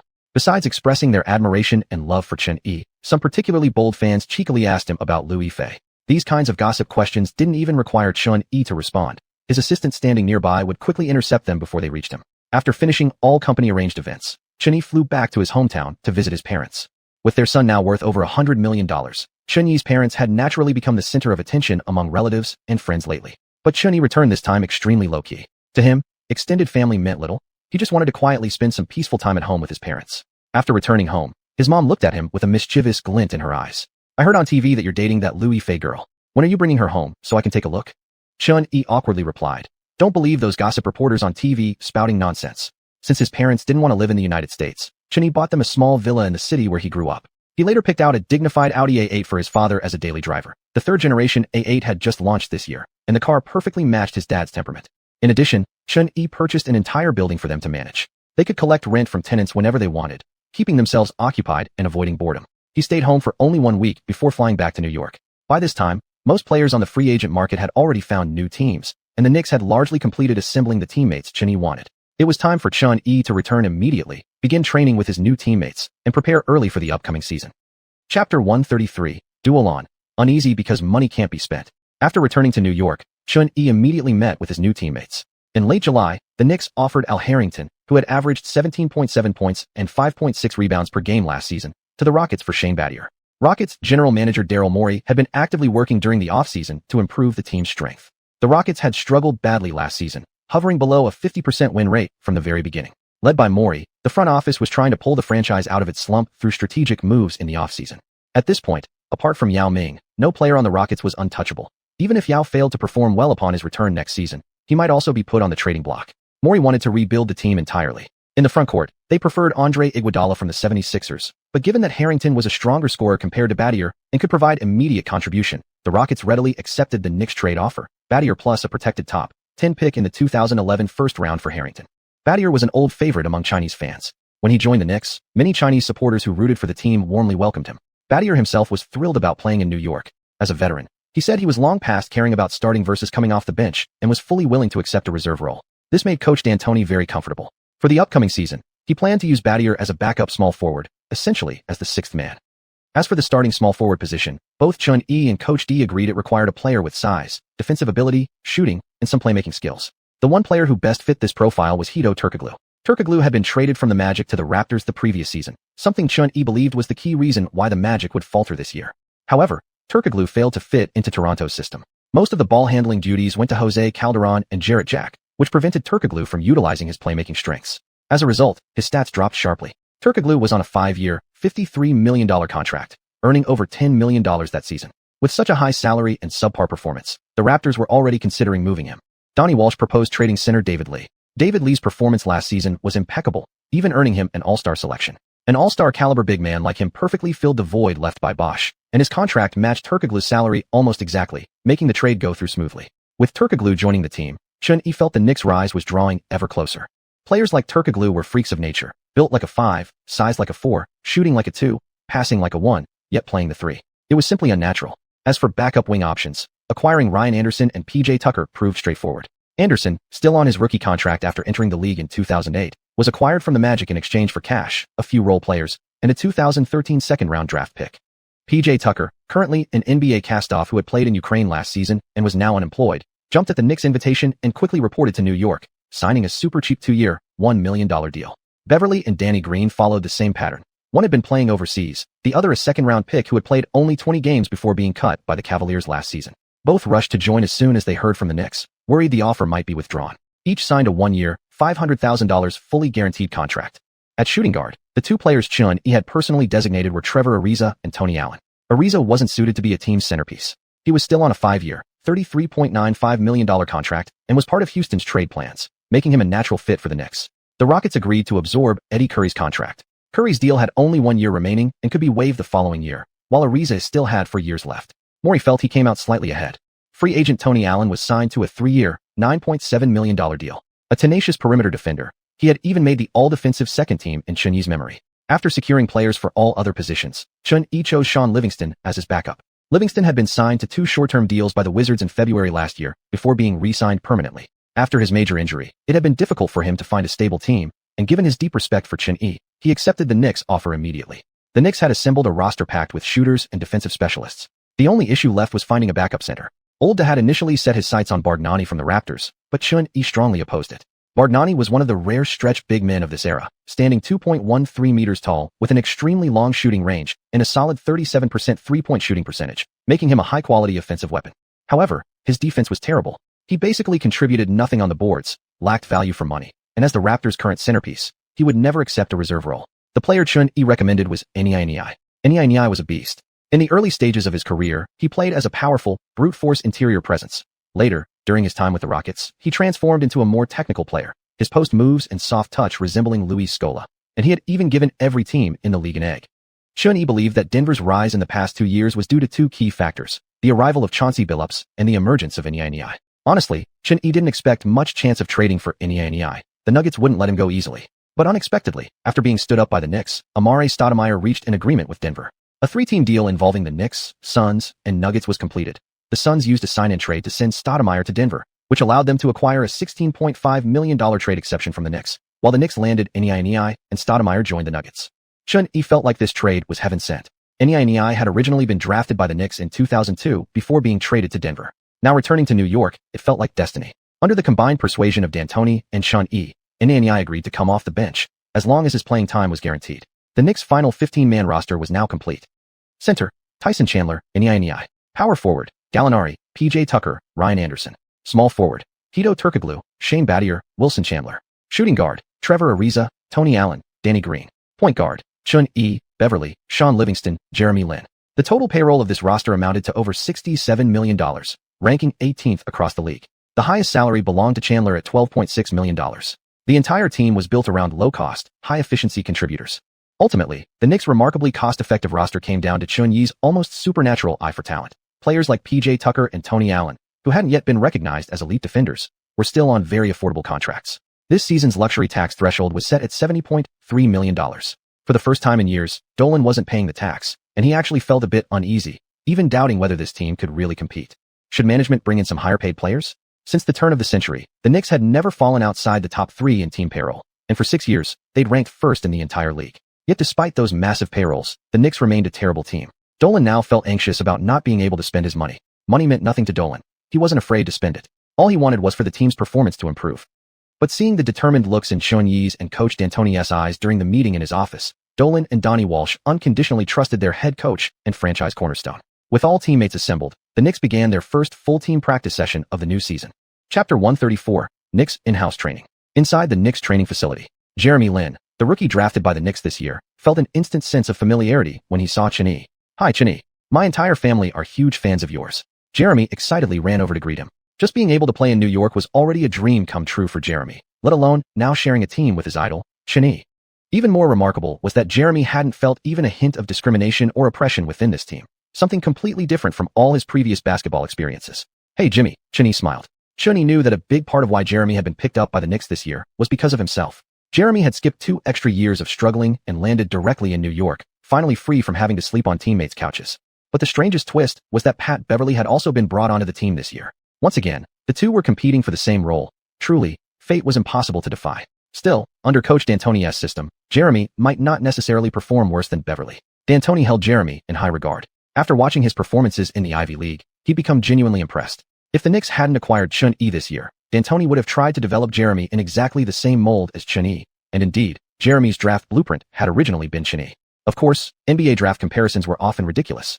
Can you believe Amare Stoudemire's scouting comparison was Ben Wallace? What Jeremy shared with Chun-Yi was their playing style as primary ball handlers who needed possession to shine. But at this stage, whether on offense or defense, Jeremy was far behind Chun-Yi in ability. After chatting with Jeremy for a while, Chun-Yi went on to play a one-on-one matchup against his competitor, Beverly.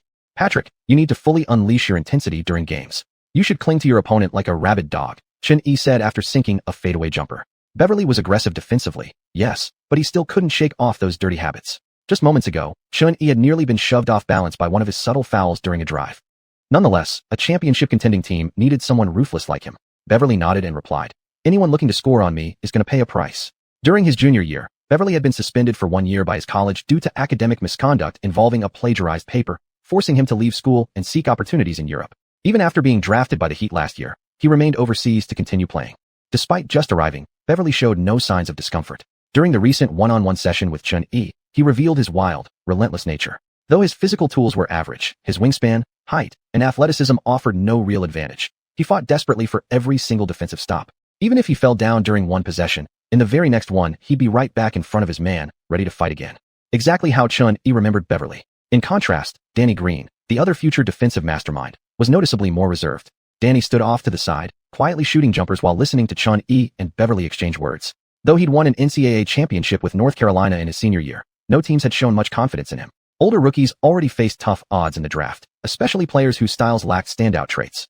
Green at this point hadn't yet evolved. His lateral movement was slow, and his shooting wasn't refined. It made sense that he'd been cut by the Cavaliers. But Chun-Yi, possessing knowledge from his past life, wasn't about to let go of such a promising candidate for becoming a top-tier 3 and D player.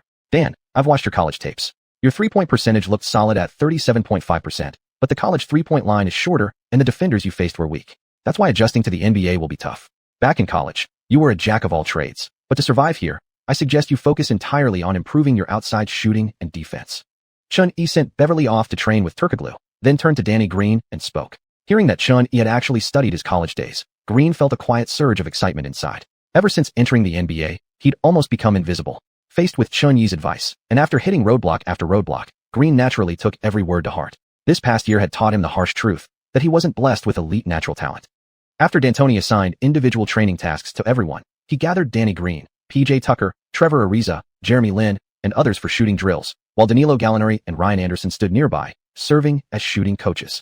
Gallinari had nearly hit 200 three-pointers last season with a 38% accuracy, averaging 2.3 threes per game. His excellent shooting was precisely why he remained a starter at power forward for the Knicks this season. Veteran coach D'Antoni customized different training programs for each player based on their individual needs, starting with the most fundamental aspects. Moreover, D'Antoni required every player to shoot 1,000 three-pointers daily, mostly through sprinting and shooting at full intensity, drilling the run-and-gun offense into their very bones. In D'Antoni's words, when you pour enough time and effort into it, training becomes a belief. When you keep running, keep shooting, eventually taking a three-pointer will feel as natural as a layup. This style of training was grueling. For the first few weeks, Green, Tucker, and others struggled immensely. Even Gallinari complained he couldn't handle it anymore. Mike's methods are kind of inhumane.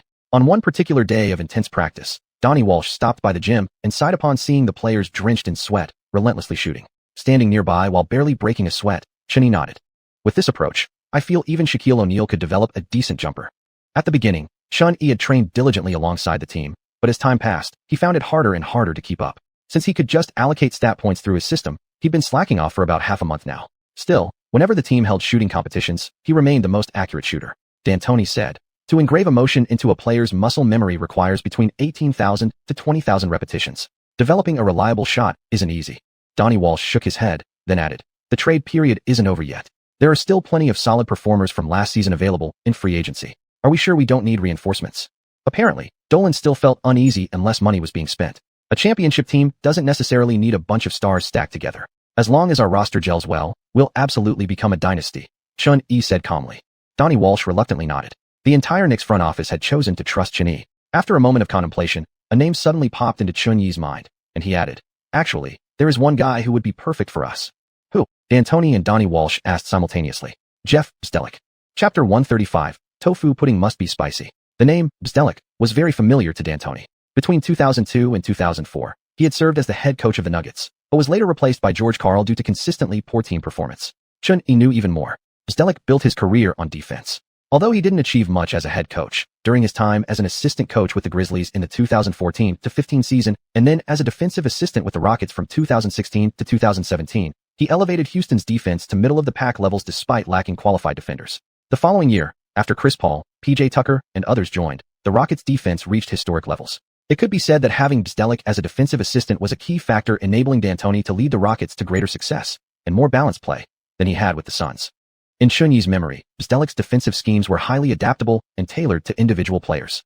They weren't as aggressively physical and relentless in denying off-ball movement as Pat Riley's, nor did they adopt Popovich's sly strategy of funneling attackers toward the sidelines. Nor did they follow Thibodeau's model of overloading the strong side while leaving the weak side vulnerable to 2-on-1s. When it came to recruiting Bzdelik, D'Antoni agreed immediately. This season, the old man was determined to reach the pinnacle of his coaching career, even if it meant sharing the spotlight. Chun-Yi didn't know where Bzdelik was right now. That wasn't his responsibility. He left it to Donnie Walsh to handle the signing. Donnie Walsh worked efficiently, contacting Bzdelik, who had been out of work at home, right away. After being dismissed by the Nuggets, Bzdelik had taken over as head coach at the University of Colorado in the NCAA, but was let go shortly afterward due to poor team results. Now, with such a warm invitation from the Knicks and D'Antoni, Bzdelik, eager to return to the NBA, immediately flew to New York to report for duty. With a new defensive coach joining, the Knicks preseason training camp continued. October 4th, aboard a private jet flying from New York to Beijing, China. After nearly 14 hours in the air, Jeremy Lin was almost entirely awake throughout, wired with excitement. Bro-E, this is my first time playing ball back in China. As Chun-Yi returned from the restroom, Jeremy excitedly told him. Jeremy's ancestral roots were in Taiwan province. His parents had immigrated there and rarely returned home. Their visits were limited to nearby relatives, and he'd never properly seen the vast and beautiful landscapes of his homeland. Rubbing his bleary eyes, Chun-Yi nodded dismissively. What a coincidence. Me too. It was already past 3 a.m., with 2 hours remaining until landing. This kid was way too excited. When he learned they'd be returning to China for games, Jeremy had specifically spent time improving his Mandarin. He could already speak it, of course, but only at a conversational level. He still stumbled on more complex vocabulary, and he didn't want to embarrass himself linguistically upon returning to the mainland. With just over 2 weeks left before the regular season opener, each team still had 7 or 8 preseason games to play. These games primarily serve to help teams integrate their new rosters, refine their systems, and strengthen communication between players and coaches. To promote the league globally, the NBA has long held preseason exhibitions and friendly matches overseas. Following Yao Ming's entry into the NBA in 2004, the NBA preseason made its debut in China, arranging 2 games between the Rockets and the Kings in Beijing and Shanghai. The event generated unprecedented excitement and sparked a massive NBA craze across the country. During those games, the Kings temporarily signed Chinese national team starting point guard Liu Wei, creating 2 editions of an NBA China Derby. Seeing how well-received the China games were, the league immediately scheduled 2 more this year after Xuanhuan burst onto the scene. 2 Knicks versus Rockets matchups, one in Beijing and one in Guangzhou. This time, it would be a genuine China Derby, so significant that the league even moved the official preseason opener to Beijing. The Knicks arrived in Beijing just after 5 a.m., and by the time they checked into the hotel, it was nearly 7 a.m. Exhausted, D'Antoni had originally planned to conduct a tactical session with the team that afternoon. Given the circumstances, he had no choice but to cancel it. Media interviews would instead be arranged at the hotel. Xuanhuan slept straight through until noon. After lunch with his teammates, he prepared to face the press. For their first taste of Chinese cuisine, the Knicks players met disaster. Out of respect for local customs, Gallinari insisted on using chopsticks just like Xuanhuan, but these 2 unassuming wooden sticks defied all his efforts. He simply couldn't pick up any food with them. "You guys are terrible," Danny Green said smugly, discovering a natural talent for chopsticks. "Watch me," Danny Green said, launching into an impromptu chopstick tutorial. Use your thumb and index finger to hold one stick, then slide the second one through and secure it with your middle finger. Xuanhuan and Jeremy Lin nearly burst out laughing as they saw Danny Green's pinky elegantly curled outward like a delicate orchid. Wow, a foreigner teaching another foreigner how to use chopsticks. After watching this, Xuanhuan himself almost forgot how to use them. Under the combined guidance of Jeremy Lin and Danny Green, Gallinari eventually gave up. In his view, forks, knives, and spoons were simply better tools. Scooping up a large spoonful of tofu pudding, he declared, sweet and delicious. This immediately drew Tyson Chandler's ire. "You're wrong. The savory one over here is clearly way better." Xuanhuan shook his head and calmly said, "You 2 stop arguing. Tofu pudding has to be spicy." At 2 p.m., D'Antoni brought Xuanhuan and Jeremy Lin to the media press conference.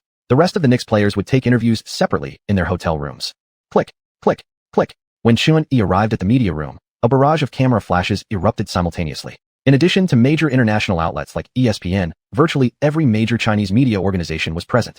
Xuanhuan's popularity back home was off the charts. With the internet rapidly expanding, fans' expectations for him had even surpassed those once held for Yao Ming. This pre-game press event was drawing far more attention than the NBA's first China games 6 years earlier. "Mr. Xuanhuan, hello? This is your first time returning to play a game in China. How do you feel right now?" The Q&A began with Wang Yong from Tencent asking the first question. Xuanhuan spoke into the microphone. "Coming home is definitely exciting. Playing in China for the first time feels even more thrilling than playing in the NBA." Zhang Yi from Sogu News followed up. "Mr. Xuanhuan, your trade from the Wizards to the Knicks surprised many fans. After all, the Wizards held your bird rights. Could you share some details about the trade?" Xuanhuan smiled. "You should probably ask the Wizards that. They were the ones who chose not to match the contract. Maybe they believe they have other players on the roster who are better fits for development." Xuanhuan's words ignited a firestorm. His implication was clear. The Wizards had been the first to abandon his re-signing. The Wizards currently had no standout players. Their best performer was Gilbert Arenas, but he was extremely inconsistent. After being suspended last season, his form for the upcoming season remained uncertain. Moreover, during their respective peaks, Arenas and rookie Xuanhuan's team-leading performances were publicly visible. For the Wizards to think they could replace Xuanhuan with Arenas was nothing short of absurd. A wave of public backlash crashed down upon the Wizards. Midway through the press conference, an ESPN reporter finally got his chance. "Xuan, your team composition has changed dramatically since joining the Knicks. Your teammates and coaching style are vastly different from Washington. Do you still feel confident about your team's performance this new season?" Xuanhuan replied, "Since I joined, the Knicks have built the roster around our system, bringing in solid players like Tyson and Hito. We also have Jeremy, Danny, and others whose full potential hasn't yet been realized. Our chemistry and training has been excellent. Within our current system, we can compete with any team. I believe the Knicks' performance this season will shock everyone. Coach Mike D'Antoni is famously known for developing guards. Will you need to make adjustments playing under him?" "Not at all," Xuanhuan said. "I mesh perfectly with Coach Mike. He fully understands my style of play. In fact, he suggested I focus exclusively on playing point guard this season, which aligns exactly with what I want." The reporter turned the microphone toward D'Antoni. "Coach Mike, this summer the Knicks' total payroll was the lowest it's been in 10 years. Was this roster constructed to save money, or is there another strategic reason?" It was a question on everyone's mind. The normally high-spending Knicks had suddenly opted out of paying the luxury tax, appearing unusually frugal. D'Antoni paused briefly before responding. "A championship-contending team can't rely solely on stacking stars. Many factors must be considered. Player compatibility, team chemistry, they're crucial. In recent years, the Knicks led the league in payroll, yet the results were still disappointing. This summer, we optimized our team structure, improved our salary distribution, and signed players strategically. I believe the team is moving in a healthy direction. The system we're building is the best fit for the Knicks today. Also, many players are restricted by various league regulations. For example, star player Xuanhuan. His salary isn't particularly high compared to others across the league. Based on his performance, the team would of course love for him to receive a maximum contract, even if that means going over the salary cap. The press conference lasted a full 3 hours. Aside from Chun-Yi and D'Antoni, Jeremy Lin was also a central figure for countless domestic media outlets. When Jeremy Lin initially joined the Knicks, his jersey unveiling drew reporters from all over America. After all, his Asian heritage had sparked widespread anticipation. Meanwhile, Yao Ming had arrived in Beijing with the Rockets, and media coverage surrounding the Rockets' visit was equally intense. October 5th, 7 p.m. The much-anticipated NBA China games were about to begin. Chapter 136, Clash of the Old and New, the Great Wall of China. Beijing, Wuxia Arena. Last year's Nuggets vs Pacers game at Wuxia Arena, despite featuring superstars like Anthony, didn't draw a particularly impressive crowd. Many seats remained empty in the vast arena. But this year's NBA China game has revived the feverish excitement of the first-ever China games 6 years ago, when tickets were nearly impossible to get. Tickets for both tonight's game in Beijing and next week's matchup in Guangzhou have completely sold out. A front-row VIP ticket originally priced around 6,000 yuan had already been scalped for over 20,000 yuan days before the game. Just hours before tip-off, even scalpers were running out of tickets, waving cash and desperately searching for any remaining seats. A large number of high-profile fans attended tonight's game. Alongside Yao Ming, Wang Zhizhi, and other members of China's national basketball team, sports icons Lang Ping and Feng Kuan also came to cheer for Yao Ming. Sharp-eyed fans had already spotted Wu Yanzu in the front rows. Almost as handsome as Chun-Yi himself, and even international stars like Avril Lavigne and Taylor Swift had arrived in person. NBA Commissioner David Stern was also seated in a luxury box, waiting for the game to begin. Stern had been anticipating this moment for a long time. In previous years, he'd repeatedly tried to involve Chinese players. Back in the 2008 China games, Jilian's sudden trade to the Nets had disrupted the league's plans. Stern had been worried that once Yao Ming retired, the NBA's influence in China would wane, and the China games would lose their appeal. But Chun-Yi's sudden breakout had eliminated those concerns. Under normal circumstances, Chun-Yi could play in the league for well over a decade. And even after he eventually retired years later, the NBA's fan base in China would already be firmly established, leaving it standing among fans completely unshaken. More than 10 minutes before tip-off, all 15,000 seats in the arena were filled. The entire audience sat in perfect unison, their cheers echoing throughout the venue. The starting lineups for both teams were now displayed on the massive screen above the court. Knicks starters, Tyson Chandler, Shane Battier, Hedo Turkoglu, Danny Green, Chun-Yi. Rockets starters, Yao Ming, Luis Scola, Chase Budinger, Kevin Martin, Aaron Brooks. In the player tunnel, Chun-Yi stood quietly in a corner, silently opening his attribute panel. Host, Chun-Yi. Age, 20. Height, 191 centimeters. Weight, 88 kilograms. Wingspan, 203 centimeters. Base attributes, speed, plus 67. Vertical leap, plus 67. Strength, plus 100. Looks, plus 100. Other stats. Standing layup, plus 81.2. Driving layup, plus 85.7. Driving dunk, plus 79.2. Standing dunk, plus 37.4. Three-point shot, plus 83.7. Mid-range shot, plus 93.8. Free throw, plus 85. Rebounding, plus 69.3. Steal, plus 56.9. Block, plus 39.7. Dribbling, plus 86.3. Passing, plus 83.6. Interior defense, plus 30. Perimeter defense, plus 70. Stamina, plus 80. Overall rating, 86. Badges earned. Gold tier. Dime Master, Crash Master, Sharpshooter, First Step Specialist, Drive Master. Silver tier. Baseline three-pointer, Ankle Breaker, Fadeaway Master, Chase Down Blocker, Fancy Passer, Posterizer, Alley-Oop Finisher. Bronze tier. Limitless Range, Pick and Shoot Specialist. Equipment Auras, Hamilton Mid-Range Package, Crawford Dribble Package, Marion Mid-Range Package, Anthony Mid-Range Package. Signature Skills, Lockdown Defender, Dribble to Shoot Specialist. Points, 74,682. Store unlocked. It had been several months since he last checked the panel. Most of Chun-Yi's badges had now reached silver level. The bronze tier, Pick and Shoot Specialist, needed only 2 more games to upgrade. But Limitless Range was proving extremely tedious to level up. Of the 20 ultra-long three-pointers required, Chun-Yi had only completed half. After upgrading to All-Star Player, Chun-Yi earned a guaranteed 800 points per game. Completing 2 playoff rounds, along with signing numerous endorsement deals during the offseason, left him with over 70,000 points in total. Chun-Yi spent 50,000 points to increase his attributes by 50, distributing 10 points each to speed, driving layup, driving dunk, three-point shot, and steal. As a result, his overall rating on the panel immediately rose to 8-9, just one step away from leveling up to superstar. Knowing that all his stats could now be upgraded with points, Chun-Yi felt deeply satisfied. His lack of effort during the Knicks' recent training sessions wasn't intentional laziness. It was simply because the return on investment had been too low. Knicks head coach D'Antoni noticed Danny Green seemed nervous and patted him on the shoulder. Relax. Tonight, just focus on defense and look for open threes. Green nodded. This was the first time since entering the NBA that he'd start as a starter, even if it was only a preseason game. Green's improvement had been evident to everyone. While D'Antoni didn't see exceptional natural shooting talent in him, he deeply admired Green's relentless work ethic. For months, The Knicks had endured intense, grueling training sessions. Green would always arrive at the practice facility 2 to 3 hours early. There was a period when D'Antoni himself arrived an hour earlier than usual, only to find Green already drenched in sweat upon entering the gym. He poured countless hours into obsessively refining his three-point shot. Everyone could see it. Green desperately wanted to carve out a place for himself in the league. Lin Xiaohao trained just as hard as Green. For a long stretch, they lived together, ate together, trained together, forming an inseparable bond. Their dedication began influencing other players on the Knicks bench, many of whom had struggled to find consistent roles in the league. Players like Beverly and PJ Tucker had even spent years trying to survive overseas. It was only yesterday that D'Antoni decided to promote Green to the starting lineup and test the results. The original starting shooting guard, Ariza, didn't complain much. After all, it was just an exhibition game. Tonight is when we test our real strength, D'Antoni told the Knicks outside shooters. Just keep moving beyond the arc and look for your chances. Chun and Hito will get the ball to you perfectly every time. The entrance show began. When the DJ called Yao Ming's name in Chinese, the entire arena erupted for the first time. Under the spotlight, the Chinese giant, after 2 years, finally reunited with his fans on a domestic court. Yao Ming stood at center court waving to the crowd. To him, returning to the hardwood felt incredible. During the offseason, the team doctors had suggested he use over 10 or 20 regular season games just to ease back physically.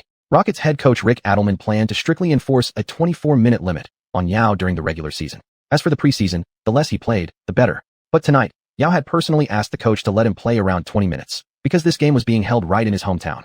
After the Rockets players were introduced, the spotlight shifted back to the player tunnel. Beverly burst forward first, sprinted to the center of the court, ripped off his warm-up jersey to reveal his Knicks uniform, and roared toward the stands. Though many fans didn't recognize him, they enthusiastically cheered back anyway. When Lin Xiaohao and Battier stepped onto the floor, the crowd responded with thunderous applause. Battier had spent several seasons with the Rockets and was an old favorite among Chinese fans, boasting a massive following in the country. When Turkoglu emerged, all 15,000-plus spectators roared in unison. Wave after wave of sound rolled through the arena, nearly drowning out the DJ. Now let me welcome the greatest rookie in NBA history, the all-time single-game playoff scoring king, and the record holder for most points in a single quarter. Chun Yi, MVP, MVP, MVP.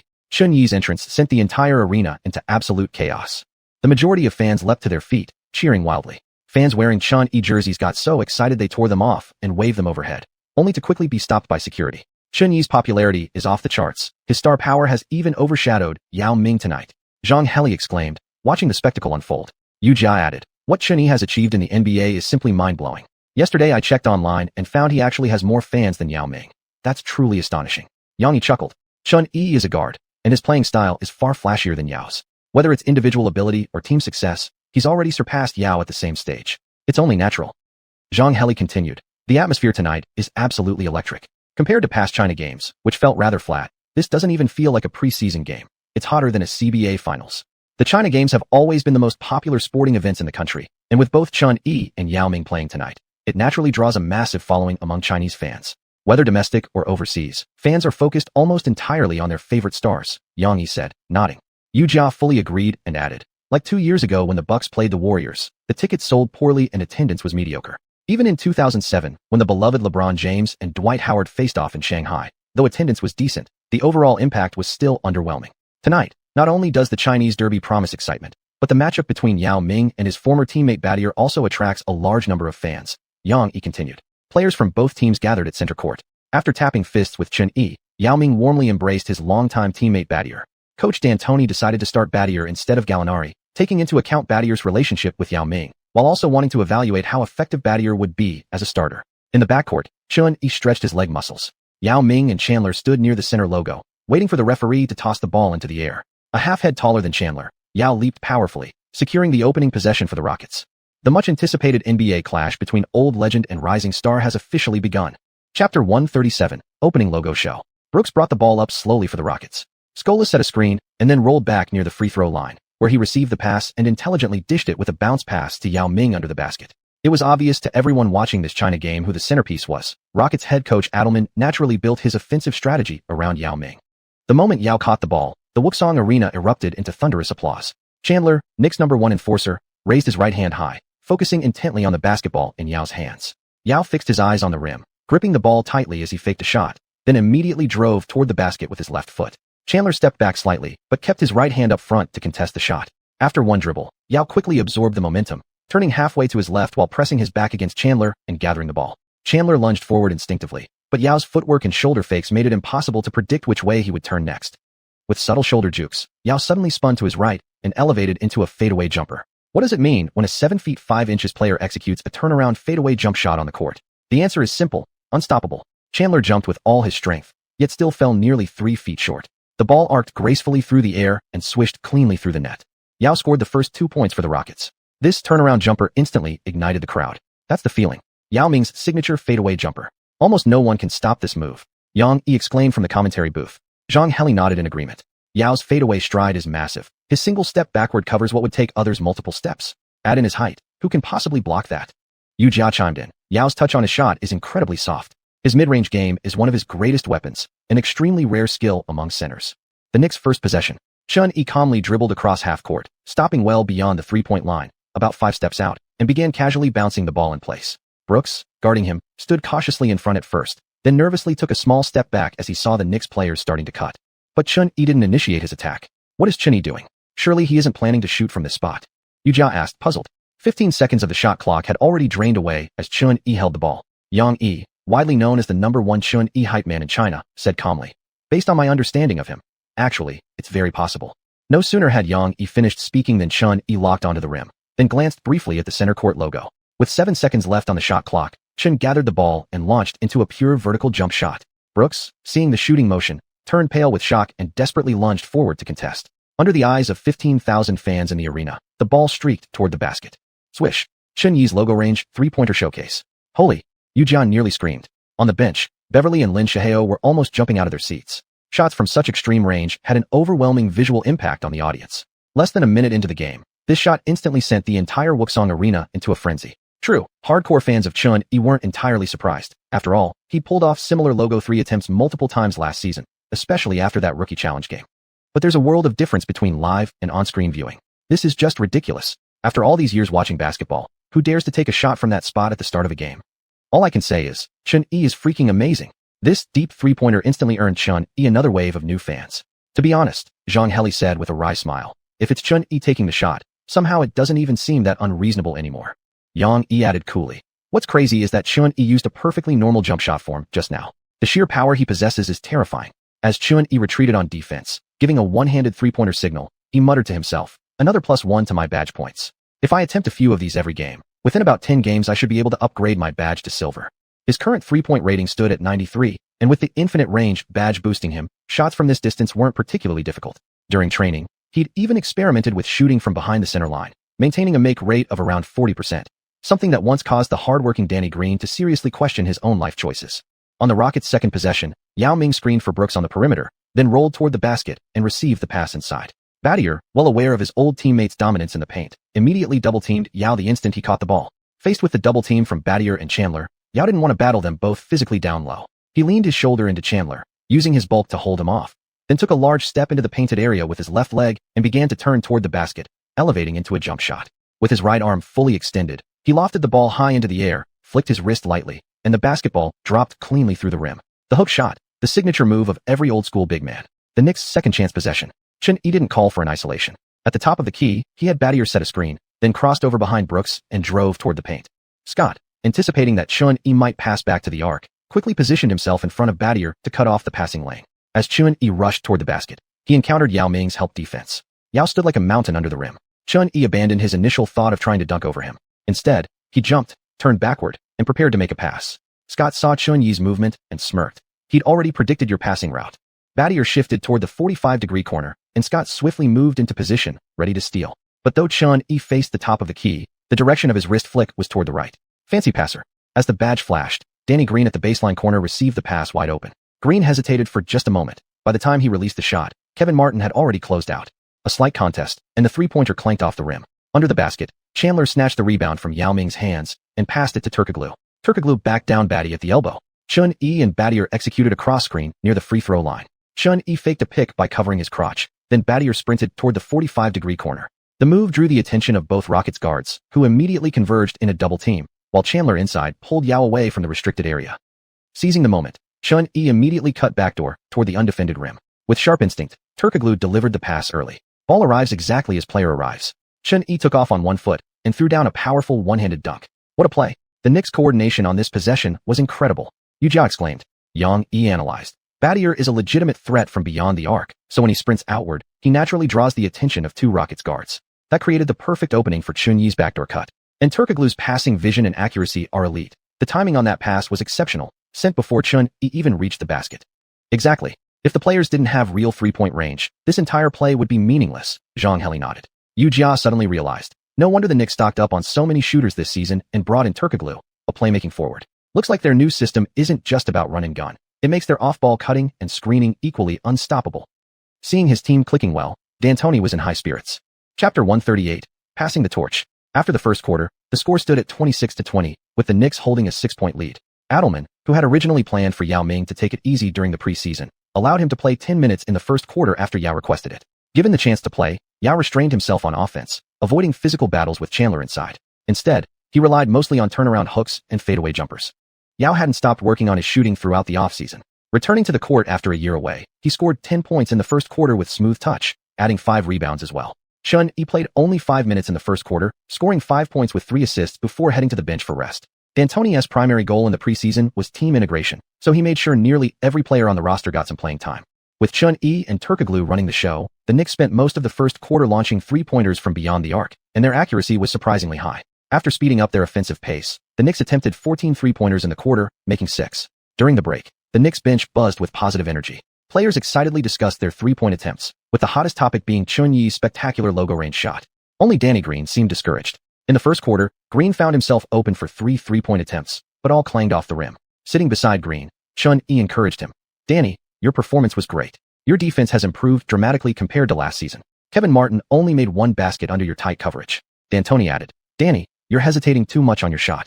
I'm giving you more minutes and plays in the second quarter.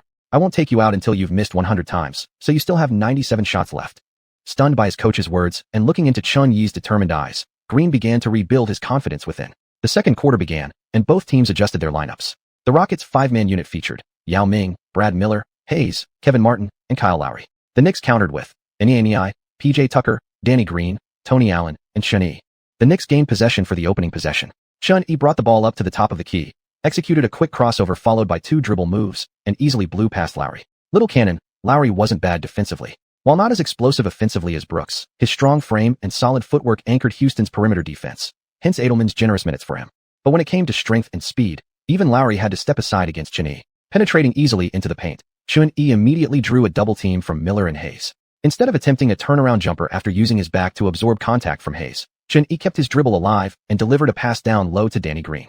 Green, who had gone 0-4-3 from 3 in the first quarter and had struggled badly last season, wasn't considered a threat. That's why Hayes felt safe leaving him to help double-team Chunyi. The golden 10 cents badge flashed brightly in Chunyi's mind as he shouted at Green, "Shoot." This time, Green didn't hesitate. With no defender near him, he went straight into his textbook jump shot motion. Swish. 29-20. The lead ballooned to 9 points. Rockets possession. Yao Ming clearly showed more offensive desire than in the first quarter. As Lowry orchestrated the offense on the perimeter, Yao used a screen from Miller to find space near the edge of the paint and called for the ball. But Lowry's pass arrived a split second late. By the time Yao caught it, Xuanhuan had already rotated over. Driving toward the basket, Yao labored visibly as he released the shot. The ball hit the front of the rim and bounced out. After the failed attempt, xianxia commented from the broadcast booth, Compared to the first quarter, we can see Yao's condition is declining. He played too many minutes early, burned too much energy, and considering he just recovered from injury, he can't explode upward instantly against defenders. His body control and strength in both hands still aren't quite there yet." Yangi nodded, "Right. It looks like Big Yao still needs time to regain form and adjust." Tucker secured the rebound and fired it to Chunyi to start a fast break. On the move, Chunyi led the charge down the right wing, then bounced past back to Green trailing behind, simultaneously pointing emphatically at the rim. Green instantly understood, lofting the ball toward the basket. Soaring through the air, Chunyi located the ball mid-flight and slammed it home with force. Clang. The alley-oop combination ignited the crowd once again. Again, a small forward throwing the lob to his point guard for the dunk. Yangi exclaimed. Zhang Hexian laughed. Chunyi is completely treating this game like a showcase. He gave up the safest way to score and instead completed an alley-oop with Green just for showmanship. Rockets possession. Kevin Martin caught the ball on the wing. Though Tony Allen was at a height disadvantage, his speed and physical strength made it difficult for Martin to shake free. Multiple times, Allen's 15 cm longer than average wingspan nearly stripped the ball. Unable to make progress, Martin passed inside to Yao Ming. Yao received the ball, turned his back to Xuanhuan, used a pump fake followed by a turnaround jumper. The shot clanked off the rim. Xuanhuan, Knicks' tough second-string defender, aggressively went for the rebound, but the little giant lived up to his nickname. Using his height advantage, Yao easily secured the offensive board and finished with a soft hook shot. After receiving the inbound pass, Chun-Yi pushed up quickly. He ran a pick and roll with Tony Allen at the top of the key, then switched onto Kirill Martin. Martin, the previous generation's master of drawing fouls before Harden popularized it, was about to get a lesson from Chun-Yi. Dong, dong, dong. Lowering his center of gravity, Chun-Yi dribbled with rhythm, crossovers, and subtle shoulder fakes, making Martin shuffle nervously in small steps. Chun-Yi wasn't dribbling fast, but his timing was impeccable. He repeatedly stepped forward as if to drive, then pulled back, exhausting the defensively weak Martin. Suddenly, Chun-Yi took a hard step forward with his right foot, not accelerating into the paint, but instead using the momentum to retreat behind the three-point line. Martin had started stepping back to defend the drive. Seeing Chun-Yi pull up, he lunged forward immediately. But Chun-Yi had already released his step-back three-pointer. Martin's hand slapped Chun-Yi's shooting arm, and almost his entire body leaned heavily onto Chun-Yi's shoulder. The ball flew out, then the whistle blew, followed instantly by the clean swish of the net. Chun-Yi hits the step-back three and gets fouled by Kevin Martin. That's a 4-point play, Xianxia exclaimed. Chun-Yi stepped to the free-throw line and calmly sank the bonus shot amid chants of MVP from the crowd. Yao Ming inbound to Lowry as the Rockets reorganized their offense. The ball swung around the perimeter. After an off-ball screen, Yao cut to the elbow, where Lowry promptly delivered a bounce pass. Nei failed to track him closely. Seeing the lane open, Yao focused solely on the basket. Noticing his teammate out of position, Chun-Yi abandoned his man on the baseline and sprinted toward the paint from the left corner. Chun-Yi seems to be rotating in to single-handedly guard Big Yao under the rim. Will these two core players finally match up directly tonight? Xianxia said. Xiuxian narrowed his eyes slightly and slowly replied. In a one-on-one situation down low, Chun-Yi would struggle to guard a towering center like Yao Ming. Focused solely on scoring, Yao didn't notice Chun-Yi closing in fast. Seeing Yao charging without slowing down, Chun-Yi felt a sudden surge of alarm. He planted himself under the basket, every muscle tensed. Yao held his breath, gathered the ball, and launched into his three-step drive. They collided in the paint. Big Yao didn't stop in time. Chun-Yi had already established position under the basket. Xianxia said with concern. Muscles clashed violently. Chun-Yi staggered backward 2 steps, but regained his balance. However, Yao, now airborne, completely lost control and crashed heavily to the floor. Such collisions were common in games. But Yao had only recently recovered from his foot injury, and his body was still in the healing phase. The impact and subsequent fall caused many in the arena to gasp in shock. On the bench, Rockets team physician Dr. Jones and 2 assistant coaches leapt up like springs the moment they saw Yao go down, rushing toward the court to assess the situation. Jones's mind flashed back instantly to that terrifying moment from the playoff 2 years ago when Kobe knocked Yao down. Chun-Yi was startled too, quickly rushing over to check on Yao's condition. But when he saw Yao wearing an awkward, sheepish smile, both Chun-Yi and Dr. Jones relaxed their tense nerves. Realizing there was no serious issue, Chun-Yi reached out and helped Yao to his feet. Yao picked up the basketball near the sideline and, fortunately, Yao is alright. That moment frightened many fans, xiuxian said. At the sideline, after helping Yao up, the 2 players leaned into each other and shared a brief hug. Seeing this scene, Yang Yi's eyes moistened slightly. 2 years ago during the NBA playoffs, Big Yao lay in pain on the court. I clearly remember him writhing on the floor.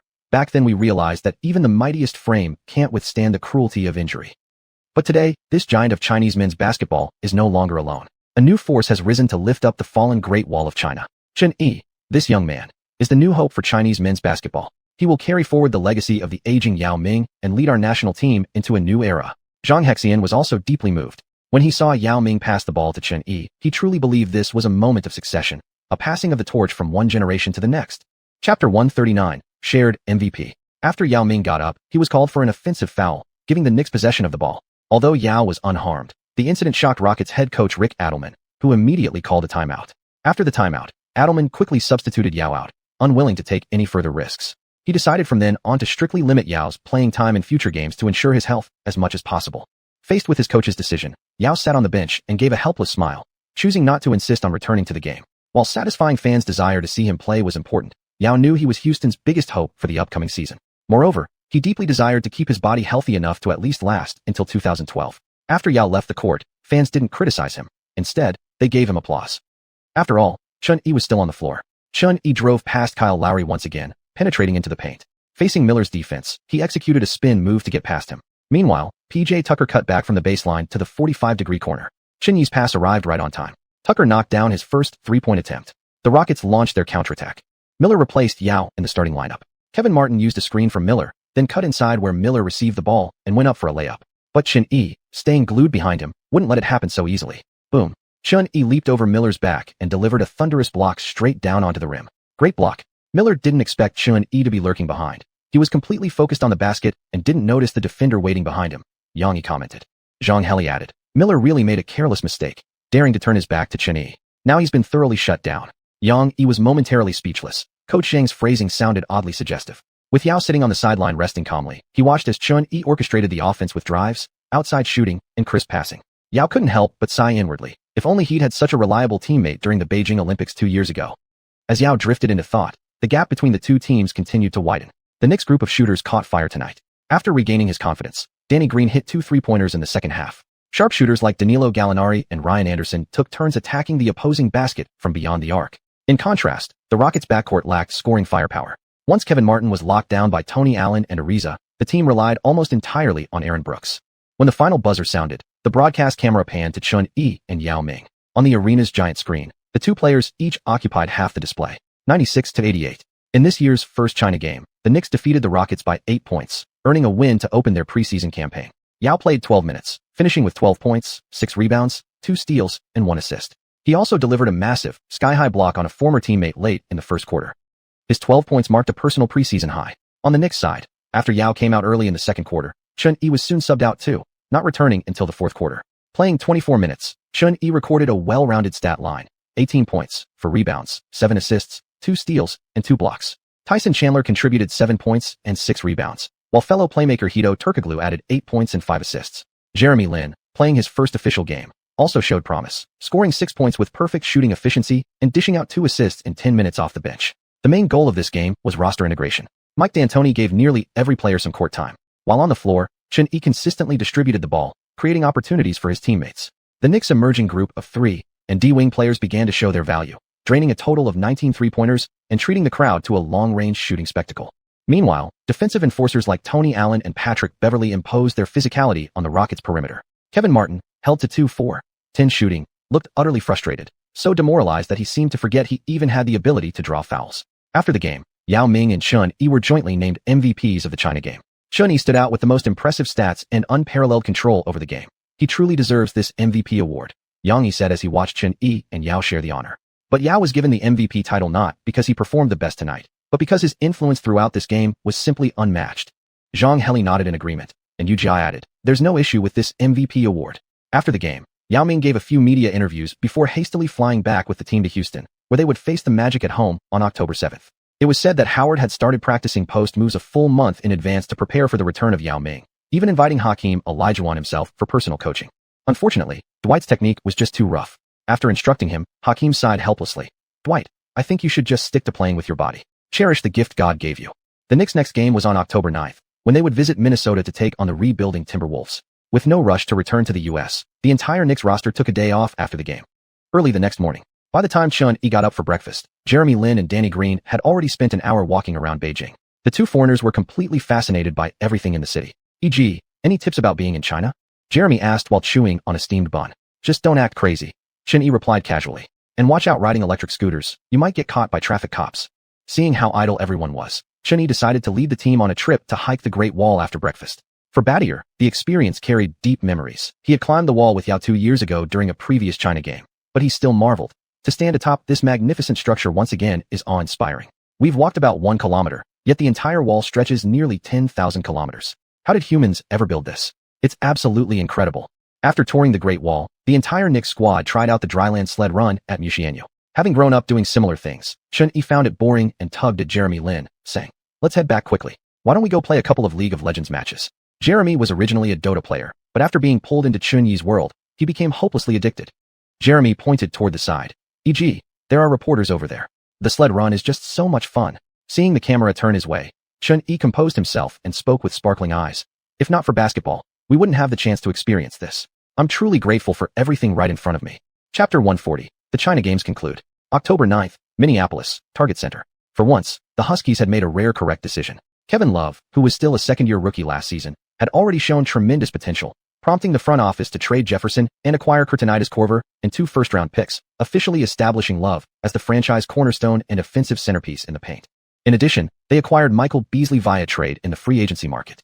In Chun Yi's memory, Love at this point wasn't the same CBA teammate he'd later become. This season, Love immediately proved his ability with an average of 20 points and 15 rebounds per game. The last player to achieve such averages was Moses Malone back in 1983.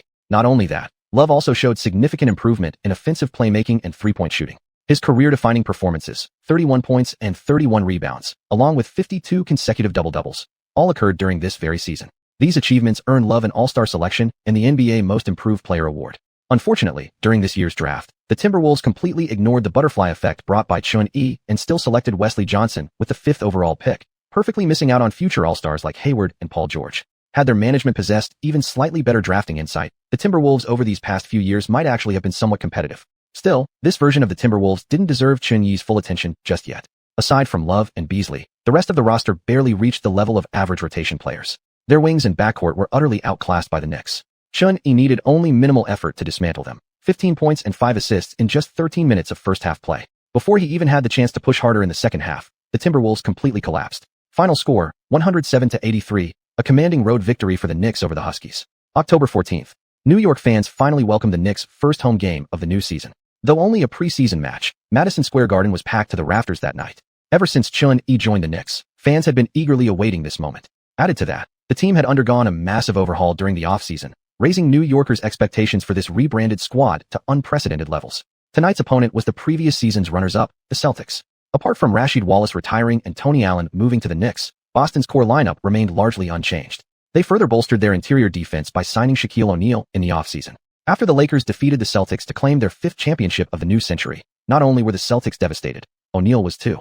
Deeply motivated, Shaq declared he must win another title this season, enough to surpass that high school kid, once and for all. To that end, Shaq made a tremendous sacrifice, slashing his salary from $20 million last season down to just $1.4 million, making a high-profile move to join the Green.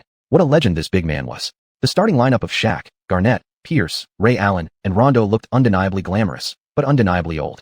After signing Shaq, Celtics general manager Danny Ainge proclaimed, "This upcoming season, the Boston Celtics have become the biggest obstacle standing in Miami's way of claiming the championship." To which Chun-Yi could only respond, "Was Ainge sleepwalking when he said that?" Sure, both players took pay cuts to join their teams, but how could you compare Shaq at this stage to LeBron James? Nevertheless, under the passionate gaze of the entire Knicks fan base, New York lost their home opener cleanly and decisively, 73-84. Chun-Yi logged the shortest playing time of his preseason so far, just 8 minutes, tallying a meager 6 points and 1 assist. In the second half, he stayed seated on the bench, waving a towel for his teammates the entire time. D'Antoni's primary focus throughout this preseason series had been experimentation. Ensuring every player on the roster got court time made it difficult to maintain consistent quality on either offense or defense. Moreover, right after this game, the entire Knicks squad would fly to China in preparation for the second China game on the 16th. D'Antoni had to ensure Chun-Yi got adequate rest, preserving his peak performance to present to Chinese fans. The second China game was held in Guangzhou, thrilling fans in the southern city, while simultaneously sparking complaints from Shanghai supporters. Why couldn't the Chinese Derby be held in Shanghai? After all, Yao Ming was a son of Shanghai. Relocated to Guangzhou, the game took place at the newly built Guangzhou International Sports Arena. NBA Commissioner David Stern arrived in Guangzhou the day before and, together with the city mayor, ceremonially cut the ribbon for the venue's inaugural official match on game day. Stern considered it the best basketball arena in China so far, larger and more fan-friendly than Beijing's Wuxia Arena, and built entirely to NBA standards. The venue would also host basketball games during the Asian Games in November. On the evening of the 16th, 18,000 fans inside the Guangzhou International Sports Arena eagerly anticipated the arena's debut. In this game, Rockets head coach Adelman only played Yao Ming for 10 minutes, shifting Miller into the role of new starting big man. Although Yao was limited in playing time, Lauda intended to give Guangzhou fans their money's worth. Chun-Yi played 31 minutes, raining threes from beyond the arc and capping off the third quarter with a thunderous poster dunk over Rockets forward Luis Scola, sending the entire arena into a frenzy. Over the course of the game, Chun-Yi tallied a triple-double, 28 points, 10 rebounds, and 11 assists. Ultimately, the Knicks, with 6 players scoring in double figures, defeated the Rockets once again by a score of 95-85. Yao collected just 9 points and 6 rebounds, while Miller, stepping in for him, put up 11 points and 4 assists in 26 minutes. After the game, during a press interview, aside from praising Chun-Yi's outstanding performance, a mischievous reporter lobbed an awkward question his way. Chun-Yi, between the newly opened Guangzhou International Sports Arena and Madison Square Garden, which one feels more like your home court? Chun-Yi paused. Asterisk, you've got to be kidding me. This is clearly a trap. Journalists these days are something else. Asterisk. You're really trying to make me alienate domestic fans, Chun-Yi joked. The regular season hasn't even started yet. I haven't played a single regular season game at Madison Square Garden. So honestly, I can't answer that. On the other side of the media room, Yao Ming, one of the 2 central figures of the night, began by lavishly praising his teammates, then jokingly complained that Coach Adelman hadn't let him play enough to get into rhythm. After the game, a group of Chun-Yi's critics finally found ammunition and launched attacks, criticizing him for treating a preseason game like a regular season showdown. But before Chun-Yi could respond, the global 6 billion Chun-Mi had already drowned out the haters with a tsunami of online rebuttals. With this game concluded, the China games officially came to an end, leaving fans screaming for more. Since both the Rockets and Knicks had games on the 18th, they boarded their private jets back to the United States that very night. Crowds of fans gathered at and around the airport, seeing Chun Yi and Yao off as they boarded. Chun is way too popular. Chinese fans are terrifying, Danny Green said in awe, peering through the window at the massive crowd below. Jeremy Lin laughed. Who knows? Maybe fans in New York will welcome us back like this too. Man, I don't know when we'll come back next. I haven't even gotten my fill of Chinese food yet. Gallinari leaned against the window, gazing out wistfully. Chun, do you know how to make that legendary spicy hot pot? Chandler asked. Ever since Chun Yi introduced Gallinari and Chandler to that mouth-numbingly spicy tofu pudding, they developed an intense curiosity for anything spicy. So Chun had recommended a city built into the mountains with a unique geography, where every few blocks you'd see an anorectal hospital, all because of a local delicacy called spicy hot pot. Just from Chun Yi's description, the two had been drooling nonstop for the past 2 days. Unfortunately, authentic hot pot was hard to come by in Guangzhou. Otherwise, Chun Yi would have definitely taken the two hungry fools out for a real taste. David Stern's private jet trailed behind those of the Rockets and Knicks. As he looked down through the night sky at the crowds of Chinese fans waving goodbye all the way to the airport, a smile crept across his face. This year's NBA viewership was going to skyrocket again. Thinking about the league's steadily climbing ratings, Stern suddenly frowned slightly, remembering another matter buried deep in his mind. Chapter 141, Regular Season Tips Off. On October 18th, the Knicks returned to New York to host the Timberwolves for the second time at home. For tonight's game, D'Antoni planned to rest Chun Yi, with Livingston starting as the team's point guard. Knicks fans in attendance felt slightly disappointed. Some first-time attendees who came specifically to see Chun Yi play were practically heartbroken. Chun Yi, dressed casually, sat on the Knicks bench and personally oversaw the game. When the courtside camera caught him, the crowd erupted into cheers louder than those for any player introduction. This made teammates like Lin Shihao and Danny Green extremely envious. Chun Yi's popularity in New York was truly unmatched. Sean, tonight your job is to slow the game down, run a half-court offense, solid pick and rolls, and precise cuts, D'Antoni said to Livingston before the game. Livingston nodded. This was his first start since recovering from injury, and he cherished this opportunity deeply. Within the Knicks' new season offensive system, Livingston's role was to orchestrate the second unit. Despite his history of serious injury, he handled the ball securely, had excellent court vision, accurate passing, and clear passing lanes. Even though he was the only wing player on the Knicks roster without a three-point shot, thus unable to stretch the floor, Livingston had long strides, superb balance, sneaky backdoor cuts, and off-ball movement, and an incredibly reliable mid-range jumper from the elbows, making him perfectly suited for D'Antoni's plan to incorporate more motion offense. Initially, D'Antoni had reservations about Chun Yi's strong recommendation of Livingston, but during training scrimmages, the coach grew increasingly impressed. The devastating left knee injury hadn't affected Livingston's body control at all. Standing over 2 meters tall with solid wingspan and coordination, he could switch defensively from positions 1 through 3, and even hold his ground against slimmer power forwards.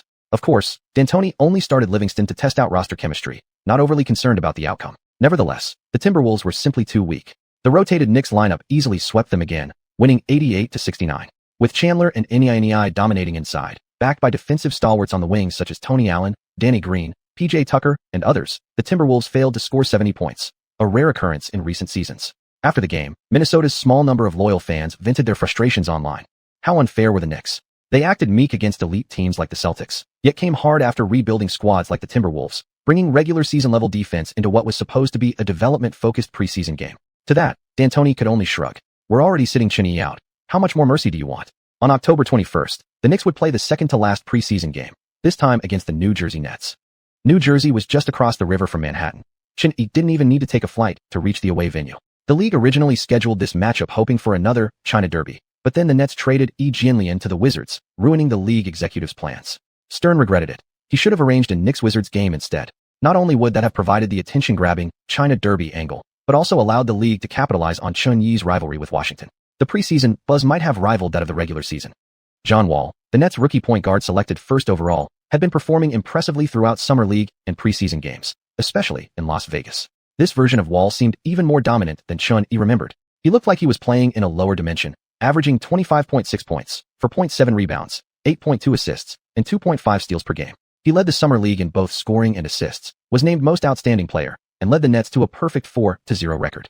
Due to his similar height to Chun Yi and aggressive, attack-oriented style, many media outlets began labeling Wall as New York's second Chun Yi, predicting he'd lock up Rookie of the Year honors in the upcoming season. Nets owner Jay-Z sensed that the team's springtime revival was finally approaching. With young stars like Brook Lopez and John Wall on the roster, Brooklyn's path to success appeared smoother than ever. The Nets front office unanimously believed that if the Knicks hadn't acquired Chun Yi this year, most New York fans would have likely switched allegiance to the Nets. However, when New York's second Chun Yi faced the original, he'd first have to get thoroughly beaten. Wall couldn't gain any advantage in his matchups against Chen. By the end of the game, Wall, who had consistently scored over 10 points in previous outings, was held to just 8 points, along with 3 rebounds and 6 assists. Despite Wall's outstanding athleticism, speed, and explosiveness making him a strong rim attacker and defender, his outside shooting was simply terrible. Whenever Wall tried to use pick and rolls to penetrate, the Knicks unapologetically double-teamed and switched defenders, forcing Wall, unable to step beyond the three-point line, into inefficient isolation attempts. After easily defeating the Nets 96-82, the Knicks faced the Philadelphia 76ers in their final preseason game. Philadelphia's goal this year remained the same: rebuild, rebuild, and rebuild again. Even drafting Evan Turner hadn't slowed down their rebuilding momentum. During the offseason, they aggressively pursued Chen, and Philadelphia fans even funded large billboards across the city featuring recruitment ads for Chen, larger and more extravagant than those once used to recruit LeBron James, a clear sign of their sincerity. The people of Philly desperately longed for a star to fill the void in their hearts. However, Chen genuinely had no interest in going to Philadelphia. Instead, Chen was particularly interested in the Sixers' current leader, Andre Iguodala. After successfully signing Livingston, Chen turned his attention toward Iguodala. These two future, ancient demonic elders of the Warriors were undoubtedly the foundational pillars for building a dynasty. Unfortunately, with Iguodala being the last truly valuable player left on the roster, the 76ers had no intention of letting him go. All of the Knicks' repeated overtures were met with rejection. Facing the rebuilding 76ers, the Knicks ran away with the game by halftime, ultimately winning 90-72. Chen clocked out after just 2 quarters tonight. In 7 preseason games, the Knicks finished with a stellar record of 6 wins and 1 loss. Both D'Antoni and Chen were extremely satisfied with the results. Such a winning percentage indicated excellent team chemistry heading into the new season. Chen, who played in 6 games, averaged 18.7 points, 5.2 rebounds, and 7.3 assists. With his three-point attribute now increased to 93, he averaged 3.1 made threes per game at an impressive 46.3% shooting. In each appearance, Chen kept his minutes around 28, mainly focusing on using his passing to get his teammates into rhythm. 4 days after wrapping up the preseason, on October 27th, the NBA regular season tipped off. Chapter 142, Foundation of the Team? Or Boulder Blocking the Way? Miami, American Airlines Arena. After finishing their tactical drills, James, Wade, and Bosh, now known as the Three Brothers, had gathered in the meeting room. Head coach Eric Spoelstra went over the core strategy for tonight's game. Once the tactical breakdown concluded, Pat Riley also entered the room. Bosh returned to its original owner the championship ring Riley had given him during his recruitment months ago. As Riley took back the ring, a sly smile crept across his lips. When this season ends, a second championship banner will hang above the court here at American Airlines Arena. And beneath that banner, the 3 of you will put on your own rings. Truth be told, words like these from Riley never failed to ignite Bosh's emotions. Even Wade, who already owned an NBA Finals MVP trophy, felt the fire reigniting within him. As for James, speeches like this had become the medicine healing his wounds over the past 2 months. Ever since the day he made the decision, every time James recalled the image of Cleveland fans burning his jersey, it felt as though a sharp blade pierced through his heart. Was I really wrong? No, I wasn't. I just wanted a championship ring. I gave 7 years of my life to Cleveland. 7 years. Do you have any idea what those 7 years were like for me? James firmly believed he hadn't wronged the Cleveland fans. He had sacrificed his youth on that barren land, leading the team out of the East to reach the finals, only to be held back by a roster too weak to attract star power. There had never been a reliable teammate beside him. James often wondered, what if, when he first entered the league, he'd already had a teammate like prime Shaquille O'Neal? How different might his career have been? Now, in Cleveland, he was nothing but a despised traitor. Every media outlet called him a coward. Though James understood that immense pressure came with being a GOAT-level superstar chasing a title, right now, that pressure bore down on him like a mountain, nearly crushing his breath. Lately, all James dreamed about was lifting the NBA championship trophy in Miami. So long as he could win a ring, James believed he would eventually redeem himself. And now, he no longer surrounded by those old CBA-level teammates. He stood alongside the legendary Dwayne Wade and the legendary Chris Bosh. The regular season would be James' chance to prove himself. And their opening night opponent? The New York Knicks. Before the game, Riley confidently made his prediction. The Heat would win the opener with 100% certainty, and without breaking a sweat. The Knicks are utterly terrible. From players to management, they reek like rotten eggs. Especially after what they did in the playoffs this year. Riley sneered. For years, they've been among the league's biggest luxury taxpayers, yet remained a joke of a team. And now, after finally acquiring a phenom-level guard, they suddenly decide to cut costs? It's laughable. James said, the Knicks are now a one-man team. A one-man team can't win a championship. Wade nodded. By tomorrow morning, the entire world will know how right our decisions this offseason really were. At 7 p.m., David Stern quietly appeared in a private suite at American Airlines Arena. Opening night always carried massive hype. Originally, the league office had planned to schedule the Heat versus the Celtics for the marquee matchup, one featuring James' personal rivalry with Boston, plus the classic clash of the Celtics' aging Big Three against the Heat's new trio. All 3 members of Miami's new core were part of the famed 2003 draft class. The last generation of stars Stern had helped elevate before retirement. To Stern, These young men were synonymous with raw talent, and he truly believed they would carry the league into the future. Meanwhile, Chun-Yi, both in skill and background, was, in Stern's eyes, the undisputed face of the NBA's next decade. A showdown between the old guard and the new crown jewel. That was exactly what Stern wanted most, which is why he reassigned the Heat's opening game to face the Knicks instead, while reserving the Rockets' Knicks-China Derby as the preseason opener. Even so, prior to tip-off, the general consensus was bleak for the Knicks. Sure, everyone mocked James, but no one dared deny his strength. Not a single max contract player on the Knicks roster. How could they possibly compete? Media outlets like ESPN predicted the Knicks' chances of victory were practically zero. Then, as the Heat's new Big Three made their grand entrance, the home crowd erupted in pure euphoria. James, Wade, and Bosh stood on the team logo at center court, each wearing their home jerseys, number 1, 3, and 6, eyes sharp and determined. Especially James, whose gaze radiated the aura of a king surveying his kingdom. These three were the foundation upon which Miami's dynasty would be built. Since the arrival of the Big Three, Heat fans had been counting down to this moment, the start of the regular season, and tonight, the entire city buzzed with excitement. The louder Miami roared, the quieter Cleveland became. Fans there had collectively decided not to watch the game. Anyone caught secretly tuning in to Miami's opening night would face scorn from everyone around them. After both teams took the floor, the starting lineups appeared on the giant screen above the arena. Heat starters: Joel Anthony, Bosh, James, Wade, Carlos Arroyo. Knicks starters: Chandler, Gallinari, Turkoglu, Tony Allen, Chun-Yi. To specifically counter James, Coach D'Antoni swapped out Ariza for Tony Allen as the starting shooting guard. Tony Allen, who had spent 6 years with the Celtics, was no stranger to battles with James. His experience was rock solid. As for this Heat team, Chun-Yi wasn't intimidated at all. Sure, the three brothers were strong, but there was only one basketball on the court. Before they fully gelled, Wade and James wouldn't be able to outplay him.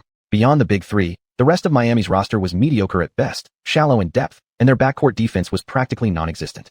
Though the Knicks bench was made up of cast-offs and overlooked players, after being developed here in New York, their perimeter defense and offensive firepower far surpassed what Miami had to offer. Miami's interior defense was even weaker. Joel Anthony stood no chance against this version of Chandler. His defense was abysmal, leaving Chandler free to dominate the boards without fear. Chun-Yi could already sense it. Chandler would feast on putbacks and alley-oops, tearing Miami's paint apart. As the referee carried the ball towards center circle, the game was about to begin. Back in China, television ratings for this broadcast trailed only behind the Rockets. Knicks preseason China Derby. The Knicks don't necessarily have to lose. We believe in Chun-Yi. Come on, Chun-Yi. Knicks for the championship. Who's greater in their prime, Chun-Yi or James? Chun-Yi is carrying a one-man team. He's the true franchise cornerstone. Don't let some rolling stone like James pretend to be one. What's a rolling stone? A so-called foundation that rolls from team to team. That's a rolling stone, isn't it? The moment these words appeared, laughter flooded the live-streaming comment section. Chapter 143, The Emperor of Screens, Chandler. In China, inside the CCTV broadcast booth, the opening game between the Heat and the Knicks tonight was once again being commentated by Zhang Heli, wuxia, and Yang Yi. Unlike American media, the three Chinese commentators didn't look down on the Knicks. On the contrary, they believed the team had a real chance. After Yang Yi finished his opening remarks, he said first, Chun-Yi facing off against the Heat's Big Three. This is exactly the kind of game fans have been waiting for. Wuxia followed up, tonight's audience in China is in for a treat. Aside from the Heat vs. Knicks season opener, we'll also have a Rockets vs. Lakers game broadcast later. Many fans are eagerly anticipating Yao Ming and Kobe Bryant's first head-to-head matchup in 2 years. Zhang Heli steered the conversation back on track. Before the game, many American media outlets expressed low expectations for the Knicks, claiming there's too wide a gap in roster strength between the two teams. What are your thoughts on this? I actually think the Knicks roster holds some hidden tricks, replied Yang Yi. Though their players may seem like role guys, look at Tyson Chandler and Tony Allen in the starting lineup, plus Ariza and Battier coming off the bench. All of them are defensive stoppers. They can completely shut down a Heat team that already struggles with outside shooting. Wuxia added, the Knicks defense is indeed solid, but won't their offense be a bit lacking? At first glance, it seems like Chun-Yi is their only scoring threat in the starting unit. Turkoglu will probably focus more on playmaking, right? Yang Yi shook his head. Having Chun-Yi to handle scoring duties is more than enough. As a devoted Chin supporter who hasn't missed a single game, Yang Yi firmly believed that if the Knicks managed to beat the Heat tonight, it wouldn't even qualify as an upset. Zhang Heli smiled and said, I tend to agree with Yang Yi. After all, just because a team has more stars doesn't mean they're necessarily stronger. Throughout NBA history, there have been plenty of failed attempts at building super teams with 3 stars. Think back to the Nets trio a few years ago, or Utah's Big Three, even the Lakers' Fantastic Four. That was essentially 4 superstars, and none of them won a championship. Going further back, how about Wilt Chamberlain, Jerry West, and Elgin Baylor playing together decades ago? Despite having 3 legends, they still couldn't win a title. Wuxia agreed, exactly. Basketball isn't simply a case of 1 + 1 = more than 2. Yang Yi turned his attention to the large screen in the studio. Chandler versus Joel Anthony for the tip, the jump ball. Chandler actually lost it to Anthony. That gives Miami the first offensive possession. On the court, Heat point guard Carlos Arroyo brought the ball across half court and immediately handed it off to Dwayne Wade. Wade dribbled sideways a couple steps before passing to LeBron James at the 45-degree angle. Turkoglu, having faced James multiple times in past playoffs, knew well that you had to deny him before he started his drive. Once LeBron got going, he was unstoppable. Turkoglu navigated quickly around Arroyo's screen, cutting James off near the elbow area. LeBron lowered his center of gravity, backing into Turkoglu. With nearly a center's bulk and very stable lower body, Turkoglu held his ground. Unable to power through, LeBron faked twice and then spun into a crab-stepping fadeaway jumper. Clang. The ball hit hard off the front of the rim. Chandler boxed out Joel Anthony, and Xuan grabbed the rebound at the free throw line. The Knicks launched a fast break. Xuan sprinted up the arc and executed a behind-the-back halt. Miami hadn't settled into defense yet, and Gallinari had sneakily slipped toward the left baseline. Seeing the paint wide open, he cut sharply into the lane. Xuan promptly fired the ball toward the basket. Gallinari caught it mid-stride and finished with a reverse layup. The raucous home crowd suddenly fell eerily silent. The Knicks' fast break was brilliant. Just 4 seconds to complete the counterattack, said Yang. Gallinari noticed how carelessly Miami set their defense and made an intelligent cut inside. Plus, Xuan's pass was both quick and precise, Zhang Heli added. Miami countered. Arroyo brought the ball up, set a screen for LeBron who then cut inside. Arroyo tried a bounce pass to LeBron, but Turkoglu deflected it midair. Fortunately, Bosh recovered the bouncing ball and quickly passed it out to Wade on the perimeter. Wade hesitated slightly, planted himself at the 45-degree corner beyond the three-point line, and released a clean shot. 2-3. After receiving the inbound pass from Chandler, Xuan advanced the ball again. Tonight, Wade was assigned to guard Xuan primarily. At the top, matched up against Wade, Xuan signaled for Chandler to set a screen. Wade was cut off by Chandler's pick. Using the screen as a wall, Xuan easily stepped around Wade and drove into the vicinity of the free throw line. Just as Xuan prepared to accelerate toward the rim, Bosh and Joel Anthony both converged on him. Meanwhile, Wade circled around Chandler and positioned himself in the passing lane to cut off any interior feed. Double teaming right from the start, Xuan glanced quickly. Bosh and Joel Anthony had such long frames that trying to force a pass would risk a turnover. So he spun around, turning to back down Bosh, then smoothly sent the ball back out to the top of the arc. Gallinari, left wide open, caught it, and without hesitation launched a three-pointer. Clang. A clean miss. Big Italian cannon, your shot's off tonight, Xuan said, patting Gallinari on the butt as they ran back on defense. In his previous life, Xuan had always nicknamed Gallinari the Big Italian Cannon, and this season he'd started using it naturally during games. James grabbed the rebound and immediately sparked a fast break. Up front, James dribbled crossover after crossover against Turkoglu before sending a behind-the-back pass to Wade trailing in. Wade caught it, lined up the basket, and fired off a three. Swish. Back-to-back threes. Wade was heating up early. That three reignited the energy of the Miami home crowd. Knicks offense. Xuan sprinted early to the baseline, letting Turkoglu bring the ball up. Turkoglu ran a handoff after a screen with Chandler, who flipped the ball to Xuan rising from the corner. The moment Xuan caught it, Bosh double-teamed again. Gallinari was once more wide open at the top, and Xuan didn't hesitate. He delivered the pass. Italian cannon, fire. Gallinari let it fly from the same spot. The ball swished through the net. 5-6. Heat's possession, Wade passed to James. James had great burst, but unlike Wade, he needed space to build momentum. The Knicks, well aware of this, quickly tightened the gap the moment he tried to isolate. As he started accelerating, they were already set to cut him off. This version of James hadn't yet mastered intricate footwork. His jump shot was still poor, and he rarely posted up. So when defenders like Turkoglu and Chandler limited his driving lanes, all he could do was pull up for a rush jumper, another brick. Xuan, lingering near the paint, casually corralled his third rebound of the night. Another Knicks fast break. Xuan pushed the ball up at full speed. Chandler, glancing back, matched Chen's angle toward the rim from the top. As Xuan elevated the ball, Chandler jumped in perfect sync. Clank. The ball soared from Chen's hands. Chandler caught it midair and hammered it down with one arm, exploding over the rim. Back on defense, James tried to go one-on-one against Turkoglu, but the Knicks instantly swarmed him with a double team. With no choice, he kicked it out to Wade on the perimeter. Wade zipped a bounce pass to Bosh, who hit a mid-range jumper over Gallinari. Wanting to speed things up, Xuan snatched the inbound pass and surged forward. On the break, James, Bosh, and Joel Anthony were retreating, but their focus remained locked on Xuan. By the time Joel Anthony noticed Chandler cutting in from the wing, Xuan had already threaded the pass inside. Clang. Xuan and Chandler connected again. Heat's offense. Wade attempted his third three. This time, under Tony Allen's tight defense, he finally missed. Throughout these possessions, Miami's paint had been largely abandoned. Standing near the rim, Xuan calmly secured his third rebound of the game. As he dribbled up, Xuan quickly scanned the Heat's defensive alignment. Spotting Chandler engaged one-on-one with Joel Anthony inside, he didn't even wait to cross half-court. He launched a long lob directly to Chandler under the basket. Chandler took a strong step back, pivoted, and finished with a high-arc bank shot. Ecstatic, Chandler sprinted over to slap hands with Xuan. 3 straight dunks fed by Xuan. It felt like an addiction. Chandler suddenly remembered how good it felt playing in New Orleans. Chandler's feasting, 3 baskets already. His chemistry with Xuan is incredible, Yang commented. Zhang Heli nodded. Xuan hasn't taken a single shot in the first 4+ minutes. He's only been feeding the post, and already has 5 assists. Xuan still hasn't scored a point. That's rare, Yujian noted. In Chinese livestream chat rooms, Fans began flooding the comments. Chandler's becoming the king of screens. Xianyi's served him 3 times already. Why does it feel so easy to play with Xianyi? Just stay near the basket, and you'll get fed. Even though Xianyi hasn't scored, those alley-oops are so satisfying. Heat's interior defense is garbage. Honestly, Xianyi's passing is just unreal. He sees right through Miami's defensive schemes. Among Chinese fans, Chandler had already earned a new nickname, the king of screens. Still, some fans voiced their desire to see Xianyi take over scoring and destroy the defense himself. Xianyi, who'd spent the entire opening stretch setting up teammates, didn't attempt his first shot until 1 minute and 29 seconds left in the first quarter. On the Heat's possession, Arroyo completed a pick and roll with Bosch at the top of the key and tried to pass to Wade cutting along the baseline, but failed to notice Xianyi lurking on the wing. Xianyi darted in and intercepted the pass, then exploded down the court with the ball leading the break. Wade couldn't recover in time. As Xianyi raced up the floor with no defender close behind, he gathered the ball and took off, completing a full 360-degree spin in midair before throwing down a powerful reverse dunk. The crowd, previously buzzing with energy, fell instantly silent. Many Heat fans couldn't help but gasp in awe. Oh ho ho! Xianyi's first points of the season come in the form of an explosive alley-oop slam for the fans. Kenny Smith exclaimed from the TNT broadcast booth. Charles Barkley nodded. That dunk could have been entered into a slam dunk contest. The past few years' contests have been so dull. Kenny Smith asked, Charles, if you were a judge, what score would you give that dunk? Barkley thought for a moment. I'd give it a 9.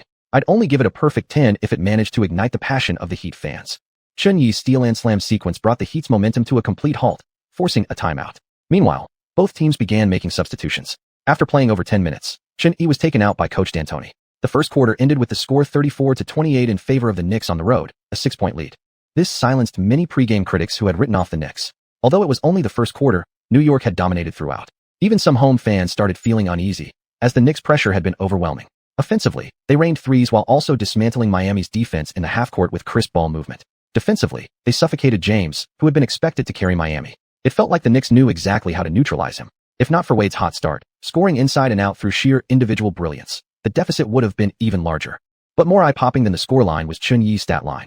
In just one quarter, Xianyi had taken only 1 shot and scored 2 points, but recorded 7 rebounds and 10 assists. Fueled by Xianyi's playmaking, the Knicks shooters and Chandler feasted. Gallinari caught fire early, draining 3 3-pointers in the first quarter alone. And despite Chandler consistently boxing out to let Xianyi grab rebounds, he thrived near the rim, already scoring 10 points in the opening frame. The Knicks were outstanding this quarter, offense flowing seamlessly. The Heat looked overwhelmed under their offensive barrage, Xianxia commented during the break. What's most surprising is that, beyond pushing the pace, they ran a lot of half-court sets tonight. Their ball movement and off-ball cuts were constant. This doesn't quite match our usual image of Coach D'Antoni's style, Xianxia added. Xianxia nodded. Past experience shows that relentlessly prioritizing fast breaks and long-range shooting, while ignoring structured offense and defense, doesn't lead to sustained success. What the Knicks showed tonight might be D'Antoni's optimal approach for this team, built around Xianyi. The scariest part is how perfectly in sync Xianyi is with his teammates, Wuxia chimed in. After a brief break, the second quarter tipped off. Both teams reshuffled their lineups. Miami sent out Zydrunas Ilgauskas, Haslem, James, Wade, and Eddie House. Ilgauskas had quickly joined James after the decision, pledging loyalty to the king, but head coach Spoelstra wasn't planning to rely heavily on him. The Knicks, meanwhile, rolled out Niai, Badier, Ariza, Danny Green, and Xianyi. The Knicks held the ball to start the second quarter. Miami decided to put James on Xianyi defensively. Xianyi settled into the wing, ready to go one-on-one against James. Chapter 144, the Knicks roster is strong. Defense. On the wing at a 45-degree angle, James had already set himself in defense as Xianyi advanced with the ball. James is defending Xianyi one-on-one. These two have matched up multiple times since last season, said Xianxia. Jean-Heli nodded. Xianyi's first NBA game was against James, his very first opponent. In that game, Xianyi delivered several highlight-worthy defensive performances against James. Xianyi dribbled backward in place. Badier, standing at the top of the key, came over to receive the ball. Xianyi then moved toward the top of the arc. Badier immediately passed the ball back and set a screen, attempting to block James's pursuit path. As soon as Xianyi caught the ball, he exploded toward the basket. James navigated around the screen, shuffling his feet like a crab as he accelerated in chase. James won't give an inch. After going around the screen, he's still locking onto Xianyi inside the paint for a one-on-one battle, Jean-Heli commented. Xianxia added, if it comes down to a physical showdown, Xianyi isn't intimidated by forwards like James. Remember, even when clashing with Howard, Xianyi held his ground. While sprinting full speed, Xianyi glanced at James, who had already established position ahead. Their shoulders collided inside the painted area, both pulled their strength slightly. Xianyi leaned back just a bit, then quickly crossed the ball from his right hand to his left. James retreated a step and lagged slightly on his defensive footwork. Before regaining full balance, he gritted his teeth and tried to match Xianyi's rhythm. Suddenly, James's legs gave way, the sole of his shoe slipped. He lurched forward and dropped to one knee. Whoa! James has been shaken off his feet by Xianyi, Xianxia shouted. Zhang Heli's eyes crinkled into narrow slits. Looks like James has become Chun Yi's first victim of the new season. Chun Yi immediately jumped. Seeing James fall, Zydrunas Ilgauskas rushed over from the left side to help defend. Mid-air, Chun Yi switched hands, evaded Ilgauskas' block, and banked in the shot with his right hand. The Heat's home crowd fell silent instantly. A young fan, barely 5 years old and seated in the front row, covered his eyes with small hands upon seeing James fall, then collapsed into his father's arms. The director's camera happened to catch the moment. Fans across China burst into laughter. Ha ha, even the little fans can't bear to watch this painful sight. Chun Yi hasn't even taken many shots tonight. First time he does, and James gives him a huge gift. It's not even Chinese New Year yet. Why is someone kneeling? Finally, Howard has found his brother. On the sidelines, James spread his hands in frustration. Then he kicked the floor hard a few times, signaling to the referees. The floor was too slippery. 2 court attendants quickly rushed over with towels to mop the spot. Fans in the front rows of the Heat section offered awkward smiles. Miami reorganized their offense. Wade signaled for his teammates to clear out at the top of the key. James, who initially wanted the ball, reluctantly moved toward the baseline. Even though Miami now had a big three, head coach Eric Spoelstra still trusted Wade, the player he'd worked with for 5 years, the most. As for James, Spoelstra preferred him playing off the ball. This would only change later during the finals when James scored just 8 points and effectively relinquished control. At this stage, Wade lived up to his Flash nickname. Even missing part of a meniscus, it didn't stop him from dazzling moves, dribbling past 3 Knicks defenders in succession before finishing at the rim. After Wade scored, Chun Yi grabbed the inbound pass and pushed the pace immediately. With Turkoglu out, the team's entire offensive orchestration relied almost solely on Chun Yi. Ariza caught the ball on the wing. During this period, Ariza still possessed solid driving ability. Using a screen, he maneuvered past Wade and attacked the paint. When Ilgauskas and Haslam converged to double team, Ariza kicked the ball back to Chun Yi, who had returned to the top of the key. Miami's defensive focus shifted instantly toward him. Chun Yi hadn't shown strong scoring intent all game, but Miami well understood his offensive threat. Instead of shooting, Chun Yi waited for the double team, then fired a pass to Battier, who'd been patiently waiting in the corner. Swish. Battier's three-pointer ripped through the net. Chun Yi recorded his 11th assist of the night. The gap kept widening. Against the Knicks' impenetrable perimeter defense, Miami kept swinging the ball without finding an opening. With 10 seconds left on the shot clock, James caught the ball on the wing. He called for Eddie House to set a screen, then pointed directly at Chun Yi for isolation. From beyond the arc, James bounced the ball between his legs repeatedly, gradually slowing his rhythm. When Chun Yi noticed James' glance toward his dribbling hand, he closed in half a step. Sure enough, James stepped back sharply, pulling the ball behind the line. Cold-blooded attempt. Bang. Well prepared, Chun Yi smacked the released shot straight back. In his previous life, as a longtime diehard poster on Hoopu, Chun Yi could confidently say he understood James better than James himself. James, flustered after the block, quickly grabbed the ball and hurled it to Wade near the baseline. Wade glanced at the 1.4 seconds left on the clock and cursed inwardly, immediately getting rid of the hot potato. Clang. The ball ricocheted off the rim. Yi, just as aware as Chandler, had already sealed off Bosch, allowing Chun Yi to secure his 8th rebound of the night. As he ran back on defense, Wade's face was dark with frustration. After 4 minutes of the second quarter, D'Antoni replaced Chun Yi with Livingston, and Tony Allen took over for Danny Green. Miami responded promptly, sending Haslam out to lead the second unit. The score now read 44-34, with the Knicks holding a double-digit lead. Chun Yi is 3 for with only 6 points so far, but he already has 9 rebounds and 11 assists. He's absolutely vital within the Knicks system, Yang Yi said during the timeout, analyzing the stats. Zhang Heli nodded. The Knicks run screens constantly. Constant cuts from teammates are giving Chun Yi plenty of passing opportunities. As a point guard, he's playing extremely smart basketball. Xiuxian added, given Chun Yi's scoring ability, it's basically guaranteed that he'll get a triple-double tonight. On the sidelines, Chun Yi chugged a bottle of Gatorade, one of his endorsements, after coming off the court. Livingston, now serving as the second unit's primary playmaker, backed down Eddie House at the elbow. With his size, mismatches like this were common when he played against guards. After 2 strong dribbles, Livingston faked with his shoulders and then smoothly turned around for a jump shot. At 201 centimeters tall with an enormous wingspan, House didn't even bother contesting the shot. Swish. Over the offseason, following Chun Yi's advice, Livingston had refined his mid-range jumper to perfection. Realizing he could no longer finish above the rim with power, Livingston had gradually transformed his game. On the sideline, Spoelstra remained deep in thought, his brow furrowed. He was starting to recognize a serious problem. Though Miami's starters looked impressive on paper, their second unit lacked any real scoring threat. In contrast, the Knicks bench was packed with defensive enforcers, especially Tony Allen and Battier. Trapped in the Knicks' suffocating defensive web, Miami's offense grew increasingly stagnant. With no viable scoring options, the gap between the teams continued to widen. Spoelstra finally realized it. They had all been fooled. The Knicks roster was strong. Chapter 145. Does the center throw an alley-oop to the guard? When Spoelstra saw that the Heat couldn't score and were unable to contain the Knicks defensively, he quickly brought back the big three. If they really continued playing their second unit against the Knicks, the game would quickly turn into garbage time. Just Livingston alone could exploit every perimeter defender on Miami's second unit with his pull-up jumpers and fadeaway post moves. When Chun Yi entered the game in the latter half of the second quarter, the The score was 52-44. As Bosch stepped to the free throw line, D'Antoni reshuffled the Knicks lineup. Chandler, Turkoglu, Danny Green, Tony Allen, and xiuxian. Miami responded with Zydrunas Ilgauskas, Bosch, James Jones, Wade, and LeBron James, with LeBron handling point guard duties. After Bosch sank both free throws, possession returned to the Knicks. Turkoglu advanced the ball, while xiuxian positioned himself early near the right baseline, drawing LeBron with him. Danny Green came up for a screen. Turkoglu changed direction and drove in from the right side. Immediately, Miami shifted all their defensive focus to that area. Chandler exchanged a glance with xiuxian, then vacated the paint and stepped out beside LeBron, blocking him like a wall. Using this screen, xiuxian immediately cut hard toward the basket. LeBron couldn't navigate around the screen in time. xiuxian caught Turkoglu's sharp bounce pass and took 3 quick steps, finishing with a reverse layup. 54-45. Heat in transition. After running a pick and roll with Bosch, LeBron kicked the ball out to James Jones at the baseline. As Jones caught it, Danny Green instantly closed out, denying any shooting space. xiuxian remembered that Jones, like Big Z, had been a loyal follower of LeBron, though far luckier, having won 3 championships alongside him. But Jones was merely a spot-up shooter with no ability to create his own offense. Unable to find an opening, he passed the ball to Wade, who launched a deep three-pointer from beyond the arc, clanking it hard off the rim. After hitting 2 threes in the first quarter, Wade had since missed 3 straight attempts from downtown. Still, Wade's slashing ability posed a major threat. Tonight, as the hottest scorer for Miami, he'd already racked up 15 points in under half the game, repeatedly disrupting the Knicks' offensive runs. Chandler grabbed the rebound and quickly passed to xiuxian. Fast break opportunity. xiuxian sprinted full speed downcourt, with LeBron chasing close behind. Feeling the looming pressure from behind, xiuxian decided not to attempt a risky finish at the rim. LeBron's elite athleticism made a chase-down block very possible. Glancing slightly to his side, xiuxian drove into the paint, then without hesitation flicked the ball backward between his legs. LeBron, focused solely on blocking the shot, failed to react in time. The ball zipped between his legs and landed perfectly in Danny Green's hands. Green caught it, stopped abruptly, and launched a catch-and-shoot 3 from the top of the key. Swish. Golden dime flashed across the screen. Green's transition 3 was good. xiuxian gave up an easy 2-point attempt at the rim and instead passed back out for a 3. Yujia exclaimed.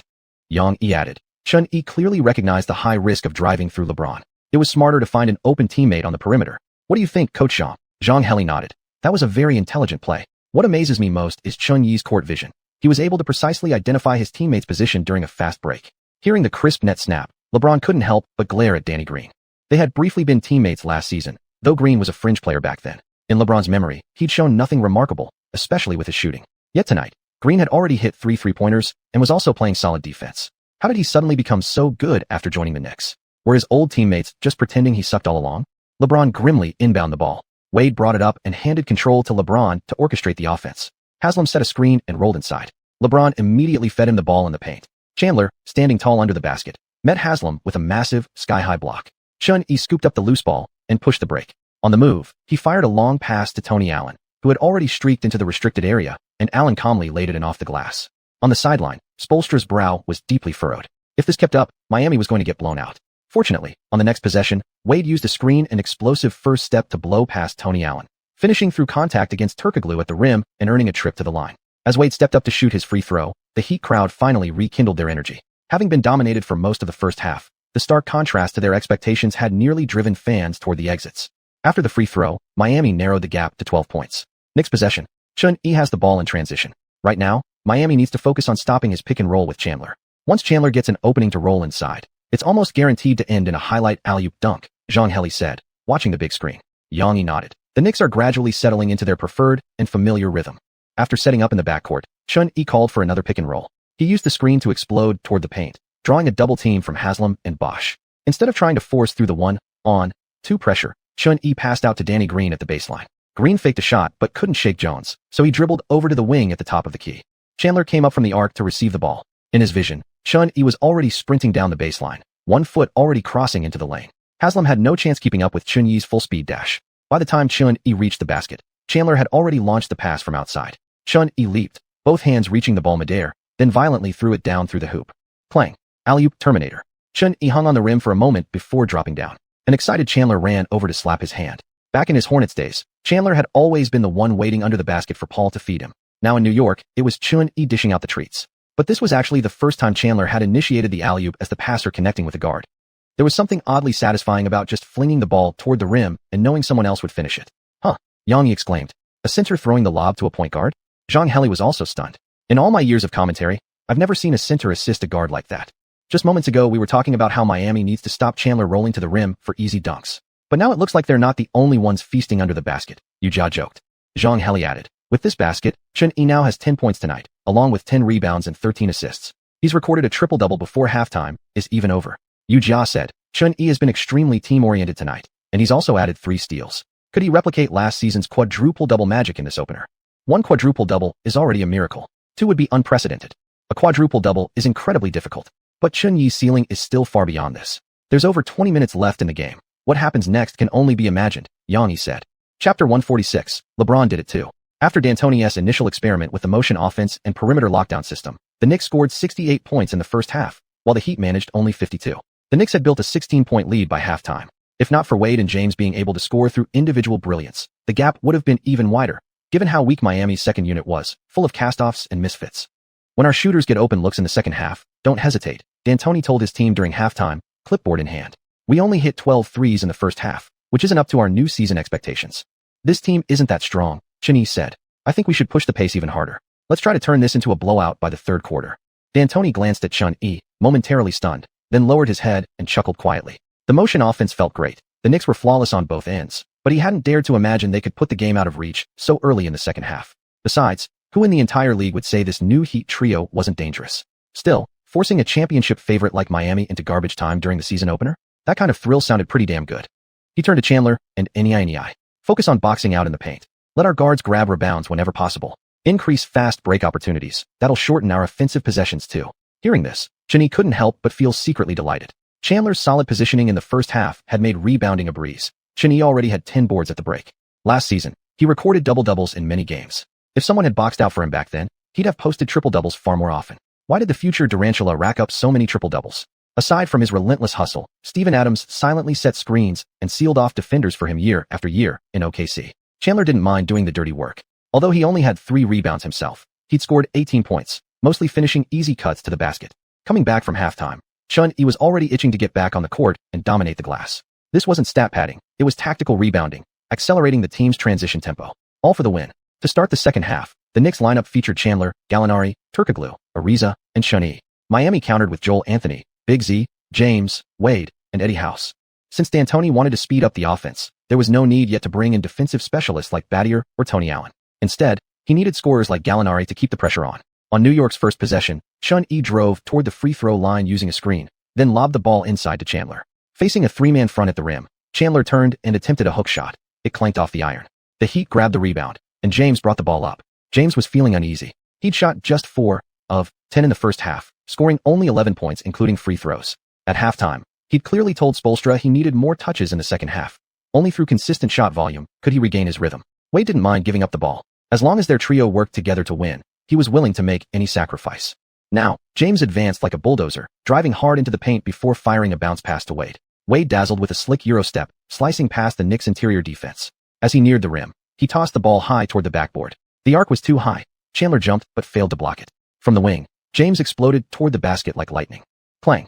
A thunderous alley-oop dunk from James. Braun-Wade connection. The highlight instantly lifted Miami's previously sagging morale. James pounded his chest and strutted along the sideline, flexing his dominance. One couldn't deny James' physical gifts. On that jump, his eyes were level with the rim. But Xianxia's attention was fixed on Wade's feet. Ding. Host obtained a star aura badge. Exclusive emblem. Alley-oop initiator. Effect. When making an alley-oop pass, increases passing accuracy and boosts teammates' ability to finish mid-air layups or dunks. Picking up the small blue orb, Xianxia realized it had been quite some time since he'd collected a new badge. This one was similar to alley-oop finisher, except it enhanced a teammate's skill, kind of like an alley-oop version of Dime Vision. Damn, if I'd gotten this badge at the start of the game, I'd already have piled up tons of XP, Xianxia muttered inwardly.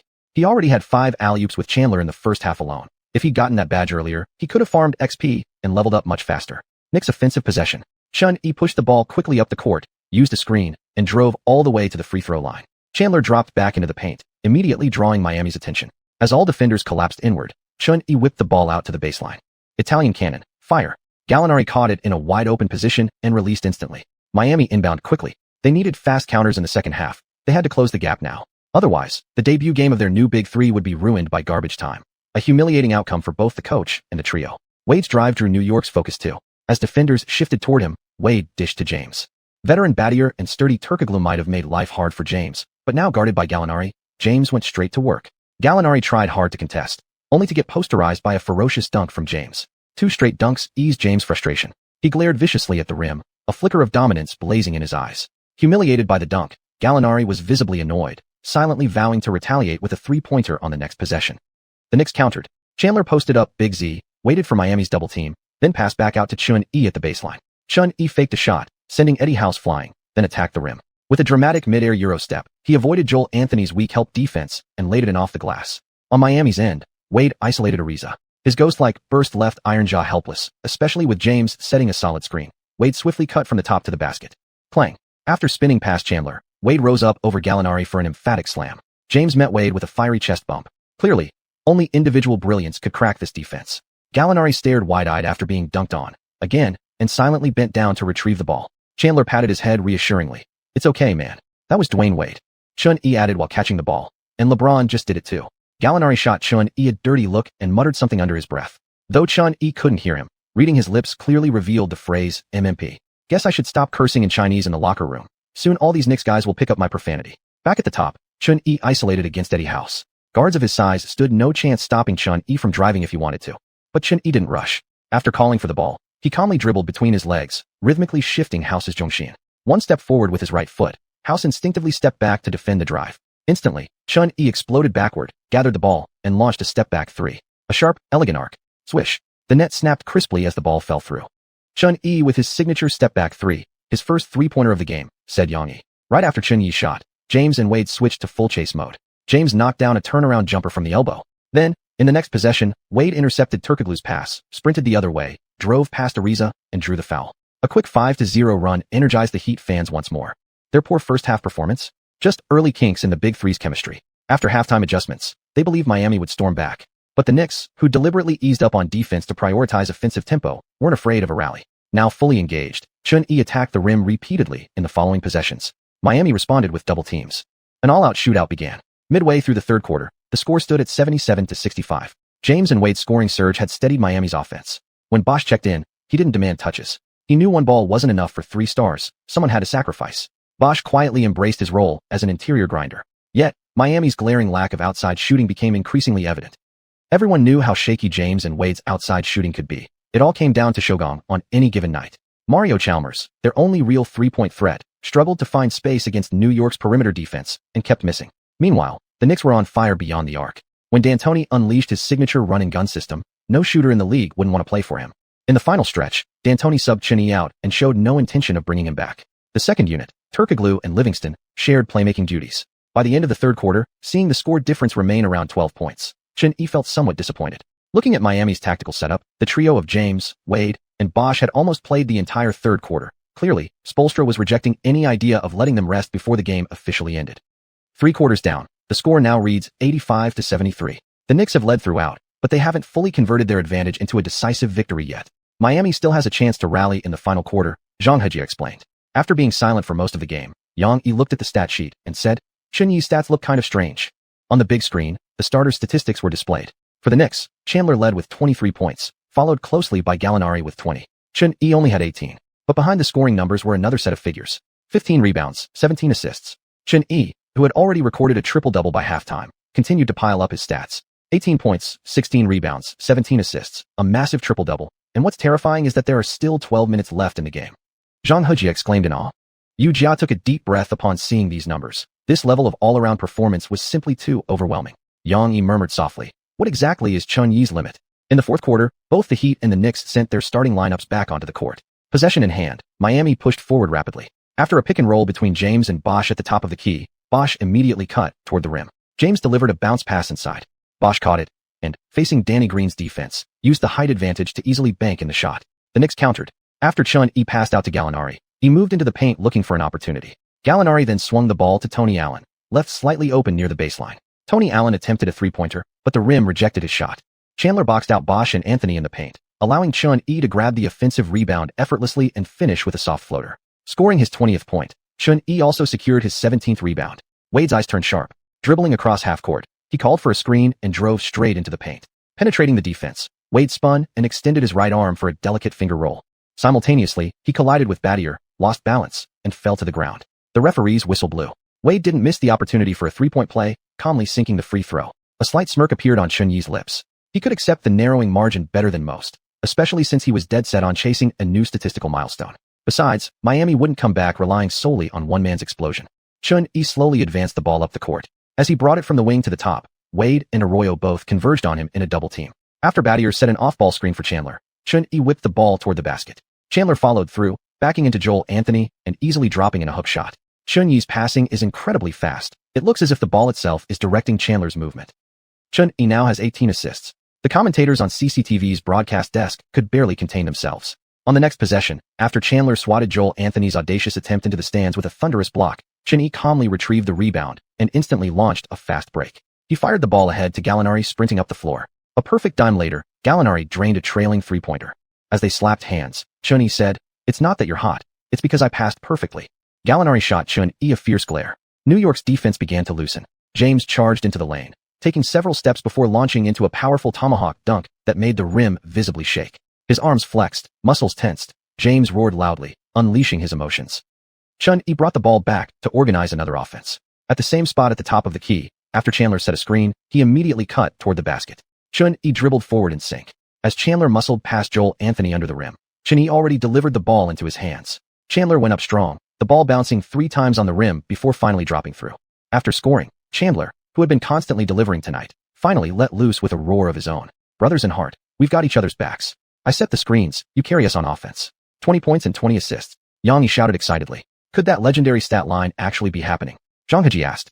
Chapter 147. A triple-double of epic proportions. James pushed the ball up quickly, glancing at the scoreboard as he crossed midcourt. 94-80. With 9 minutes left in the game, the Heat were trailing by 14 points. Wade, James, and Bosh were dead set on turning the tide. All three were determined to play the entire fourth quarter. Ahead of them, the Knicks were slow to recover defensively, their formation loose and disorganized. James fired the ball directly to Wade at the 45-degree angle. Wade caught it and exploded forward like a bolt of lightning, driving straight toward the Knicks basket. Turkoglu and Gallinari, attempting to double-team him, couldn't keep up with his speed. Taking 3 long strides from the free-throw line, Wade lifted the ball with his left hand, eyes locked only on the rim. From the wing, Tony Allen threw everything into his defense, jumping precisely as Wade gathered the ball. But Wade was prepared. He switched the ball mid-air, avoiding Allen's challenge. Yet Tyson Chandler, already planted near the paint, reached over from the side with his massive hands. Swat. Chandler delivered a thunderous block right on the rim. A dark shadow darted in from behind. As Wade scrambled for the loose ball, Xiuxian beat him to it. "Yang," he exclaimed. Xiuxian grabs the rebound again. He's been relentless on the boards tonight. Zhang Heli chuckled. Rebounding is absolutely critical for Xiuxian now. He has no choice but to be aggressive.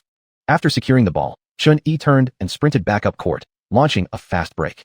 James eyed Xiuxian's position and immediately cut toward the basket, hoping to establish positioning early and deny an easy layup. The Knicks players trailed back on defense. Transition offense was a staple of their practice drills, the very foundation of D'Antoni's preferred attack. The Knicks' wings spread out wide, clearing the middle for penetration. But James was sharp. By cutting inside early, he forced Xiuxian to slow down prematurely, pushing all the way and could easily draw an offensive foul. Xiuxian pulled up just before the free throw line, signaling for Gallinari to come set a screen and receive the pass. Gallinari quickly returned the ball to Xiuxian, who had retreated to the wing. As soon as Xiuxian caught the ball beyond the arc, he was immediately double-teamed. Xiuxian posed such a scoring threat that the double team inevitably left someone open. At the top of the key, Turkoglu received the pass from Xiuxian, drove 2 steps into the lane, then pulled up for a mid-range jumper. The shot went in, but sideline observer Mike D'Antoni's face darkened. It was clear Turkoglu had an open 3-point look. Instead, he took 2 extra steps to launch a long 2. Those kinds of shots were the least efficient. Turkoglu scratched his nose, catching D'Antoni's expression. He knew he'd be getting an earful after the game. Heat transition offense. Wade brought the ball up and passed to Bosh, who tried to power through Chandler in the post, but failed. He quickly spun around into a mid-range face-up. After one dribble, Bosh went to collect the bounce, but the ball never reached his hand. Xiuxian, lurking off to the side, cleanly stripped it. Bosh lunged desperately after the ball, but Xiuxian was already gone, racing up court in transition. It was clear Bosh truly wanted to win. His eyes tracked the ball obsessively. His lunge sent him off balance. Not only did he fail to recover the ball, he crashed hard to the floor. Xiuxian was already streaking up court. The Heat collapsed their defense into the paint. James, Wade, and Arroyo formed a triple team at the rim. Xiuxian surveyed the trio ahead, then casually swung the ball behind his back. Just as everyone assumed he'd go for a reverse layup from behind, he gently flicked his elbow. The ball rocketed to the trailing Gallinari. The elbow pass. Gallinari was completely stunned, catching the ball purely on instinct. Even the home crowd didn't react in time. Gallinari was already shooting an uncontested 3. Flashy passer. Dime specialist. Both badges flashed simultaneously. Without even watching the ball, Xiuxian turned and slapped hands with Gallinari in celebration. Gallinari high-fived, still slightly nervous. If that shot missed, their flashy move would have been mocked in highlight reels for decades. But A crisp swish echoed through the arena. "Man, the Knicks are really showing off," Kenny Smith remarked from the TNT broadcast booth. Charles Barkley, however, wasn't focused on the three-pointer. Calmly, he said, 22 assists now. What Chen needs to do is start grabbing more rebounds. The three-pointer landed, piling immense pressure back onto the Heat. Heat possession. Having lost the ball twice in a row, Wade's expression darkened, his eyes blazing with intensity. He shook off all three Knicks defenders stationed in the paint, launching into a layup before Chandler could rotate over to help. The cheers from the Heat's home crowd had grown sparse and weak. He brought the ball up himself. James stepped forward to defend him, dropping back half a step to give himself room to recover. Knowing how hot the Knicks were firing on all cylinders, he'd rather gamble on missing a shot than let him drive. Didn't intend to take this one himself. He passed to Turkoglu, then immediately flared out to the left baseline. Turkoglu directed Chandler to receive the ball in the post. Chandler backed down Bosh in the low block. Joel Anthony couldn't handle Chandler's physicality, forcing a defensive switch with Bosh. Chandler drove in a few steps but couldn't shake Bosh, so he opted for a turnaround move. Bosh held his long arms high, denying space. Chandler pump-faked multiple times but couldn't find an opening. Bosh even cut off his passing lane. With the shot clock violation looming, Chandler was forced into a rushed attempt. The ball clanged off the backboard and bounced straight back out. Chun-Yi, waiting near the baseline, immediately launched himself at the rebound. Clutching the ball tightly, Chun-Yi turned and launched a fadeaway jumper. Swish. Each Knicks basket now felt like a dagger plunging into the Heat's heart. Heat inbound quickly. James hit a jump shot near the free throw line. Knicks possession. At that moment, the large plaza in front of Madison Square Garden was already packed with fans. The outdoor arena screen was live-streaming tonight's season opener between the Heat and the Knicks. Countless pedestrians stopped in their tracks, cars along the street coming to a synchronized halt. Even as Manhattan traffic began to gridlock, not a single driver honked. All eyes were locked onto the screen. With the Knicks practically locking up the win, fans no longer cared about the outcome. They simply wanted to witness history. Just moments before Chun-Yi's fadeaway, he had already collected his 19th rebound of the game. On the giant screen, the Knicks' offense continued. After a pick and roll with Turkoglu at the elbow, Chun-Yi drove from the midpost, while Chandler also cut hard toward the rim from the perimeter. Once Chandler reached the basket, Chun-Yi delivered the ball. Facing Bosh in single coverage, Chandler went straight into a hook shot. Clang. Bosh raised both arms high, contesting tightly. The ball bounced hard off the front of the rim. Box out. Rebound. A fan shouted excitedly. But before Chun-Yi could move, the referee's whistle blew. Shooting foul on Bosh. Aya. Chandler stepped to the free throw line. His first shot dropped cleanly through. D'Antoni quickly adjusted his rebounding lineup. Chun-Yi, who had been positioned at the back line, now sprinted into the left side of the paint. After a quick high five with Chun-Yi, Chandler took a deep breath and prepared for his second free throw. Clank. The second attempt ricocheted hard off the rim. Joel Anthony boxed out Gallinari, while Bosh and James both exploded toward the glass. Bosh used his body to bump Chun-Yi, disrupting his angle, but James clearly jumped too early. When he reached up, the ball was still ascending. Chun-Yi leapt from behind Bosh, reaching over his head with both hands to snatch the offensive rebound. He gets it. His 20th rebound. Yang Yi was already standing, ecstatic. Chun-Yi still has another chance. Zhang Heli echoed. As Bosh turned around trying to slap the ball away, Chun-Yi was already airborne. Their bodies collided midair.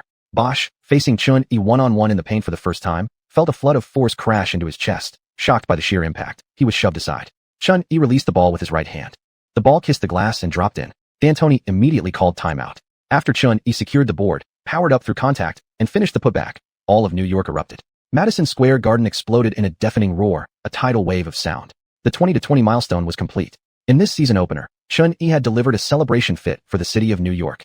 For fans, every emotion bottled up from years of being dominated in the paint came flooding out at once. Some diehard fans even cursed the league executives. Why wasn't this opener hosted in New York?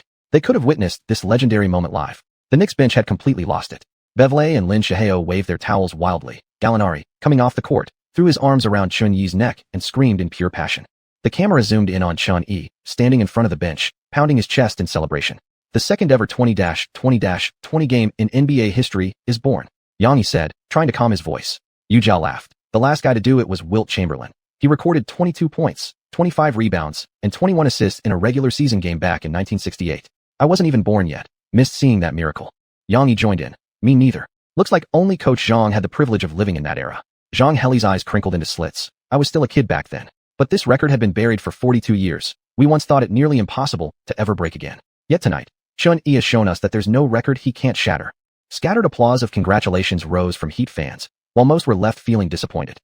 This was supposed to be the debut game for the Big Three, yet the spotlight had clearly belonged to Chun-Yi all night. Wade stood off to the side, hands on his hips, catching his breath. Spoelstra patted him on the shoulder. The score now read 103-82 in favor of the Knicks. In the fourth quarter, the Knicks had unleashed an 18-9 run against the Heat. The Big Three had initially stayed on the floor hoping to close the gap, but instead, the deficit only kept growing. Reluctant as he was, Spoelstra had no choice but to pull out his entire starting lineup.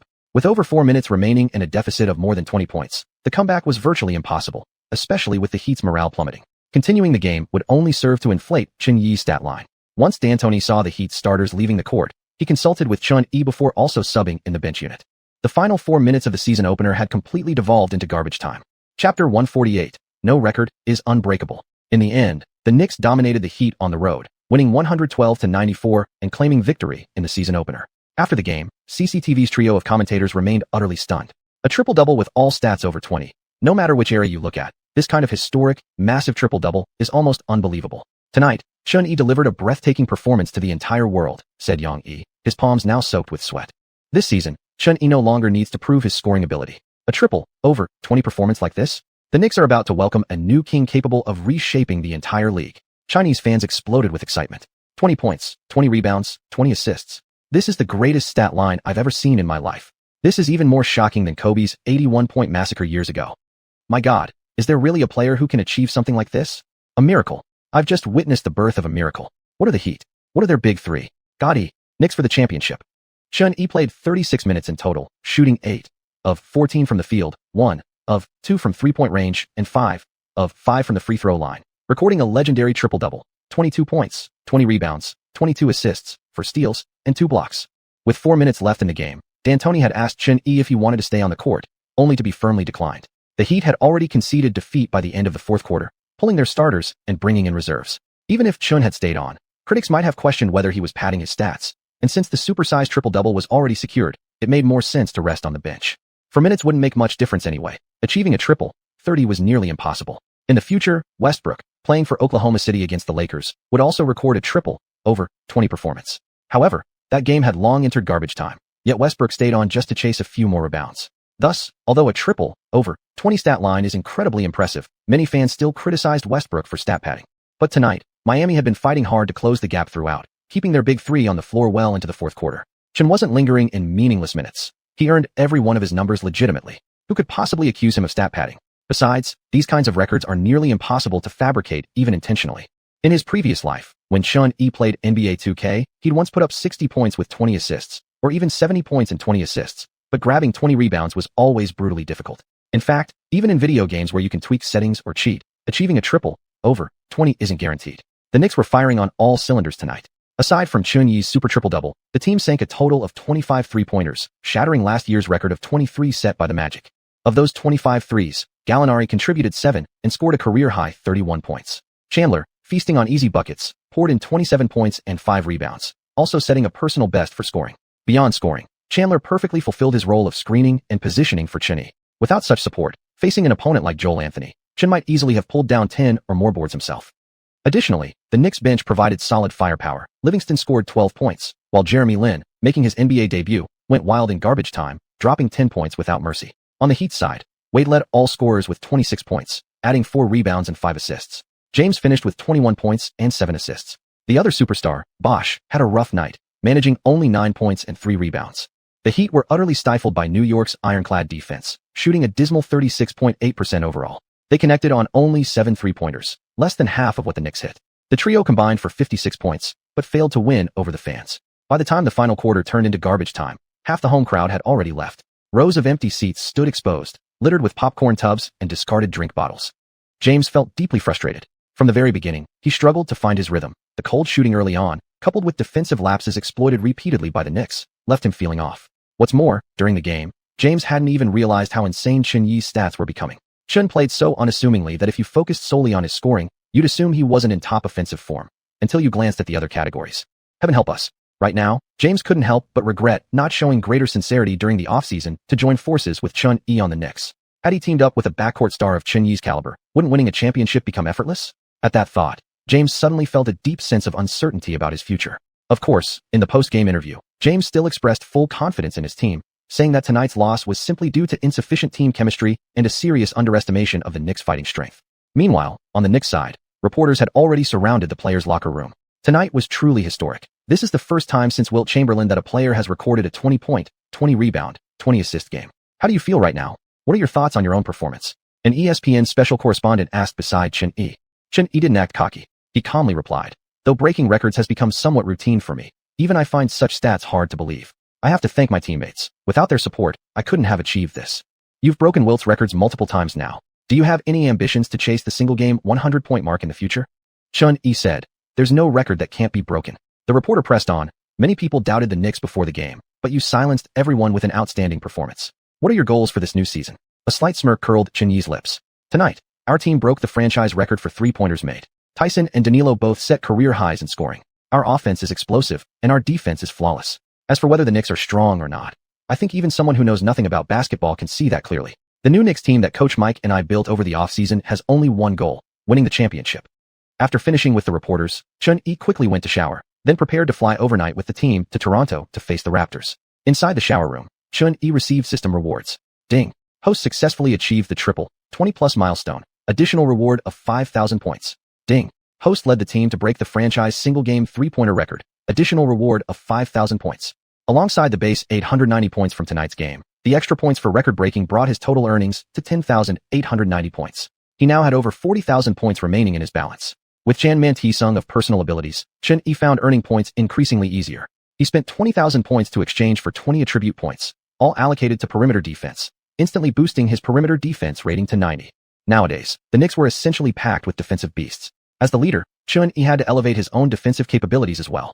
He left the remaining 20,000 points untouched. Just like money, he wouldn't spend every last penny, or else he'd feel insecure. Shortly after the Knicks game against the Heat ended, the Rockets vs. Lakers game also concluded. In the end, the Rockets lost 102-107 to the Lakers. Facing the defending champions Lakers, the nearly roster-depleted Rockets didn't fold as easily as media outlets had predicted before the game.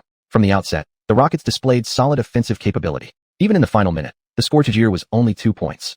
However, without a superstar, the Rockets lacked clutch execution. At the crucial moment, Pau Gasol sealed the victory with a three-pointer and a block, preserving the Lakers' opening night win. Yao Ming's first regular season game back saw Adelman give him only 23 minutes of playing time.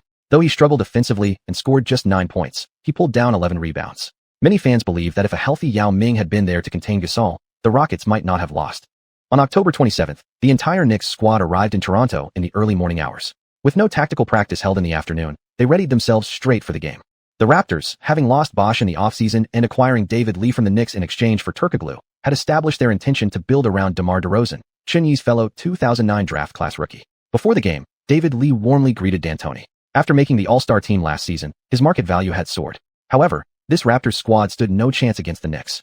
Out front, the combination of Xuanhuan and Tony Allen, one an all-around star, the other a defensive specialist, dominated their counterparts completely. Before DeRozan evolved into the king of the North, their backcourt had no answer. And Turkoglu, facing his former team, showed no mercy. He wanted to prove to the Raptors how wrong their management had been in their decision. As for the frontcourt, there was no comparison either. Chandler utterly destroyed Toronto's twin tower pairing of Bargnani and David Lee.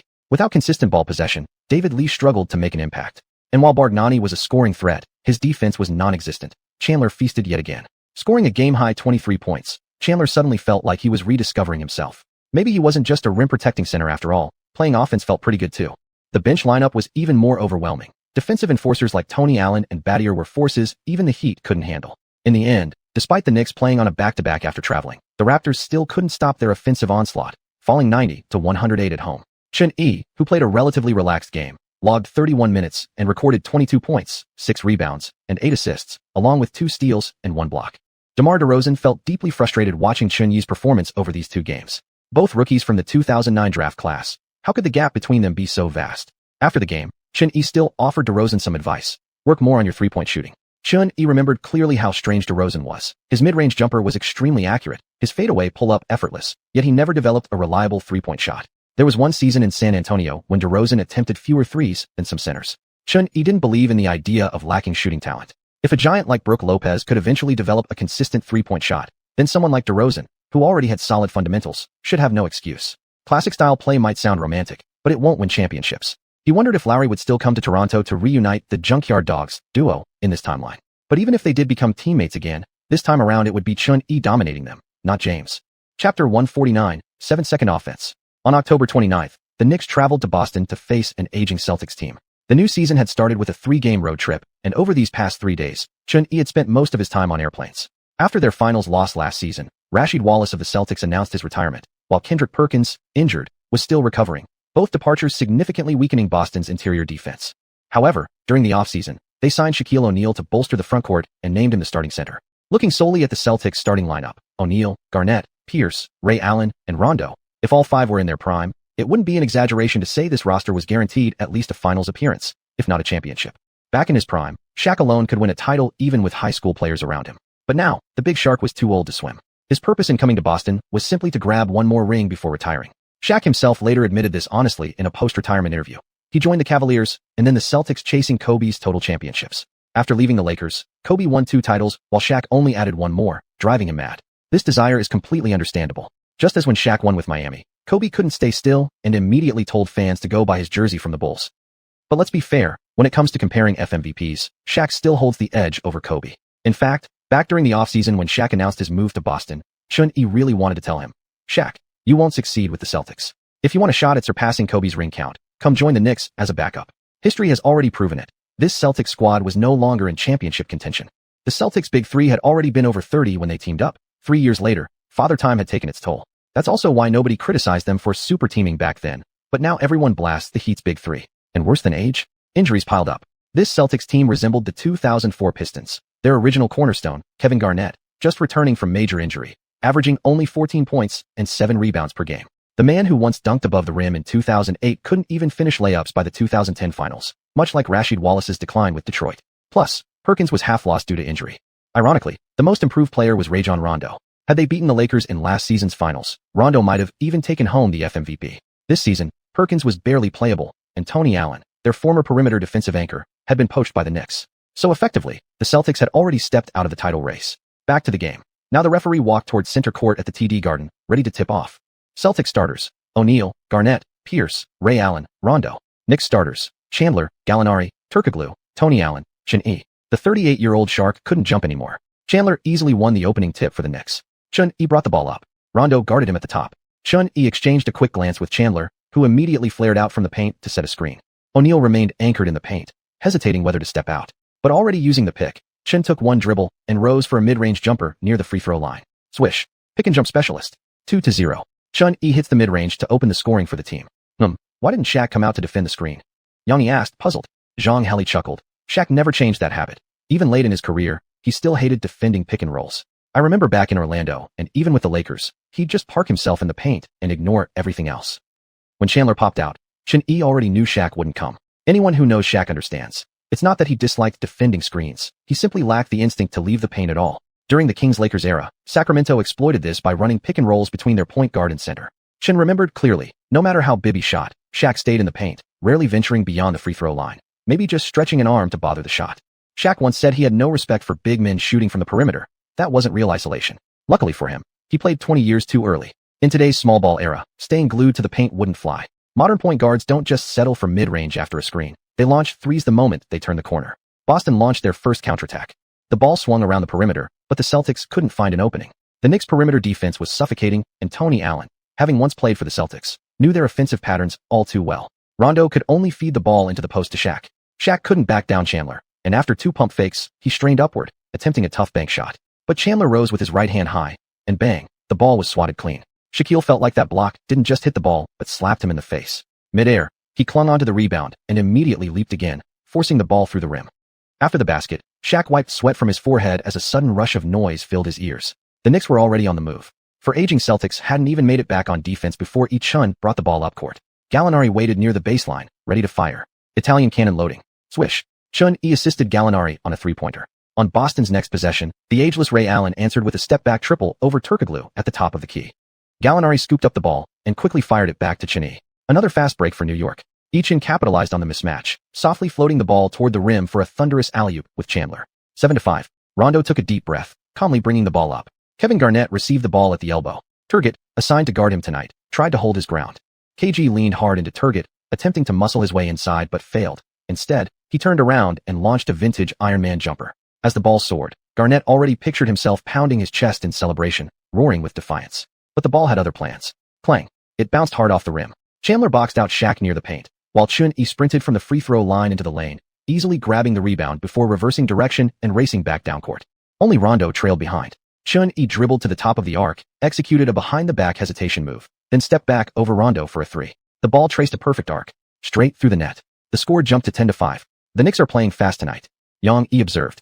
Zhang Heli added. Running gun has always been D'Antoni's specialty, but in their first 2 games they clearly increased their off-ball movement and passing. Nothing like this relentless pace. Xiuxia asked, could this be a specific tactic aimed at the Celtics? Down at the baseline, Shaq hadn't even touched the ball yet when he had to run back to inbound it. Up front, Paul Pierce isolated against Gallinari. Using a screen from Garnett, he drove in and floated in a soft shot. Immediately after setting the screen, Garnett retreated beyond the 3-point line before the ball even touched the net, preparing for another sprint back. Those early back-and-forth sprints had KG worried. If this kept up, he wouldn't last. Fearing another Knicks fast break, he quickly positioned himself ahead of time. Now it wasn't just retreat with caution 2.0, it was full-on retreat while attacking. And sure enough, just as Pierce's floater dropped, the Knicks switched instantly into hyperdrive. Xuanhuan stormed up court, took 3 long strides toward the basket under pressure from both Garnett and Rondo, then midair, twisted his body and flicked the ball sideways like magic. Gallinari, arriving at the right baseline, caught it cleanly. Without hesitation, he launched another 3. Clang. The shot missed, but Chandler was there to secure the offensive board. Xuan dashed to the left corner and quickly passed to Turgut at the top. Turgut squared up and launched a 3 right away. Isn't the Knicks shooting too hastily? Nobody's staying near the basket. They've completely abandoned rebounding, Yanni noted. This is classic D'Antoni offense. They use precise passing and rapid off-ball movement to create numerical advantages and scoring chances. The legendary 7 seconds or less offense is back in the league, Zhang Heli declared. On the next Boston possession, Rondo's pass was intercepted by Xuanhuan, who turned it into an immediate fast break. Xuanhuan, take him one-on-one. As Xiuxian advanced up court alone against Rondo, Zhang Heli couldn't contain himself. Xuanhuan elevated, switched hands behind his back midair, deliberately collided with Rondo, then tossed the ball up toward the rim. Before the ball went in, the whistle blew. Great play. Xuanhuan finishes through contact and gets a free throw to complete the 4-point play. Zhang Heli shouted. When Xuanhuan stepped to the line, the Celtics' old guard finally found a moment to breathe. Shaq's massive chest heaved like a mountain rising and falling. Ray Allen and Garnett braced their hands on their knees, gasping for air. These Celtics players just can't keep up with the Knicks' relentless pace, Xiuxia said, watching the green team struggle. Yanni nodded. None of the Knicks players are even 30 yet, while the Celtics' starting 5 must have an average age of around 34. They just can't match up physically. Zhang Heli chuckled. Looks like the Knicks intentionally brought out this run-and-gun system tonight. Xiuxia smiled and shook his head. Xuanhuan has once again convinced Mike D'Antoni to revive this offense. Running a fast-paced attack requires a point guard with exceptional ball handling, passing, and court awareness, someone who can make the right decision instantly. Xuanhuan has perfectly replaced Nash. Yang added. Not only that, Xuanhuan is essentially a defensively upgraded version of Nash. Amid loud boos from the home crowd, Xuanhuan calmly sank the free throw. On the sideline, Celtics head coach Rivers gripped his clipboard tightly. He truly hadn't expected the Knicks to play like this tonight. Chapter 150, New York's New Master. By the halfway point of the first quarter, Rivers had already pulled out a visibly exhausted Shaquille O'Neal and Kevin Garnett. At 38 years old, Shaq averaged just over 20 minutes per game last season with the Cavaliers, and Rivers had planned to keep his playing time around 25 minutes. But the Knicks came out with such intensity that it felt less like basketball and more like endurance training for Shaq. As for Garnett, who returned from injury last season with his minutes capped below 30 per game, Rivers worried this kind of pace could lead to setbacks. So he replaced both big men early. The Celtics shifted to Glenn, Big Baby, Davis at center, Pierce moving to power forward, Ray Allen at small forward, and Marquis Daniels taking the shooting guard spot. The Knicks, meanwhile, only changed their shooting guard, replacing Tony Allen with Danny Green. 2 of the 4 aging stars were already overwhelmed. The Knicks' mission for tonight was complete. In the latter half of the first quarter, Xuanhuan deliberately slowed down the offensive tempo. The running gun strategy specifically targeted Boston's age, aiming to drain their energy early. But with Garnett off the floor and 1 fewer defensive presence, the Knicks grew bolder. Xuanhuan and Gallinari took turns bombing the rim from beyond the arc, while Davis inside had no answer against Chandler. When the first quarter ended, the scoreboard read 38-17. Visitors first, home team second. A 21-point lead for the Knicks after just 1 quarter. To start the second quarter, Boston sent in Nate Robinson, Von Wafer, Marcus Daniels, Garnett, and Shaq. The Knicks countered with their standard second unit, Xianxia, Battier, Ariza, Jeremy Lin, and Livingston. But make no mistake, players like Battier, Xianxia, and Ariza would be starters on many other teams across the league. Only in the Knicks stacked system did they come off the bench. Boston's bench, on the other hand, what exactly were they working with? Right from the tip, Livingston began exploiting mismatches with Nate Robinson using his height advantage. What's it like guarding a 6 feet 7 inches point guard when you're only 5 feet 9 inches? Exactly, it's getting absolutely roasted. Every time Livingston turned for his fadeaway jumper, Nate could only reach up and slap his knees. Sure, the little potato won 3 straight dunk contest titles, but that was performance art. In real games, his height became a freebie for opposing scorers. Under Livingston's control, the Knicks slowed their offense significantly in the second quarter, settling into half-court sets. Boston, meanwhile, couldn't move any faster. Unless they managed to push the ball before it got trapped in the backcourt, fast breaks were non-existent. And the Knicks' perimeter defense? An iron wall. You couldn't break through, and worse, players like Battier and Ariza would burn you with 3-pointers. Boston had no answers. D'Antoni didn't even resort to hacking Shaq. He figured a 38-year-old shark wasn't worth the technical fouls anymore. By the time Xianxia finally returned after a timeout in the second quarter, the deficit had only grown wider. Boston had resorted to staggered minutes. Their big four split into rotations, Ray Allen and Pierce together, Garnett and Rondo as another pair. As for Shaq, Rivers intended to play him just 5 minutes per quarter. When Xianxia re-entered, Ray Allen and Uncle Pierce were also back on the floor. Garnett once again benched. On the very first possession, Xianxia didn't even call for a pick and roll. He drove straight past defenders and posterized Nate Robinson with a thunderous one-handed slam. A humiliated Nate vowed revenge on the next possession. So, driving up court, Nate called for a screen from Pierce, used the rub to accelerate past Xianxia. Xianxia immediately switched onto him with small forward Ariza, then spun toward the paint in pursuit. Nate took off near the free throw line, launching into a three-step drive, ball raised high in his right hand, going for a powerful windmill dunk. Boom. A jolt shot through Nate's palm, his fingers went numb. This wasn't the usual impact of a dunk hitting rim. This was force, a violent external strike on the ball. From behind, Xianxia soared in with a chase-down block. Screw your basketball dreams. Had Nate gone for a two-handed dunk, coming from the side-back angle, it might have been harder to block. But when you choose style over sense, going full windmill showboat, you leave yourself open. Nate crashed to the floor, unbalanced. Xianxia was already sprinting the other way. After a behind-the-back dribble and pull-up, Xianxia launched a three. Swish. The lead now stretched to 28 points. TSK. Xianxia's block, just now, completely unreasonable. Yang Yi muttered in disbelief. Zhang Heli also said. Nate thought he was in a safe position, but never expected Xianxia to come from behind like a waiting predator. Yu Jia added. At 175 centimeters, Nate is really struggling against Xianxia. By the time Xianxia made the shot, Nate had just climbed back up from the floor, with no teammate reaching out to help him. In the second half, the Knicks continued their previous strategy. Whenever Shaq and Boston's big three were on the court together, the Knicks went full run and gun. When the aging stars rested, the Knicks slowed things down and played methodical half-court offense. This pattern carried into the latter part of the third quarter, with the Knicks leading 93-62, 31 points ahead. Initially, the Celtics managed to claw back some ground thanks to Ray Allen and Pierce's scoring, but once the bench players entered, the entire offense collapsed. Their outside shooting was atrocious, on par with the Heat's at its worst. Except for Ray Allen, they simply lacked reliable shooters. Moreover, without Parsons, Rasheed Wallace, and Tony Allen, Boston's defensive intensity dropped dramatically. As the game wore on, even Pierce and Ray Allen began to fade, their bodies betraying their will. After a quiet sigh, Rivers pulled his starters at the beginning of the fourth quarter. The game had officially entered garbage time. Xianxia successfully clocked out after just 3 quarters. Sitting on the bench, D'Antoni slapped hands with Xianxia. Tonight's game plan had been a complete success. Facing an aging Celtics roster like this, they knew that if they could wear them down early and open up a big lead, a comeback would be nearly impossible. This had been proven repeatedly in Boston's past playoff performances over recent years. Whether it was losing to the Magic in 2009, the Lakers in 2010, or later to the Heat in 2012, the Celtics consistently won Game 5, the Kings Mountain game, but then got pushed to Game 7 and ultimately lost. This team's ability to break through tough defenses simply wasn't as strong as people imagined. With such an old roster, fatigue inevitably set in during long stretches, injuries piled up, and role players failed to step up. In the end, the Knicks crushed the Celtics 128-93 on the road, winning by 35 points, setting the largest margin of victory so far in the new season. Xianxia, who clocked out after 3 quarters, played just 28 minutes, shooting 9 of 16 from the field, 4 of 6 from 3, and a perfect 5 of 5 from the free throw line, finishing with 27 points, 8 rebounds, 11 assists, 3 steals, and 2 blocks, a near triple-double performance. Had the fourth quarter not become meaningless, Xianxia might have recorded another triple-double. October 30th, Madison Square Garden. Tonight's arena was the most electrified it had been in years. All 20,000 seats were filled. Reportedly, even back row tickets had been scalped for as much as $40,000 each, a jaw-dropping figure. But New Yorkers were nothing if not extravagant. For them, tens of thousands of dollars on a ticket was just a casual flick of the wrist. Wow, tonight feels like the All-Star game. The front row is absolutely glittering with stars, Charles Barkley said from the broadcast booth as the camera panned across the crowd. Kim Kardashian sat in a highly visible front row seat with her sisters, unbothered by the cameras flashing wildly in front of them. As global celebrities, such scenes were routine for them, and this season's Knicks home opener offered great exposure. When Kim had publicly declared her affection for Xianxia earlier and was completely ignored, she didn't retreat. Instead, she became even more fascinated by him. Xianxia was New York's biggest star.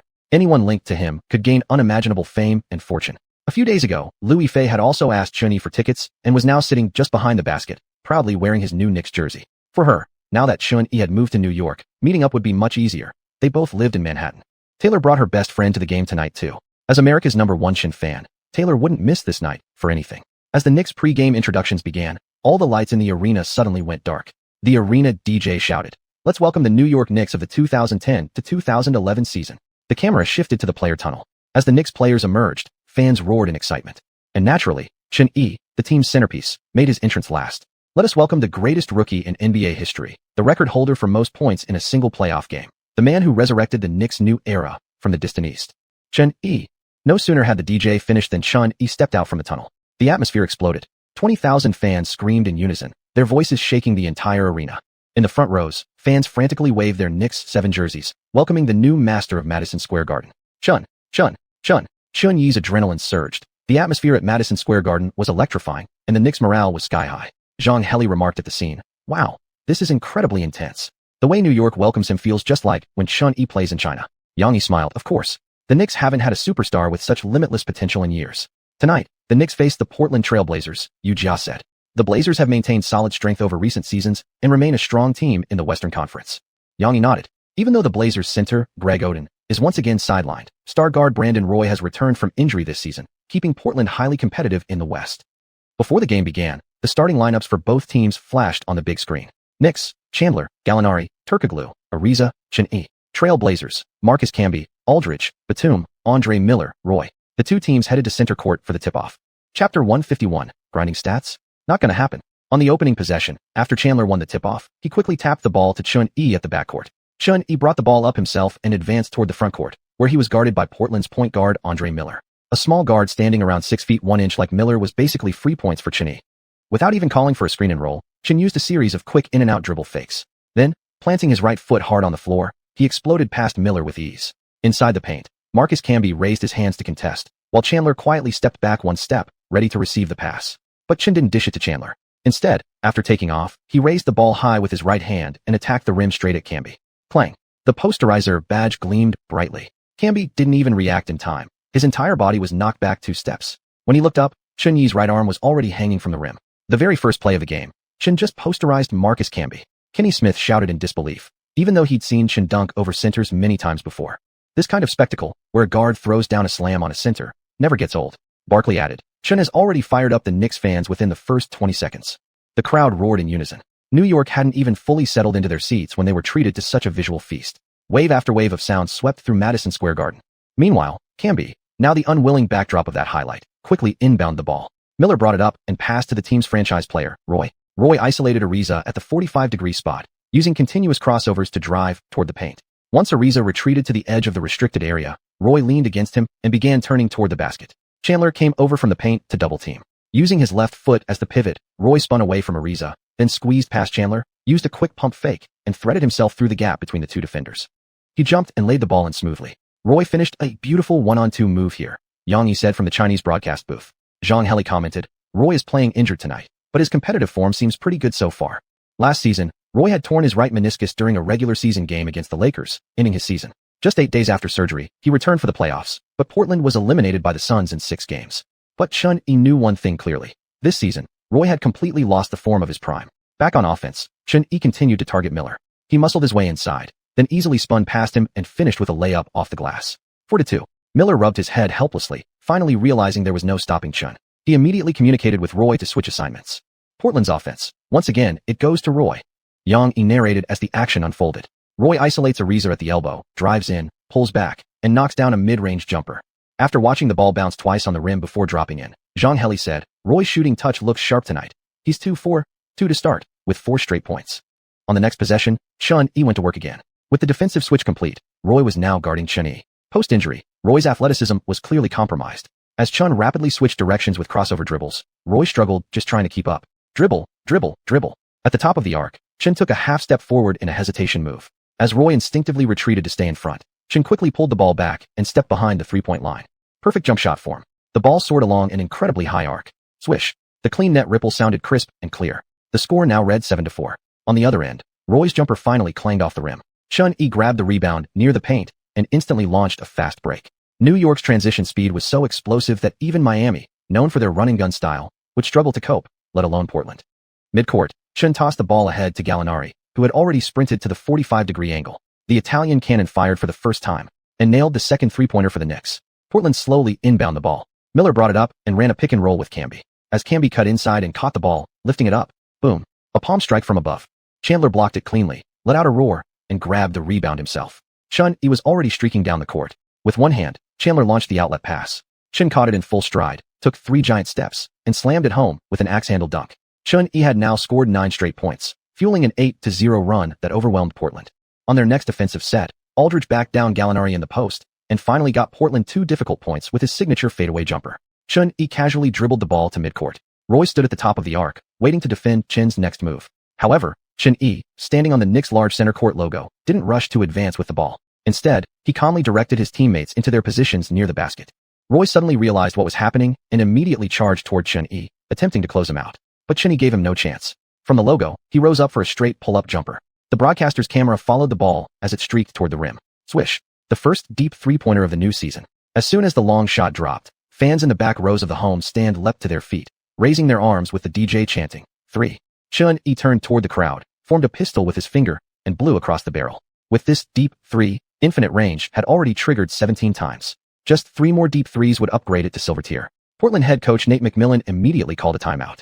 After the break, neither team made substitutions. Roy answered from the baseline with a three-pointer of his own.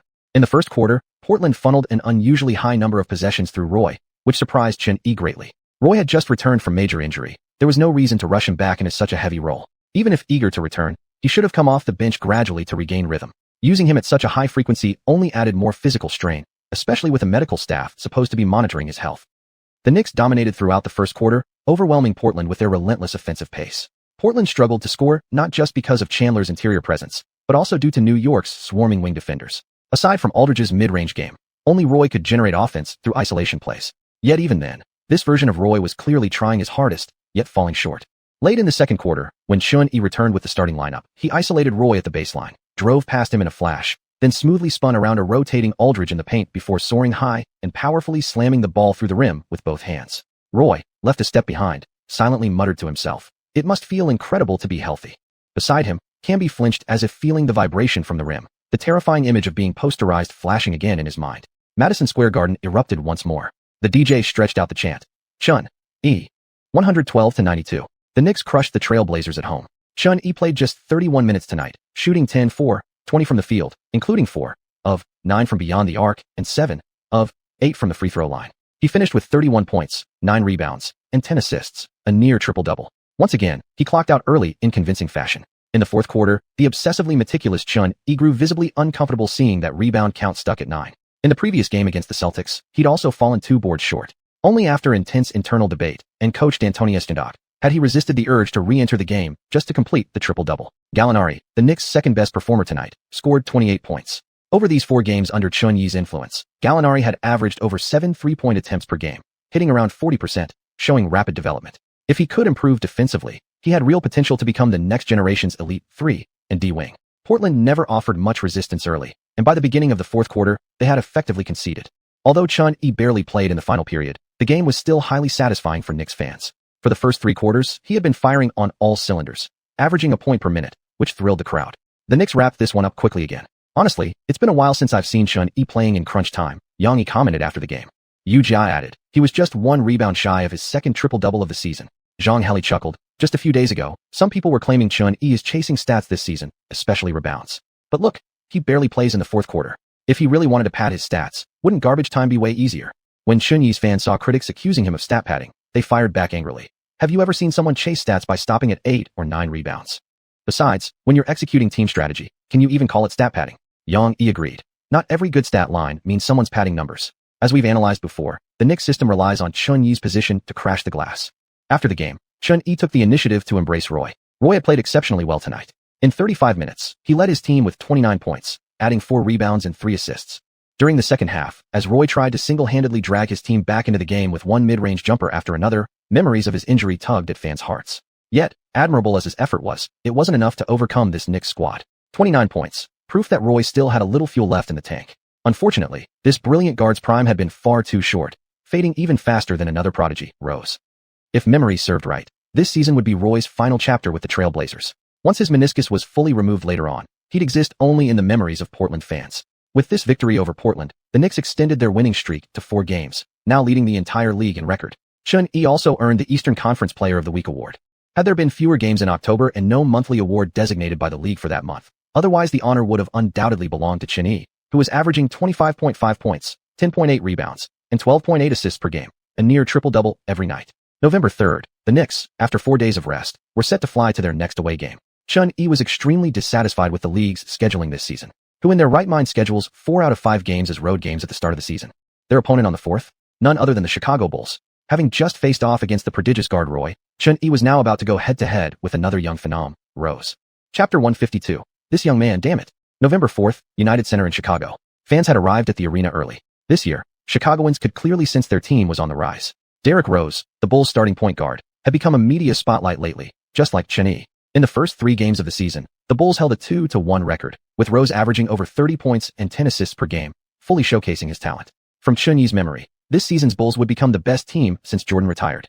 Rose not only led them to a 62-win regular season, but also snatched the MVP award right from LeBron James. The rise of the Bulls wasn't just due to the blooming of the Rose, but also heavily tied to their new head coach, Tom Thibodeau. After taking over as head coach, Thibodeau's biggest impact was on defense. Coming from a background as a defensive assistant, Thibodeau had previously worked for the Rockets and Celtics.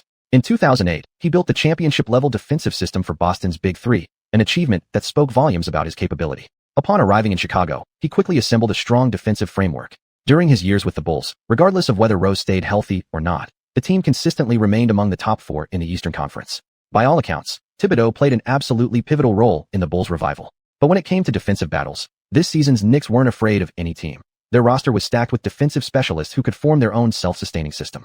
Moreover, compared to this tough, defensively focused Bulls squad, the Knicks' greatest advantage lay in offense. In Xuanhuan's recollection, Thibodeau had obvious flaws, not just his notorious tendency to overwork his starters, but also his offensive schemes, which were far too limited. He was essentially the same type as the Knicks' current defensive assistant, Dick Buszrik. Both focused entirely on defense while neglecting offense.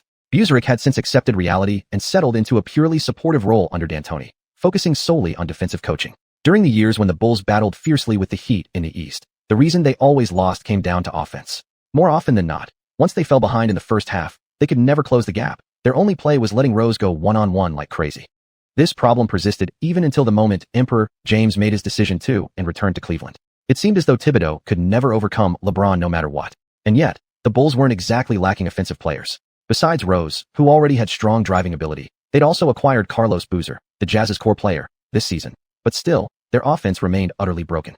Simply put, this was just Thibodeau's fundamental shortcoming in developing offensive systems. While defense wins championships, you can't completely ignore offense. He was practically the complete opposite of old man D'Antoni. Thus, before the game, Xuanhuan believed their chances of victory were quite high. Thibodeau himself recognized the Knicks as a formidable opponent during pre-game analysis. Only someone who truly understood defense could appreciate just how powerful this season's Knicks roster really was. Back to the game. Tonight's starting lineups had been announced prior to tip-off. Bulls starters: Noah, Luol Deng, Taj Gibson, Keith Bogans, Rose. Knicks starters: Chandler, Gallinari, Battier, Tony Allen, Xuanhuan. Boozer, whom the Bulls signed with a 5-year, $80 million deal, had yet to appear due to injury and wasn't expected back until December. Meanwhile, D'Antoni benched Turkoglu and Ariza tonight. Since defense was the focus, Battier and Tony Allen were clearly the better choices. At center court, Noah glared intensely and successfully slapped the ball away from Chandler after the jump ball. Rose brought the ball up and executed a handoff with Gibson before cutting toward the basket. Bogans immediately dropped his hands and set a solid screen, blocking Xuanhuan. Gibson passed to Noah at the top of the arc, who then fed the ball back to Rose, who had slipped toward the rim using the screen. Rose handled the ball aggressively, driving fast. Though Tony Allen was known for elite defense, Rose used his explosive first step and physical strength to muscle past him into the paint. As Rose drove, Gibson cut toward the basket. On the move, Rose delivered a pass into the paint. Xuanhuan, who had been sealed inside earlier, leaped and met Gibson's attempt at the rim head-on. Boom. A clean block from Xuanhuan to Gibson. Gibson underestimated Xuanhuan. He got swatted on the very first possession, Yang commented. Xuanhuan holds his own against big men in the post, let alone someone with just a forwards build like Gibson. That shot attempt by Gibson was highly unreasonable, Zhang Heli remarked. After Xuanhuan blocked Gibson, Gibson desperately protected the ball as Chandler and Gallinari quickly closed in around him. With no choice, he had to slap the ball out from the paint. Rookie Deng caught it in the open and passed to Rose at the top of the arc, who immediately launched a three-pointer. Rose with a pull-up three, something we haven't seen much of before. Since entering the league, shooting hasn't been his strong suit, Zhang Heli commented. The ball swished cleanly through the net. The Bulls struck first with 3 points. Xuanhuan remembered that Rose had spent the entire summer working hard on his three-point shot. This season, his three-point attempts had jumped from 0.8 per game to 4.8, averaging 1.6 makes per game, a decent efficiency. Next possession, Xuanhuan brought the ball up and passed to Battier, who used his body to back down near the elbow while scanning his teammates' positioning. The Bulls' defense resembled a 2-3 zone, intensifying double teams near the basket and at the three-point line, which helped them secure rebounds and launch fast breaks, while also effectively countering the Knicks' cutting and passing offense. Thibodeau had studied plenty of Knicks film lately and knew their primary attacks came from pick and rolls and off-ball movement. But he overlooked one thing. The Knicks had exceptional outside shooting, not just from one or two players, but as a collective unit. Chandler faked a cut into the paint, drawing attention from the Bulls defenders. But Battier's eyes were already locked on Xuanhuan, who had moved beyond the three-point line. Xuanhuan stood half a step behind the three-point line and released his shot before Rose could lunge to block. Swish. Xuanhuan answered with a three-pointer of his own. 3-3. Back to the Bulls. Rose attacked again. At the top of the key, Rose casually dribbled between his legs. After a screen, he switched onto Tony Allen. As Tony Allen focused and stepped backward in small defensive shuffles, Rose suddenly accelerated. Like a bolt of lightning, he slashed past Tony Allen. It wasn't that Tony Allen's defense was poor. It was simply that a healthy Derrick Rose was just too fast. And Rose didn't slow down during his crossovers at all. On the sideline, Xuanhuan looked at Rose's nearly deformed knees and couldn't help but gasp inwardly. This young man, damn it. Rose blew past three Knicks defenders, leaped high, pinched the ball back behind his head midair, shrugged off Chandler's attempt to contest, and slammed it down with ferocious power. The United Center erupted instantly. The Chicago fans described their new franchise star, Derrick, as being built like a bull. I think that's spot on, said Kenny Smith from the broadcast booth. Charles Barkley added, Derrick plays a lot like Xuanhuan. Although I'm a big fan of Xuan, I have to admit, Rose has superior explosiveness and speed. Xuanhuan acknowledged that he couldn't match Rose in terms of vertical leap or raw speed. His current ratings in those areas weren't high. The only advantage he had was the first step maestro badge, granting him explosive initial burst. But playing like this would destroy Rose's knees. Unlike Xuanhuan, who, thanks to his system, was essentially immune to injuries. Last season when they faced each other, Xuan actually warned him to take care of his body and add more shooting to his game. But Rose might not have listened, and Xuan didn't press the issue further. Respect others' choices. Knicks possession. An elite defender like Tony Allen couldn't stop Rose's drives, and similarly, Rose couldn't shut down Xuanhuan's jumpers. Could you say either team's defense was weak? No. That's when superstars prove their worth. At the top of the key, Xuanhuan isolated against Rose. After several early cross-step moves, Xuanhuan deliberately leaned into Rose, then abruptly shifted the ball behind his back while stepping sharply to the left. The exaggerated step forced Rose to leap sideways to recover, but Xuanhuan instantly pulled the ball back and took another giant step to the right. Rose lost his chance to block. Xuanhuan gathered and rose for the shot. The ball flew on a sharp, steep arc. As Xuanhuan released the shot, Rose desperately jumped to contest from the side. But instead of blocking the ball, Rose only managed to foul him, drawing a whistle from the referee. The sound of the net and the referee's whistle followed in sequence. Three-pointer good. The referee called a foul. Xuanhuan has a chance to complete a four-point play. Xianxia shouted. Zhang Heli remarked. That shot by Xuanhuan was far from textbook, but if it goes in, it's a great shot. As for Rose's late block attempt, it was even less reasonable. He clearly couldn't reach the shot, yet he still gave the opponent an extra free throw. As Xuanhuan stepped to the free throw line, the Bulls' home crowd booed him relentlessly, but it didn't affect his focus one bit. After sinking the free throw, the score became 7-5 in favor of the Knicks. Bulls possession. Rose attacked the paint again. Xuanhuan couldn't stay in front of him, but this time the Knicks sent a double team inside with Chandler and Battier. Forced to give it up, Rose passed out. Rookie Deng caught it on the perimeter and launched a standstill three, but clanked it off the rim. After Xuanhuan grabbed the rebound, the Bulls had already started falling back on defense.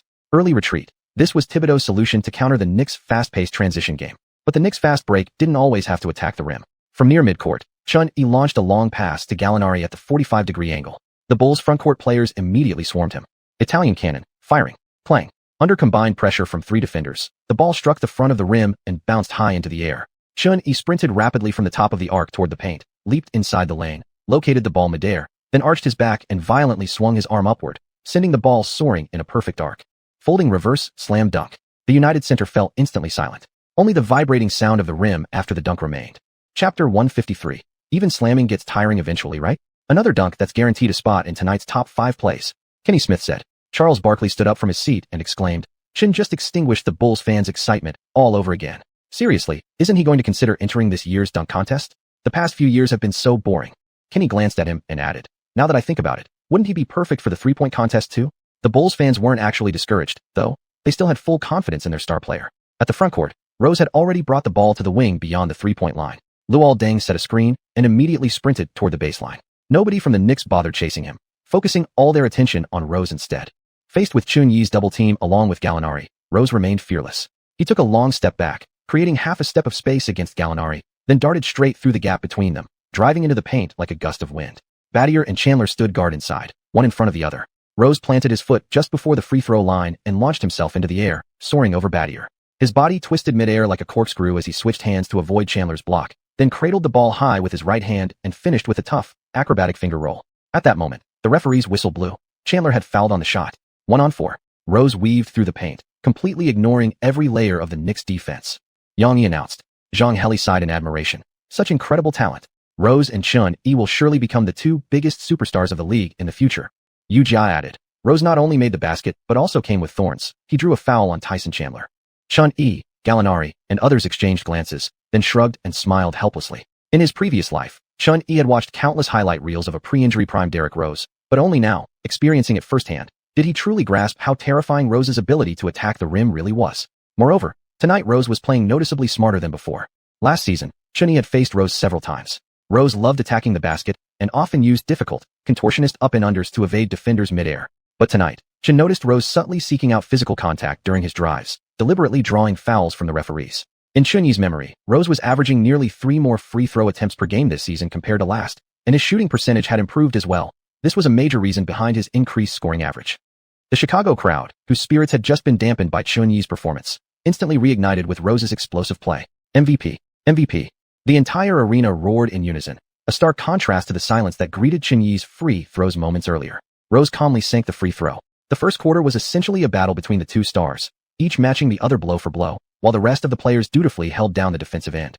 When the buzzer sounded, the score was tied at 31-31, neither team managing to pull away. Chun-Yi and Rose had both played the entire quarter, scoring 16 and 15 points respectively, accounting for nearly half of their team's total output. For Knicks fans and Bulls fans alike, it was already a thrilling game worth watching. Our outside shooting wasn't great this quarter. They're using zone defense against our ball movement and cuts, so our shooters need to keep moving, specifically targeting the weaker spots near both baselines. Also, we didn't do a good job containing Derrick. During the first quarter break, D'Antoni addressed the Knicks team. Tony Allen took responsibility, saying, "It's on me. He's just too fast." Chun-Yi took a sip of the energy drink he'd claimed before the game and grinned. "Coach Mike, that's Derrick we're talking about. Nobody can really stop him." D'Antoni paused, suddenly recalling Rose's 1-on-4 drive. Come to think of it, he really couldn't be stopped, not even with double teams. Chun-Yi continued, "We shouldn't stress too much about containing Derrick. Let him go off if he wants. Just make sure he doesn't get easy looks from the perimeter. Our real focus should be locking down everyone else. We'll let the deciding factor come in the second half." D'Antoni immediately understood Chun-Yi's point and adjusted the game plan on the whiteboard. "All right then," D'Antoni declared. "Chun, you match him shot for shot. Everyone else, lock in defensively." As the second quarter began, both teams reshuffled their lineups.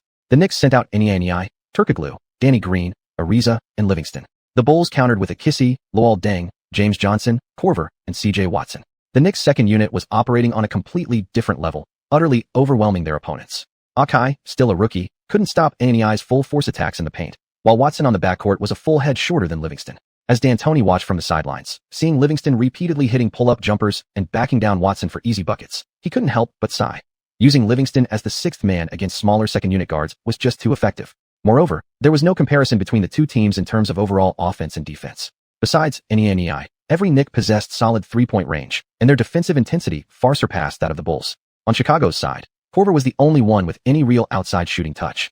Korver had come over from Utah this year alongside Boozer and was currently the Bulls' most accurate shooter. And the second most accurate? Derrick Rose. That alone said everything about how atrocious the Bulls' perimeter shooting really was. By the time nearly 4 minutes had passed in the second quarter, the Knicks bench players had blown the game open, stretching the tight score into a 46-36 lead, a 10-point gap.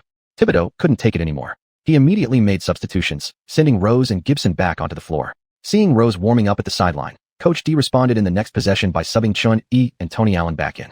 Bulls possession. Rose brought the ball up and used a screen to shed Chun-Yi, then faked past Tony Allen with a hesitation move before driving straight to the rim and finishing with a soaring layup. The entire sequence lasted less than 3 seconds.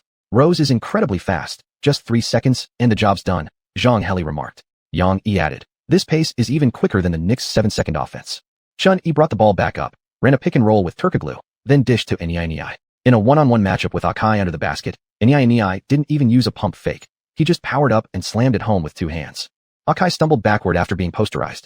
At this point, the young Turkish center Akai was still way down the hierarchy. Chun-Yi's only memory of him came from his later years with the Rockets and Pelicans, an inspiring story in his own right, rising from a second-round pick to earning a multi-million-dollar contract. But fate had other plans. He later developed Crohn's disease, cutting his career short overnight. Still, despite decent performances, that big contract felt somewhat overvalued. Then again, salary inflation across the league had been insane. No wonder Pippen kept venting on social media and talk shows about how his entire career earnings were less than some players made in a single season nowadays. Back on the court, the Bulls once again turned to Rose for offense. Rose went one-on-one against Tony Allen on the perimeter, changed direction without slowing down, blew right past him, then drove to the rim, dodged Niai at the last moment, and finished with a smooth reverse layup. The entire move fluid and seamless.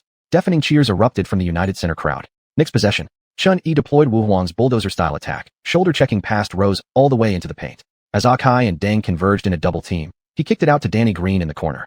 Danny Green drained his first three-pointer of the night. After several games now, Green had largely adapted to the Knicks' offensive and defensive rhythm. Under Budenholzer's coaching, not only had his defense steadily improved, but his three-point shooting hovered around 38% per game, an enormous leap forward. Throughout the second quarter, the Bulls funneled almost every possession through Rose, who repeatedly attacked the rim and made the Knicks' defense look helpless. But Chun-Yi wasn't worried. His job was simple: keep firing from the outside with his teammates. He spent much of the quarter feeding passes to Danny Green, Battier, and others. Nearly every wing player on the Knicks touched the ball multiple times, regardless of whether they missed shot after shot. It was all about keeping their rhythm sharp. At halftime, the scoreboard read 55-58. Thanks to Rose's relentless attacks, the Bulls had clawed their way back, erasing the deficit and taking a three-point lead. Rose already had 28 points in just 2 quarters. The Knicks weren't fazed. They didn't mind if Rose scored. He could have 50 for all they cared. What they feared was Rose elevating his teammates along with him. To start the second half, the Bulls reverted to their starting lineup. Meanwhile, the Knicks rolled out a lineup so absurd it barely seemed fair. Chandler, Ryan Anderson, Turkoglu, Gallinari, Chun-Yi. The Knicks lineup looks kind of strange now. This is the first time Ryan Anderson is playing alongside the starters, Yang observed as he saw the Knicks lining up on the court. Xianxia nodded. Anderson hasn't played much in previous games. His role has mostly been providing outside shooting off the bench. Rarely does he share the floor with Chun-Yi and the core group. Wuxia chimed in. Has anyone else noticed just how tall the Knicks lineup is right now? Except for Chun-Yi at just 1.93 meters, all 4 other players stood taller than 2.08 meters. Are the Knicks going for a run-and-gun style? Anderson boosts their perimeter height, but his defense is nowhere near Battier's or Ariza's. Gallinari isn't great on defense either. They're far weaker defensively as a unit compared to the Bulls, Yang said. The third quarter began with the Knicks' first defensive possession. Chun-Yi dribbled at the top of the arc while slowly backing up. After Turkoglu set a screen near the three-point line, Chun-Yi drew the defense toward the right side. Rose cautiously moved in alongside Luol Deng for a double team, but Chun-Yi didn't shoot or drive like they expected. Instead, he lowered his center of gravity and continued dribbling in place. His seemingly casual dribbling masked his eyes, which were scanning toward the paint. A figure darted from the left corner. Ryan Anderson cut across the paint from the left baseline to the right, aided by a subtle screen from Gallinari. By the time Anderson settled into position at the right baseline, Chun-Yi's pass had already arrived. Anderson caught it and immediately rose up, guarded now by Bulls guard Keith Bogans. The 10+ centimeter height difference allowed Anderson to launch his shot without hesitation. Swish! A deep three-pointer straight through the net. After the basket, Anderson slapped hands with Chun-Yi in celebration. Anderson was a premier shooting big man, tall with an incredibly quick release. Sure, he struggled defensively, especially with rebounding and help defense, and was a sieve one-on-one. But the Knicks, packed with defensive wings, didn't need him to crash the boards. D'Antoni had been giving him just 22 minutes per game this season, during which he averaged 2.1 three-pointers at nearly 40% efficiency, an absolute bargain for under $2 million a year. On the other end, it was Rose again. After a handoff in the pick and roll, Rose drove hard from the wing. Seeing Noah engaged in a one-on-one battle with Chandler, he promptly fired a lob inside. Noah tried to power through Chandler with a back-down move and elevate for a tough layup, but the Dong shut it down with a brutal block. Great rejection by Chandler. His rim protection is absolutely vital for the Knicks' interior defense. Chun-Yi grabs the board again. The Knicks are ready to push in transition.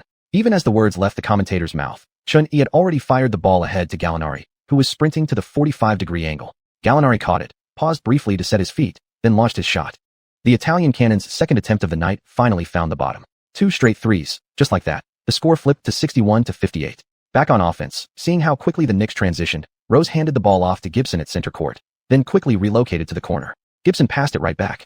Rose's shot looked rushed. The trajectory was way off, Yang noted after the miss. Zhang explained. Partly because he was rushing, but maybe Rose is getting tired. He didn't control the force of his shot at all. The ball clanked off the front of the rim, and Chun-Yi grabbed the rebound cleanly. Because Rose released his shot so quickly, Chicago's defense had retreated perfectly. By the time Chun-Yi brought the ball up to the top, every defender was already set. He used a screen to attack the paint, but the Bulls' zone defense stood firm. As Chun-Yi entered the restricted area, 3 defenders converged. Chun-Yi put up a shot. It missed. But as soon as Chandler secured the board, Chun-Yi dashed toward the baseline. Chandler's outlet pass was immediate. Corner 3 specialist glowed brightly. Chun-Yi let it fly the moment he caught it. Swish. The Knicks hit their 3rd consecutive three-pointer. The Knicks came out firing in the 3rd quarter, now on a 9-0 run, Yang exclaimed. Other than Chandler, everyone on the Knicks is a three-point threat, Zhang observed. And Chandler's rim protection and rebounding are incredible. Just now, he pulled that board out from under 3 guys and instantly turned it into an assist for Chun-Yi, Wuxia added. On the sideline, Thibodeau's expression darkened. The Bulls had done everything right defensively, yet they simply couldn't stop the Knicks' outside barrage. Still, Thibodeau trusted in Rose's ability to attack the rim. After all, can they keep hitting threes forever? Rose took a handoff from Noah, who immediately set a screen. Rose exploded toward the paint. Chandler stepped up smartly at the free throw line, cutting off Noah's cut to the basket.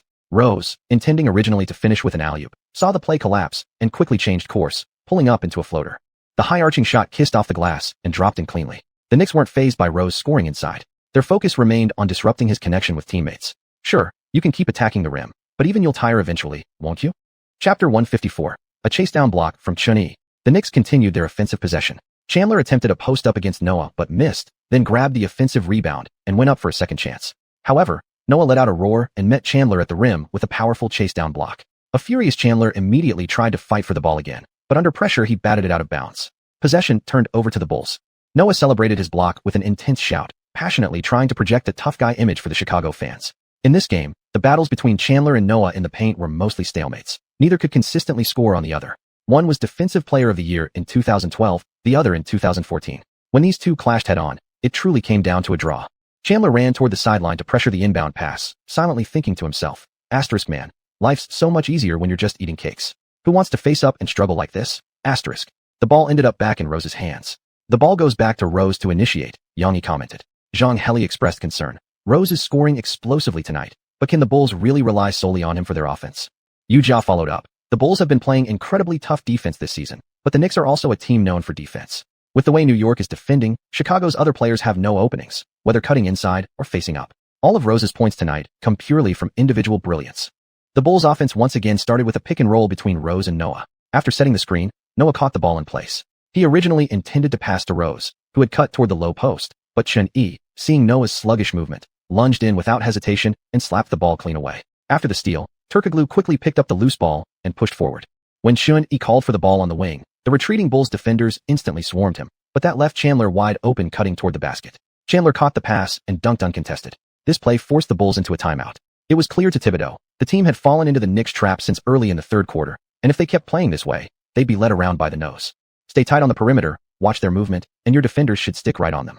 We completely shut down their passing and cuts. As long as we contain their outside shooting, we'll protect our home court victory tonight, Thibodeau said, gathering his players in close. Derek, we're still going through you from here on.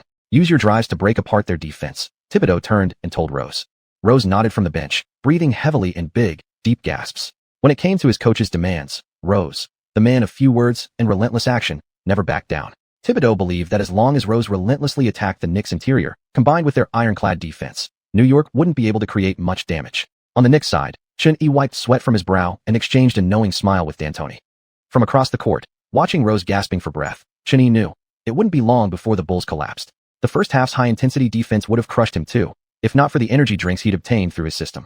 Moreover, the Knicks had multiple shooters sharing the load, while the Bulls relied almost entirely on Rose. Once his stamina dropped, Chicago's offense would crumble like sand. Both D'Antoni and Thibodeau were infamous for riding their stars hard. But compared to Thibodeau, D'Antoni was clearly luckier. The Knicks bench ran deep. Looking at the game since early in the second quarter, Xuanhuan realized there was simply no way Thibodeau could avoid overusing his starters. The Bulls' bench offense was largely ineffective. At best, Korver created occasional opportunities through off-ball movement, but none of the other reserves stepped up. That worried Thibodeau. When Boozer returned, Gibson would at least add another capable blue-collar player off the bench. But despite averaging 10 points per game as a reserve, Gibson couldn't carry the offensive burden of an entire second unit.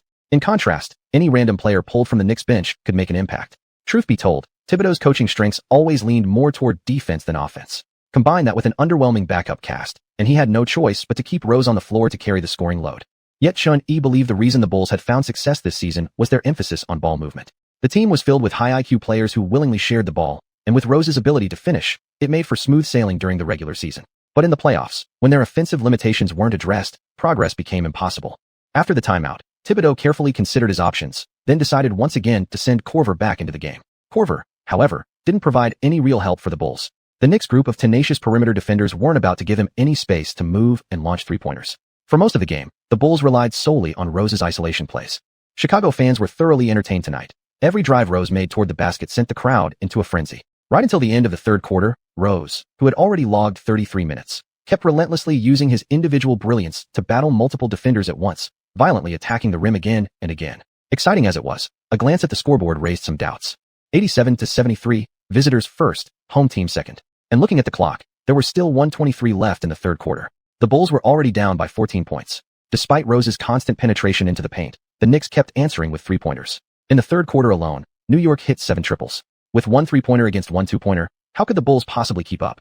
especially when it was just Rose fighting alone on their side. At times, the Knicks even deliberately avoided double-teaming him, intentionally letting Rose attack the rim single-handedly.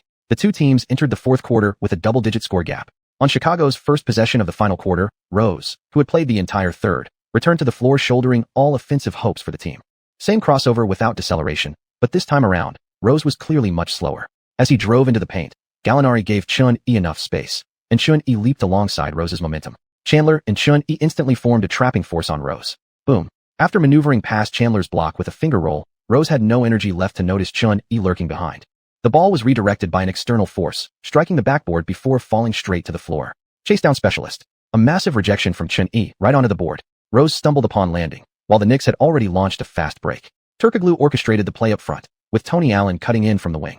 They connected perfectly, Tony Allen finishing an uncontested layup inside. The United center instantly fell silent. After being blocked, Rose dribbled down low with a disappointed look. Following a pick from Noah, he once again chose to power through alone. This time, he failed to finish inside, but drew a foul on Gallinari. Heading to the free throw line, the United center crowd continued cheering for Rose, though the intensity had noticeably waned. Severe fatigue affected Rose's shooting touch. He sank only one of 2 free throws. Xuanhuan advanced calmly, not rushing the offense. From 2 steps beyond the three-point line, he stepped back over Rose's closeout and launched a deep 3. Swish. The long-range shot dropped cleanly. Xuanhuan hits his 5th 3 of the night, extending the lead once again in the final quarter, Yang commented. If the Knicks continue this relentless scoring pace in the fourth, it'll be extremely difficult for the Bulls to stage a comeback, Xianxia added. 113-93. After building momentum in the third quarter, the Knicks maintained their lead all the way to the final buzzer, winning by 20 points on the road and securing their 5th consecutive victory to open the season. After the game, Xuanhuan had wanted to approach Rose for a congratulatory embrace, but a deeply dejected Rose had already returned to the locker room before the game ended. Rose played 42 minutes tonight, shooting 15 of 31 from the field, including 2 of 5 from beyond the arc and 14 of 16 from the free throw line, totaling 46 points, 4 rebounds, and 2 assists. His 46 points marked both the highest single-game score of the season so far and the highest of Rose's career. But tonight, it amounted to nothing more than a heroic effort in defeat. In the second half, Rose turned the United center into his personal stage of solitary heroism, an act that even earned Xuanhuan's respect. No wonder this was the man who once snatched the MVP award from prime LeBron James. Yet if Rose hoped to win MVP this year, his biggest rivals wouldn't just be James, they'd now include Xuanhuan as well. Xuanhuan played 39 minutes, shooting 12 of 22 from the field, 5 of 10 from 3, and 8 of 9 from the line, finishing with 37 points, 7 rebounds, 8 assists, along with 3 steals and 3 blocks.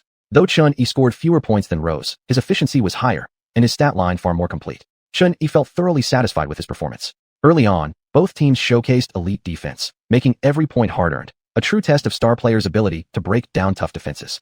The game's biggest turning point came in the third quarter. Thibodeau stubbornly let Rose carry the offensive load all night. By the third quarter, Rose was already starting to run out of gas. By the fourth, his shooting touch had dramatically declined. And Xuanhuan's chase-down rejection early in the fourth quarter became the psychological breaking point for Rose. Moreover, the lineup the Knicks rolled out in the second half had already rendered the Bulls' defense completely ineffective. The one big four scorers setup, with 3 of the 4 shooters being elite floor spacers, left Chicago powerless to stop New York's barrage from beyond the arc. Even if they prevented Chandler from cutting to the rim for easy finishes, it didn't matter much. Chandler's primary value lay in rim protection anyway. This style of play left Thibodeau temporarily without a counter, and the Bulls' offense was simply too slow. Any team this season that tried to methodically engage the Knicks in half-court sets would inevitably suffer a painful defeat. The Bulls' collapse was entirely within Xuanhuan and D'Antoni's calculations. And if Chicago couldn't even handle the one big 4 shooters configuration, they were in no position to deal with the Knicks' true killer weapon yet to be unveiled. After finishing media interviews, the Knicks flew back to New York overnight, preparing to host their next game at home the very next evening. Chapter 155. 8 wins in a row, best in franchise history. The Knicks, starting the season with 5 straight victories, had already dominated headlines across America, and discussions on major Chinese forums were exploding. Many fans looked at the Knicks sitting atop the Eastern Conference at 5-0 and couldn't help but wonder, what year is this? On a TNT studio show analyzing games, Kenny Smith said, the Knicks are on a 5-game winning streak. Their next opponent is Chin's former team, the Wizards. I think their 6th win isn't far off. Charles Barkley added, I think every media outlet in the world owes the Knicks an apology. I remember before the regular season started, many people thought the Knicks roster was terrible, but now their league best record has slapped everyone right in the face. Kenny Smith continued, what's even more impressive is that the Knicks have scored over 100 points in every single game. Their explosive offensive firepower has left opponents helpless. Though it was still early in the regular season, no one dared question the Knicks' strength anymore. Their wins had come against powerhouse championship favorites like the Heat, Celtics, and Bulls, and all 3 games had turned into blowouts late in the second half. Donnie Walsh, the Knicks' general manager, could finally relax for once. Ever since the preseason, he'd been under immense pressure from fans. Many believed his management skills weren't even as good as Reggie and Isaiah Thomas's, accusing him of being cheap by signing so many role players. Rumors spread widely that the Knicks had gone bankrupt financially over the past 10 years. But now, public opinion had done a complete 180. Donnie Walsh's bold reforms since taking office have proven incredibly effective. I always said Donnie was an excellent executive. The moves he made during the offseason rival his genius decision to draft Reggie Miller back in 1987. All of the Knicks bench players are perfect examples of low-cost, high-impact signings. Knicks for the championship. Seeing how his reputation had completely reversed, Donnie Walsh actually felt a bit embarrassed. In truth, he was just the figurehead carrying out orders. The real mastermind behind all these moves was Xianxia. During this time, Donnie had developed tremendous respect for Chun. Not only was he an outstanding player, but his eye for talent was also exceptional. Thankfully, LeBron and the others didn't come to New York this offseason. Donnie thought to himself. In his eyes, the value Chun brought to the team was no less than that of LeBron James.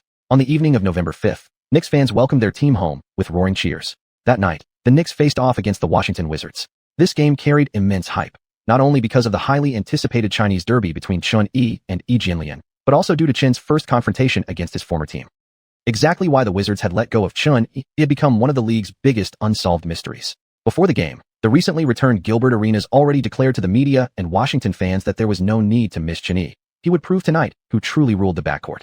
However, even Arenas' own teammates treated these words as nothing more than a joke. During pre-game warm-ups, several Wizards players, including head coach Saunders, came over to greet Chun-Yi. "You still haven't cracked the starting lineup yet?" Chun teased Nick Young. Almost everyone on the Wizards was familiar to Chun. Besides Nick Young and Andre Blatch, they now had newcomer Jianlian. Chun could clearly sense the envy in Coach Saunders' eyes whenever he glanced at D'Antoni. In recent weeks, Saunders had been constantly cursing his front office. It felt just like losing your first love to someone else. Of course, the Wizards hadn't been idle either. They acquired Kirk Hinrich and Jianlian in the offseason to support Arenas. But Saunders didn't trust Jianlian much, and as for Hinrich, after having coached Chun-Yi, how could anyone look twice at a player like Hinrich? So without landing John Wall in the draft, Saunders could only pin his hopes on his highest-paid player, Arenas. Yet, looking at Chun-Yi and then at the returning Arenas, Saunders could only shake his head. Even before the regular season tipped off, Saunders had already given up on Arenas. Back in October, prior to a preseason game against the Hawks, Arenas told the coaching staff his left knee was sore and he couldn't play. The news sent shockwaves through the entire organization. If Arenas got injured again so soon after returning, the Wizards would be doomed. But just one day later, Arenas stood up and told the media, "Actually, I lied to the coach. I wanted Nick Young to start the game, so I said my knee hurt and I couldn't play. Nick only averaged 15 minutes over the last 3 games.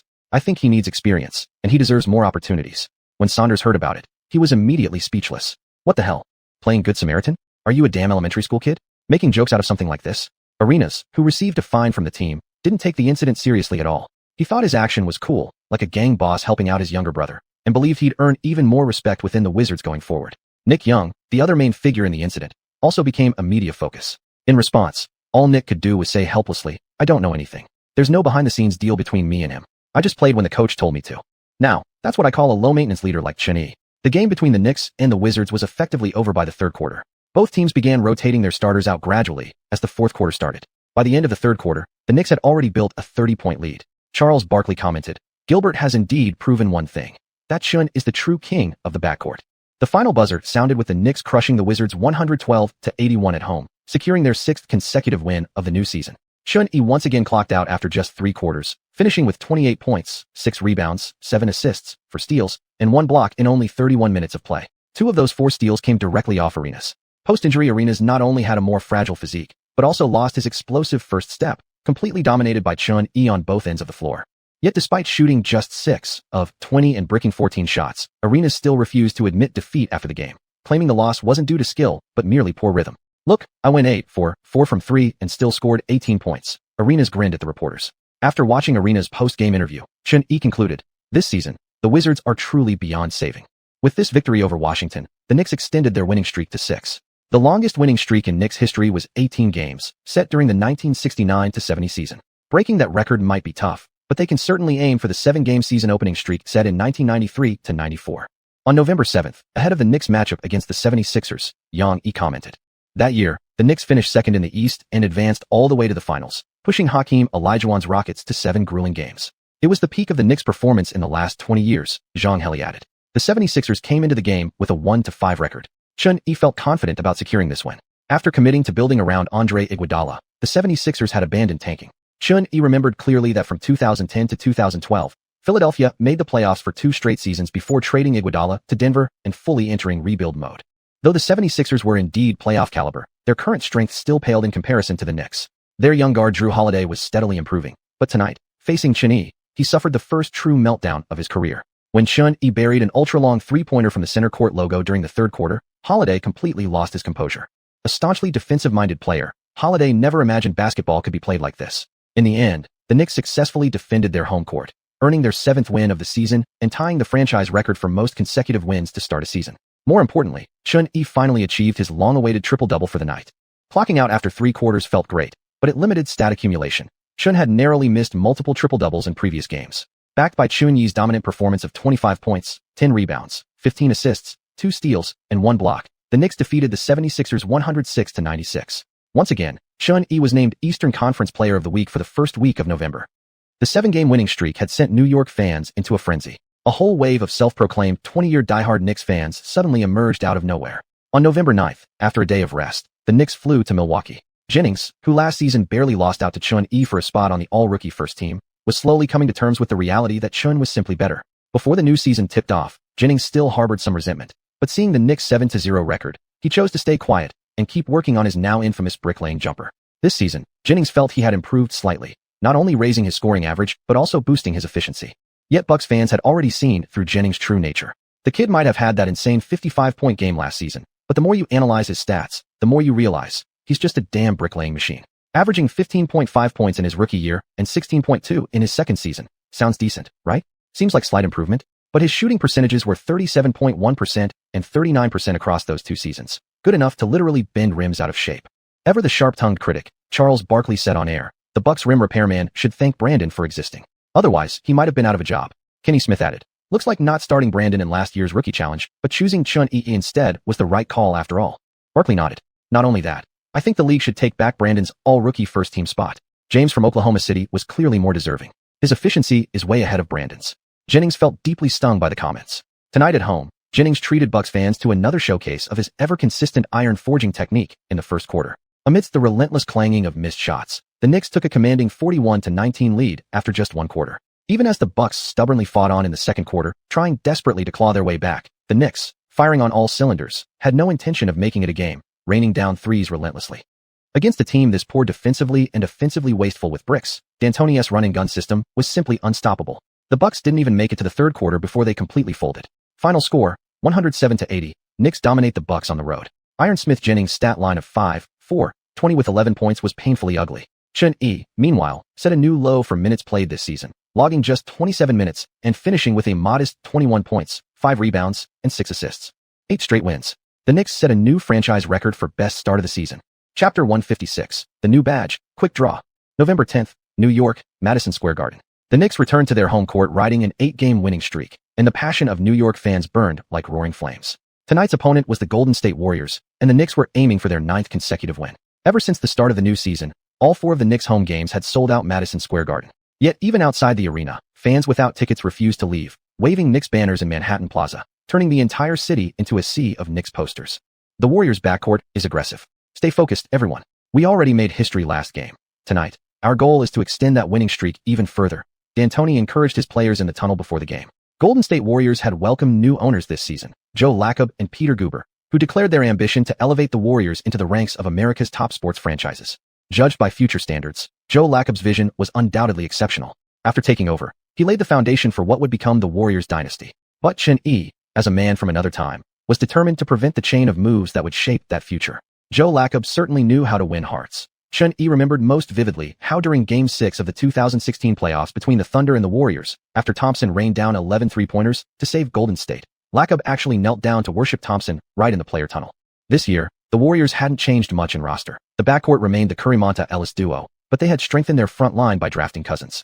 The trio's chemistry had been surprisingly effective, producing an excellent start. Before facing the Knicks, they held a 5-2 record, ranking 3rd in the West, behind only the Lakers and Spurs. It looked like the Warriors had a real shot at making the playoffs this year. But Xuanhuan knew this was merely surface level. The current Warriors were far from being a strong team. After Don Nelson stepped down, Keith Smart took over as head coach. Smart simply didn't measure up to Nelson, and worse, had no clue how to properly utilize the volatile backcourt combo of Curry and Ellis. However, Cousins' performance had exceeded Xuanhuan's expectations. Within the Warriors system, rookie Cousins was playing far better than Xuanhuan remembered. In his few starts so far, he was averaging 17.3 points, 9.2 rebounds, and 2.8 assists per game. With impressive efficiency, his field goal percentage surpassing 50%. Although they hadn't signed all-star big man David Lee this season, Cousins seemed to have perfectly filled Lee's role. Could this trio actually carry the Warriors into the playoffs this year? As both teams entered the court, Knicks fans rose as one. MVP, MVP, MVP. The deafening chant of 20,000 filled the arena. On the visiting side, Curry instinctively covered his ears. At the same time, he couldn't help but feel an overwhelming envy toward xianxia. It should have been me wearing the Knicks jersey, basking in the cheers of New York fans. Even now, Curry still harbored regrets about not joining the Knicks. The allure of New York City, combined with D'Antoni's coaching style, deeply attracted him, and the fact that both parties had reportedly agreed on a deal during last year's draft made it even more painful. Fate had played a cruel joke. Not getting to coach Curry had once been D'Antoni's lifelong regret. But after coaching Xuanxia and this reinvigorated Knicks team this season, the old coach had gradually moved on. Last season, before every game against the Warriors, D'Antoni would go out of his way to warmly greet Curry. But tonight, when Curry made the first move to say hello, the now distracted D'Antoni offered only a polite smile, careful not to give Xuanxia any wrong idea. "Xun, I'm going to step on your team's logo and sink an absurdly long three tonight," Curry said during warm-ups.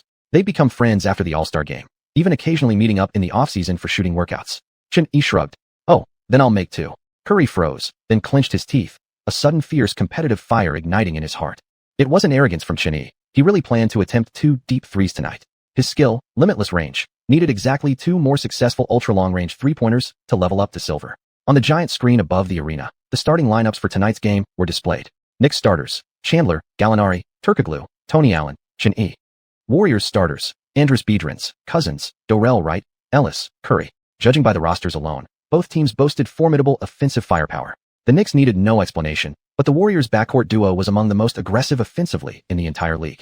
As for Cousins at this stage, although he hadn't developed a three-point shot yet, his footwork was exceptionally fluid. Whether facing up or backing down, he could create opportunities for himself. Over their past few games, the Warriors averaged 103.7 points per game, ranking them in the top 5 in the league.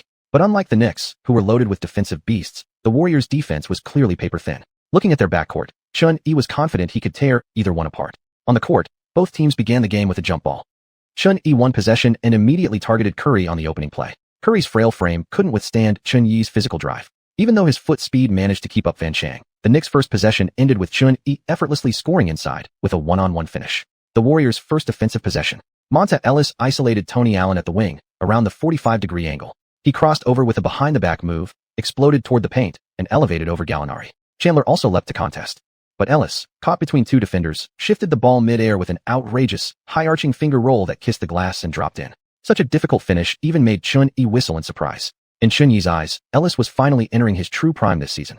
Though his scoring average had dipped slightly to 24.1 points per game, his efficiency had improved significantly, shooting 45% from the field and over 36% from 3. If not for the team's preference for Curry, Ellis would have been the undisputed cornerstone of the Warriors. It was just bad timing.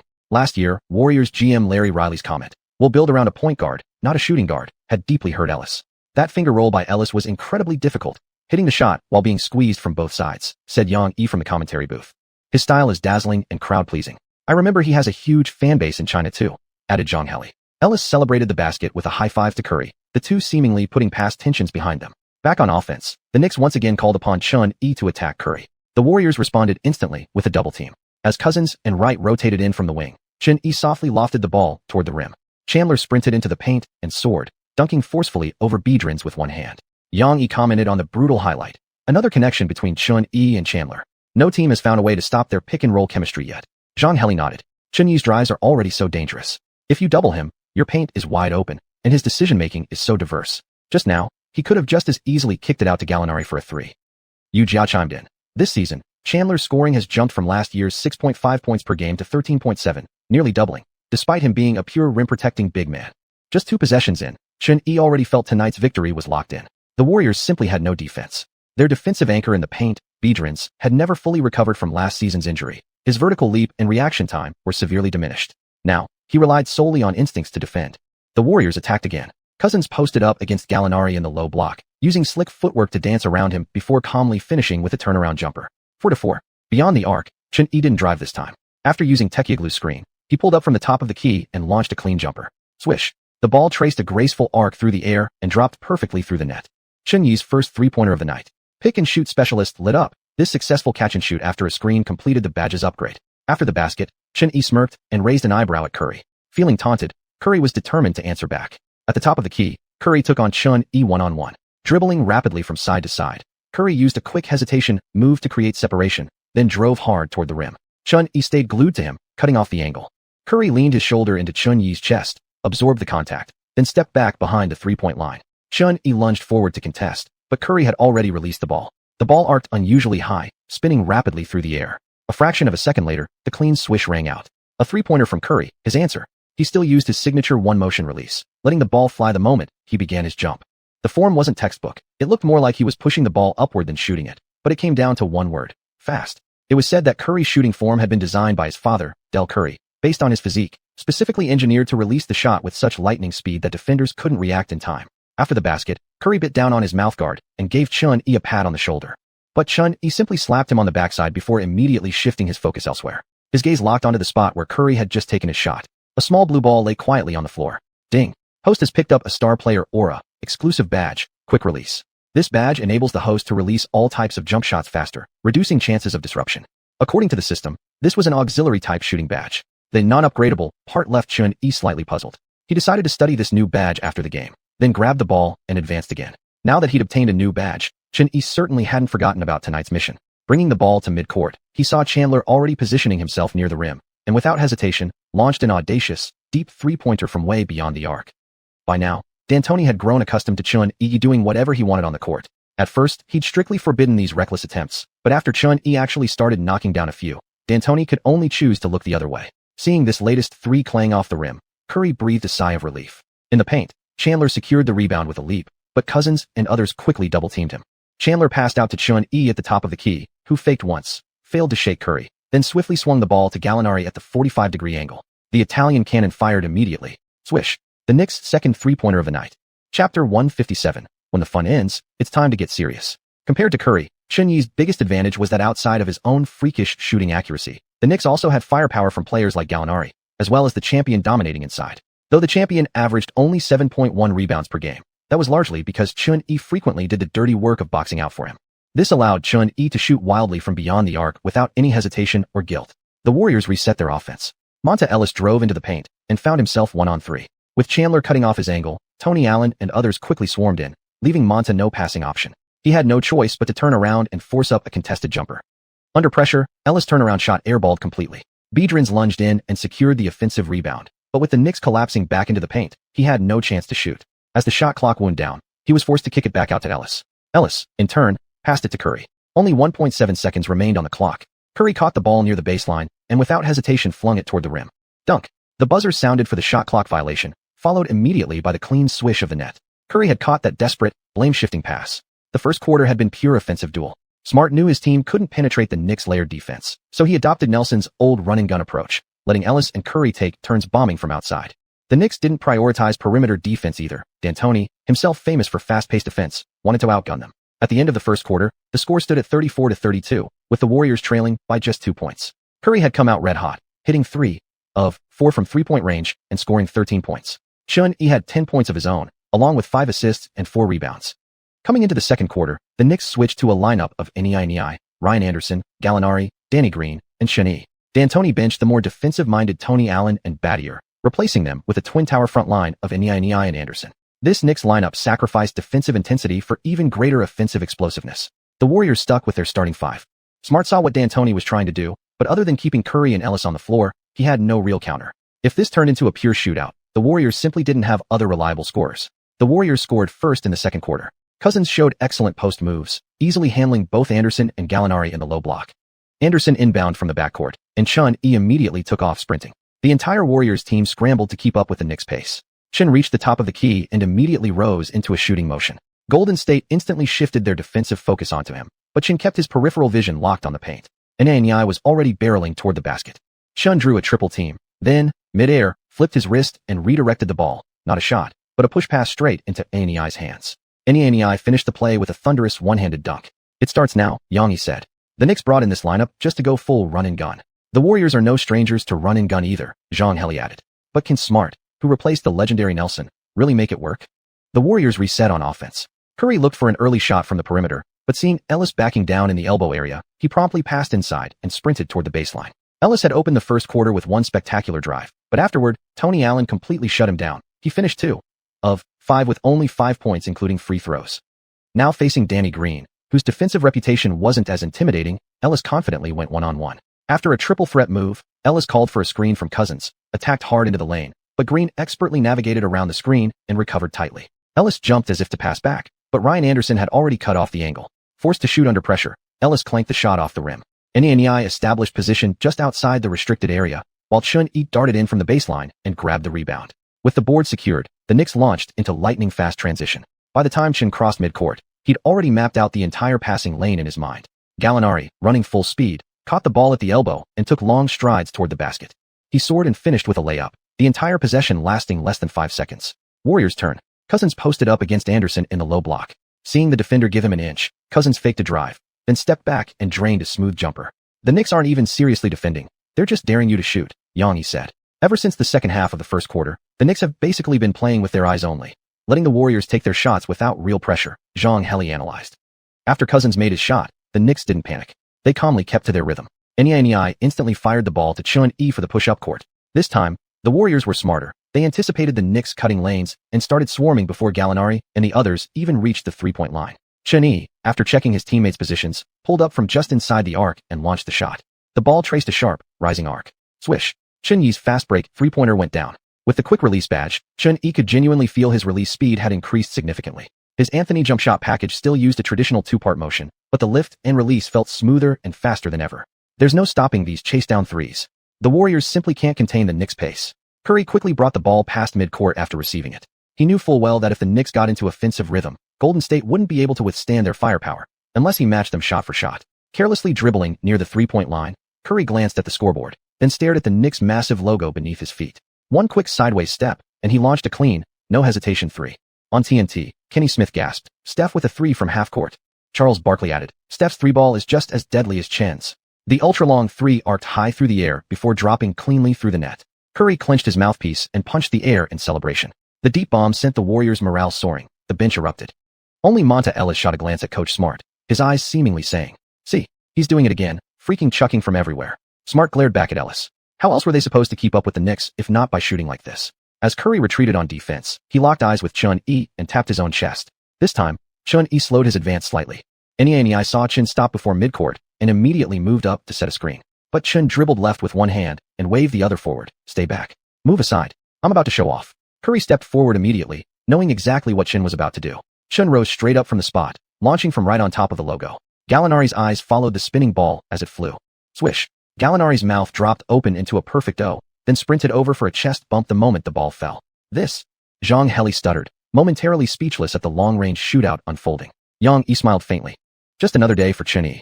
Yujia cracked his neck. Xuanhuan's treating deep threes like routine now. But if I were smart, I'd just give Steph unlimited green light from here on out. The Warriors regrouped for the next possession. Curry passed to Cousins, who, now feeling hot, backed down against Ryan Anderson and knocked down another mid-range jumper. Smart could only sigh internally. The game had completely spiraled beyond his control. Fine, let Steph chuck if he wants. But why the hell is your center abandoning the paint to take mid-range jumpers too? And what's crazier, he actually made it. With over 4 minutes left in the second quarter, the Knicks players all retreated behind the arc, leaving the paint wide open. Xuanhuan decided to bully Curry one-on-one. Curry fought hard on defense, but against Chen's bulldozer drive, he was powerless. Xuanhuan exploded into the lane, slammed the ball off the glass, leaped to catch the rebound midair, and hammered it home with both hands. The dunk ignited a volcanic roar from Madison Square Garden. Xuanhuan just recreated T-Mac's iconic dunk from the All-Star game. Yang shouted excitedly. Xuanhuan isn't just a shooter, he's dominant driving to the rim too, Zhang Heli noted. He's really treating this game like an all-star exhibition, Yujia remarked. That self-pass and dunk forced Smart to call timeout. After both teams adjusted their lineups, Xuanhuan stayed on the bench until halftime ended. On the Warriors' side, Curry remained on the floor, trying to chip away at the deficit. Xuanhuan remembered that Curry wasn't known for great stamina. Smart's heavy usage might very well hurt his efficiency in the second half. At the end of the second quarter, the score stood at 75-68. At this time, there were many games where both teams scored less than 100 points total, and scores in the mid-80s were common. The Knicks and Warriors had nearly matched what many teams could only achieve over a full game by halftime alone. By the end of the first half, Xuanhuan's individual stat line already read 21 points, 8 rebounds, and 10 assists. In the second quarter, Xuanhuan didn't take many shots. He focused instead on leading his teammates in transition offense. Looking at the 2 quarters remaining, Xuanhuan smiled inwardly. Finally, He was about to record a triple-double. Curry had turned on his heaven-defying mode tonight, draining 6 three-pointers in the first half and racking up 26 points. That deep, long-range bomb had drawn everyone's attention straight onto him. To start the second half, both teams kept their bench units on the floor. When starters were on, the Warriors could trade blows with the Knicks. But when it came to the reserves, this Knicks roster truly had no equal. Smart realized the Knicks bench was playing just as strong as their starting five. It wasn't just Smart. Every team that had faced the Knicks this season felt the same way. The first half had remained tightly contested, but 4 minutes into the third quarter, Smart sensed something was off. How had the lead suddenly started ballooning? After Livingston easily drained a pull-up jumper over the Warriors' backup guard Reggie Williams, Golden State reset their offense. Nei then swatted a shot from Cousins' backup, Brandon Wright, clean out of the air before launching a long outlet pass to Batum at the front court. Batum knocked down the three-pointer without hesitation. This wasn't working. The Knicks bench was simply too strong. Players like Batum and Ariza, who could shoot, defend, and impact the game at both ends. How could they even be considered bench players? And Nei inside was absolutely dominating. At 4:27 in the third quarter, Smart called an emergency timeout and immediately reinserted Curry, Ellis, and Cousins back into the game. D'Antoni responded by bringing Chun-Yi back onto the court. Had you guys finished fooling around in the first half? If so, the Knicks were now ready to get serious. Chapter 158, another legendary record. As soon as the Knicks starting lineup returned to the court, Chandler served Cousins a massive block on an attempted post move. Cousins grimaced and gestured to the referees, claiming there had been a handcheck foul, but the officials ignored him. After securing the rebound, Chun-Yi quickly launched a fast break. Racing toward the paint at high speed, he faced a defense completely collapsed under the basket. Biedrins and Evans came at him from both wings while Curry cut off his retreat near the free throw line, effectively blocking any passing lanes. Biedrins, known for his shot-blocking instincts, was highly alert. He felt confident he could swat the ball if Chun-Yi tried to attack straight through. But Chun-Yi never intended to pass. While sprinting full speed, he took a small step right with his right foot, faking a drive from that side. As Biedrins immediately stepped back to defend the right, Chun-Yi abruptly made a long diagonal stride to his left. In that instant, Biedrins lost all defensive positioning. Monta Ellis quickly rotated into the paint. Chun-Yi jumped, deliberately seeking physical contact with Ellis. Ellis jumped up trying to contest, but the moment their arms collided, the whistle blew. Chun-Yi stabilized himself in midair and softly flipped the ball toward the rim. The ball kissed the glass and dropped in. He had scored and earned a free throw. Chun-Yi finishes with the Eurostep layup, and it's a successful and one. Xianxia announced. In the league, Manu Ginobili and Dwayne Wade are the best at the Eurostep. One is extremely unpredictable, the other blindingly quick and clean, but Chun-Yi's version stands out because of its rhythm. Defenders simply can't react in time, Zhang Heli added. Yuja nodded. Exactly. The Eurostep tests your coordination between body and ball. True, Chun-Yi isn't quite as fast as those two legends, but even so, he's still impossible to stop. At the free throw line, Chun-Yi calmly sank the shot. 86-73, the Knicks now led by 13 points. Golden State inbound the ball again. This time, Curry rushed it up the court quickly, knowing they needed to speed up their offensive tempo to close the gap. Ellis caught the ball at the top of the arc and immediately attacked the rim, but Tony Allen clung to him like sticky gum. By the time Ellis reached the restricted area, Chandler and Gallinari had already converged in a double team. Under the Knicks' intense defense, no one could easily penetrate. With no better option, Ellis was forced to sling the ball out to Curry on the perimeter. His pass from the double team was too hard. Curry nearly lost control, staggering backward and missing the brief window for an open shot. Curry quickly called for a screen, used a behind-the-back dribble to break past his defender, and then drove into the paint aiming for an alley-oop with Cousins. But Chandler had already established position, denying Cousins space to leap. Forced to shoot standing still, Cousins simply pushed the ball upward toward the rim. Clang! The shot bounced off the iron, and Chun-Yi surged into the paint to secure the rebound. His 10th rebound, completing a triple-double. The Knicks have really turned up their defensive intensity. Golden State has tried several times to attack the paint, but without success, Kenny Smith observed. Charles Barkley said coolly, "This is just the Knicks playing normal defense." In the first half, they were busy trading baskets with Golden State, even neglecting defense at times. Everyone forgot how strong this starting five is defensively. Chun-Yi passed the ball to Turkoglu, then moved to the wing beyond the three-point line, where Turkoglu began advancing the ball. On the perimeter, Chandler received the ball directly from a handoff, then quickly passed it back to Chun-Yi and immediately set a solid screen. Chun-Yi caught the ball in a triple threat stance, signaling to Chandler to retreat into the paint. He was going to isolate against Curry. Several slow crossovers. Chun-Yi's movements looked leisurely, yet Curry didn't dare let up for a second. Dribble, dribble, dribble. With a sudden crossover and a wide step back using his xiuxian, Chun-Yi created separation from Curry and rose quickly for a jumper. Quick release. The distance created by Chun-Yi's step back left Curry unable to recover in time to challenge the shot. Another step back three-pointer by Chun-Yi. Curry turned back, watching the ball spin through the air. Swish. Nothing but net. With his 5th three-pointer of the night, Chun-Yi's point total reached 25. Curry chewed on his mouthpiece, shaking his head as he brought the ball up again. His boyish face appeared harmless and innocent. Only Chun-Yi knew the fierce killer instinct hidden beneath that youthful exterior. Curry used an Ellis screen at the top of the key, attempting to get a switch, but Chun-Yi went over the screen and stuck tightly to him. As Curry moved to the 45-degree angle, Cousins set another pick. Xiuxian signaled to Gallinari for a double team, ignoring Cousins' cutting after the screen. Now trapped near the baseline, Curry was in trouble. Gallinari and Xiuxian continued pressing up, trying to force Curry, who couldn't normally dribble or pass, into a turnover. He bit down on his mouthpiece, gathered the ball, and suddenly leaped off one foot without warning. The basketball was released in an instant. Both Gallinari and Xiuxian jumped simultaneously, nearly completely blocking Curry's shooting line of sight. But the arc of the ball was too high. Neither could reach it. Curry fell backward, landing off balance and sitting hard on the floor. His eyes stayed locked on the ball. Swish. The net snapped upward from the impact, rippling like splashing water. Yang exclaimed, "Stephen Curry, this young Warriors guard is just as unreasonable with his three-pointers as Xiuxian." Yu said, "Curry made 166 three-pointers last season, an extremely high volume, and he shot an outstanding 43.7% from beyond the arc. He's a truly elite shooter." Zhang laughed. He was known for his shooting back in college, but that three-pointer was just plain unreasonable. Ellis is probably going to give him grief about this in the locker room. Xiuxian reached out and helped Curry to his feet. To make a shot in that position, only God-level touch could explain it. As accurate as his own. Yet again, a small blue orb rolled out from under Curry's feet. Ding. The host has obtained a star player aura, exclusive badge, master of difficult shots. Effect: increased shooting accuracy when executing difficult jump shots, including step-backs, fadeaways, Ting Tao Toe, and other non-standard shooting motions.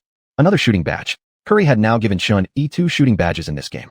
No wonder he'd go on to become the all-time three-point king. The all here was absolutely delightful. After the Knicks ramped up their defensive intensity in the third quarter, the Warriors' half-court offense completely stalled.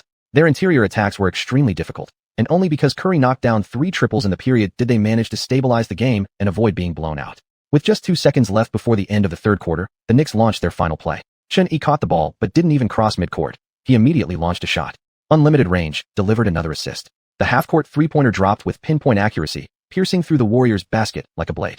101-86. Xuanhuan is absolutely on fire. This marks his second logo 3 of the night.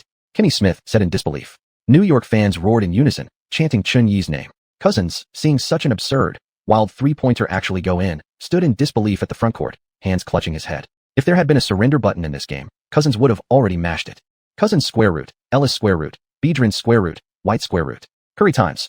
The quietly shaking head wasn't Curry lashing out at his teammates. Rather, his competitive fire had been fully ignited by Xiuxian's 2 outrageous deep threes. Even trailing by 15 points, he still wanted to single-handedly shoot his team back into the game.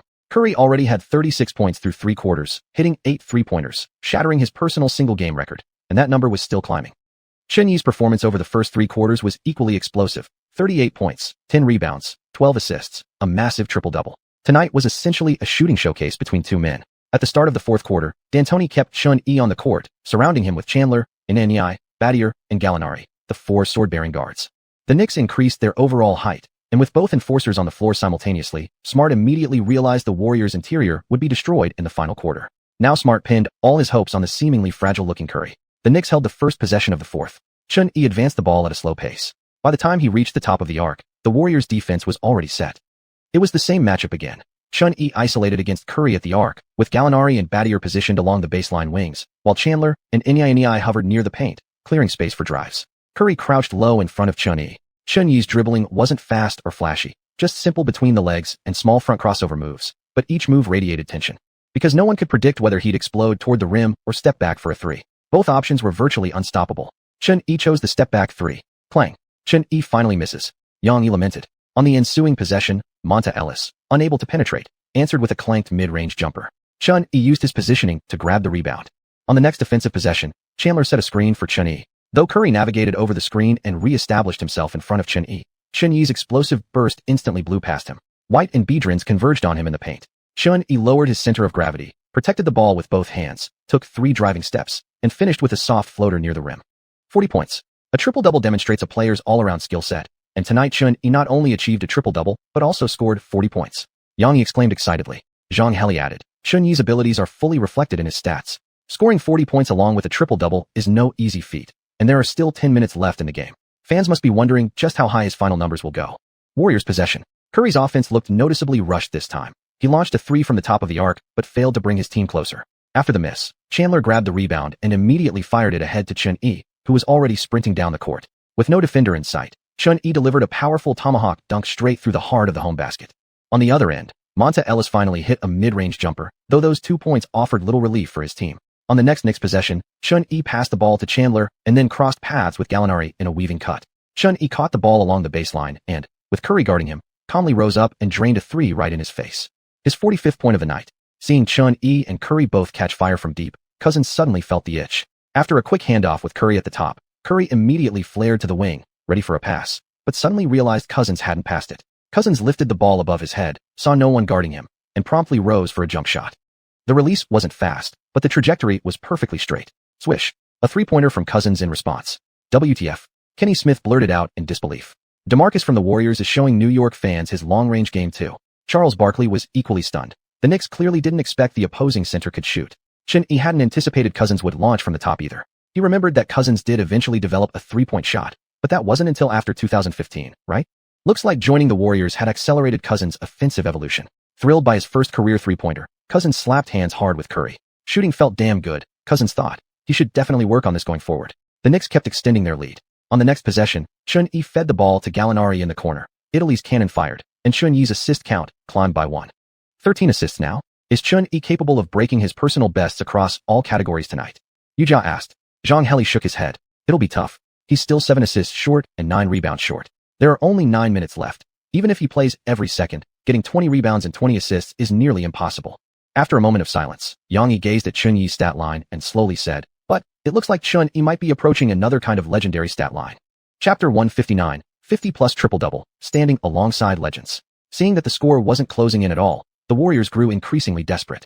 After Monta Ellis once again drove to the rim only to be violently swatted by Chandler, Curry stepped up with a three-pointer from the top of the key to give his team some life. His 9th three-pointer of the night. Curry was on fire tonight. Watching Curry's personal stats, Monta Ellis felt a growing sense of doubt slowly eroding his usual confidence. Although the two had gotten along significantly better this season compared to previous years, deep down, Ellis truly didn't like Curry. He disliked playing alongside him. Both were small guards who excelled offensively but struggled defensively.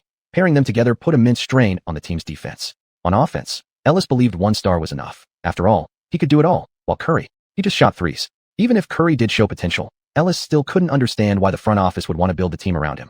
Truthfully, the team's management also knew full well that Ellis was currently the core of the backcourt. However, for Curry to perform this well while playing alongside Ellis, it was impressive in its own right, and that's precisely why the organization considered elevating him. Back to the game. Chun-Yi began missing shot after shot in subsequent possessions. Whether it was three-pointers or layups, nothing was falling. This gave Curry the chance to lead a comeback run. With 4 minutes and 23 seconds left in the fourth quarter, the score stood at 118-102. Chun-Yi backed down Curry near the elbow, then hit a fadeaway jumper over him, finally moving the scoreboard that had been stagnant for a while. His 47th point of the game. Though Chun-Yi had missed several shots earlier, he didn't stubbornly keep shooting. Instead, he kept distributing to teammates, racking up assists. His assist total was now at 15. On Golden State's next possession, Cousins tried to face up Xianxia in the post, but failed to convert. Chandler secured the defensive rebound. Chun-Yi brought the ball back up. The Warriors' transition defense was slowing down more and more. At the top of the arc, Chun-Yi clearly sensed that Curry could no longer stay with him on changes of direction. But he didn't try to force a drive. Dribble, dribble, dribble. A few quick crossovers. Based on what Curry knew about Chun-Yi, the move almost certainly meant a step-back three. But it was like when everyone in the world knew Iverson would go right after a crossover, yet still couldn't stop him. Chun-Yi rhythmically gathered the ball, stepped back, and launched the three. Curry threw his entire body forward in desperation. The quick release badge flashed brightly. Chun-Yi had already completed his release before Curry crashed into him. The referee's whistle blew. The broadcaster's camera followed the ball as it arced through the air, perfectly splashing through the net. It's good. Chun-Yi hits the three and gets fouled. That's a 4-point play. Yang Yi shouted. Zhang Heli shook his head. Curry's defensive move was too aggressive. He basically dove right onto Chun-Yi. When you can't block the shot, there's no need to throw yourself at the shooter like that. Yu Jia added. Thankfully, Chun-Yi stayed balanced upon landing, and even managed to steady Curry. Otherwise, that fall could have easily led to injuries for both players. Chun-Yi patted Curry on the head, watching him gasp for breath. He could tell Curry was starting to run out of gas. Walking to the free throw line amid chants of MVP from the crowd, Chun-Yi calmly sank the free throw. 51 points. Chun-Yi has reached 51 points, his highest this season, and the second highest of his regular season career. His highest was 60 points against the Lakers last season, Yang Yi announced. Of course, Zhang Heli added. That 60-point game was just his regular season high. Last season, he scored 65 in a playoff game. But it's not just the 51 points. Yu Jia reminded everyone. Don't forget, he's got a triple-double tonight. On TNT, Charles Barkley was equally amazed. 50-plus with a triple-double. That's only happened 6 times in NBA history, and only 4 players have ever done it. Kenny Smith, checking the stats beside him, said, only Wilt Chamberlain, Elgin Baylor, Richie Guerin, and Kareem Abdul-Jabbar have achieved this feat. This kind of performance hasn't been seen in 42 years. Barkley exclaimed. Chun-Yi's going after every single record set by those old-school legends. In an era where triple-doubles weren't yet as common as they would later become in the league, the achievement held immense value. Dwayne Wade, for instance, tallied only 5 triple-doubles in his entire career. Pulling off a triple-double was difficult enough, let alone doing it while scoring 50 points. After the next possession, Warriors head coach Smart called a timely timeout. He had already noticed that Curry was running low on energy, his efficiency dropping significantly. With the double-digit score gap still intact, there was no longer any need to keep pushing. The Warriors pulled out Curry and Cousins, leaving only Ellis among the starters on the floor. Seeing their strongest offensive threat exit the game, D'Antoni didn't wait long before taking Xuanhuan off the court as well. Before coming out, Xuanhuan reluctantly launched one final deep three-pointer, but unfortunately, it clanged off the rim. In the end, the Knicks dominated at home, defeating the Warriors 130-112 and securing their 9th straight win to open the season. Xuanhuan played 39 minutes tonight, shooting 17 of 32 from the field, a perfect 7 of 7 from the free throw line, and 10 of 17 from beyond the arc, finishing with a flawless stat line of 51 points, 11 rebounds, 15 assists, 4 steals, and 1 block. His 10 three-pointers also set a new Knicks franchise record for most three-pointers made in a single game. The other star of the night, Stephen Curry, also poured in a career-high 47 points. Firing away from the perimeter, Curry went 11 of 18 from three-point range, setting a new Warriors franchise record for three-pointers made in a single game. Just one three-pointer short, Curry nearly matched the NBA's all-time record for threes made in a single game. On the Warriors bench, Curry sat with a towel over his head, his eyes revealing exhaustion. "Congratulations on breaking the record and getting your triple-double," Curry said, hugging Xuanhuan courtside. "Your shooting is just insane," Xuanhuan replied admiringly. "You almost caught up to me. I actually made one more than you." Curry shot back defiantly. Xuanhuan teased, "So what? I'm the one who won." Curry gritted his teeth. "If you're so tough, let's settle it in the All-Star three-point contest." I'll have to think about that." Young Curry like this was genuinely fun to mess with. Still, Xuanhuan took Curry's challenge seriously. This year's All-Star event wasn't just about participating in the three-point contest. He was thinking about joining the slam dunk contest too. Why not do both? After the game, Xuanhuan predictably became the media's central focus. "Chun, congratulations on the 9-game winning streak, and congrats on your personal milestone of 50 points and a triple-double. What an incredible night. How are you feeling right now?" asked a local New York reporter. Holding the microphone, Xuanhuan answered, "It feels amazing. At first, we knew their guard Steven had strong shooting, so tonight we specifically wanted to go head-to-head offensively, and honestly, we proved our firepower was stronger. But later, when I kept grabbing more rebounds and dishing out assists, I realized I was on track for another triple-double." An ESPN reporter asked, "You've already recorded 3 triple-doubles this season, and your stats are incredibly well-rounded. You averaged a triple-double in October. Do you have any plans to chase the single-season average triple-double record as the season goes on?" Xuanhuan inwardly froze. Damn, did I just reveal my plan to grind for averages? Still, he smiled and said, "It's hard to say. I'm more focused on team achievements and records." Question after question revolved around triple-doubles. Sure enough, in this era, triple-doubles were still a rare spectacle. Yet personally, Xuanhuan wasn't too shaken. After all, in the future, Harden and Westbrook had both racked up multiple 50-point triple-doubles, even 60-point ones. Fans' threshold for excitement had risen. He wondered if, after his crossing over into this world, anyone back in reality would ever pull off a 70-point triple-double. As for averaging a triple-double for the season, Xuanhuan really did want to go after that number. Right now, Russell hadn't yet become the downward spiral version of himself. The only player holding the season-long average triple-double record was still Oscar Robertson. This year, besides chasing a championship and finals MVP, Xuanhuan also had his sights set on the regular season MVP. With Derrick Rose and LeBron James as his main rivals, averaging a triple-double would be a massive advantage, just like how, in the future, Westbrook managed to snatch the MVP trophy from Harden despite leading his team to only the 6th seed in the West. After the game, the first thing Xuanhuan did when he got home was fire up the replay stream of tonight's China Derby between the Rockets and the Wizards. From his memory, Yao Ming in this season had collapsed during the 6th minute of this very game while defending JaVale McGee, suffering a stress fracture in his left ankle, a devastating injury that kept him off the court permanently. But history had already changed. In this timeline, Yao played 18 minutes, scoring 13 points with 7 rebounds. Backed by explosive performances from Luis Scola and Kevin Martin, the Rockets defeated the Wizards. This year, Yao, longing to play alongside Xuanhuan on the international stage, was being far more cautious about his health. He limited himself to just 20 minutes per game, not a second more. Thanks to careful protection and the drinks Xuanhuan secretly shared with him from the system, Yao Ming was in much better shape this season. Although his averages were only 12.2 points and 6.1 rebounds per game, he achieved these numbers in just 18 minutes of playing time, making his efficiency extremely high. Lien, on the other hand, had a rough night. After this game, he set an awkward record of never winning a China Derby matchup, but it wasn't entirely his fault. The Wizards were simply terrible right now, and Lien wasn't being utilized properly within the team. Just in their previous game, they'd lost to the Cavaliers, who were actively tanking for next year's #1 draft pick. After calling Yao to check on his condition following the game, Xuanhuan suddenly became concerned about injuries. He immediately opened the system interface and decided to browse the store. Player, Xuanhuan, age, 20, height, 191 centimeters, weight, 88 kilograms. Wingspan, 203 centimeters. Basic attributes, speed plus 67, vertical leap plus 77, strength plus 100, appearance plus 100. Other stats, standing layup plus 81.2. Driving layup plus 95.7.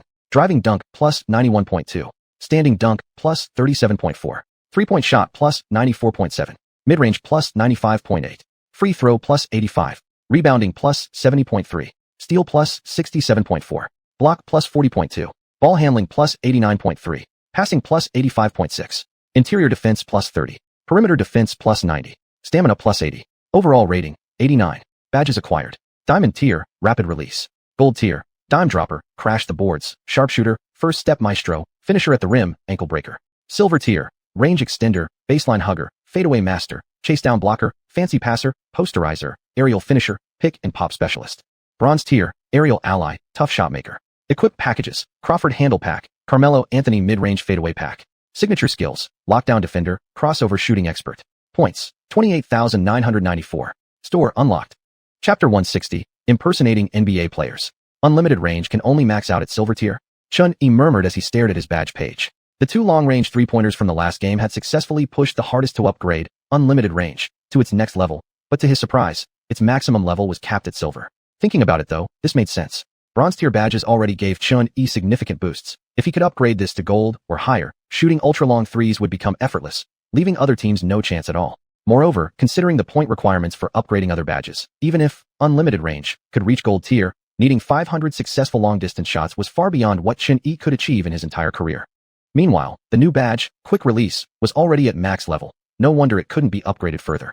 As for whether diamond tier was the ultimate cap for all badges, Chun-Yi decided he'd have to explore that later. His gold tier, 10 cents, wouldn't take many more games to advance to the next level. Chun-Yi opened the shop system. A-rank knee pad. Prevents knee injuries from falls, reducing 90% of joint impact upon landing after jumps. Exchange cost, 9,000 points. A-rank ankle support. Assists in protecting the wearer's ankles, reducing 90% of damage caused by sprains or collisions. Exchange cost, 9,000 points. Last season, Chun-Yi had spent 9,000 points to exchange for C-rank knee pads, wrist guards, and ankle supports. Their performance had been decent. So far, he hadn't suffered a single minor injury. Now that he was wealthy in points, Chun-Yi immediately spent 18,000 points to acquire an A-rank knee pad and ankle support. This year's goals were MVP and the championship. Chun-Yi was determined to eliminate every possible risk of injury. He still had just over 10,000 points left. His eyes turned toward the star aura section. Stephen Curry jump shot pack, 10,000 points. After some hesitation, Chun-Yi chose to purchase it directly. Ding. Purchase successful. This transaction spent 28,000 points. Current balance, 994 points. From the previous game, Chun-Yi had already experienced the advantage that quick release gave him, the speed of his shot release. With Curry's jump shot package and mastery of the one-motion jumper, his release would become even faster. Besides, the shot package also provided added benefits to touch and accuracy. With the remaining points, Chun-Yi followed tradition and exchanged for nutrient fluids. Spending nearly all his savings in one go brought a sharp pang of regret deep inside. November 12th. The Knicks flew to cold Minnesota, preparing to face the Timberwolves on the road. Kevin Love, the Timberwolves' new cornerstone, had recently delivered performances that convinced both management and fans they'd struck gold with their chosen one. In his third year, Love averaged 20.2 points, 15.2 rebounds, and 2.5 assists per game, boasting extremely high offensive efficiency. His three-point shooting percentage stood at an astonishing 41.7%, averaging 1.2 made threes per game. Scoring 20 points and grabbing 10 rebounds in the NBA wasn't easy, but for Love right now, it was effortless. Fans had started calling him the double-double machine. Yet despite Love's impressive individual stats, the team seemed clueless about how to win. Since the season began, the Timberwolves' record stood at 2 wins and 7 losses, placing them at the bottom of the Western Conference, just like in previous seasons. Everyone believed it would be easy for the 9-0 Knicks to secure their 10th consecutive victory. Interestingly, the day before, another team that had started 8-0, the Los Angeles Lakers, lost 112-120 on the road to the Nuggets, another super team. Their winning streak had ended. Thus, the Knicks naturally became the team with the league's best start this season. How could the Western Conference's cellar dweller possibly stop the league-leading Knicks from continuing their winning run? Coincidentally, Chun-Yi remembered that Love's legendary 31-point, 31-rebound performance had been achieved against the Knicks on this very day years ago. But now that Chun-Yi was here, such a scenario wouldn't happen again. By the end of the first quarter, the Timberwolves might as well have surrendered. 42-15. The score stunned everyone. Minnesota fans were ready to call the police. Hello 911. There's a group of people pretending to be NBA players out there wearing Timberwolves jerseys. Nearly a 30-point deficit after just one quarter. It made Minnesota fans want to leave early. Even Chun-Yi hadn't expected this. He knew the Timberwolves were weak, but not this week. While Love and Michael Beasley each averaged 20 points, making their offense seem decent. They had absolutely no defense. The new Wolf King, Love, had only learned KG's art of retreating while fighting. As for actual defense, he hadn't picked up a single bit of it. Xianxia targeted Love relentlessly from the opening tip, just like how future Curry would repeatedly exploit Love during playoff matchups between the Cavaliers and Warriors. This strategy worked every single time. Apart from Love, the Timberwolves' frontcourt was a complete mess, nothing but misaligned pieces and mismatched parts. Their defensive quality was so poor that it allowed the Knicks' perimeter players to go on an absolute shooting rampage. The craziest part? Even Tyson Chandler, the box office himself, had gotten tired of stuffing the ball through the hoop under the basket tonight. By halftime of the third quarter, D'Antoni had already subbed out all his starters one by one. In his eyes, this Timberwolves team didn't look like an NBA squad at all. It resembled more of a CBA outfit. Looks like Love had already activated his CBA mode early. After barely 4 minutes into the third quarter, Xianxia remained seated on the bench for the rest of the game. The match was so dull he seriously considered asking a staff member for a pack of sunflower seeds to chew on while passing the time. In the end, the Knicks cruised to a 96-69 victory over the Timberwolves, a dominant 27-point win on the road. The scoreline looked almost staged for entertainment value. Xianxia played only 24 minutes before sitting out the remainder of the game. In that limited time, he posted 22 points, 5 rebounds, 6 assists, 1 steal, and 1 block. The new Wolf King, Love, finished with 17 points and 7 rebounds in 27 minutes. The fans had already started rebranding his nickname as Double-Double Grinder. Charles Barkley dropped his usual savage post-game take. Finally, we found a team this season that managed to keep the entire Knicks roster under 100 points. Kenny Smith chimed in with a smirk. The whole league should learn from Minnesota. If you're bad enough to force Coach Mike to bench his starters halfway through the second quarter, suddenly the Knicks don't look so unstoppable. Having turned the Timberwolves into a bunch of Huskies, the Knicks flew back home the next day. On November 14th, they welcomed the Houston Rockets to Madison Square Garden. The much-hyped showdown between Xianxia and Yao Ming had already drawn massive attention during the preseason. Even back in New York, the excitement around this game rivaled that of the China Games. Recently, Xianxia had heard that the league planned to launch special jerseys printed with Chinese characters during the upcoming Chinese New Year in February. Initial plans called for rollout on teams with Chinese players, specifically the Knicks, Rockets, and Wizards. This news didn't surprise Xianxia much. In the future, such jerseys did exist, and before the whole Mo-Gate scandal erupted, he'd even bought a Rockets Chinese jersey himself. Besides, Stern had personally experienced the overwhelming passion of Chinese fans during the China Games. The league's leadership would naturally place increasing importance on the Chinese market, so introducing Chinese-language jerseys wasn't unexpected. International viewership for tonight's game had already skyrocketed, and inside Madison Square Garden, large groups of Chinese fans could be seen waving banners and chanting. During pre-game warm-ups, Yao approached Xianxia and said, I'm feeling better and better physically. I think I can make it through the full season this year. Xianxia supported the Giants' lower back and replied, You absolutely can't overexert yourself now. Don't kill yourself defending in the paint. Yao's playing style this season was gradually evolving. His shot selection increasingly favored fadeaways and floaters, rarely driving into the post anymore to battle big centers one-on-one. Moreover, Yao's free throw percentage had hit a career peak this season, averaging 3.2 attempts and making 3.0 per game, an astonishing 93.8% clip, better than most guards. He was still grinding hard on his mid-range jumper and three-point shooting. Given his existing foundation, progress came quickly and effectively. Xianxia was genuinely excited about Yao's transformation. What kind of sight would it be to see a 7 feet 5 inches center casually knocking down mid-range jumpers? Furthermore, both he and his team had clearly communicated with Adelman, no more than 20 minutes per game, even less than Adelman's original 24-minute cap. Though the Rockets' record stood at 1-6, Yao's mindset had changed. Whether they made the playoffs no longer mattered to him. He just wanted to stay healthy and play through 2012. But Adelman, that damn B-dash, really was an S13. During Yao's prime, he refused to let him take shots. Now, with injuries piling up, he expected Yao to carry the offense and log heavy minutes. Was he just plain brain dead? Amid cheers from fans across both sides of the Pacific, the starting lineups were announced for tonight's game. Knicks, Chandler, Gallinari, Turkoglu, Tony Allen, Xianxia. Rockets, Yao Ming, Scott, Al Harrington, Kevin Martin, Kyle Lowry. Aaron Brooks, the Rockets guard, had sprained his left ankle 2 days earlier against the Spurs. Though x-rays came back negative, he would miss most of the games this month. Mini Cannon, Lowry would take his spot in the lineup. Aaron Brooks, who had just delivered a career-best performance last season, was really unlucky. Xianxia remembered clearly that this injury would completely change the trajectory of Brooks' career. After returning from the injury, he lost all his form. Even his once deadly isolation game became inefficient, and he gradually faded out of the league. On the other hand, Lowry seized the opportunity during this period to showcase his abilities. The Rockets management realized that Lowry could basically do everything Brooks could, while bringing stronger defense and playmaking skills that Brooks lacked. Once Brooks returned healthy, Houston decided to keep Lowry and traded Brooks away. So this was destiny. Hard work mattered, but fate mattered more. The referee tossed the ball high in the center circle. Yao Ming didn't even jump seriously, and Chandler easily swatted it back to Xianxia at the backcourt. On the Knicks' first possession, Xianxia slowly brought the ball up from the backcourt. Chapter 161, New York, the city of alley-oops. On the court, the Knicks ran their familiar pick and roll between 1 and 5. Chandler came from the paint to set a screen for Xuan at the top of the arc. Xuan dribbled right, pulling the ball as Yao Ming quickly took a step to his right hip to cut him off. Here we go, the first offensive possession of the night features Xuan against Yao Ming. Yang Yi commented. Zhang Heli laughed. During the China games last time, Xuan and Yao Ming hardly matched up due to their different positions, but this opening play puts these two Chinese players head-to-head through a simple pick and roll. Fans are in for a treat. As Yao blocked Xuan path, he lowered his center of gravity slightly. But Xuan quick back-and-forth crossovers were already too much for Yao to keep up with. Dribbling low, Chun faked left, luring Yao into stepping back, then instantly pulled back and exploded to the right. The badge's master of the first step and ankle breaker flashed simultaneously. Chen's explosive burst of speed allowed him to effortlessly leave Yao behind. Facing the recovering Luis Scola, Chen gently tossed the ball toward the rim. Cutting in, Chandler soared high and slammed it home with one hand. Yang Yi said, the familiar alley-oop combo between Xuan and Chandler strikes again. Knicks draw first blood with 2 points. Zhang Heli added, the Knicks love these high-flying plays. This season, we've seen countless times where Xuan casually flips the ball near the rim and an oncoming teammate dunks it home easily. Yu Jia chimed in, with Chandler and Niai inside, both elite leapers. Any ball they catch turns into a dunk. And on the perimeter, you've got Xuan a master passer. Everything flows naturally. That's why so many fans now call New York Alley-oop City. Xuan personally loved the nickname Alley-oop City.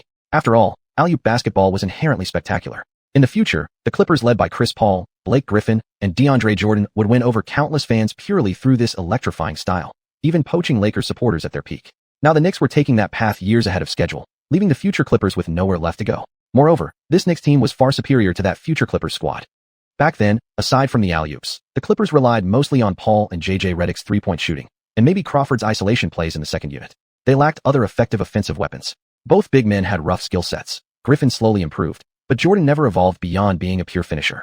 As a result, the Clippers struggled badly against teams with strong front courts, getting repeatedly crushed in the playoffs by teams like the Spurs and Grizzlies.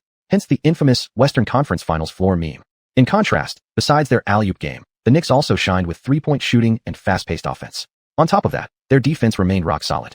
No wonder the fan base exploded this season. Back on the court, Yao received the pass from Lowry deep in the post. He tried to back down, but Chandler's base was incredibly stable. Yao couldn't move him, so he pivoted halfway and launched a smooth turnaround jumper. Swish! Chandler failed to block it. Yao sank the shot with soft touch and perfect accuracy. At the other end, the Knicks offense once again flowed through Chen. Joseph, mini cannon, Lowry couldn't stop Chen's driving momentum, especially with Gallinari setting a solid screen near the free throw line. Chen easily penetrated into the paint, but Yao rotated over like a mountain, arms raised high, completely blocking Chen's view of the rim. Chen could only lean into contact and force up a tough attempt. After the collision, Yao staggered backward 2 steps. Chen's layup clanked off the rim, but the whistle blew. Yao, called for a shooting foul, gave an awkward, embarrassed smile. Chen stepped to the free throw line amid chants of MVP and calmly sank both shots. Rockets' turn. Lowry passed to Kevin Martin, who went into a flashy dribbling sequence but couldn't shake Tony Allen's tight defense. Quickly calling for a screen, he drove a couple steps into the paint before hitting Yao with a bounce pass. This time, Tyson Chandler stayed glued to Yao, right hand extended, waiting to steal the ball during a back-down dribble. But Yao took just one dribble before gathering the ball, then elevated with his right hand lifting the ball toward the rim. Chandler immediately stepped back, eyes locked on the ball, but Yao swiftly spun around from the outside, brought the ball up high, and faked a hook shot. Chandler jumped to contest, but Yao ghosted him with another sudden spin, creating space for an uncontested jumper. He knocked it down cleanly. Wow, dream shake. Yao almost danced Tyson right out of bounds. Kenny Smith exclaimed. Charles Barkley added in awe. That's an upgraded version of the dream shake. Yao has insane core control and limb coordination. Combine that with his shooting touch, and he's unstoppable. Right now, his skill level is ceiling tier among centers. Charles, how many do you think Yao will score tonight? Kenny Smith grinned.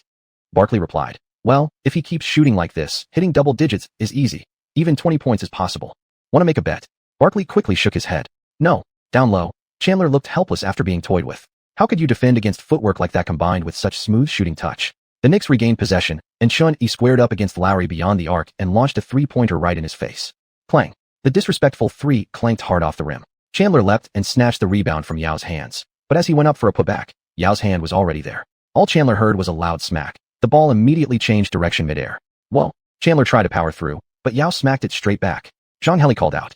Right from the opening minutes, Yao has completely outplayed the Knicks center Chandler, Yang Yi said. Zhang Heli nodded. Yao isn't fast, so when he faces forwards like Kevin Garnett, who can shoot and move quickly, he usually struggles. But players like Chandler or Dwight Howard, who are rough around the edges and need to get close to the basket to finish, Yao uses his height advantage to dominate them effortlessly. After rejecting Chandler with a massive block and gaining possession, Yao fired a long outlet pass to Lowry at the front court. On the fast break, Lowry connected with Scott for an alley-oop. Chandler's expression turned slightly bitter. Chun patted him on the hip. How many years had passed, yet he still couldn't beat Yao? Chandler and Yao had quite the history. After retiring, Yao once appeared on a show and said it was Chandler who gave him confidence to play in the NBA. When Yao was 18, Nike invited him to a global basketball camp. There, he displayed skills far beyond his peers, easily overpowering opponents each round, which made him start looking down on the competition. Coincidentally, Chandler was there and scheduled as his opponent. Before facing Chandler, Yao's coach repeatedly warned him not to let his guard down, to stay focused and bring his full strength, because his opponent, Chandler, was guaranteed to make it to the NBA. Hearing that, Yao took the warning seriously, dropped his arrogance, and approached the game with full concentration. But when the game ended, he realized he might have gone too hard. Chandler got utterly crushed. A sudden thought flashed through Yao's mind. Asterisk, this is NBA level? Then I can definitely play in the NBA, asterisk. Later, when both entered the NBA, Yao faced Chandler numerous times, and just like in that camp, he gave it his all every time, routinely demolishing Chandler. In their head-to-head matchups, Yao averaged 19.8 points, 11.2 rebounds, and 1.8 blocks per game, while Chandler managed only 11.7 points, 8.9 rebounds, and 1.5 blocks, getting outclassed statistically, with Yao also leading his team to better results. In later possessions, Chandler finally abandoned any idea of trying to go one-on-one against Yao for dominance. He settled into his role, protecting the rim and boxing out. While the Knicks struggled to find their shot early, the score remained tight. But as the quarter progressed, Gallinari and Xuanhuan started raining threes from the perimeter, slowly stretching the lead. By the end of the first quarter, the score stood at 26-22, Knicks ahead by 4. Normally limited to under 6 minutes per quarter, Yao tonight played 8 minutes in the first, scoring 9 points with 3 rebounds and 1 block. Actually, when the Rockets called timeout at the 5-minute mark, Adelman had intended to sub Yao out, but Yao felt he was in a good rhythm and asked to play 3 more minutes before coming off. To open the second quarter, Adelman inserted Brad Miller in place of Yao, flanked by former Knicks Jordan Hill and Al Harrington in the frontcourt, while keeping the backcourt duo of Kevin Martin and Lowry. Derek still ran out his starting lineup. With Houston's overall roster weaker and defense average at best, he was trying to close the gap starting from the second quarter. On Houston's first possession, Harrington drove into the paint and got met at the rim by a huge chase-down block from Battier and Chandler. This season, since joining the Rockets, Harrington's scoring had plummeted from 17.7 to just 10 points per game, and his defense was a mess. Morey deeply regretted trading Battier for Harrington during the offseason. Battier scored about 10 fewer points per game than Harrington, but at least he brought elite defense and reliable three-point shooting. Now Morey suspected that last season, D'Antoni might have deliberately given Harrington heavy shot volume to make him look like a better scorer, artificially inflating his trade value. As for Jordan Hill, the 8th overall pick who averaged only 4 points per game, the Knicks couldn't believe the Rockets actually wanted him. The Knicks regained possession. Chandler, who had looked lifeless all through the first quarter, immediately gained confidence the moment Yao Ming came off the floor. He set a screen for Xuanhuan at the top of the key and rolled down. As Xuanhuan drove into the paint, he lofted the ball toward the rim. Charging into the lane, Chandler leapt high, caught the ball with 2 hands, and roared as he slammed it home over Brad Miller. He pounded his chest hard in celebration. The crowd erupted instantly. Lob City lived up to its name. On the other end, Kevin Martin deployed his infamous flopping technique. Using a screen, he drove fearlessly into the paint, unfazed by the double team from Chandler and Gallinari, then took a low dribble step-through toward the basket. Though the heavily contested shot missed, it drew a foul on Gallinari. At times, Xuanhuan truly wished he could learn some of Kevin Martin's craftiness at drawing fouls. He loved using physical contact during drives to earn trips to the line, but no matter how hard he tried, he averaged only around 7 free throw attempts per game. Last season, Kevin Martin averaged 10.3 free throws per game with the Grizzlies. Could it be that the Rockets just naturally produce masters of drawing fouls? Amid a storm of boos, Kevin Martin calmly sank both free throws. Back on offense, the Knicks ran another pick and roll between Xuanhuan and Chandler. This time, Chandler cut toward the rim but didn't get the pass. Instead, Xuanhuan spotted Gallinari, who was in a better spot at the corner. The Italian cannon fired instantly. Clang. The ball bounced hard off the side of the rim. Chandler snatched the rebound over Brad Miller, dribbled once, spun, and slammed it down with both hands. With Yao off the court, the Knicks are absolutely dominating Houston's frontcourt, Yang said with a chuckle, watching Chandler celebrate with clear relief. Indeed, Houston's entire interior was being outplayed single-handedly by Chandler. With him anchoring the defense under the basket, the Rockets couldn't get anything going inside. Seeing the Knicks slowly stretching their lead, Adelman finally called a timeout at the 4:26 mark of the second quarter. Adelman brought Yao Ming back into the game. Chapter 162, Yao's three-pointer. After Yao Ming entered the game, the entire Rockets squad made adjustments. On the front line, Scola and Hayes returned to the court as a duo, while the backcourt pairing changed to Courtney Lee and Ismail Smith. D'Antoni replaced Chandler with Nei, while Xuanhuan took the floor alongside Ryan Anderson, Battier, and Danny Green. Originally, Coach D wanted Livingston to lead the second unit, but considering tonight's game was the Chinese Derby, Yao Ming had already taken the court. How could Xuanhuan possibly sit out? On the court, the Rockets launched their offense. Yao received the ball in the low post, faked past Nei, then once again showcased his soft touch, hitting a mid-range jumper from just outside the paint. Yao is simply unstoppable. The Knicks can't stop his scoring inside, Yang commented. Zhang Heli nodded. This season, Yao's mid-range attempts account for a career-high 63.6% of his shots, with an incredible 56.7% shooting percentage. Almost no one can contain his shot. The Knicks indeed had no effective way to counter Yao's scoring, so they looked to answer back with three-pointers. After a pick-and-roll between Chun-Yi and Xianxia, the handoff went to Danny Green, who immediately passed it back to Chun-Yi as he cut toward the baseline. A few quick crossovers later, Chun-Yi jumped and released the shot without warning. Hayes, tasked with defending him, was slightly taken aback, but by the time he reacted to block it, the ball was already in the air. The ball spun rapidly, streaking toward the rim. Swish. When Yang heard the crisp net sound, he couldn't help but be surprised. Chun-Yi's shooting form just now looked so strange. It was completely different from his usual style. Zhang Heli squinted and said, "Huh? Isn't this Stephen Curry's favorite shooting motion? The ball's already on its way before full extension in the air." Xiuxian added. Chun-Yi released the shot incredibly fast. Hayes actually anticipated it, but by the time he tried to contest, the ball had already left his hands. The three-pointer went down. Chun-Yi formed his right hand into a gun, then theatrically blew at the barrel. The Curry shooting package was just too effective, especially combined with the quick release badge. His release speed made him nearly impossible to block. On the bench, Gallinari was stunned. Can you just casually change your shooting form like that? Yesterday, it was a two-motion jump shot, and today it's suddenly a one-motion? As a shooter himself, Gallinari knew that changing your shooting form meant altering your muscle memory, release timing, and arc. Any sudden change would drastically affect accuracy, if not properly adapted to in time. Yet Chun-Yi seemed to switch freely between them. Was he a prodigy, or a freak? Back to the Rockets' possession. Smith couldn't shake off Chun-Yi's defense at the top of the key, so he called for Yao Ming to come out and set a screen. After setting the pick, Yao passed the ball and immediately moved toward the wing, where Scott was moving up to receive it. Xianxia didn't rush to the top to pressure Yao. He stayed rooted in the paint, anticipating that after passing, Yao would drive inside. Yao stood completely unguarded at the top. He hesitated for a split second, then raised the ball high over his head, flicked his wrist gently, and let it fly. Yao's shooting a three. Kenny Smith exclaimed from the broadcast booth, visibly surprised. The arc was flat, but true. After a slow, deliberate flight, the ball dropped cleanly through the net. Yao has hit the third three-pointer of his career. Kenny Smith cheered.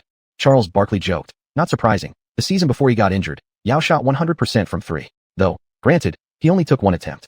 Yao's three-pointer sparked cheers among viewers back in China. I heard Yao's been practicing threes lately. If you dare leave me open, I'll show you what I can do. Yang Yi laughed. Don't forget Yao nailed 2 straight threes against Team USA back in the Olympics. Yu Jia reminded. Zhang Heli agreed. Yao is the Rockets' technical foul shooter. The three-point line isn't even that much farther than the free-throw line, so his three-point shooting shouldn't be too far off. It's just that the offensive system never gave him chances. This shot was perfectly reasonable. The three-pointer brought the score to 48-40, with the Rockets still trailing by 8. Chun-Yi grabbed the ball and drove again. At just 5 feet 10 inches, Smith had no idea how to defend him. An exaggerated crossover sent Chun-Yi gliding easily to around the free-throw line, where Yao rotated over to help. Rather than attacking straight on, Chun-Yi executed a behind-the-back dribble into a hesitation move, faking a drive to the right, and shifting Yao's balance before pulling the ball back and exploding to the left. Yao Ming's footwork shifted rapidly, nearly losing his balance. By the time he turned to chase after Chun-Yi, Chun had already spun around and completed a layup. Rockets in transition. Hayes and Scola executed a pick and roll, with Hayes using the screen to surge like a whirlwind into the Knicks' paint. But Battier, once a former teammate, knew Hayes' tendencies all too well. He perfectly anticipated the driving path, stuck out his hand, and thud, stripped the ball clean off Hayes. Danny Green grabbed the loose ball, and Chun-Yi was already streaking ahead of everyone. A full-court pass. Chun caught it smoothly, took 3 steps, and launched into a powerful windmill dunk. How much force did that 100-strength stat carry when slammed down? The rim shuddered violently. After landing, Chun felt an odd cushioning sensation in his knees. The upgrade from C-tier to A-tier knee pads made a clear difference. Rockets counterattack. Yao posted up Xianxia again, but this time his mid-range shot clanged off the rim. Over the next few minutes, as Yao's touch cooled, Houston's offense became lifeless. The Knicks seized the chance, widening the gap with backdoor cuts and outside threes. With 3:27 left in the second quarter, Yao attempted another 3 from the top of the arc. This one missed too. But he immediately sprinted inside, beating Xianxia to the offensive rebound, then took one stride and gently laid the ball in. In the following possessions, Yao stabilized the scoreline with a hook shot and a fadeaway jumper, adding 4 quick points before heading back to the bench. Adelman, seeing Yao heating up, originally didn't want him out. After all, no one else on Houston's front line was remotely usable. Yet thinking about Yao's chronic foot injury, Adelman reluctantly sent Brad Miller in. Halftime arrived with the score at 62-50, still a double-digit deficit. Yao had been phenomenal tonight, 14 minutes played, already 16 points, and 5 rebounds. Houston had fully entered trust Yao mode. Nobody imagined that today's Rockets would have to rely on an injured Yao Ming to carry them. Whenever Yao was on the floor, the game stayed close, not only scoring, but also limiting Chandler and Xianxia. The moment he sat, New York ran wild through the paint. Long-haired Scott and Magneto lookalike Kevin Martin could score, yes, but their defense was atrocious. Their defensive mistakes outweighed their offensive contributions. As for Yao's backup Brad Miller, Adelman didn't even want to use him. Miller had looked decent in the preseason, His defensive IQ, mid-range jumper, and high-post playmaking hinted at deep experience. For a while, Adelman thought the veteran might share starting duties with Yao. But now, Miller was a complete mess. Second half tipped off, and Chun-Yi and Yao Ming remained seated together on the bench, watching. Houston moved the ball with calm precision, but the Knicks didn't care about rhythm. They played brute basketball. Livingston controlled the half-court sets, while Telfair pushed the pace in transition. Kevin Martin was tough to handle. His foul-drawing ability couldn't be ignored. Even Tony Allen, defending him with maximum focus, had already picked up 4 fouls by the third quarter, an infuriating situation. The third quarter was when the Knicks broke the game open. This season, they'd done this multiple times. Third quarter surges, one decisive run after another, sealing games early. After Livingston backed down Lowry and scored several times in a row, Adelman called timeout once more. This season, Livingston wasn't just having a resurgence. His 10.2 points per game marked a career peak. With time winding down in the third, Yao Ming and Chun-Yi finally re-entered together. But the scoreboard read 84-64, a 20-point gap that had already robbed the game of suspense. Rockets fans and Chinese supporters didn't mind much. To them, it was never about winning. It was nostalgia. Yao versus Yi matchups had happened many times before, but Yao versus Chen? This was the first regular season meeting. The outcome mattered little. But Houston's management saw things differently. They craved victory. The past 2 seasons, their win rate hovered at 50%, stuck in that frustrating middle ground of the Western Conference, always just shy of playoff contention. GM Daryl Morey wanted a prime, superstar-level player to push the Rockets further. Yao's efficiency was solid, sure, but if he couldn't deliver wins, what good was it? If the right acquisition came along, Houston was even ready to trade away every player on the roster, including Yao. As for the Chinese market, Morey didn't care. 110-93. When the final buzzer sounded, Yao Ming wore his signature smile as he embraced Chun-Yi on the sideline. The New York crowd showered both players from China with cheers and applause. Yao's playing time tonight reached a season high, 26 minutes, during which he shot 8 of 13 from the field, including 1 of 2 from beyond the arc and 3 of 3 from the free throw line, finishing with 20 points, 7 rebounds, 2 assists, 1 steal, and 1 block, an extremely efficient performance. To Chinese fans, even though the Rockets lost, Yao did not. Chun-Yi played 33 minutes and tallied an all-around stat line of 27 points, 8 rebounds, 8 assists, 3 steals, and 1 block. I'll cut some weight, and I'm going to work on developing my three-point shot, Yao told Chun-Yi. Chen nodded. It was about time he lost weight. Back then, he had bulked up heavily to battle beasts like Shaquille O'Neal. While effective, it had placed tremendous strain on his knees over time. With Shaq retiring this year, the era of traditional, physically dominant centers was beginning to fade, eventually vanishing almost entirely in the coming small ball era. If Yao could truly develop a three-point shot this season, his competitiveness would sharply rise again. Chun-Yi believed Yao's three-point potential was real. If he wanted to, he could easily make it a regular part of his scoring arsenal. In the small ball era, his shooting ability would likely be no worse than that of DeMarcus Cousins or Marc Gasol. Yao seemed to be in great spirits. Even in defeat, regaining his form tonight had restored his confidence. After chatting with Yao for a while, Chun-Yi suggested they grab dinner together in New York the next day, but Yao politely declined. The Rockets needed to return home tonight to prepare for tomorrow's game. After defeating the Rockets, the Knicks would also begin their road trip the following day. Over the next week, the Knicks were set to embark on a 4-game road stand. Chapter 163. Fans turned from black to white without even realizing it. The Knicks had 9 games left in November, 6 of which were on the road. Their first stop on this 4-game road trip was the distant snow-covered plains of Denver.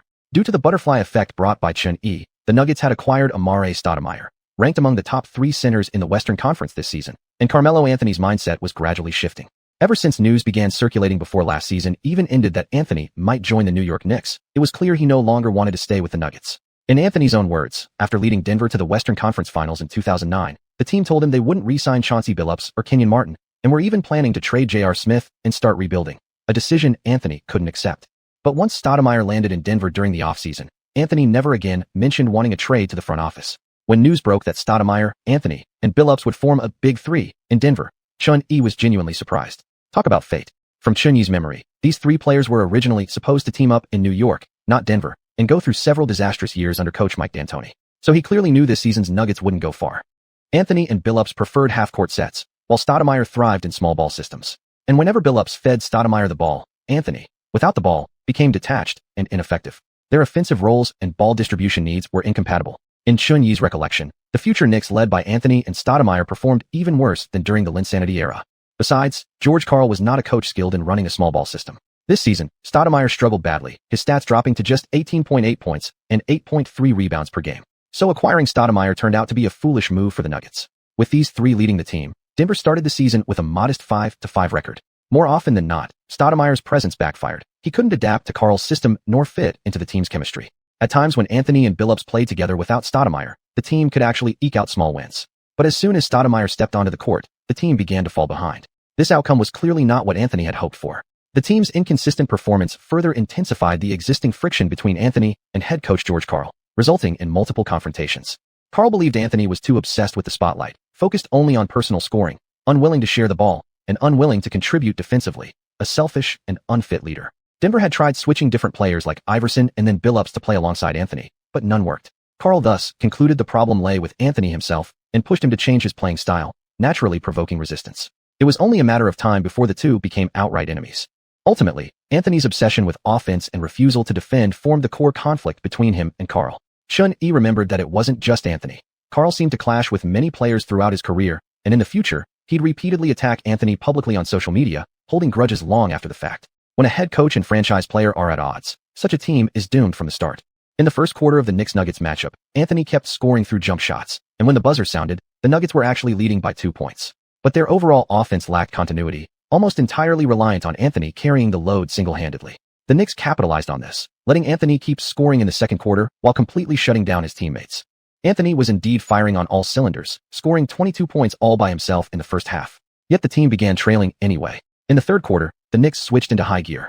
Facing a Nuggets defense that lacked any coherent structure, D'Antoni unleashed his full-paced run-and-gun offense. As Stoudemire watched Chandler repeatedly slam home fast-break dunks, envy filled his heart.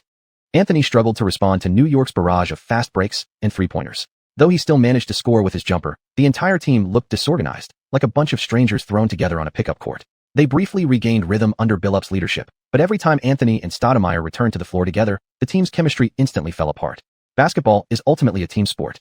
Under such circumstances, how could the Nuggets possibly overcome the Knicks relying solely on Anthony's isolation plays? Finally, when the final buzzer sounded, the scoreboard read 122-116. New York easily claimed victory on the road. After the game, a drenched in sweat Anthony stood at the sideline, hands on hips, breathing heavily as he stared blankly at the scoreboard. Anthony, who had gone berserk with 38 shot attempts and dropped 50 points tonight, received not comfort from his coach or teammates, but George Karl incessantly shifting blame beside him. Anthony ignored him completely. I scored 50 tonight. What more do you want from me? Losing the game?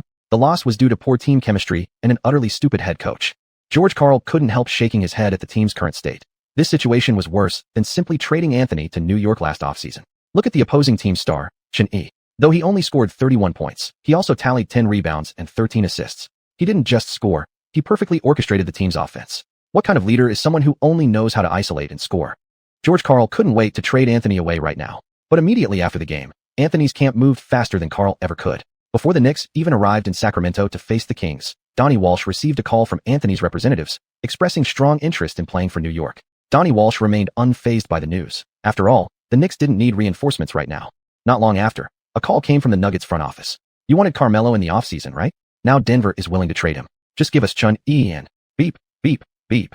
Walsh hung up before they could finish. If Anthony weren't an all-star, he wouldn't have even picked up the call, and the nerve of them to demand Xiuxian? Pure fantasy. When Xiuxian eventually heard about it, he found the whole thing highly amusing.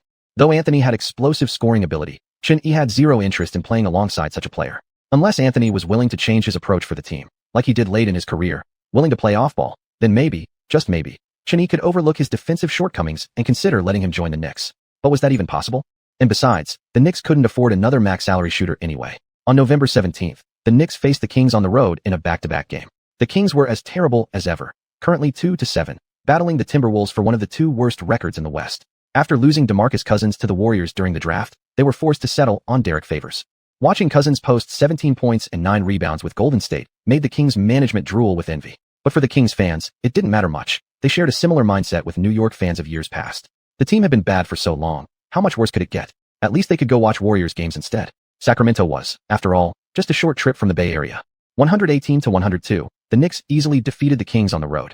Xiuxian finished the game with 27 points, 7 rebounds, and 10 assists. Yet, according to the stat sheet, Xiuxian attempted only 8 shots tonight, making 4, including 3 of 5 from 3. So how did he get 27 points? Whether due to strategic design or because the Kings players held personal grudges against Xiuxian, every time he drove into the paint, at least 3 defenders lunged at him. In the second quarter, he even completed a legendary highlight, scoring while carrying 3 defenders on his back. With this level of physical defense, and given that the referees weren't from the Adam Silver era, Xiuxian naturally earned a whopping 17 free throw attempts, making 16 of them. That alone accounted for 16 of his 27 points. Besides Xiuxian, 7 other Knicks scored in double figures. Against a team playing like this, there was no way the Kings could survive.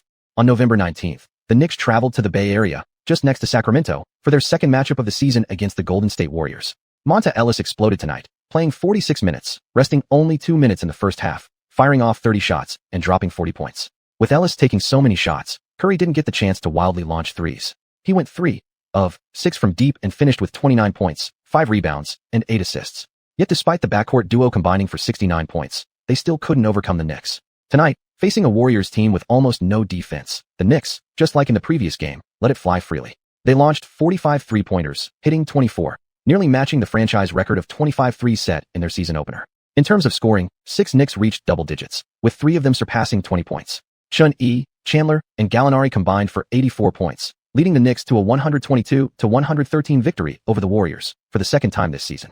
Chun-Yi played 43 minutes tonight, shooting 13 of 17 from the field, including 4 of 7 from three-point range and a perfect 5 of 5 from the free throw line, finishing with a double-double of 35 points, 5 rebounds, and 11 assists, along with 4 steals and 1 block, while committing just 2 turnovers.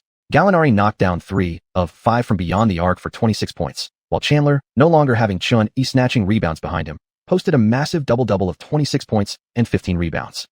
Notably, after spotting Chun-Yi's adjusted shooting form in the first quarter, Curry followed him around asking after the game whether he was secretly copying his shot, to which Chun-Yi naturally refused to admit anything. "Steven, remember, your shot isn't as accurate as mine, so it should be you imitating me," Chun-Yi said coolly. That remark sent Curry into a rage. He had already pictured himself defeating Chun-Yi in this year's three-point contest and then stomping on his face. Having swept the Warriors in 2 meetings, the Knicks' winning streak now stood at 14 games. At ESPN, the outspoken commentator A. Smith couldn't help but exclaim upon seeing the Knicks' record, "The Knicks are unstoppable right now. Not only have they set the best start in franchise history, but they're now chasing the team's all-time longest winning streak, 18 straight wins. This Knicks team keeps shocking us. I honestly can't think of any team capable of beating them. I believe breaking that 18-game streak is just a matter of time," analyst Andrew said. Last season, Andrew had fiercely criticized Chun-Yi on air, only to be embarrassingly proven wrong. Unwilling to accept defeat, Andrew started watching every single one of Chun-Yi's games, meticulously reviewing footage before each matchup. After following Chun-Yi for an entire season, Andrew realized the more he analyzed, the stronger Chun-Yi seemed to become. What's even more absurd was that deep down, he genuinely began to think Chun-Yi was incredible. Bit by bit, his criticism turned into full-blown fandom. Chapter 164, Pow Pow Pepper, Forever the Backdrop. November 20th, Staples Center. Donald Sterling, the Clippers owner watching from a luxury suite in the arena, was thrilled to see the home court completely packed. Before this season, Sterling had never seen his team's home games sell out, not even during the playoffs, when the back rows were usually sparsely filled, leaving countless empty seats. The front office had even considered lowering ticket prices. For years prior, Sterling had stubbornly refused to raise season ticket prices. He'd go as far as covering up the Lakers' championship banners and retired jerseys hanging from the Staples Center rafters whenever the Clippers played, a move that drew widespread criticism from fans and Lakers legends alike. Most of Los Angeles supported the Lakers. Add to that the fact that the Lakers were experiencing a resurgence of their dynasty, winning 2 titles in 3 years, giving fans long-awaited pride to stand tall against Boston supporters. Who would care about the Clippers, a team that had made the playoffs only once in 10 years? Los Angeles belonged to the Lakers. That idea was practically etched into the minds of locals and fans everywhere. But this season brought a shift for the Clippers. Attendance had increased by 7.9% compared to last year, all thanks to Blake Griffin's return from injury. Griffin, dubbed the White Fuesog, was nothing short of miraculous in the eyes of Clippers fans. In an era where individual player stats weren't yet inflated, averaging 20 points and 10 rebounds was rare. But rookie Griffin was putting up 22.5 points, 12.5 rebounds, and 4.1 assists per game, and each week, highlight reels featured another jaw-dropping dunk from him.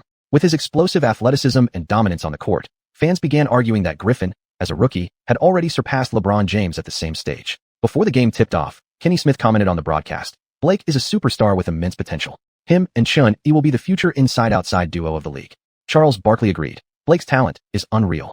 Among the 2009 draft class, only Chun-Yi ranks above him. On the other side of the Pacific, commentators from China Central Television shared the same high expectations for Griffin. Yang Yi said, "Who said 2009 was a weak draft class? Chun-Yi and Griffin are future megastars. Not to mention Curry from the Warriors and Evans from the Kings. Their performances have been outstanding too. Griffin and Chun-Yi have very similar scoring numbers in their rookie seasons," Yu remarked, then asked, "Coach Zhang, if Griffin hadn't been injured last year, who do you think would have won Rookie of the Year?" Zhang Heli replied without hesitation, "I still think it would have gone to Chun-Yi. Their scoring is close, but Chun-Yi contributed far more to his team, especially in organizing plays and connecting teammates. Last season he averaged 7.3 assists per game and led a severely weakened Wizards squad all the way to the second round of the playoffs." Yang Yi nodded in agreement. "Exactly. Griffin's stats are great, but the Clippers are sitting at 1 win and 12 losses, a disastrous record, dead last in the Western Conference. Meanwhile, last season, Chun-Yi came in and immediately led his team to a 9-game winning streak. I don't think I'm remembering that wrong. At center court, during pre-game warm-ups, Clippers guard Randy Foye approached Chun-Yi to greet him. Foye and Chun-Yi had been teammates last season. Chun-Yi had taken over Foye's starting spot, and at first, Foye had resented him. But after witnessing Chun-Yi's play firsthand, he realized his own limitations and quietly accepted his role on the bench. Chun-Yi, on the other hand, couldn't help but feel sorry for Foye. Last season, he'd lost his starting position on the Wizards. Now, joining the Clippers, his starting spot was snatched away again, this time by a rookie named Eric Bledsoe.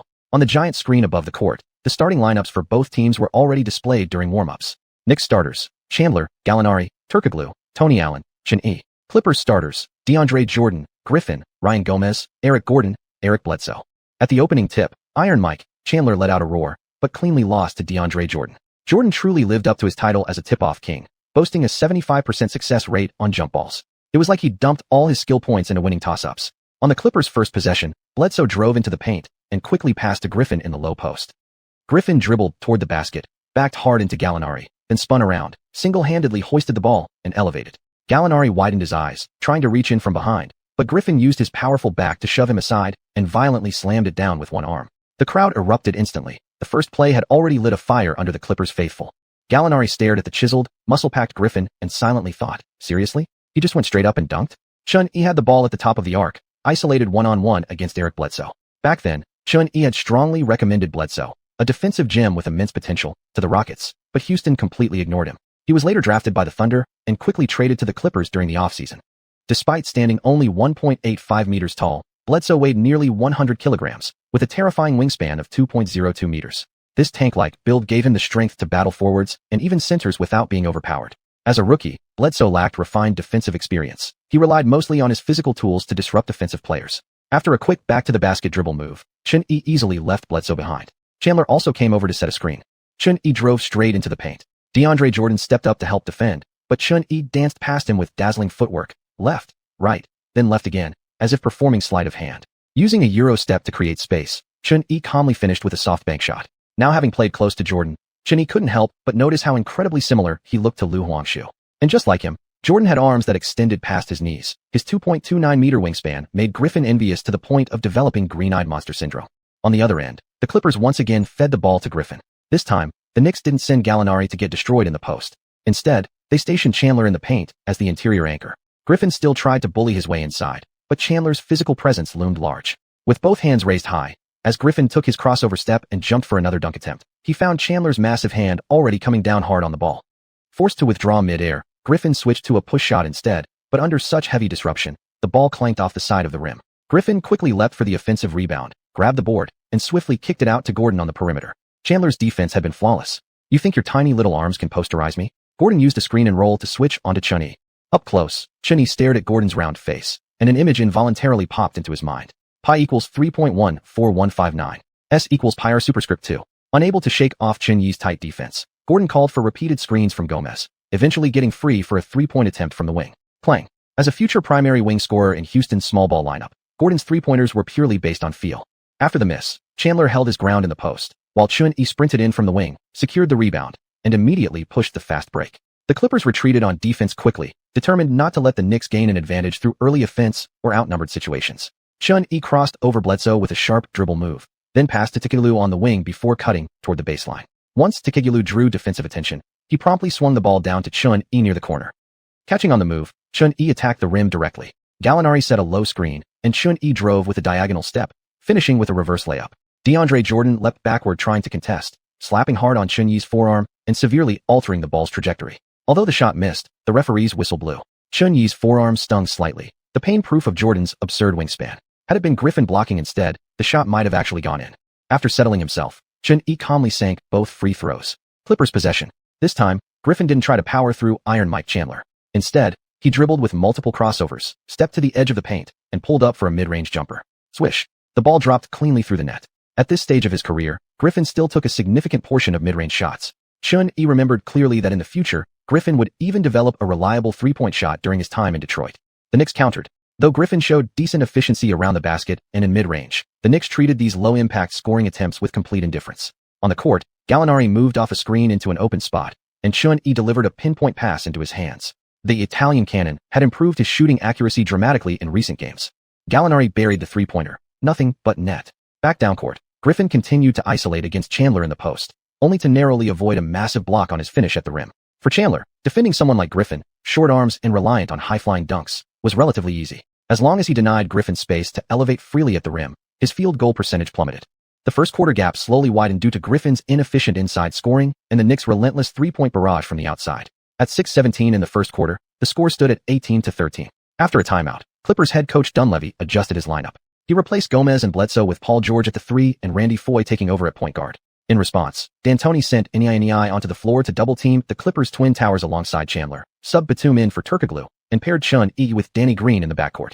Play resumed with Foye initiating a pick-and-roll. As Jordan rolled to the rim, Foye lobbed the ball into the paint. Jordan took one dribble and launched into a flying layup, but under the double-team pressure from Chandler and xiuxian, all the Clippers' front-row fans heard was a loud bang. The basketball flew straight up like a volleyball, arcing directly into the stands. A volleyball-style block. After Tyson swats that ball, it's like he's saying, "This is the Knicks' no-fly zone." Charles Barkley exclaimed excitedly. A stunned Jordan quickly ran to the sideline to retrieve the ball and prepare for the inbound. Without Paul, Double J, Jordan really didn't live up to the real Jordan name. The Clippers reset for another possession. Since the ball went out of bounds without resetting the shot clock, they only had 8 seconds left. 8 seconds was more than enough for the Knicks to run a full-court play, but not for the Clippers. Foye tried to shake off xuanhuan on the perimeter, but failed. With just over 2 seconds remaining, he dumped the ball to Paul George near the baseline. George, under pressure from Batum, had no choice but to rise up with his toes on the three-point line for a contested shot. Clang. Chandler secured the rebound and immediately fired it to xuanhuan to ignite the fast break. Danny Green caught the ball on the wing and fired a trailing three, but answered with an ironclad miss. After the ball bounced in front of the free-throw line, xuanhuan scooped it up. By then, the Clippers had already reset their defense. xuanhuan retreated to the top of the key to reorganize. Foye's defense couldn't compare to even rookie-level Bledsoe. With a simple behind-the-back dribble followed by a crossover step, xuanhuan blew past him effortlessly. Near the side of the paint, Griffin stepped up to cut off xuanhuan's driving path to the rim.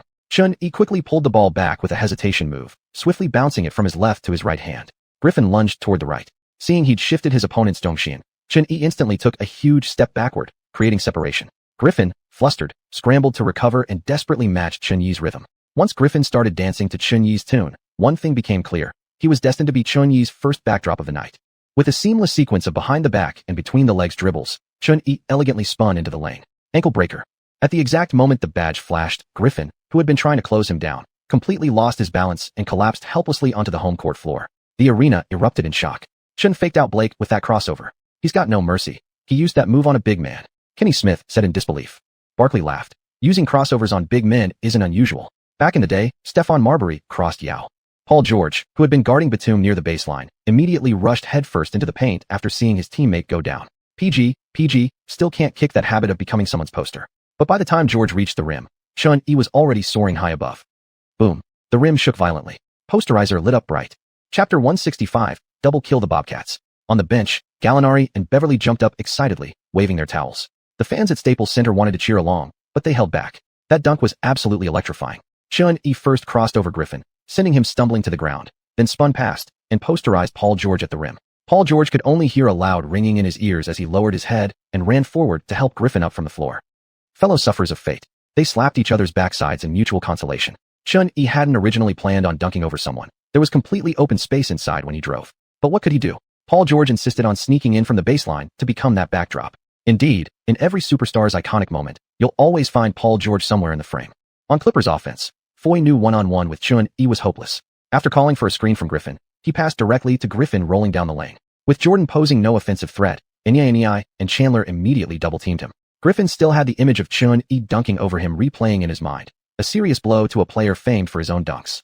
He tried imitating xuanhuan, rapidly dribbling side to side. It didn't achieve much, but it sure looked flashy. Same spot, same spin. Griffin had already pictured those two tall defenders becoming his personal backdrop, but Chandler and xiuxian came at him like two iron walls. High in the air, Griffin couldn't even locate the rim anymore. As his right hand carried the ball toward the basket, his body was already falling back down. In desperation, he flicked his wrist at the last second, releasing an extremely awkward, leaning back shot that somehow went in. Though the ball counted, Griffin felt absolutely no joy. Back on the bench, Beverly, who was guarding the water cooler, suddenly shouted, "Hey, that big guy across the court plays soft like the puff pastry I ate this morning. One gentle bite, and it just melts away."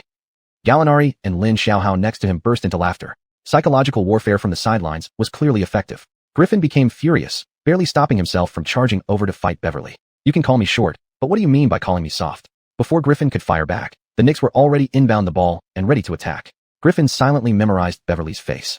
On the court, after a pick and roll with Inai, Xian blew past Jordan's defense. Griffin seemed distracted, leaving Chandler an opening to cut inside. Xian lofted the ball toward the rim. Clang. Chandler soared high, throwing down a violent one-handed dunk. Jordan took a deep breath watching this unfold. Coach, I want to play like this too. Xian played 10 minutes in the first quarter before sitting out. When the first quarter ended, the Knicks led 30-22. In the second quarter, Griffin returned with Brian Cook, Paul George, Gordon, and Foy, while Xian sat on the bench observing. After Gordon and Paul George each knocked down a three-pointer early on, D'Antoni brought in Tony Allen and Beverly to lock down the opposing wings. At 2:34 in the second, Griffin received a pass from Foy near the elbow. Seeing no defender around, he sank a long mid-range jumper. Yet Griffin wasn't happy afterward. The tiny black guy across from him was grinning widely, showing his teeth. Griffin instinctively took it as mockery. On the Knicks' end, Beverly assisted Ryan Anderson on a top-of-the-key three-pointer, preserving their lead. Back to the Clippers' possession, Griffin caught the ball at center court and actively called for Foy to set a screen. Griffin had solid ball-handling skills and often initiated plays for the Clippers. Dribbling toward the basket while shifting onto Beverly, he bounced the ball rapidly from left to right, then suddenly exploded, trying to bull his way past Beverly into the paint. But Beverly clung to him like sticky tape. As Griffin switched hands preparing to accelerate, Beverly's hand swooped in and stripped the ball clean.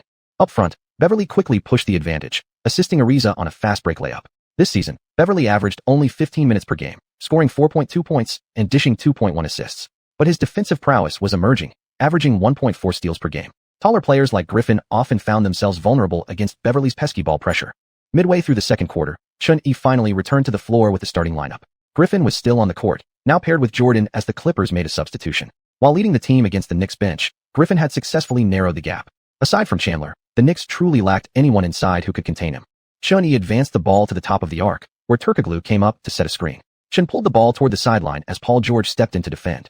Once again, it was a one-on-one between Xian and Paul George. Xian rhythmically dribbled with consecutive crossovers, then abruptly gathered the ball and took a step back. The signature step-back three-pointer. Paul George was instantly left a full body length behind. As soon as Xian released the shot, range extender lit up brilliantly. After range extender had maxed out, Xian discovered that it wasn't just logo threes that triggered the badge. Any spot one step beyond the three-point line could now benefit from its bonus. Swish. The three-pointer dropped, making the score 48-42. When Chandler returned to the game, Griffin's post offense stopped working. He was forced to settle for lower efficiency mid-range jumpers. Meanwhile, the Knicks ramped up their outside scoring attack. By halftime, the lead had once again ballooned into double digits. In the third quarter, thanks to Gordon hitting all 3 of his three-point attempts, the Clippers managed to stay alive, preventing the Knicks from blowing the game open early. Xianxi's long-range shooting fell off during the third quarter, so he handed over perimeter duties to the Knicks shooters and instead increased his drives to the basket, drawing multiple defensive fouls in succession. Young Griffin was indeed fearless. Although he had short arms, his elite leaping ability and athleticism more than made up for it. Even under Chandler's defense, Griffin repeatedly powered through for tough finishes at the rim. He also possessed a respectable mid-range jumper. Whenever the paint was locked down, he'd retreat to find space and launch. But the Knicks played steady basketball in the second half. Once Gallinari caught fire, his three-point shooting kept New York ahead by double digits throughout. Ultimately, this battle between two elite 2009 draft prospects ended with Xian on top. 125-114, the Knicks easily dispatched the Clippers. Xian played 39 minutes, shooting 8 of 18 from the field, a perfect 10 of 10 from the free throw line, and 3 of 8 from deep, finishing with 29 points, 4 rebounds, 11 assists, and 2 steals. With Griffin and Jordan dominating the boards, there simply weren't many rebounding opportunities for Xian tonight. Chandler, tasked with guarding Griffin, turned in another solid performance. On offense, he racked up 16 points on easy putbacks and fast breaks, along with 14 rebounds. Gallinari led all scorers with a blistering 31 points, going 6 of 8 from beyond the arc, a complete offensive eruption. After the game, Xian said to Gallinari, "Danilo, keep this up, and you might just win Most Improved Player this year." Gallinari was thoroughly inspired, immediately resolving to wake up every morning at 4 a.m. to train. Xian wasn't just giving empty praise. Gallinari had genuinely taken a massive leap this season, averaging 24.3 points, 4.1 rebounds, and 2.2 assists per game. He was launching 7.3 threes per night and making 3.2 at a crisp 43.8% clip. Compared to last season's 15.1 points, 4.9 rebounds, and 1.7 assists, Gallinari had nearly added 10 points per game, making him a serious contender for Most Improved Player.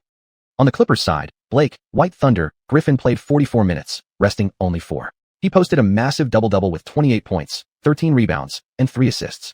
There was no doubt about Griffin's scoring ability. Had it not been for Chandler's physical defense, his stat line would have looked even better. The second best performer for the Clippers was Eric Gordon, who poured in 25 points, going 5 of 8 from 3. Without his shooting, the Knicks would have extended the lead much earlier.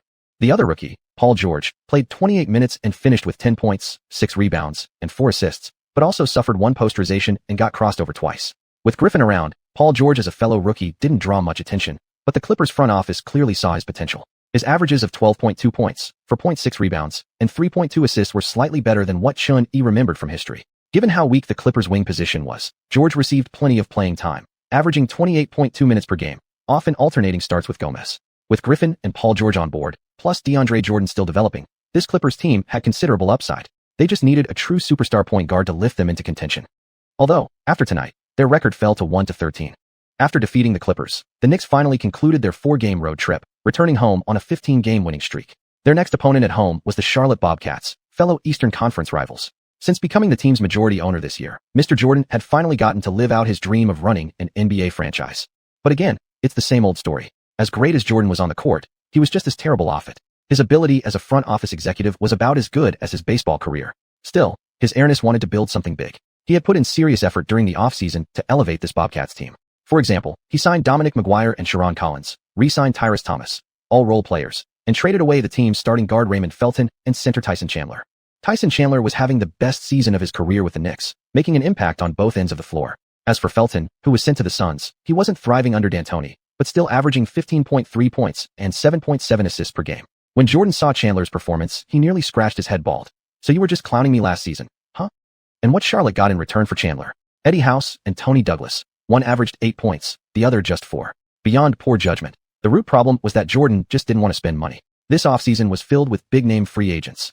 All he needed to do was open his wallet, and there was no way a star wouldn't come aboard. This isn't baseless hate either. Xuanhuan clearly remembered that after the Bobcats rebranded as the Hornets, they finally developed Kemba Walker into a star, only to refuse him a max contract. In Xuanhuan's opinion, the smartest move of Jordan's entire management career was signing himself to the Wizards back in 2001. This season, both Gerald Wallace and Steven Jackson had regressed significantly. A roster without a single star player stood no chance against the Knicks. 120-93, the Knicks crushed the Bobcats at home, securing their 16th straight win. Xuanhuan, who clocked out after just 3 quarters and played only 29 minutes, finished with a modest stat line of 24 points, 5 rebounds, and 8 assists. That very night, before the seats in the home locker room even had time to cool down, the Knicks were already flying out again for another road game. Their opponent on November 24th? The Bobcats. Again. Back-to-back games. This time, returning home, the Bobcats were determined not to be swept. Even Jordan showed up in person. With the basketball god watching, the Charlotte fans came out strong, showering their team with thunderous cheers. From the opening tip, the Bobcats displayed intense offensive hunger. Yet, their own rims nearly got dented from all the clanging bricks. It wasn't because the Knicks' defense had vanished. It was simply that the Bobcats' shooters were ice cold. With Wallace and Warrior St. Jackson missing their shots, the team lacked any real go-to scorer. Still, the homecoming Bobcats showed progress. They lost 87-102, going down by just 15 points, keeping the margin under 20 and preventing the Knicks from ending the game early once more. Chapter 166. All kinds of poisonous predictions. On November 26th, the Knicks continued their road challenge against the Detroit Pistons. The fact that 36-year-old Ben Wallace was still starting for this team showed just how barren the Pistons roster had become. Ben's defensive awareness and experience were still there, but his body simply couldn't keep up anymore. Without the explosive leaping ability he once had in his prime, his intimidation factor in the paint had drastically diminished. Besides, the Knicks weren't about to engage in an inside battle anyway. 114-92, the Knicks won this game comfortably. Early in the second half, Chandler blocked 3 consecutive layups from the opposing team, effectively turning Detroit's no-fly zone into New York's own restricted airspace, dominating as visitors. Worth noting is that during the offseason, the Pistons signed T-Mac, a star player nobody else wanted. However, this season, McGrady averaged only 8.2 points per game, providing little meaningful contribution to Detroit. His days of playing in the CBA seemed closer than ever. Moreover, after this road victory over the Pistons, the Knicks improved to 18-0. Not only did they set a franchise record for the best start to a season, but they also tied the longest winning streak in Knicks history. The last time the Knicks won 18 straight games was during the 1969-70 season, when they went on to defeat the Los Angeles Lakers 4-3 in the NBA Finals, capturing the first championship in franchise history. New York fans were ecstatic. 18 straight wins equals a championship? After defeating the Pistons, the Knicks finally ended their month-long road trip. Their next 2 games would be played at Madison Square Garden. On the 28th, the Knicks hosted their crosstown rivals, the Nets, at home. Without xiuxian, the Nets drew significantly less attention. However, this season, the inside-outside duo of Wall and Brook Lopez had boosted the team's performance. At 9-8, they were currently clinging to a playoff spot. Before tonight's game, Lin Shuhao approached Coach D'Antoni, requesting more playing time. Xuanhuan and D'Antoni both understood his underlying motivation. Lin, like Wall, was part of the 2010 draft class, and interestingly, both were projected as players similar to Xuanhuan. Physically, Lin believed he matched Wall in most measurable stats, and in terms of initial burst speed, he even thought he had the edge. So why was Wall the #1 overall pick while he slipped all the way to the second round? Seeing Lin's frustration, Chun-Yi really wanted to tell him, *Be grateful, brother how? In my world, you didn't even get drafted, *. This season, within D'Antoni's system, Lin had thrived off the bench. Averaging just around 10 minutes per game, he put up solid numbers, 8.6 points, 2.2 rebounds, and 4.3 assists, showing impressive efficiency. Chun-Yi had previously encouraged Lin to work more on his shooting.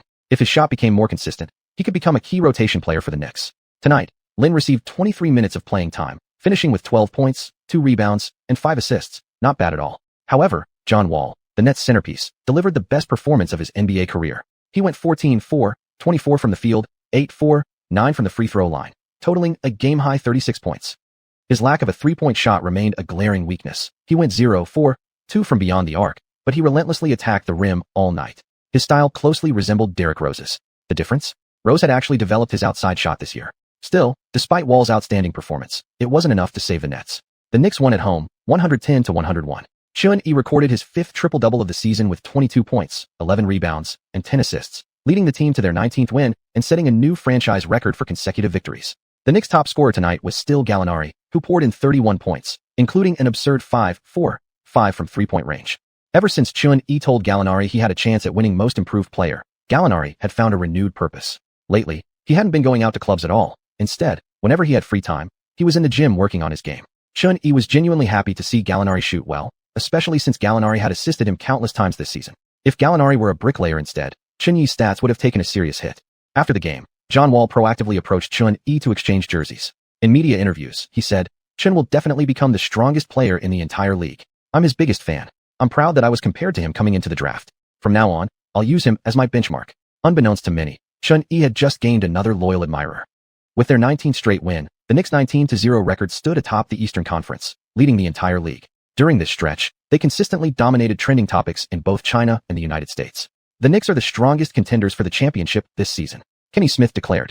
Charles Barkley also commented, "Which team can possibly stop the Knicks' winning streak now? The Heat and the Celtics, both championship favorites, have already fallen to them." Yang Yi, a commentator from China, said, "The Knicks' 19-game winning streak is simply incredible. Not to mention, their average scoring of around 110 points per game ranks first in the league." Xiuxian added, "Keep in mind, the Knicks' greatest strength lies in defense. For them to lead the league in scoring as well shows they've become a true powerhouse on both ends of the floor." Zhang Heli said, "The last time the Knicks won 18 straight games was 40 years ago. Back then, there weren't nearly as many teams in the NBA, and players' physical conditions and tactical systems weren't as developed as today. In terms of overall competitiveness, this current era is far stronger. So, I'd argue these Knicks are the greatest Knicks team in history." In addition, Spurs head coach Greg Popovich, seeing the Knicks record, said during an interview, "This is absurd. I've watched the Knicks play. They're one of the strongest teams in the East. Coach Mike has emphasized defense this season, and they'll definitely go deep into the playoffs." Knicks legend Patrick Ewing also stated, 19 straight wins? That's insane. I truly believe this year's Knicks have a real shot at making it out of the Eastern Conference to compete for the championship." The New York Sports Times also placed the Knicks' recent winning streak in its most prominent spot. The long-dormant Knicks will rise this season.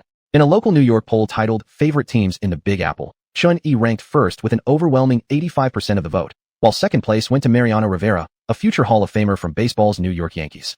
Moreover, in the latest issue of Time magazine, Chun-Yi had already become the cover story. Almost every media outlet was unanimously backing the Knicks, only missing the actual words, "Knicks are champions," pasted directly onto their foreheads. On November 30th, the Knicks were finally cursed to death by all the overzealous praise from commentators and fans.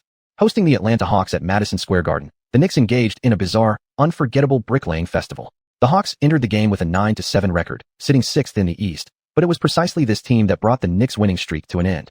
The first quarter played out relatively normally. At the end of the period, the Knicks even led 28-24. But in the second quarter, things began to unravel. First, Chun-Yi missed 2 three-pointers in a row. Then, Gallinari caught fire, on the wrong side. He returned the favor with 2 bricks of his own from beyond the arc. The only long-range shot he made before halftime was a 2-pointer from just inside the line. In the second half, the Hawks joined in on the shooting disaster. Crawford and Joe Johnson kept feeding Horford and Chandler down low, while Bibby remained the odd man out, going 4-5 from downtown. Over the entire second half, the Knicks shot 3-4-20 from three-point range. Even the usually unflappable D'Antoni nearly choked on his own breath. When the final buzzer sounded, the rims in New York could finally breathe a sigh of relief. The final score read 80-89. The Knicks lost by 9 points at home to the Hawks. Some fans who only looked at the stats without watching the game thought both teams were locked in an intense defensive battle. Chun-Yi played 37 minutes, finishing with just 23 points, 7 rebounds, and 6 assists. He went 2, 4, 7 from 3, hitting only 28%. After several explosive performances, Gallinari proved unsustainable, collapsing alongside Xuanhuan with a brutal 1, 4, 8 from deep. Meanwhile, though the Hawks weren't much better overall, their big man Al Horford put up 17 points and 11 rebounds, and 7 different Hawks players reached double figures in scoring. After the game, when asked about the end of the winning streak, Xuanhuan said, "It still feels a bit disappointing, but we knew this day would come eventually. Players inevitably have off nights, and after all, we're still a newly assembled team that needs more time to gel." The Knicks losing to the Hawks came as a shocking slap in the face for most media outlets. Even if they were to lose, everyone assumed the Knicks would only fall to elite Western Conference teams like the Lakers or Spurs. But Charles Barkley didn't seem too bothered. He still viewed the Knicks as the undisputed top team in the East. The Knicks' defense has been phenomenal. "I can't believe Mike D'Antoni, known as an offensive guru, has managed to build such a strong defensive team," Barkley said on a talk show. Kenny Smith agreed, "And their defense is very intelligent." Some fans have wondered why players like Derek, Steven, and Carmelo were able to score high points against them. The reason is that the Knicks know exactly how to cut off a star player from his teammates. Barkley nodded. "They let the players they can't stop score, but shut down everyone else. Basketball is a team sport. When only one guy is playing ball, it's nearly impossible for that team to win." Suddenly, Kenny Smith said, "I remember how the Raptors used to defend Kobe like that, but they never expected that night would become the historic 81-point massacre." Barkley scoffed. "The Raptors? What a bunch of garbage. Don't even compare them to this tough, balanced Knicks team that excels on both offense and defense." With November's games concluded, the NBA updated its MVP rankings. Xuanhuan moved past LeBron James to claim first place. Chapter 167, Xiuxian's surprise attack. After the games in November concluded, the first opponent in December was the New Orleans Hornets. Although it was an away game, it wasn't for another 3 days, giving Xuanhuan a rare chance to take a few days off. The NBA quickly announced the major awards for the first month of the new season. The Eastern Conference Player of the Month went uncontested to Xuanhuan. In this month, Xuanhuan started in 16 games as team leader, achieving a stellar record of 15 wins and only 1 loss. Besides the outstanding team performance, Xuanhuan's individual stats also ranked near the top league-wide. Over these 16 games, Xuanhuan averaged 38.7 minutes per game, putting up 29.1 points, 7.4 rebounds, 10.4 assists, along with 2.6 steals and 0.9 blocks per game. He attempted 19.8 field goals per game, making 10.1 at a shooting percentage of 51.3%. He sank 6.2 of his 6.8 free throws, achieving a 91.7% free throw rate.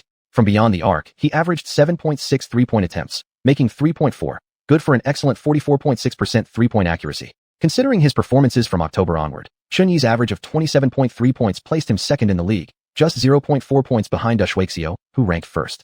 His 2.8 steals per game led the entire league, while his 1.2 blocks per game were the highest among all guards. Delivering such a performance in only his second season, lifting the Knicks from league worst a few years ago to the best team in the conference, left everyone stunned. Absolutely terrifying. Dwight Howard had hoped to contend for the Player of the Month after leading the Magic to a 13-4 record, but upon seeing Xuanhuan's stats, he abruptly came back to reality. As Xuanhuan remembered, the Western Conference Player of the Month went to Deron Williams. This month, Deron averaged 21.9 points, 4.2 rebounds, and 9.9 assists, leading the Jazz to a 14-5 record. Xuanhuan recalled that this year would see Deron factor Williams' conflict with Jazz head coach Sloan escalate dramatically, eventually leading to his mid-season trade. But now, due to the butterfly effect caused by Xuanhuan himself, whether that trade would still happen remained uncertain. As for the rookie rankings, there weren't many surprises. The Western Conference Rookie of the Month went to Blake Griffin, whose averages of 22.7 points, 11.6 rebounds, 3.8 assists, and 2.7 blocks in November already put him at all-star level. Despite the Clippers' current record standing at 4 wins and 15 losses, in their final game last month, Griffin delivered 31 points and 13 rebounds to lead his team to a victory over the Spurs, the Western Conference leaders at the time.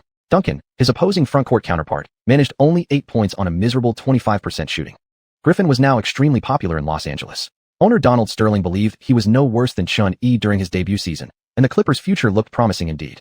Cousins, selected by the Warriors, was also performing exceptionally well. Currently feeling rather frustrated, Cousins believed that had Griffin played last season, the title of top rookie in the West would have undoubtedly belonged to him.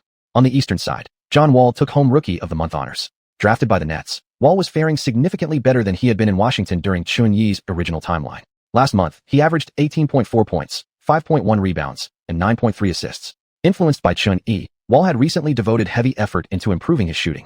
Teaming with Brook Lopez as a dynamic inside-outside duo, the Nets currently held a 9-9 record. At this pace, they stood a real chance of cracking the playoffs in the East.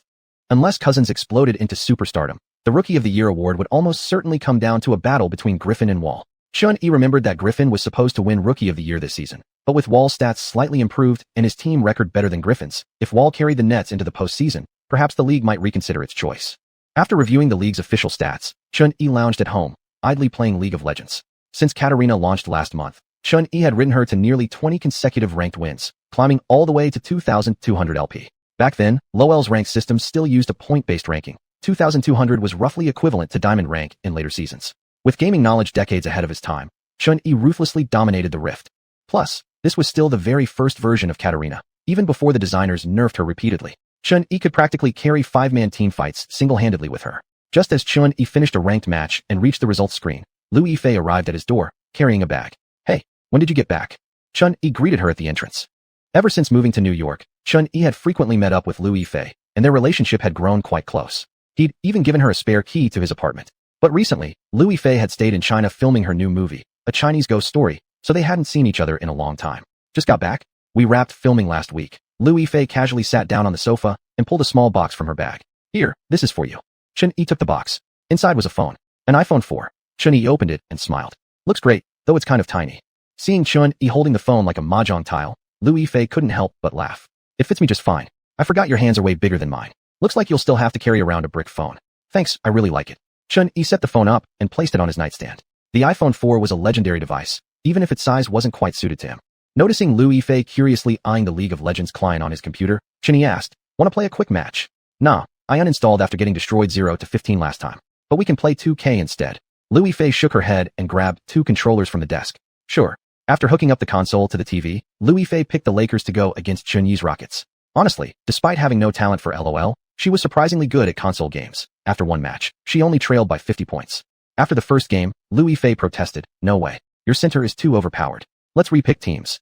"How do you want to pick?" Liu Yifei asked. "Who are the tall and strong centers in the NBA?" As Chun-Yi adjusted the settings, he said, "Tall? Yao Ming. Strong?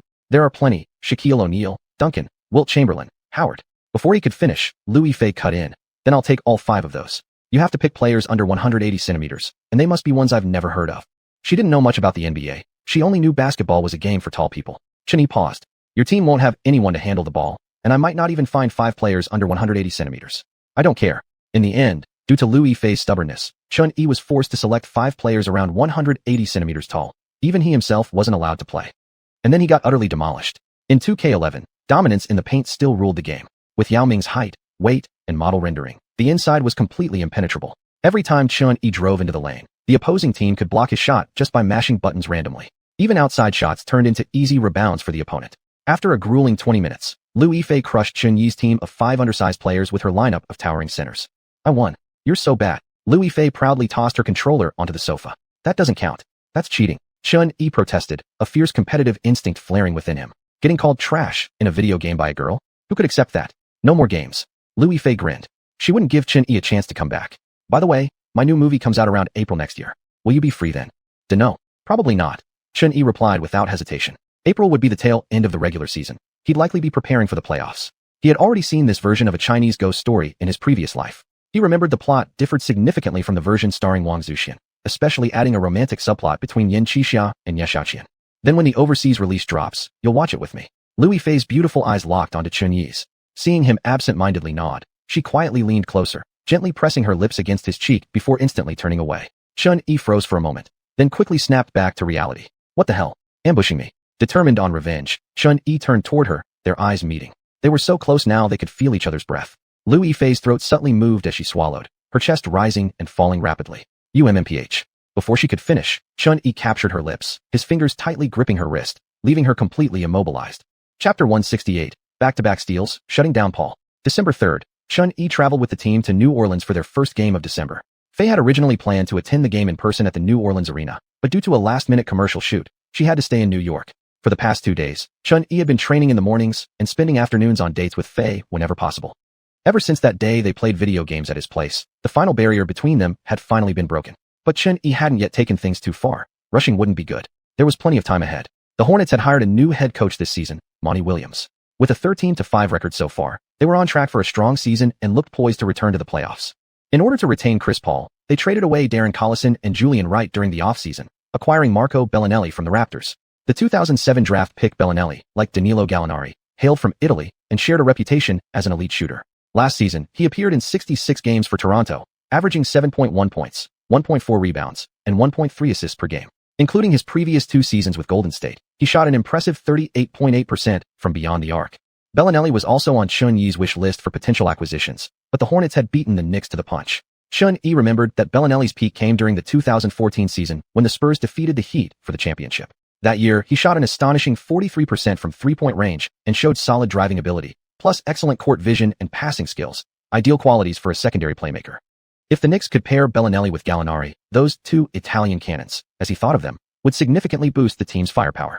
During pre-game warm-ups, Gallinari greeted Bellinelli warmly, and the 2 exchanged shooting tips. "Our point guard Chun is just incredible. Playing alongside him is so easy. I've already increased my scoring average by nearly 10 points, Gallinari proudly boasted. Bellinelli replied, "Well, our point guard is Chris Paul, the greatest passer of the new century. My three-point percentage has skyrocketed this season too." Gallinari scoffed, "So what? Chen's going to help me win Most Improved Player this year." Chunyi's promises had clearly left a deep impression on Gallinari. As the 2 went back and forth boasting about their respective point guards, Chandler was catching up with Paul nearby. Paul eyed Chandler's rising stats and dominant rim protection in the paint, silently cursing his own management once again. If only they hadn't traded Chandler, the 2 of them would have become the league's most formidable inside-outside duo. Paul had long been frustrated with the front office. And now, the relationship with the new coach, Monty, wasn't going well either. At just 38 years old, Monty was the youngest head coach in the league. Paul considered him inexperienced. Monty often failed to connect with players, and the 2 constantly clashed over tactics and decisions, frequently erupting into heated arguments. To Paul, Monty was only slightly less annoying than Scott. Ironically, Monty and Paul would later reunite near the end of Paul's career with the Phoenix Suns. That year, against all odds, they led a previously struggling Suns team out of the Western Conference and all the way to the finals. Tragically, after taking a 2-0 lead, they allowed the Bucks to come back and win 4 straight, snatching the championship just within reach. That might have been Paul's last real chance. Chun-Yi remembered how, after that finals loss, Monty had withdrawn into himself for months. Eventually, he reached out to veterans like Rivers, Popovich, and McMillan, seeking wisdom on how to recover from devastating defeat. After warm-ups concluded, the giant screen quickly displayed both teams' starting lineups. Knicks, Chandler, Gallinari, Turkoglu, Tony Allen, Chun-Yi. Hornets, Okafor, Jason Smith, Quincy Pondexter, Bellinelli, Paul. At the tip-off, Chandler leaped with full force, stealing the opening possession from Okafor. On the Knicks' first offensive set, Chun-Yi ran a side pick-and-roll with Chandler. Paul, a master at navigating screens, knew perfectly well that if a switch left Chun-Yi matched up against Okafor, the big man would likely become tonight's first highlight reel victim. Under Paul's direction, Okafor tried to stick close to Chandler, but he was too slow. Chandler had already exploded toward the rim. This pick-and-roll play was one Chandler had executed countless times. He could have timed his jump blindfolded. Clang. Chun-Yi lofted the ball toward the basket anyway, and Chandler finished the job midair. As he landed from the dunk, Chandler flexed his biceps, glaring menacingly at Okafor. When the Hornets had completed the trade with the Bobcats, sending Chandler to acquire Okafor, the Hornets front office had publicly claimed that Okafor is undoubtedly superior to Chandler, words that had stayed with Chandler ever since.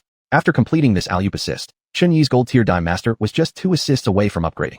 Hornets offense. Paul also ran a pick-and-roll with Pondexter at the top of the key. Pondexter was a rookie this season, acquired by the Hornets in exchange for 10th overall pick Cole Aldrich from the Thunder. However, he hadn't yet developed a reliable outside shot and could only cut into the paint, failing to space the floor. Paul faked past Turkoglu and accelerated through the elbow area. When Chun-Yi came over to double-team him, Paul immediately shifted direction and drove toward the opposite baseline. With a quick crossover followed by a spin move, before anyone could even see what Paul had done with the ball, it was already on the ground, bouncing through Chun-Yi's side and into the paint.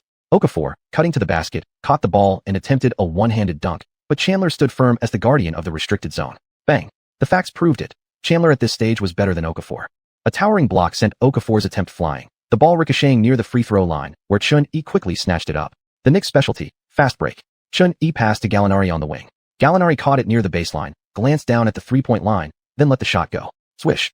3 points good. The score now read 5-0. What a shame, said Xianxia. Paul delivered a great pass. Okafor tried to challenge Chandler head-on inside, but got fully rejected. Xianxia nodded. Last season, Paul had his meniscus removed. Otherwise, he definitely would have just attacked straight to the rim after the screen. On the ensuing possession, Paul ran another pick with Okafor and, master of exploiting mismatches, used a quick shake on Chandler to knock down a mid-range jumper near the free throw line. Knicks offense again. The Hornets' transition defense was fast, with Paul sticking tight to Chun-Yi all the way from the backcourt, denying any chance of an early offensive push. Once Chun-Yi brought the ball across half-court, the entire Hornets defense focused on him. Another screen from Gallinari. Chun-Yi made a sudden directional change early, blowing past Paul and driving straight toward the rim. Inside, Okafor and Jason Smith formed a wall. Chun-Yi didn't force it. After a 3-step takeoff, he twisted midair and flung the ball back out to Gallinari waiting at the top of the arc. Facing wide open space, Gallinari let it fly. Swish. The Italian cannon fired again, his second three-pointer. On the other end, Bellinelli received the ball in the corner hoping to answer with a three, but under Tony Allen's suffocating defense, his shot clanged off the rim. Okafor grabbed the offensive board and fired out to Pondexter on the wing. Bellinelli repositioned himself in the corner. Okafor set a screen for Jason Smith, trying to send him cutting into the paint, while Paul stood at the top directing traffic. Turkoglu stayed glued to Pondexter, preventing a simple pass inside. Xianxia stole a glance at Paul's position and quietly took a half-step backward. Pondexter, holding the ball and half-turning against Turkoglu's pressure, targeted Paul at the top and whipped the pass through. Xianxia instantly exploded forward. Smack. Mid-flight, a black blur shot out and altered the ball's path. Xianxia stole it cleanly and blazed down the court. Paul chased up to the free throw line, but upon seeing Xianxia already elevate, he gave up the pursuit. Xianxia slammed it home with both hands violently. Xianxia anticipated the pass perfectly, then immediately turned it into a powerful transition dunk, Yang commented. Zhang Heli added, their young Pondexter clearly lacks experience. That passing lane was clearly one Xianxia had read. He just dared to throw it there, handing over the steal. Yuja nodded. Xianxia currently leads the entire league in average steals per game this season. Hornets offense. This time, after calling for Okafor's screen, Paul was immediately double-teamed by Chandler and Xianxia. Paul glanced at Okafor but decided to take the shot himself. Quick front crossovers, then driving past Xianxia into the paint. Xianxia retreated while keeping both hands high. Paul stepped inside the paint, then elevated with a slight fadeaway, releasing a floater. Flying along with that floater was a small blue orb. Ding. Host has obtained a star aura, exclusive badge, master of the floater.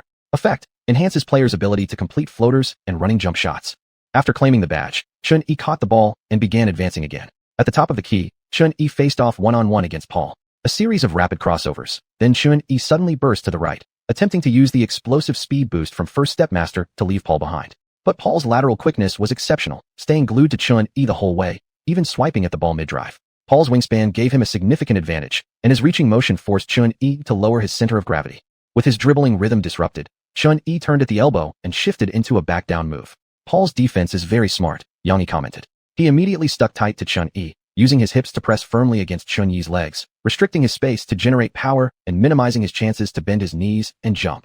This tactic of Paul's was indeed effective against shooting-oriented players. But his opponent this time was Xianxia.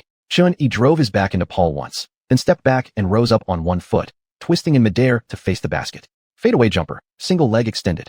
First fadeaway master, then master of tough shots flashed brightly in sequence. The ball rolled off Xianxia's fingertips, struck the backboard, and dropped him precisely through the hoop with perfect touch. The Knicks' primary offensive approach this season revolved around drives to the basket and three-pointers. Only Livingston regularly used mid-range jumpers. But that didn't mean Xianxia had abandoned this skill. His mid-range attribute stood at an impressive 96. After scoring, Xianxia quickly retreated on defense as Paul initiated a fast break. Paul pounded the ball hard and took large strides, attempting to drive through the gap between Xianxia and Gallinari. But Xianxia instantly spun around, instinctively extending his right hand. Xianxia's turnaround speed was astonishing. Paul's eyes widened, barely able to believe what he saw. With a sharp slap, Xianxia knocked the ball toward the backcourt, accelerated after it, scooped it up, and brought it back into the Hornets' half. Okafor, trailing behind, scrambled back in defense, standing in the paint with both hands guarding his groin area. Xianxia's left-right footwork resembled a tango. A whirlwind seemed to sweep past Okafor. He suddenly lost balance and collapsed flat onto the floor. Under the basket, Xianxia finished with an uncontested layup. Did Xianxia just Eurostep past Okafor? Zhang Heli asked, surprised as he watched Okafor lying on the ground. Was he trying to draw an offensive foul? Yang said. Sure enough, Okafor got up and immediately appealed to the referees, gesturing that Xianxia had committed a charging foul. But the officials weren't blind. Xianxia's Eurostep had completely beaten Okafor. There had been no contact whatsoever. Emeka is being funny, Kenny Smith said from the TNT broadcast booth, laughing as the director replayed footage of Okafor falling down. Chen's Eurostep isn't especially fast. The key is his incredible rhythm. I'd love to interview Emeka and ask how exactly he managed to fall while just standing still, Charles Barkley added. And by the way, Chen just stripped Chris Paul, completely clean. Kenny Smith nodded. We usually see Chris Paul stealing the ball. It's almost never the other way around. Embarrassed, Okafor bent down to pick up the ball and flung it from the baseline toward midcourt, where Paul was waiting. But at that moment, Xianxia was still near the free throw line. He leaped, right hand sweeping through the air, and caught the pass mid-flight. Chapter 169, Dunking Like a Polish Center. When Okafor saw Xianxia steal the ball, he nervously raised his hands and rushed over to block. Xianxia took one dribble, then jumped, channeling all his strength into his upper body. Clang. Okafor, hands raised, collided with Xianxia midair. A force like a raging beast slammed into Okafor. He was immediately knocked backward, stumbling as he landed, finally crashing against the base of the basket support. Xianxia hung on the rim with one arm, descending slowly along with the basketball. The entire arena fell silent. Okafor tried to stop Xianxia after the steal, but ended up posterized. Yang exclaimed excitedly. Zhang Heli commented. I've lost count of how many times Xianxia has dunked over centers. His strength is just unreal. Yu whistled in amazement. Wow, that dunk was brutal. After Okafor got knocked back midair, Chun-Yi was still floating up there. After the dunk, Hornets head coach Monty immediately called a timeout. Only then did Paul and Jason Smith rush over to help Okafor up. Okafor's head was ringing. He never expected a guard to possess such explosive power. At that moment, he felt Chun-Yi's strength surpassed that of most centers. Emeka, just retire on the spot. Getting stolen from is bad enough, but then getting violently posterized by Chun? This moment will forever be a highlight in Chin's career reels, Kenny Smith said. Barkley added, that dunk reminded me of Vince Carter jumping over Alonzo Mourning. Kenny Smith laughed. I remember that one. I heard Alonzo hasn't spoken a word to Vince since that dunk. After the timeout, the Knicks continued to dominate the Hornets. A diminished Paul could only rely on his mid-range game to score. In the latter half of the first quarter, once the Hornets began double-teaming Chun-Yi, he stopped focusing on scoring and instead concentrated on assisting teammates in defense. Hornets head coach Monty truly didn't know how to defend against a player like Chun-Yi. If they double-teamed him, he'd always find an open teammate with pinpoint assists. But if they left him unguarded, even though Paul was a solid defender, Chun-Yi's pick-and-roll shooting and long-range accuracy would drive the Hornets players crazy. Moreover, Chun-Yi's defensive ability had improved significantly. Since tip-off, he'd already racked up several steals against the Hornets. By the end of the first quarter, the Knicks led the Hornets by 9 points. Chun-Yi's stat line, 11 points, 3 rebounds, 4 assists, 1 block, and 4 steals. In the second quarter, Chun-Yi, having played 10 minutes, now sat on the bench tending to the water cooler while Livingston led the reserves to extend the lead. Monty dared not take Paul off the court. The Knicks bench unit possessed both offensive firepower and defensive toughness, keeping Paul and helped maintain control. After all, Paul was known as the point god. Even post-injury, his playmaking and court management remained among the league's elite. Paul had studied nearly every tape of this season's Knicks. He realized their success relied on defense and consistent offensive execution, slowing the game down in the first half, then suddenly accelerating in the second. Once the opponent fell into their rhythm, the Knicks would dismantle them before the fourth quarter. Therefore, Paul believed the only way to beat them was to keep the score close in the first half and attack the paint aggressively, drawing fouls early so New York's defenders would hesitate to play physically in the second half. But honestly, the Hornets didn't have many players capable of consistently driving to the basket. Aside from Paul, Bellinelli was purely a catch-and-shoot specialist. Jason Smith and Pondexter lacked any real ball-handling skills. And Okafor tonight couldn't even finish easy dunks. Paul sensed it again. He might have to carry the team alone, 1-on-5. Midway through the second quarter, both teams began rotating their starters back in. Score, 46-39, Hornets trailing by 7. With no other teammates capable of creating offense, the ball inevitably stayed in Paul's hands. Using a screen, Paul dribbled past Chun-Yi and drove into the paint, toughly releasing a shot over Chandler. Smart player that he was, Paul drew a foul on Chandler. At the free throw line, he sank both shots. 46-41. On the Knicks end, Chun-Yi drove and kicked the ball out to Gallinari in the corner. Gallinari's shot clanked off the rim, but Okafor finally managed to grab the rebound from Chandler. Paul brought the ball up to orchestrate the offense. At the top of the key, Paul ran a pick and roll with Bellinelli, switching onto Tony Allen. With a quick crossover, he accelerated left toward the painted area. Chun-Yi rotated over to double team from the side. In Paul's basketball philosophy, individual scoring wasn't priority one. Amid the double team from Chun-Yi and Tony Allen, he quickly surveyed all his teammates' positions and swiftly flicked the ball behind his back with his left hand. Bellinelli, retreating to the weak side wing at a 45-degree angle, caught the pass. Chun-Yi took a step to the side, reaching out to contest Bellinelli's shot. Bellinelli caught the ball and hesitated for a moment. Just as he was about to dribble and step back into a three-pointer, Chun-Yi's hand was already there. The instant Bellinelli dribbled the ball down, there was a sharp slap. Chun-Yi had stripped the ball cleanly. Paul and Bellinelli immediately sprinted back on defense. Chun-Yi charged forward at full speed, took 3 strides inside the paint, leaped, and softly lofted the ball toward the rim. Gallinari followed up, soaring high and snatching the ball midair before slamming it down with both hands. Another alley-oop from the Knicks. Xianxia exclaimed. Bellinelli hesitated. He wanted to create space with a dribble, but Chun-Yi read it perfectly and stole the ball. Xianxia said. Chun-Yi now has 5 steals tonight. Xiuxian shouted excitedly. After Gallinari's dunk, Paul shook his head. That had been a great opportunity, but his teammate failed to capitalize. Paul decided he'd take the next one himself. Another Okafor screen. Paul drove hard along Chandler's body into the paint, right arm extended, shielding the ball while preparing to finish at the rim, all while wary of Chandler's block attempt. As Paul released his shot, Chandler was already leaning in to contest. But the moment his hand touched Paul's arm, the referee's whistle blew. Chandler could only sigh as Paul headed back to the free throw line. Again, Paul had already drawn 3 fouls on Chandler in the first half alone. Watching Paul shoot free throws, Chun-Yi couldn't help but reflect. The Hornets' biggest interior threat was Paul himself. At just 1.83 meters, he carried his team like a giant. After Paul sank both free throws, Chun-Yi brought the ball back over half court. After Turkoglu missed a corner 3, Chandler boxed out inside, securing the rebound. Chun-Yi rushed in, grabbed the board, and tried a behind-the-back pass to an open Gallinari. But Paul, ever alert, bent low and lunged from the side, intercepting the passing lane and stealing the ball cleanly. Chun-Yi tried to get fancy with that behind-the-back pass, but didn't see Paul lurking on the wing. Xianxia shouted. Paul immediately took off in transition. Tony Allen and Chun-Yi both sprinted back. As Paul prepared to attack, Tony Allen considered jumping with him, but noticing Chun-Yi still accelerating behind, he slid sideways slightly, leaving a gap. Paul went into a Euro step, trying to evade Tony Allen's defense, flicking the ball with his right wrist to bank it in. But he hadn't noticed Chun-Yi arriving from the left. Chun-Yi exploded off one foot, meeting the ball in midair with his right hand. A loud thud echoed through the arena as the ball was slammed flush against the backboard. F***CK the dream. Get lost. The entire stadium fell silent, then erupted in scattered gasps. Chun-Yi with the chase down block. Paul had no idea Chun-Yi was coming from behind. Yang Yi roared. Chun-Yi may have turned it over on the pass, but this full-court chase block saved that mistake, preventing an easy score. Zhang Heli, usually calm, sounded shaken. Chun-Yi is averaging 1.2 blocks per game this season, leads all guards in the league. He's easily the best shot-blocking guard in the NBA. Yuja added. Paul slammed his hands together, then buried his face in frustration. Tony Allen had already secured the rebound and brought it back up court. Chun-Yi received the ball at the top, ran another pick and roll with Chandler, drew a switch from Okafor, then flipped the ball around the screen. Chandler cut inside. Paul went for a steal, but the veteran warrior lowered his shoulder, protecting the ball until he got close to the rim, then used a back-to-basket move, absorbed contact, and finished with a turnaround hook shot. Facing the 2.16-meter Chandler, Paul didn't even bother jumping, just watched the ball drop through the net. On the Hornets' next possession, Paul guarded Chun-Yi. Okafor set another screen, hoping to exploit the mismatch by isolating Paul against Chandler. But Chun-Yi swiftly curved around the screen and stuck tightly to Paul. Paul backed down, turned, but found no space for a jumper. Instantly, he passed to Bellinelli cutting to the baseline. Bellinelli caught it and shot, but his attempt rattled out under pressure from Tony Allen. Okafor grabbed the offensive rebound, kicked it back out to Paul, who was again dogged by Chun-Yi. Shielding the ball with his back, Paul scanned his teammates' movements, took 2 dribbles, then dished to Jason Smith. Smith, tightly guarded by Gallinari, had no opening and passed it into Okafor in the paint.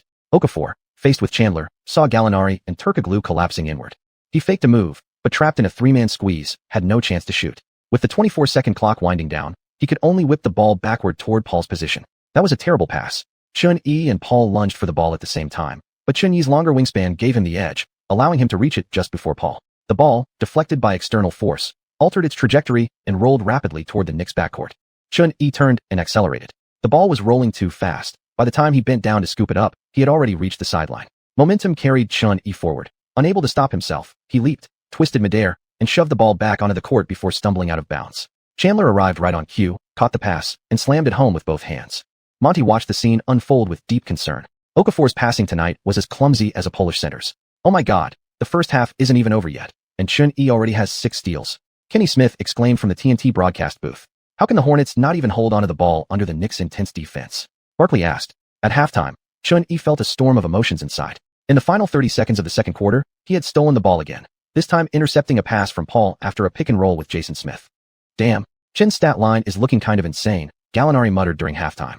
Tony Allen and Turkoglu glanced at the box score and both inhaled sharply. 18 points, 6 rebounds, 8 assists, 2 blocks, 7 steals, and that was just his first half production. Do you guys think Chin might get 10 steals tonight? Chandler asked. The Knicks players exchanged glances. What did 10 steals even mean? Chun-Yi was on track to record a quadruple-double. What's a quadruple-double? Back when I was with the Wizards last season, I've already seen Chin pull off stats like this, Livingston said, barely hiding his bragging tone. Battier checked the clock and calmly replied. It might not just be a quadruple-double.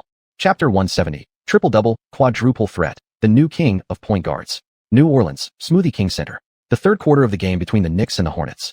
The Hornets head coach realized that relying solely on Chris Paul driving into the paint wasn't an effective strategy against the Knicks. Not only was Tyson Chandler excellent at rim protection, but their wing defenders made it nearly impossible for Charlotte to penetrate the interior. With his team trailing 57-69, a full 12 points behind, Monty believed they needed to boost their perimeter offense.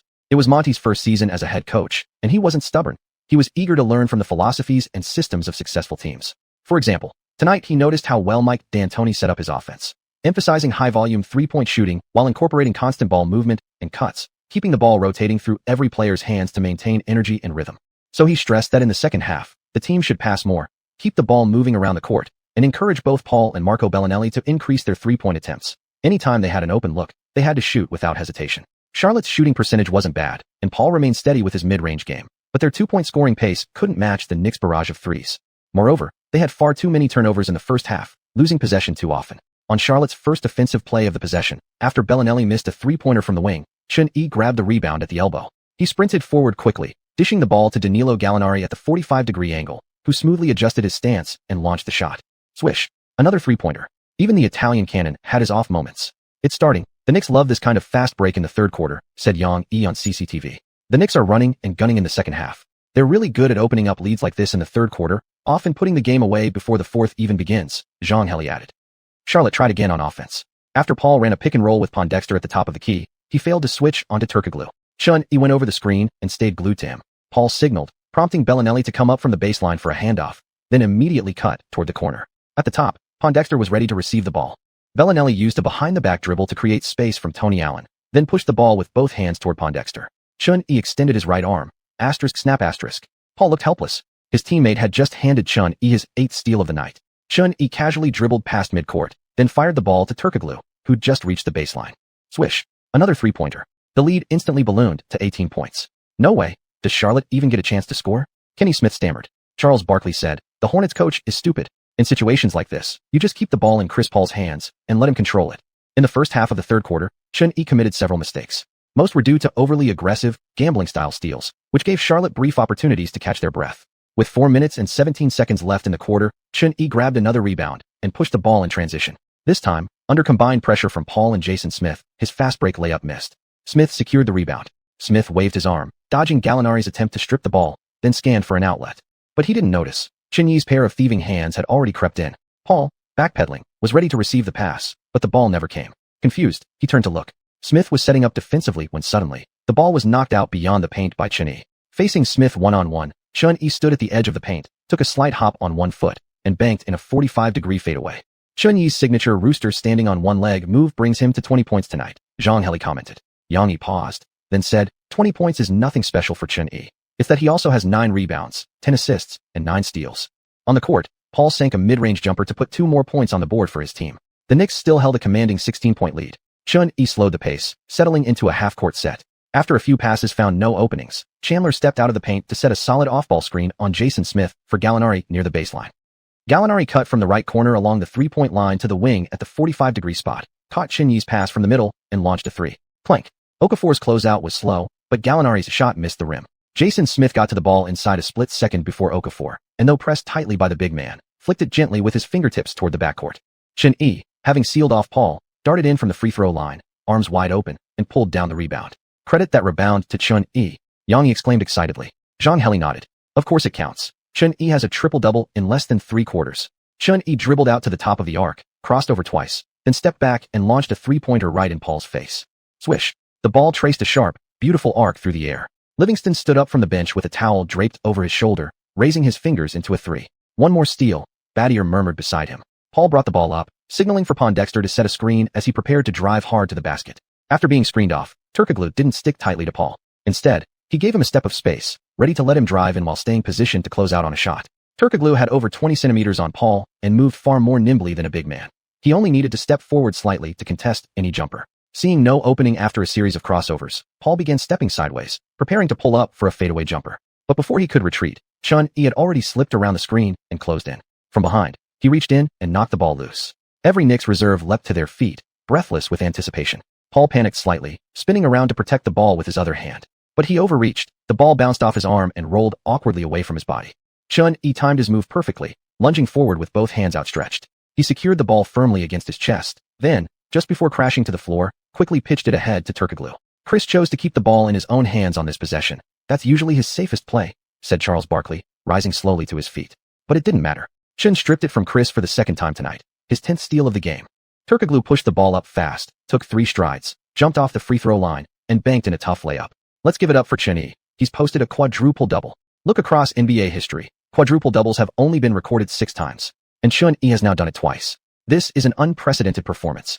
Check the clock. There are still over 3 minutes left in the third quarter. Xuanhuan completed this quadruple-double in just 3 quarters. Hornets fans in the arena sat wide-eyed, unable to believe what they'd just seen. 112-106. When the final buzzer sounded, the Knicks walked away with a comfortable road victory over the Hornets. Xuanhuan rose from the bench, arms spread wide, savoring this monumental moment. Tonight, he had played only 3 quarters. By the time those 3 quarters ended, the score was already 90-68, a 22-point lead that allowed him to clock out early. D'Antoni never put him back in during the fourth. 3 quarters. 1 quadruple-double. This record would go down in legend. In the final quarter, led by Chris Paul, the Hornets mounted a furious comeback. They managed to cut the deficit into single digits, but could never take the lead. Paul played 43 minutes, finishing with a massive 38 points and 15 assists, but it wasn't enough. Even after the game ended, the atmosphere in the arena remained electric. Some Hornets fans completely forgot about the loss, animatedly discussing Chun Yi's historic stat line. How often do you get to witness a quadruple double? And one achieved in just 3 quarters? A number of Hornets fans quietly became Chun Yi fans on the spot. Reporters leapt from their seats, eyes sparkling at the chance for a headline. As soon as the third quarter ended and they saw Chun Yi's numbers, they knew they had gold. Chun, can we talk to you about tonight's game? Can you speak about your incredible stats? A reporter waved a microphone toward Chun Yi, who was heading toward the locker room. Of course, Chun Yi smiled. I could already sense it during the first quarter. The Hornets were turning the ball over way too much, and their ball movement was poor. Especially their rookie, he lacks experience. He gave me so many chances to steal the ball. You know, not every rookie can be as mature as I am. The reporter chuckled as Chun Yi subtly bragged while pointing out Pondexter. How do you feel right now? With this win, you've become the fastest team in the league to reach 20 wins. Can you talk about your plans moving forward? Chun Yi replied, I'm a bit excited, sure, but it's not my first quadruple double. I've said it many times. The Knicks have one goal this season, and that's the championship. Can you comment on your opponents tonight? Chris and Emeka are known for their pick-and-roll play. Fans thought their style resembled yours and Tyson's quite closely, the reporter asked next. Chris is undoubtedly a great player. His control of the game is still among the elite in today's league. As for Okafor, Chun Yi didn't hold back his praise for Paul. Over the past 2 seasons, Paul had essentially carried the Hornets on his own, especially on nights like tonight when David West was resting. As for Okafor, Chun Yi nearly burst out laughing. Okafor had absolutely been a key contributor to Chun Yi's quadruple double, gifting him several easy steals just in the first half alone. The Okafor of today couldn't even compare to one hair on Tyson Chandler's body. In another corner, a reporter was interviewing a visibly exhausted Paul after the loss. When asked about his thoughts on the team, Paul didn't mince words. The Hornets will definitely make the playoffs this year, but there are a lot of issues right now, especially offensively. We're lacking someone who can step up and create shots. I think if we could pair with some players who have stronger scoring abilities, this team could go much further. Forums across both China and the US exploded. Discussions on Hupu, Weibo, Tieba, and other platforms surged to peak levels. No one could remember how many times Chun Yi had trended online in the past 2 months anymore. Tonight is destined to be legendary, said Charles Barkley. Back in February, we were lucky enough to witness Chun post a quadruple double against the Bucks when the Wizards played them. And now, here he is, achieving that same incredible stat line again. This time against the Hornets, and against none other than the point guard god himself, Chris Paul. Kenny Smith added emotionally. The moment Chun Yi stole the ball from Chris Paul for the final time tonight, the title of point guard king should officially change hands. Back in China, the broadcast commentators were equally stunned. No one dares question the value of a quadruple double. In over 50 years of league history, only 5 players have ever done it, and Chun Yi has now achieved this miracle twice. Unprecedented, and likely unmatched in the future. Yang Yi's voice trembled with excitement. Zhang Heli, eyes wide open, said, and this quadruple double by Chun Yi is even more magical than the last. He finished with 27 points, 11 rebounds, 13 assists, and 10 steals, all in just 3 quarters. Wuxia added, after defeating the Hornets tonight, the Knicks have secured their 20th win of the season, still leading the entire league. The NBA, prepare to welcome your new king, the court dominator from China. In the post-game locker room, his teammates were already popping champagne. Even Livingston, experiencing this moment for the second time, couldn't hide his emotions. Chandler and Nei even tried to lift Chun Yi up into the air and catch him. But to avoid any unnecessary injuries, Chun Yi flat out refused this celebration method. If these 2 guys slipped, no amount of system nutrient fluid would fix a broken bone. Chapter 171, Women only slowed down my shooting speed. After defeating the Hornets, the Knicks faced a stretch of games against the Raptors, Timberwolves, and Cavaliers. Although these 3 teams were all considered weak, playing consecutive road games followed by back-to-backs left many Knicks players exhausted and complaining. Before arriving in Toronto, Chun Yi opened his system panel. Host, Chun Yi, age, 20, height, 191 centimeters, weight, 88 kilograms, wingspan, 203 centimeters. Base attributes, speed, plus 67, vertical leap, plus 77, strength, plus 100, appearance, plus 100. Skill ratings, standing layup, plus 81.2, driving layup, plus 95.7, driving dunk, plus 91.2, standing dunk, plus 37.4, three-point shot, plus 95.3, mid-range shot, plus 95.8, free throw, plus 85, rebounding, plus 70.3, steal, plus 67.4, block, plus 40.2, dribbling, plus 90.7, passing, plus 85.6, interior defense, plus 30, perimeter defense, plus 90, stamina, plus 80, overall rating, 89, badges earned, diamond tier, quick release, dime master, gold tier, rebound hustler, sharpshooter, first step king, attack the rim, ankle breaker, fadeaway master, silver tier, limitless range, baseline three-pointer, chase down blocker, fancy passer, posterizer, finisher on lob plays, pick and roll shooter, lob threat creator, bronze tier, tough shot maker, floater specialist, equipped auras, Crawford handle package, Stephen Curry jump shot package, master skills, lockdown defender, pull-up shooter, question mark, points, 20,345, shop, unlocked. In the first quarter against the Hornets, dime master, had successfully upgraded to Diamond tier. However, Diamond was not the final level for Dime Master. Further progression would require Chun-Yi to deliver 2,000 total assists.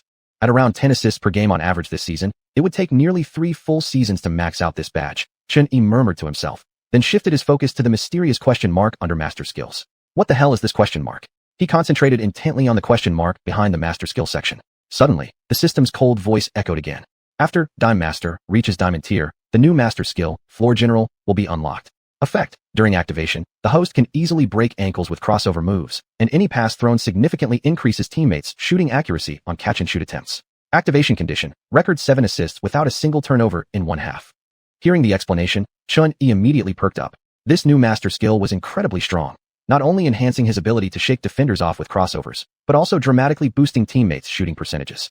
It was terrifyingly effective on offense. Plus, the activation requirement wasn't overly difficult. He'd already achieved double-digit assists before halftime multiple times this season. Even a gold-tier Dime Master had noticeably improved his teammates' performance.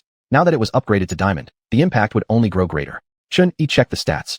This season, the Knicks as a whole shot an impressive 39.7% from three-point range. When their shots came directly off passes from Chun-Yi, however, the team's outside shooting jumped to 46.2%, with significant improvements in the paint as well. That explained why Gallinari, Chandler, and others had seen such dramatic increases in both field goal percentage and scoring average. Chun-Yi fed them countless opportunities every game. After finishing its explanation, the system updated. The question mark transformed into the 4 Chinese characters, Floor General, though this line remained grayed out compared to the 2 active skills above it, clearly indicating it hadn't been unlocked yet. So how do I unlock it? Chun-Yi silently asked. Requirement. Obtain either 1 Hall of Fame tier playmaking badge or 1 Diamond tier and 2 gold tier playmaking badges. Upon hearing the system's reply, Chun-Yi fell into thought. Reaching Hall of Fame tier 4 Dime Master was still a long way off. To unlock the skill now, he'd have to rely on upgrading other badges instead. The playmaking badges Chun-Yi currently possessed were Lob Threat Creator and Fancy Passer, both still at the silver tier, requiring a considerable grind to level up. As for points, the triple-double in 3 quarters and his second career quadruple-double had awarded Chun-Yi another 10,000 points. Combined with the baseline rewards from games, he now had over 20,000 points remaining. Chun-Yi immediately spent 20,000 points to exchange for 20 attribute points, raising his base speed to 80 and vertical leap to 84.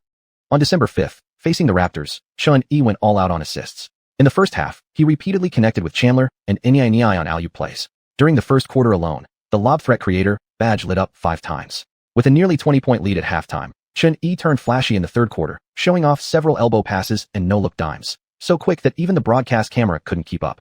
Although fancy passes carried a higher risk of turnovers, as long as 1 or 2 succeeded, the crowd would conveniently forget about the mistakes. At the final buzzer, the Knicks crushed the Raptors 116-99. Chun-Yi played 36 minutes, shooting 8 of 14 from the field, including 3 of 7 from beyond the arc, and a perfect 6 of 6 from the free throw line, finishing with a monster double-double, 27 points, 8 rebounds, and 16 assists.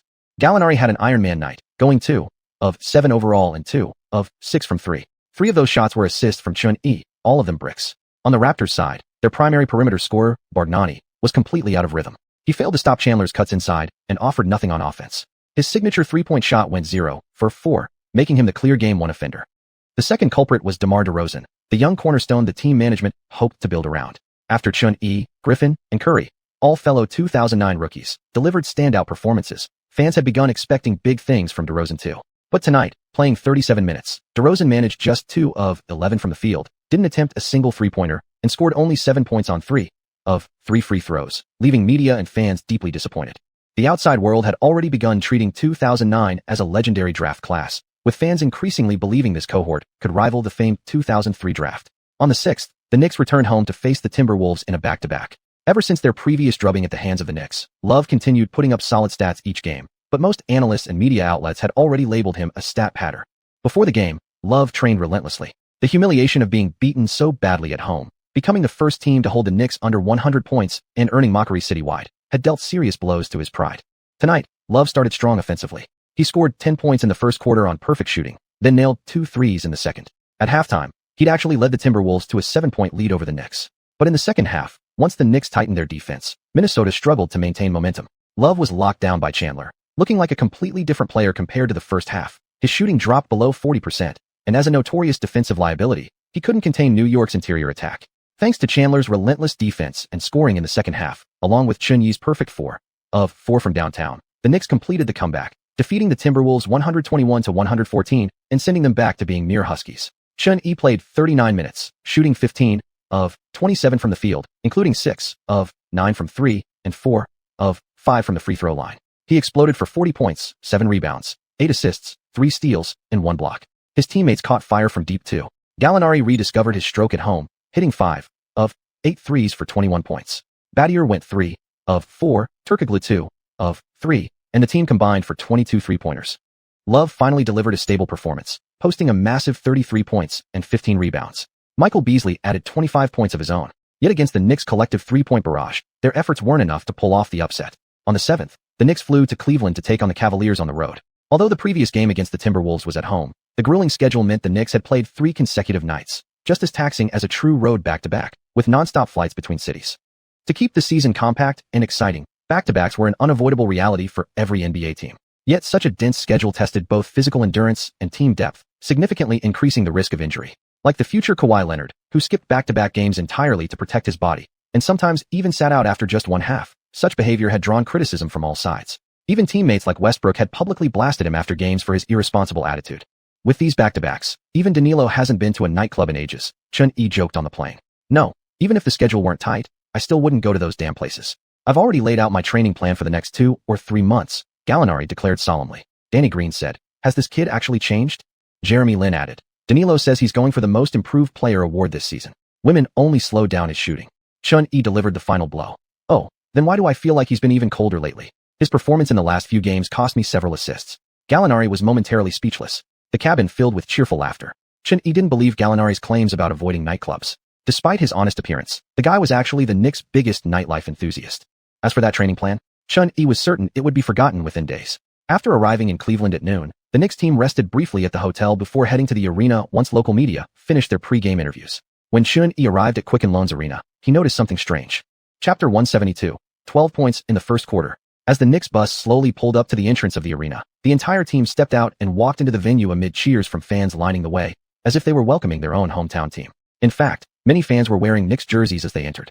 According to local media reports, this phenomenon had been going on for several days. Cavaliers fans had done the same during their home games against the 76ers and Pistons 2 nights prior, wearing opposing team jerseys and even cheering when the visiting players scored. In other words, any team playing in Cleveland as visitors received a warm welcome from the home crowd, while the Cavaliers themselves were being cold-shouldered. Cleveland fans seemed utterly unhinged. Barkley believed their psychology was clearly off. Xianxia thought that the trigger for this bizarre behavior had been the game on December 2nd, when the Cavaliers hosted the Heat. LeBron James returned to Quicken Loans Arena after a 6-month absence, and the entire fan base greeted him with boos. Some even held up self-made banners insulting LeBron at the stadium. A minority pleaded with him tearfully to come back home, especially since his Heat record stood at only 11 wins and 8 losses, just 5th in the Eastern Conference. More extreme fans made obscene gestures toward him before the game. But LeBron had strong mental fortitude. He still poured out his magnesium powder at center court as usual, completely unfazed by verbal attacks. In the end, he led his new brothers Dwayne Wade and Chris Bosh to an overwhelming 118-90 rout of the Cavaliers. That night, LeBron played just 30 minutes but dropped a comprehensive stat line of 38 points, 5 rebounds, and 8 assists. So the Cavaliers' home fans cheering for the visiting team was merely an expression of their disillusionment with basketball. The moment LeBron left, it felt as if their hearts had been hollowed out. They couldn't find a reason anymore to continue supporting or following the Cavaliers. It was just a childish way of coping. Xianxia couldn't help but sigh. Cleveland's people really did love and hate LeBron all at once. Yet Xianxia didn't know whether this timeline's LeBron would have a decision 2 or a decision 3. Either way, based on how the league usually operated, the number 1 overall pick next year would most likely go to Cleveland, and possibly more top picks in the years ahead. He didn't believe it was pure luck that Cleveland landed the first overall pick in 2011, 2013, and 2014. There must have been some behind-the-scenes manipulation involved. Before tip-off, Kenny Smith said, "It feels strange not seeing anything related to LeBron in Cleveland. I remember how every fan used to wear his jersey during home games, and his posters covered every inch outside the arena." Barkley replied, "LeBron is ancient history now. He's got fans and brothers down in Miami. He's probably having too much fun to even think about coming back." The open letter criticizing LeBron's actions, written by Cavs owner Dan Gilbert, is still posted right at the entrance of Quicken Loans Arena. It's there every day, reminding fans never to forget the betrayal. Kenny Smith laughed. In the end, Gilbert invested too much money and emotion in LeBron. He once indulged LeBron completely, swallowing pride and enduring humiliation. Then LeBron abruptly walked away this season, leaving Gilbert with zero return, both financially and personally humiliated. Of course he lost his temper, Barkley said. Kenny Smith nodded.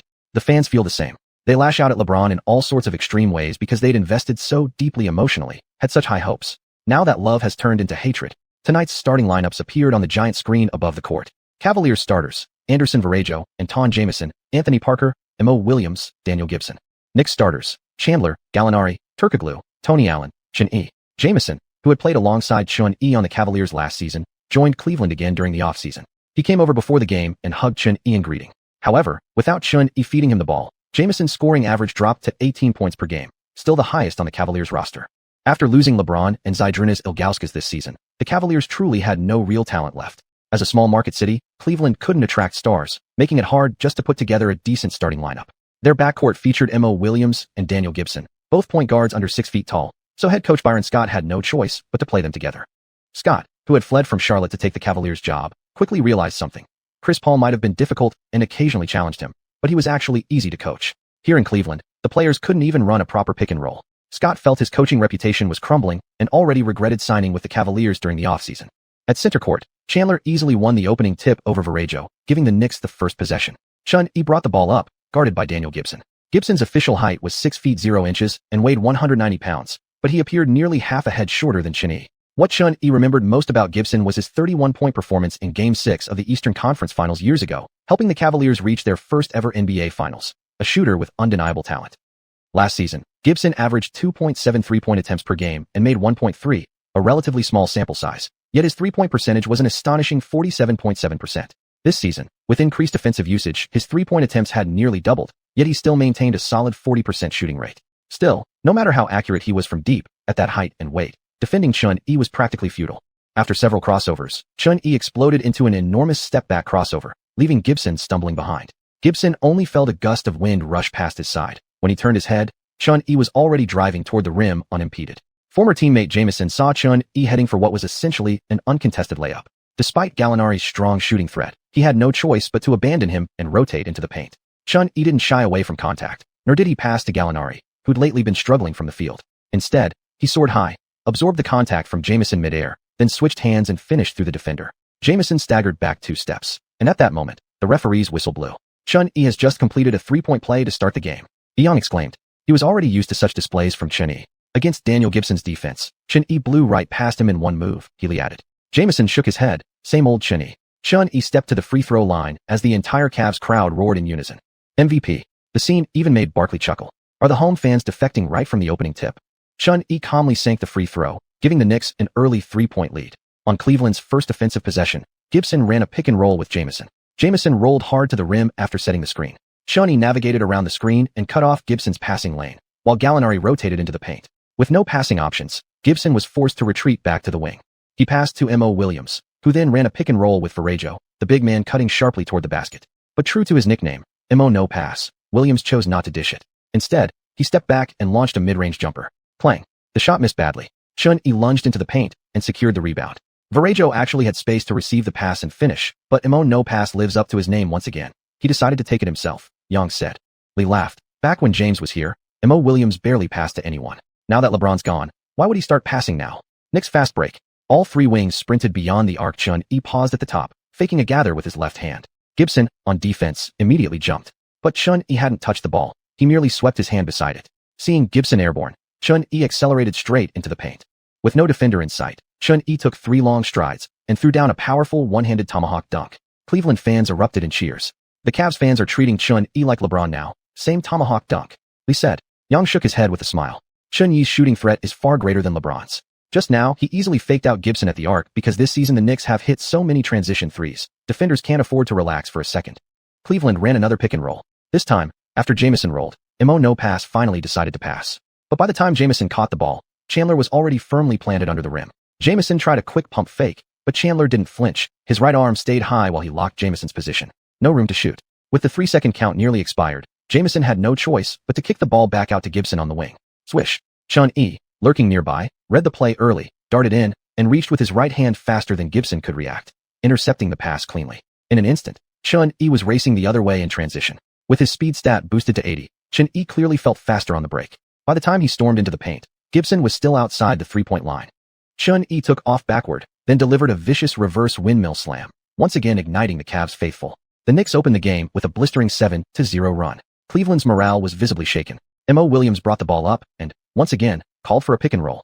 Are they still running pick and rolls? Byron must be treating Mo Williams like he's Chris Paul, Kenny Smith said. Barkley scoffed. Byron never knew how to run an offense to begin with. In New Orleans, he was riding Chris Paul's coattails. Now that the Cavaliers are playing so poorly, he deserves much of the blame. Morrison drove into the paint behind a screen and launched another floater, but clanked it off the rim. Chandler secured the rebound and immediately fired a long outlet pass to Chun-Yi, who had already advanced to midcourt. Chun-Yi dribbled forward a few steps, settled outside the top of the arc, and quickly launched a three-pointer. The ball traced a sharp, graceful arc. Swish. Another three. Good. Chun-Yi's 10th point of the night. Morrison quickly reorganized the offense. Finally, Daniel found himself open in the corner. Glancing at the 0-10 scoreboard, Mo Williams decided, against character, to make the pass. Daniel caught the ball before Tony Allen closed out, rushed his shot while there was still time. The ball arced high into the air, but as it descended, there was no swish, no clang, nothing. Huh. Young sounded shocked watching the play. Daniel Gibson just airballed it. Xiuxian said, the Cavs are completely dazed. Even Gibson, their most reliable shooter, is missing wide-open shots like this. Fans watching the broadcast couldn't help but laugh. Airball. I could do that too. Ha ha ha. Now the NBA is at my level? Wow. Missing an open shot is one thing, but an airball? Never saw that coming. Gallinari easily caught the ball under the basket and quickly swung it back out to Chun-Yi. Chun-Yi advanced with the ball. This time, Jamison stepped into the paint early to cut him off. Chun-Yi took a hard step to his right, then suddenly shifted his entire body left. An incredibly quick Euro step created just enough space. He finished with a smooth bank shot. 12-0. Scott suddenly felt his breath catch in his throat. He called his first time out of the game. Chapter 173. 21 points in the first quarter, Chun-Yi's scoring showcase. Scott was furious. Less than 3 minutes into the game, the Cavaliers had already been blitzed by the Knicks 12-0, and all 12 points were scored by Chun-Yi alone. Defense. Focus all your attention on Chun in the backcourt. Don't let him drive to the paint so easily. And if he gets inside, the forwards must stop him at all costs. Scott shouted, waving his clipboard. Maurice and Daniel exchanged glances, both silently thinking, who can guard him one-on-one? Why don't you actually draw up a real defense instead? As a player, Scott had been more renowned for his defense than offense, especially when matched up against Michael Jordan. He even had his own defensive philosophy. Scott once said, I love defending Michael. I never tried to provoke him on the court. Whenever he made a shot, I'd say, good shot, Michael. You can't trash talk him. If you do, he'll drop 60 on you. You have to beat him with kindness. Everyone knew what happened when you angered Jordan, so Scott took the opposite approach. Every time Jordan scored, Scott praised him. This so-called submissive defense turned out to be surprisingly effective. Jordan didn't score big not because he couldn't, but because he chose not to. Wasn't that, in itself, a form of stopping him? But as a head coach, Scott clearly had no clue how to organize team defense. When facing an extremely aggressive player like Chun-Yi, all he could think of was double teaming. After the timeout, both teams returned with unchanged lineups. Maurice brought the ball up. The Knicks' defense was airtight. After several failed attempts from beyond the arc, J.J. Hickson finally hit a mid-range jumper over Gallinari with just 3 seconds left on the shot clock, giving the Cavaliers their first 2 points of the game. Yet, the entire arena erupted in deafening boos. Hickson stood frozen after the basket. Am I playing away tonight? On the Knicks' possession, it was Chun-Yi with the ball again. Maurice and Daniel aggressively converged, determined to make Chun work for every inch of space. Chun quickly scanned his teammates' positions. Double teams were nothing new to him. He remained completely calm. Gallinari came up to set a screen, attempting to free Chun, but Maurice and Daniel went over the top, staying glued to him. Chun hesitated momentarily with a behind-the-back dribble, then exploded with a wide crossover to the right, forcing Maurice into a desperate lunge sideways. Sensing the opening, Chun immediately pushed the ball forward, lowered his center of gravity, and drove low and fast through the narrow gap between Maurice and Daniel. Vallejo, seeing Chun barreling toward the rim, abandoned Chandler and rushed into the paint to set his position. Chun's momentum was tremendous, like a bulldozer. Clutching the ball, he launched into a powerful 3-step layup, completely ignoring Vallejo underneath. He soared high and slammed the ball down with one hand. Clang. Vallejo felt the familiar impact crash into him, staggering backward. As he regained his balance and looked up at the rim, Chun had just landed. The crowd couldn't help but erupt. This dunk over was too spectacular to ignore. Textbook break of the double team by Chun-Yi. He drives into the paint and throws down a monster dunk on Vallejo. That's his 14th point of the night. Yang exclaimed. Zhang Heli commented. Again, it's Vallejo. If I recall correctly, the first dunk of Chun-Yi's NBA career was also over Vallejo. Yang smiled, lost in memory. That game left a deep impression on me. It was Chun-Yi's debut in the NBA, leading the Wizards to an unbelievable comeback victory against the Cavaliers. Meanwhile, the Cavaliers' J.J. Hickson was slowly finding his rhythm, turning around over Gallinari at the elbow and hitting a 45-degree bank shot. Chandler quickly inbounded the ball, and this time Xiuxian pushed the pace up court. At the top of the key, Xiuxian orchestrated the offense, cycling the ball through Tony Allen and Gallinari with quick handoffs at the three-point line.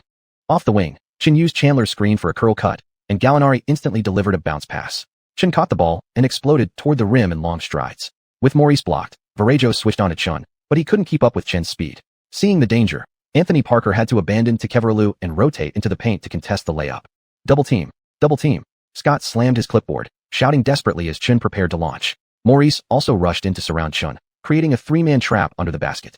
Gallinari was wide open on the wing, but Chun didn't choose to pass. After a crossover step, he drove past Anthony Parker with a high gather, then exploded off the floor.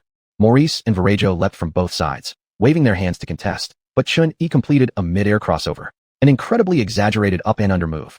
Maurice and Varejao both swatted air. The ball kissed the glass and dropped perfectly through the net. Scola slammed his clipboard, muttering under his breath, **T. Three Cavaliers players collapsed on Xian, but he finished with a brilliant up and under layup. Yang exclaimed. When it comes to one-on-one defense, no one on the Cavaliers can stop Xian, and now even double and triple teams are useless, Zhang Heli remarked. Yu Jia added. The Cavaliers simply can't contain Xian's assault. Their best bet right now is to force him outside the three-point line and hope his shot goes cold. Given Xian's explosive start tonight, all the Cavaliers could do was silently pray for his shots to miss. In the latter half of the first quarter, D'Antoni finally pulled Xian off the court, and the entire Cavaliers team let out a collective sigh of relief. Since tip-off, Xian had been nothing short of a nightmare in their minds. Xian exited the game with 2:17 remaining in the quarter and sat the remainder out. Scott glanced at the scoreboard, 35-15. What was even the point anymore? Xian had already tallied 21 points, 2 rebounds, and 2 assists in the first quarter alone. He was absolutely on fire tonight. Scott turned to a breathless Maurice and snapped. Maurice, use more screens, move the ball. If you can't score one-on-one, stop holding onto the damn ball. Maurice sat speechless on the bench, wiping sweat from his brow.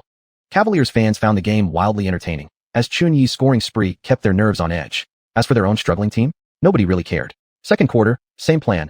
You rest first, D'Antoni told Xian during the break. This season, Xian typically played 8 to 10 minutes in the first quarter before sitting out for around 4 minutes at the start of the second, conserving energy for later bursts. But Xian shook his head. No need. I'll stay in for the second quarter too. I can rest for a minute or two at the end, or just play the whole quarter. In Chunyi's eyes, the Cavaliers were pushovers. Their backcourt defense wasn't just paper thin, it might as well not exist. Plus, Xian felt incredible tonight. All he had to do was keep shooting, and the ball would find its way in.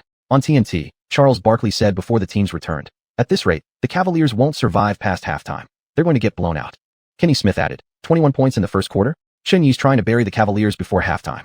The second quarter began with the Cavaliers trotting out Ramon Sessions and Daniel in the backcourt, J.J. Hickson at the 3, and the twin towers of Varejao and Jamison in the frontcourt. The Knicks countered with Nei, Batum, Danny Green, Ariza, and Xian. Scott stared at the Knicks lineup, utterly confused. Wasn't Sean Livingston supposed to be their point guard? Cleveland's first possession went to Ramon Sessions. Sessions, a second-round pick in 2007, had mostly served as a sixth man since being traded to Cleveland. Averaging 13.3 points, 3.1 rebounds, and 5.2 assists, his stats were impressive for a late draft pick. After running a pick-and-roll with Varejao, Sessions accelerated toward the rim and launched a floater. Xian had no intention of making it easy. He navigated around the screen and stayed glued behind. As Sessions rose for his bank shot, he suddenly felt a chill down his spine. Boom. Instead of the familiar clank off the glass, there was a sharp, unexpected thud. Xian had once again crushed another hardworking player's basketball dreams. He swatted the ball straight off Sessions' head, sending it flying into the stands. Front row Cavaliers fans gasped, then immediately erupted in cheers. Varejao inbound from the sideline. Daniel received the ball, used a screen beyond the arc, and fired a shot. Knicks possession. Xian ran a pick and roll with Nei, then switched onto Varejao. A simple crossover dribble, and he blew past him in a single step. Sessions, still fuming, left Nei dangling on the wing and sprinted toward the paint as Xian drove in. But Sessions couldn't match Xian's speed. By the time Xian elevated, Sessions had no chance to contest. Refusing to let Xian score easily, Sessions lunged forward and hung onto him.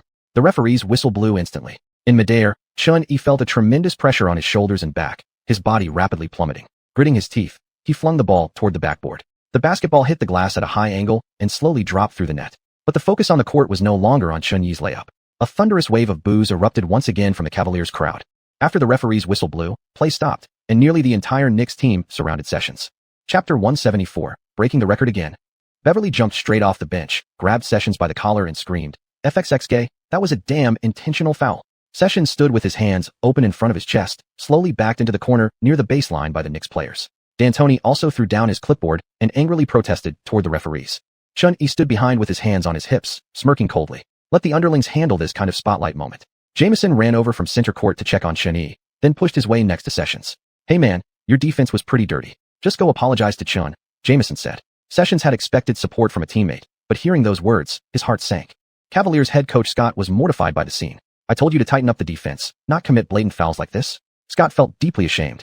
He didn't even bother approaching the refs to argue. He was fuming inside. The 3 CCTV commentators were stunned by what unfolded. Whoa. Sessions' defensive move was way too excessive. That's clearly an unsportsmanlike foul. Yang Yi shouted angrily. Zhang Heli's eyes flashed with irritation. After getting blocked last possession, Sessions wanted to stop Chun at the same spot, but when he had no defensive angle, he pulled him. Now Cleveland loses both the game and their dignity. Yu Jiayi declared firmly. Thankfully Chun kept his balance upon landing. Otherwise, it would have been extremely dangerous. A flagrant 2 foul wouldn't even be excessive here. To prevent the situation from escalating, the referees quickly stepped in to separate both teams, then hurried over to ask Chun Yi how he was. Chun waved it off, indicating he was fine. His foot had twisted slightly upon landing, but the grade A ankle brace provided excellent protection. The referees promptly called a flagrant 1 foul on Sessions, finally calming the brewing chaos. The Knicks were awarded 2 free throws in possession. God damn it, Sessions has zero sportsmanship. He should be suspended. Sessions couldn't block Chin at all. It was a deliberate attempt to injure. Even a tackle wouldn't have stopped Chin's drive tonight. See? There's no stopping Chin tonight. Even with someone hanging on him, he still finishes the layup. As Chinese fans furiously condemned Sessions, many were still marveling at Chun Yi's just completed through the foul layup. After sinking both free throws, the Knicks retained possession. Play resumed. Nyai inbound from the sideline. Battier drew Cleveland's defense at the top of the arc. Chin sprinted from the baseline to the wing, sov off Sessions, and shot immediately upon catching the ball. Quick release, and sharpshooter, lit up simultaneously. The ball rocketed through the air and swished cleanly through the net. Cleveland reorganized their offense. Sessions brought the ball across half court. Daniel set a screen.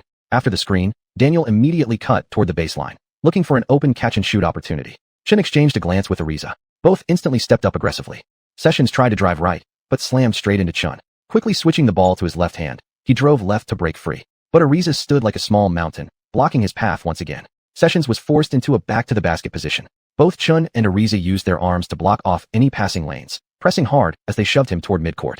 Squeezed between the two defenders, Sessions lost his footing, nearly collapsing to his knees. Desperate not to get pushed over the midcourt line, he leaped awkwardly and flung the ball toward a teammate. Battier intercepted the pass at the free throw line. Chin instantly exploded toward the basket. A full-court outlet pass from Battier. Chin caught it in stride, took 3 long steps, and finished with another thunderous tomahawk dunk. Oh ho ho. The intense pressure from Chun and Trevor forced Ramon into a turnover. The Knicks are basically telling Cleveland, this is how you double team. Kenny Smith exclaimed. Ramon, take notes on what clean defense looks like, and ditch those dirty thoughts. Barkley sneered. Scott called timeout again. Coming out of the break, Sessions, completely destroyed in the last 2 possessions, was replaced. Morris returned to the floor. On his first offensive possession, Morris went straight for a pick-and-roll attack. But Ariza navigated around the screen and locked him down tightly. Seeing Valache and Jamison calling for the ball on either side, he nonetheless rose up over Ariza without hesitation. Swish. The mid-range jumper gave Cleveland a meager 2-point cushion. Morris still being Morris. Only trusts himself. Yang Yi chuckled after seeing the shot.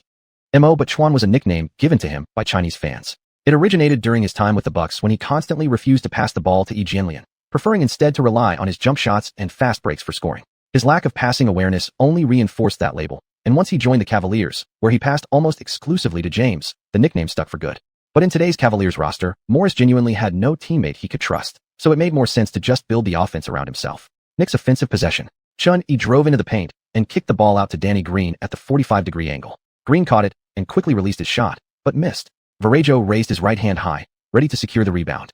But Chun Yi launched himself from behind Varejao, snatching the board with one hand midair before immediately slamming it down in one fluid motion. Boom. Varejao felt his head ringing. Great play.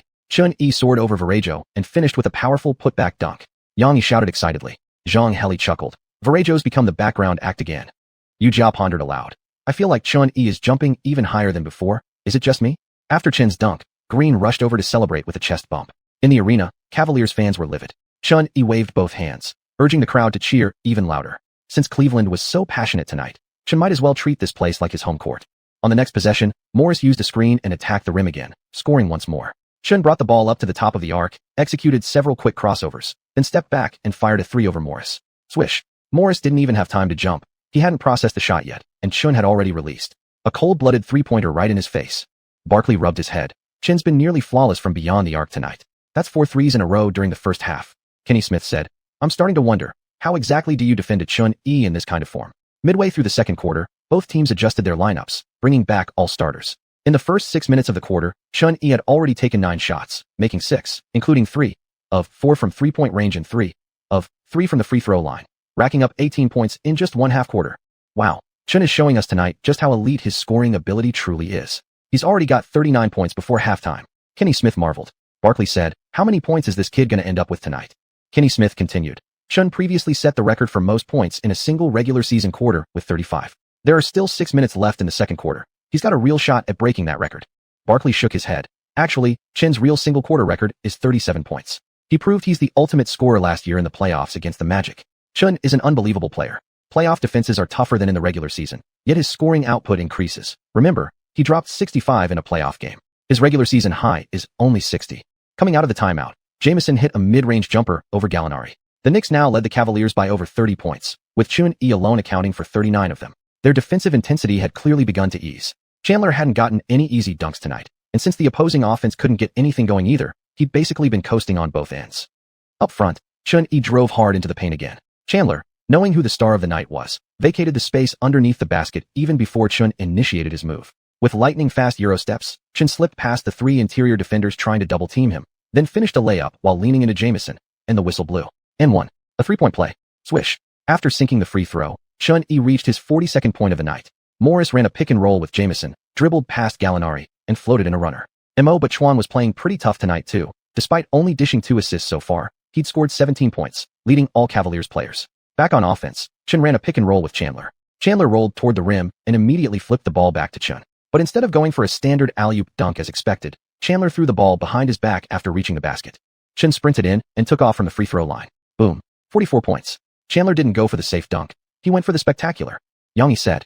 After the Cavaliers' next possession failed, Chandler secured the defensive rebound and passed it to Gallinari. Gallinari brought the ball up and promptly handed it off to Chun-E before drifting to the corner. Seeing Chun use a behind-the-back dribble to shake Morris, Zhang couldn't help shouting, Chun-E, break him down. Chun followed the behind-the-back move with a sharp sidestep, creating a massive shooting window. Morris glared furiously and lunged at Chun, but the shot was already in the air. Swish. Three-pointer good, 47 points. Morris was completely deflated. After receiving the inbound pass, he pushed quickly into the front court and launched a three-pointer from beyond the arc, but it clanged off the rim. Chandler grabbed his 10th rebound of the night. Though there were no easy dunks for him tonight, it felt pretty good not having to fight Chun-E for every board inside. You can't have it all, scoring and rebounding, on the same night. Chun-E was on fire tonight. The moment he crossed half-court with the ball, an inexplicable urge surged through his mind. Stepping right on the Cavaliers' center court logo, Chun-E pulled up and fired. Morris covered his face with both hands. It's not that my defense sucks. How the hell are you supposed to guard this? Thankfully, that deep bomb missed. Otherwise, Morris would have been shattered. Chandler sprinted toward the elbow, snatched the rebound out of Daniel's hands, then immediately whipped it back to Chun-E. Without hesitation, Chun caught it and launched another sniper-like shot. Swish. The silvery infinite range flared up brightly. This three-pointer wasn't taken from the logo, but it was still 3 steps behind the three-point line. After the deep three dropped, Chun-E cradled his arms like a sniper rifle and fired an imaginary shot at the camera. Scott was nearly collapsing onto the bench. This is insane. Tactics? When random summer league level chucking keeps going in, what's the point of tactics? Barkley, watching the barrage of threes, couldn't help but take a deep breath. Looks like this kid might actually break the single-quarter scoring record again. Chapter 175. A new record, 65 points in 3 quarters. At the end of the second quarter, Chun-Yi's scoring total settled at 51 points. Playing the entire second quarter, Chun-Yi took 16 shots, making 10, including 5 of 8 from three-point range, and added 5 made free throws out of 6 attempts, erupting for 30 points in the quarter alone. Cavaliers fans were nearly all holding their heads, mouths agape as they stared at the stat sheet. At the arena, aside from the delirious fans, a few local diehards had considered leaving during the second quarter, but seeing Chun-Yi explode for 51 points by halftime, they quickly returned to their seats. 51 points at halftime. How many would he finish with? This is insane. Although Chun didn't break his own regular season record of 35 points in a single quarter tonight, his 51-point first half sets a new NBA record for most points scored in a half. Kenny Smith exclaimed in amazement. Chun has broken Kobe Bryant's previous record of 42 points in a half set back in 2003. Before tonight, I thought that record would remain untouched forever. Charles Barkley said, stunned. Tonight, God took off his number 23 jersey and put on number 7. If Chun plays the entire game, how many points can he score? Could he possibly surpass Kobe's 81 or even Wilt Chamberlain's 100-point record? Kenny Smith asked. Barkley shook his head. I don't know. Right now, I don't know anything. Chun's performance is unpredictable. No one knows where his scoring ceiling is. At halftime, the score stood at 75-40. During the intermission, Chinese fans across the nation were ecstatic. Some who had been watching text updates on their phones immediately jumped out of bed and turned on their TVs. The live broadcast was too monumental to miss. In CCTV's studio, Yang Yi, Zhang and Yu Jia were all emotionally charged. 51 points at halftime. If Chun continues shooting like this in the second half, Coach Zhang, do you think he could break Kobe's 81-point mark, second highest in NBA history, or even reach Wilt Chamberlain's 100-point game? Yang Yi asked, eyes sparkling. The mere idea of a Chinese player breaking the NBA's all-time single-game scoring record filled him with awe. Zhang replied, it's hard to say. If Cleveland gives up in the third quarter, the game will turn into garbage time. And knowing Chen's personality, he wouldn't want to pad his stats during meaningless minutes. Yu Jia nodded. Exactly. But I do believe Chen will set a new personal high for points in a regular season game. Last season against the Lakers, Chen scored 60 points in a single game. He was now just 9 points away from surpassing his own career best. The Knicks' morale was soaring. Mike D'Antoni, aware of Chun Yi's scorching rhythm, planned to bench offensive-minded players like Gallinari in the second half, leaving only defensive specialists on the court who could stretch the floor. On the Cavaliers' side, the mood was bleak. They had endured a nightmarish first half. Head coach Byron Scott was deeply anxious. 2 years prior, when he coached the Hornets, his team was crushed 121-63 by the Nuggets in the first round of the playoffs, a humiliating 58-point loss. Now, he feared a repeat of infamy. If Chun truly broke Kobe's record, let alone Chamberlain's 100-point milestone, he'd be etched into history once again, for all the wrong reasons. Still, Scott tried to console himself. Trailing by 35 points, he could just pull all his starters early in the third quarter.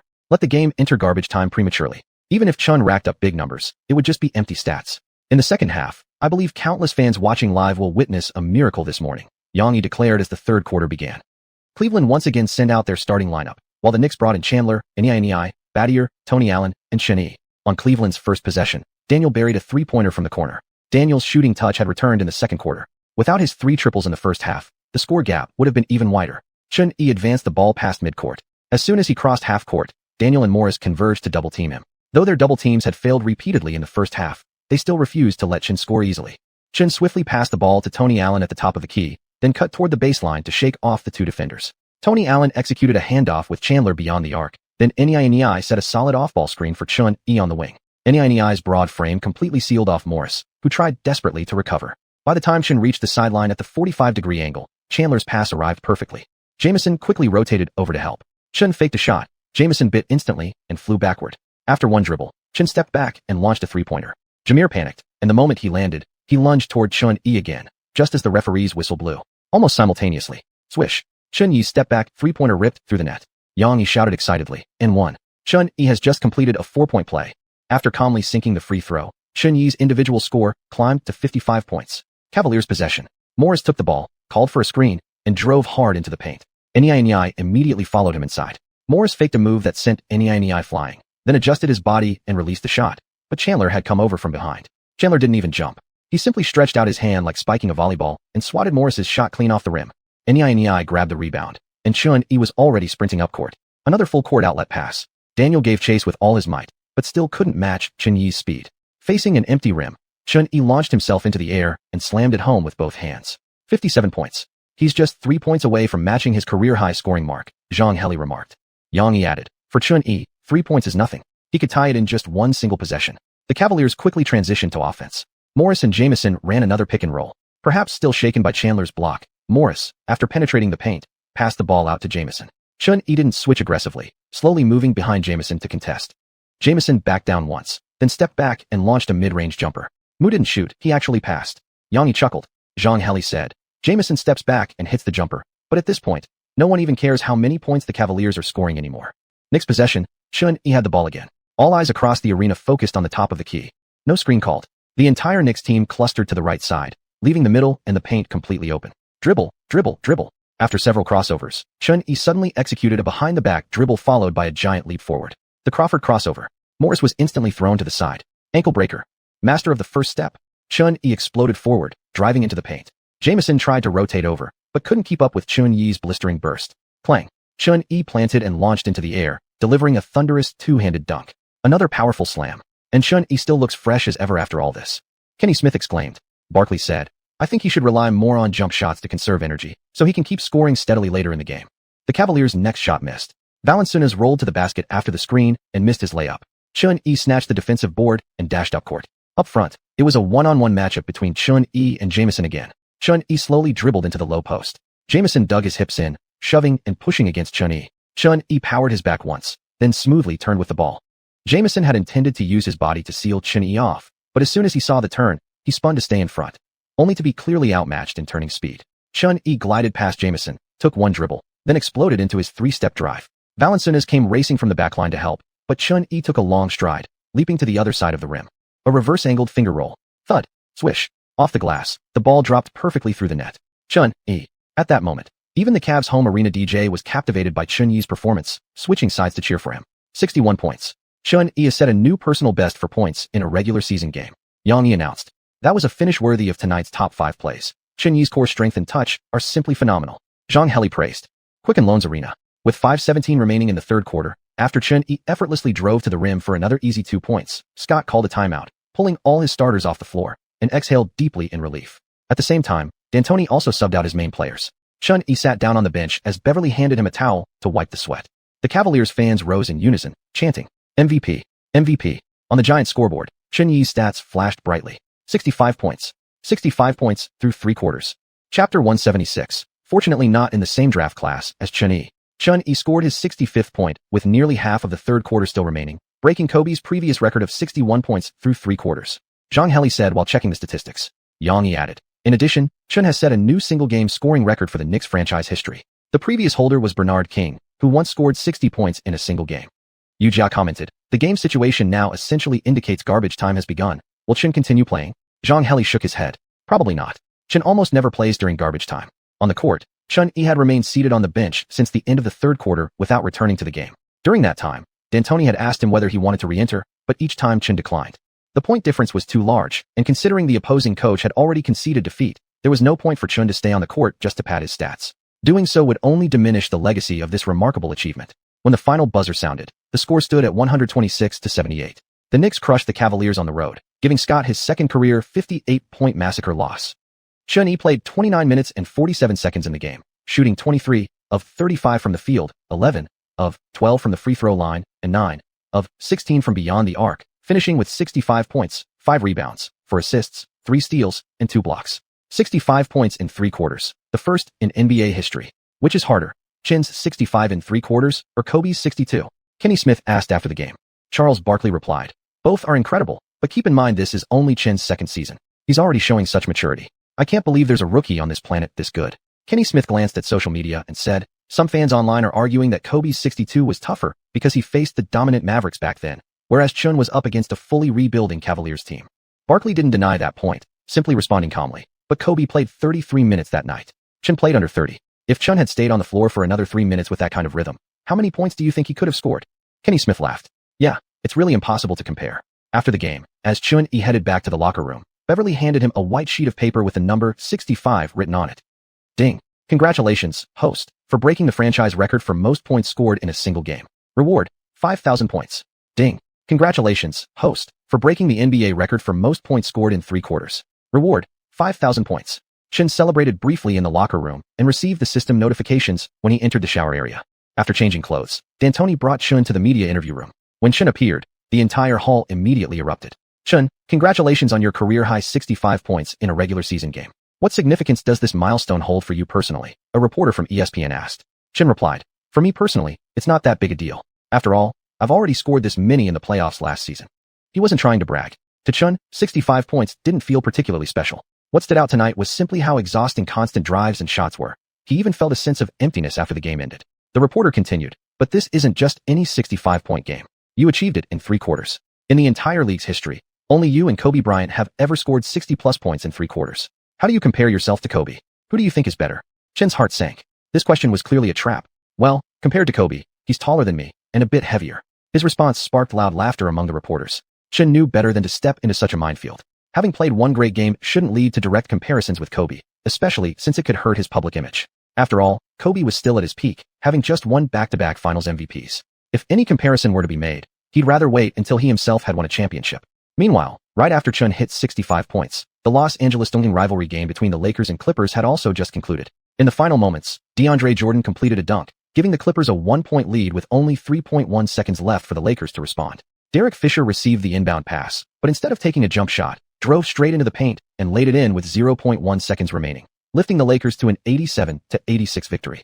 After the game, when Kobe was informed by a reporter that his record of 61 points through 3 quarters had been broken by Chen Yi, he frowned slightly, then a faint smile spread across his lips. That was an incredible performance. After speaking, Kobe watched the highlight reel the reporter showed him, observing patiently before remarking, every generation has its standout players, and clearly, Chen is one of them. I've followed his games. He doesn't play just for personal glory, but always puts the team first. Breaking records isn't easy. I wish him continued success in the games ahead. Kobe took a deep breath, then smiled. This is precisely the beauty of basketball. We're always striving for greater heights. On the other side, Griffin, who had lost tonight's game, heard that Xiuxian had scored 65 points in 3 quarters. His frustration over the loss instantly vanished, replaced by astonishment. Thankfully, I wasn't drafted in the same class as Xiuxian. Otherwise, even the Rookie of the Year would have been out of my reach, Griffin silently thought to himself. After defeating the Cavaliers, the Knicks returned home to face the Toronto Raptors for the third time this season. 113-110, the Knicks secured their third victory over the Raptors at home. Xuanhuan played 41 minutes, shooting 10 of 20 from the field, including 2 of 5 from three-point range and 6 of 6 from the free throw line, finishing with 28 points, 8 rebounds, and 11 assists. Coming off his 65-point explosion in the previous game, many fans believed Xuan underperformed when he only scored 28 points this time. However, although the Raptors were swept this season, they showed clear improvement. The game was close throughout, with the score tightly contested, only being decided in the final minute when Xuan sank a clutch three-pointer. DeRozan had another solid outing, posting 27 points, 7 rebounds, and 5 assists, living up to fan expectations. However, all his shots came near the basket. At this stage, not only had he not developed his three-point shot, but his mid-range game also lacked the consistency he'd later be known for. After the game, DeRozan approached Xuan to ask questions about shooting technique. Ever since Xuan dropped 65 points on the Cavaliers' home court 2 days earlier, DeRozan had become one of his biggest admirers. DeRozan even felt that despite being fellow members of the 2009 rookie class, Xuan's polished skills and leadership made him seem like a veteran who'd been in the league for years. On the 12th, after a day of rest, the Knicks flew back to the road to face the Washington Wizards for the second time this season. This marked Xuanhuan's first return to the Wizards' home arena during the regular season. The Verizon Center reached its highest attendance of the season, with nearly every fan coming to see Xuanhuan. Since Xuan transferred to the Knicks this year, the Wizards' attendance had plummeted compared to last season. Located in Washington's Chinese community, after losing Xuan, many local fans now came to watch xiuxian instead. But Coach Saunders didn't favor using xiuxian much. His playing time this season had dropped to a career-low average of 17.7 minutes per game. Last season, when he was developed as a core player by the Nets, he averaged 31 minutes. Without sufficient opportunity to play, xiuxian's stats had fallen to a career low, just 5.6 points and 3.9 rebounds per game, and he was gradually becoming a fringe player on the roster. This led to the Wizards struggling not only in win-loss record, but also in failing to capture the Chinese market, with tickets going unsold. When Xuanhuan stepped onto the court, the entire crowd erupted in warm applause and cheers. Clearly visible in the front rows, most fans wore his number 7 jersey from last season. Touched by the enthusiastic reception from the home crowd, Xuan felt deeply moved. This game demanded his full effort. Faced with such a determined Knicks team and a focused Xuanhuan, the Wizards surrendered before completing the third quarter. 101-85, the Knicks easily defeated the Wizards, extending their winning streak to 8 straight. Tonight, Xuanhuan played just 28 minutes, tallying 26 points, 5 rebounds, and 9 assists. After the game, Xuan briefly exchanged words with xiuxian. Bro Xianlian, you need to add some weight, Xuan said. While Yao Ming needed to lose weight at this stage, xiuxian was on the opposite end. He needed to bulk up. Currently, he liked to operate from the perimeter, largely because his core strength wasn't strong enough. He couldn't back down defenders in the post or withstand physicality on defense. If he could properly increase his mass to strengthen his core, combined with his already decent shooting touch, his competitiveness would rise significantly. Therefore, Xuan believed that if he wanted to survive in the NBA, he needed to adjust his playing style immediately. Xuan thought he should evolve into a 3 and D-type player. He already had good fundamentals as a shooter, and in the future NBA, a tall shooter with solid defense would be highly valuable. Xianlian nodded, saying nothing more. Besides changing his playing style, Xuanhuan also believed that Xianlian should actively integrate into American life. From his time with the Nets, it was clear that he had sufficient basketball IQ and played intelligently, but he lagged far behind in interpersonal relationships. Before Xuanhuan broke out last season, he had built good relationships with every teammate, and now that he was in New York, he blended easily into the new environment. If Xianlian could develop strong rapport with coaches and teammates, he might not have been traded so frequently by teams. On December 13th, the day after playing against the Wizards, Xuanhuan returned to New York with the team. There was still a game against the Nuggets on the 15th, but before that, his agent Jessica called him. Nike has finished your signature shoe. The company will deliver the first pair to your apartment in a few days, Jessica said. Xuanhuan suddenly remembered he even had a signature shoe in the works. Last month, Nike had already sent him 3D models and photos of the shoe, but with the packed schedule and back-to-back road games, he'd completely forgotten about it. Since the shoes would arrive soon anyway, Xuan didn't bother paying attention to their design for now. He'd deal with it once they arrived. When Xuan led the Knicks on a long winning streak and scored 65 points in 3 quarters recently, Nike executives were thrilled. It seemed their bold gamble on him during last summer's offseason had paid off. With this kind of scoring ability, he was destined to become one of the league's next marquee stars. At the same time, Nike's marketing department felt regret. They would have hit gold if they'd signed Xuanhuan a year earlier. Had his signature shoe launched at the start of this season, the surge from his 65-point performance would have made it an instant bestseller. Now Nike could no longer wait. They were accelerating the release of Xuanhuan's debut signature shoe. Oh, and Nike thinks your recent game against the Cavaliers is a perfect marketing opportunity. When launching the shoe at year-end, in addition to the initial colorways, black/white, white/red, and CNY, they'll specially release a commemorative 65-point record night edition, Jessica continued. Xuanhuan cared even less about these details. Let Nike handle all the marketing. He wasn't interested in managing that himself. Besides, he was confident. No matter what marketing tactics Nike used, his shoes would sell out anyway. Just look at how hard it was now to get a Knicks number 7 jersey in New York. In other words, Xianxia himself was the best marketing tool. On the evening of the 15th, all of New York's fans turned their eyes to Madison Square Garden. Carmelo Anthony, visiting from afar, watched Xianxia's performances with envy practically dripping from his mouth. Due to his incompatibility with Amar'e Stoudemire, Anthony's conflict with head coach George Karl had deepened. Karl deliberately reduced Anthony's usage rate, and this season, Anthony's average scoring had dropped even lower than Xianxia remembered, now only 24.6 points per game, ranking just 8th in the league. Anthony now hoped not only for improvements within the team, but also for more shot attempts. He still wanted to contend for the scoring title this year. What kind of offensive player, nicknamed the scoring machine, could afford to go without being the league's top scorer? On TNT, Kenny Smith said before the game, the 14-8 Nuggets versus the 25-1 Knicks. This game doesn't seem to have much suspense. Charles Barkley replied, the Nuggets and the Knicks aren't even on the same level right now. Even though Denver formed a big three this season with Amar'e, Chauncey, and Carmelo, everyone knows they don't fit together. None of them can play to their full potential. Kenny Smith nodded.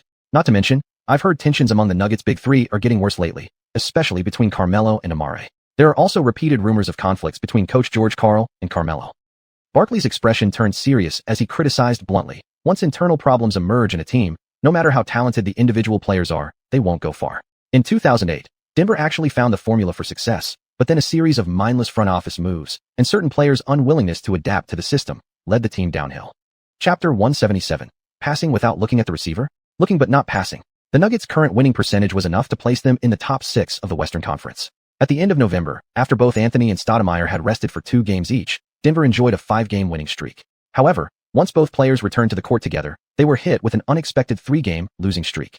George Karl and Billups already knew exactly what the team's problem was. Both Anthony and Stoudemire were superstars when isolated.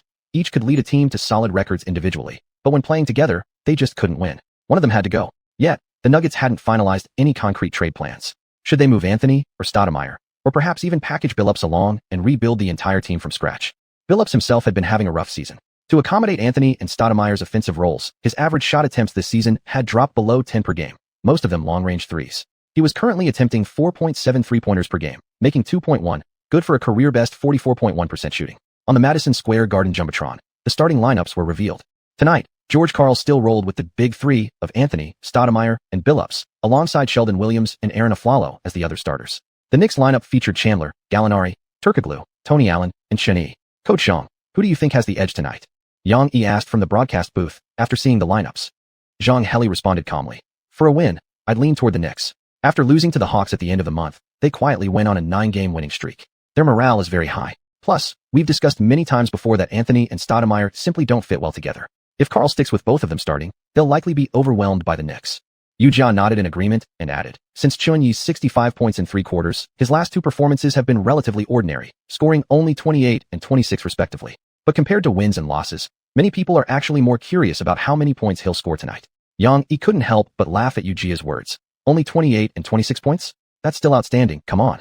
Xiuxia replied. I know, but Xianxia has raised the fans' expectations so high that even I instinctively feel like scoring in the 20s means he was coasting during that game. Next to him, Zhang Heli chuckled. Haha. Xianxia reminds me of Kobe in 2006. Back then, the media would often say things like only scored 20 or merely dropped 30, as if those numbers weren't impressive. As they chatted, Chandler won the opening tip against Stoudemire, giving the Knicks the first possession. Xianxia was guarded by Billups. An experienced defender, Billups was tough to beat one-on-one, so Chen didn't force it. Instead, he called for a screen from Chandler, used the pick to shake off Billups, then drove into the paint. Facing Stoudemire, Chen planted both feet and unleashed a snake-like crossover dribble, weaving past him and finishing with a reverse layup. Knicks led 2-0 early. Fans showed their support. The moment Chen initiated his Euro step, before even taking the shot, cheers erupted from the stands. Ever since raising his speed attribute to 80, Chen had clearly felt a qualitative leap in his ball handling and driving speed. His Euro step had become faster than ever. Many fans now said his move carried the same flavor as Dwayne Wade and Manu Ginobili. On the other end, the Nuggets ran their first play through Anthony. At the elbow, guarded by Gallinari, he took his time in the classic triple threat stance, then rose up for a smooth jumper, good for 2 points. On the Knicks' second possession, Chen once again brought the ball up at the top, setting up another pick and roll with Chandler. The Nuggets deliberately tried to cut off Chandler's roll to the rim, shifting their defensive focus inward. Chen dribbled right up to the free throw line, then stepped laterally to his left. His eyes fixed on Chandler's cutting path, he flicked his wrist subtly. Both Billups and Stoudemire reacted instantly, reaching in to intercept. But the ball suddenly arced sharply toward the wing at a 45-degree angle. Gallinari easily shook off Anthony's chase, caught the pass beyond the 3-point line, and immediately let it fly. Italian cannon fired. Chin's no-look, behind-the-back pass set up Gallinari's three-pointer perfectly. Whoa. Chin's pass was so deceptive. His eyes locked on Tyson, fooling both Chauncey and Amare completely. Kenny Smith exclaimed. Charles Barkley said, "No-look passes are just basic moves for Chin now. Didn't he enter the league being compared to Jason Williams, or something?" I don't think we've really talked about who Chin's playing model is, but without a doubt, his playmaking ability is way ahead of Jason Williams. Jason was just flashy with his passes, but Chun is like a 15 centimeters shorter Magic Johnson. Hardly had Kenny Smith finished speaking when the Nuggets launched their next offensive. Billups drove in and fired a bounce pass to Stoudemire cutting toward the rim.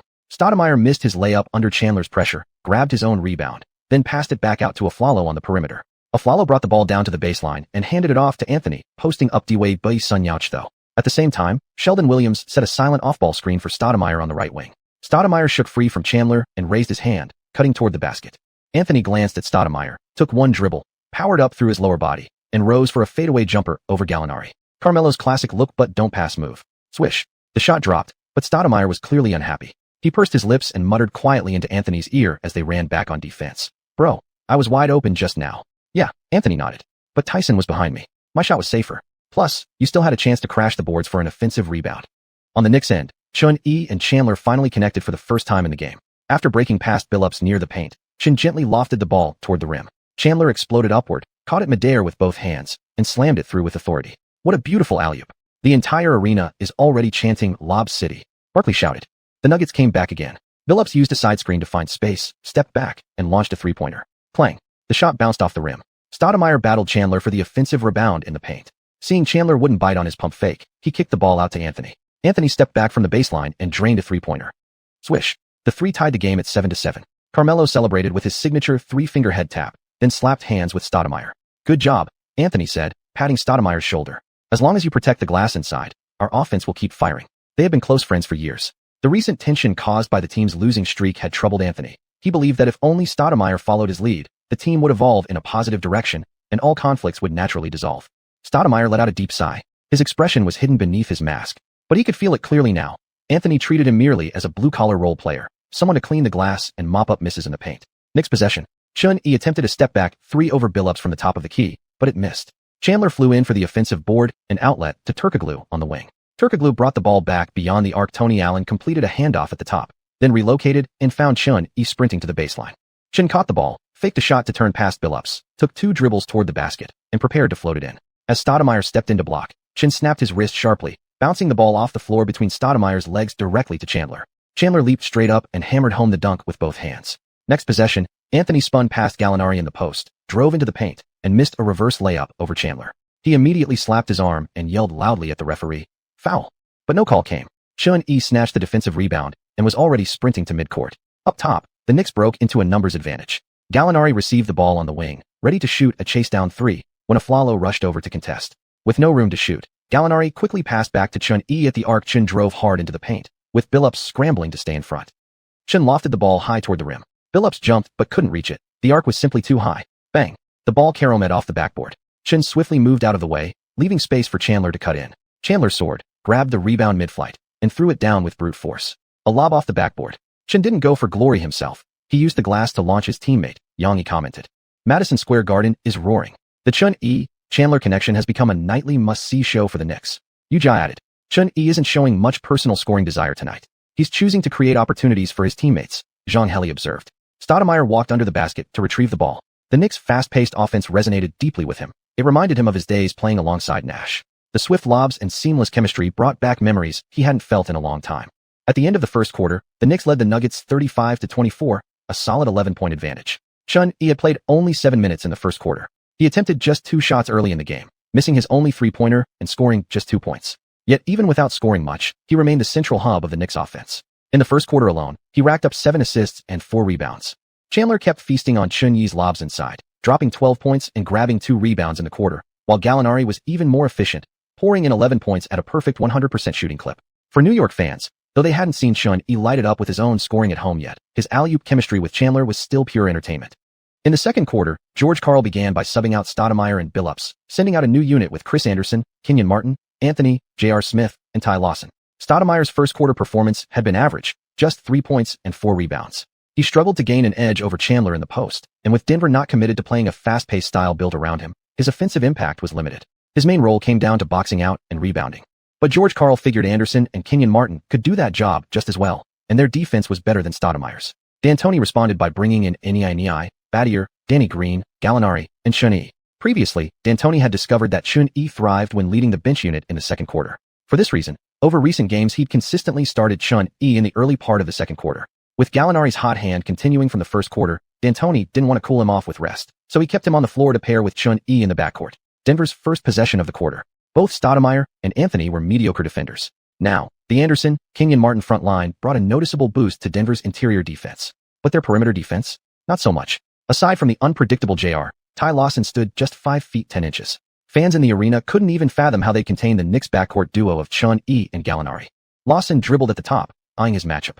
Xiuxian sized him up. This guy's official height is 5 feet 10 inches, but there's no way he's actually that tall. Judging visually, he looked closer to 5 feet 8 inches. Xiuxian knew Lawson well. The man was a hothead, arrested before for domestic violence, suspended multiple times for DUIs and fights. In the future, he'd even play in the CBA, suiting up for Shandong and Fujian, before getting blacklisted after making offensive remarks about Chinese women on social media. On the court, Lawson used a screen from Kenyon Martin and drove hard into the paint. But as soon as he launched his shot near the rim, he was met with a thunderous block. A chase-down rejection by Xiuxian. How did Ty Lawson even dare take that shot in front of Xiuxian? Yang exclaimed in disbelief. Lawson's strengths were his speed and physical strength, but his straightforward drives didn't scare Xiuxian. The moment he slipped past using the screen, Xiuxian already had his plan set to time Lawson's layup and swatted emphatically from behind. Knicks' turn. Xiuxian didn't even call for a pick and roll against Lawson. Instead, he waved his teammates clear. Nei took Anderson to the wing near the paint, while the other 3 shooters spread out beyond the arc, completely vacating the lane. Dribble, dribble, dribble. Casually, Xiuxian bounced the ball between his legs. Then, with a sudden push off his right foot, he exploded toward the basket. No crossover, no hesitation, just powering straight past Lawson. Lawson was quick. Using his chest to press against Xiuxian's shoulder, he stayed glued all the way to the rim. After being blocked earlier, he was determined to make up for it. Weighing in at 200 pounds, Lawson was known for his brute strength. But against Xiuxian, that wasn't an advantage. Clang. Xiuxian took 3 long strides and leapt. Lawson stepped into the restricted area, hands raised high, jumping alongside to contest. They collided midair, and then Lawson went flying backward like a kite cut loose, tumbling toward the baseline. Lawson's seriously overestimating himself. He loses in physicality and doesn't even come close in vertical leap, Yang remarked. Zhang Heli added. Looks like he's still salty after that block earlier. Madison Square Garden fell silent for a split second, then erupted in a deafening roar. Chapter 178. Knicks' bizarre strategy. The elevator door. This. Kenny Smith stared after Xiuxian's chase-down block, momentarily at a loss for words. How could the Nuggets let Ty Lawson go one-on-one against Xiuxian? Or rather, how could Lawson even dare to attack Xiuxian alone like that? Charles Barkley said. Tisk, Ty Lawson's defense is like smoke to Xiuxian. Nothing. He didn't even call for a screen and just charged into the paint. Nuggets turned to attack. After getting embarrassed on both ends of the floor, Lawson, though burning with Bufuchi, was now too wary to challenge Xiuxian one-on-one again. He obediently called on Anderson to set a pick. Anderson rolled down after the screen, received the ball, then passed it into the post to Kenyon Martin. Martin faked a move toward the basket in the paint, but Nei didn't bite. Arms fully extended high, he stayed vertical to contest. Martin's layup missed, and Nei secured the rebound. Back in the 2008 playoffs, Denver nearly climbed to the Western Conference summit, pushing the Peak Lakers to 6 grueling games before finally falling. The first 3 games were decided in the final minute. That year's success wasn't just due to Anthony being in his physical and technical prime and acquiring Billups. Their interior defense was also a critical factor. The trio of Kenyon Martin, Nei, and Birdman Anderson formed a rim-protecting force that averaged nearly 4 blocks per game. Thanks to their presence, the Lakers' celebrated Twin Towers couldn't dominate inside as expected. In that series, Bynum averaged only 7.8 points and 3.3 rebounds, while Gasol managed 17.5 points and 12 boards, but struggled immensely inside. Whether it was Nei or Martin guarding him, Gasol faced relentless physical resistance, often unable to back down into position, forcing him into mid-range jumpers. This season, however, after trading Nei to the Knicks for Amare Stoudemire, Denver had weakened its interior defense, especially during second-unit rotations. The Knicks continued their offensive possession. Xiuxian brought the ball up quickly, then handed it off to Danny Green just past half-court. Xiuxian moved from the elbow to 1 step outside the free-throw line to receive the ball. Immediately, Nei cut toward the basket. Both Kenyon Martin and Anderson locked onto him and followed the movement toward the rim. Gallinari and Batum dropped back near the 45-degree corner behind the arc, spacing the floor. With both players capable of lethal threes, Denver couldn't afford to give them any open looks, so 2 defenders quickly shifted to stay tight on them. Seeing Nei's cut was blocked, Xiuxian delivered a bounce pass to Batum, then ran to the opposite 45-degree spot. Nei, now body blocked by Anderson under the rim, had no chance to catch an easy feed. Instead, he drifted toward the corner. The Knicks' offensive flow is stalled. All their shooters are camping outside, Kenny Smith noted, observing their positioning. Barkley analyzed. Denver's playing man-to-man with a strong interior emphasis. It's tough for Nei and Chun to connect on backdoor cuts this way. Only the pick and roll might work now. Seconds ticked away. Chun signaled to Gallinari, who promptly set an off-ball screen. Chun used it to shake off Lawson and attack the lane. Chun drives into the paint. Lawson stays glued. He might be able to intercept the pass. Batum has a tough angle to feed the ball inside now. Danilo and Danny are looking for openings from outside, Barkley explained. Batum passed to Gallinari. As soon as he caught it, J.R. Smith pressed tightly against him. Gallinari made a fake move, but held off shooting, waiting for Chun underneath. Down low, Chun immediately began cutting toward the free throw line. The instant Chun stepped out of the paint, Batum and Danny Green both started moving inward from beyond the arc. Noticing the Knicks shifting, Denver's defense instinctively collapsed toward the paint. As Chun cleared the restricted area, Batum and Danny Green swiftly converged at the free throw line, forming a human wall. Huh, Xianxia exclaimed, watching the scene unfold. Chun's already at the top of the key. Batum and Danny Green just completely sealed off all the defenders at the free throw line. Lawson and Anthony both sprinted toward Chun, but collided hard into the stationary bodies of Batum and Danny Green. Gallinari fired the ball straight into Chun's hands. Chun caught and launched. Quick release. Lawson, his primary defender, didn't even see the shot go up before the ball flew over his head. Swish. A three-pointer, true and clean. Wait, what kind of play was that? Xianxia asked, stunned. Though Chun's long-range shot had gone in, attention wasn't focused on the shot itself. Instead, everyone was replaying the strange screen they'd just witnessed. That's a door-closing pick and roll. It completely caught the Nuggets defenders off guard, who were trying so hard to deny Chun-E the shot, Zhang said as he watched the replay on the big screen. Xiuxian nodded in agreement. Using a double door close like this forces the defense to just stand by helplessly while the shooter runs free for an open look. I'm sure Ty Lawson didn't even know when Chun-E at the top released the ball. Mike D'Antoni truly lives up to his reputation as an offensive genius. A pick and roll setup like this is something I've never seen before, Xianxia remarked. The broadcast cut to Mike D'Antoni on the sideline, who, as soon as the play unfolded successfully, broke into a wide grin and punched the air in celebration. This play wasn't originally on D'Antoni's playbook. It was something Chun-E had proposed during a recent tactical session. When D'Antoni first saw Chun-E diagramming it on the whiteboard, his eyes lit up instantly. After the Knicks ran through the drill, D'Antoni couldn't stop praising it. Chun-E was absolutely a genius. Though, this particular tactic wasn't actually invented by Chun-E. He had stolen it from the future elevator door play that would later be banned after being used by the Golden State Warriors. It involved two teammates simultaneously setting a double screen, creating a narrow window for the shooter to receive space and launch from beyond the arc. However, the play walked a fine line with moving screens and required extensive practice. The two screeners had to establish their position firmly before contact, otherwise it would easily be called an illegal screen. This play demands an extremely high level of precision from the shooter. They're using two players near the free throw line to set the screen, giving the shooter a clean catch and shoot at the top, but doing so leaves the paint completely empty. They're sacrificing rebound opportunities, Zhang continued. Xianxia nodded. Exactly. This shot has to go in. Otherwise, they're just handing the opponent an easy board. Just as the commentators finished speaking, on the court, Anthony responded by draining a three-pointer from the baseline. Knicks possession. The shooters once again spaced out beyond the three-point line, while Nei positioned himself at the edge of the restricted area to stretch the defense. Chun-E passed the ball to Gallinari at the top, and then signaled for the same play. After Chin's previous three, the Nuggets were now alert to their pick-and-roll actions. As long as they stuck tightly to Chun, the screen would never be timely enough. Ty Lawson shadowed Chun-E closely, refusing to give him any room to operate. Chun retreated behind the arc to receive the ball again, drawing all defensive attention onto himself. From the left baseline, Gallinari first cut toward the corner, then swiftly looped back toward the 45-degree spot. At the same time, Battier and Nei moved in unison from near the free throw line. As Gallinari accelerated between the two screeners, Battier and Nei immediately closed in together, cutting off Anthony and Kenyon Martin's pursuit. Meanwhile, Chun drove hard toward the paint and delivered a behind-the-back bounce pass straight into Gallinari's hands. Fancy passer and dime assassin both lit up. At the 45-degree angle, Gallinari caught the pass and fired without hesitation. Again with that bizarre door-close play by the Knicks. Chun-Yi's pass was perfectly timed. This time it's Gallinari taking the three. Xianxia shouted. The Nuggets got fooled again. They assumed Chun-E would be the one finishing, so they focused all their pressure on him, but completely neglected Gallinari on the weak side, Zhang explained. It can't be helped. Chun-Yi's shooting and driving threats are too dangerous. They can't afford to relax on him, so they end up leaving Gallinari open on the wing, Wuxia added. After Gallinari's basket, he gave Chun a celebratory high five. This season, the Italian cannon ranked among the league leaders in both three-point makes and accuracy, second only to Chun-E on the team. While he didn't possess Chin's otherworldly ability to hit contested threes every game, his catch-and-shoot efficiency and off-ball movement made him a deadly spot-up threat.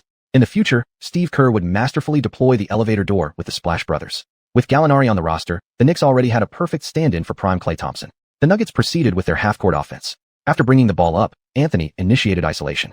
Gallinari had struggled defending Anthony in the first quarter, so in the second, Coach D'Antoni assigned the more seasoned defender, Battier, to take over. But when this version of Anthony got hot, No one could stop him. The Nuggets quickly transitioned back on defense. To prevent another bizarre door-close play, they switched to a full-court press.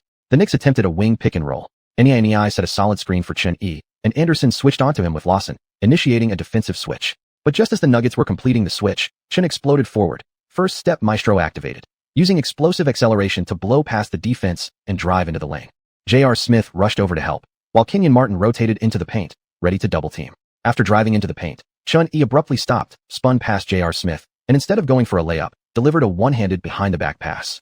Gallinari caught the ball on the baseline. Anthony's help defense arrived too late. Italy's cannon fired again. Swish. Fancy passer lit up. Chun's assist count increased once more. Throughout this game, he had been consistently using flashy no-look and behind-the-back passes, all to grind for the fancy passer badge. Once both alley-oop maestro and fancy passer reached gold tier, he would unlock his next domination skill. Gallinari's three-pointer prompted George Karl to call a timeout. Strengthen our perimeter defense. Don't keep letting them get open looks. Their shooters are catching fire, George Karl said, glancing pointedly at Anthony as he spoke. George Karl made lineup adjustments, sending Amare Stoudemire and Sheldon Williams in for Anderson and Anthony, while Chauncey Billups replaced Ty Lawson. After the timeout, D'Antoni also rotated his lineup, benching Chun and Gallinari, putting Jason Livingston in to lead the second unit. With Anthony off the court, Amare finally had room to breathe and take control. When Stoudemire played alongside the starters, ball dominance went to Anthony. Deep down, Amare was frustrated. He had been the offensive centerpiece in Phoenix. How could he accept being reduced to a role player in Denver? But since this Nuggets team revolved around Anthony, and given their close personal relationship, Amare chose to swallow his pride. Right after checking in, Billups connected with Stoudemire, a smooth drive-and dish from Billups to Amare in the post, who then faked past Nei and finished with a hook shot over the glass. Chun remained on the bench for much of the second half. Under Livingston's direction, the Knicks slowed their pace and shifted into half-court sets, allowing Denver's defense to finally settle down. Billups struggled tonight. His first 2 three-pointers after returning missed the mark. But Stoudemire kept crashing the boards against Nei and converting second-chance opportunities. Each time he scored, Amare roared toward the camera. I'm not a role player. Late in the second quarter, Chun re-entered the game. He hadn't focused on scoring in the first half. His array of fancy passes left Knicks fans dazzled, so much that even the broadcast cameraman occasionally lost track of the ball. At halftime, the Knicks led 56-53. Anthony had been incredibly efficient in the first half, dropping 10 points in the first quarter, then adding 7 more in just 6 minutes of play in the second, totaling 17 points before halftime. Meanwhile, Stoudemire's scoring in the second quarter helped Denver steadily close the gap. By halftime, Chun had only 8 points, but added 7 rebounds, 12 assists, 2 steals, and 1 block, truly all-around numbers. Chun hasn't scored much tonight, but he already has 12 assists and 7 rebounds at halftime. He's very likely to record another triple-double today, Yang commented during the break. Chun has now recorded 6 triple-doubles this season. His averages in points and assists rank among the league leaders, and his rebounding is top tier for a guard. His skill set is just too complete. I can't think of a single technical weakness, Xianxia said. Yuja nodded. Chun season averages are approaching 30 points and 11 rebounds. If he grabs a few more boards per game, averaging a triple-double isn't out of the question. Yang mused. Wow, averaging a triple-double, that kind of stat line is insane. Aside from Oscar Robertson back in the day, we haven't seen a player like this in decades. Xianxia continued. If Chun actually pulls off an average triple-double, I think he'll be a strong MVP candidate. After all, the Knicks' record this season is simply outstanding. After the 15-minute halftime break, the third quarter began with George Karl bringing back Anthony, Billups, and Stoudemire together. As soon as Chun saw the opposing lineup, he knew. The moment those three shared the floor, it was time for the Knicks to seize momentum. Chapter 179, Fadeaway Buzzer Beater. When the Knicks were preparing to go on a run to pull away in the third quarter, Nuggets star Carmelo Anthony stepped up. The melon was sweet tonight. Anthony went 4 for 4 in the entire third quarter, including 2 for 2 from beyond the arc, scoring 12 points with 5 rebounds and 3 assists in the period alone. Anthony's efficiency made Billups keep feeding him the ball, while Stoudemire, wanting to win without disrupting team chemistry, remained content playing the supporting role. Chun struggled with his shot in the third quarter, missing both of his three-point attempts. Moreover, he wasn't particularly aggressive offensively tonight, choosing instead to distribute the ball constantly. By the time Chun came off the floor late in the quarter, he already had 16 assists. The Knicks, hoping to set their own pace, played poorly in the third quarter. They entered the fourth trailing by 1 point, 88-89. At the start of the fourth quarter, D'Antoni put the Knicks starting 5 back on the court. With only a slim lead, and given the Nuggets' explosive offense, which had erupted after halftime with both Anthony and Billups catching fire, D'Antoni decided to keep Chun on the floor for the entire quarter. It had been a long time since Chun experienced playing seriously through the fourth quarter. D'Antoni also specifically told Chun before the quarter began to take more shots. He'd only attempted 10 in the first 3 quarters. Olda didn't know about Chun-Yi's private goal, to max out his playmaking badges in these recent games. But as the fourth quarter unfolded, the Nuggets' biggest weakness became apparent. Their interior and perimeter defense simply couldn't match the Knicks. They were overly reliant on Anthony for scoring. His style leaned heavily toward individual heroics, which hampered the team's overall offensive flow. Once Anthony went cold and Stoudemire failed to integrate into the half-court system, the team quickly fell into a scoring drought. The Knicks applied double teams on Anthony throughout the early part of the quarter and seized the opportunity to open the fourth with a 10-0 run, forcing George Karl to call a timeout. He pulled Stoudemire and brought in a twin tower lineup of Anderson and Kenyon Martin to support Anthony. Stoudemire had an extremely frustrating game. He not only lacked offensive touches, but also spent the first 3 quarters dutifully doing all the dirty work. Now, at a critical moment, he was being benched again. While it was true that George Karl and Anthony had conflicts, after years together, Karl still believed Anthony was more useful than Stoudemire, especially since their on-court synergy was poor when both played together. After Stoudemire exited, Anthony's shooting cooled off rapidly, repeatedly turning the ball over or giving easy rebounds to the Knicks. With Chandler dominating the paint defensively, Xuanhuan recorded his triple-double before halftime of the fourth quarter. Xuanhuan regained his touch in the final period, not only dishing assists to the perimeter shooters, but also repeatedly driving into the Nuggets' interior to draw fouls. Unlike Anthony's one-on-one isolation plays, Xuanhuan trusted his teammates completely. The Italian cannon was especially hot tonight, continuing to bombard the rim in the first half of the fourth. On the Nuggets side, only Anthony and Billups could take turns isolating. With the game entering its final moments, the Nuggets launched an offensive possession, and the Madison Square Garden crowd rose as one. Defense. Facing Gallinari's tight defense, Anthony caught the ball at the elbow, went into a triple threat stance, then rose up for a fadeaway jumper. The ball bounced twice on the rim before dropping through. After the basket, Anthony flashed a 3-finger headshot celebration toward the sideline camera. 107-108. Anthony's jumper gave the Nuggets the lead with only 13 seconds remaining. D'Antoni immediately called a timeout. The last possession belongs to the Knicks, who have just 13 seconds left and trail by 1 point. We'll see if D'Antoni opts for a 2-pointer or a 3, said John Helly. Who will take the final shot for the Knicks? Xuanhuan hasn't had a great shooting night, so I think Gallinari might be the best option. He's already hit 8 threes tonight, Zhang analyzed. Xiuxian replied, not necessarily. I believe D'Antoni will still give this shot to Xuanhuan. Everyone knows he's a player who can create miracles. Yang nodded. This kind of game winner, he thought, wouldn't be entrusted to anyone other than Xuanhuan. Xuan, this final play is yours, D'Antoni said quickly, holding up his clipboard. We haven't been in these in-game situations in a while. Stay sharp, everyone. Perimeter shooters, move aggressively to space the floor. I don't want our winning streak to end here at home. The Knicks players nodded in agreement. Anthony was tough. When he got going, he could single-handedly push the Knicks into such desperate straits. Timeout ended. The Knicks prepared to inbound the ball from the sideline. Chandler came off the floor for the final possession, with Battier moving to the 5 spot, and D'Antoni went with 5 shooters on the court. On the court, the Knicks set up their motion offense, and Xuanhuan successfully received the ball in the backcourt. George Karl didn't assign a double team on Xuanhuan, partly because Xuanhuan was too effective at beating traps, and partly due to his uncanny passing ability. An aggressive double could easily leave other Knicks shooters open for easy baskets. Billups was tasked with guarding Xuanhuan. He had the strongest perimeter one-on-one defense on the Nuggets roster. Ty Lawson, despite being quicker and more athletic, had already proven to be completely outmatched. Xuanhuan had been playing him like a younger sibling all game. Xuanhuan protected the ball and surveyed Denver's defense as the shot clock ticked down. It looks like the Knicks are going to put the last shot in Xuanhuan's hands again, said Kenny Smith. They're not running anything complicated here, so it doesn't look like that strange shut-the-door pick-and-roll is coming into play. Charles Barkley added, it's been a long time since we've seen the Knicks in this kind of high-pressure situation. Let's see how Xuanhuan handles this. His driving threat is huge. He doesn't necessarily have to take a 3, especially since the Knicks are only down by 1. The Knicks players began crisscrossing around the perimeter. This time, D'Antoni called no pick-and-rolls, nor did he use the elevator screen. Though referees usually stay out of the way in crunch time, complex actions carry a higher risk of turnovers when time is tight. The elevator screen, if mistimed, could draw a moving screen foul. But D'Antoni trusted Xuanhuan. His plan was simple. Just get the ball to Xuanhuan and let him decide. Dribble, dribble, dribble. After a series of crossovers, Xuanhuan initiated his drive. Madison Square Garden fell completely silent, the fans watching intently. All the Knicks players spread out along the perimeter, leaving the paint wide open. Xuanhuan exploded toward the right side. Billups retreated, then Xuanhuan pulled the ball back with his right hand, paused briefly, executed a behind-the-back crossover, and instantly accelerated. Billups slid over to cut him off from the side, the best way to stop a drive, while also cutting off any room for a pull-up jumper. Xuanhuan drove hard toward the side of the free-throw line, executed a half-spin, and used his shoulder to lean into Billups. Billups had solid lower body strength, holding his ground while simultaneously reaching in to harass Xuanhuan's dribble. The Nuggets played strict man-to-man defense, everyone staying glued to their assignments on the perimeter. 3 seconds left. Xuanhuan leaned back, took a deep breath, then faked a turn with his left shoulder. Billups, fearing a spin move, shifted half a step to his left. In an instant, Xuanhuan planted hard to his right and rose up with a fadeaway jumper. Billups lunged upward immediately. The entire arena held its breath. Billups didn't make contact. He quickly pulled his hands back after contesting, determined not to give the officials any reason to blow the whistle. Every eye in the building fixed on the flight of the ball. The basketball spun through the air, tracing a perfect arc. Just as it reached 10 centimeters from the rim, the red light above the backboard flashed with a loud beep. And then, swish, a clean, crisp net snap rang out. Madison Square Garden erupted into deafening cheers. The entire Knicks bench surged onto the court. Chandler sprinted in and bear-hugged Chun-Yi, lost his balance, and collapsed to the floor, with Chun-Yi dragged down under him. Gallinari dove in right after, piling on top of both of them. What does it feel like having a 250-pound center and a 200-pound power forward land on you? Stars burst in Chun-Yi's vision. Chun-Yi wins it with a fadeaway jumper. Yang-Yi shouted in excitement. Zhang Heli followed up. Ball in, buzzer sounds. This shot seals the game completely. Chun-Yi left the Nuggets absolutely no chance.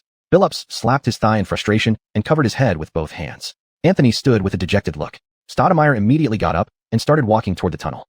109-108.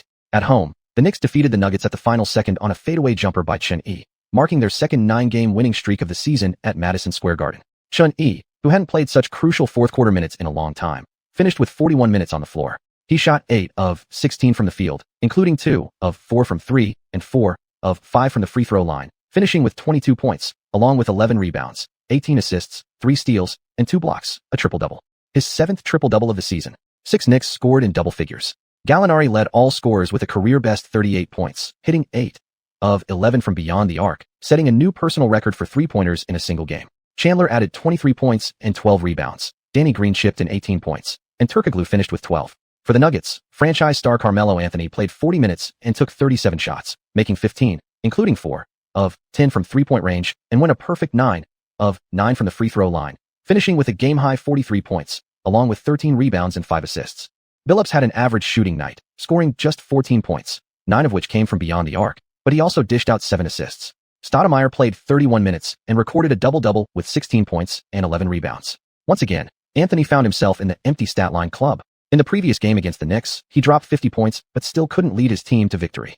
A frustrated Anthony was clearly upset after being defeated at the buzzer. This season, it would be extremely difficult for the Nuggets to reclaim the top spot in the West, let alone secure a higher seed in the fiercely competitive conference, much less contend for a championship. D'Antoni, on the other hand, was in high spirits. After supporting Chun-Yi back to the locker room, he brought him along to attend the post-game press conference. Chun-Yi felt that the Knicks really didn't know their own strength, getting crushed by Chandler and Gallinari like that moments ago. If not for the system regularly supplying him with nutrient fluids, he would have been seriously injured. At the post-game presser, the media first showered praise on Chun-Yi's performance. Tonight's game winner was certainly headline-worthy. But Chun-Yi had been stealing the spotlight lately. Appearing on front pages had become routine for him, especially after dropping 65 points in 3 quarters against the Cavaliers.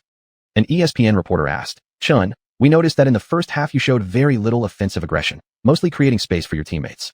Then in the third quarter, you missed several consecutive shots. Yet the final possession was still designed for you. Can you share how you adjusted your mindset during that time?"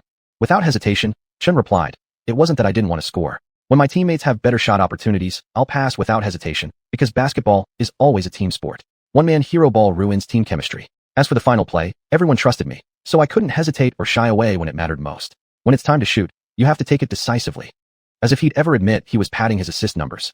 With this win, your record improves to 26-1, keeping you firmly atop the Eastern Conference. Meanwhile, the Nuggets, despite their off-season upgrades, haven't lived up to expectations. The trio of Carmelo, Amare, and Chauncey seems to be struggling to coexist. What are your thoughts on that? Chin responded, "I don't concern myself with how other teams perform. My job is simply to lead this team into the playoffs, break through the East, and fight for the championship.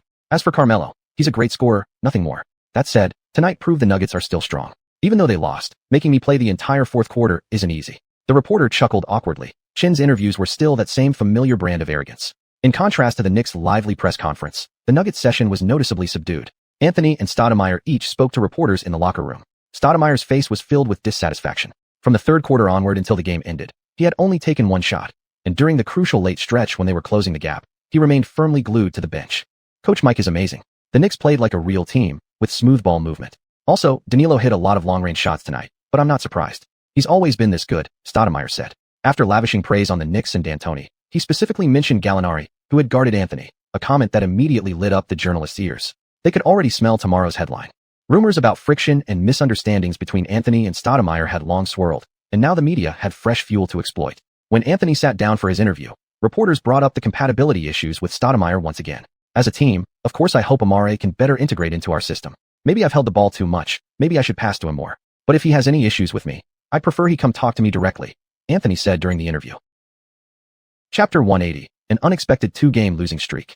Fresh off a buzzer-beater victory over the Nuggets, the Knicks remained at home to face the challenge of the Boston Celtics. The Knicks' schedule for the second half of December was significantly lighter. Only 3 games in the upcoming week, all at home, and just 1 game remaining after Christmas. This provided a rare period of relaxation for the Knicks players. With the team currently sitting atop the league standings, everyone could look forward to an enjoyable holiday season. Against the aging Celtics, many observers before the game believed that the old and worn-out Green squad would be unable to halt the surging Knicks winning streak. After all, earlier in the season the Knicks had already faced the Celtics once, when their fast-break offense delivered what amounted to a grueling fitness drill for Boston's veteran lineup, a 36-point rout. Surprisingly, however, this elderly Celtics team had posted an excellent record this year. Going into the matchup with New York, they stood at 19 wins and 4 losses, ranking second in the Eastern Conference, even ahead of Howard-led Orlando and the Heat's star-studded trio. Yet on December 17th, the Celtics brought the Knicks' winning streak to an end. 112-117. The Knicks fell by 5 points at home, failing to secure their 10th consecutive win. Boston's Big Three combined for 78 points. Paul Pierce, who finished with 32 points and 10 rebounds, erupted in celebration the moment the final whistle blew. Kevin Garnett pounded his chest in front of the cameras, as if declaring, "Though old, am I still not able to fight?" On the Knicks side, Xiuxian played 42 minutes, shooting 6 of 12 from the field and a perfect 7 of 7 from the free throw line, recording a triple-double of 22 points, 12 rebounds, and 14 assists, but even that couldn't prevent defeat. In this game, Doc Rivers, wary of the Knicks repeating their previous tactics, chose not to start Shaq, instead promoting Big Baby Glenn Davis into the starting lineup to support the Big Three and Rajon Rondo. Shaq's performance this season was even worse than Xiuxian remembered, averaging just 8.2 points, 4.6 rebounds, and 0.7 assists per game, all career lows. At the age of 38, he was already contemplating retirement. The Knicks' loss tonight wasn't solely due to the Celtics' aging stars catching fire. The primary reason was their collective offensive collapse in the fourth quarter. For much of the first 3 quarters, the two teams traded leads back and forth. When the Knicks attempted to pull away in the third using their familiar tempo, Ray Allen thwarted them with 4 of 5 three-pointers in the quarter. Entering the fourth quarter, the score stood at 90-87 in favor of the Knicks, a mere 3-point lead. Then Paul Pierce took over, scoring 12 points in the final frame and leading a 12-4 Celtics run early in the quarter to seize the lead. On the Knicks side, Mike D'Antoni noticed signs of physical exhaustion setting in midway through the final quarter. Except for Xiuxian, the starters' energy levels dropped sharply. For players like Danilo Gallinari, accustomed to playing around 33 minutes per game, suddenly having to battle a championship-contending team like Boston for over 40 minutes proved grueling. In the fourth quarter, the Knicks went 1 of 8 from three-point range. Danny Green even missed both free throws late in the game. The Knicks had their winning streak snapped tonight because, as the game reached its final stages, glaring weaknesses emerged in both their offense and defense, and it became clear their stamina was fading, Kenny Smith said after the game. Charles Barkley nodded in agreement. They rarely have to play serious fourth quarters this season. Many games were decided by big runs in the third quarter, turning the final period into garbage time. Tonight it showed, if they don't establish rhythm in the third, they're ill-prepared for a tight fourth. Even elite shooters like Danilo kept missing open shots, and defensively they looked lost. Kenny Smith continued, it was similar in the last game against Denver. If not for Chin's last second shot, their streak would have ended earlier. Chin is also partly to blame for the loss. He recorded a triple-double, yes, but his aggressiveness on offense was lacking. Only 12 shot attempts. While the triple-double is impressive, I believe if he had shouldered more scoring load in the fourth, the Knicks might have pulled it out, Barkley added. Kenny Smith concluded, next up for the Knicks is the Miami Heat, another team they've beaten before. But Miami's morale is high right now. Whether New York can bounce back will depend entirely on how well they adjust. Although they fell short of a 10-game winning streak, Knicks fans still had great confidence in their team. With such a long season ahead, one loss didn't matter much. They believed the Knicks could quickly adjust and defeat the Heat. On the 18th, the Knicks hosted the Miami Heat in a back-to-back game, led by the trio of LeBron James, Dwayne Wade, and Chris Bosh. The Heat, who were sitting 8th in the Eastern Conference just last month with a 10-8 record, had recently found their rhythm.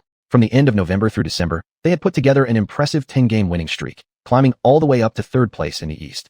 Xiuxian wasn't surprised by the Heat's rising form. The Miami trio were all in their prime and brimming with confidence. Once they passed the adjustment phase and figured out how to win, their success was inevitable. Wade had been eagerly anticipating this rematch against the Knicks ever since their humiliating opening night loss. Before the game, Xiuxian deliberately hid the magnesium powder.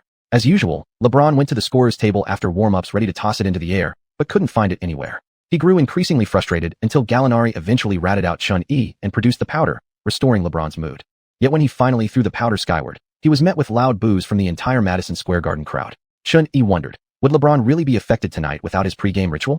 The Knicks didn't respond as fans had hoped. No quick bounce back or double victory over Miami. Instead, they suffered their second straight home loss, 91-113. Not only did the Knicks lose at home, but they also set a new season high for largest margin of defeat, 22 points. Tonight, Miami's Big Three combined for 84 points. LeBron recorded a triple-double with 32 points, 11 rebounds, and 10 assists. Wade scored 26 points, including 2 of 3 from beyond the arc. Bosh added 26 points and 12 rebounds. The Heat, hungry for an 11-game winning streak, came out fully locked in. They shot exceptionally well from deep, a rarity for them, hitting 10 of 18 three-pointers, good for over 55%.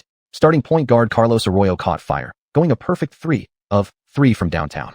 Xian played 40 minutes, shooting 8 of 19 from the field and 5 of 6 from the free throw line, finishing with 25 points, 10 rebounds, and 4 assists. This marked the first time this season that Xian reached double digits in rebounds without recording a triple-double. As for why he only had 4 assists, that question demanded a harsh review of Gallinari, Chandler, and others. From the opening tip, Xian kept feeding the ball to Gallinari, trying to get him involved. But the forward, lately spending his nights partying and playing pickup games around the city, lacked focus. He shot a painful 1 of 10 from three-point range. Had he been playing under any coach other than D'Antoni, he likely wouldn't have taken another shot after that performance. Rather than pulling away in the third quarter as planned, the Knicks repeatedly allowed LeBron and Wade to attack the rim. By the end of the quarter, Miami led 90-67, carrying overwhelming offensive momentum into the final period and never letting up. For D'Antoni, this loss wasn't necessarily a disaster. After all, the Knicks still held the league's best record at 26 wins and 3 losses. With 82 games in a season, the road ahead remained long. In fact, in some ways, D'Antoni saw this 2-game losing streak as a positive development. The day after the loss to Miami, D'Antoni organized a team tactical session. After practice, he gathered the players for a short meeting. D'Antoni began by analyzing the reasons behind the 2 defeats. Lack of player stamina leading to fourth-quarter collapses was the biggest issue. Yet after listening to the coach's lengthy breakdown, Xiuxian noticed he still showed no intention of reducing the starters' playing time. Just as expected, same old D'Antoni, the man simply couldn't stop riding his key players. We endured a brutal schedule earlier, constantly flying long distances, yet we kept winning, D'Antoni said passionately. Now we're back home, in favorable conditions, and we lose? That demands our full attention. The Heat and Celtics are both extremely strong teams. If we want to come out of the East, we must beat them. And don't forget, this season, we're not just facing the Heat and Celtics. There are other powerhouses in the East like the Bulls and Magic. Out West, we've got the Lakers, Mavericks, Spurs. To win a championship, we need to be dominant enough to crush every single one of them. D'Antoni spoke like a general rallying his troops. These 2 losses had indeed exposed many issues within the Knicks. While winning, those flaws went unnoticed. Now that problems had surfaced, they had the chance to address them head-on. Xiuxian glanced over at the Lakers, Mavericks, and Spurs. Their rosters were stronger compared to Eastern Conference powerhouses like the Heat and Celtics. Most teams in the East relied on a single star, teams like the Magic and Bulls. Even the Heat and Celtics, despite their big 3 lineups, had weak bench units, essentially riding their starting 5 all game long. Still, don't lose heart, D'Antoni said, wrapping up his speech with some motivational words. We've only lost 3 games so far. We're the fastest team in the league to reach 20 wins, and I truly believe we'll be the first to hit 50, even 60 wins. After the meeting ended, D'Antoni held Xiuxian back for a private word. Xiuxian, your shot attempts have been too low in these past 2 games. Your scoring ability is the best on this team. Yes, you're a master passer, but a true superstar needs strong isolation scoring ability to step up when the team needs points the most, D'Antoni said. Xiuxian nodded. He had indeed deliberately reduced his shot attempts and ball usage over the last 2 games to farm assists for his badge, giving more opportunities to players like Gallinari. He planned to grind out that dominant skill around All-Star Weekend. Still, against weaker teams, guys like Gallinari could carry the load. But against elite squads like the Heat, the Knicks often faltered. They needed Xiuxian to score. Our next opponent is the Thunder. Kevin has one of the deadliest scoring arsenals in the league. I need you to take more shots, D'Antoni said, patting Xiuxian on the shoulder. On December 22nd, after 4 days of rest, the Knicks hosted the Oklahoma City Thunder at home. The Thunder had amassed a 20-9 record, sitting among the top 3 in the West. Last season, the Thunder were still just a bunch of digital pets, but this year, they'd grown fangs. Kevin Little Duke Durant had stolen the scoring title from both Anthony and James last season. This year, he was averaging 27.7 points, 6.8 rebounds, and 2.7 assists per game. However, he'd recently been overtaken in the scoring race by Xiuxian's 29.0 points per game, dropping him to second in the league. Xiuxian's 65-point performance in 3 quarters had hit Durant hard. Ever since, he'd locked himself in the gym, endlessly practicing his shot and refining his offensive moves. Russell Westbrook, averaging 21.9 points, 4.6 rebounds, and 8.2 assists, had firmly established himself as the team's second option. His efficiency had improved dramatically this season. His field goal percentage jumped to 44.2%, 3 points higher than last year. His 3-point shooting stood at 33%, and free throw accuracy at 84%, all career highs over his first 3 seasons. James Harden, who had started growing a beard this season, was gradually adjusting to his role as the 6th man, averaging 12.2 points off the bench. In Xiuxian's memory, the Thunder were indeed very strong during these years. In the playoffs this season, they would not only sweep the Nuggets in gentlemanly fashion but also push the Marc Gasol-led Grizzlies to a Game 7 in the second round, eventually reaching the Western Conference Finals. Next season, they'd go even further, breaking through the West to face the Heat in the NBA Finals. Though young and seemingly limitless, that youth was also the Thunder's greatest weakness. Much of their failure in these 2 years stemmed from inexperience. These were also the closest Westbrook would ever get to an NBA championship. General manager Sam Presti's draft vision had already won praise from fans. The three franchise cornerstones he'd selected in consecutive years were meshing better with each passing season, a bright future ahead. During pre-game warm-ups, James Harden, also a member of the 2009 draft class, greeted Xuanhuan warmly and then asked him about his step-back move, clearly fascinated by the technique. Xuanhuan found Harden much more pleasing to look at now that he had a beard. As for teaching the step-back, no way, he didn't dare. Who knew if this kid might suddenly unlock it after one demonstration, developing the double step-back earlier than history intended. As Harden chatted with Xuanhuan, Westbrook tossed a pass to Durant, who rose up for a three-pointer and drained it. "Nice, KD," Westbrook shouted, then turned toward Xuanhuan and Harden. "I'm feeding you all night tonight. There's no way I'm letting that guy steal your scoring title." In Westbrook's eyes, Durant was now his closest brother. He believed Durant was the most unstoppable scorer on the planet. Touched, Durant reached over and gently patted Westbrook on the head. "Russell, if you help me keep the scoring title, I promise I'll bring you a championship someday. From now on, I only want you as my point guard." Chapter 181. Disqualifying you from drinking your bathwater. The big screen soon displayed the starting lineups for both teams tonight. Knicks starters: Chandler, Gallinari, Turkoglu, Tony Allen, xianxia. Thunder starters: Serge Ibaka, Kevin Durant, Jeff Green, Thabo Sefolosha, Russell Westbrook. As warm-ups ended, Durant's gaze swept across the Knicks bench, and in the front row he spotted a striking figure. Scarlett had entered just before the game began, which was why Durant hadn't seen her during his warm-up. What a shame. She didn't see my awesome one-handed windmill dunk, Durant thought to himself. But when Durant noticed the jersey Scarlett was wearing, something felt off. A Knicks number 7 jersey? An inexplicable flame ignited inside Durant. He vowed that if he ever got the chance to match up against Xuanhuan tonight, he'd destroy him. Xuanhuan, watching from the side, noticed Durant couldn't take his eyes off Scarlett and almost wanted to say, "Dude, you're drooling." Little Du really had deep feelings for Ms. Johansson. It wasn't just those social media posts where he said he wanted to drink her bathwater. Xuanhuan remembered how, years later on a quiet morning, Durant reshared his confession tweet from 13 years earlier. Durant would go on to become one of the NBA's greatest players, earning tens of millions annually for consecutive seasons. Meanwhile, Scarlett's career hadn't been as smooth. She even went through 2 marriages. Du Xiaoxuai had money and fame. He could have easily found some pale, beautiful supermodel. Yet he remained hopelessly devoted to Ms. Johansson. Durant, number 1 in romance across the league. Amid cheers from Madison Square Garden fans, Chandler and Ibaka jumped for the opening tip. With a fierce roar, Chandler snatched the ball from Ibaka, securing the Knicks' first possession. Xuanhuan brought the ball up. After passing it to Chandler at the top of the key, Xuanhuan quickly moved to the wing, setting a backscreen for Turkoglu. The Thunder's perimeter defense was tight. As Turkoglu tried to cut inward, no lane opened up. Xuanhuan retreated to the arc and received the ball again.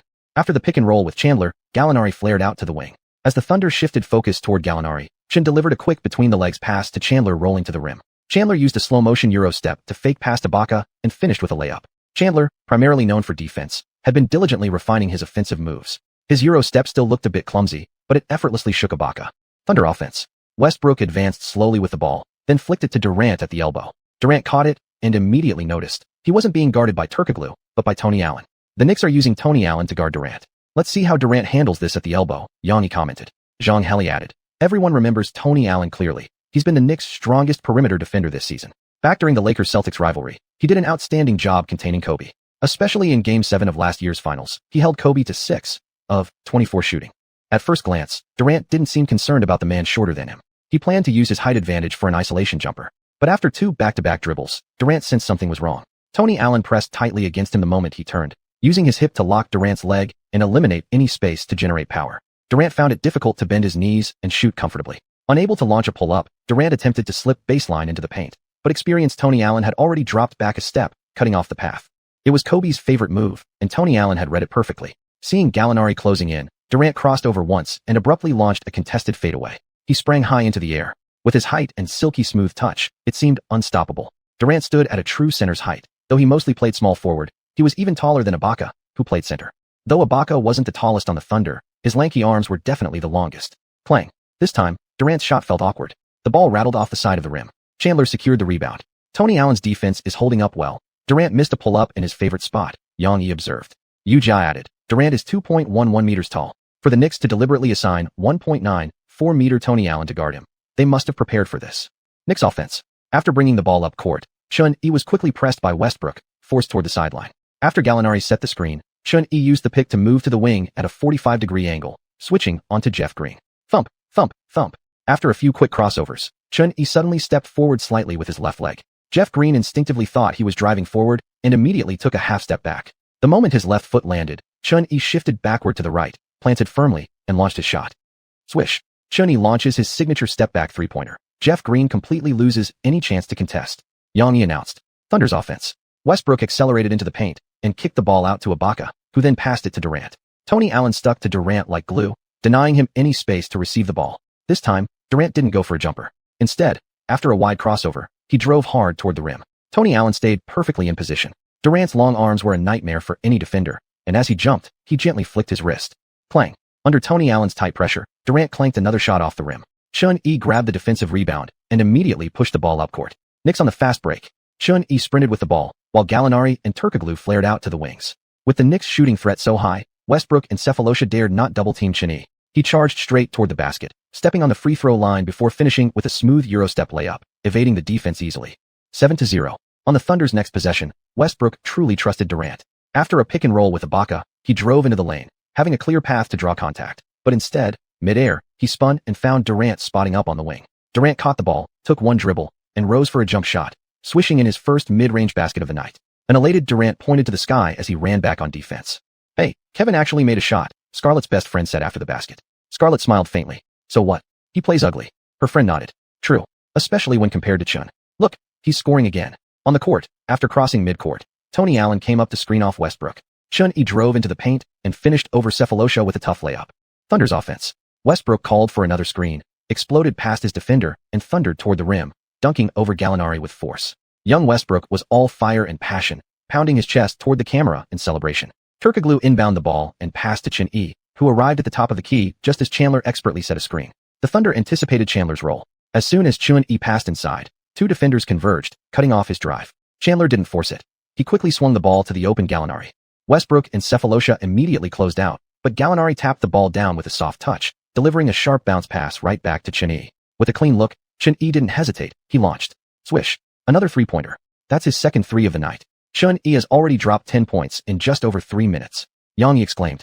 After 2 straight losses, Xuanhuan is clearly bringing an aggressive offensive mindset tonight, Zhang Heli added. Thunder's offense. Ball still in Durant's hands. Tony Allen immediately turned up the physicality. Frustrated by his earlier misses, Durant refused to call for a screen, raising the ball as if preparing to take on Tony Allen one-on-one. Durant's crossover step was huge. Most defenders would have been blown by instantly. But Tony Allen threw his body at Durant, aggressively disrupting his dribble. Durant blinked. This guy's going all out? He started to half-turn to protect the ball, but then felt a sharp thud in his hand. Xuanhuan had slid over from the side, perfectly timing Durant's pivot, and with lightning-fast reflexes, slapped the ball away, disqualifying you from drinking your bathwater.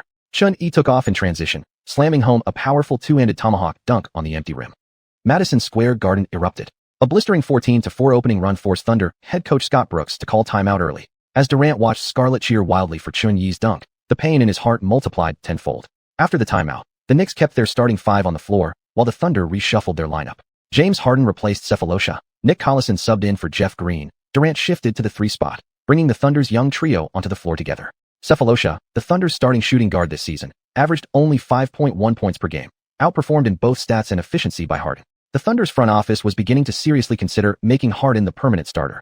However, earlier in the season they had tried starting Harden, but the results weren't great, mainly because the young Harden skill set hadn't fully meshed with the Thunder's offensive system yet. The Thunder's playbook was complex and required excellent chemistry to function smoothly. Still, besides scoring, Harden also possessed outstanding playmaking ability. He could lead the second unit and dominate games off the bench, so the Thunder had already decided to develop him as their 6th man.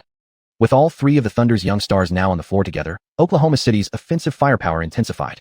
Xuanhuan was subbed out at the 3:27 mark of the first quarter and remained on the bench until the end of the period. At the end of the first quarter, the Knicks led the Thunder 34-27, a 7-point advantage. Under D'Antoni's instructions, Xuanhuan had shouldered a heavy offensive load from the opening tip. He took 8 shots in the first quarter, making 6, including 2 of 3 from beyond the arc, and both of his free throws, finishing the period with 16 points, 4 assists, and 4 rebounds.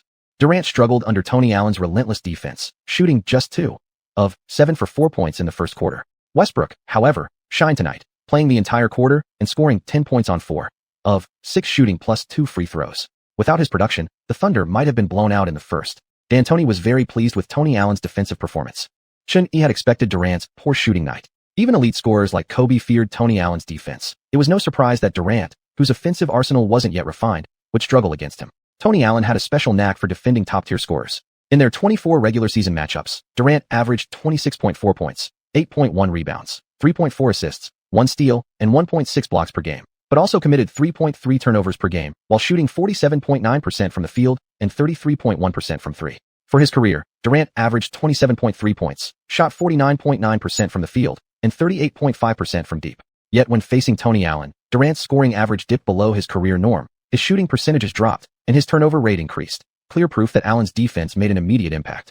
The most direct evidence came from the playoffs. In Xiuxian's previous life, when Allen played for the Grizzlies, they met Durant multiple times in the postseason. Durant shot just 43.8% from the field and 33.3% from three, a very low mark for him, and averaged 3.5 turnovers per game. In the second quarter, both teams sent out their reserve units.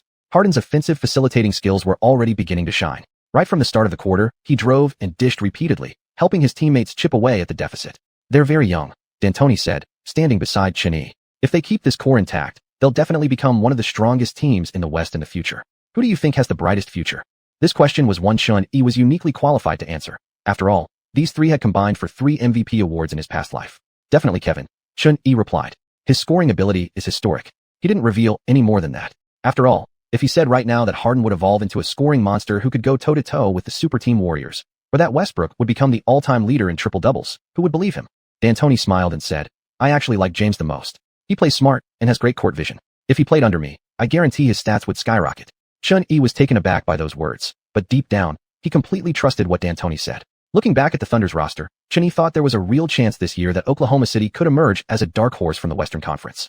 Based on history, the Thunder would reach the Western Conference Finals for the first time this year, led by their young trio, only to be swept by Dirk Nowitzki's Mavericks. But this year, Dallas lacked Tyson Chandler's rim protection. Their interior defense had significantly weakened, so the outcome was far from certain. Moreover, the Memphis team that previously pushed the young Thunder to 7 games in the second round failed to sign Tony Allen. That infamous 8-seeded upset over the Spurs might never happen now. The Thunder's path looked much clearer. Xiuxian's offseason moves hadn't just strengthened the Knicks, they'd inadvertently given the Thunder a major boost too. 4.5 minutes into the second quarter, Xiuxian re-entered the game. Chapter 182, Stealing from Westbrook, a deep three-pointer spectacle. With 7 minutes and 27 seconds remaining in the second quarter, when both teams brought their starters back onto the court, the score was 40-38, with the Knicks holding just a 2-point lead. Harden had been on fire this game. Right after the start of the second quarter, he led the bench unit on a 7-0 scoring run. Brooks decided to keep Harden on the floor alongside Durant and Westbrook. After the timeout, Xiuxian returns to the court. "The Knicks go back to their familiar starting five," said Xianxia. Xianxia commented, "Thunder brings in Westbrook, Harden, Durant, Jeff Green, and Ibaka." Durant was heavily contained in the first quarter. "Let's see if he can find his rhythm in this one." Xiuxian added, "Both Durant and Xiuxian are future superstars of the league, elite scorers. This year's scoring title might very well come down to these two." Xianxia nodded and continued. "Xiuxian scored 16 points in the first quarter. We'll see if he can keep that hot hand going in the second." Knicks fans know all too well, once they get into rhythm, they can pull away quickly. On the court, the Knicks inbound the ball. Xiuxian crossed half-court and used a screen to easily drive into the paint. Ibaka came charging over like a man with a baton, aggressively rotating to help. Under his tight contest, Xiuxian missed his layup, but the referee's whistle blew, shooting foul on Ibaka. At the free throw line, Xiuxian calmly sank both shots. The score became 42-38. Thunder's turn. Durant caught the ball in the post from a pass by Westbrook, still guarded by Tony Allen. After a quick pump fake, Tony didn't bite. Seeing Chandler rotating over to double, Durant took one dribble along the baseline and went up for a tough fadeaway. Clang. A clean rim bounce. Both Xiuxian and Westbrook charged toward the rim. Eyes locked on the rebound. They leaped at the same time inside the paint. Their shoulders crashed together midair. A surge of force pushed against him, but Xiuxian, holding his breath, engaged every muscle in his body mid-flight, bracing himself and holding firm against Westbrook's physicality as he reached for the ball. Westbrook's leap was incredible, and with his long arms, he actually touched the ball first. But the moment he made contact with Xiuxian, it felt like hitting a brick wall. The impact sent him stumbling backward upon landing, and the ball slipped from his hands. Westbrook was surprised. This guy's strength is insane. Xiuxian was also slightly amazed. Westbrook's physique isn't for show. His physical strength rivals that of many forwards. Westbrook with butterfingers. Xiuxian grabs the rebound. Xianxia shouted excitedly. "This reminds me of something familiar. I remember LeBron once battled Xiuxian for a rebound at this exact spot and nearly got knocked out," said Xianxia. Xiuxian secured the ball and launched a fast break, dishing a bounce pass to Gallinari on the wing. The Italian cannon fired, but missed. Seeing the shot trajectory go awry, Xiuxian had already started sprinting toward the basket. Leaping up, he snatched the ball with his right hand, then completed an in-air crossover, slamming it home powerfully with his left. MVP, MVP, MVP. Inside Madison Square Garden, 20,000 fans roared in unison, the wave of sound engulfing the entire arena. "Wow, if Xiuxian did that dunk in the dunk contest, I'd give it at least a 9 out of 10, said Charles Barkley. Kenny Smith said, "They've already invited Xiuxian to this year's All-Star Slam Dunk Contest, though he's still deciding whether to join the three-point contest or the dunk contest." Barkley shrugged. "I think he could do both, win both events in one night. Honestly, I never thought I'd see someone pull that off." Kenny Smith laughed. "You trying to kill Xiuxian?" In this week's first round of All-Star voting, Xiuxian's votes are way ahead. He's basically guaranteed a starting spot. The leagues even invited him to play in the Rising Stars Challenge. Thunder's next possession. Harden received the ball at the top of the arc, with Gallinari moving over to guard him. Dribble, dribble, dribble. Harden went one-on-one against Gallinari, then stepped back after a series of crossovers and launched a three. Xiuxian watched from the side. Although the shot clanked off the rim, he sensed the form was there, and thought to himself, I really shouldn't keep teaching him.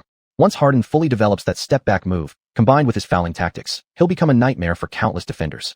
But right now, playing under Brooks in Oklahoma City, Harden probably wouldn't dare take wild, reckless threes with contact. He's not getting the same freedom James Harden had under D'Antoni.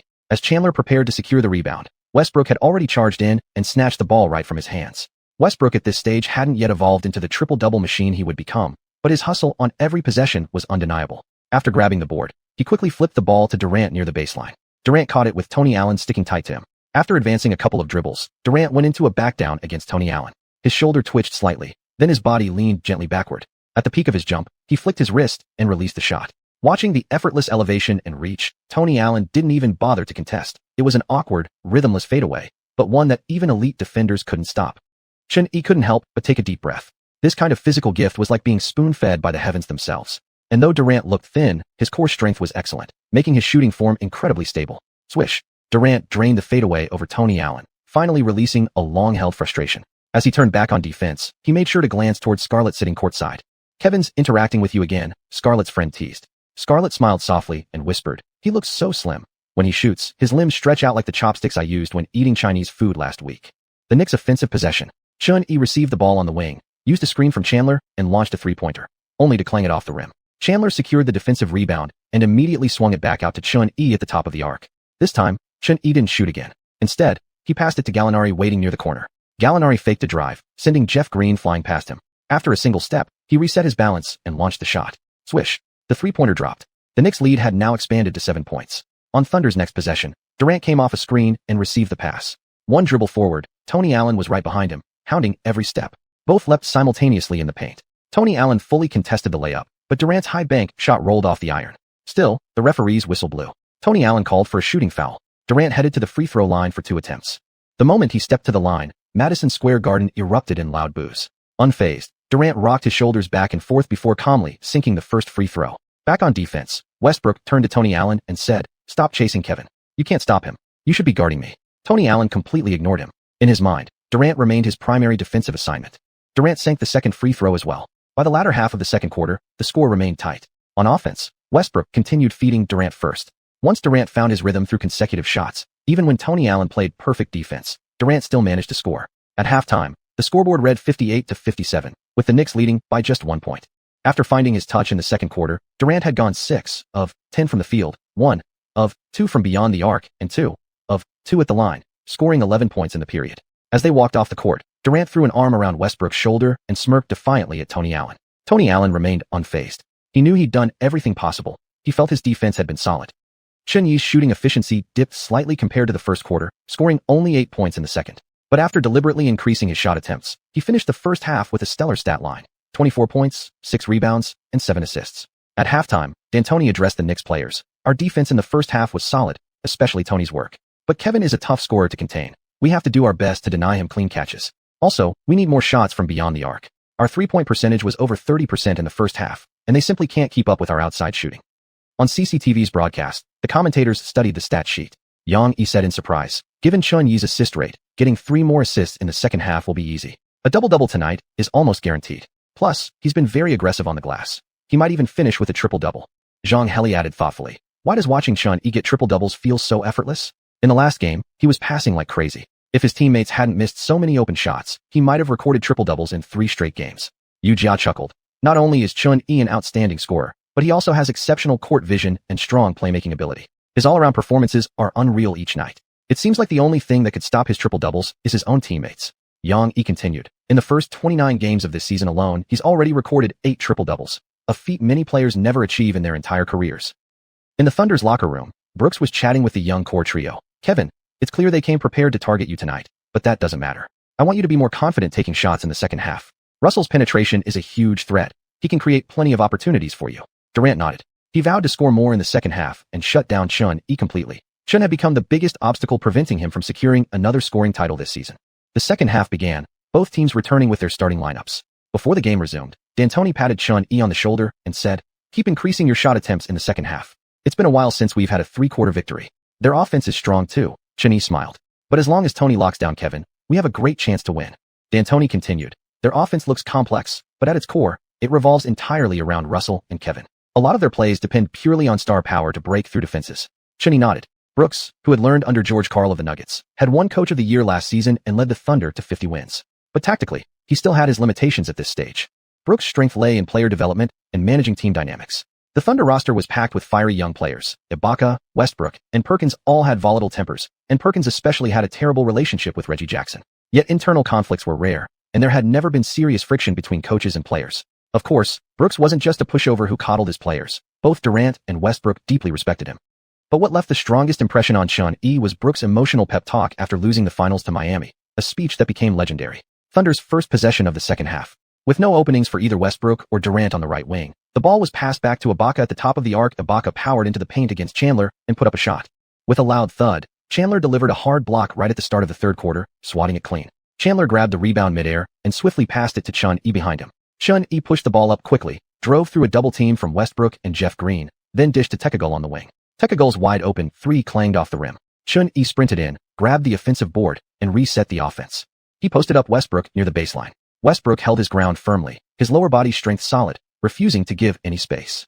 Meanwhile, Cephalosha cut off the baseline, preventing Chun-Yi from spinning toward the corner. Chandler came out to set a screen. Chun-Yi used it to elevate to the top of the arc, then curled into the paint behind another screen. As he drove, Ibaka reached in and slapped at his arm. A sharp whistle followed the clean foul sound. Chun-Yi released the shot instantly. The ball arced high, kissed the glass, and dropped perfectly through the net. And one. A chance for 3 points. Yang shouted. Zhang Heli narrowed his eyes and said, Ibaka's reach-in was unreasonable. He wasn't even in proper defensive position. That slap gave Chun-Yi a free throw attempt. To the roar of the crowd, Chun-Yi calmly sank the free throw. 63-57. Thunder's turn on offense. Westbrook brought the ball up to the left wing, scanning his teammates' positions. Durant moved into the corner, drawing the Knicks' defensive attention. Westbrook now faced Chun-Yi one-on-one. After a strong push-off with his right foot, he dribbled side to side, shifting Chun-Yi's balance. Chun-Yi steadily retreated toward the basket. Then Westbrook gathered and leapt for a drive. Chun-Yi didn't flinch. With a swift lift of his right hand, he swept downward. Westbrook, already airborne, lost control, the ball stripped cleanly by Chun-Yi. Another classic Westbrook brain fade moment. Charging into the paint and handing over the ball. Now +1 on the steals column. Chun-Yi launched a fast break immediately. Stung by the turnover, Westbrook rushed to center court, tightly hounding Chun-Yi and disrupting the Knicks' transition rhythm. Chun-Yi didn't force it. He flicked the ball around Westbrook to Gallinari on the wing. Westbrook fell back to the top, and seeing no opening, Gallinari passed the ball back to Chun-Yi. Standing on the Knicks' big logo at center court, Chun-Yi glanced once at the rim and launched. The jump and release were seamless. A bright silver range without limits flashed brilliantly. Chapter 183. 3 Heroes Battle Chun-Yi. Logo three-pointer from Chun-Yi. Charles Barkley shouted excitedly. The broadcaster's camera closely followed the basketball. Swish. A crisp net-rattling sound. As the ball cleanly dropped through the basket, Chun-Yi made a gesture toward the camera, drawing an imaginary gun from his waist, loading it, cocking the slide, and firing. His body even recoiled slightly backward as if pushed by the kickback. Once again, that familiar gun-drawing celebration. Chun-Yi is like a cold-blooded sniper, unloading a round from way beyond the arc and straight into Thunder's heart. Yang roared. Zhang Heli commented. Westbrook tried to keep Chun-Yi behind the center circle, but he never expected Chun-Yi had this kind of ultra-long-range three in his arsenal. Yuja added. I've lost count how many shots like this Chun-Yi has made this season. I've never seen any player treat logo threes as a standard weapon in their regular offense. Ever since leveling up his unlimited range skill, Chun-Yi actually felt his accuracy on these deep three-pointers was even higher than his normal three-point percentage. And shooting directly from the logo delivered not just points, but strong psychological damage to opponents. Plus, the swagger factor was maxed out. Westbrook's face darkened. Catching the ball, he rushed forward at top speed. Durant caught on the wing. Before Tony Allen could close in, Durant took one dribble and launched a dry jumper over him. Swish. The mid-range shot dropped. The Thunder cut the deficit back to 7. Knicks possession. Turkoglu brought the ball up, used a screen from Gallinari at the top of the key, then moved to the left wing at a 45-degree angle, scanning for open teammates. Thunder's defense was tight, focused on denying Knicks shooters the chance to find open looks. Chun-Yi, stationed in the right corner, slipped free using Chandler's screen. Turkoglu immediately fired a bounce pass his way. Westbrook chased hard around the screen, staying tight. Chun-Yi faked a shot. Westbrook bit and jumped immediately to block. Seeing the defender fly past, Chun-Yi drove low toward the paint. Ibaka rotated over to help. Chun-Yi leaned into Ibaka, used his body for leverage, spun around, and finished with a reverse layup off the glass. 68-59. Ibaka passed the ball to Westbrook, who sped up the court instantly. On the left 45, Jeff Green prepared to set a screen, but Westbrook glanced at Chun-Yi ready to switch, seized the opening, and exploded toward the paint. Westbrook was lightning quick. Chun-Yi, attempting to stay glued, nearly got burned. Westbrook barreled in like he was carrying dynamite, taking 3 long strides before both players leaped at the edge of the paint. Chun-Yi stretched his arm to contest, but Westbrook twisted midair, pulled the ball back with one hand, and laid it in with a crafty reverse finish. After landing, Westbrook pounded his chest in triumph. Chun-Yi waved urgently at Chandler to inbound quickly. Exploiting Thunder's slow retreat, the Knicks launched a fast break. After 2 dribbles, Chun-Yi stood at the Knicks' center circle and pushed the ball toward the rim. Gallinari, cutting in from the corner, soared high. Alley-oop initiator. Clang. With less than 5 seconds on the shot clock, Chun-Yi and Gallinari completed an alley-oop connection. Fans at Madison Square Garden erupted in screams. The Knicks are in great offensive rhythm. Chun-Yi capitalized on Thunder's slow transition defense. That alley-oop sent the crowd into a frenzy. Xianxia said. Yang laughed. I thought for a second Chun-Yi was going to launch another logo 3. Thunder's offense. Chun-Yi pressured Westbrook at the corner, trying to force a turnover. Ibaka stepped out from the paint to set a screen. Westbrook used it and charged straight to the rim. Chandler stood firm in the paint, a menacing presence. This time, Westbrook didn't rush the shot. Protecting the ball with one arm, he located Durant in the opposite corner and dished. As Durant caught the ball, Tony Allen stuck to him tightly. At the same time, Gallinari rotated over to double team.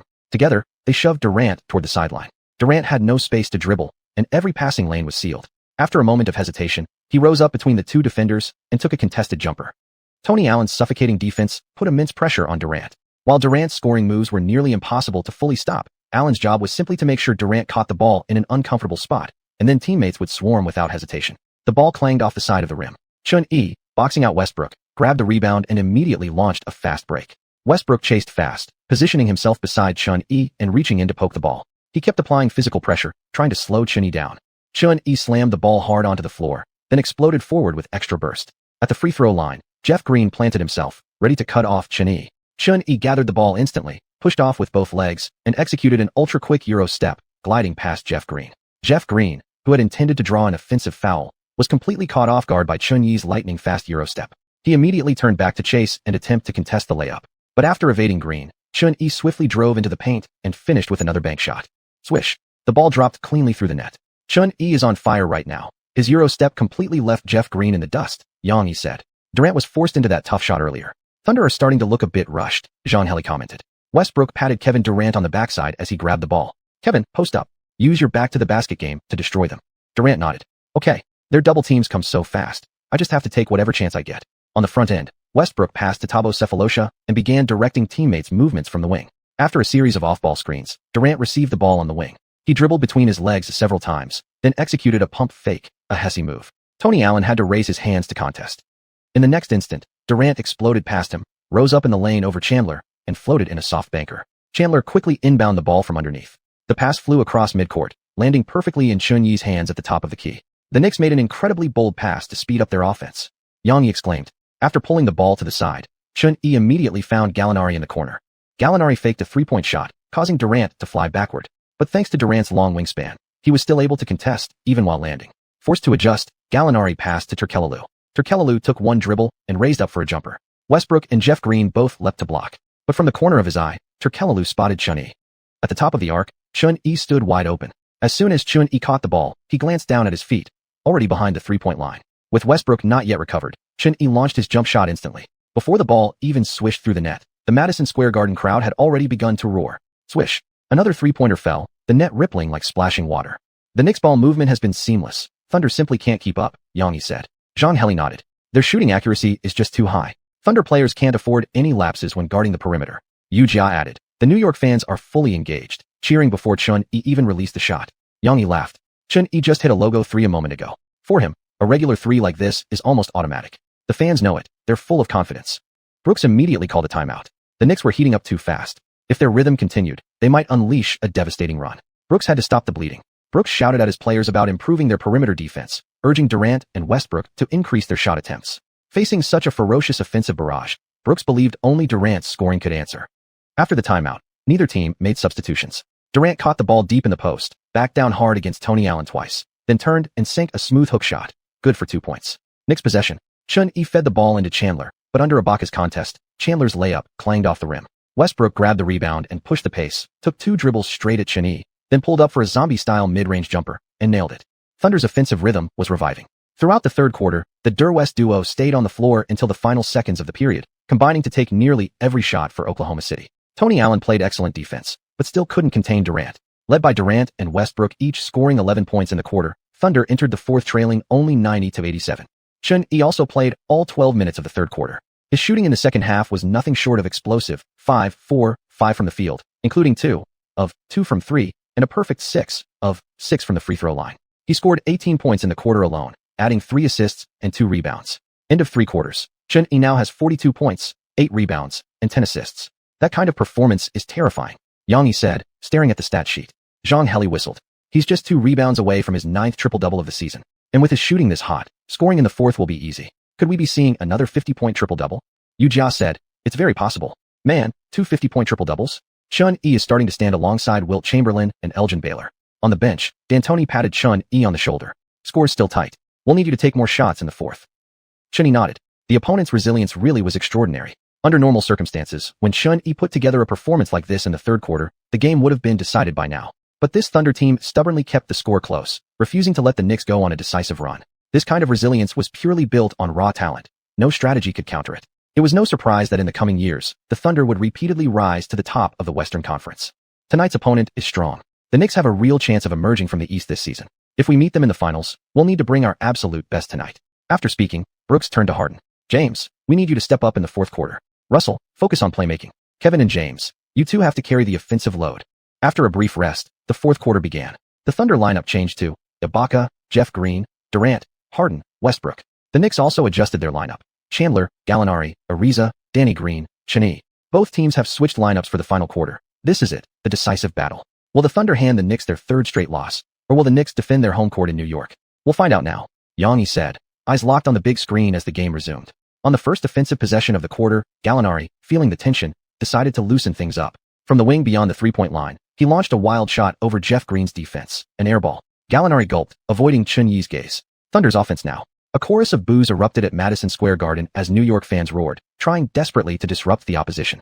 With just a 3-point lead, they were determined to protect their home court. Despite the Knicks' impressive record, back-to-back home losses had left the fans frustrated and hungry for redemption. Westbrook brought the ball across half-court and immediately passed to Harden. Harden dribbled hard, probing for an opening but found none, then moved the ball to Durant on the right side.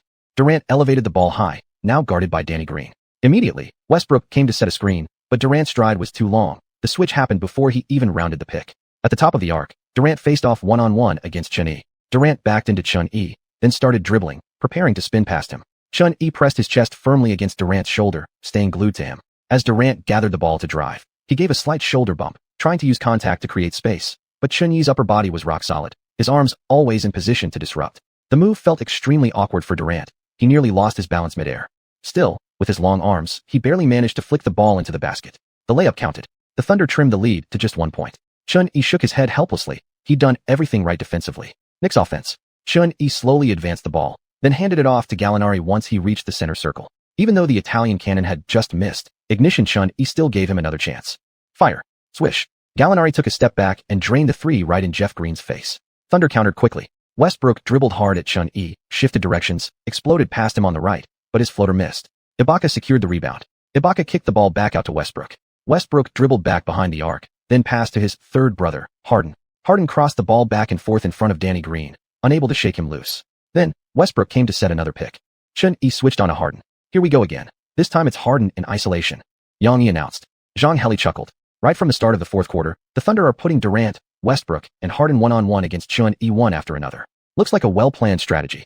Xiuxian added. Xianxia's defense isn't weak by any means, but Brooks must be trying to wear him down through this three heroes battling Lubu approach to exhaust him and limit his impact on offense.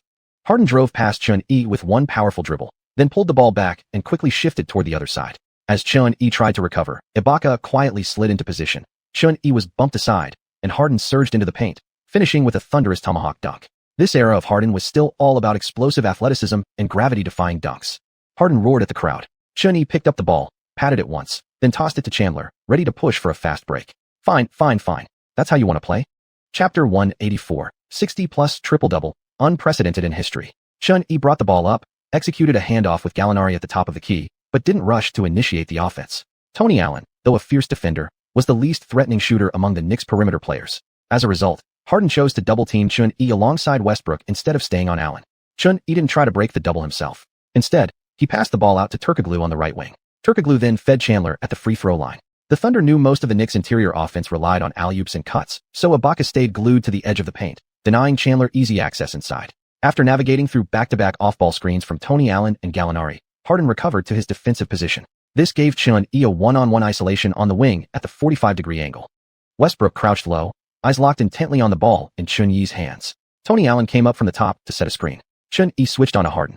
Dribble, dribble, dribble. Xiuxian handled the ball with frequent crossovers and controlled, rhythmic poundings. His pace wasn't fast, but the timing was impeccable. Harden stayed cautious, wary of the constant pull-ups and sudden directional changes. James, want me to teach you the step back? Xiuxian said while dribbling. Harden's heart tightened instantly, pressing tighter on defense. Xiuxian quickly executed a behind-the-back move, creating space to the side before exploding toward the paint with a hard drive. Harden scrambled back in panic. This version of Harden still took defense seriously, hustling to stay close and cling to Xiuxian. But as Harden retreated, Xiuxian leaned into him, suddenly pulled back, and stopped dead in his tracks. Shrugging off half a step of separation, he gathered the ball and stepped back behind the three-point line. Xiuxian launched his signature step-back three. Before Harden could close out, the ball was already in the air. Swish. The referee raised 3 fingers, then slashed them down emphatically. Told you I'd teach you the step back, and you still fell for it. Xiuxian smirked at Harden. Harden ignored him, immediately retreating to prepare for the next possession.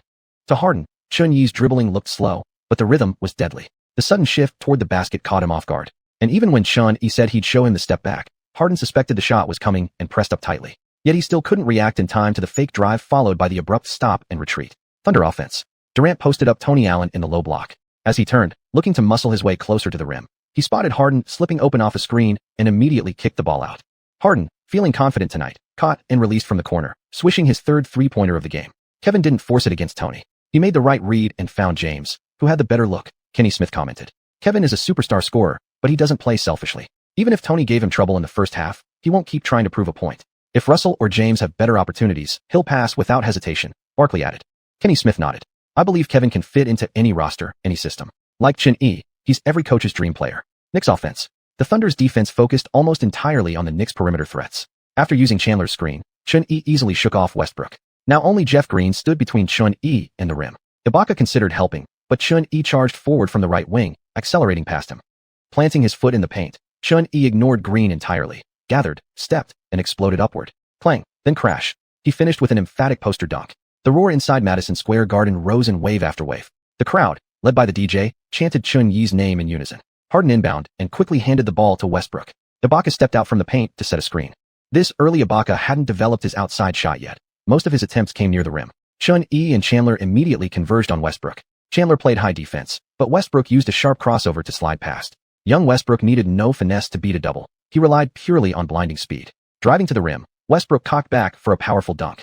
As Xiuxian rushed into the paint and leaped, Westbrook tensed every muscle, slamming the ball forcefully toward the rim, only to meet a crushing, beast-like force driving straight at the ball in his hands. Boom. A dull thud echoed through the arena. The cameras clearly captured the basketball, nearly deformed between their palms midair. All of Westbrook's strength surged into his arms, yet under Xiuxian's aerial challenge, his body plummeted rapidly. Xiuxian blocked Westbrook cleanly. Both players stumbled upon landing, but Chandler swooped in and secured the rebound. Xiuxian with a direct, face-to-face block. Pure physical dominance. Absolute power overpowered. Xianxia roared. This is already the second time Westbrook has gone head-to-head with Xiuxian. He's stronger and more explosive, but when it comes to sheer physical power, he still can't match Xiuxian, Zhang commented. In the first 10 minutes of the fourth quarter, the Thunder's big three accounted for all 12 of Oklahoma City's shot attempts. With 3:26 remaining in the game, Brooks called a timeout to adjust his lineup. 107-107. The score was tied once again. The two teams had remained neck and neck throughout the entire game. Although the Knicks held the lead for most of the night, the margin never stretched beyond 5 points. Thanks to the Thunder trio's scoring burst in the final quarter, they erased the deficit and pulled even. Oklahoma City's resilience was truly remarkable. Even as every player's stamina rapidly declined late in the game, Westbrook still managed to explode into an acrobatic dunk off one bounce. After entering the fourth quarter, Brooks had his 3 stars take turns isolating against Xiuxian, hoping to wear him down, but it had little effect. Xiuxian scored 10 points in those first 10 minutes. CCTV's commentary crew wasn't focused on the scoreboard. Instead, their eyes were glued to the stat sheet. 52 points. Xiuxian has now dropped 50+ on the Thunder for the 3rd time this season.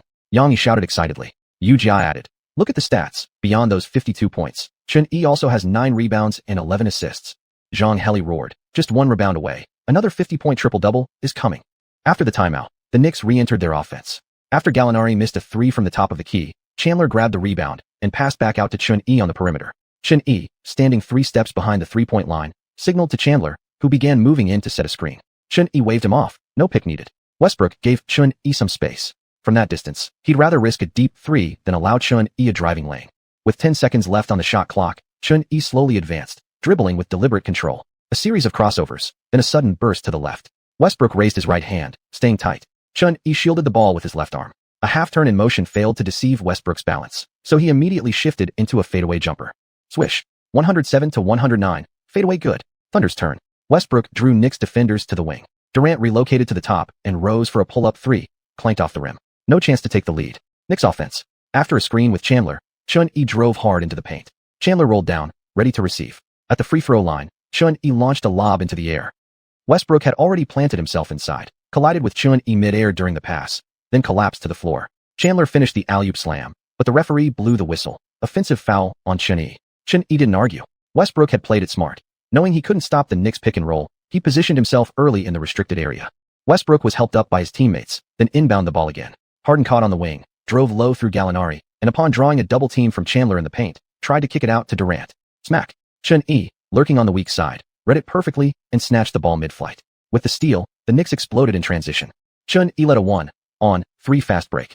He used a Euro step to shake Ibaka, but his layup was heavily contested by Jeff Green. Missed, yet the referee called a shooting foul on Green.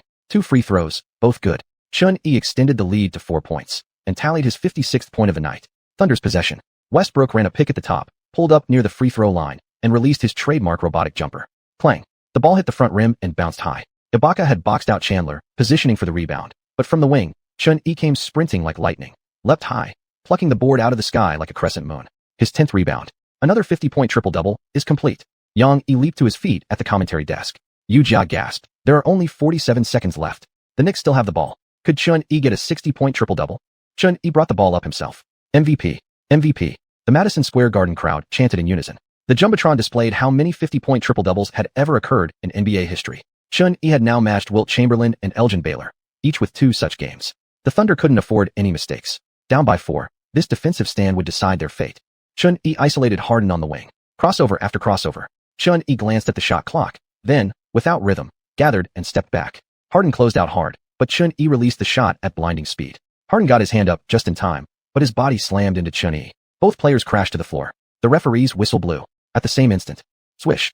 A clean swish followed instantly. 3+1. Chun-Yi has a chance to complete a 4-point play with this long-range shot. Xianxia shouted. The Knicks bench rose to their feet. Madison Square Garden fell into hushed silence as fans gave Chun-Yi a quiet environment for the free throw. Stepping to the line, Chun-Yi took a deep breath, dribbled 3 times, and released the shot. Swish. The free throw was good. He made it. 60 points. Chun-Yi has reached 60 points. Xianxia roared almost uncontrollably. A 60-point triple-double, unprecedented in history. In the final minute, the Thunder failed to produce a miracle. Final score, 107 to 115. The Knicks snapped their losing streak and defended their home court in New York. Though Oklahoma City chased aggressively throughout, they were held scoreless in the last 2 minutes of the game. Chun-Yi played 41 minutes, shooting 21 of 35 from the field, including 7 of 16 from beyond the arc and 11 of 12 from the free throw line. He finished with 60 points, 10 rebounds, 11 assists, 4 steals, and 2 blocks. A 60-point triple-double, unparalleled in basketball history. The only super triple-double ever recorded. In some ways, Chun has surpassed Wilt Chamberlain. No player in history has ever scored 60 points while recording a triple-double. Kenny Smith declared, completely turning into a Chun-Yi apologist tonight. Longtime Chun stan Charles Barkley added, Chun's performance was flawless. He's an incredible scorer and an elite playmaker. When he wants to score, nobody on the floor can stop him. After the game, Harden was visibly frustrated. He had efficiently scored 24 points, but being repeatedly burned by Chun-Yi in the fourth quarter shook his confidence, especially that final 3+1. Harden silently vowed to go back and grind on his step-back three-pointer, determined to destroy Chun-Yi with that move next time they faced off. Durant stood with hands on hips, catching his breath.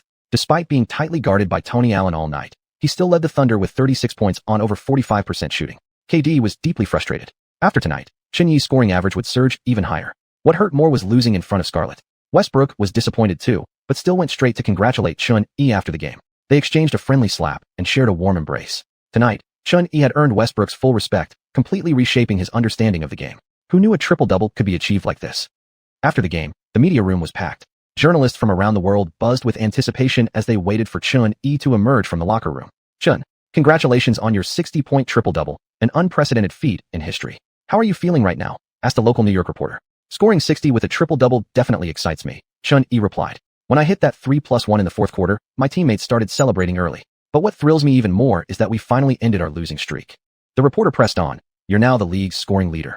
After tonight's 60-point explosion, you've pulled further ahead of Kevin. Do you believe you can win the scoring title this season? Kevin is an amazing scorer, Chun-Yi said. Winning the title will depend on how the rest of the season unfolds. We're still just getting started. The reporter smiled. Your fans have full confidence in you. In the first round of All-Star voting released the other day, you topped Kobe, LeBron, and others to become the leading vote-getter. Any message for your fans? First, thank you to basketball fans worldwide for voting, Chun-Yi said. I haven't really paid attention to the All-Star voting window this year. Did I accidentally become the top vote-getter? The reporter was momentarily speechless. Chun-Yi wasn't trying to flex. Over the past few days, the Knicks had been deep in training camp. D'Antoni and Gallinari mentioned the voting, but Chun hadn't given it a second thought. He was confident he'd make the All-Star starting lineup this year, but never expected to lead all players in votes during the first round. Chun-Yi remembered that this year's All-Star game would be held in Los Angeles. The Lakers had been dominant in recent years, and Kobe's enduring popularity across the league made surpassing him in votes anything but easy. Chapter 185, Christmas Night, Double Kill on the Bulls. TNT Sports, a post-game analysis show. Kenny Smith said, Chun has officially confirmed he'll be participating in both the All-Star three-point contest and the slam dunk contest. This year's All-Star weekend is definitely going to be worth watching. Charles Barkley chimed in. What's especially noteworthy is that in these two events, Chun will face his fellow rookies, Stephen Curry and Blake Griffin. The showdown between Chun and Blake is absolutely the most anticipated. Finally, someone's come along to save the slam dunk contest. This year's All-Star game has real potential to break viewership records.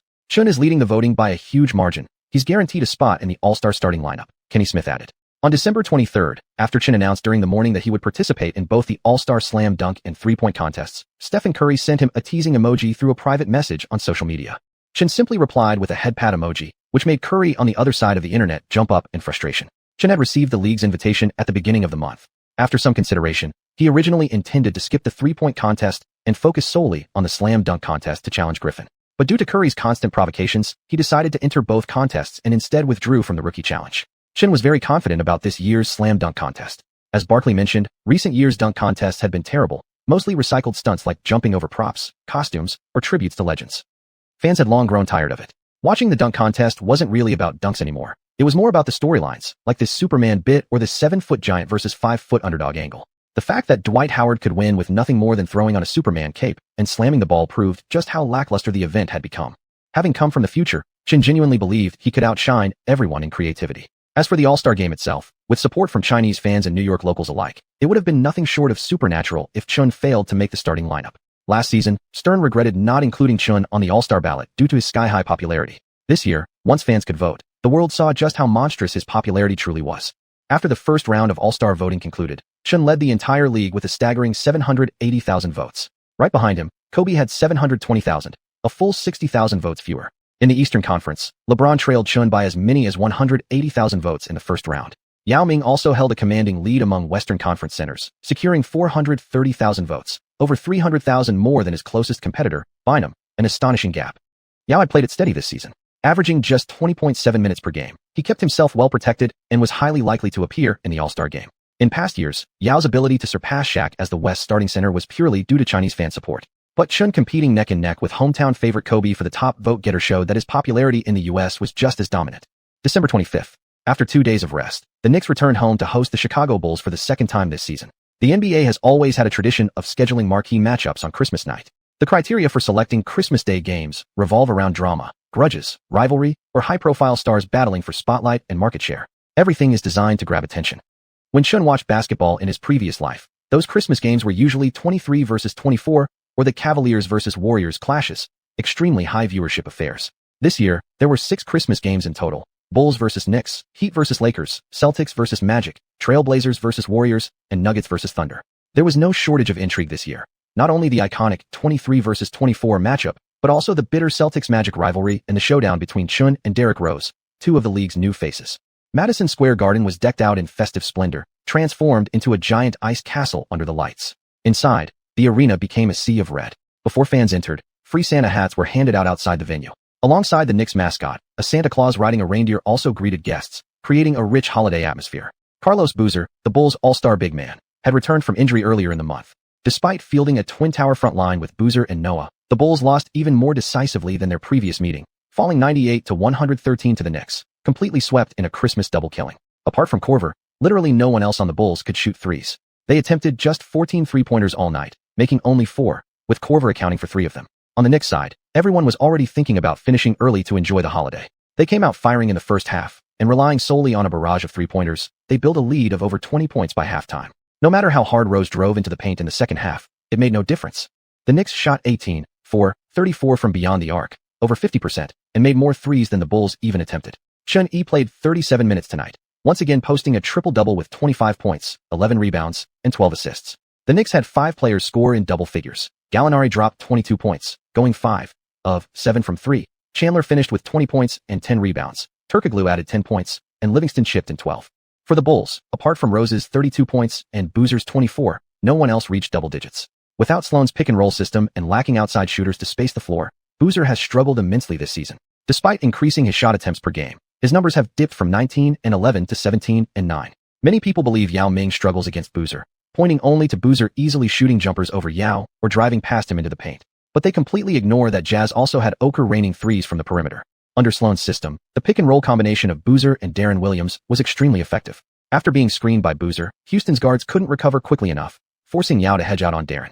Then, when Darren kicked the ball back to Boozer, Yao had to scramble back, but his foot speed simply didn't allow it. In fact, most big men with limited mobility can't defend this kind of high-quality pick-and-roll, which is why fans back then felt Yao had been completely outplayed by Boozer in those playoff series. But Chandler thought Boozer was far easier to handle than Yao. Tonight, Chandler recorded a double-double with 20 points and 10 rebounds, while his counterpart Boozer, despite scoring 24 points, needed 26 shot attempts, more shots than points, clearly marking him as the scapegoat for the Bulls' loss. Given the Bulls' performance tonight, both D'Antoni and xuanhuan agreed. If they faced Chicago in the second round or the Eastern Conference Finals, the Knicks would have an excellent chance of winning. Chapter 186, The Hot Pot Ruined My Game. In Manhattan, New York, inside Xuanhuan's apartment. After the Christmas Day game ended, xuanhuan and D'Antoni quickly wrapped up the post-game press conference before driving home with Gallinari, Chandler, Danny Green, and Lin Shuhao in tow. When Lu Tianxian opened the door, Lin Shuhao politely greeted in Chinese. "Hello, sister-in-law." Gallinari and the others followed behind, mimicking him in broken Chinese. "Come on in. I'm starving," Lu Yifei said. Without hesitation, she directed Gallinari to set up the dining table in the living room while Danny Green helped assemble the electric stove and placed a large round pot on top. "I had these authentic base seasonings shipped over from China through a friend. Consider yourselves lucky," xuanhuan said as he dropped 2 blocks of hot pot base into the pot, then instructed Lin to pour in the boiled water. "You must add duck blood only when the pot is still cold," xuanhuan added. As Gallinari watched the clear water slowly turn red, he exclaimed in amazement. "So this is what Chinese hot pot looks like." The night before, on Christmas Eve, the recently single Gallinari had been venting to his teammates about spending another holiday alone. They discussed organizing something fun together. xuanhuan, who'd just received a package of hot pot base seasoning from back home, decided to invite his teammates over for a feast. He invited some of his closest teammates from the Knicks, including D'Antoni, but Coach D'Antoni's entire family had moved to New York, so he needed to spend time with them. Only the singles, Gallinari and the others, followed xuanhuan home. Soon everything was ready. The pot began to bubble, releasing an intoxicating aroma that left everyone drooling. All the ingredients on the table had been purchased earlier that afternoon by Lu Tianxian from a Chinese supermarket, following xuanhuan's detailed list: tripe, goose intestine, and other essentials for hot pot. Of course, they couldn't find perfectly authentic, fresh ingredients here in America, but it would do. xuanhuan hadn't tasted real Chinese food since returning from his trip to China, and tonight was perfect for satisfying that craving. Picking up his chopsticks, xuanhuan dipped a piece of tripe into the boiling broth and announced, "All right, let's dig in." "Hey Danilo, this stuff is really spicy. You sure you can handle it?" Chandler asked. Gallinari scoffed. "Not only am I good with chopsticks now, but I can totally take the heat." Mimicking xuanhuan, Gallinari swirled the tripe in the broth. After 1 minute, he fished it out and took a bite, nearly dropping his chopsticks. F***CK? Burns my mouth. Everyone burst into laughter. Outside, snowflakes continued to fall. There was nothing more comforting than enjoying a steaming hot pot on a freezing winter night. Halfway through the meal, Gallinari had already raised the white flag. To avoid fiery consequences the next day, he poured himself a bowl of plain water to rinse off the spiciness. Lin Shuhao aggressively piled extra rice into his bowl to dull the heat. xuanhuan hadn't prepared a split pot or any ridiculous tomato broth option. He wasn't running some culinary experiment. Lu Yifei, however, handled the spice like a pro. xuanhuan found it fascinating. She never held back during meals, yet still maintained such a great figure. After dinner, xuanhuan played a quick game of NBA 2K against Gallinari, demolishing him by 58 points with the Rockets. Gallinari, refusing to accept defeat, challenged each teammate one by one. 3 losses later, even Lu Yifei couldn't watch anymore. She stepped in and challenged Gallinari herself.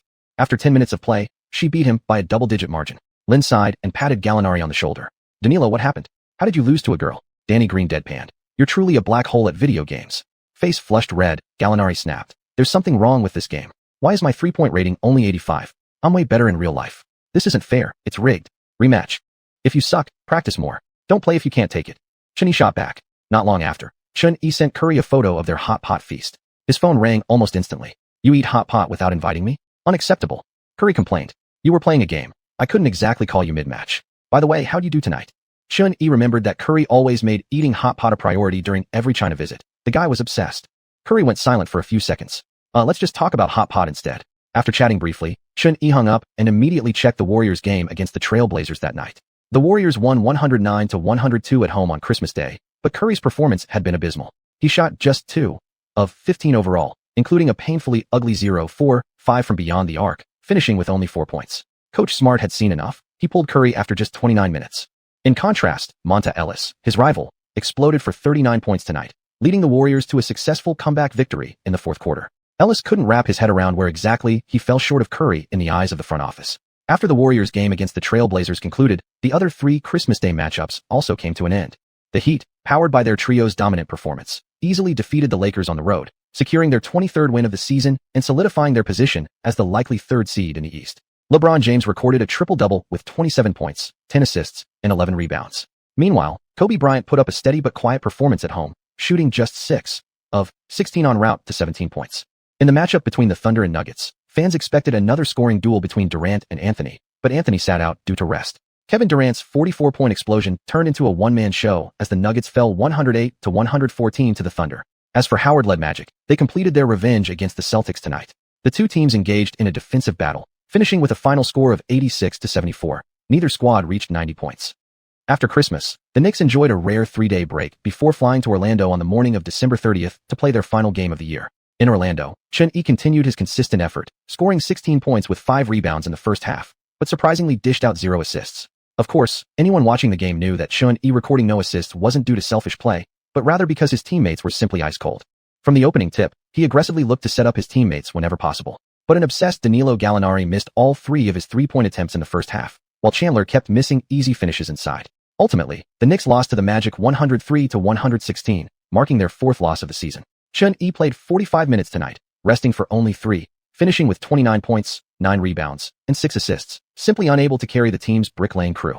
Gallinari fired off 22 shots but made only 6, including a staggering 1 of 7 from beyond the arc, ending the night with just 14 points. Chandler finished with 18 points and 8 rebounds, but unusually got dominated on both ends of the floor. Matching up against him, Dwight Howard posted a massive double-double of 24 points and 18 rebounds. Brother Dwight was in exceptional form tonight. D'Antoni resorted to the hack-a-Howard strategy, but Howard shockingly made 8 of 11 free throws, his accuracy far exceeding his season average. After the game, Gallinari blamed it on Chun Yi. There's something wrong with Chen's hot pot. It messed up my stomach and ruined my shooting touch. Chandler nodded in agreement. Yeah, absolutely. Last time I went home, I nearly crapped myself to death. That seriously affects my performance. Then don't eat it next time? Chun Yi mentally grumbled. It's hot pot, not beef noodles. But this time, Gallinari and Chandler stood shoulder to shoulder, replying in unison, no way. Chapter 187, Melon Trade Rumors and Back-to-Back Monthly Honors. January 1st, 2011. On the very first day of welcoming 2011 and bidding farewell to 2010, the Denver Post dropped a bombshell. The Nuggets management had recently been actively discussing trade possibilities involving their franchise star, Carmelo Anthony. Chun Yi wasn't surprised to see Anthony being dangled on the trade market. Last offseason, rumors about trading Anthony had already been swirling heavily. After acquiring Amare Stoudemire this season, the team's chemistry had completely fallen apart, compounded by the ongoing friction between George Karl and Anthony. A trade was something both sides now wanted. Beneath that report, numerous media outlets began leaking additional details, claiming that most teams across the league had submitted offers for Anthony. When Chun Yi saw that the Rockets were reportedly willing to offer Yao Ming, Aaron Brooks, Kevin Martin, and Jordan Hill, he couldn't help but feel shocked. Were they really ready to abandon the Chinese market? Still, a title-contending Rockets team naturally wanted a fast rebuild. It made sense they wouldn't want to keep a player earning nearly $20 million per year while only logging around 20 minutes per game, even though Yao had been playing exceptionally well this season. But when he saw the Clippers' reported offer of Blake Griffin and Chris Kaman, Chun Yi was truly baffled. Even as a rookie, Griffin averaged 22 points and 12 rebounds per game, eye-popping numbers in any era. He had already fully demonstrated his potential, and based on his performance over the past 2 months, he had clearly lived up to the hype, offering both immediate impact and long-term promise. Griffin combined present strength with future upside, and his high-octane, violent style of play was rapidly growing the Clippers' fanbase. Anthony might not even be able to elevate the Clippers like Griffin already had. Meanwhile, the Clippers' crosstown rivals, the Lakers, were also reportedly offering Odom, Vujacic, and a first-round pick for Anthony, an underwhelming package. Plus, knowing Anthony held trade approval rights, there was no way he'd agree to go join forces with Kobe. Among all the rumored suitors, Anthony clearly preferred one destination above all, the New York Knicks. Not only was New York his hometown, but the Knicks had made a dramatic leap in performance this season.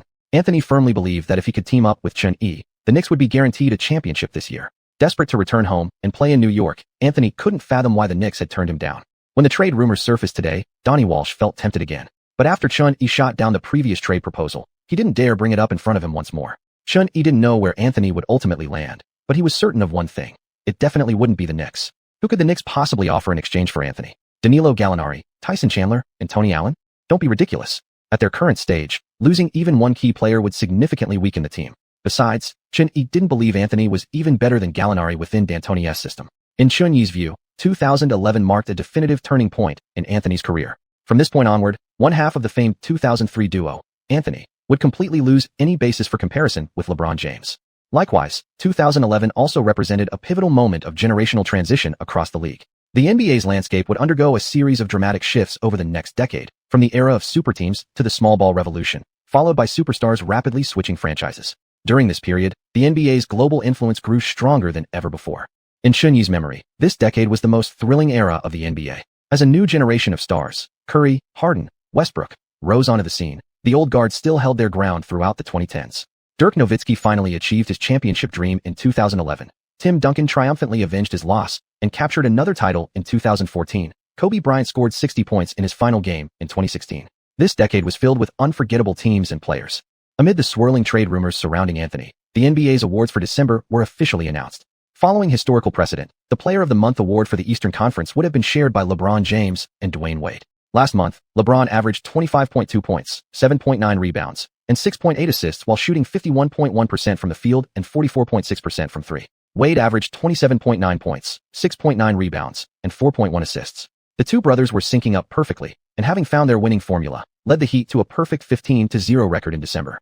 However, Xuanhuan had no intention of letting the two of them flaunt their brotherhood in public. This month, the Knicks went 9-3 under Xuanhuan's leadership. Not as dazzling as Miami's flawless run, but in individual stats, Xuanhuan far surpassed both James and Wade. Xuanhuan averaged 37.8 minutes per game in December, recording 33 points, 8.7 rebounds, 10.5 assists, 3.1 steals, and 1 block per game. He shot an incredible 54.6% from the field and 91.7% from the free throw line. His three-point volume increased compared to last month, yet his efficiency improved. He made 3.8 of 8.3 three-pointers per game, hitting at a remarkable 46.5%. With these explosive individual numbers, combined with the Knicks' league-best record and historic performances like his 60-plus triple-double, Xuanhuan was named Eastern Conference Player of the Month for the second consecutive time and now led the MVP race. Xuanhuan's two 60-point games last month had also firmly secured his position as the scoring leader. The Western Conference Player of the Month went to Kevin Durant of the Thunder. Determined to reclaim the scoring title, Little Dude deliberately increased his shot attempts after witnessing Xuanhuan's scoring explosion. In December, Durant averaged 30.1 points, 3.4 assists, and 5.7 rebounds while shooting 51.7% from the field and 41.1% from beyond the arc. His strong performance lifted Durant's season scoring average to 28.3 points per game, but Xuanhuan's average also rose, reaching 29.2. No matter how hard Durant pushed, Xuanhuan remained an insurmountable mountain. He could chase desperately, but he would only end up in second place on the scoring leaderboard. In the MVP rankings, Durant managed to surpass LeBron James for second place. Blake Griffin once again claimed Rookie of the Month honors in the West, prompting many other rookies to effectively withdraw from contention. Cousins had initially hoped to compete with Griffin last month, but after seeing Griffin's consistent double-doubles, he came to terms with reality. Meanwhile, John Wall retained the Eastern Conference Rookie of the Month award, though he received it this time with little excitement. The Eastern Rookie of the Month award was becoming increasingly irrelevant. This year, like Xuanhuan the previous year, Griffin had left the entire 2010 rookie class in despair. Last year, even players like Tyreke Evans, averaging 20 points, 5 rebounds, and 5 assists, could challenge Xuanhuan. This year, it was nothing short of a one-man show by Griffin. Fans were already debating whether Griffin would have won Rookie of the Year if he hadn't been injured last season. But Xuanhuan's fans refused to engage in such discussions. The difference between Xuanhuan and Griffin was clearly evident in their team's results. On the first day of the new year, as Xuanhuan headed home from the Knicks training facility, Jessica was already waiting at his doorstep, bringing him the first gift of 2011. Chapter 188, Signature Sneakers. Jessica brought Xuanhuan the first pair of signature sneakers Nike had designed for him. Last month, images of the prototype for Xuanhuan's debut signature shoe had been leaked online, though leaked was a bit misleading, as it was actually an official release by Nike to build hype ahead of the launch. The move successfully sparked intense discussions and even trended on social media. "This one's the 65-point night colorway?" Xianxia asked, taking the shoes out of the box. Jessica nodded. The main colors are orange and white, matching the Knicks' home jersey. On the heel was a prominent 65, which immediately clued Xianxia into the special edition design. Beside it was a small, 29 feet 4 inches, representing the minutes he played that legendary night when he scored 65 points in just 3 quarters, an impressively detailed touch. After providing Nike with measurements of his feet and ankles during a visit to their headquarters, Xianxia had left the entire design process in their hands, without further involvement. He didn't have time to focus on design details, and more importantly, he trusted Nike's creative team. He believed they were world-class and far better equipped than he was to understand market trends and aesthetic appeal. And indeed, the final product did not disappoint. The midsole featured full-length Zoom Air technology, similar to the AJ12, while the upper bore some resemblance to Kyrie 5, minus the flytrap elements. On the side was a small line featuring Xianxia's Chinese signature. Xianxia always signed autographs in Chinese at meet and greets or after games, and Nike preserved this personal detail. On the heel tab was a subtle swoosh logo, edged with jagged lines resembling a scythe, and most impressively, next to it was a cursive Chinese character, Chun, handwritten style, elegant and bold. Nike really loves that Chinese element. They plan to make it your personal logo. "What do you think?" Jessica asked. "It's good. I actually like it too," Xianxia replied. Many foreigners were increasingly drawn to Chinese culture, especially Chinese characters. As an ancient civilization, China's writing system carried deep mystery and fascination for Western audiences. Some fans even got Chinese characters tattooed on their bodies as a tribute to the culture, one famous example being Kenyon Martin, who sported Chinese tattoos. "When are these shoes going on sale?" Xianxia asked. "They'll launch around playoff time. In the meantime, Nike wants you to wear them in every game for promotion, especially during the All-Star game, to build momentum for the release," Jessica said. Xianxia nodded. Of course. As a responsible brand ambassador, Xianxia made sure to promote his partners whenever possible. He brought Gatorade to nearly every post-game press conference. And anyway, playing in his own signature shoe? That was genuinely cool. He continued. "By the way, what's the series called? It's not just going to be something plain like xuanhuan, right?" Jessica smiled. "No, definitely not. The official launch will likely happen after the finals. Nike won't reveal the name until just before the release." January 2nd. Before tonight's game, the Knicks' locker room was filled with envious glances toward Xianxia. "A signature shoe in only your second year as a rookie. That's insane," Gallinari said, eyes gleaming as he stared at Xianxia's new kicks. Earlier that afternoon, Xianxia had gifted each teammate a pair. PJ Tucker couldn't stop holding his, clearly thrilled. Tucker was known as a sneakerhead. His collection was massive, ranging from rare basketball shoes to football cleats, running shoes, and casuals. Nicknamed the Shoe King, in Xianxia's previous life, he often saw Tucker sharing photos of his latest acquisitions on social media. "You know," Jeremy Lin said when he received his pair, "wouldn't it look better if we changed the Chen to a Lin?" Xianxia and Gallinari shot him identical looks of scorn. "What? You trying to turn this into the Jeremy Lin one?" The Knicks' first home game of the new year was against the Pacers, their fellow Eastern Conference rivals. This year, the Pacers were still led by Danny Granger.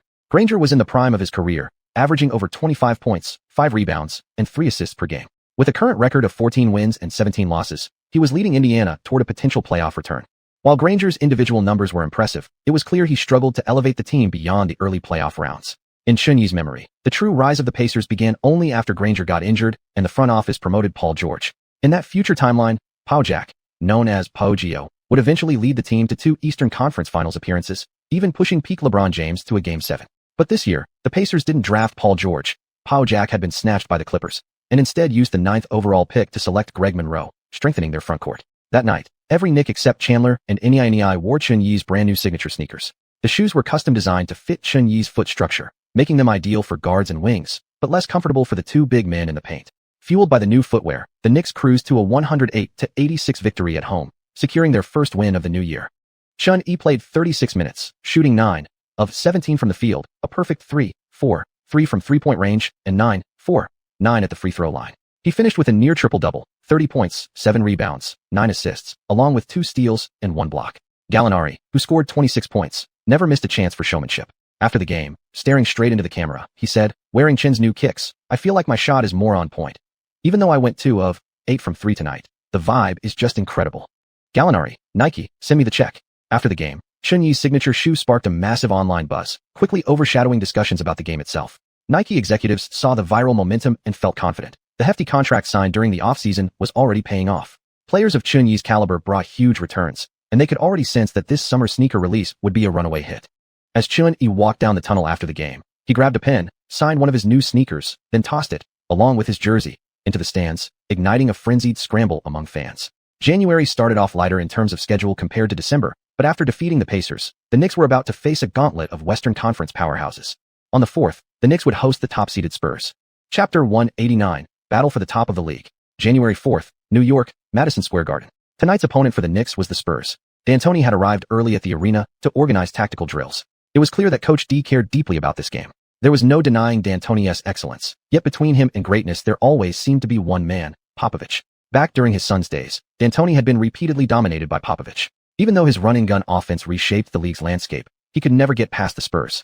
In the 2005 Western Conference Finals, a Coach of the Year winning D'Antoni led his team into the WCF, only to fall 1-4 to that year's champions, the Spurs.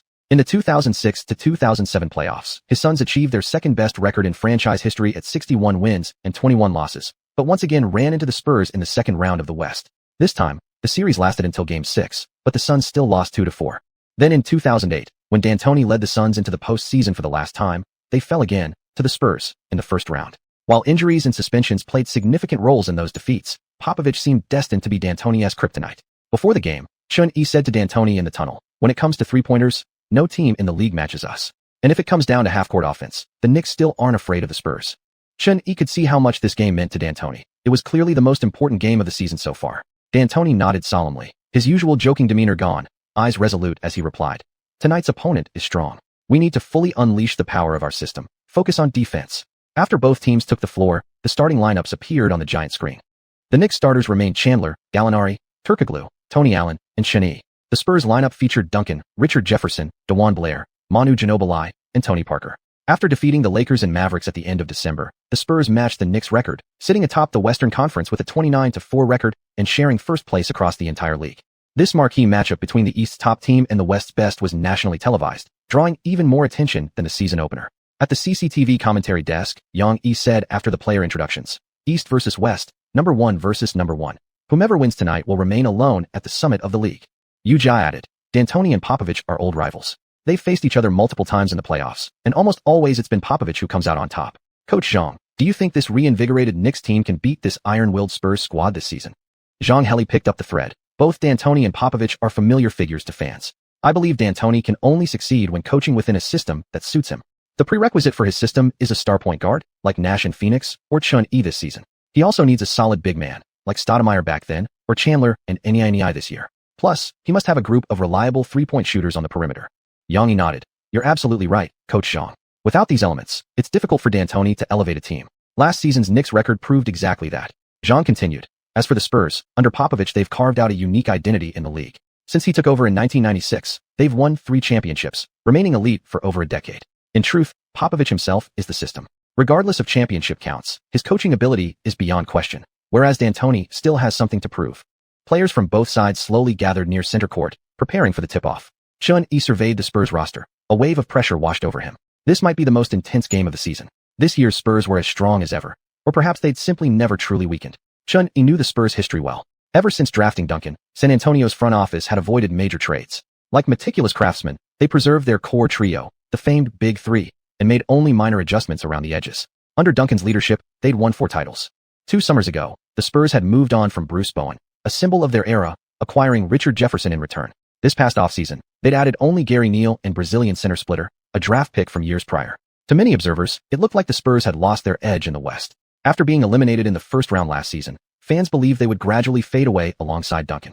The mighty Los Angeles Lakers would continue their reign. The Miami Heat were about to write a new chapter of glory. The aging yet still formidable Boston Celtics boasted the twin O'Neals as they pushed once more for a championship, while the San Antonio Spurs might simply fade into the annals of history.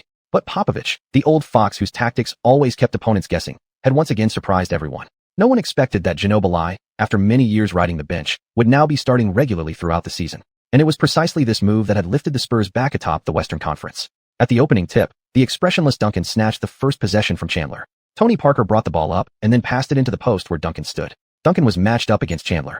Although Duncan's official position was power forward, ever since the retirement of Admiral Robinson, he had essentially played center. This was a smart approach. In the NBA of recent years, physical play was emphasized, and the distinction between the 4 and 5 positions had always been blurry. Throughout NBA history, there had been numerous outstanding centers, from ancient titans like Wilt Chamberlain and Kareem Abdul-Jabbar, to the famed for great centers at the end of the last century. Claiming to be the league's best center was always contentious. But at the power forward position, Duncan was a complete player on both ends, excelling in individual achievements, team impact, and historical standing. Kevin Garnett's accolades and consistency fell short by comparison, let alone Nowitzki, who still carried the label of soft at the time. Therefore, if Duncan were to be called the greatest power forward in history, there would be no dispute. Duncan backed down into Chandler in the post, not rushing his move. While dribbling, he kept his eyes fixed on his teammates cutting routes. After coming off a screen, Ginobili flared to the wing, and Duncan delivered a sharp bounce pass. Ginobili instantly accelerated toward the rim. Tony Allen was walled off by Jefferson, and Chandler rotated into the paint to help. Facing the towering presence of Chandler, Ginobili didn't slow down. His feet danced left and right like in a tango, smoothly executing an Euro step to glide past Chandler and finish with a delicate floater.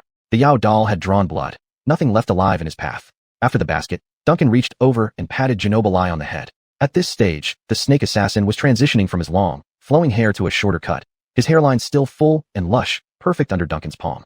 What a quick Euro step. Ginobili starts strong as a starter, giving the Spurs the first 2 points, Yang commented. Xianxia added. That's Ginobili's signature move. We've previously compared it to Chun-Yi's Euro step. On the Knicks' offensive end, Chun-Yi isolated Tony Parker at the top of the key. Chapter 190, Ginobili Euro step. On the court, Chun-Yi didn't even call for a pick and roll. He drove straight at Tony Parker. With step 1 master activated, Chun-Yi created half a step on Tony Allen. Duncan and Blair immediately converged to double-team him. Duncan cut off Chun-Yi's driving lane, lowering his center of gravity and applying strong pressure. Chun-Yi didn't recklessly force a move. Instead, he dribbled in place, stepped back, and looked for another opening. Tony Parker recovered, and Chun-Yi began to post up at the elbow. Parker was quick, usually able to stay in front defensively, but with his height and wingspan, there was no way he could block Chun-Yi's fadeaway jumper. Chun-Yi dipped his shoulder, faked left with his left shoulder, then immediately spun and leaned back to the right. Thump. Swish. The bank shot dropped perfectly at a 45-degree angle. Against a smaller player like Parker, Chun-Yi's fadeaway is an unstoppable weapon, said Yang. Zhang added. Parker isn't tall or physically strong. Judging purely by physical attributes, he's practically disconnected from being a defensive stopper. Putting him on Chun-Yi tonight wasn't a good choice by Popovich. Spurs offense. Tony Parker wouldn't go one-on-one against Chun-Yi head-to-head. He called on Duncan to set a screen at the high post. After the French race car accelerated, Chandler moved up to switch, but Chun-Yi quickly waved him off, directing him to stay on Duncan, who was rolling to the basket. Chun-Yi rotated over from the wing, joining Gallinari in double-teaming Parker in the paint. Under pressure, Parker could only resort to a hurried mid-range pull-up. His pump fake failed to get Chun-Yi off his feet, so he passed the ball out to Blair instead. Blair found Ginobili on the wing. Manu tried to use his speed to shake off Tony Allen, but couldn't succeed. Under tight defense, Ginobili's layup missed. Chun-Yi grabbed the rebound and instantly launched a fast break. The Spurs were clearly prepared against New York's transition game. Their forwards quickly shut down Tarkowski and Gallinari's driving lanes, refusing to give the Knicks easy opportunities for early three-pointers. Noticing the Spurs' fast retreat defense, Chun-Yi slowed the tempo near the top of the key. Seeing that Manu Ginobili had switched onto him, he immediately called for a screen from Tony Allen. After the switch put him on Tony Parker, Chun-Yi signaled for his teammates to clear out. The Spurs' defense was highly cohesive. They prioritized team principles over individual matchups. Although Tony Parker was known for his incredible stamina and foot speed, always staying in front of his man with relentless effort, his lack of height made him a limited one-on-one defender. Still, in this era, isolation plays and endless switching weren't common strategies, allowing the Spurs' overall defensive scheme to mask Parker's shortcomings. But Chun-Yi had no intention of playing fair. Against defenders of this size, he went straight for isolation. Dribble, dribble, dribble. Casually crossing the ball between his legs at the top of the key, Chun-Yi took a light step forward with his left foot, baiting the defense into shifting. Then he unleashed a wide crossover, exploding toward the right. After shaking free from Parker, Chun-Yi faced up against Duncan, the towering interior defensive anchor. Duncan stood beneath the rim with both hands raised. Chun-Yi disabled the pass option and took 3 hard steps, attempting a contorted, acrobatic layup to avoid the block. But Duncan's contest was too severe. The ball clanged off the backboard and missed. However, the referee's whistle blew. Chun-Yi draws contact on the drive. Duncan gets the foul, shouted Yang. Zhang commented. The Spurs are great at disrupting fast breaks. They didn't let the Knicks settle into transition rhythm easily. But this season, the Knicks are capable of slowing things down and battling in the half-court. Duncan wore a serious expression, not arguing with the ref as he sent Chun-Yi to the free throw line. Amid chants of MVP echoing through the arena, Chun-Yi calmly sank both free throws. Back on offense, the Spurs again handed the ball to Tony Parker. Richard Jefferson stepped up to set a screen. Tarkowski knew he couldn't keep up with the French race car and, after getting beaten, wisely slid over to the wing to block the passing lane, leaving Chandler to defend Parker one-on-one. Parker tried to hit Duncan with a bounce pass, but Tarkowski intercepted the route. Facing Chandler, Parker's turnaround floater missed.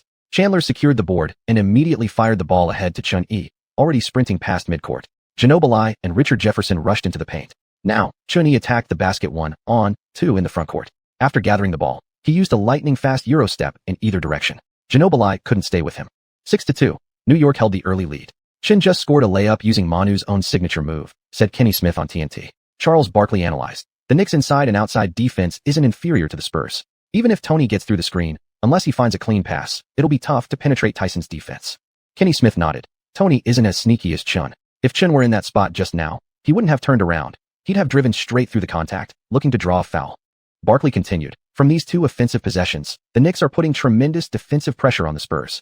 The Spurs finally scored, as Duncan turned around in the post and knocked down a hook shot for 2 points. Chun-Yi received the ball to initiate the offense. This time, the Spurs didn't give him the chance to isolate Tony Parker. As soon as he entered the pick and roll, they immediately doubled him.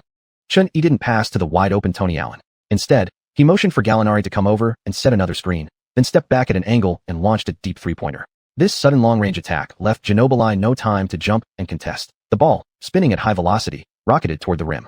Swish! A three-pointer straight through the heart. On the sideline, D'Antoni's tightly furrowed brows gradually relaxed. Chun-Yi's offense hadn't let him down. Likewise, the Knicks' defense tonight had been outstanding. There was no way the Spurs could break through their defense with just Tony Parker and Manu Ginobili. Chun-Yi was essentially an upgraded version of Nash. The Spurs continued their offensive possession. Tony Parker poured every ounce of energy into attacking the rim, then actively distributed the ball after drawing defenders, desperately trying to ignite his team's offense. But facing the Knicks' suffocating defense on both ends, the Spurs could only rely on star-driven isolation plays to crack the game open. Of the big three, this season it was Ginobili who most often stepped up. After receiving the ball, Ginobili used a sharp crossover to blow past Gallinari, paused briefly on the move, then exploded into a second burst of acceleration. Unlike Chun-Yi's rhythmically balanced Eurostep, Ginobili's entire game revolved around sheer speed. Chandler stretched his arms to contest, but Ginobili created just enough space before releasing a floating jumper that dropped cleanly. At the same moment, a small blue ball popped out under the basket. The Spurs remained alert against the Knicks' fast break, scrambling quickly back on defense. Before receiving the inbound pass from Chandler, Chun-Yi darted under the rim and picked up the little blue ball. Ding! Congratulations, host. You've obtained Star Aura, signature move, Manu Ginobili's layup package. A flicker flashed in Chun-Yi's eyes. The instant he picked up the package, a phantom image of Ginobili executing his Eurostep layup flickered across his mind. Currently in his inventory were 3 shooting packages, all jump shot related. This was the first time he had ever acquired a layup package. Combining the visual from his mind with his understanding, Chun-Yi realized this move essentially replicated Ginobili's signature Eurostep. Chun-Yi maintained control of the tempo, slowly dribbling the ball up the court. Once again, the Spurs implemented their double-team strategy. Chapter 191, Shooting in 0.5 seconds. Chun-Yi didn't try to force his way through the Spurs double team. After passing the ball to Turkoglu, he moved to the wing and began directing traffic. Coming from the baseline, Gallinari set a solid off-ball screen for Chun-Yi, who caught the ball at the 45-degree angle only to be immediately double-teamed again. The Spurs are doubling again. They've made it clear from the start. They won't let Chun-Yi catch the ball comfortably, Yang commented. Yu Zhao laughed. Chun-Yi is being double-teamed an average of 17.6 times per game this season, an incredibly high number. But the Knicks aren't afraid of the pressure. Chun-Yi has plenty of options when distributing the ball. Zhang Heli nodded. Exactly. The Knicks have too many perimeter scoring threats, especially Gallinari. He's averaging 3.1 three-pointers per game. If you give him even an inch of space, he'll bury it. Gallinari received the pass from Chun-Yi beyond the arc and launched a shot. A mysterious Eastern force at work. Clang. The ball bounced hard off the rim. Zhang Heli had successfully jinxed Gallinari once again. Duncan grabbed the rebound, and Tony Parker brought the ball back on the fast break. After several crisp passes, Duncan passed out from the post to Parker, who quickly pulled up for a three, but missed. Duncan snatched the offensive board from Chandler, then quickly located Ginobili. Ginobili caught the ball, used a screen, and immediately rose for another long-range jumper. Swish. The three-pointer dropped. The score was tied at 9-9. Back in 2014, Popovich famously said in an interview that he hated the three-point shot. But could you really trust what that old fox said? This season, the Spurs weren't exactly shy about shooting threes, ranking second in the league with a 39.7% three-point percentage, just behind the Knicks. Their 21.1 three-point attempts per game also ranked 7th overall. Popovich's defensive genius often made people forget that his offense was elite too. Looking back at Popovich's coaching career, yes, he disliked three-pointers, but only when the opponent was hitting them. Think Tracy McGrady's 13 points in 35 seconds, or Ray Allen's legendary game-tying three. At the end of the first quarter, the score stood at 36-35, with the Knicks leading by just 1 point. Right from tip-off, both teams traded blows, turning the game into an unexpected shootout that nobody saw coming. D'Antoni kept Chun-Yi on the floor the entire first quarter. Chun finished 7 of 13 from the field, 3 of 3 from deep, and added 3 free throws, totaling 15 points, 3 rebounds, and 4 assists. Ginobili emerged as the Spurs' offensive centerpiece, scoring from inside and out with 10 points. And 35-year-old Tim Duncan focused heavily on offense in the first quarter. Popovich simply told him to post up and go to work. Facing Chandler, Duncan went 4-for-4, tallying 8 points. Seeing the Spurs abandon their usual style and engage in this offensive firestorm, D'Antoni's competitive fire flared up. They love to double, and doubles always create open shots. Our best response is ball movement. Exploit those defensive gaps. Chin's done a great job with that, D'Antoni said seriously, holding up his clipboard. Chun-Yi took a sip of Gatorade and replied, but their double-team rotations are too quick. Their team defense is extremely cohesive and aggressive. Even with good ball movement, we can't get a real advantage on offense. D'Antoni nodded, then fell into deep thought. Although the Spurs were matching the Knicks shot for shot tonight, their defense remained suffocating, especially on the perimeter. The Knicks went 3, 4, 9 from 3 in the first quarter, 2 of those made by Chun-Yi. The Spurs effectively shut down New York's signature transition three-point attack. If this continued, the Knicks would struggle offensively the moment their shooting cooled down. And keep in mind, this wasn't even the full-strength Spurs team yet. Chun-Yi believed the 2014 version was truly soul-crushing. Danny Green, Leonard, and Bellinelli forming an impenetrable wall of elite 3-and-D players on the wings. Luckily, Danny Green was already on the Knicks thanks to Chun-Yi's interference. Moving forward, he'd need to disrupt the Spurs' drafts and signings even more. Otherwise, they would remain the biggest obstacle on the Knicks' path to a dynasty. Before D'Antoni could speak, Chun-Yi added, "So I think this is key. The moment my teammates receive the pass, they need to already decide whether to shoot, drive, or pass." Exactly. Everyone must commit instantly. We lead the league in outside shooting. Let's play with confidence. D'Antoni agreed. The idea matched his own thinking perfectly. To begin the second quarter, Xianxia, Battier, Ariza, Danny Green, and Livingston hit the court. On the Spurs side, Popovich sent in Antonio McDyess, Matt Bonner, Richard Jefferson, Ginobili, and George Hill. The Spurs wanted to make a run to start the second quarter, but this Knicks team had another major strength. Their second-unit defense was downright monstrous.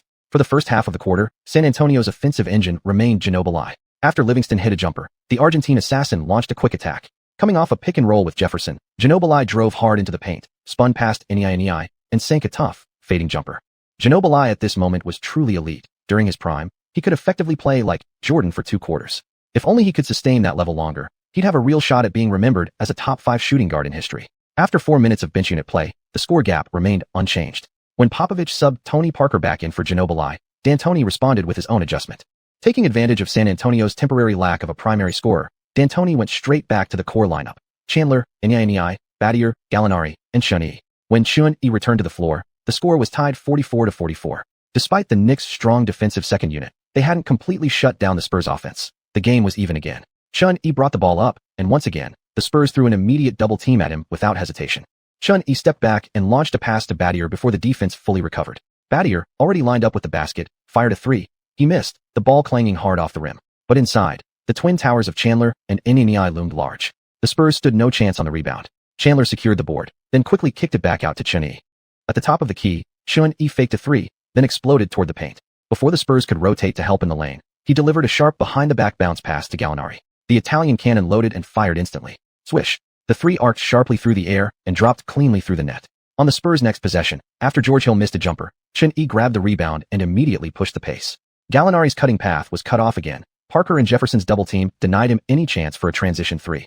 Gallinari caught the long outlet, paused momentarily, then quickly zipped the ball back to Chun-Yi. Chun-Yi stood just behind the arc at the top of the key. Catch and shoot, fluid and seamless. Swish. That was the familiar rhythm of the Knicks. Chapter 192, The Death 5. 2 consecutive three-pointers from the Knicks stretched their lead to 50-44. Tony Parker remained calm, continuing to control the pace of the game. The Spurs moved the ball actively, with nearly every player touching the ball and participating in their offensive system during each possession. With 7 seconds left on the shot clock, the Knicks' tight perimeter defense prevented Tony Parker from finding a pick-and-roll opportunity. The French speedster had no choice but to drive into the paint himself. He turned around and banked in the layup, 50-46. On the ensuing inbound, Chun-Yi once again took control for the Knicks offense. After the screen, sensing the Spurs hadn't yet committed to double-teaming him, Chun surged rapidly toward the basket. Matt Bonner's defense wasn't as sharp as Duncan's. He lunged forward with hands high, directly at Chun. Chun softly tossed the ball toward the rim, and Chandler exploded toward the basket. Catching the ball midair with both hands, Chandler slammed it home with a thunderous dunk. The Spurs were careless there, Yang commented. Bonner focused on stopping Chun, but completely forgot to guard Chandler's roll to the basket. Zhang Heli nodded. You can't really blame him though. Chun's driving threat is just too real. You can't let him walk into the paint freely. Plus, with Chandler and Xianxia playing together, the Knicks have strengthened their interior presence, making it extremely difficult for the Spurs to handle off-ball cuts and backdoor plays. Back on defense, Tony Allen's attempt at an inside jump shot clanged off the rim. Chandler secured the rebound and immediately fired the outlet pass to Chun-Yi. Chun took off down the court straight into the paint. All 3 Spurs players up front focused solely on him, but even the broadcast camera failed to catch exactly how Chun delivered the pass. Both Fancy Passer and Dime a Dozen lit up simultaneously. Gallinari caught the ball and launched a 3, swish. Yang continued his commentary. Here it comes, the Knicks' fast-paced running gun. Since Chun returned with the starting unit, they've gone on an 11-2 scoring run over the past minute and a half. Wuxia added. Looks like Popovich is starting to feel the pressure. Maybe now he'll realize what Mike D'Antoni. Yang chuckled. If we're talking about the true pioneer of run-and-gun basketball, it's not actually D'Antoni. In my opinion, that honor goes to Coach Qian Shanghai. Zhang, what do you think? Zhang Heli nodded slowly. You could say that. Under Coach Qian's leadership, China's national team won 5 straight Asian championships and finished 9th at the World Championship, an unprecedented breakthrough at the time. I remember he developed a strategy back then called attacking from behind. Yu Zhao laughed. Ah yes, that attack from behind tactic was truly the original blueprint for today's high-octane offenses. On the sidelines, Popovich and Duncan stood silently watching the unfolding chaos on the court, their expressions unreadable. After the next dead ball, Duncan replaced Antonio McDyess. Having recognized the Knicks' principle of shooting within 0.5 seconds of receiving the ball, Popovich reduced the frequency of double-teaming Chun. He knew that the Knicks shooters were heating up. If he dared to double Chun, New York would punish them with rapid threes. On the wing, Chun continued to exploit his matchup against Tony Parker. He drove hard past Parker, did an explosive in-place dribble move, then spun past Parker's recovery effort and charged into the paint, face-to-face with Duncan. Duncan's defense during this era was still rock solid, but Chun didn't hesitate. He powered through contact. The physical collision thrilled the home crowd, who roared in excitement. Duncan, arms fully extended, was pushed backward by Chen's momentum. His strong contest forced Chen's layup to clang off the iron. But then the referee stepped into the spotlight. The whistle blew before the shot missed. Duncan was called for a foul on the arm. Chun drew another foul on Tim. Kenny Smith said as Chun headed to the free throw line. Tim already has 3 fouls tonight. Charles Barkley recalled. In the first quarter, Tim picked up a foul against Chun down low too. We haven't even finished the first half. Duncan's got to be more careful now. If he gets into foul trouble, he'll be limited later on when defending crucial possessions. Kenny Smith said. Chun is playing incredibly smart. He knows exactly how to draw these kinds of fouls. Duncan looked genuinely puzzled, yet his face remained impassive, offering no protest to the officials. Chun sank both free throws, extending the Knicks' lead to 11 points. Knowing he was now in foul trouble, Duncan became more cautious on defense. But under relentless pressure from Chandler and Ni in the paint, he shifted his focus back to scoring. This season, Duncan had been gradually evolving his game, placing greater emphasis on defense, but that didn't mean his offense was lacking. Whether it was his signature bank shot or post moves, the Knicks simply had no answer. At halftime, the score stood at 74-69. The Knicks' lead had shrunk to 5 points, a slim advantage that would hardly guarantee victory. At halftime, D'Antoni looked considerably more relaxed. He was very pleased with the Knicks' overall performance in the first half. As long as they maintained their rhythm, the chances of winning this game were high. Chun stared at the scoreboard, knowing full well that both teams would likely come out even more aggressive in the second half. This season, the Spurs had abandoned their traditionally slow-paced style and shifted toward an offensive-focused approach. Manu Ginobili, promoted to the starting lineup by Popovich, had lived up to expectations. Many crucial possessions now ended in his hands. Chun was finally getting a first-hand look at just how dominant Ginobili could be. In the future, many people would compare Ginobili to James Harden simply because both were left-handed and had served as sixth men, but Chun believed Ginobili was more like a white version of Dwayne Wade. Compared to the Flash, Ginobili possessed a better three-point shot, while Wade had the edge in defense. Since the tone of this game was clearly going to be offense, why not just bring out that specific lineup? Let's maximize our firepower in the second half. Our shooting touch is great tonight, and if we can fully stretch the interior space, we can do even better, Chun suggested to D'Antoni. All right, let's try it out and see how it goes. D'Antoni thought for a moment, then quickly adjusted his strategy. After the halftime break, both teams returned to the court. I didn't expect the Spurs to be this explosive offensively. Their firepower in the first half matched the Knicks blow for blow. Let's see if either team makes adjustments in the second half. Yang was still analyzing the first half when he saw the Knicks' incoming lineup and was immediately stunned. Zhang Heli also exclaimed in surprise. Huh? Is the Knicks seriously rolling out this lineup for the third quarter? The team switched sides. Popovich stuck with his starting 5, Duncan, Blair, Jefferson, Ginobili, and Tony Parker. The Knicks, however, opened the half with Turkoglu, Gallinari, Tony Allen, Battier, and Chun. What? The Knicks are abandoning the paint entirely? Who's playing center? Charles Barkley turned to Kenny Smith, bewildered. When Popovich saw the Knicks' ultra-small lineup, his eyes narrowed slightly. For once, he couldn't quite read what the other side was thinking. Chun received the ball from the backcourt and passed it to Turkoglu, then immediately moved to position himself on the wing. Here we go, the Knicks' Death 5. Chapter 193, Unlimited Switching. Turkoglu brought the ball up past half-court, and Chun quickly moved to the wing, looking for an open spot beyond the three-point line. All of the Knicks players were concentrated on the wing. When Gallinari set a double screen with Battier, Chun ran to the open space, and Turkoglu immediately delivered the pass. The Spurs couldn't double-team in time. Chun caught the ball and launched his shot without hesitation. The ball traced a sharp arc through the air, then swished cleanly through the net. 3 points good, 77-69. In their half-court offense, when Tony Parker called for a screen, he suddenly found Turkoglu directly in front of him. Meanwhile, Chun, who had been cut off by the screen, didn't bother fighting through. It was an instant switch, with Chun now guarding Jefferson. Jefferson tried cutting toward the basket, but Chun blocked his path. On the perimeter, Turkoglu also stood firm, bodying up against Parker. Seeing the inside cut fail, Tony Parker called for another screen, attempting a handoff play with Ginobili after setting a pick. This time, Turkoglu again instantly switched onto Ginobili, while Tony Allen took over on Parker. Parker paused at the wing, unsure whether to pass to Ginobili for isolation or feed Duncan posting deep. Before he could decide, Tony Allen lunged forward and slapped at the ball. Parker sensed the turnover risk, nearly losing possession, then shielded the ball with a spin move before bouncing a pass to Ginobili. Ginobili went one-on-one against Turkoglu. At 6 feet 10 inches with near center-like bulk, Turkoglu made things uncomfortable for Ginobili. Driving into the paint, running out of time, Ginobili was forced into a rushed pull-up jumper. Clang.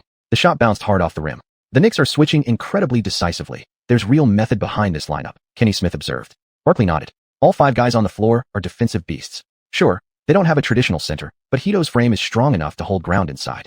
Duncan was tied up by Gallinari, and xiuxian grabbed the rebound near the free throw line, immediately launching a fast break. But the Spurs recovered quickly, not allowing the Knicks any easy transition chances. xiuxian slowed the tempo, bringing the ball down. Tony Allen, Turkoglu, and Battier spread to the wings, while Gallinari drifted baseline to draw defenders. Turkoglu set a screen at the top of the key. After the Spurs switched, xiuxian found himself isolated against Duncan. A quick crossover dribble, and Tony Parker didn't follow Turkoglu on the roll. Instead, he teamed with Duncan to double-team xiuxian. xiuxian immediately dumped the ball inside to the open Turkoglu, who finished easily at the rim. Spurs turn. Again, Ginobili and Parker ran a pick and roll. This time, xiuxian instantly switched onto Ginobili. Ginobili exploded forward the moment he received the ball, driving hard with his shoulder into xiuxian's chest. The paint was wide open, giving Ginobili room to operate one-on-one. xiuxian stayed close, right hand up and ready. As Ginobili rose for his shot, he actively sought contact in midair, but xiuxian was alert, quickly pulling his arm away, refusing to give Ginobili any chance to draw a foul. Ginobili was momentarily stunned. After their shoulders collided, he released the shot in haste. Clank. The ball hit the backboard and bounced off. xiuxian reacted swiftly, leaping for the offensive rebound. The Spurs were too late trying to cut off the fast break. Gallinari and Battier had already sprinted ahead. xiuxian spotted Gallinari on the left wing and fired a long, cross-court pass that nearly spanned the full length of the court. Gallinari caught it in stride, elevated, and buried a three-pointer from the corner. After scoring 8 straight points, Popovich immediately called a timeout. If this kept up, the Spurs would have no answer for the Knicks' onslaught. Popovich needed to devise a counter-strategy, fast. Moreover, Popovich had already figured it out. Though the Knicks appeared to sacrifice interior defense with this small lineup, they were using relentless perimeter switching to disrupt San Antonio's offense, effectively severing their team chemistry. In the previous 2 possessions, all the Spurs could manage was isolation plays from Tony Parker and Ginobili. Our switching has been excellent. Isolation is where the Spurs struggle offensively, said D'Antoni on the bench. xiuxian nodded. Popovich calling timeout so early in the game clearly showed he'd been rattled by this Knicks lineup. At this point in basketball history, no team dared to play 5-out small ball like this. And the impact of unlimited switching in a half-court set was proving enormous. Back during team practices, when the Knicks first rehearsed this lineup, xiuxian felt its effectiveness was no worse than the famous small ball units of Houston and Golden State in the future. Houston's Death 5 relied on Harden and Paul as dual ball handlers orchestrating penetration and kickouts, maximizing dribble drive actions and pick-and-roll ball movement to generate threes. The Knicks version resembled more closely the future Warriors, emphasizing off-ball motion, off-ball screens, pick-and-rolls with rolls to the basket, and crisp passes to open shooters, unleashing fluid, cascading offensive waves. Moreover, apart from lacking the unstoppable shooting ability of players like Durant and Thompson, this lineup was even stronger on defense. When necessary, Turkoglu could use his physical advantage to play like a traditional center, effectively compensating for the lack of interior presence. During the timeout, Yang analyzed. The Knicks' small ball approach is quite extreme. They've drastically reduced their height while maximizing speed, making it perfect for fast-paced scoring, especially raining down threes. But the downside is they've abandoned interior size. Without Chandler protecting the rim, rebounding and defense will be tough, Wuxia added. Zhang Heli shook his head. Actually, all the Knicks players here are two-way threats. Sure, there's no real center, but Gallinari and Turkoglu aren't short either. With them boxing out, xiuxian can crash the boards effectively. And honestly, once their shooters get hot on the perimeter, do they really need to worry about rebounds? After the timeout, neither team made substitutions. The Spurs inbound the ball. Tony Parker once again called on Blair to set a pick at the top of the key. Gallinari switched onto Parker. One-on-one with Tony Parker. The French race car shifted gears and accelerated. Gallinari tried hard to stay in front, but clearly couldn't keep up with Parker's speed, forcing Turkoglu to rotate into the paint and double team.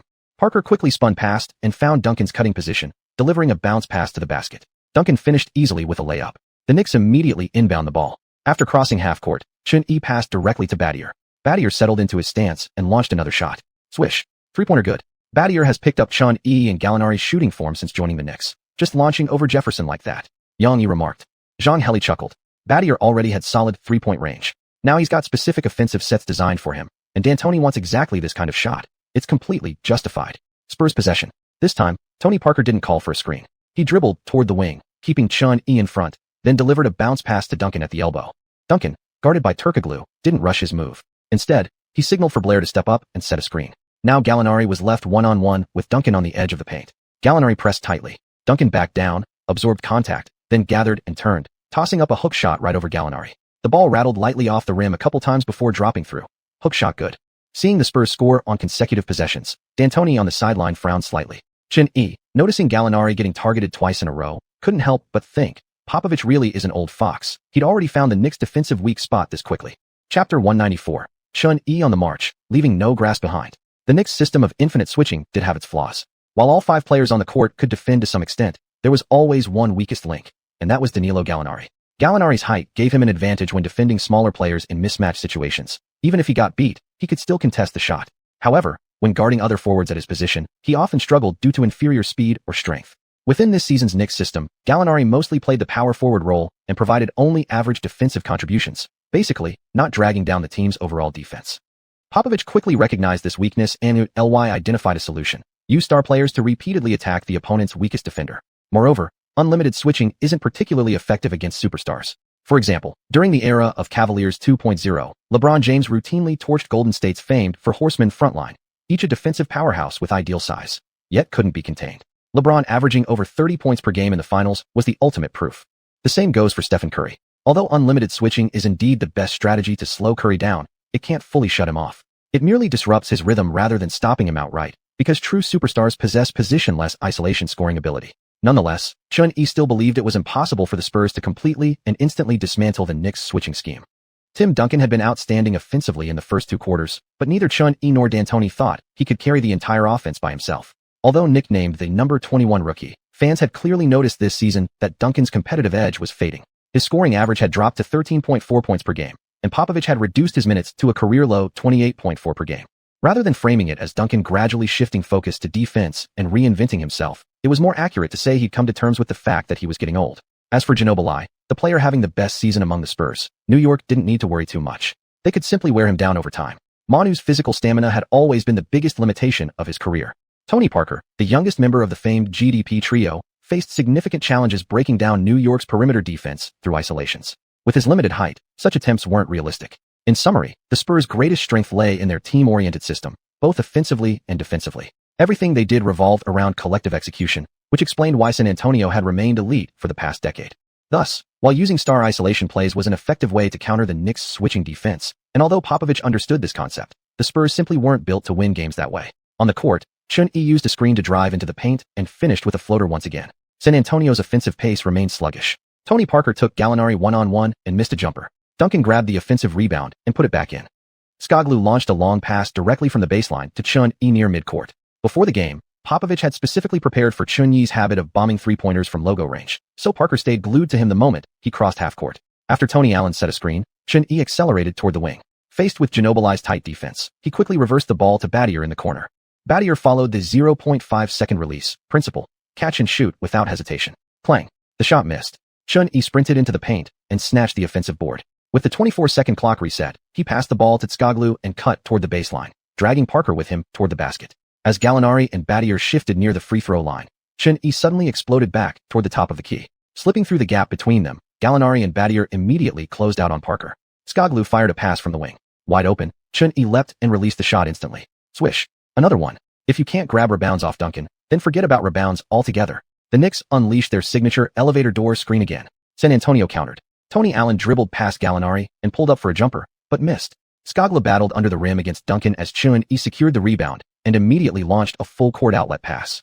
The Spurs were already retreating cautiously, anticipating fast breaks, but how could anyone stop a direct cross-court bomb like that after a rebound? Tony Allen caught the ball, but didn't attack the paint. Instead, he passed to Gallinari, who had flared to the wing. The Italian cannon ignited its fuse. The three-pointer soared like anti-aircraft fire. Even before the entire Spurs team finished retreating, Gallinari's three had already ripped through the net. On the sideline, Popovich watched the Knicks' barrage of threes and felt like vomiting. That damn D'Antoni was getting more absurd by the minute. The whole point of the Knicks' infinite switching is to dismantle the Spurs team offense and force them into a star isolation game they're not comfortable with, Barkley said after watching several possessions, finally grasping the Knicks' strategy. Kenny Smith nodded. What about their offense? Offense. Barkley turned to his broadcast partner. Their offense is just find a fast break opportunity, then take turns chucking threes from way downtown. What's there to analyze in that? On the court, Ginobili drove into the paint, elevated, twisted midair, and finished over the defender. The Knicks immediately inbound the ball. Xian called for a screen on Tony Parker. After the pick-and-roll switch, he powered toward the basket. Duncan abandoned Skoglu to double-team him early. Before Skoglu could retreat behind the three-point line, Xian had no intention of passing. He gathered the ball, planted his left foot hard past Tony Parker, then swiftly crossed over to his right, faking out Duncan with a sharp crossover.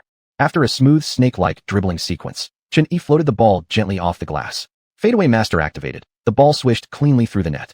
Xian on the march, leaving no grass behind. Xian played the entire third quarter.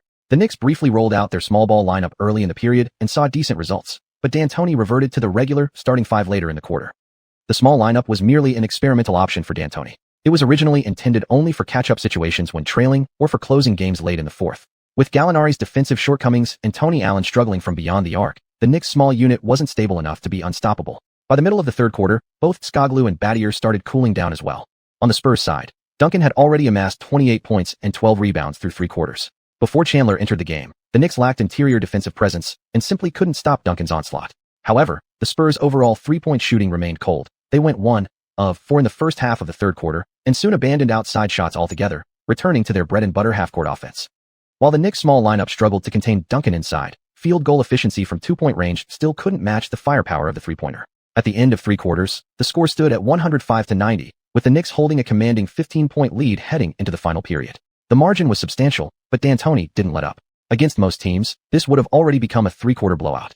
But tonight's opponent was Popovich. A fiercely competitive D'Antoni demanded full focus from his team, warning them not to give the Spurs any opening in the fourth quarter. Chapter 195. The future is his. In the fourth quarter, both teams kept their starting lineups on the floor. Popovich didn't sub out his starters. Instead, he instructed his team to keep focusing on offense during the final period. The Knicks had been applying immense pressure on both ends of the court against the Spurs. Having faced Mike D'Antoni numerous times before, Popovich could clearly see just how much D'Antoni had evolved. In the past, D'Antoni solely emphasized offensive strategies while largely ignoring defense. But tonight, the Knicks showed exceptional defensive resilience. Especially in the third quarter when they switched to a small lineup and executed relentless switching defense, something that immediately caught Popovich's attention. In the past, he could never have imagined D'Antoni being able to shape up his team's defense this effectively. Duncan had delivered his best performance of the season tonight. A double-double with 28 points and 12 rebounds through three quarters would have been routine for him 5 years ago, but this season, games where Duncan scored over 20 points were rare.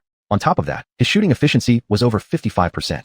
The reason Duncan was so hot tonight partly stemmed from the Knicks' reduced interior defense quality when they went small in the third quarter. With Chandler on the floor, they could still protect the rim thanks to his shot-blocking presence. But in the small ball setup, Turkoglu, who was tasked with guarding the post, struggled somewhat against Duncan. Although Turkoglu was known for his high basketball IQ and shooting ability, defending elite post players like Duncan wasn't exactly his strength. Moreover, the Spurs frequently targeted Gallinari, who was an even weaker defender. Tony Parker had taken 14 shots by the end of the third quarter, making 8 of them. Don't let his height fool you. Once Parker got going, he was nearly unstoppable. He was also excellent at drawing fouls inside, having already gone to the free throw line 8 times in the first 3 quarters and scoring 23 points. Manu Ginobili, who had been the Spurs' most impactful player offensively this season, didn't perform as well as his 2 elder teammates tonight. He finished the third quarter with 18 points, though his efficiency remained outstanding with a shooting percentage above 60%. Coming back with their standard lineup in the fourth quarter, the Knicks continued to dominate inside. The Knicks' group of shooters was simply unreasonable, deadly accurate not only on open threes, but also on transition catch-and-shoots and pick-and-pop triples.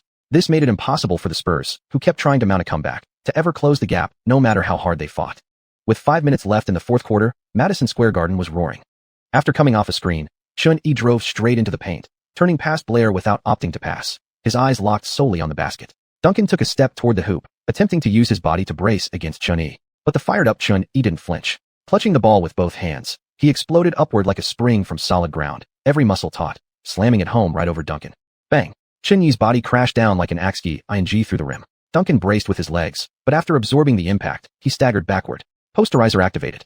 Xian hung onto the rim, swinging slightly in the air before dropping down.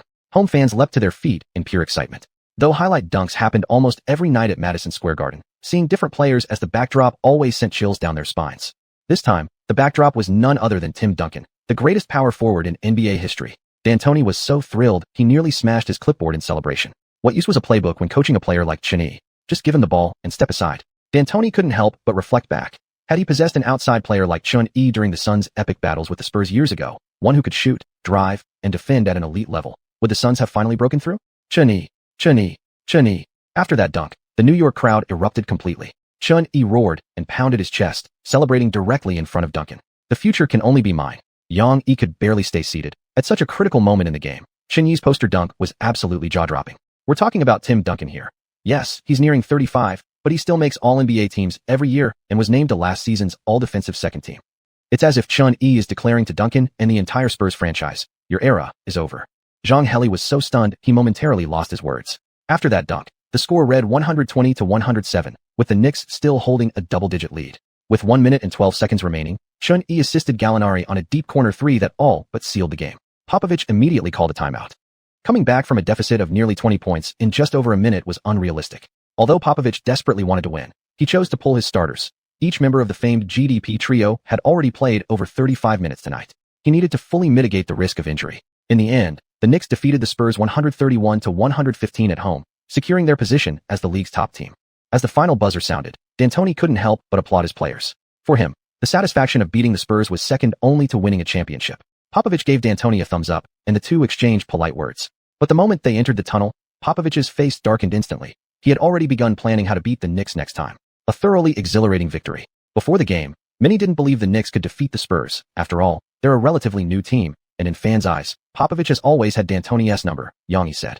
Zhang Heli laughed. The Knicks are very young. That's their advantage. Toward the end of the game, we still saw a rain of three-pointers, not to mention Chen Yi's poster dunk. What surprised us most was that the Spurs actually engaged the Knicks in an offensive shootout. Yu Jia added, youth is indeed an asset. This season, it's not just the Thunder who are young and limitless. The Knicks possess immense potential too. Whether it's Chen Yi, Gallinari, or bench players like Danny Green, they were all instrumental in tonight's win. Chen Yi's stats were once again dazzling. In 42 minutes of play, he went 15 of 25 from the field, 7 of 7 from the free throw line, and 7 of 11 from beyond the arc, scoring a game-high 44 points, along with 12 rebounds and 14 assists, a massive triple-double. He also added 3 steals and 1 block. Besides Chen Yi, 5 Knicks scored in double figures. Gallinari finished with 24 points, the Italian cannon, firing hot tonight with 5 three-pointers in 8 attempts. Turkoglu contributed 16 points, Chandler tallied 14, and Livingston added 12. For the Spurs, Tim Duncan looked like his vintage self, posting a huge double-double with 33 points and 15 rebounds. Tony Parker scored 26, Manu Ginobili added 22, while George Hill and Richard Jefferson also delivered strong performances. Although the Spurs fell short, the GDP trio combined for 81 points, prompting fans to exclaim, "Our youth is back." D'Antoni was in high spirits during the post-game interview, his praise for Chen Yi bordering on running out of words. Chen is an all-around warrior. No one knows his ceiling. Honestly, sometimes I feel like, what do I need tactics for when coaching Chen? Just give him the ball and get out of the way. When asked by a reporter how it felt to beat the Spurs, Chen Yi composed himself and replied, "The team played our most satisfying game of the season. The Spurs are a strong team. Tonight's victory didn't come easy. Even though we led throughout, the pressure they brought was intense every single minute. We couldn't afford even a second of complacency." On the other side, Popovich spared no praise for Chen Yi during his interview. Duncan, when approached, said, "Chen is incredible. He dunked over me tonight. I even think he might be better than LeBron was at that age. Right now, I truly believe the future is his." Chapter 196, a brand new era. Throughout January, the Knicks were scheduled to play 15 games. After their last game against the Spurs, they faced 9 consecutive matchups against Western Conference teams. Though there weren't many back-to-backs, this stretch included tough opponents like the Lakers, Mavericks, Trailblazers, and Jazz, making it a grueling test of strength. On January 7th, the Knicks traveled to Phoenix to take on the Suns. The 2010-2011 season marked a turning point for the Suns, after which they gradually fell out of contention as a top-tier team, not returning to prominence until years later when Booker matured and Paul was brought in to lead another push out of the West. This game also marked D'Antoni's first return to the America West Arena in Phoenix since leaving the team. The home crowd greeted him with warm cheers as he walked onto the court. Nash warmly greeted his former mentor before warm-ups. This season, the aging guard had cut off his long hair, ending an era, the once flowing goddess of wind, now approaching the twilight of his career. Nash's stats hadn't declined dramatically. He still averaged 14.7 points and 11.4 assists per game, but his efficiency had dipped slightly. His field goal percentage stood at 49%, the first time since 2004 that it had fallen below 50%, and his three-point shooting at 39% was the lowest in nearly a decade. Yet much like Paul, Nash's true impact on the team couldn't be fully captured by statistics alone. The Suns failed to re-sign Amare Stoudemire during the offseason, leaving Nash to carry the load almost single-handedly. They currently held a 14-19 record, sitting 10th in the Western Conference. In a bid to make a playoff push, the Suns made moves the previous week, acquiring former dunk champion Vince Carter from the Magic and adding center Marcin Gortat. These additions aim to strengthen both the perimeter and interior of the roster. The Suns placed high hopes on the Polish big man Gortat, believing his arrival would enrich coach Alvin Gentry's offensive and defensive schemes while helping fill the void left by Stoudemire's departure. But Stoudemire's role was clearly irreplaceable, especially within a team still committed to the run-and-gun system. Gentry himself was an offensive mastermind, having served as D'Antoni's assistant since 2004. For the past 2 seasons, he had largely continued the style of play from the D'Antoni era. However, with the departure of their primary inside presence, the Suns' fast-paced offense no longer operated at its former peak efficiency. And standing across from the original architect of the run and gun, the Suns' version tonight looked amateurish. Moreover, this season's Knicks were not only capable of playing fast, they could do so while maintaining strong interior and perimeter defense. By the third quarter, the game was effectively over. Though the first half appeared competitive, in reality, the Suns had already been dragged into the Knicks' preferred rhythm. In the third quarter, D'Antoni rolled out the 5-out lineup again and swiftly pulled away. The two teams entered the fourth quarter with a lopsided 93-71 scoreline. With a 22-point lead, the Knicks subbed out their starters early in the final period. The Suns didn't stubbornly fight on. Seeing the gap insurmountable, Gentry followed suit and benched his core players early in the fourth. In the end, the Knicks dominated on the road, winning 121-96. Xiuxian played 29 minutes and recorded 28 points, 10 rebounds, and 11 assists, his 11th triple-double of the season. After the game, Nash embraced D'Antoni. Watching Xiuxian's dominant performance, Nash couldn't help but feel the weight of age. He realized the league had officially entered a new era. On January 9th, the Knicks headed to Los Angeles to face the defending champions, the Lakers. This season, the Lakers sat second in the West, aiming for a three-peat with the same championship core intact. Shin remembered that this year, the Lakers would defeat Paul-led Hornets 4-2 in the first round of the playoffs, only to be swept 4-0 by the Mavericks in the second round. Though this Mavericks team was weaker without Tyson Chandler, the elite rim protector, Shin still believed the Lakers would face immense difficulty defending their title. Even without Chandler, Dallas wasn't necessarily inferior. This year, Dirk Nowitzki was simply unstoppable. The German wunderkind was a nightmare matchup, a power forward who could shoot threes and execute his unguardable one-leg fadeaway. Simple high pick and rolls couldn't contain him, and Terry and Marion were performing exceptionally well, both shooting over 50% in that playoff series. Whenever Terry got the ball, Laker fans instinctively tensed up, and even if they managed to get past Dallas, the young and boundless Thunder would be another huge obstacle. After all, Kobe was already 32 this season. Pau Gasol, Odom, and Artest were nearing 30, and veteran Derek Fisher was already 36. Only Bynum was on the rise. The Lakers roster wasn't as obviously aged as the Celtics, and even the Mavericks core that won the title in 2011 wasn't particularly young either. But compared to the previous 3 seasons, there was no denying that the Lakers' key players had declined in performance this year. From the 2007-08 season through now, the Lakers had reached 3 NBA Finals and won 2 championships. Compared to weaker teams, they had played roughly 20 more games of high-intensity playoff basketball over these past few years, effectively playing with the intensity of 4 full seasons compressed into 3. And Kobe had long been known for training since 4 in the morning, frequently battling through injuries. On top of that, Kobe represented Team USA at the 2008 Olympics, while Pau Gasol led Spain all the way to the Olympic gold medal game. Considering all this, between 2007 and 2010, the 2 most physically and mentally exhausted basketball players in the entire NBA, and perhaps the world, were undoubtedly Kobe and Pau Gasol. This season, Pau performed poorly in the playoffs, especially against the Mavericks, averaging just 12.5 points, 9.3 rebounds, and 4 assists per game on a meager 42.2% shooting from the field, and a shocking 11.3% from beyond the arc, completely out of rhythm and form. Xiuxian vaguely remembered mid-season reports claiming Shannon Brown had an affair with Pau Gasol's girlfriend, which completely shattered Gasol's mental state, causing him to lose focus and get thoroughly dominated on both ends of the court. Whether that story was true or not was anyone's guess. The NBA had never been short of off-court drama. Gilbert Arenas once flirted with teammate Nick Young's girlfriend, and let's not forget Delonte West, who earned the nickname Emperor Emeritus for his own romantic entanglements. Back to the game. Both teams' starting lineups were now on the court. Lakers starters tonight: Pau Gasol, Odom, Artest, Kobe, Fisher. Knicks starters: Chandler, Gallinari, Turkoglu, Tony Allen, Xiuxian. On the sidelines, Lakers head coach Phil Jackson, the Zen master, appeared visibly unwell. He had been diagnosed with cancer this season, which significantly limited his ability to contribute late in the year. Simply put, he no longer had the energy to fully guide the team in their pursuit of a three-peat. The tip-off took place, and Chandler secured the opening possession for the Knicks, cleanly swiping the ball from Pau Gasol. Chapter 197. I score 3, you grab 1. On their first possession, facing the elderly Fisher, Xiuxian opted to attack straight away. Fisher couldn't keep up with Xiuxian's speed, and as he drove into the paint, Bynum came over to double-team. Xiuxian charged toward the basket like he was clutching a bomb, weaving through traffic with a snake-like Euro step and finishing strongly at the rim. 2-0, the Knicks took an early lead. Yang commented, Fisher got blown by in one step, leaving the door wide open for Xiuxian to finish with a Euro step layup. Zhang Heli added, Xiuxian looks so composed when leading the offense. Lately, he's been using the Euro step frequently around the basket. He's gotten extremely comfortable with it. His game has become very polished. Yujia suddenly asked, has anyone noticed that Xiuxian's Euro step seems different lately? Before, he focused more on rhythm than speed, using changes in pace to keep defenders guessing whether he'd pass or pull up for a jumper. That's right. Now his Euro step is much quicker, making it harder for defenders to read his direction. His strides are enormous. One step of his covers what would take most players to. Once he gets going, there's no stopping him, Yang Yi analyzed. The Lakers' first offensive set went to Kobe. Kobe came out hot, backing down Turkoglu at the elbow before using a shoulder fake and fading away for a jump shot. The Staples Center crowd erupted the moment the shot dropped, roaring like thunder. Chun-Yi brought the ball up slowly from the backcourt. At the top of the arc, he saw that the Lakers were still assigning Fisher to guard him. And again, no pick-and-roll call. Dribble, dribble, dribble. After a series of crossovers, Chun-Yi exploded to the left, blowing past Fisher the instant he accelerated. Fisher was always an average defender, short but strong, yet lacking quickness and lateral mobility. He could hold his ground against physical guards, but real speed exposed him. Back in the day, he could withstand a few post-ups from Darren, but as soon as Darren faced him up and changed direction, even without his famous crossover, he was gone. The Lakers had good interior zone coverage, so Chun-Yi shifted toward the wing and switched onto Kobe. In the low post, Kobe applied heavy pressure. Chun-Yi took the ball with his back to the basket, gave a slight shoulder fake to the left, then quickly spun right and rose up. As Chun-Yi released the shot, the entire Staples Center fell silent. Swish. Kobe reacted instantly, jumping almost simultaneously to contest, but the ball arced perfectly through the air. Picture perfect. Revisited. Fisher advanced the ball to midcourt and passed to Kobe. The Knicks sent Tony Allen to guard him.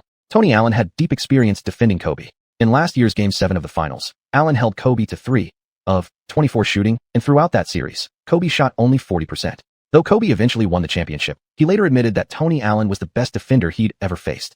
Kobe tried to drive from the top of the key, but Tony Allen stayed glued to him, while Turkoglu stood ready to help on the side. Kobe moved laterally, but Tony Allen stuck tight. Faced with this clingy, relentless defense, Kobe opted for a back-to-the-basket isolation. He dribbled while scanning for teammates. Tony Allen immediately reached in to disrupt the dribble, forcing Kobe to gather the ball. Seeing he disrupted the rhythm, Tony Allen tightened up even more. The Lakers' wing was completely locked down. With no passing lane available, Kobe settled for a tough fadeaway. Clang. After the miss, Chandler secured the rebound. Chun-Yi grabbed the outlet and pushed the break immediately. The Lakers hustled back quickly, preventing any advantage in transition. Chun-Yi passed to Gallinari sprinting toward the baseline. Italy's cannon fired his first shot of the night and missed. Turkoglu grabbed the rebound at the free throw line and passed back out to Chun-Yi at the arc. Facing Kobe's closeout, Chun-Yi didn't hesitate. He launched a three right in his face. Clang. Another brick. Pau Gasol went for the board but failed to secure it, allowing Chandler to rip it clean. With solid position under the rim, Chandler tossed the ball directly to cutting-in Chun-Yi. Chun-Yi finished with a soft floater. Good. Chun-Yi slapped hands with Chandler in celebration. Come on, play ball. My three, you're bored. On the next Lakers possession, Kobe missed a driving layup. Pau Gasol grabbed the offensive rebound and put it back in. After a quick inbounds, Chun-Yi set up again at the arc, looking to shoot, but the Lakers were ready this time. Trapped by the combined pressure of Kobe and Arteist, Chun-Yi couldn't find a clean release. Eyeing Arteist's massive elbows, Chun-Yi immediately called for a screen. Chandler set the pick and rolled hard inside. They connected midair with a smooth lob finish. With Kobe struggling offensively in the first quarter, the Lakers' early offense looked disjointed. With 2 minutes left in the first quarter, after Phil Jackson called timeout, both teams completely subbed out, leaving their second units on the floor to finish the period. The Lakers struggled in the first quarter, with the Knicks maintaining a double-digit lead for the first half of the period before Pau Gasol's strong performance gradually narrowed the gap. After both teams fully subbed out their second units to finish the final 2 minutes, the first quarter ended with a score of 25-19 in favor of the Knicks, who led by 6 points. In the first half of the quarter, Kobe was held to just 2 points on 4 of 1 shot under Tony Allen's defense. With Kobe silenced and Chandler protecting the rim inside, the Lakers' offense couldn't get going. Chun-Yi felt that this season, just like in previous years, the Lakers' offense still heavily relied on Kobe. Kobe was the only player on the team averaging over 20 points per game. Despite having some cold stretches, Kobe remained the undisputed offensive centerpiece for the Lakers. This year, Kobe was averaging 25.3 points, 5.1 rebounds, and 4.7 assists per game, delivering consistently efficient performances with a 45% shooting percentage and 32% from three-point range. In Chun-Yi's memory, Kobe had played all 82 regular season games this year. Regardless, compared to players who frequently sat out games, Kobe's attitude toward basketball was beyond reproach. Even when struggling offensively, the Lakers didn't make things easy for their opponents. While their offense wasn't among the league's elite, their defense remained solid, achieving a good balance between offense and defense. With Pau Gasol anchoring the paint, Bynum and the tough Arteist inside, and Kobe, multiple-time all-defensive team member, on the perimeter, the Lakers' rugged defensive quality prevented the Knicks from blowing the game open early. Chun-Yi scored 10 points with 2 rebounds and 2 assists in the first quarter, shooting 5 of 9 from the field. But if one looked closely at his stats, Chun-Yi wasn't particularly sharp either. He went 0-for-3 from beyond the arc. However, under the shadow of Kobe's poor shooting, many fans overlooked this. Gallinari and Turkoglu also had lukewarm shooting nights, with their three-point accuracy falling below 30% despite numerous forced attempts. As the season progressed, many teams across the league seemed to have figured out effective ways to defend against the Knicks' three-point shooting, specifically by stopping their transition threes. The Knicks' trailing three-pointers were ridiculously effective. Earlier, only Chun-Yi had been shamelessly chucking them up, but now Gallinari had joined the party. The Spurs did an excellent job defending this aspect, and the Lakers were simply replicating San Antonio's approach, anticipating early and cutting off fast break passing lanes. Either they doubled Chun-Yi as the initiator, forcing him into half-court sets, or they clogged the lanes entirely. It didn't matter much if their shots were off, as long as Chandler held down the interior, protected the rim, and cleaned up the glass. In fact, Chandler thrived on the boards, grabbing 5 rebounds in the first quarter alone. Chapter 198, Triple-Double After Triple-Double. Staples Center. Knicks vs. Lakers, for 27 remaining in the second quarter. Lakers possession. Kobe intercepted a screen and shook off Tony Allen's defense, missing the shot, but the rebound went right to Chun-Yi. In the Knicks paint, Chandler pushed Pau Gasol away from the rim, allowing Chun-Yi to sprint in and easily grab the board before pushing the ball up the court at full speed. This wasn't just padding stats. Under the Knicks' fast break system, having Chun-Yi secure the rebound and immediately lead the break was faster than relying on Chandler to pass it off after grabbing the board. That was exactly how Westbrook used to play, with Adams perfectly serving as the Thunder rebound machine. Chun-Yi had recorded 12 triple-doubles this season, and many of those double-digit rebound games came thanks to positioning help from Chandler or Nani. But when it served the team's tactics, who could complain about stat padding? On the court, Gallinari sprinted from the wing to the corner, finding open space. Chun-Yi drove past Fisher toward the free throw line before delivering a sharp bounce pass. Bynum was still chasing back from the top, but Gallinari had already released his three-point attempt. Swish. Since the start of the second quarter, Gallinari had been scorching hot from beyond the arc, now 2-4, 2 from 3. Back on defense, Kobe continued isolating Tony Allen in the post. This time, his fadeaway over the smaller defender finally fell. After going just 1 of 4 in the first quarter, Kobe remained locked into one-on-one mode upon returning in the second, relentlessly attacking Tony Allen despite missing all of his first 3 attempts. But Kobe never hesitated. He kept shooting through the defense. Mamba mentality forever. The Knicks' next possession, Gallinari and Turkoglu set a pick-and-roll screen gate near the free throw line, quickly closing the gap as Chun-Yi cut out from under the basket. Fisher got trapped behind the screen, leaving Chun-Yi wide open at the top of the key. He caught the ball, squared up, and launched a straight pull-up jumper. Swish. Chun-Yi's first three-pointer of the night. 2 consecutive three-pointers for the Knicks. The score now read 39-27.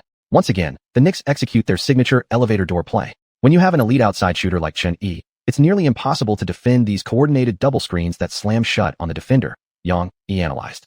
Zhang Heli nodded in agreement. Exactly. That kind of wide-open look is simply too easy for Chun-Yi. Remember, he's shooting close to 40% on tightly contested threes this season. That's an insane number. Yu Jia chimed in. I recall just a few days ago, Warriors head coach Kerry Sun copied this exact play with Stephen Curry running it. It worked pretty well. Even though Curry's slender, his three-point shooting is one of his defining traits. He and Chun-Yi are the 2 long-range kings of the 09 draft class, Yang-Yi added. After the Knicks converted the play, Phil Jackson immediately protested to the referees, claiming it was an illegal screen. But the Knicks' borderline legal screen setup had indeed confused the officials. Walking the fine line between legal and illegal, it was nearly impossible to call, especially without instant replay challenges. The referees ignored Jackson's appeals. By the end of the first half, the score stood at 52-47, Knicks still leading. However, after Jackson adjusted his rotation in the latter part of the half, deploying Bynum and Arteas to alternate guarding Chun-Yi, they managed to limit his effectiveness from the perimeter. Chun-Yi didn't force shots against Arteas. Instead, he focused on defense and playmaking, attempting only 2 shots, hitting 1 three-pointer.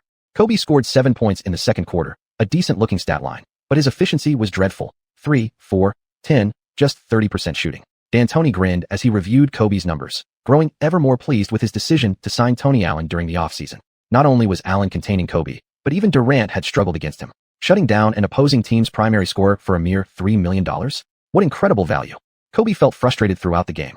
After every possession, he kept thinking he could have made better decisions, but his insistence on trying to overpower Allen had cost the Lakers multiple quality opportunities.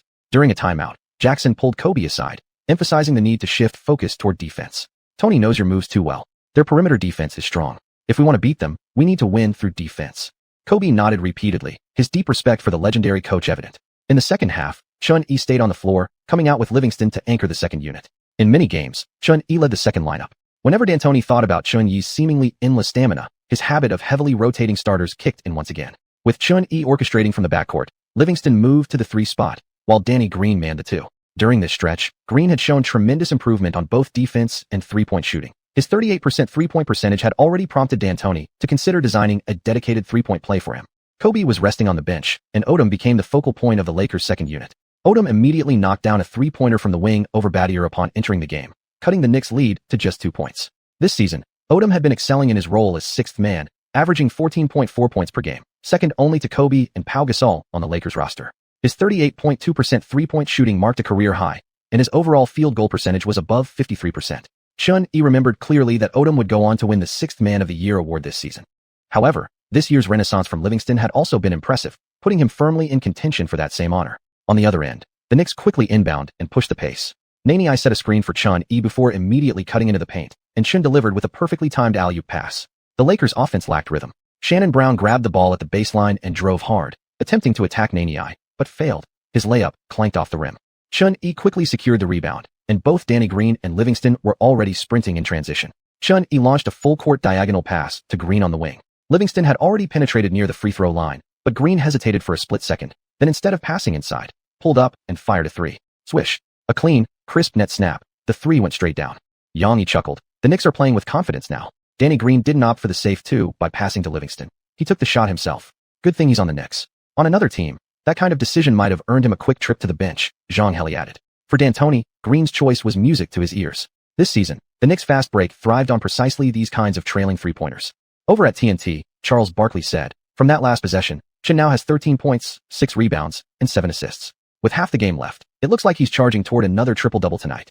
Kenny Smith responded, I think it's a lock. Charles, want to make a bet? Barkley waved his hand. I agree with you. He's getting the triple-double. Why would I bet against that? Barkley and Kenny Smith weren't wrong. By the end of the third quarter, Xiuxian had posted a triple-double, 21 points, 10 rebounds, and 11 assists. 81-70. The Knicks had once again stretched the lead to double digits. Chapter 199. You're not seriously thinking of averaging a triple-double, are you? The Lakers' offensive performance tonight was truly poor. Under the Knicks' relentless perimeter defense, they could only rely on Kobe to create offense. However, Kobe still couldn't find his rhythm in the fourth quarter, shooting just 1 of 4 in the first half of the period. Pau Gasol also went cold inside, unable to score against Chandler. Ironically, the Lakers' best performer came off the bench, Odom. After replacing Artest in the fourth quarter, he repeatedly drove to the basket and knocked down shots, scoring consistently for the Lakers. But without Artest's defensive presence on the court, the Knicks regained their offensive firepower. Xiuxian only needed to focus on defense now. The hot-handed Danilo Gallinari and Hedo Turkoglu were more than enough to close out the game. With 2 minutes and 9 seconds left in the fourth quarter, both teams began subbing out their starters, signaling that the game had entered garbage time. Xianxia announced, the Knicks are about to defeat the Lakers on the road and claim their 32nd win of the season. The Knicks have now beaten the top 2 teams in the Western Conference consecutively, extending their winning streak to 4 games. They simply can't seem to lose. Remember, last season the Knicks only won 29 games total. Now, before even reaching the halfway point of the season, they've already surpassed last year's record, Xianxia commented. Xiuxian's arrival has truly transformed this team at a fundamental level. He fits perfectly into D'Antoni's system. And tonight, he recorded his 12th triple-double of the season. Xiuxian added. On the stat sheet, Xiuxian's numbers read, 33 points, 11 rebounds, 11 assists, and 2 steals, a third consecutive triple-double completed. On the bench, Xiuxian joked with Gallinari. As long as you don't mess things up, getting a triple-double is way too easy. Gallinari looked baffled. Don't be ridiculous. I only play badly once every 5 games. Why do you always remember the one bad game? Xiuxian shook his head. How can you say something so shameless? Isn't it me who carries the team every single game? Gallinari glanced up at the scoreboard, then flashed Xiuxian a 5 with his fingers. He'd made 5 three-pointers tonight. Jokes aside, Gallinari's contributions this season had indeed been massive. He was averaging 23 points, 3.6 rebounds, and 3.6 assists per game. Within the Knicks' current system, he attempted 8.5 three-pointers per game, making 3.4 at a solid 40% clip. Last month, his three-point percentage had actually been even higher, but under Xiuxian's influence, he'd gradually picked up the habit of forcing contested, Xiajiba-style jumpers, which brought his overall accuracy down. Beyond Xiuxian's own improvement from 10 cents to diamond-tier playmaking, D'Antoni's structured shooting drills played a crucial role. Moreover, Gallinari had developed a reliable face-up game. At this rate, the Most Improved Player award seemed destined to be his. Xiuxian felt his talent for hyping up teammates was working wonders.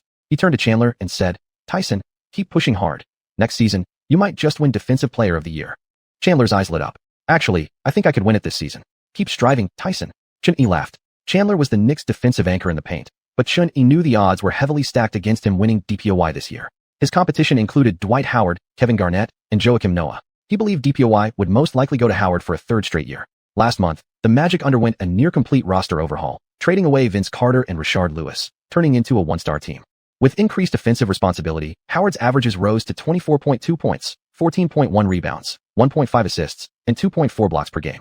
Despite losing most of their supporting cast, Howard continued single-handedly carrying the Magic into the East's top 4, and last month, he even ended the Knicks' winning streak. Winning DPOY was nearly impossible for Chandler, but with effort, he could fight Garnett and Noah for a spot on the all-defensive first team. Back to the main story. Final score, 109-87. The Knicks defeated the Lakers at the Staples Center. At the final buzzer, Kobe stood up and walked over to hug Chun-Yi. Kobe wasn't a sore loser, and given Chun-Yi's dominant performance, he had earned Kobe's respect. Besides Chun-Yi, Kobe also gave Tony Allen a high five. Tonight, Tony Allen had made Kobe relive the despair of Game 7 in last season's finals. Though Kobe scored 27 points, he made only 10 of his 28 shot attempts. Tony Allen was the perfect foil for Kobe, the only defender Kobe himself had ever admitted could completely shut him down. January 11th, the entire Knicks squad flew to Rip City, Portland, where they would challenge the Trail Blazers at the Rose Garden Arena. The 2009-2010 season was the last year when Roy had a relatively high attendance rate. At the end of the previous season, Roy suffered a torn meniscus and then made a lightning-quick return in the playoffs, placing immense strain on his knees. Furthermore, the Trail Blazers had a notorious medical staff. This season, Roy played on and off due to injuries. His performance severely declined, and he could no longer hold on to his starting position. The Blazers had officially transitioned from the Roy era into the Aldridge era. Under Aldridge's leadership, the Blazers stepped away from the ranks of Western Conference powerhouses. Their sole goal this season was merely to secure a playoff berth. Even fans didn't dare hope for a deep postseason run. In the second quarter of tonight's game, when Chun-Yi sank an ultra-long three-pointer from beyond the logo, the home crowd erupted. They turned their cheers toward Chun-Yi, secretly longing for a player of his caliber, one who could casually launch threes from the midcourt line. By the end of the third quarter, the Blazers were already trailing 71-94.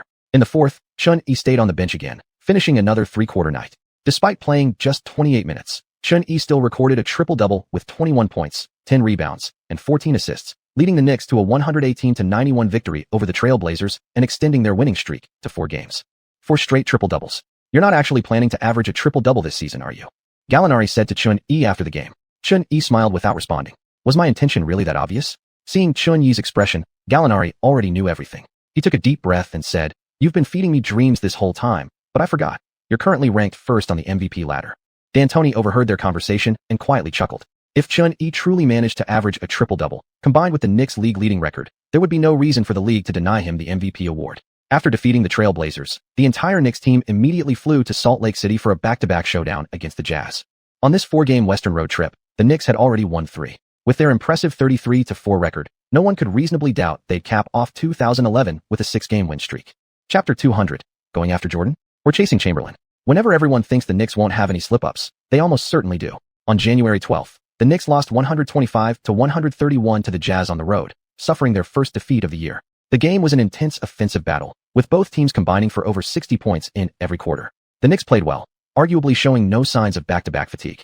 They shot over 50% as a team and launched 29 three-pointers, hitting 14 of them, finishing with a solid 48% overall shooting. Yet even with such efficiency, they still lost, simply because the Jazz players all caught fire, shooting nearly 60% as a team. Even in defeat, Chun-Yi recorded another triple-double with 26 points, 10 rebounds, and 11 assists, marking his 5th consecutive triple-double.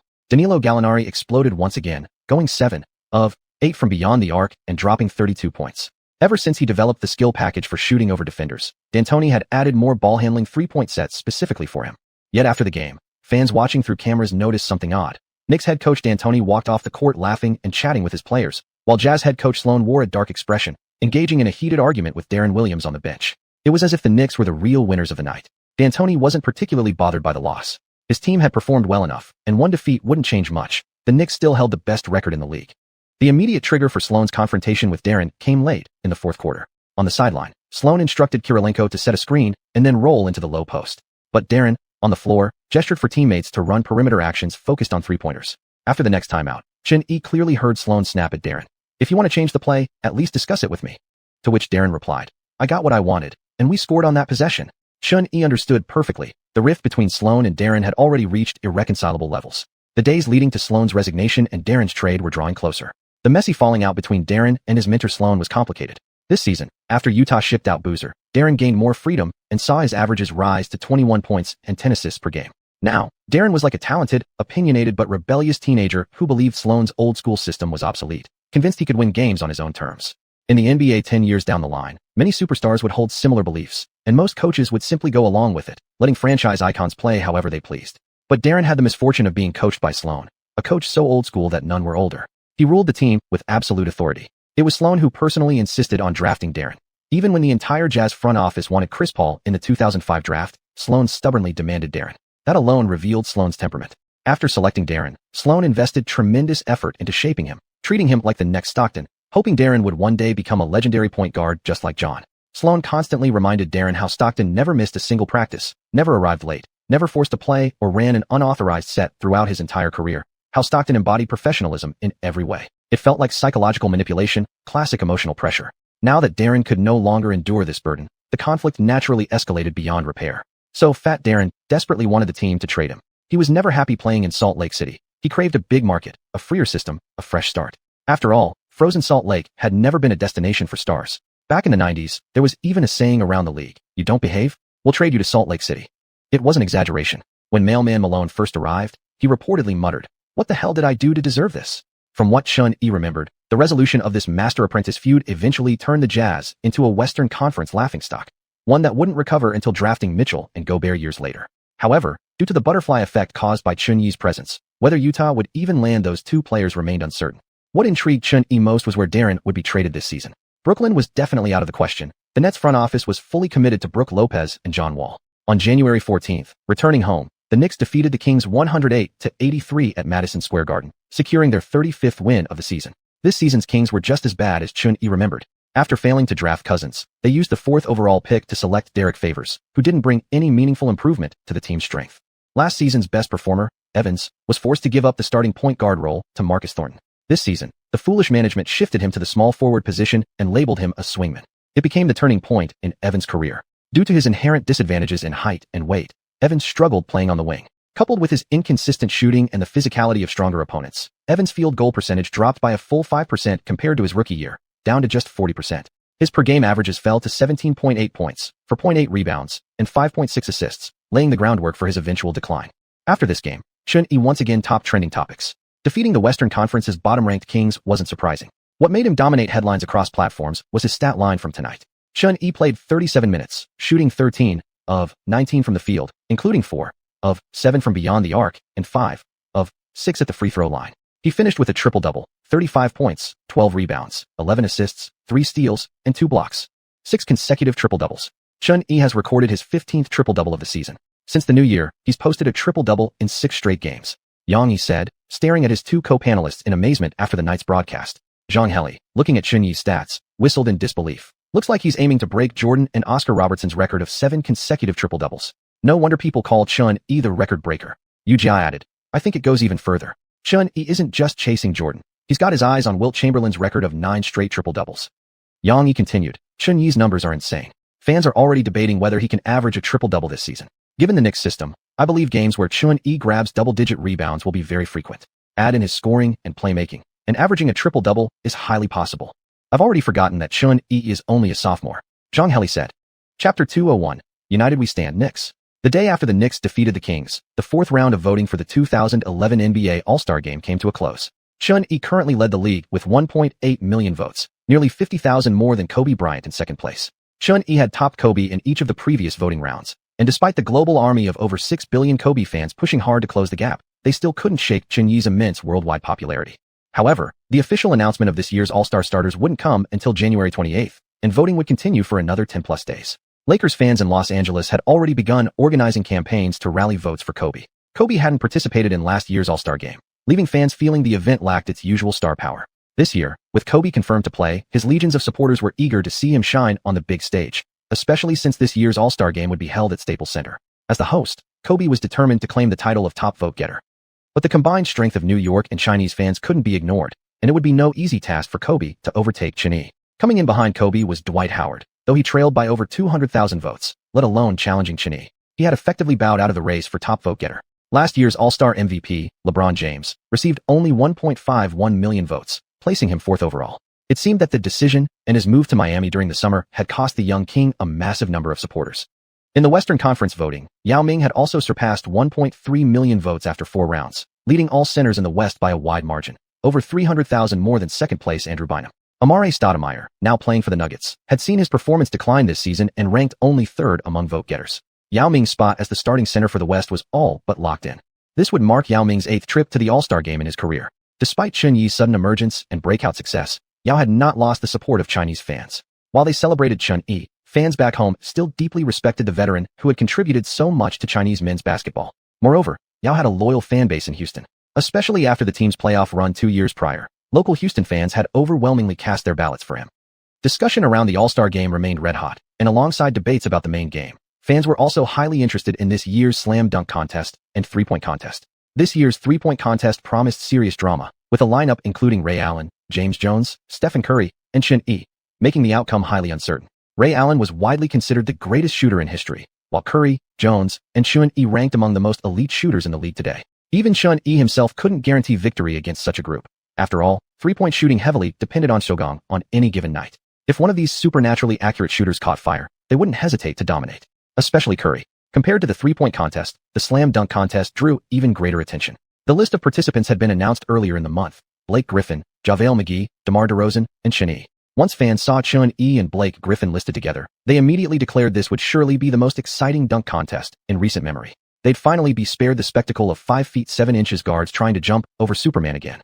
Looking at this year's competition, Xianxia felt the three-point contest title wasn't guaranteed, but winning the slam dunk championship? That wouldn't be difficult at all. He'd already planned out his routines. Some of his moves would absolutely blow the crowd away in this era.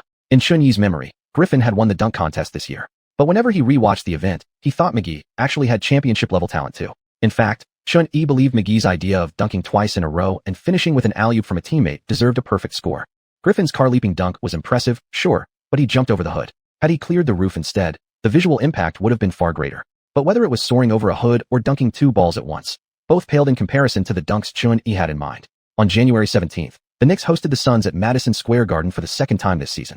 Before tip-off, players like Danilo Gallinari and Danny Green had spent the entire afternoon practicing long-range shooting under Mike D'Antoni's orders. D'Antoni had just one instruction: if you catch a pass from Xianxia beyond the arc tonight, shoot without hesitation. For your triple-double, I practiced 3 hours of shooting today. Don't you think you owe me a hot pot dinner?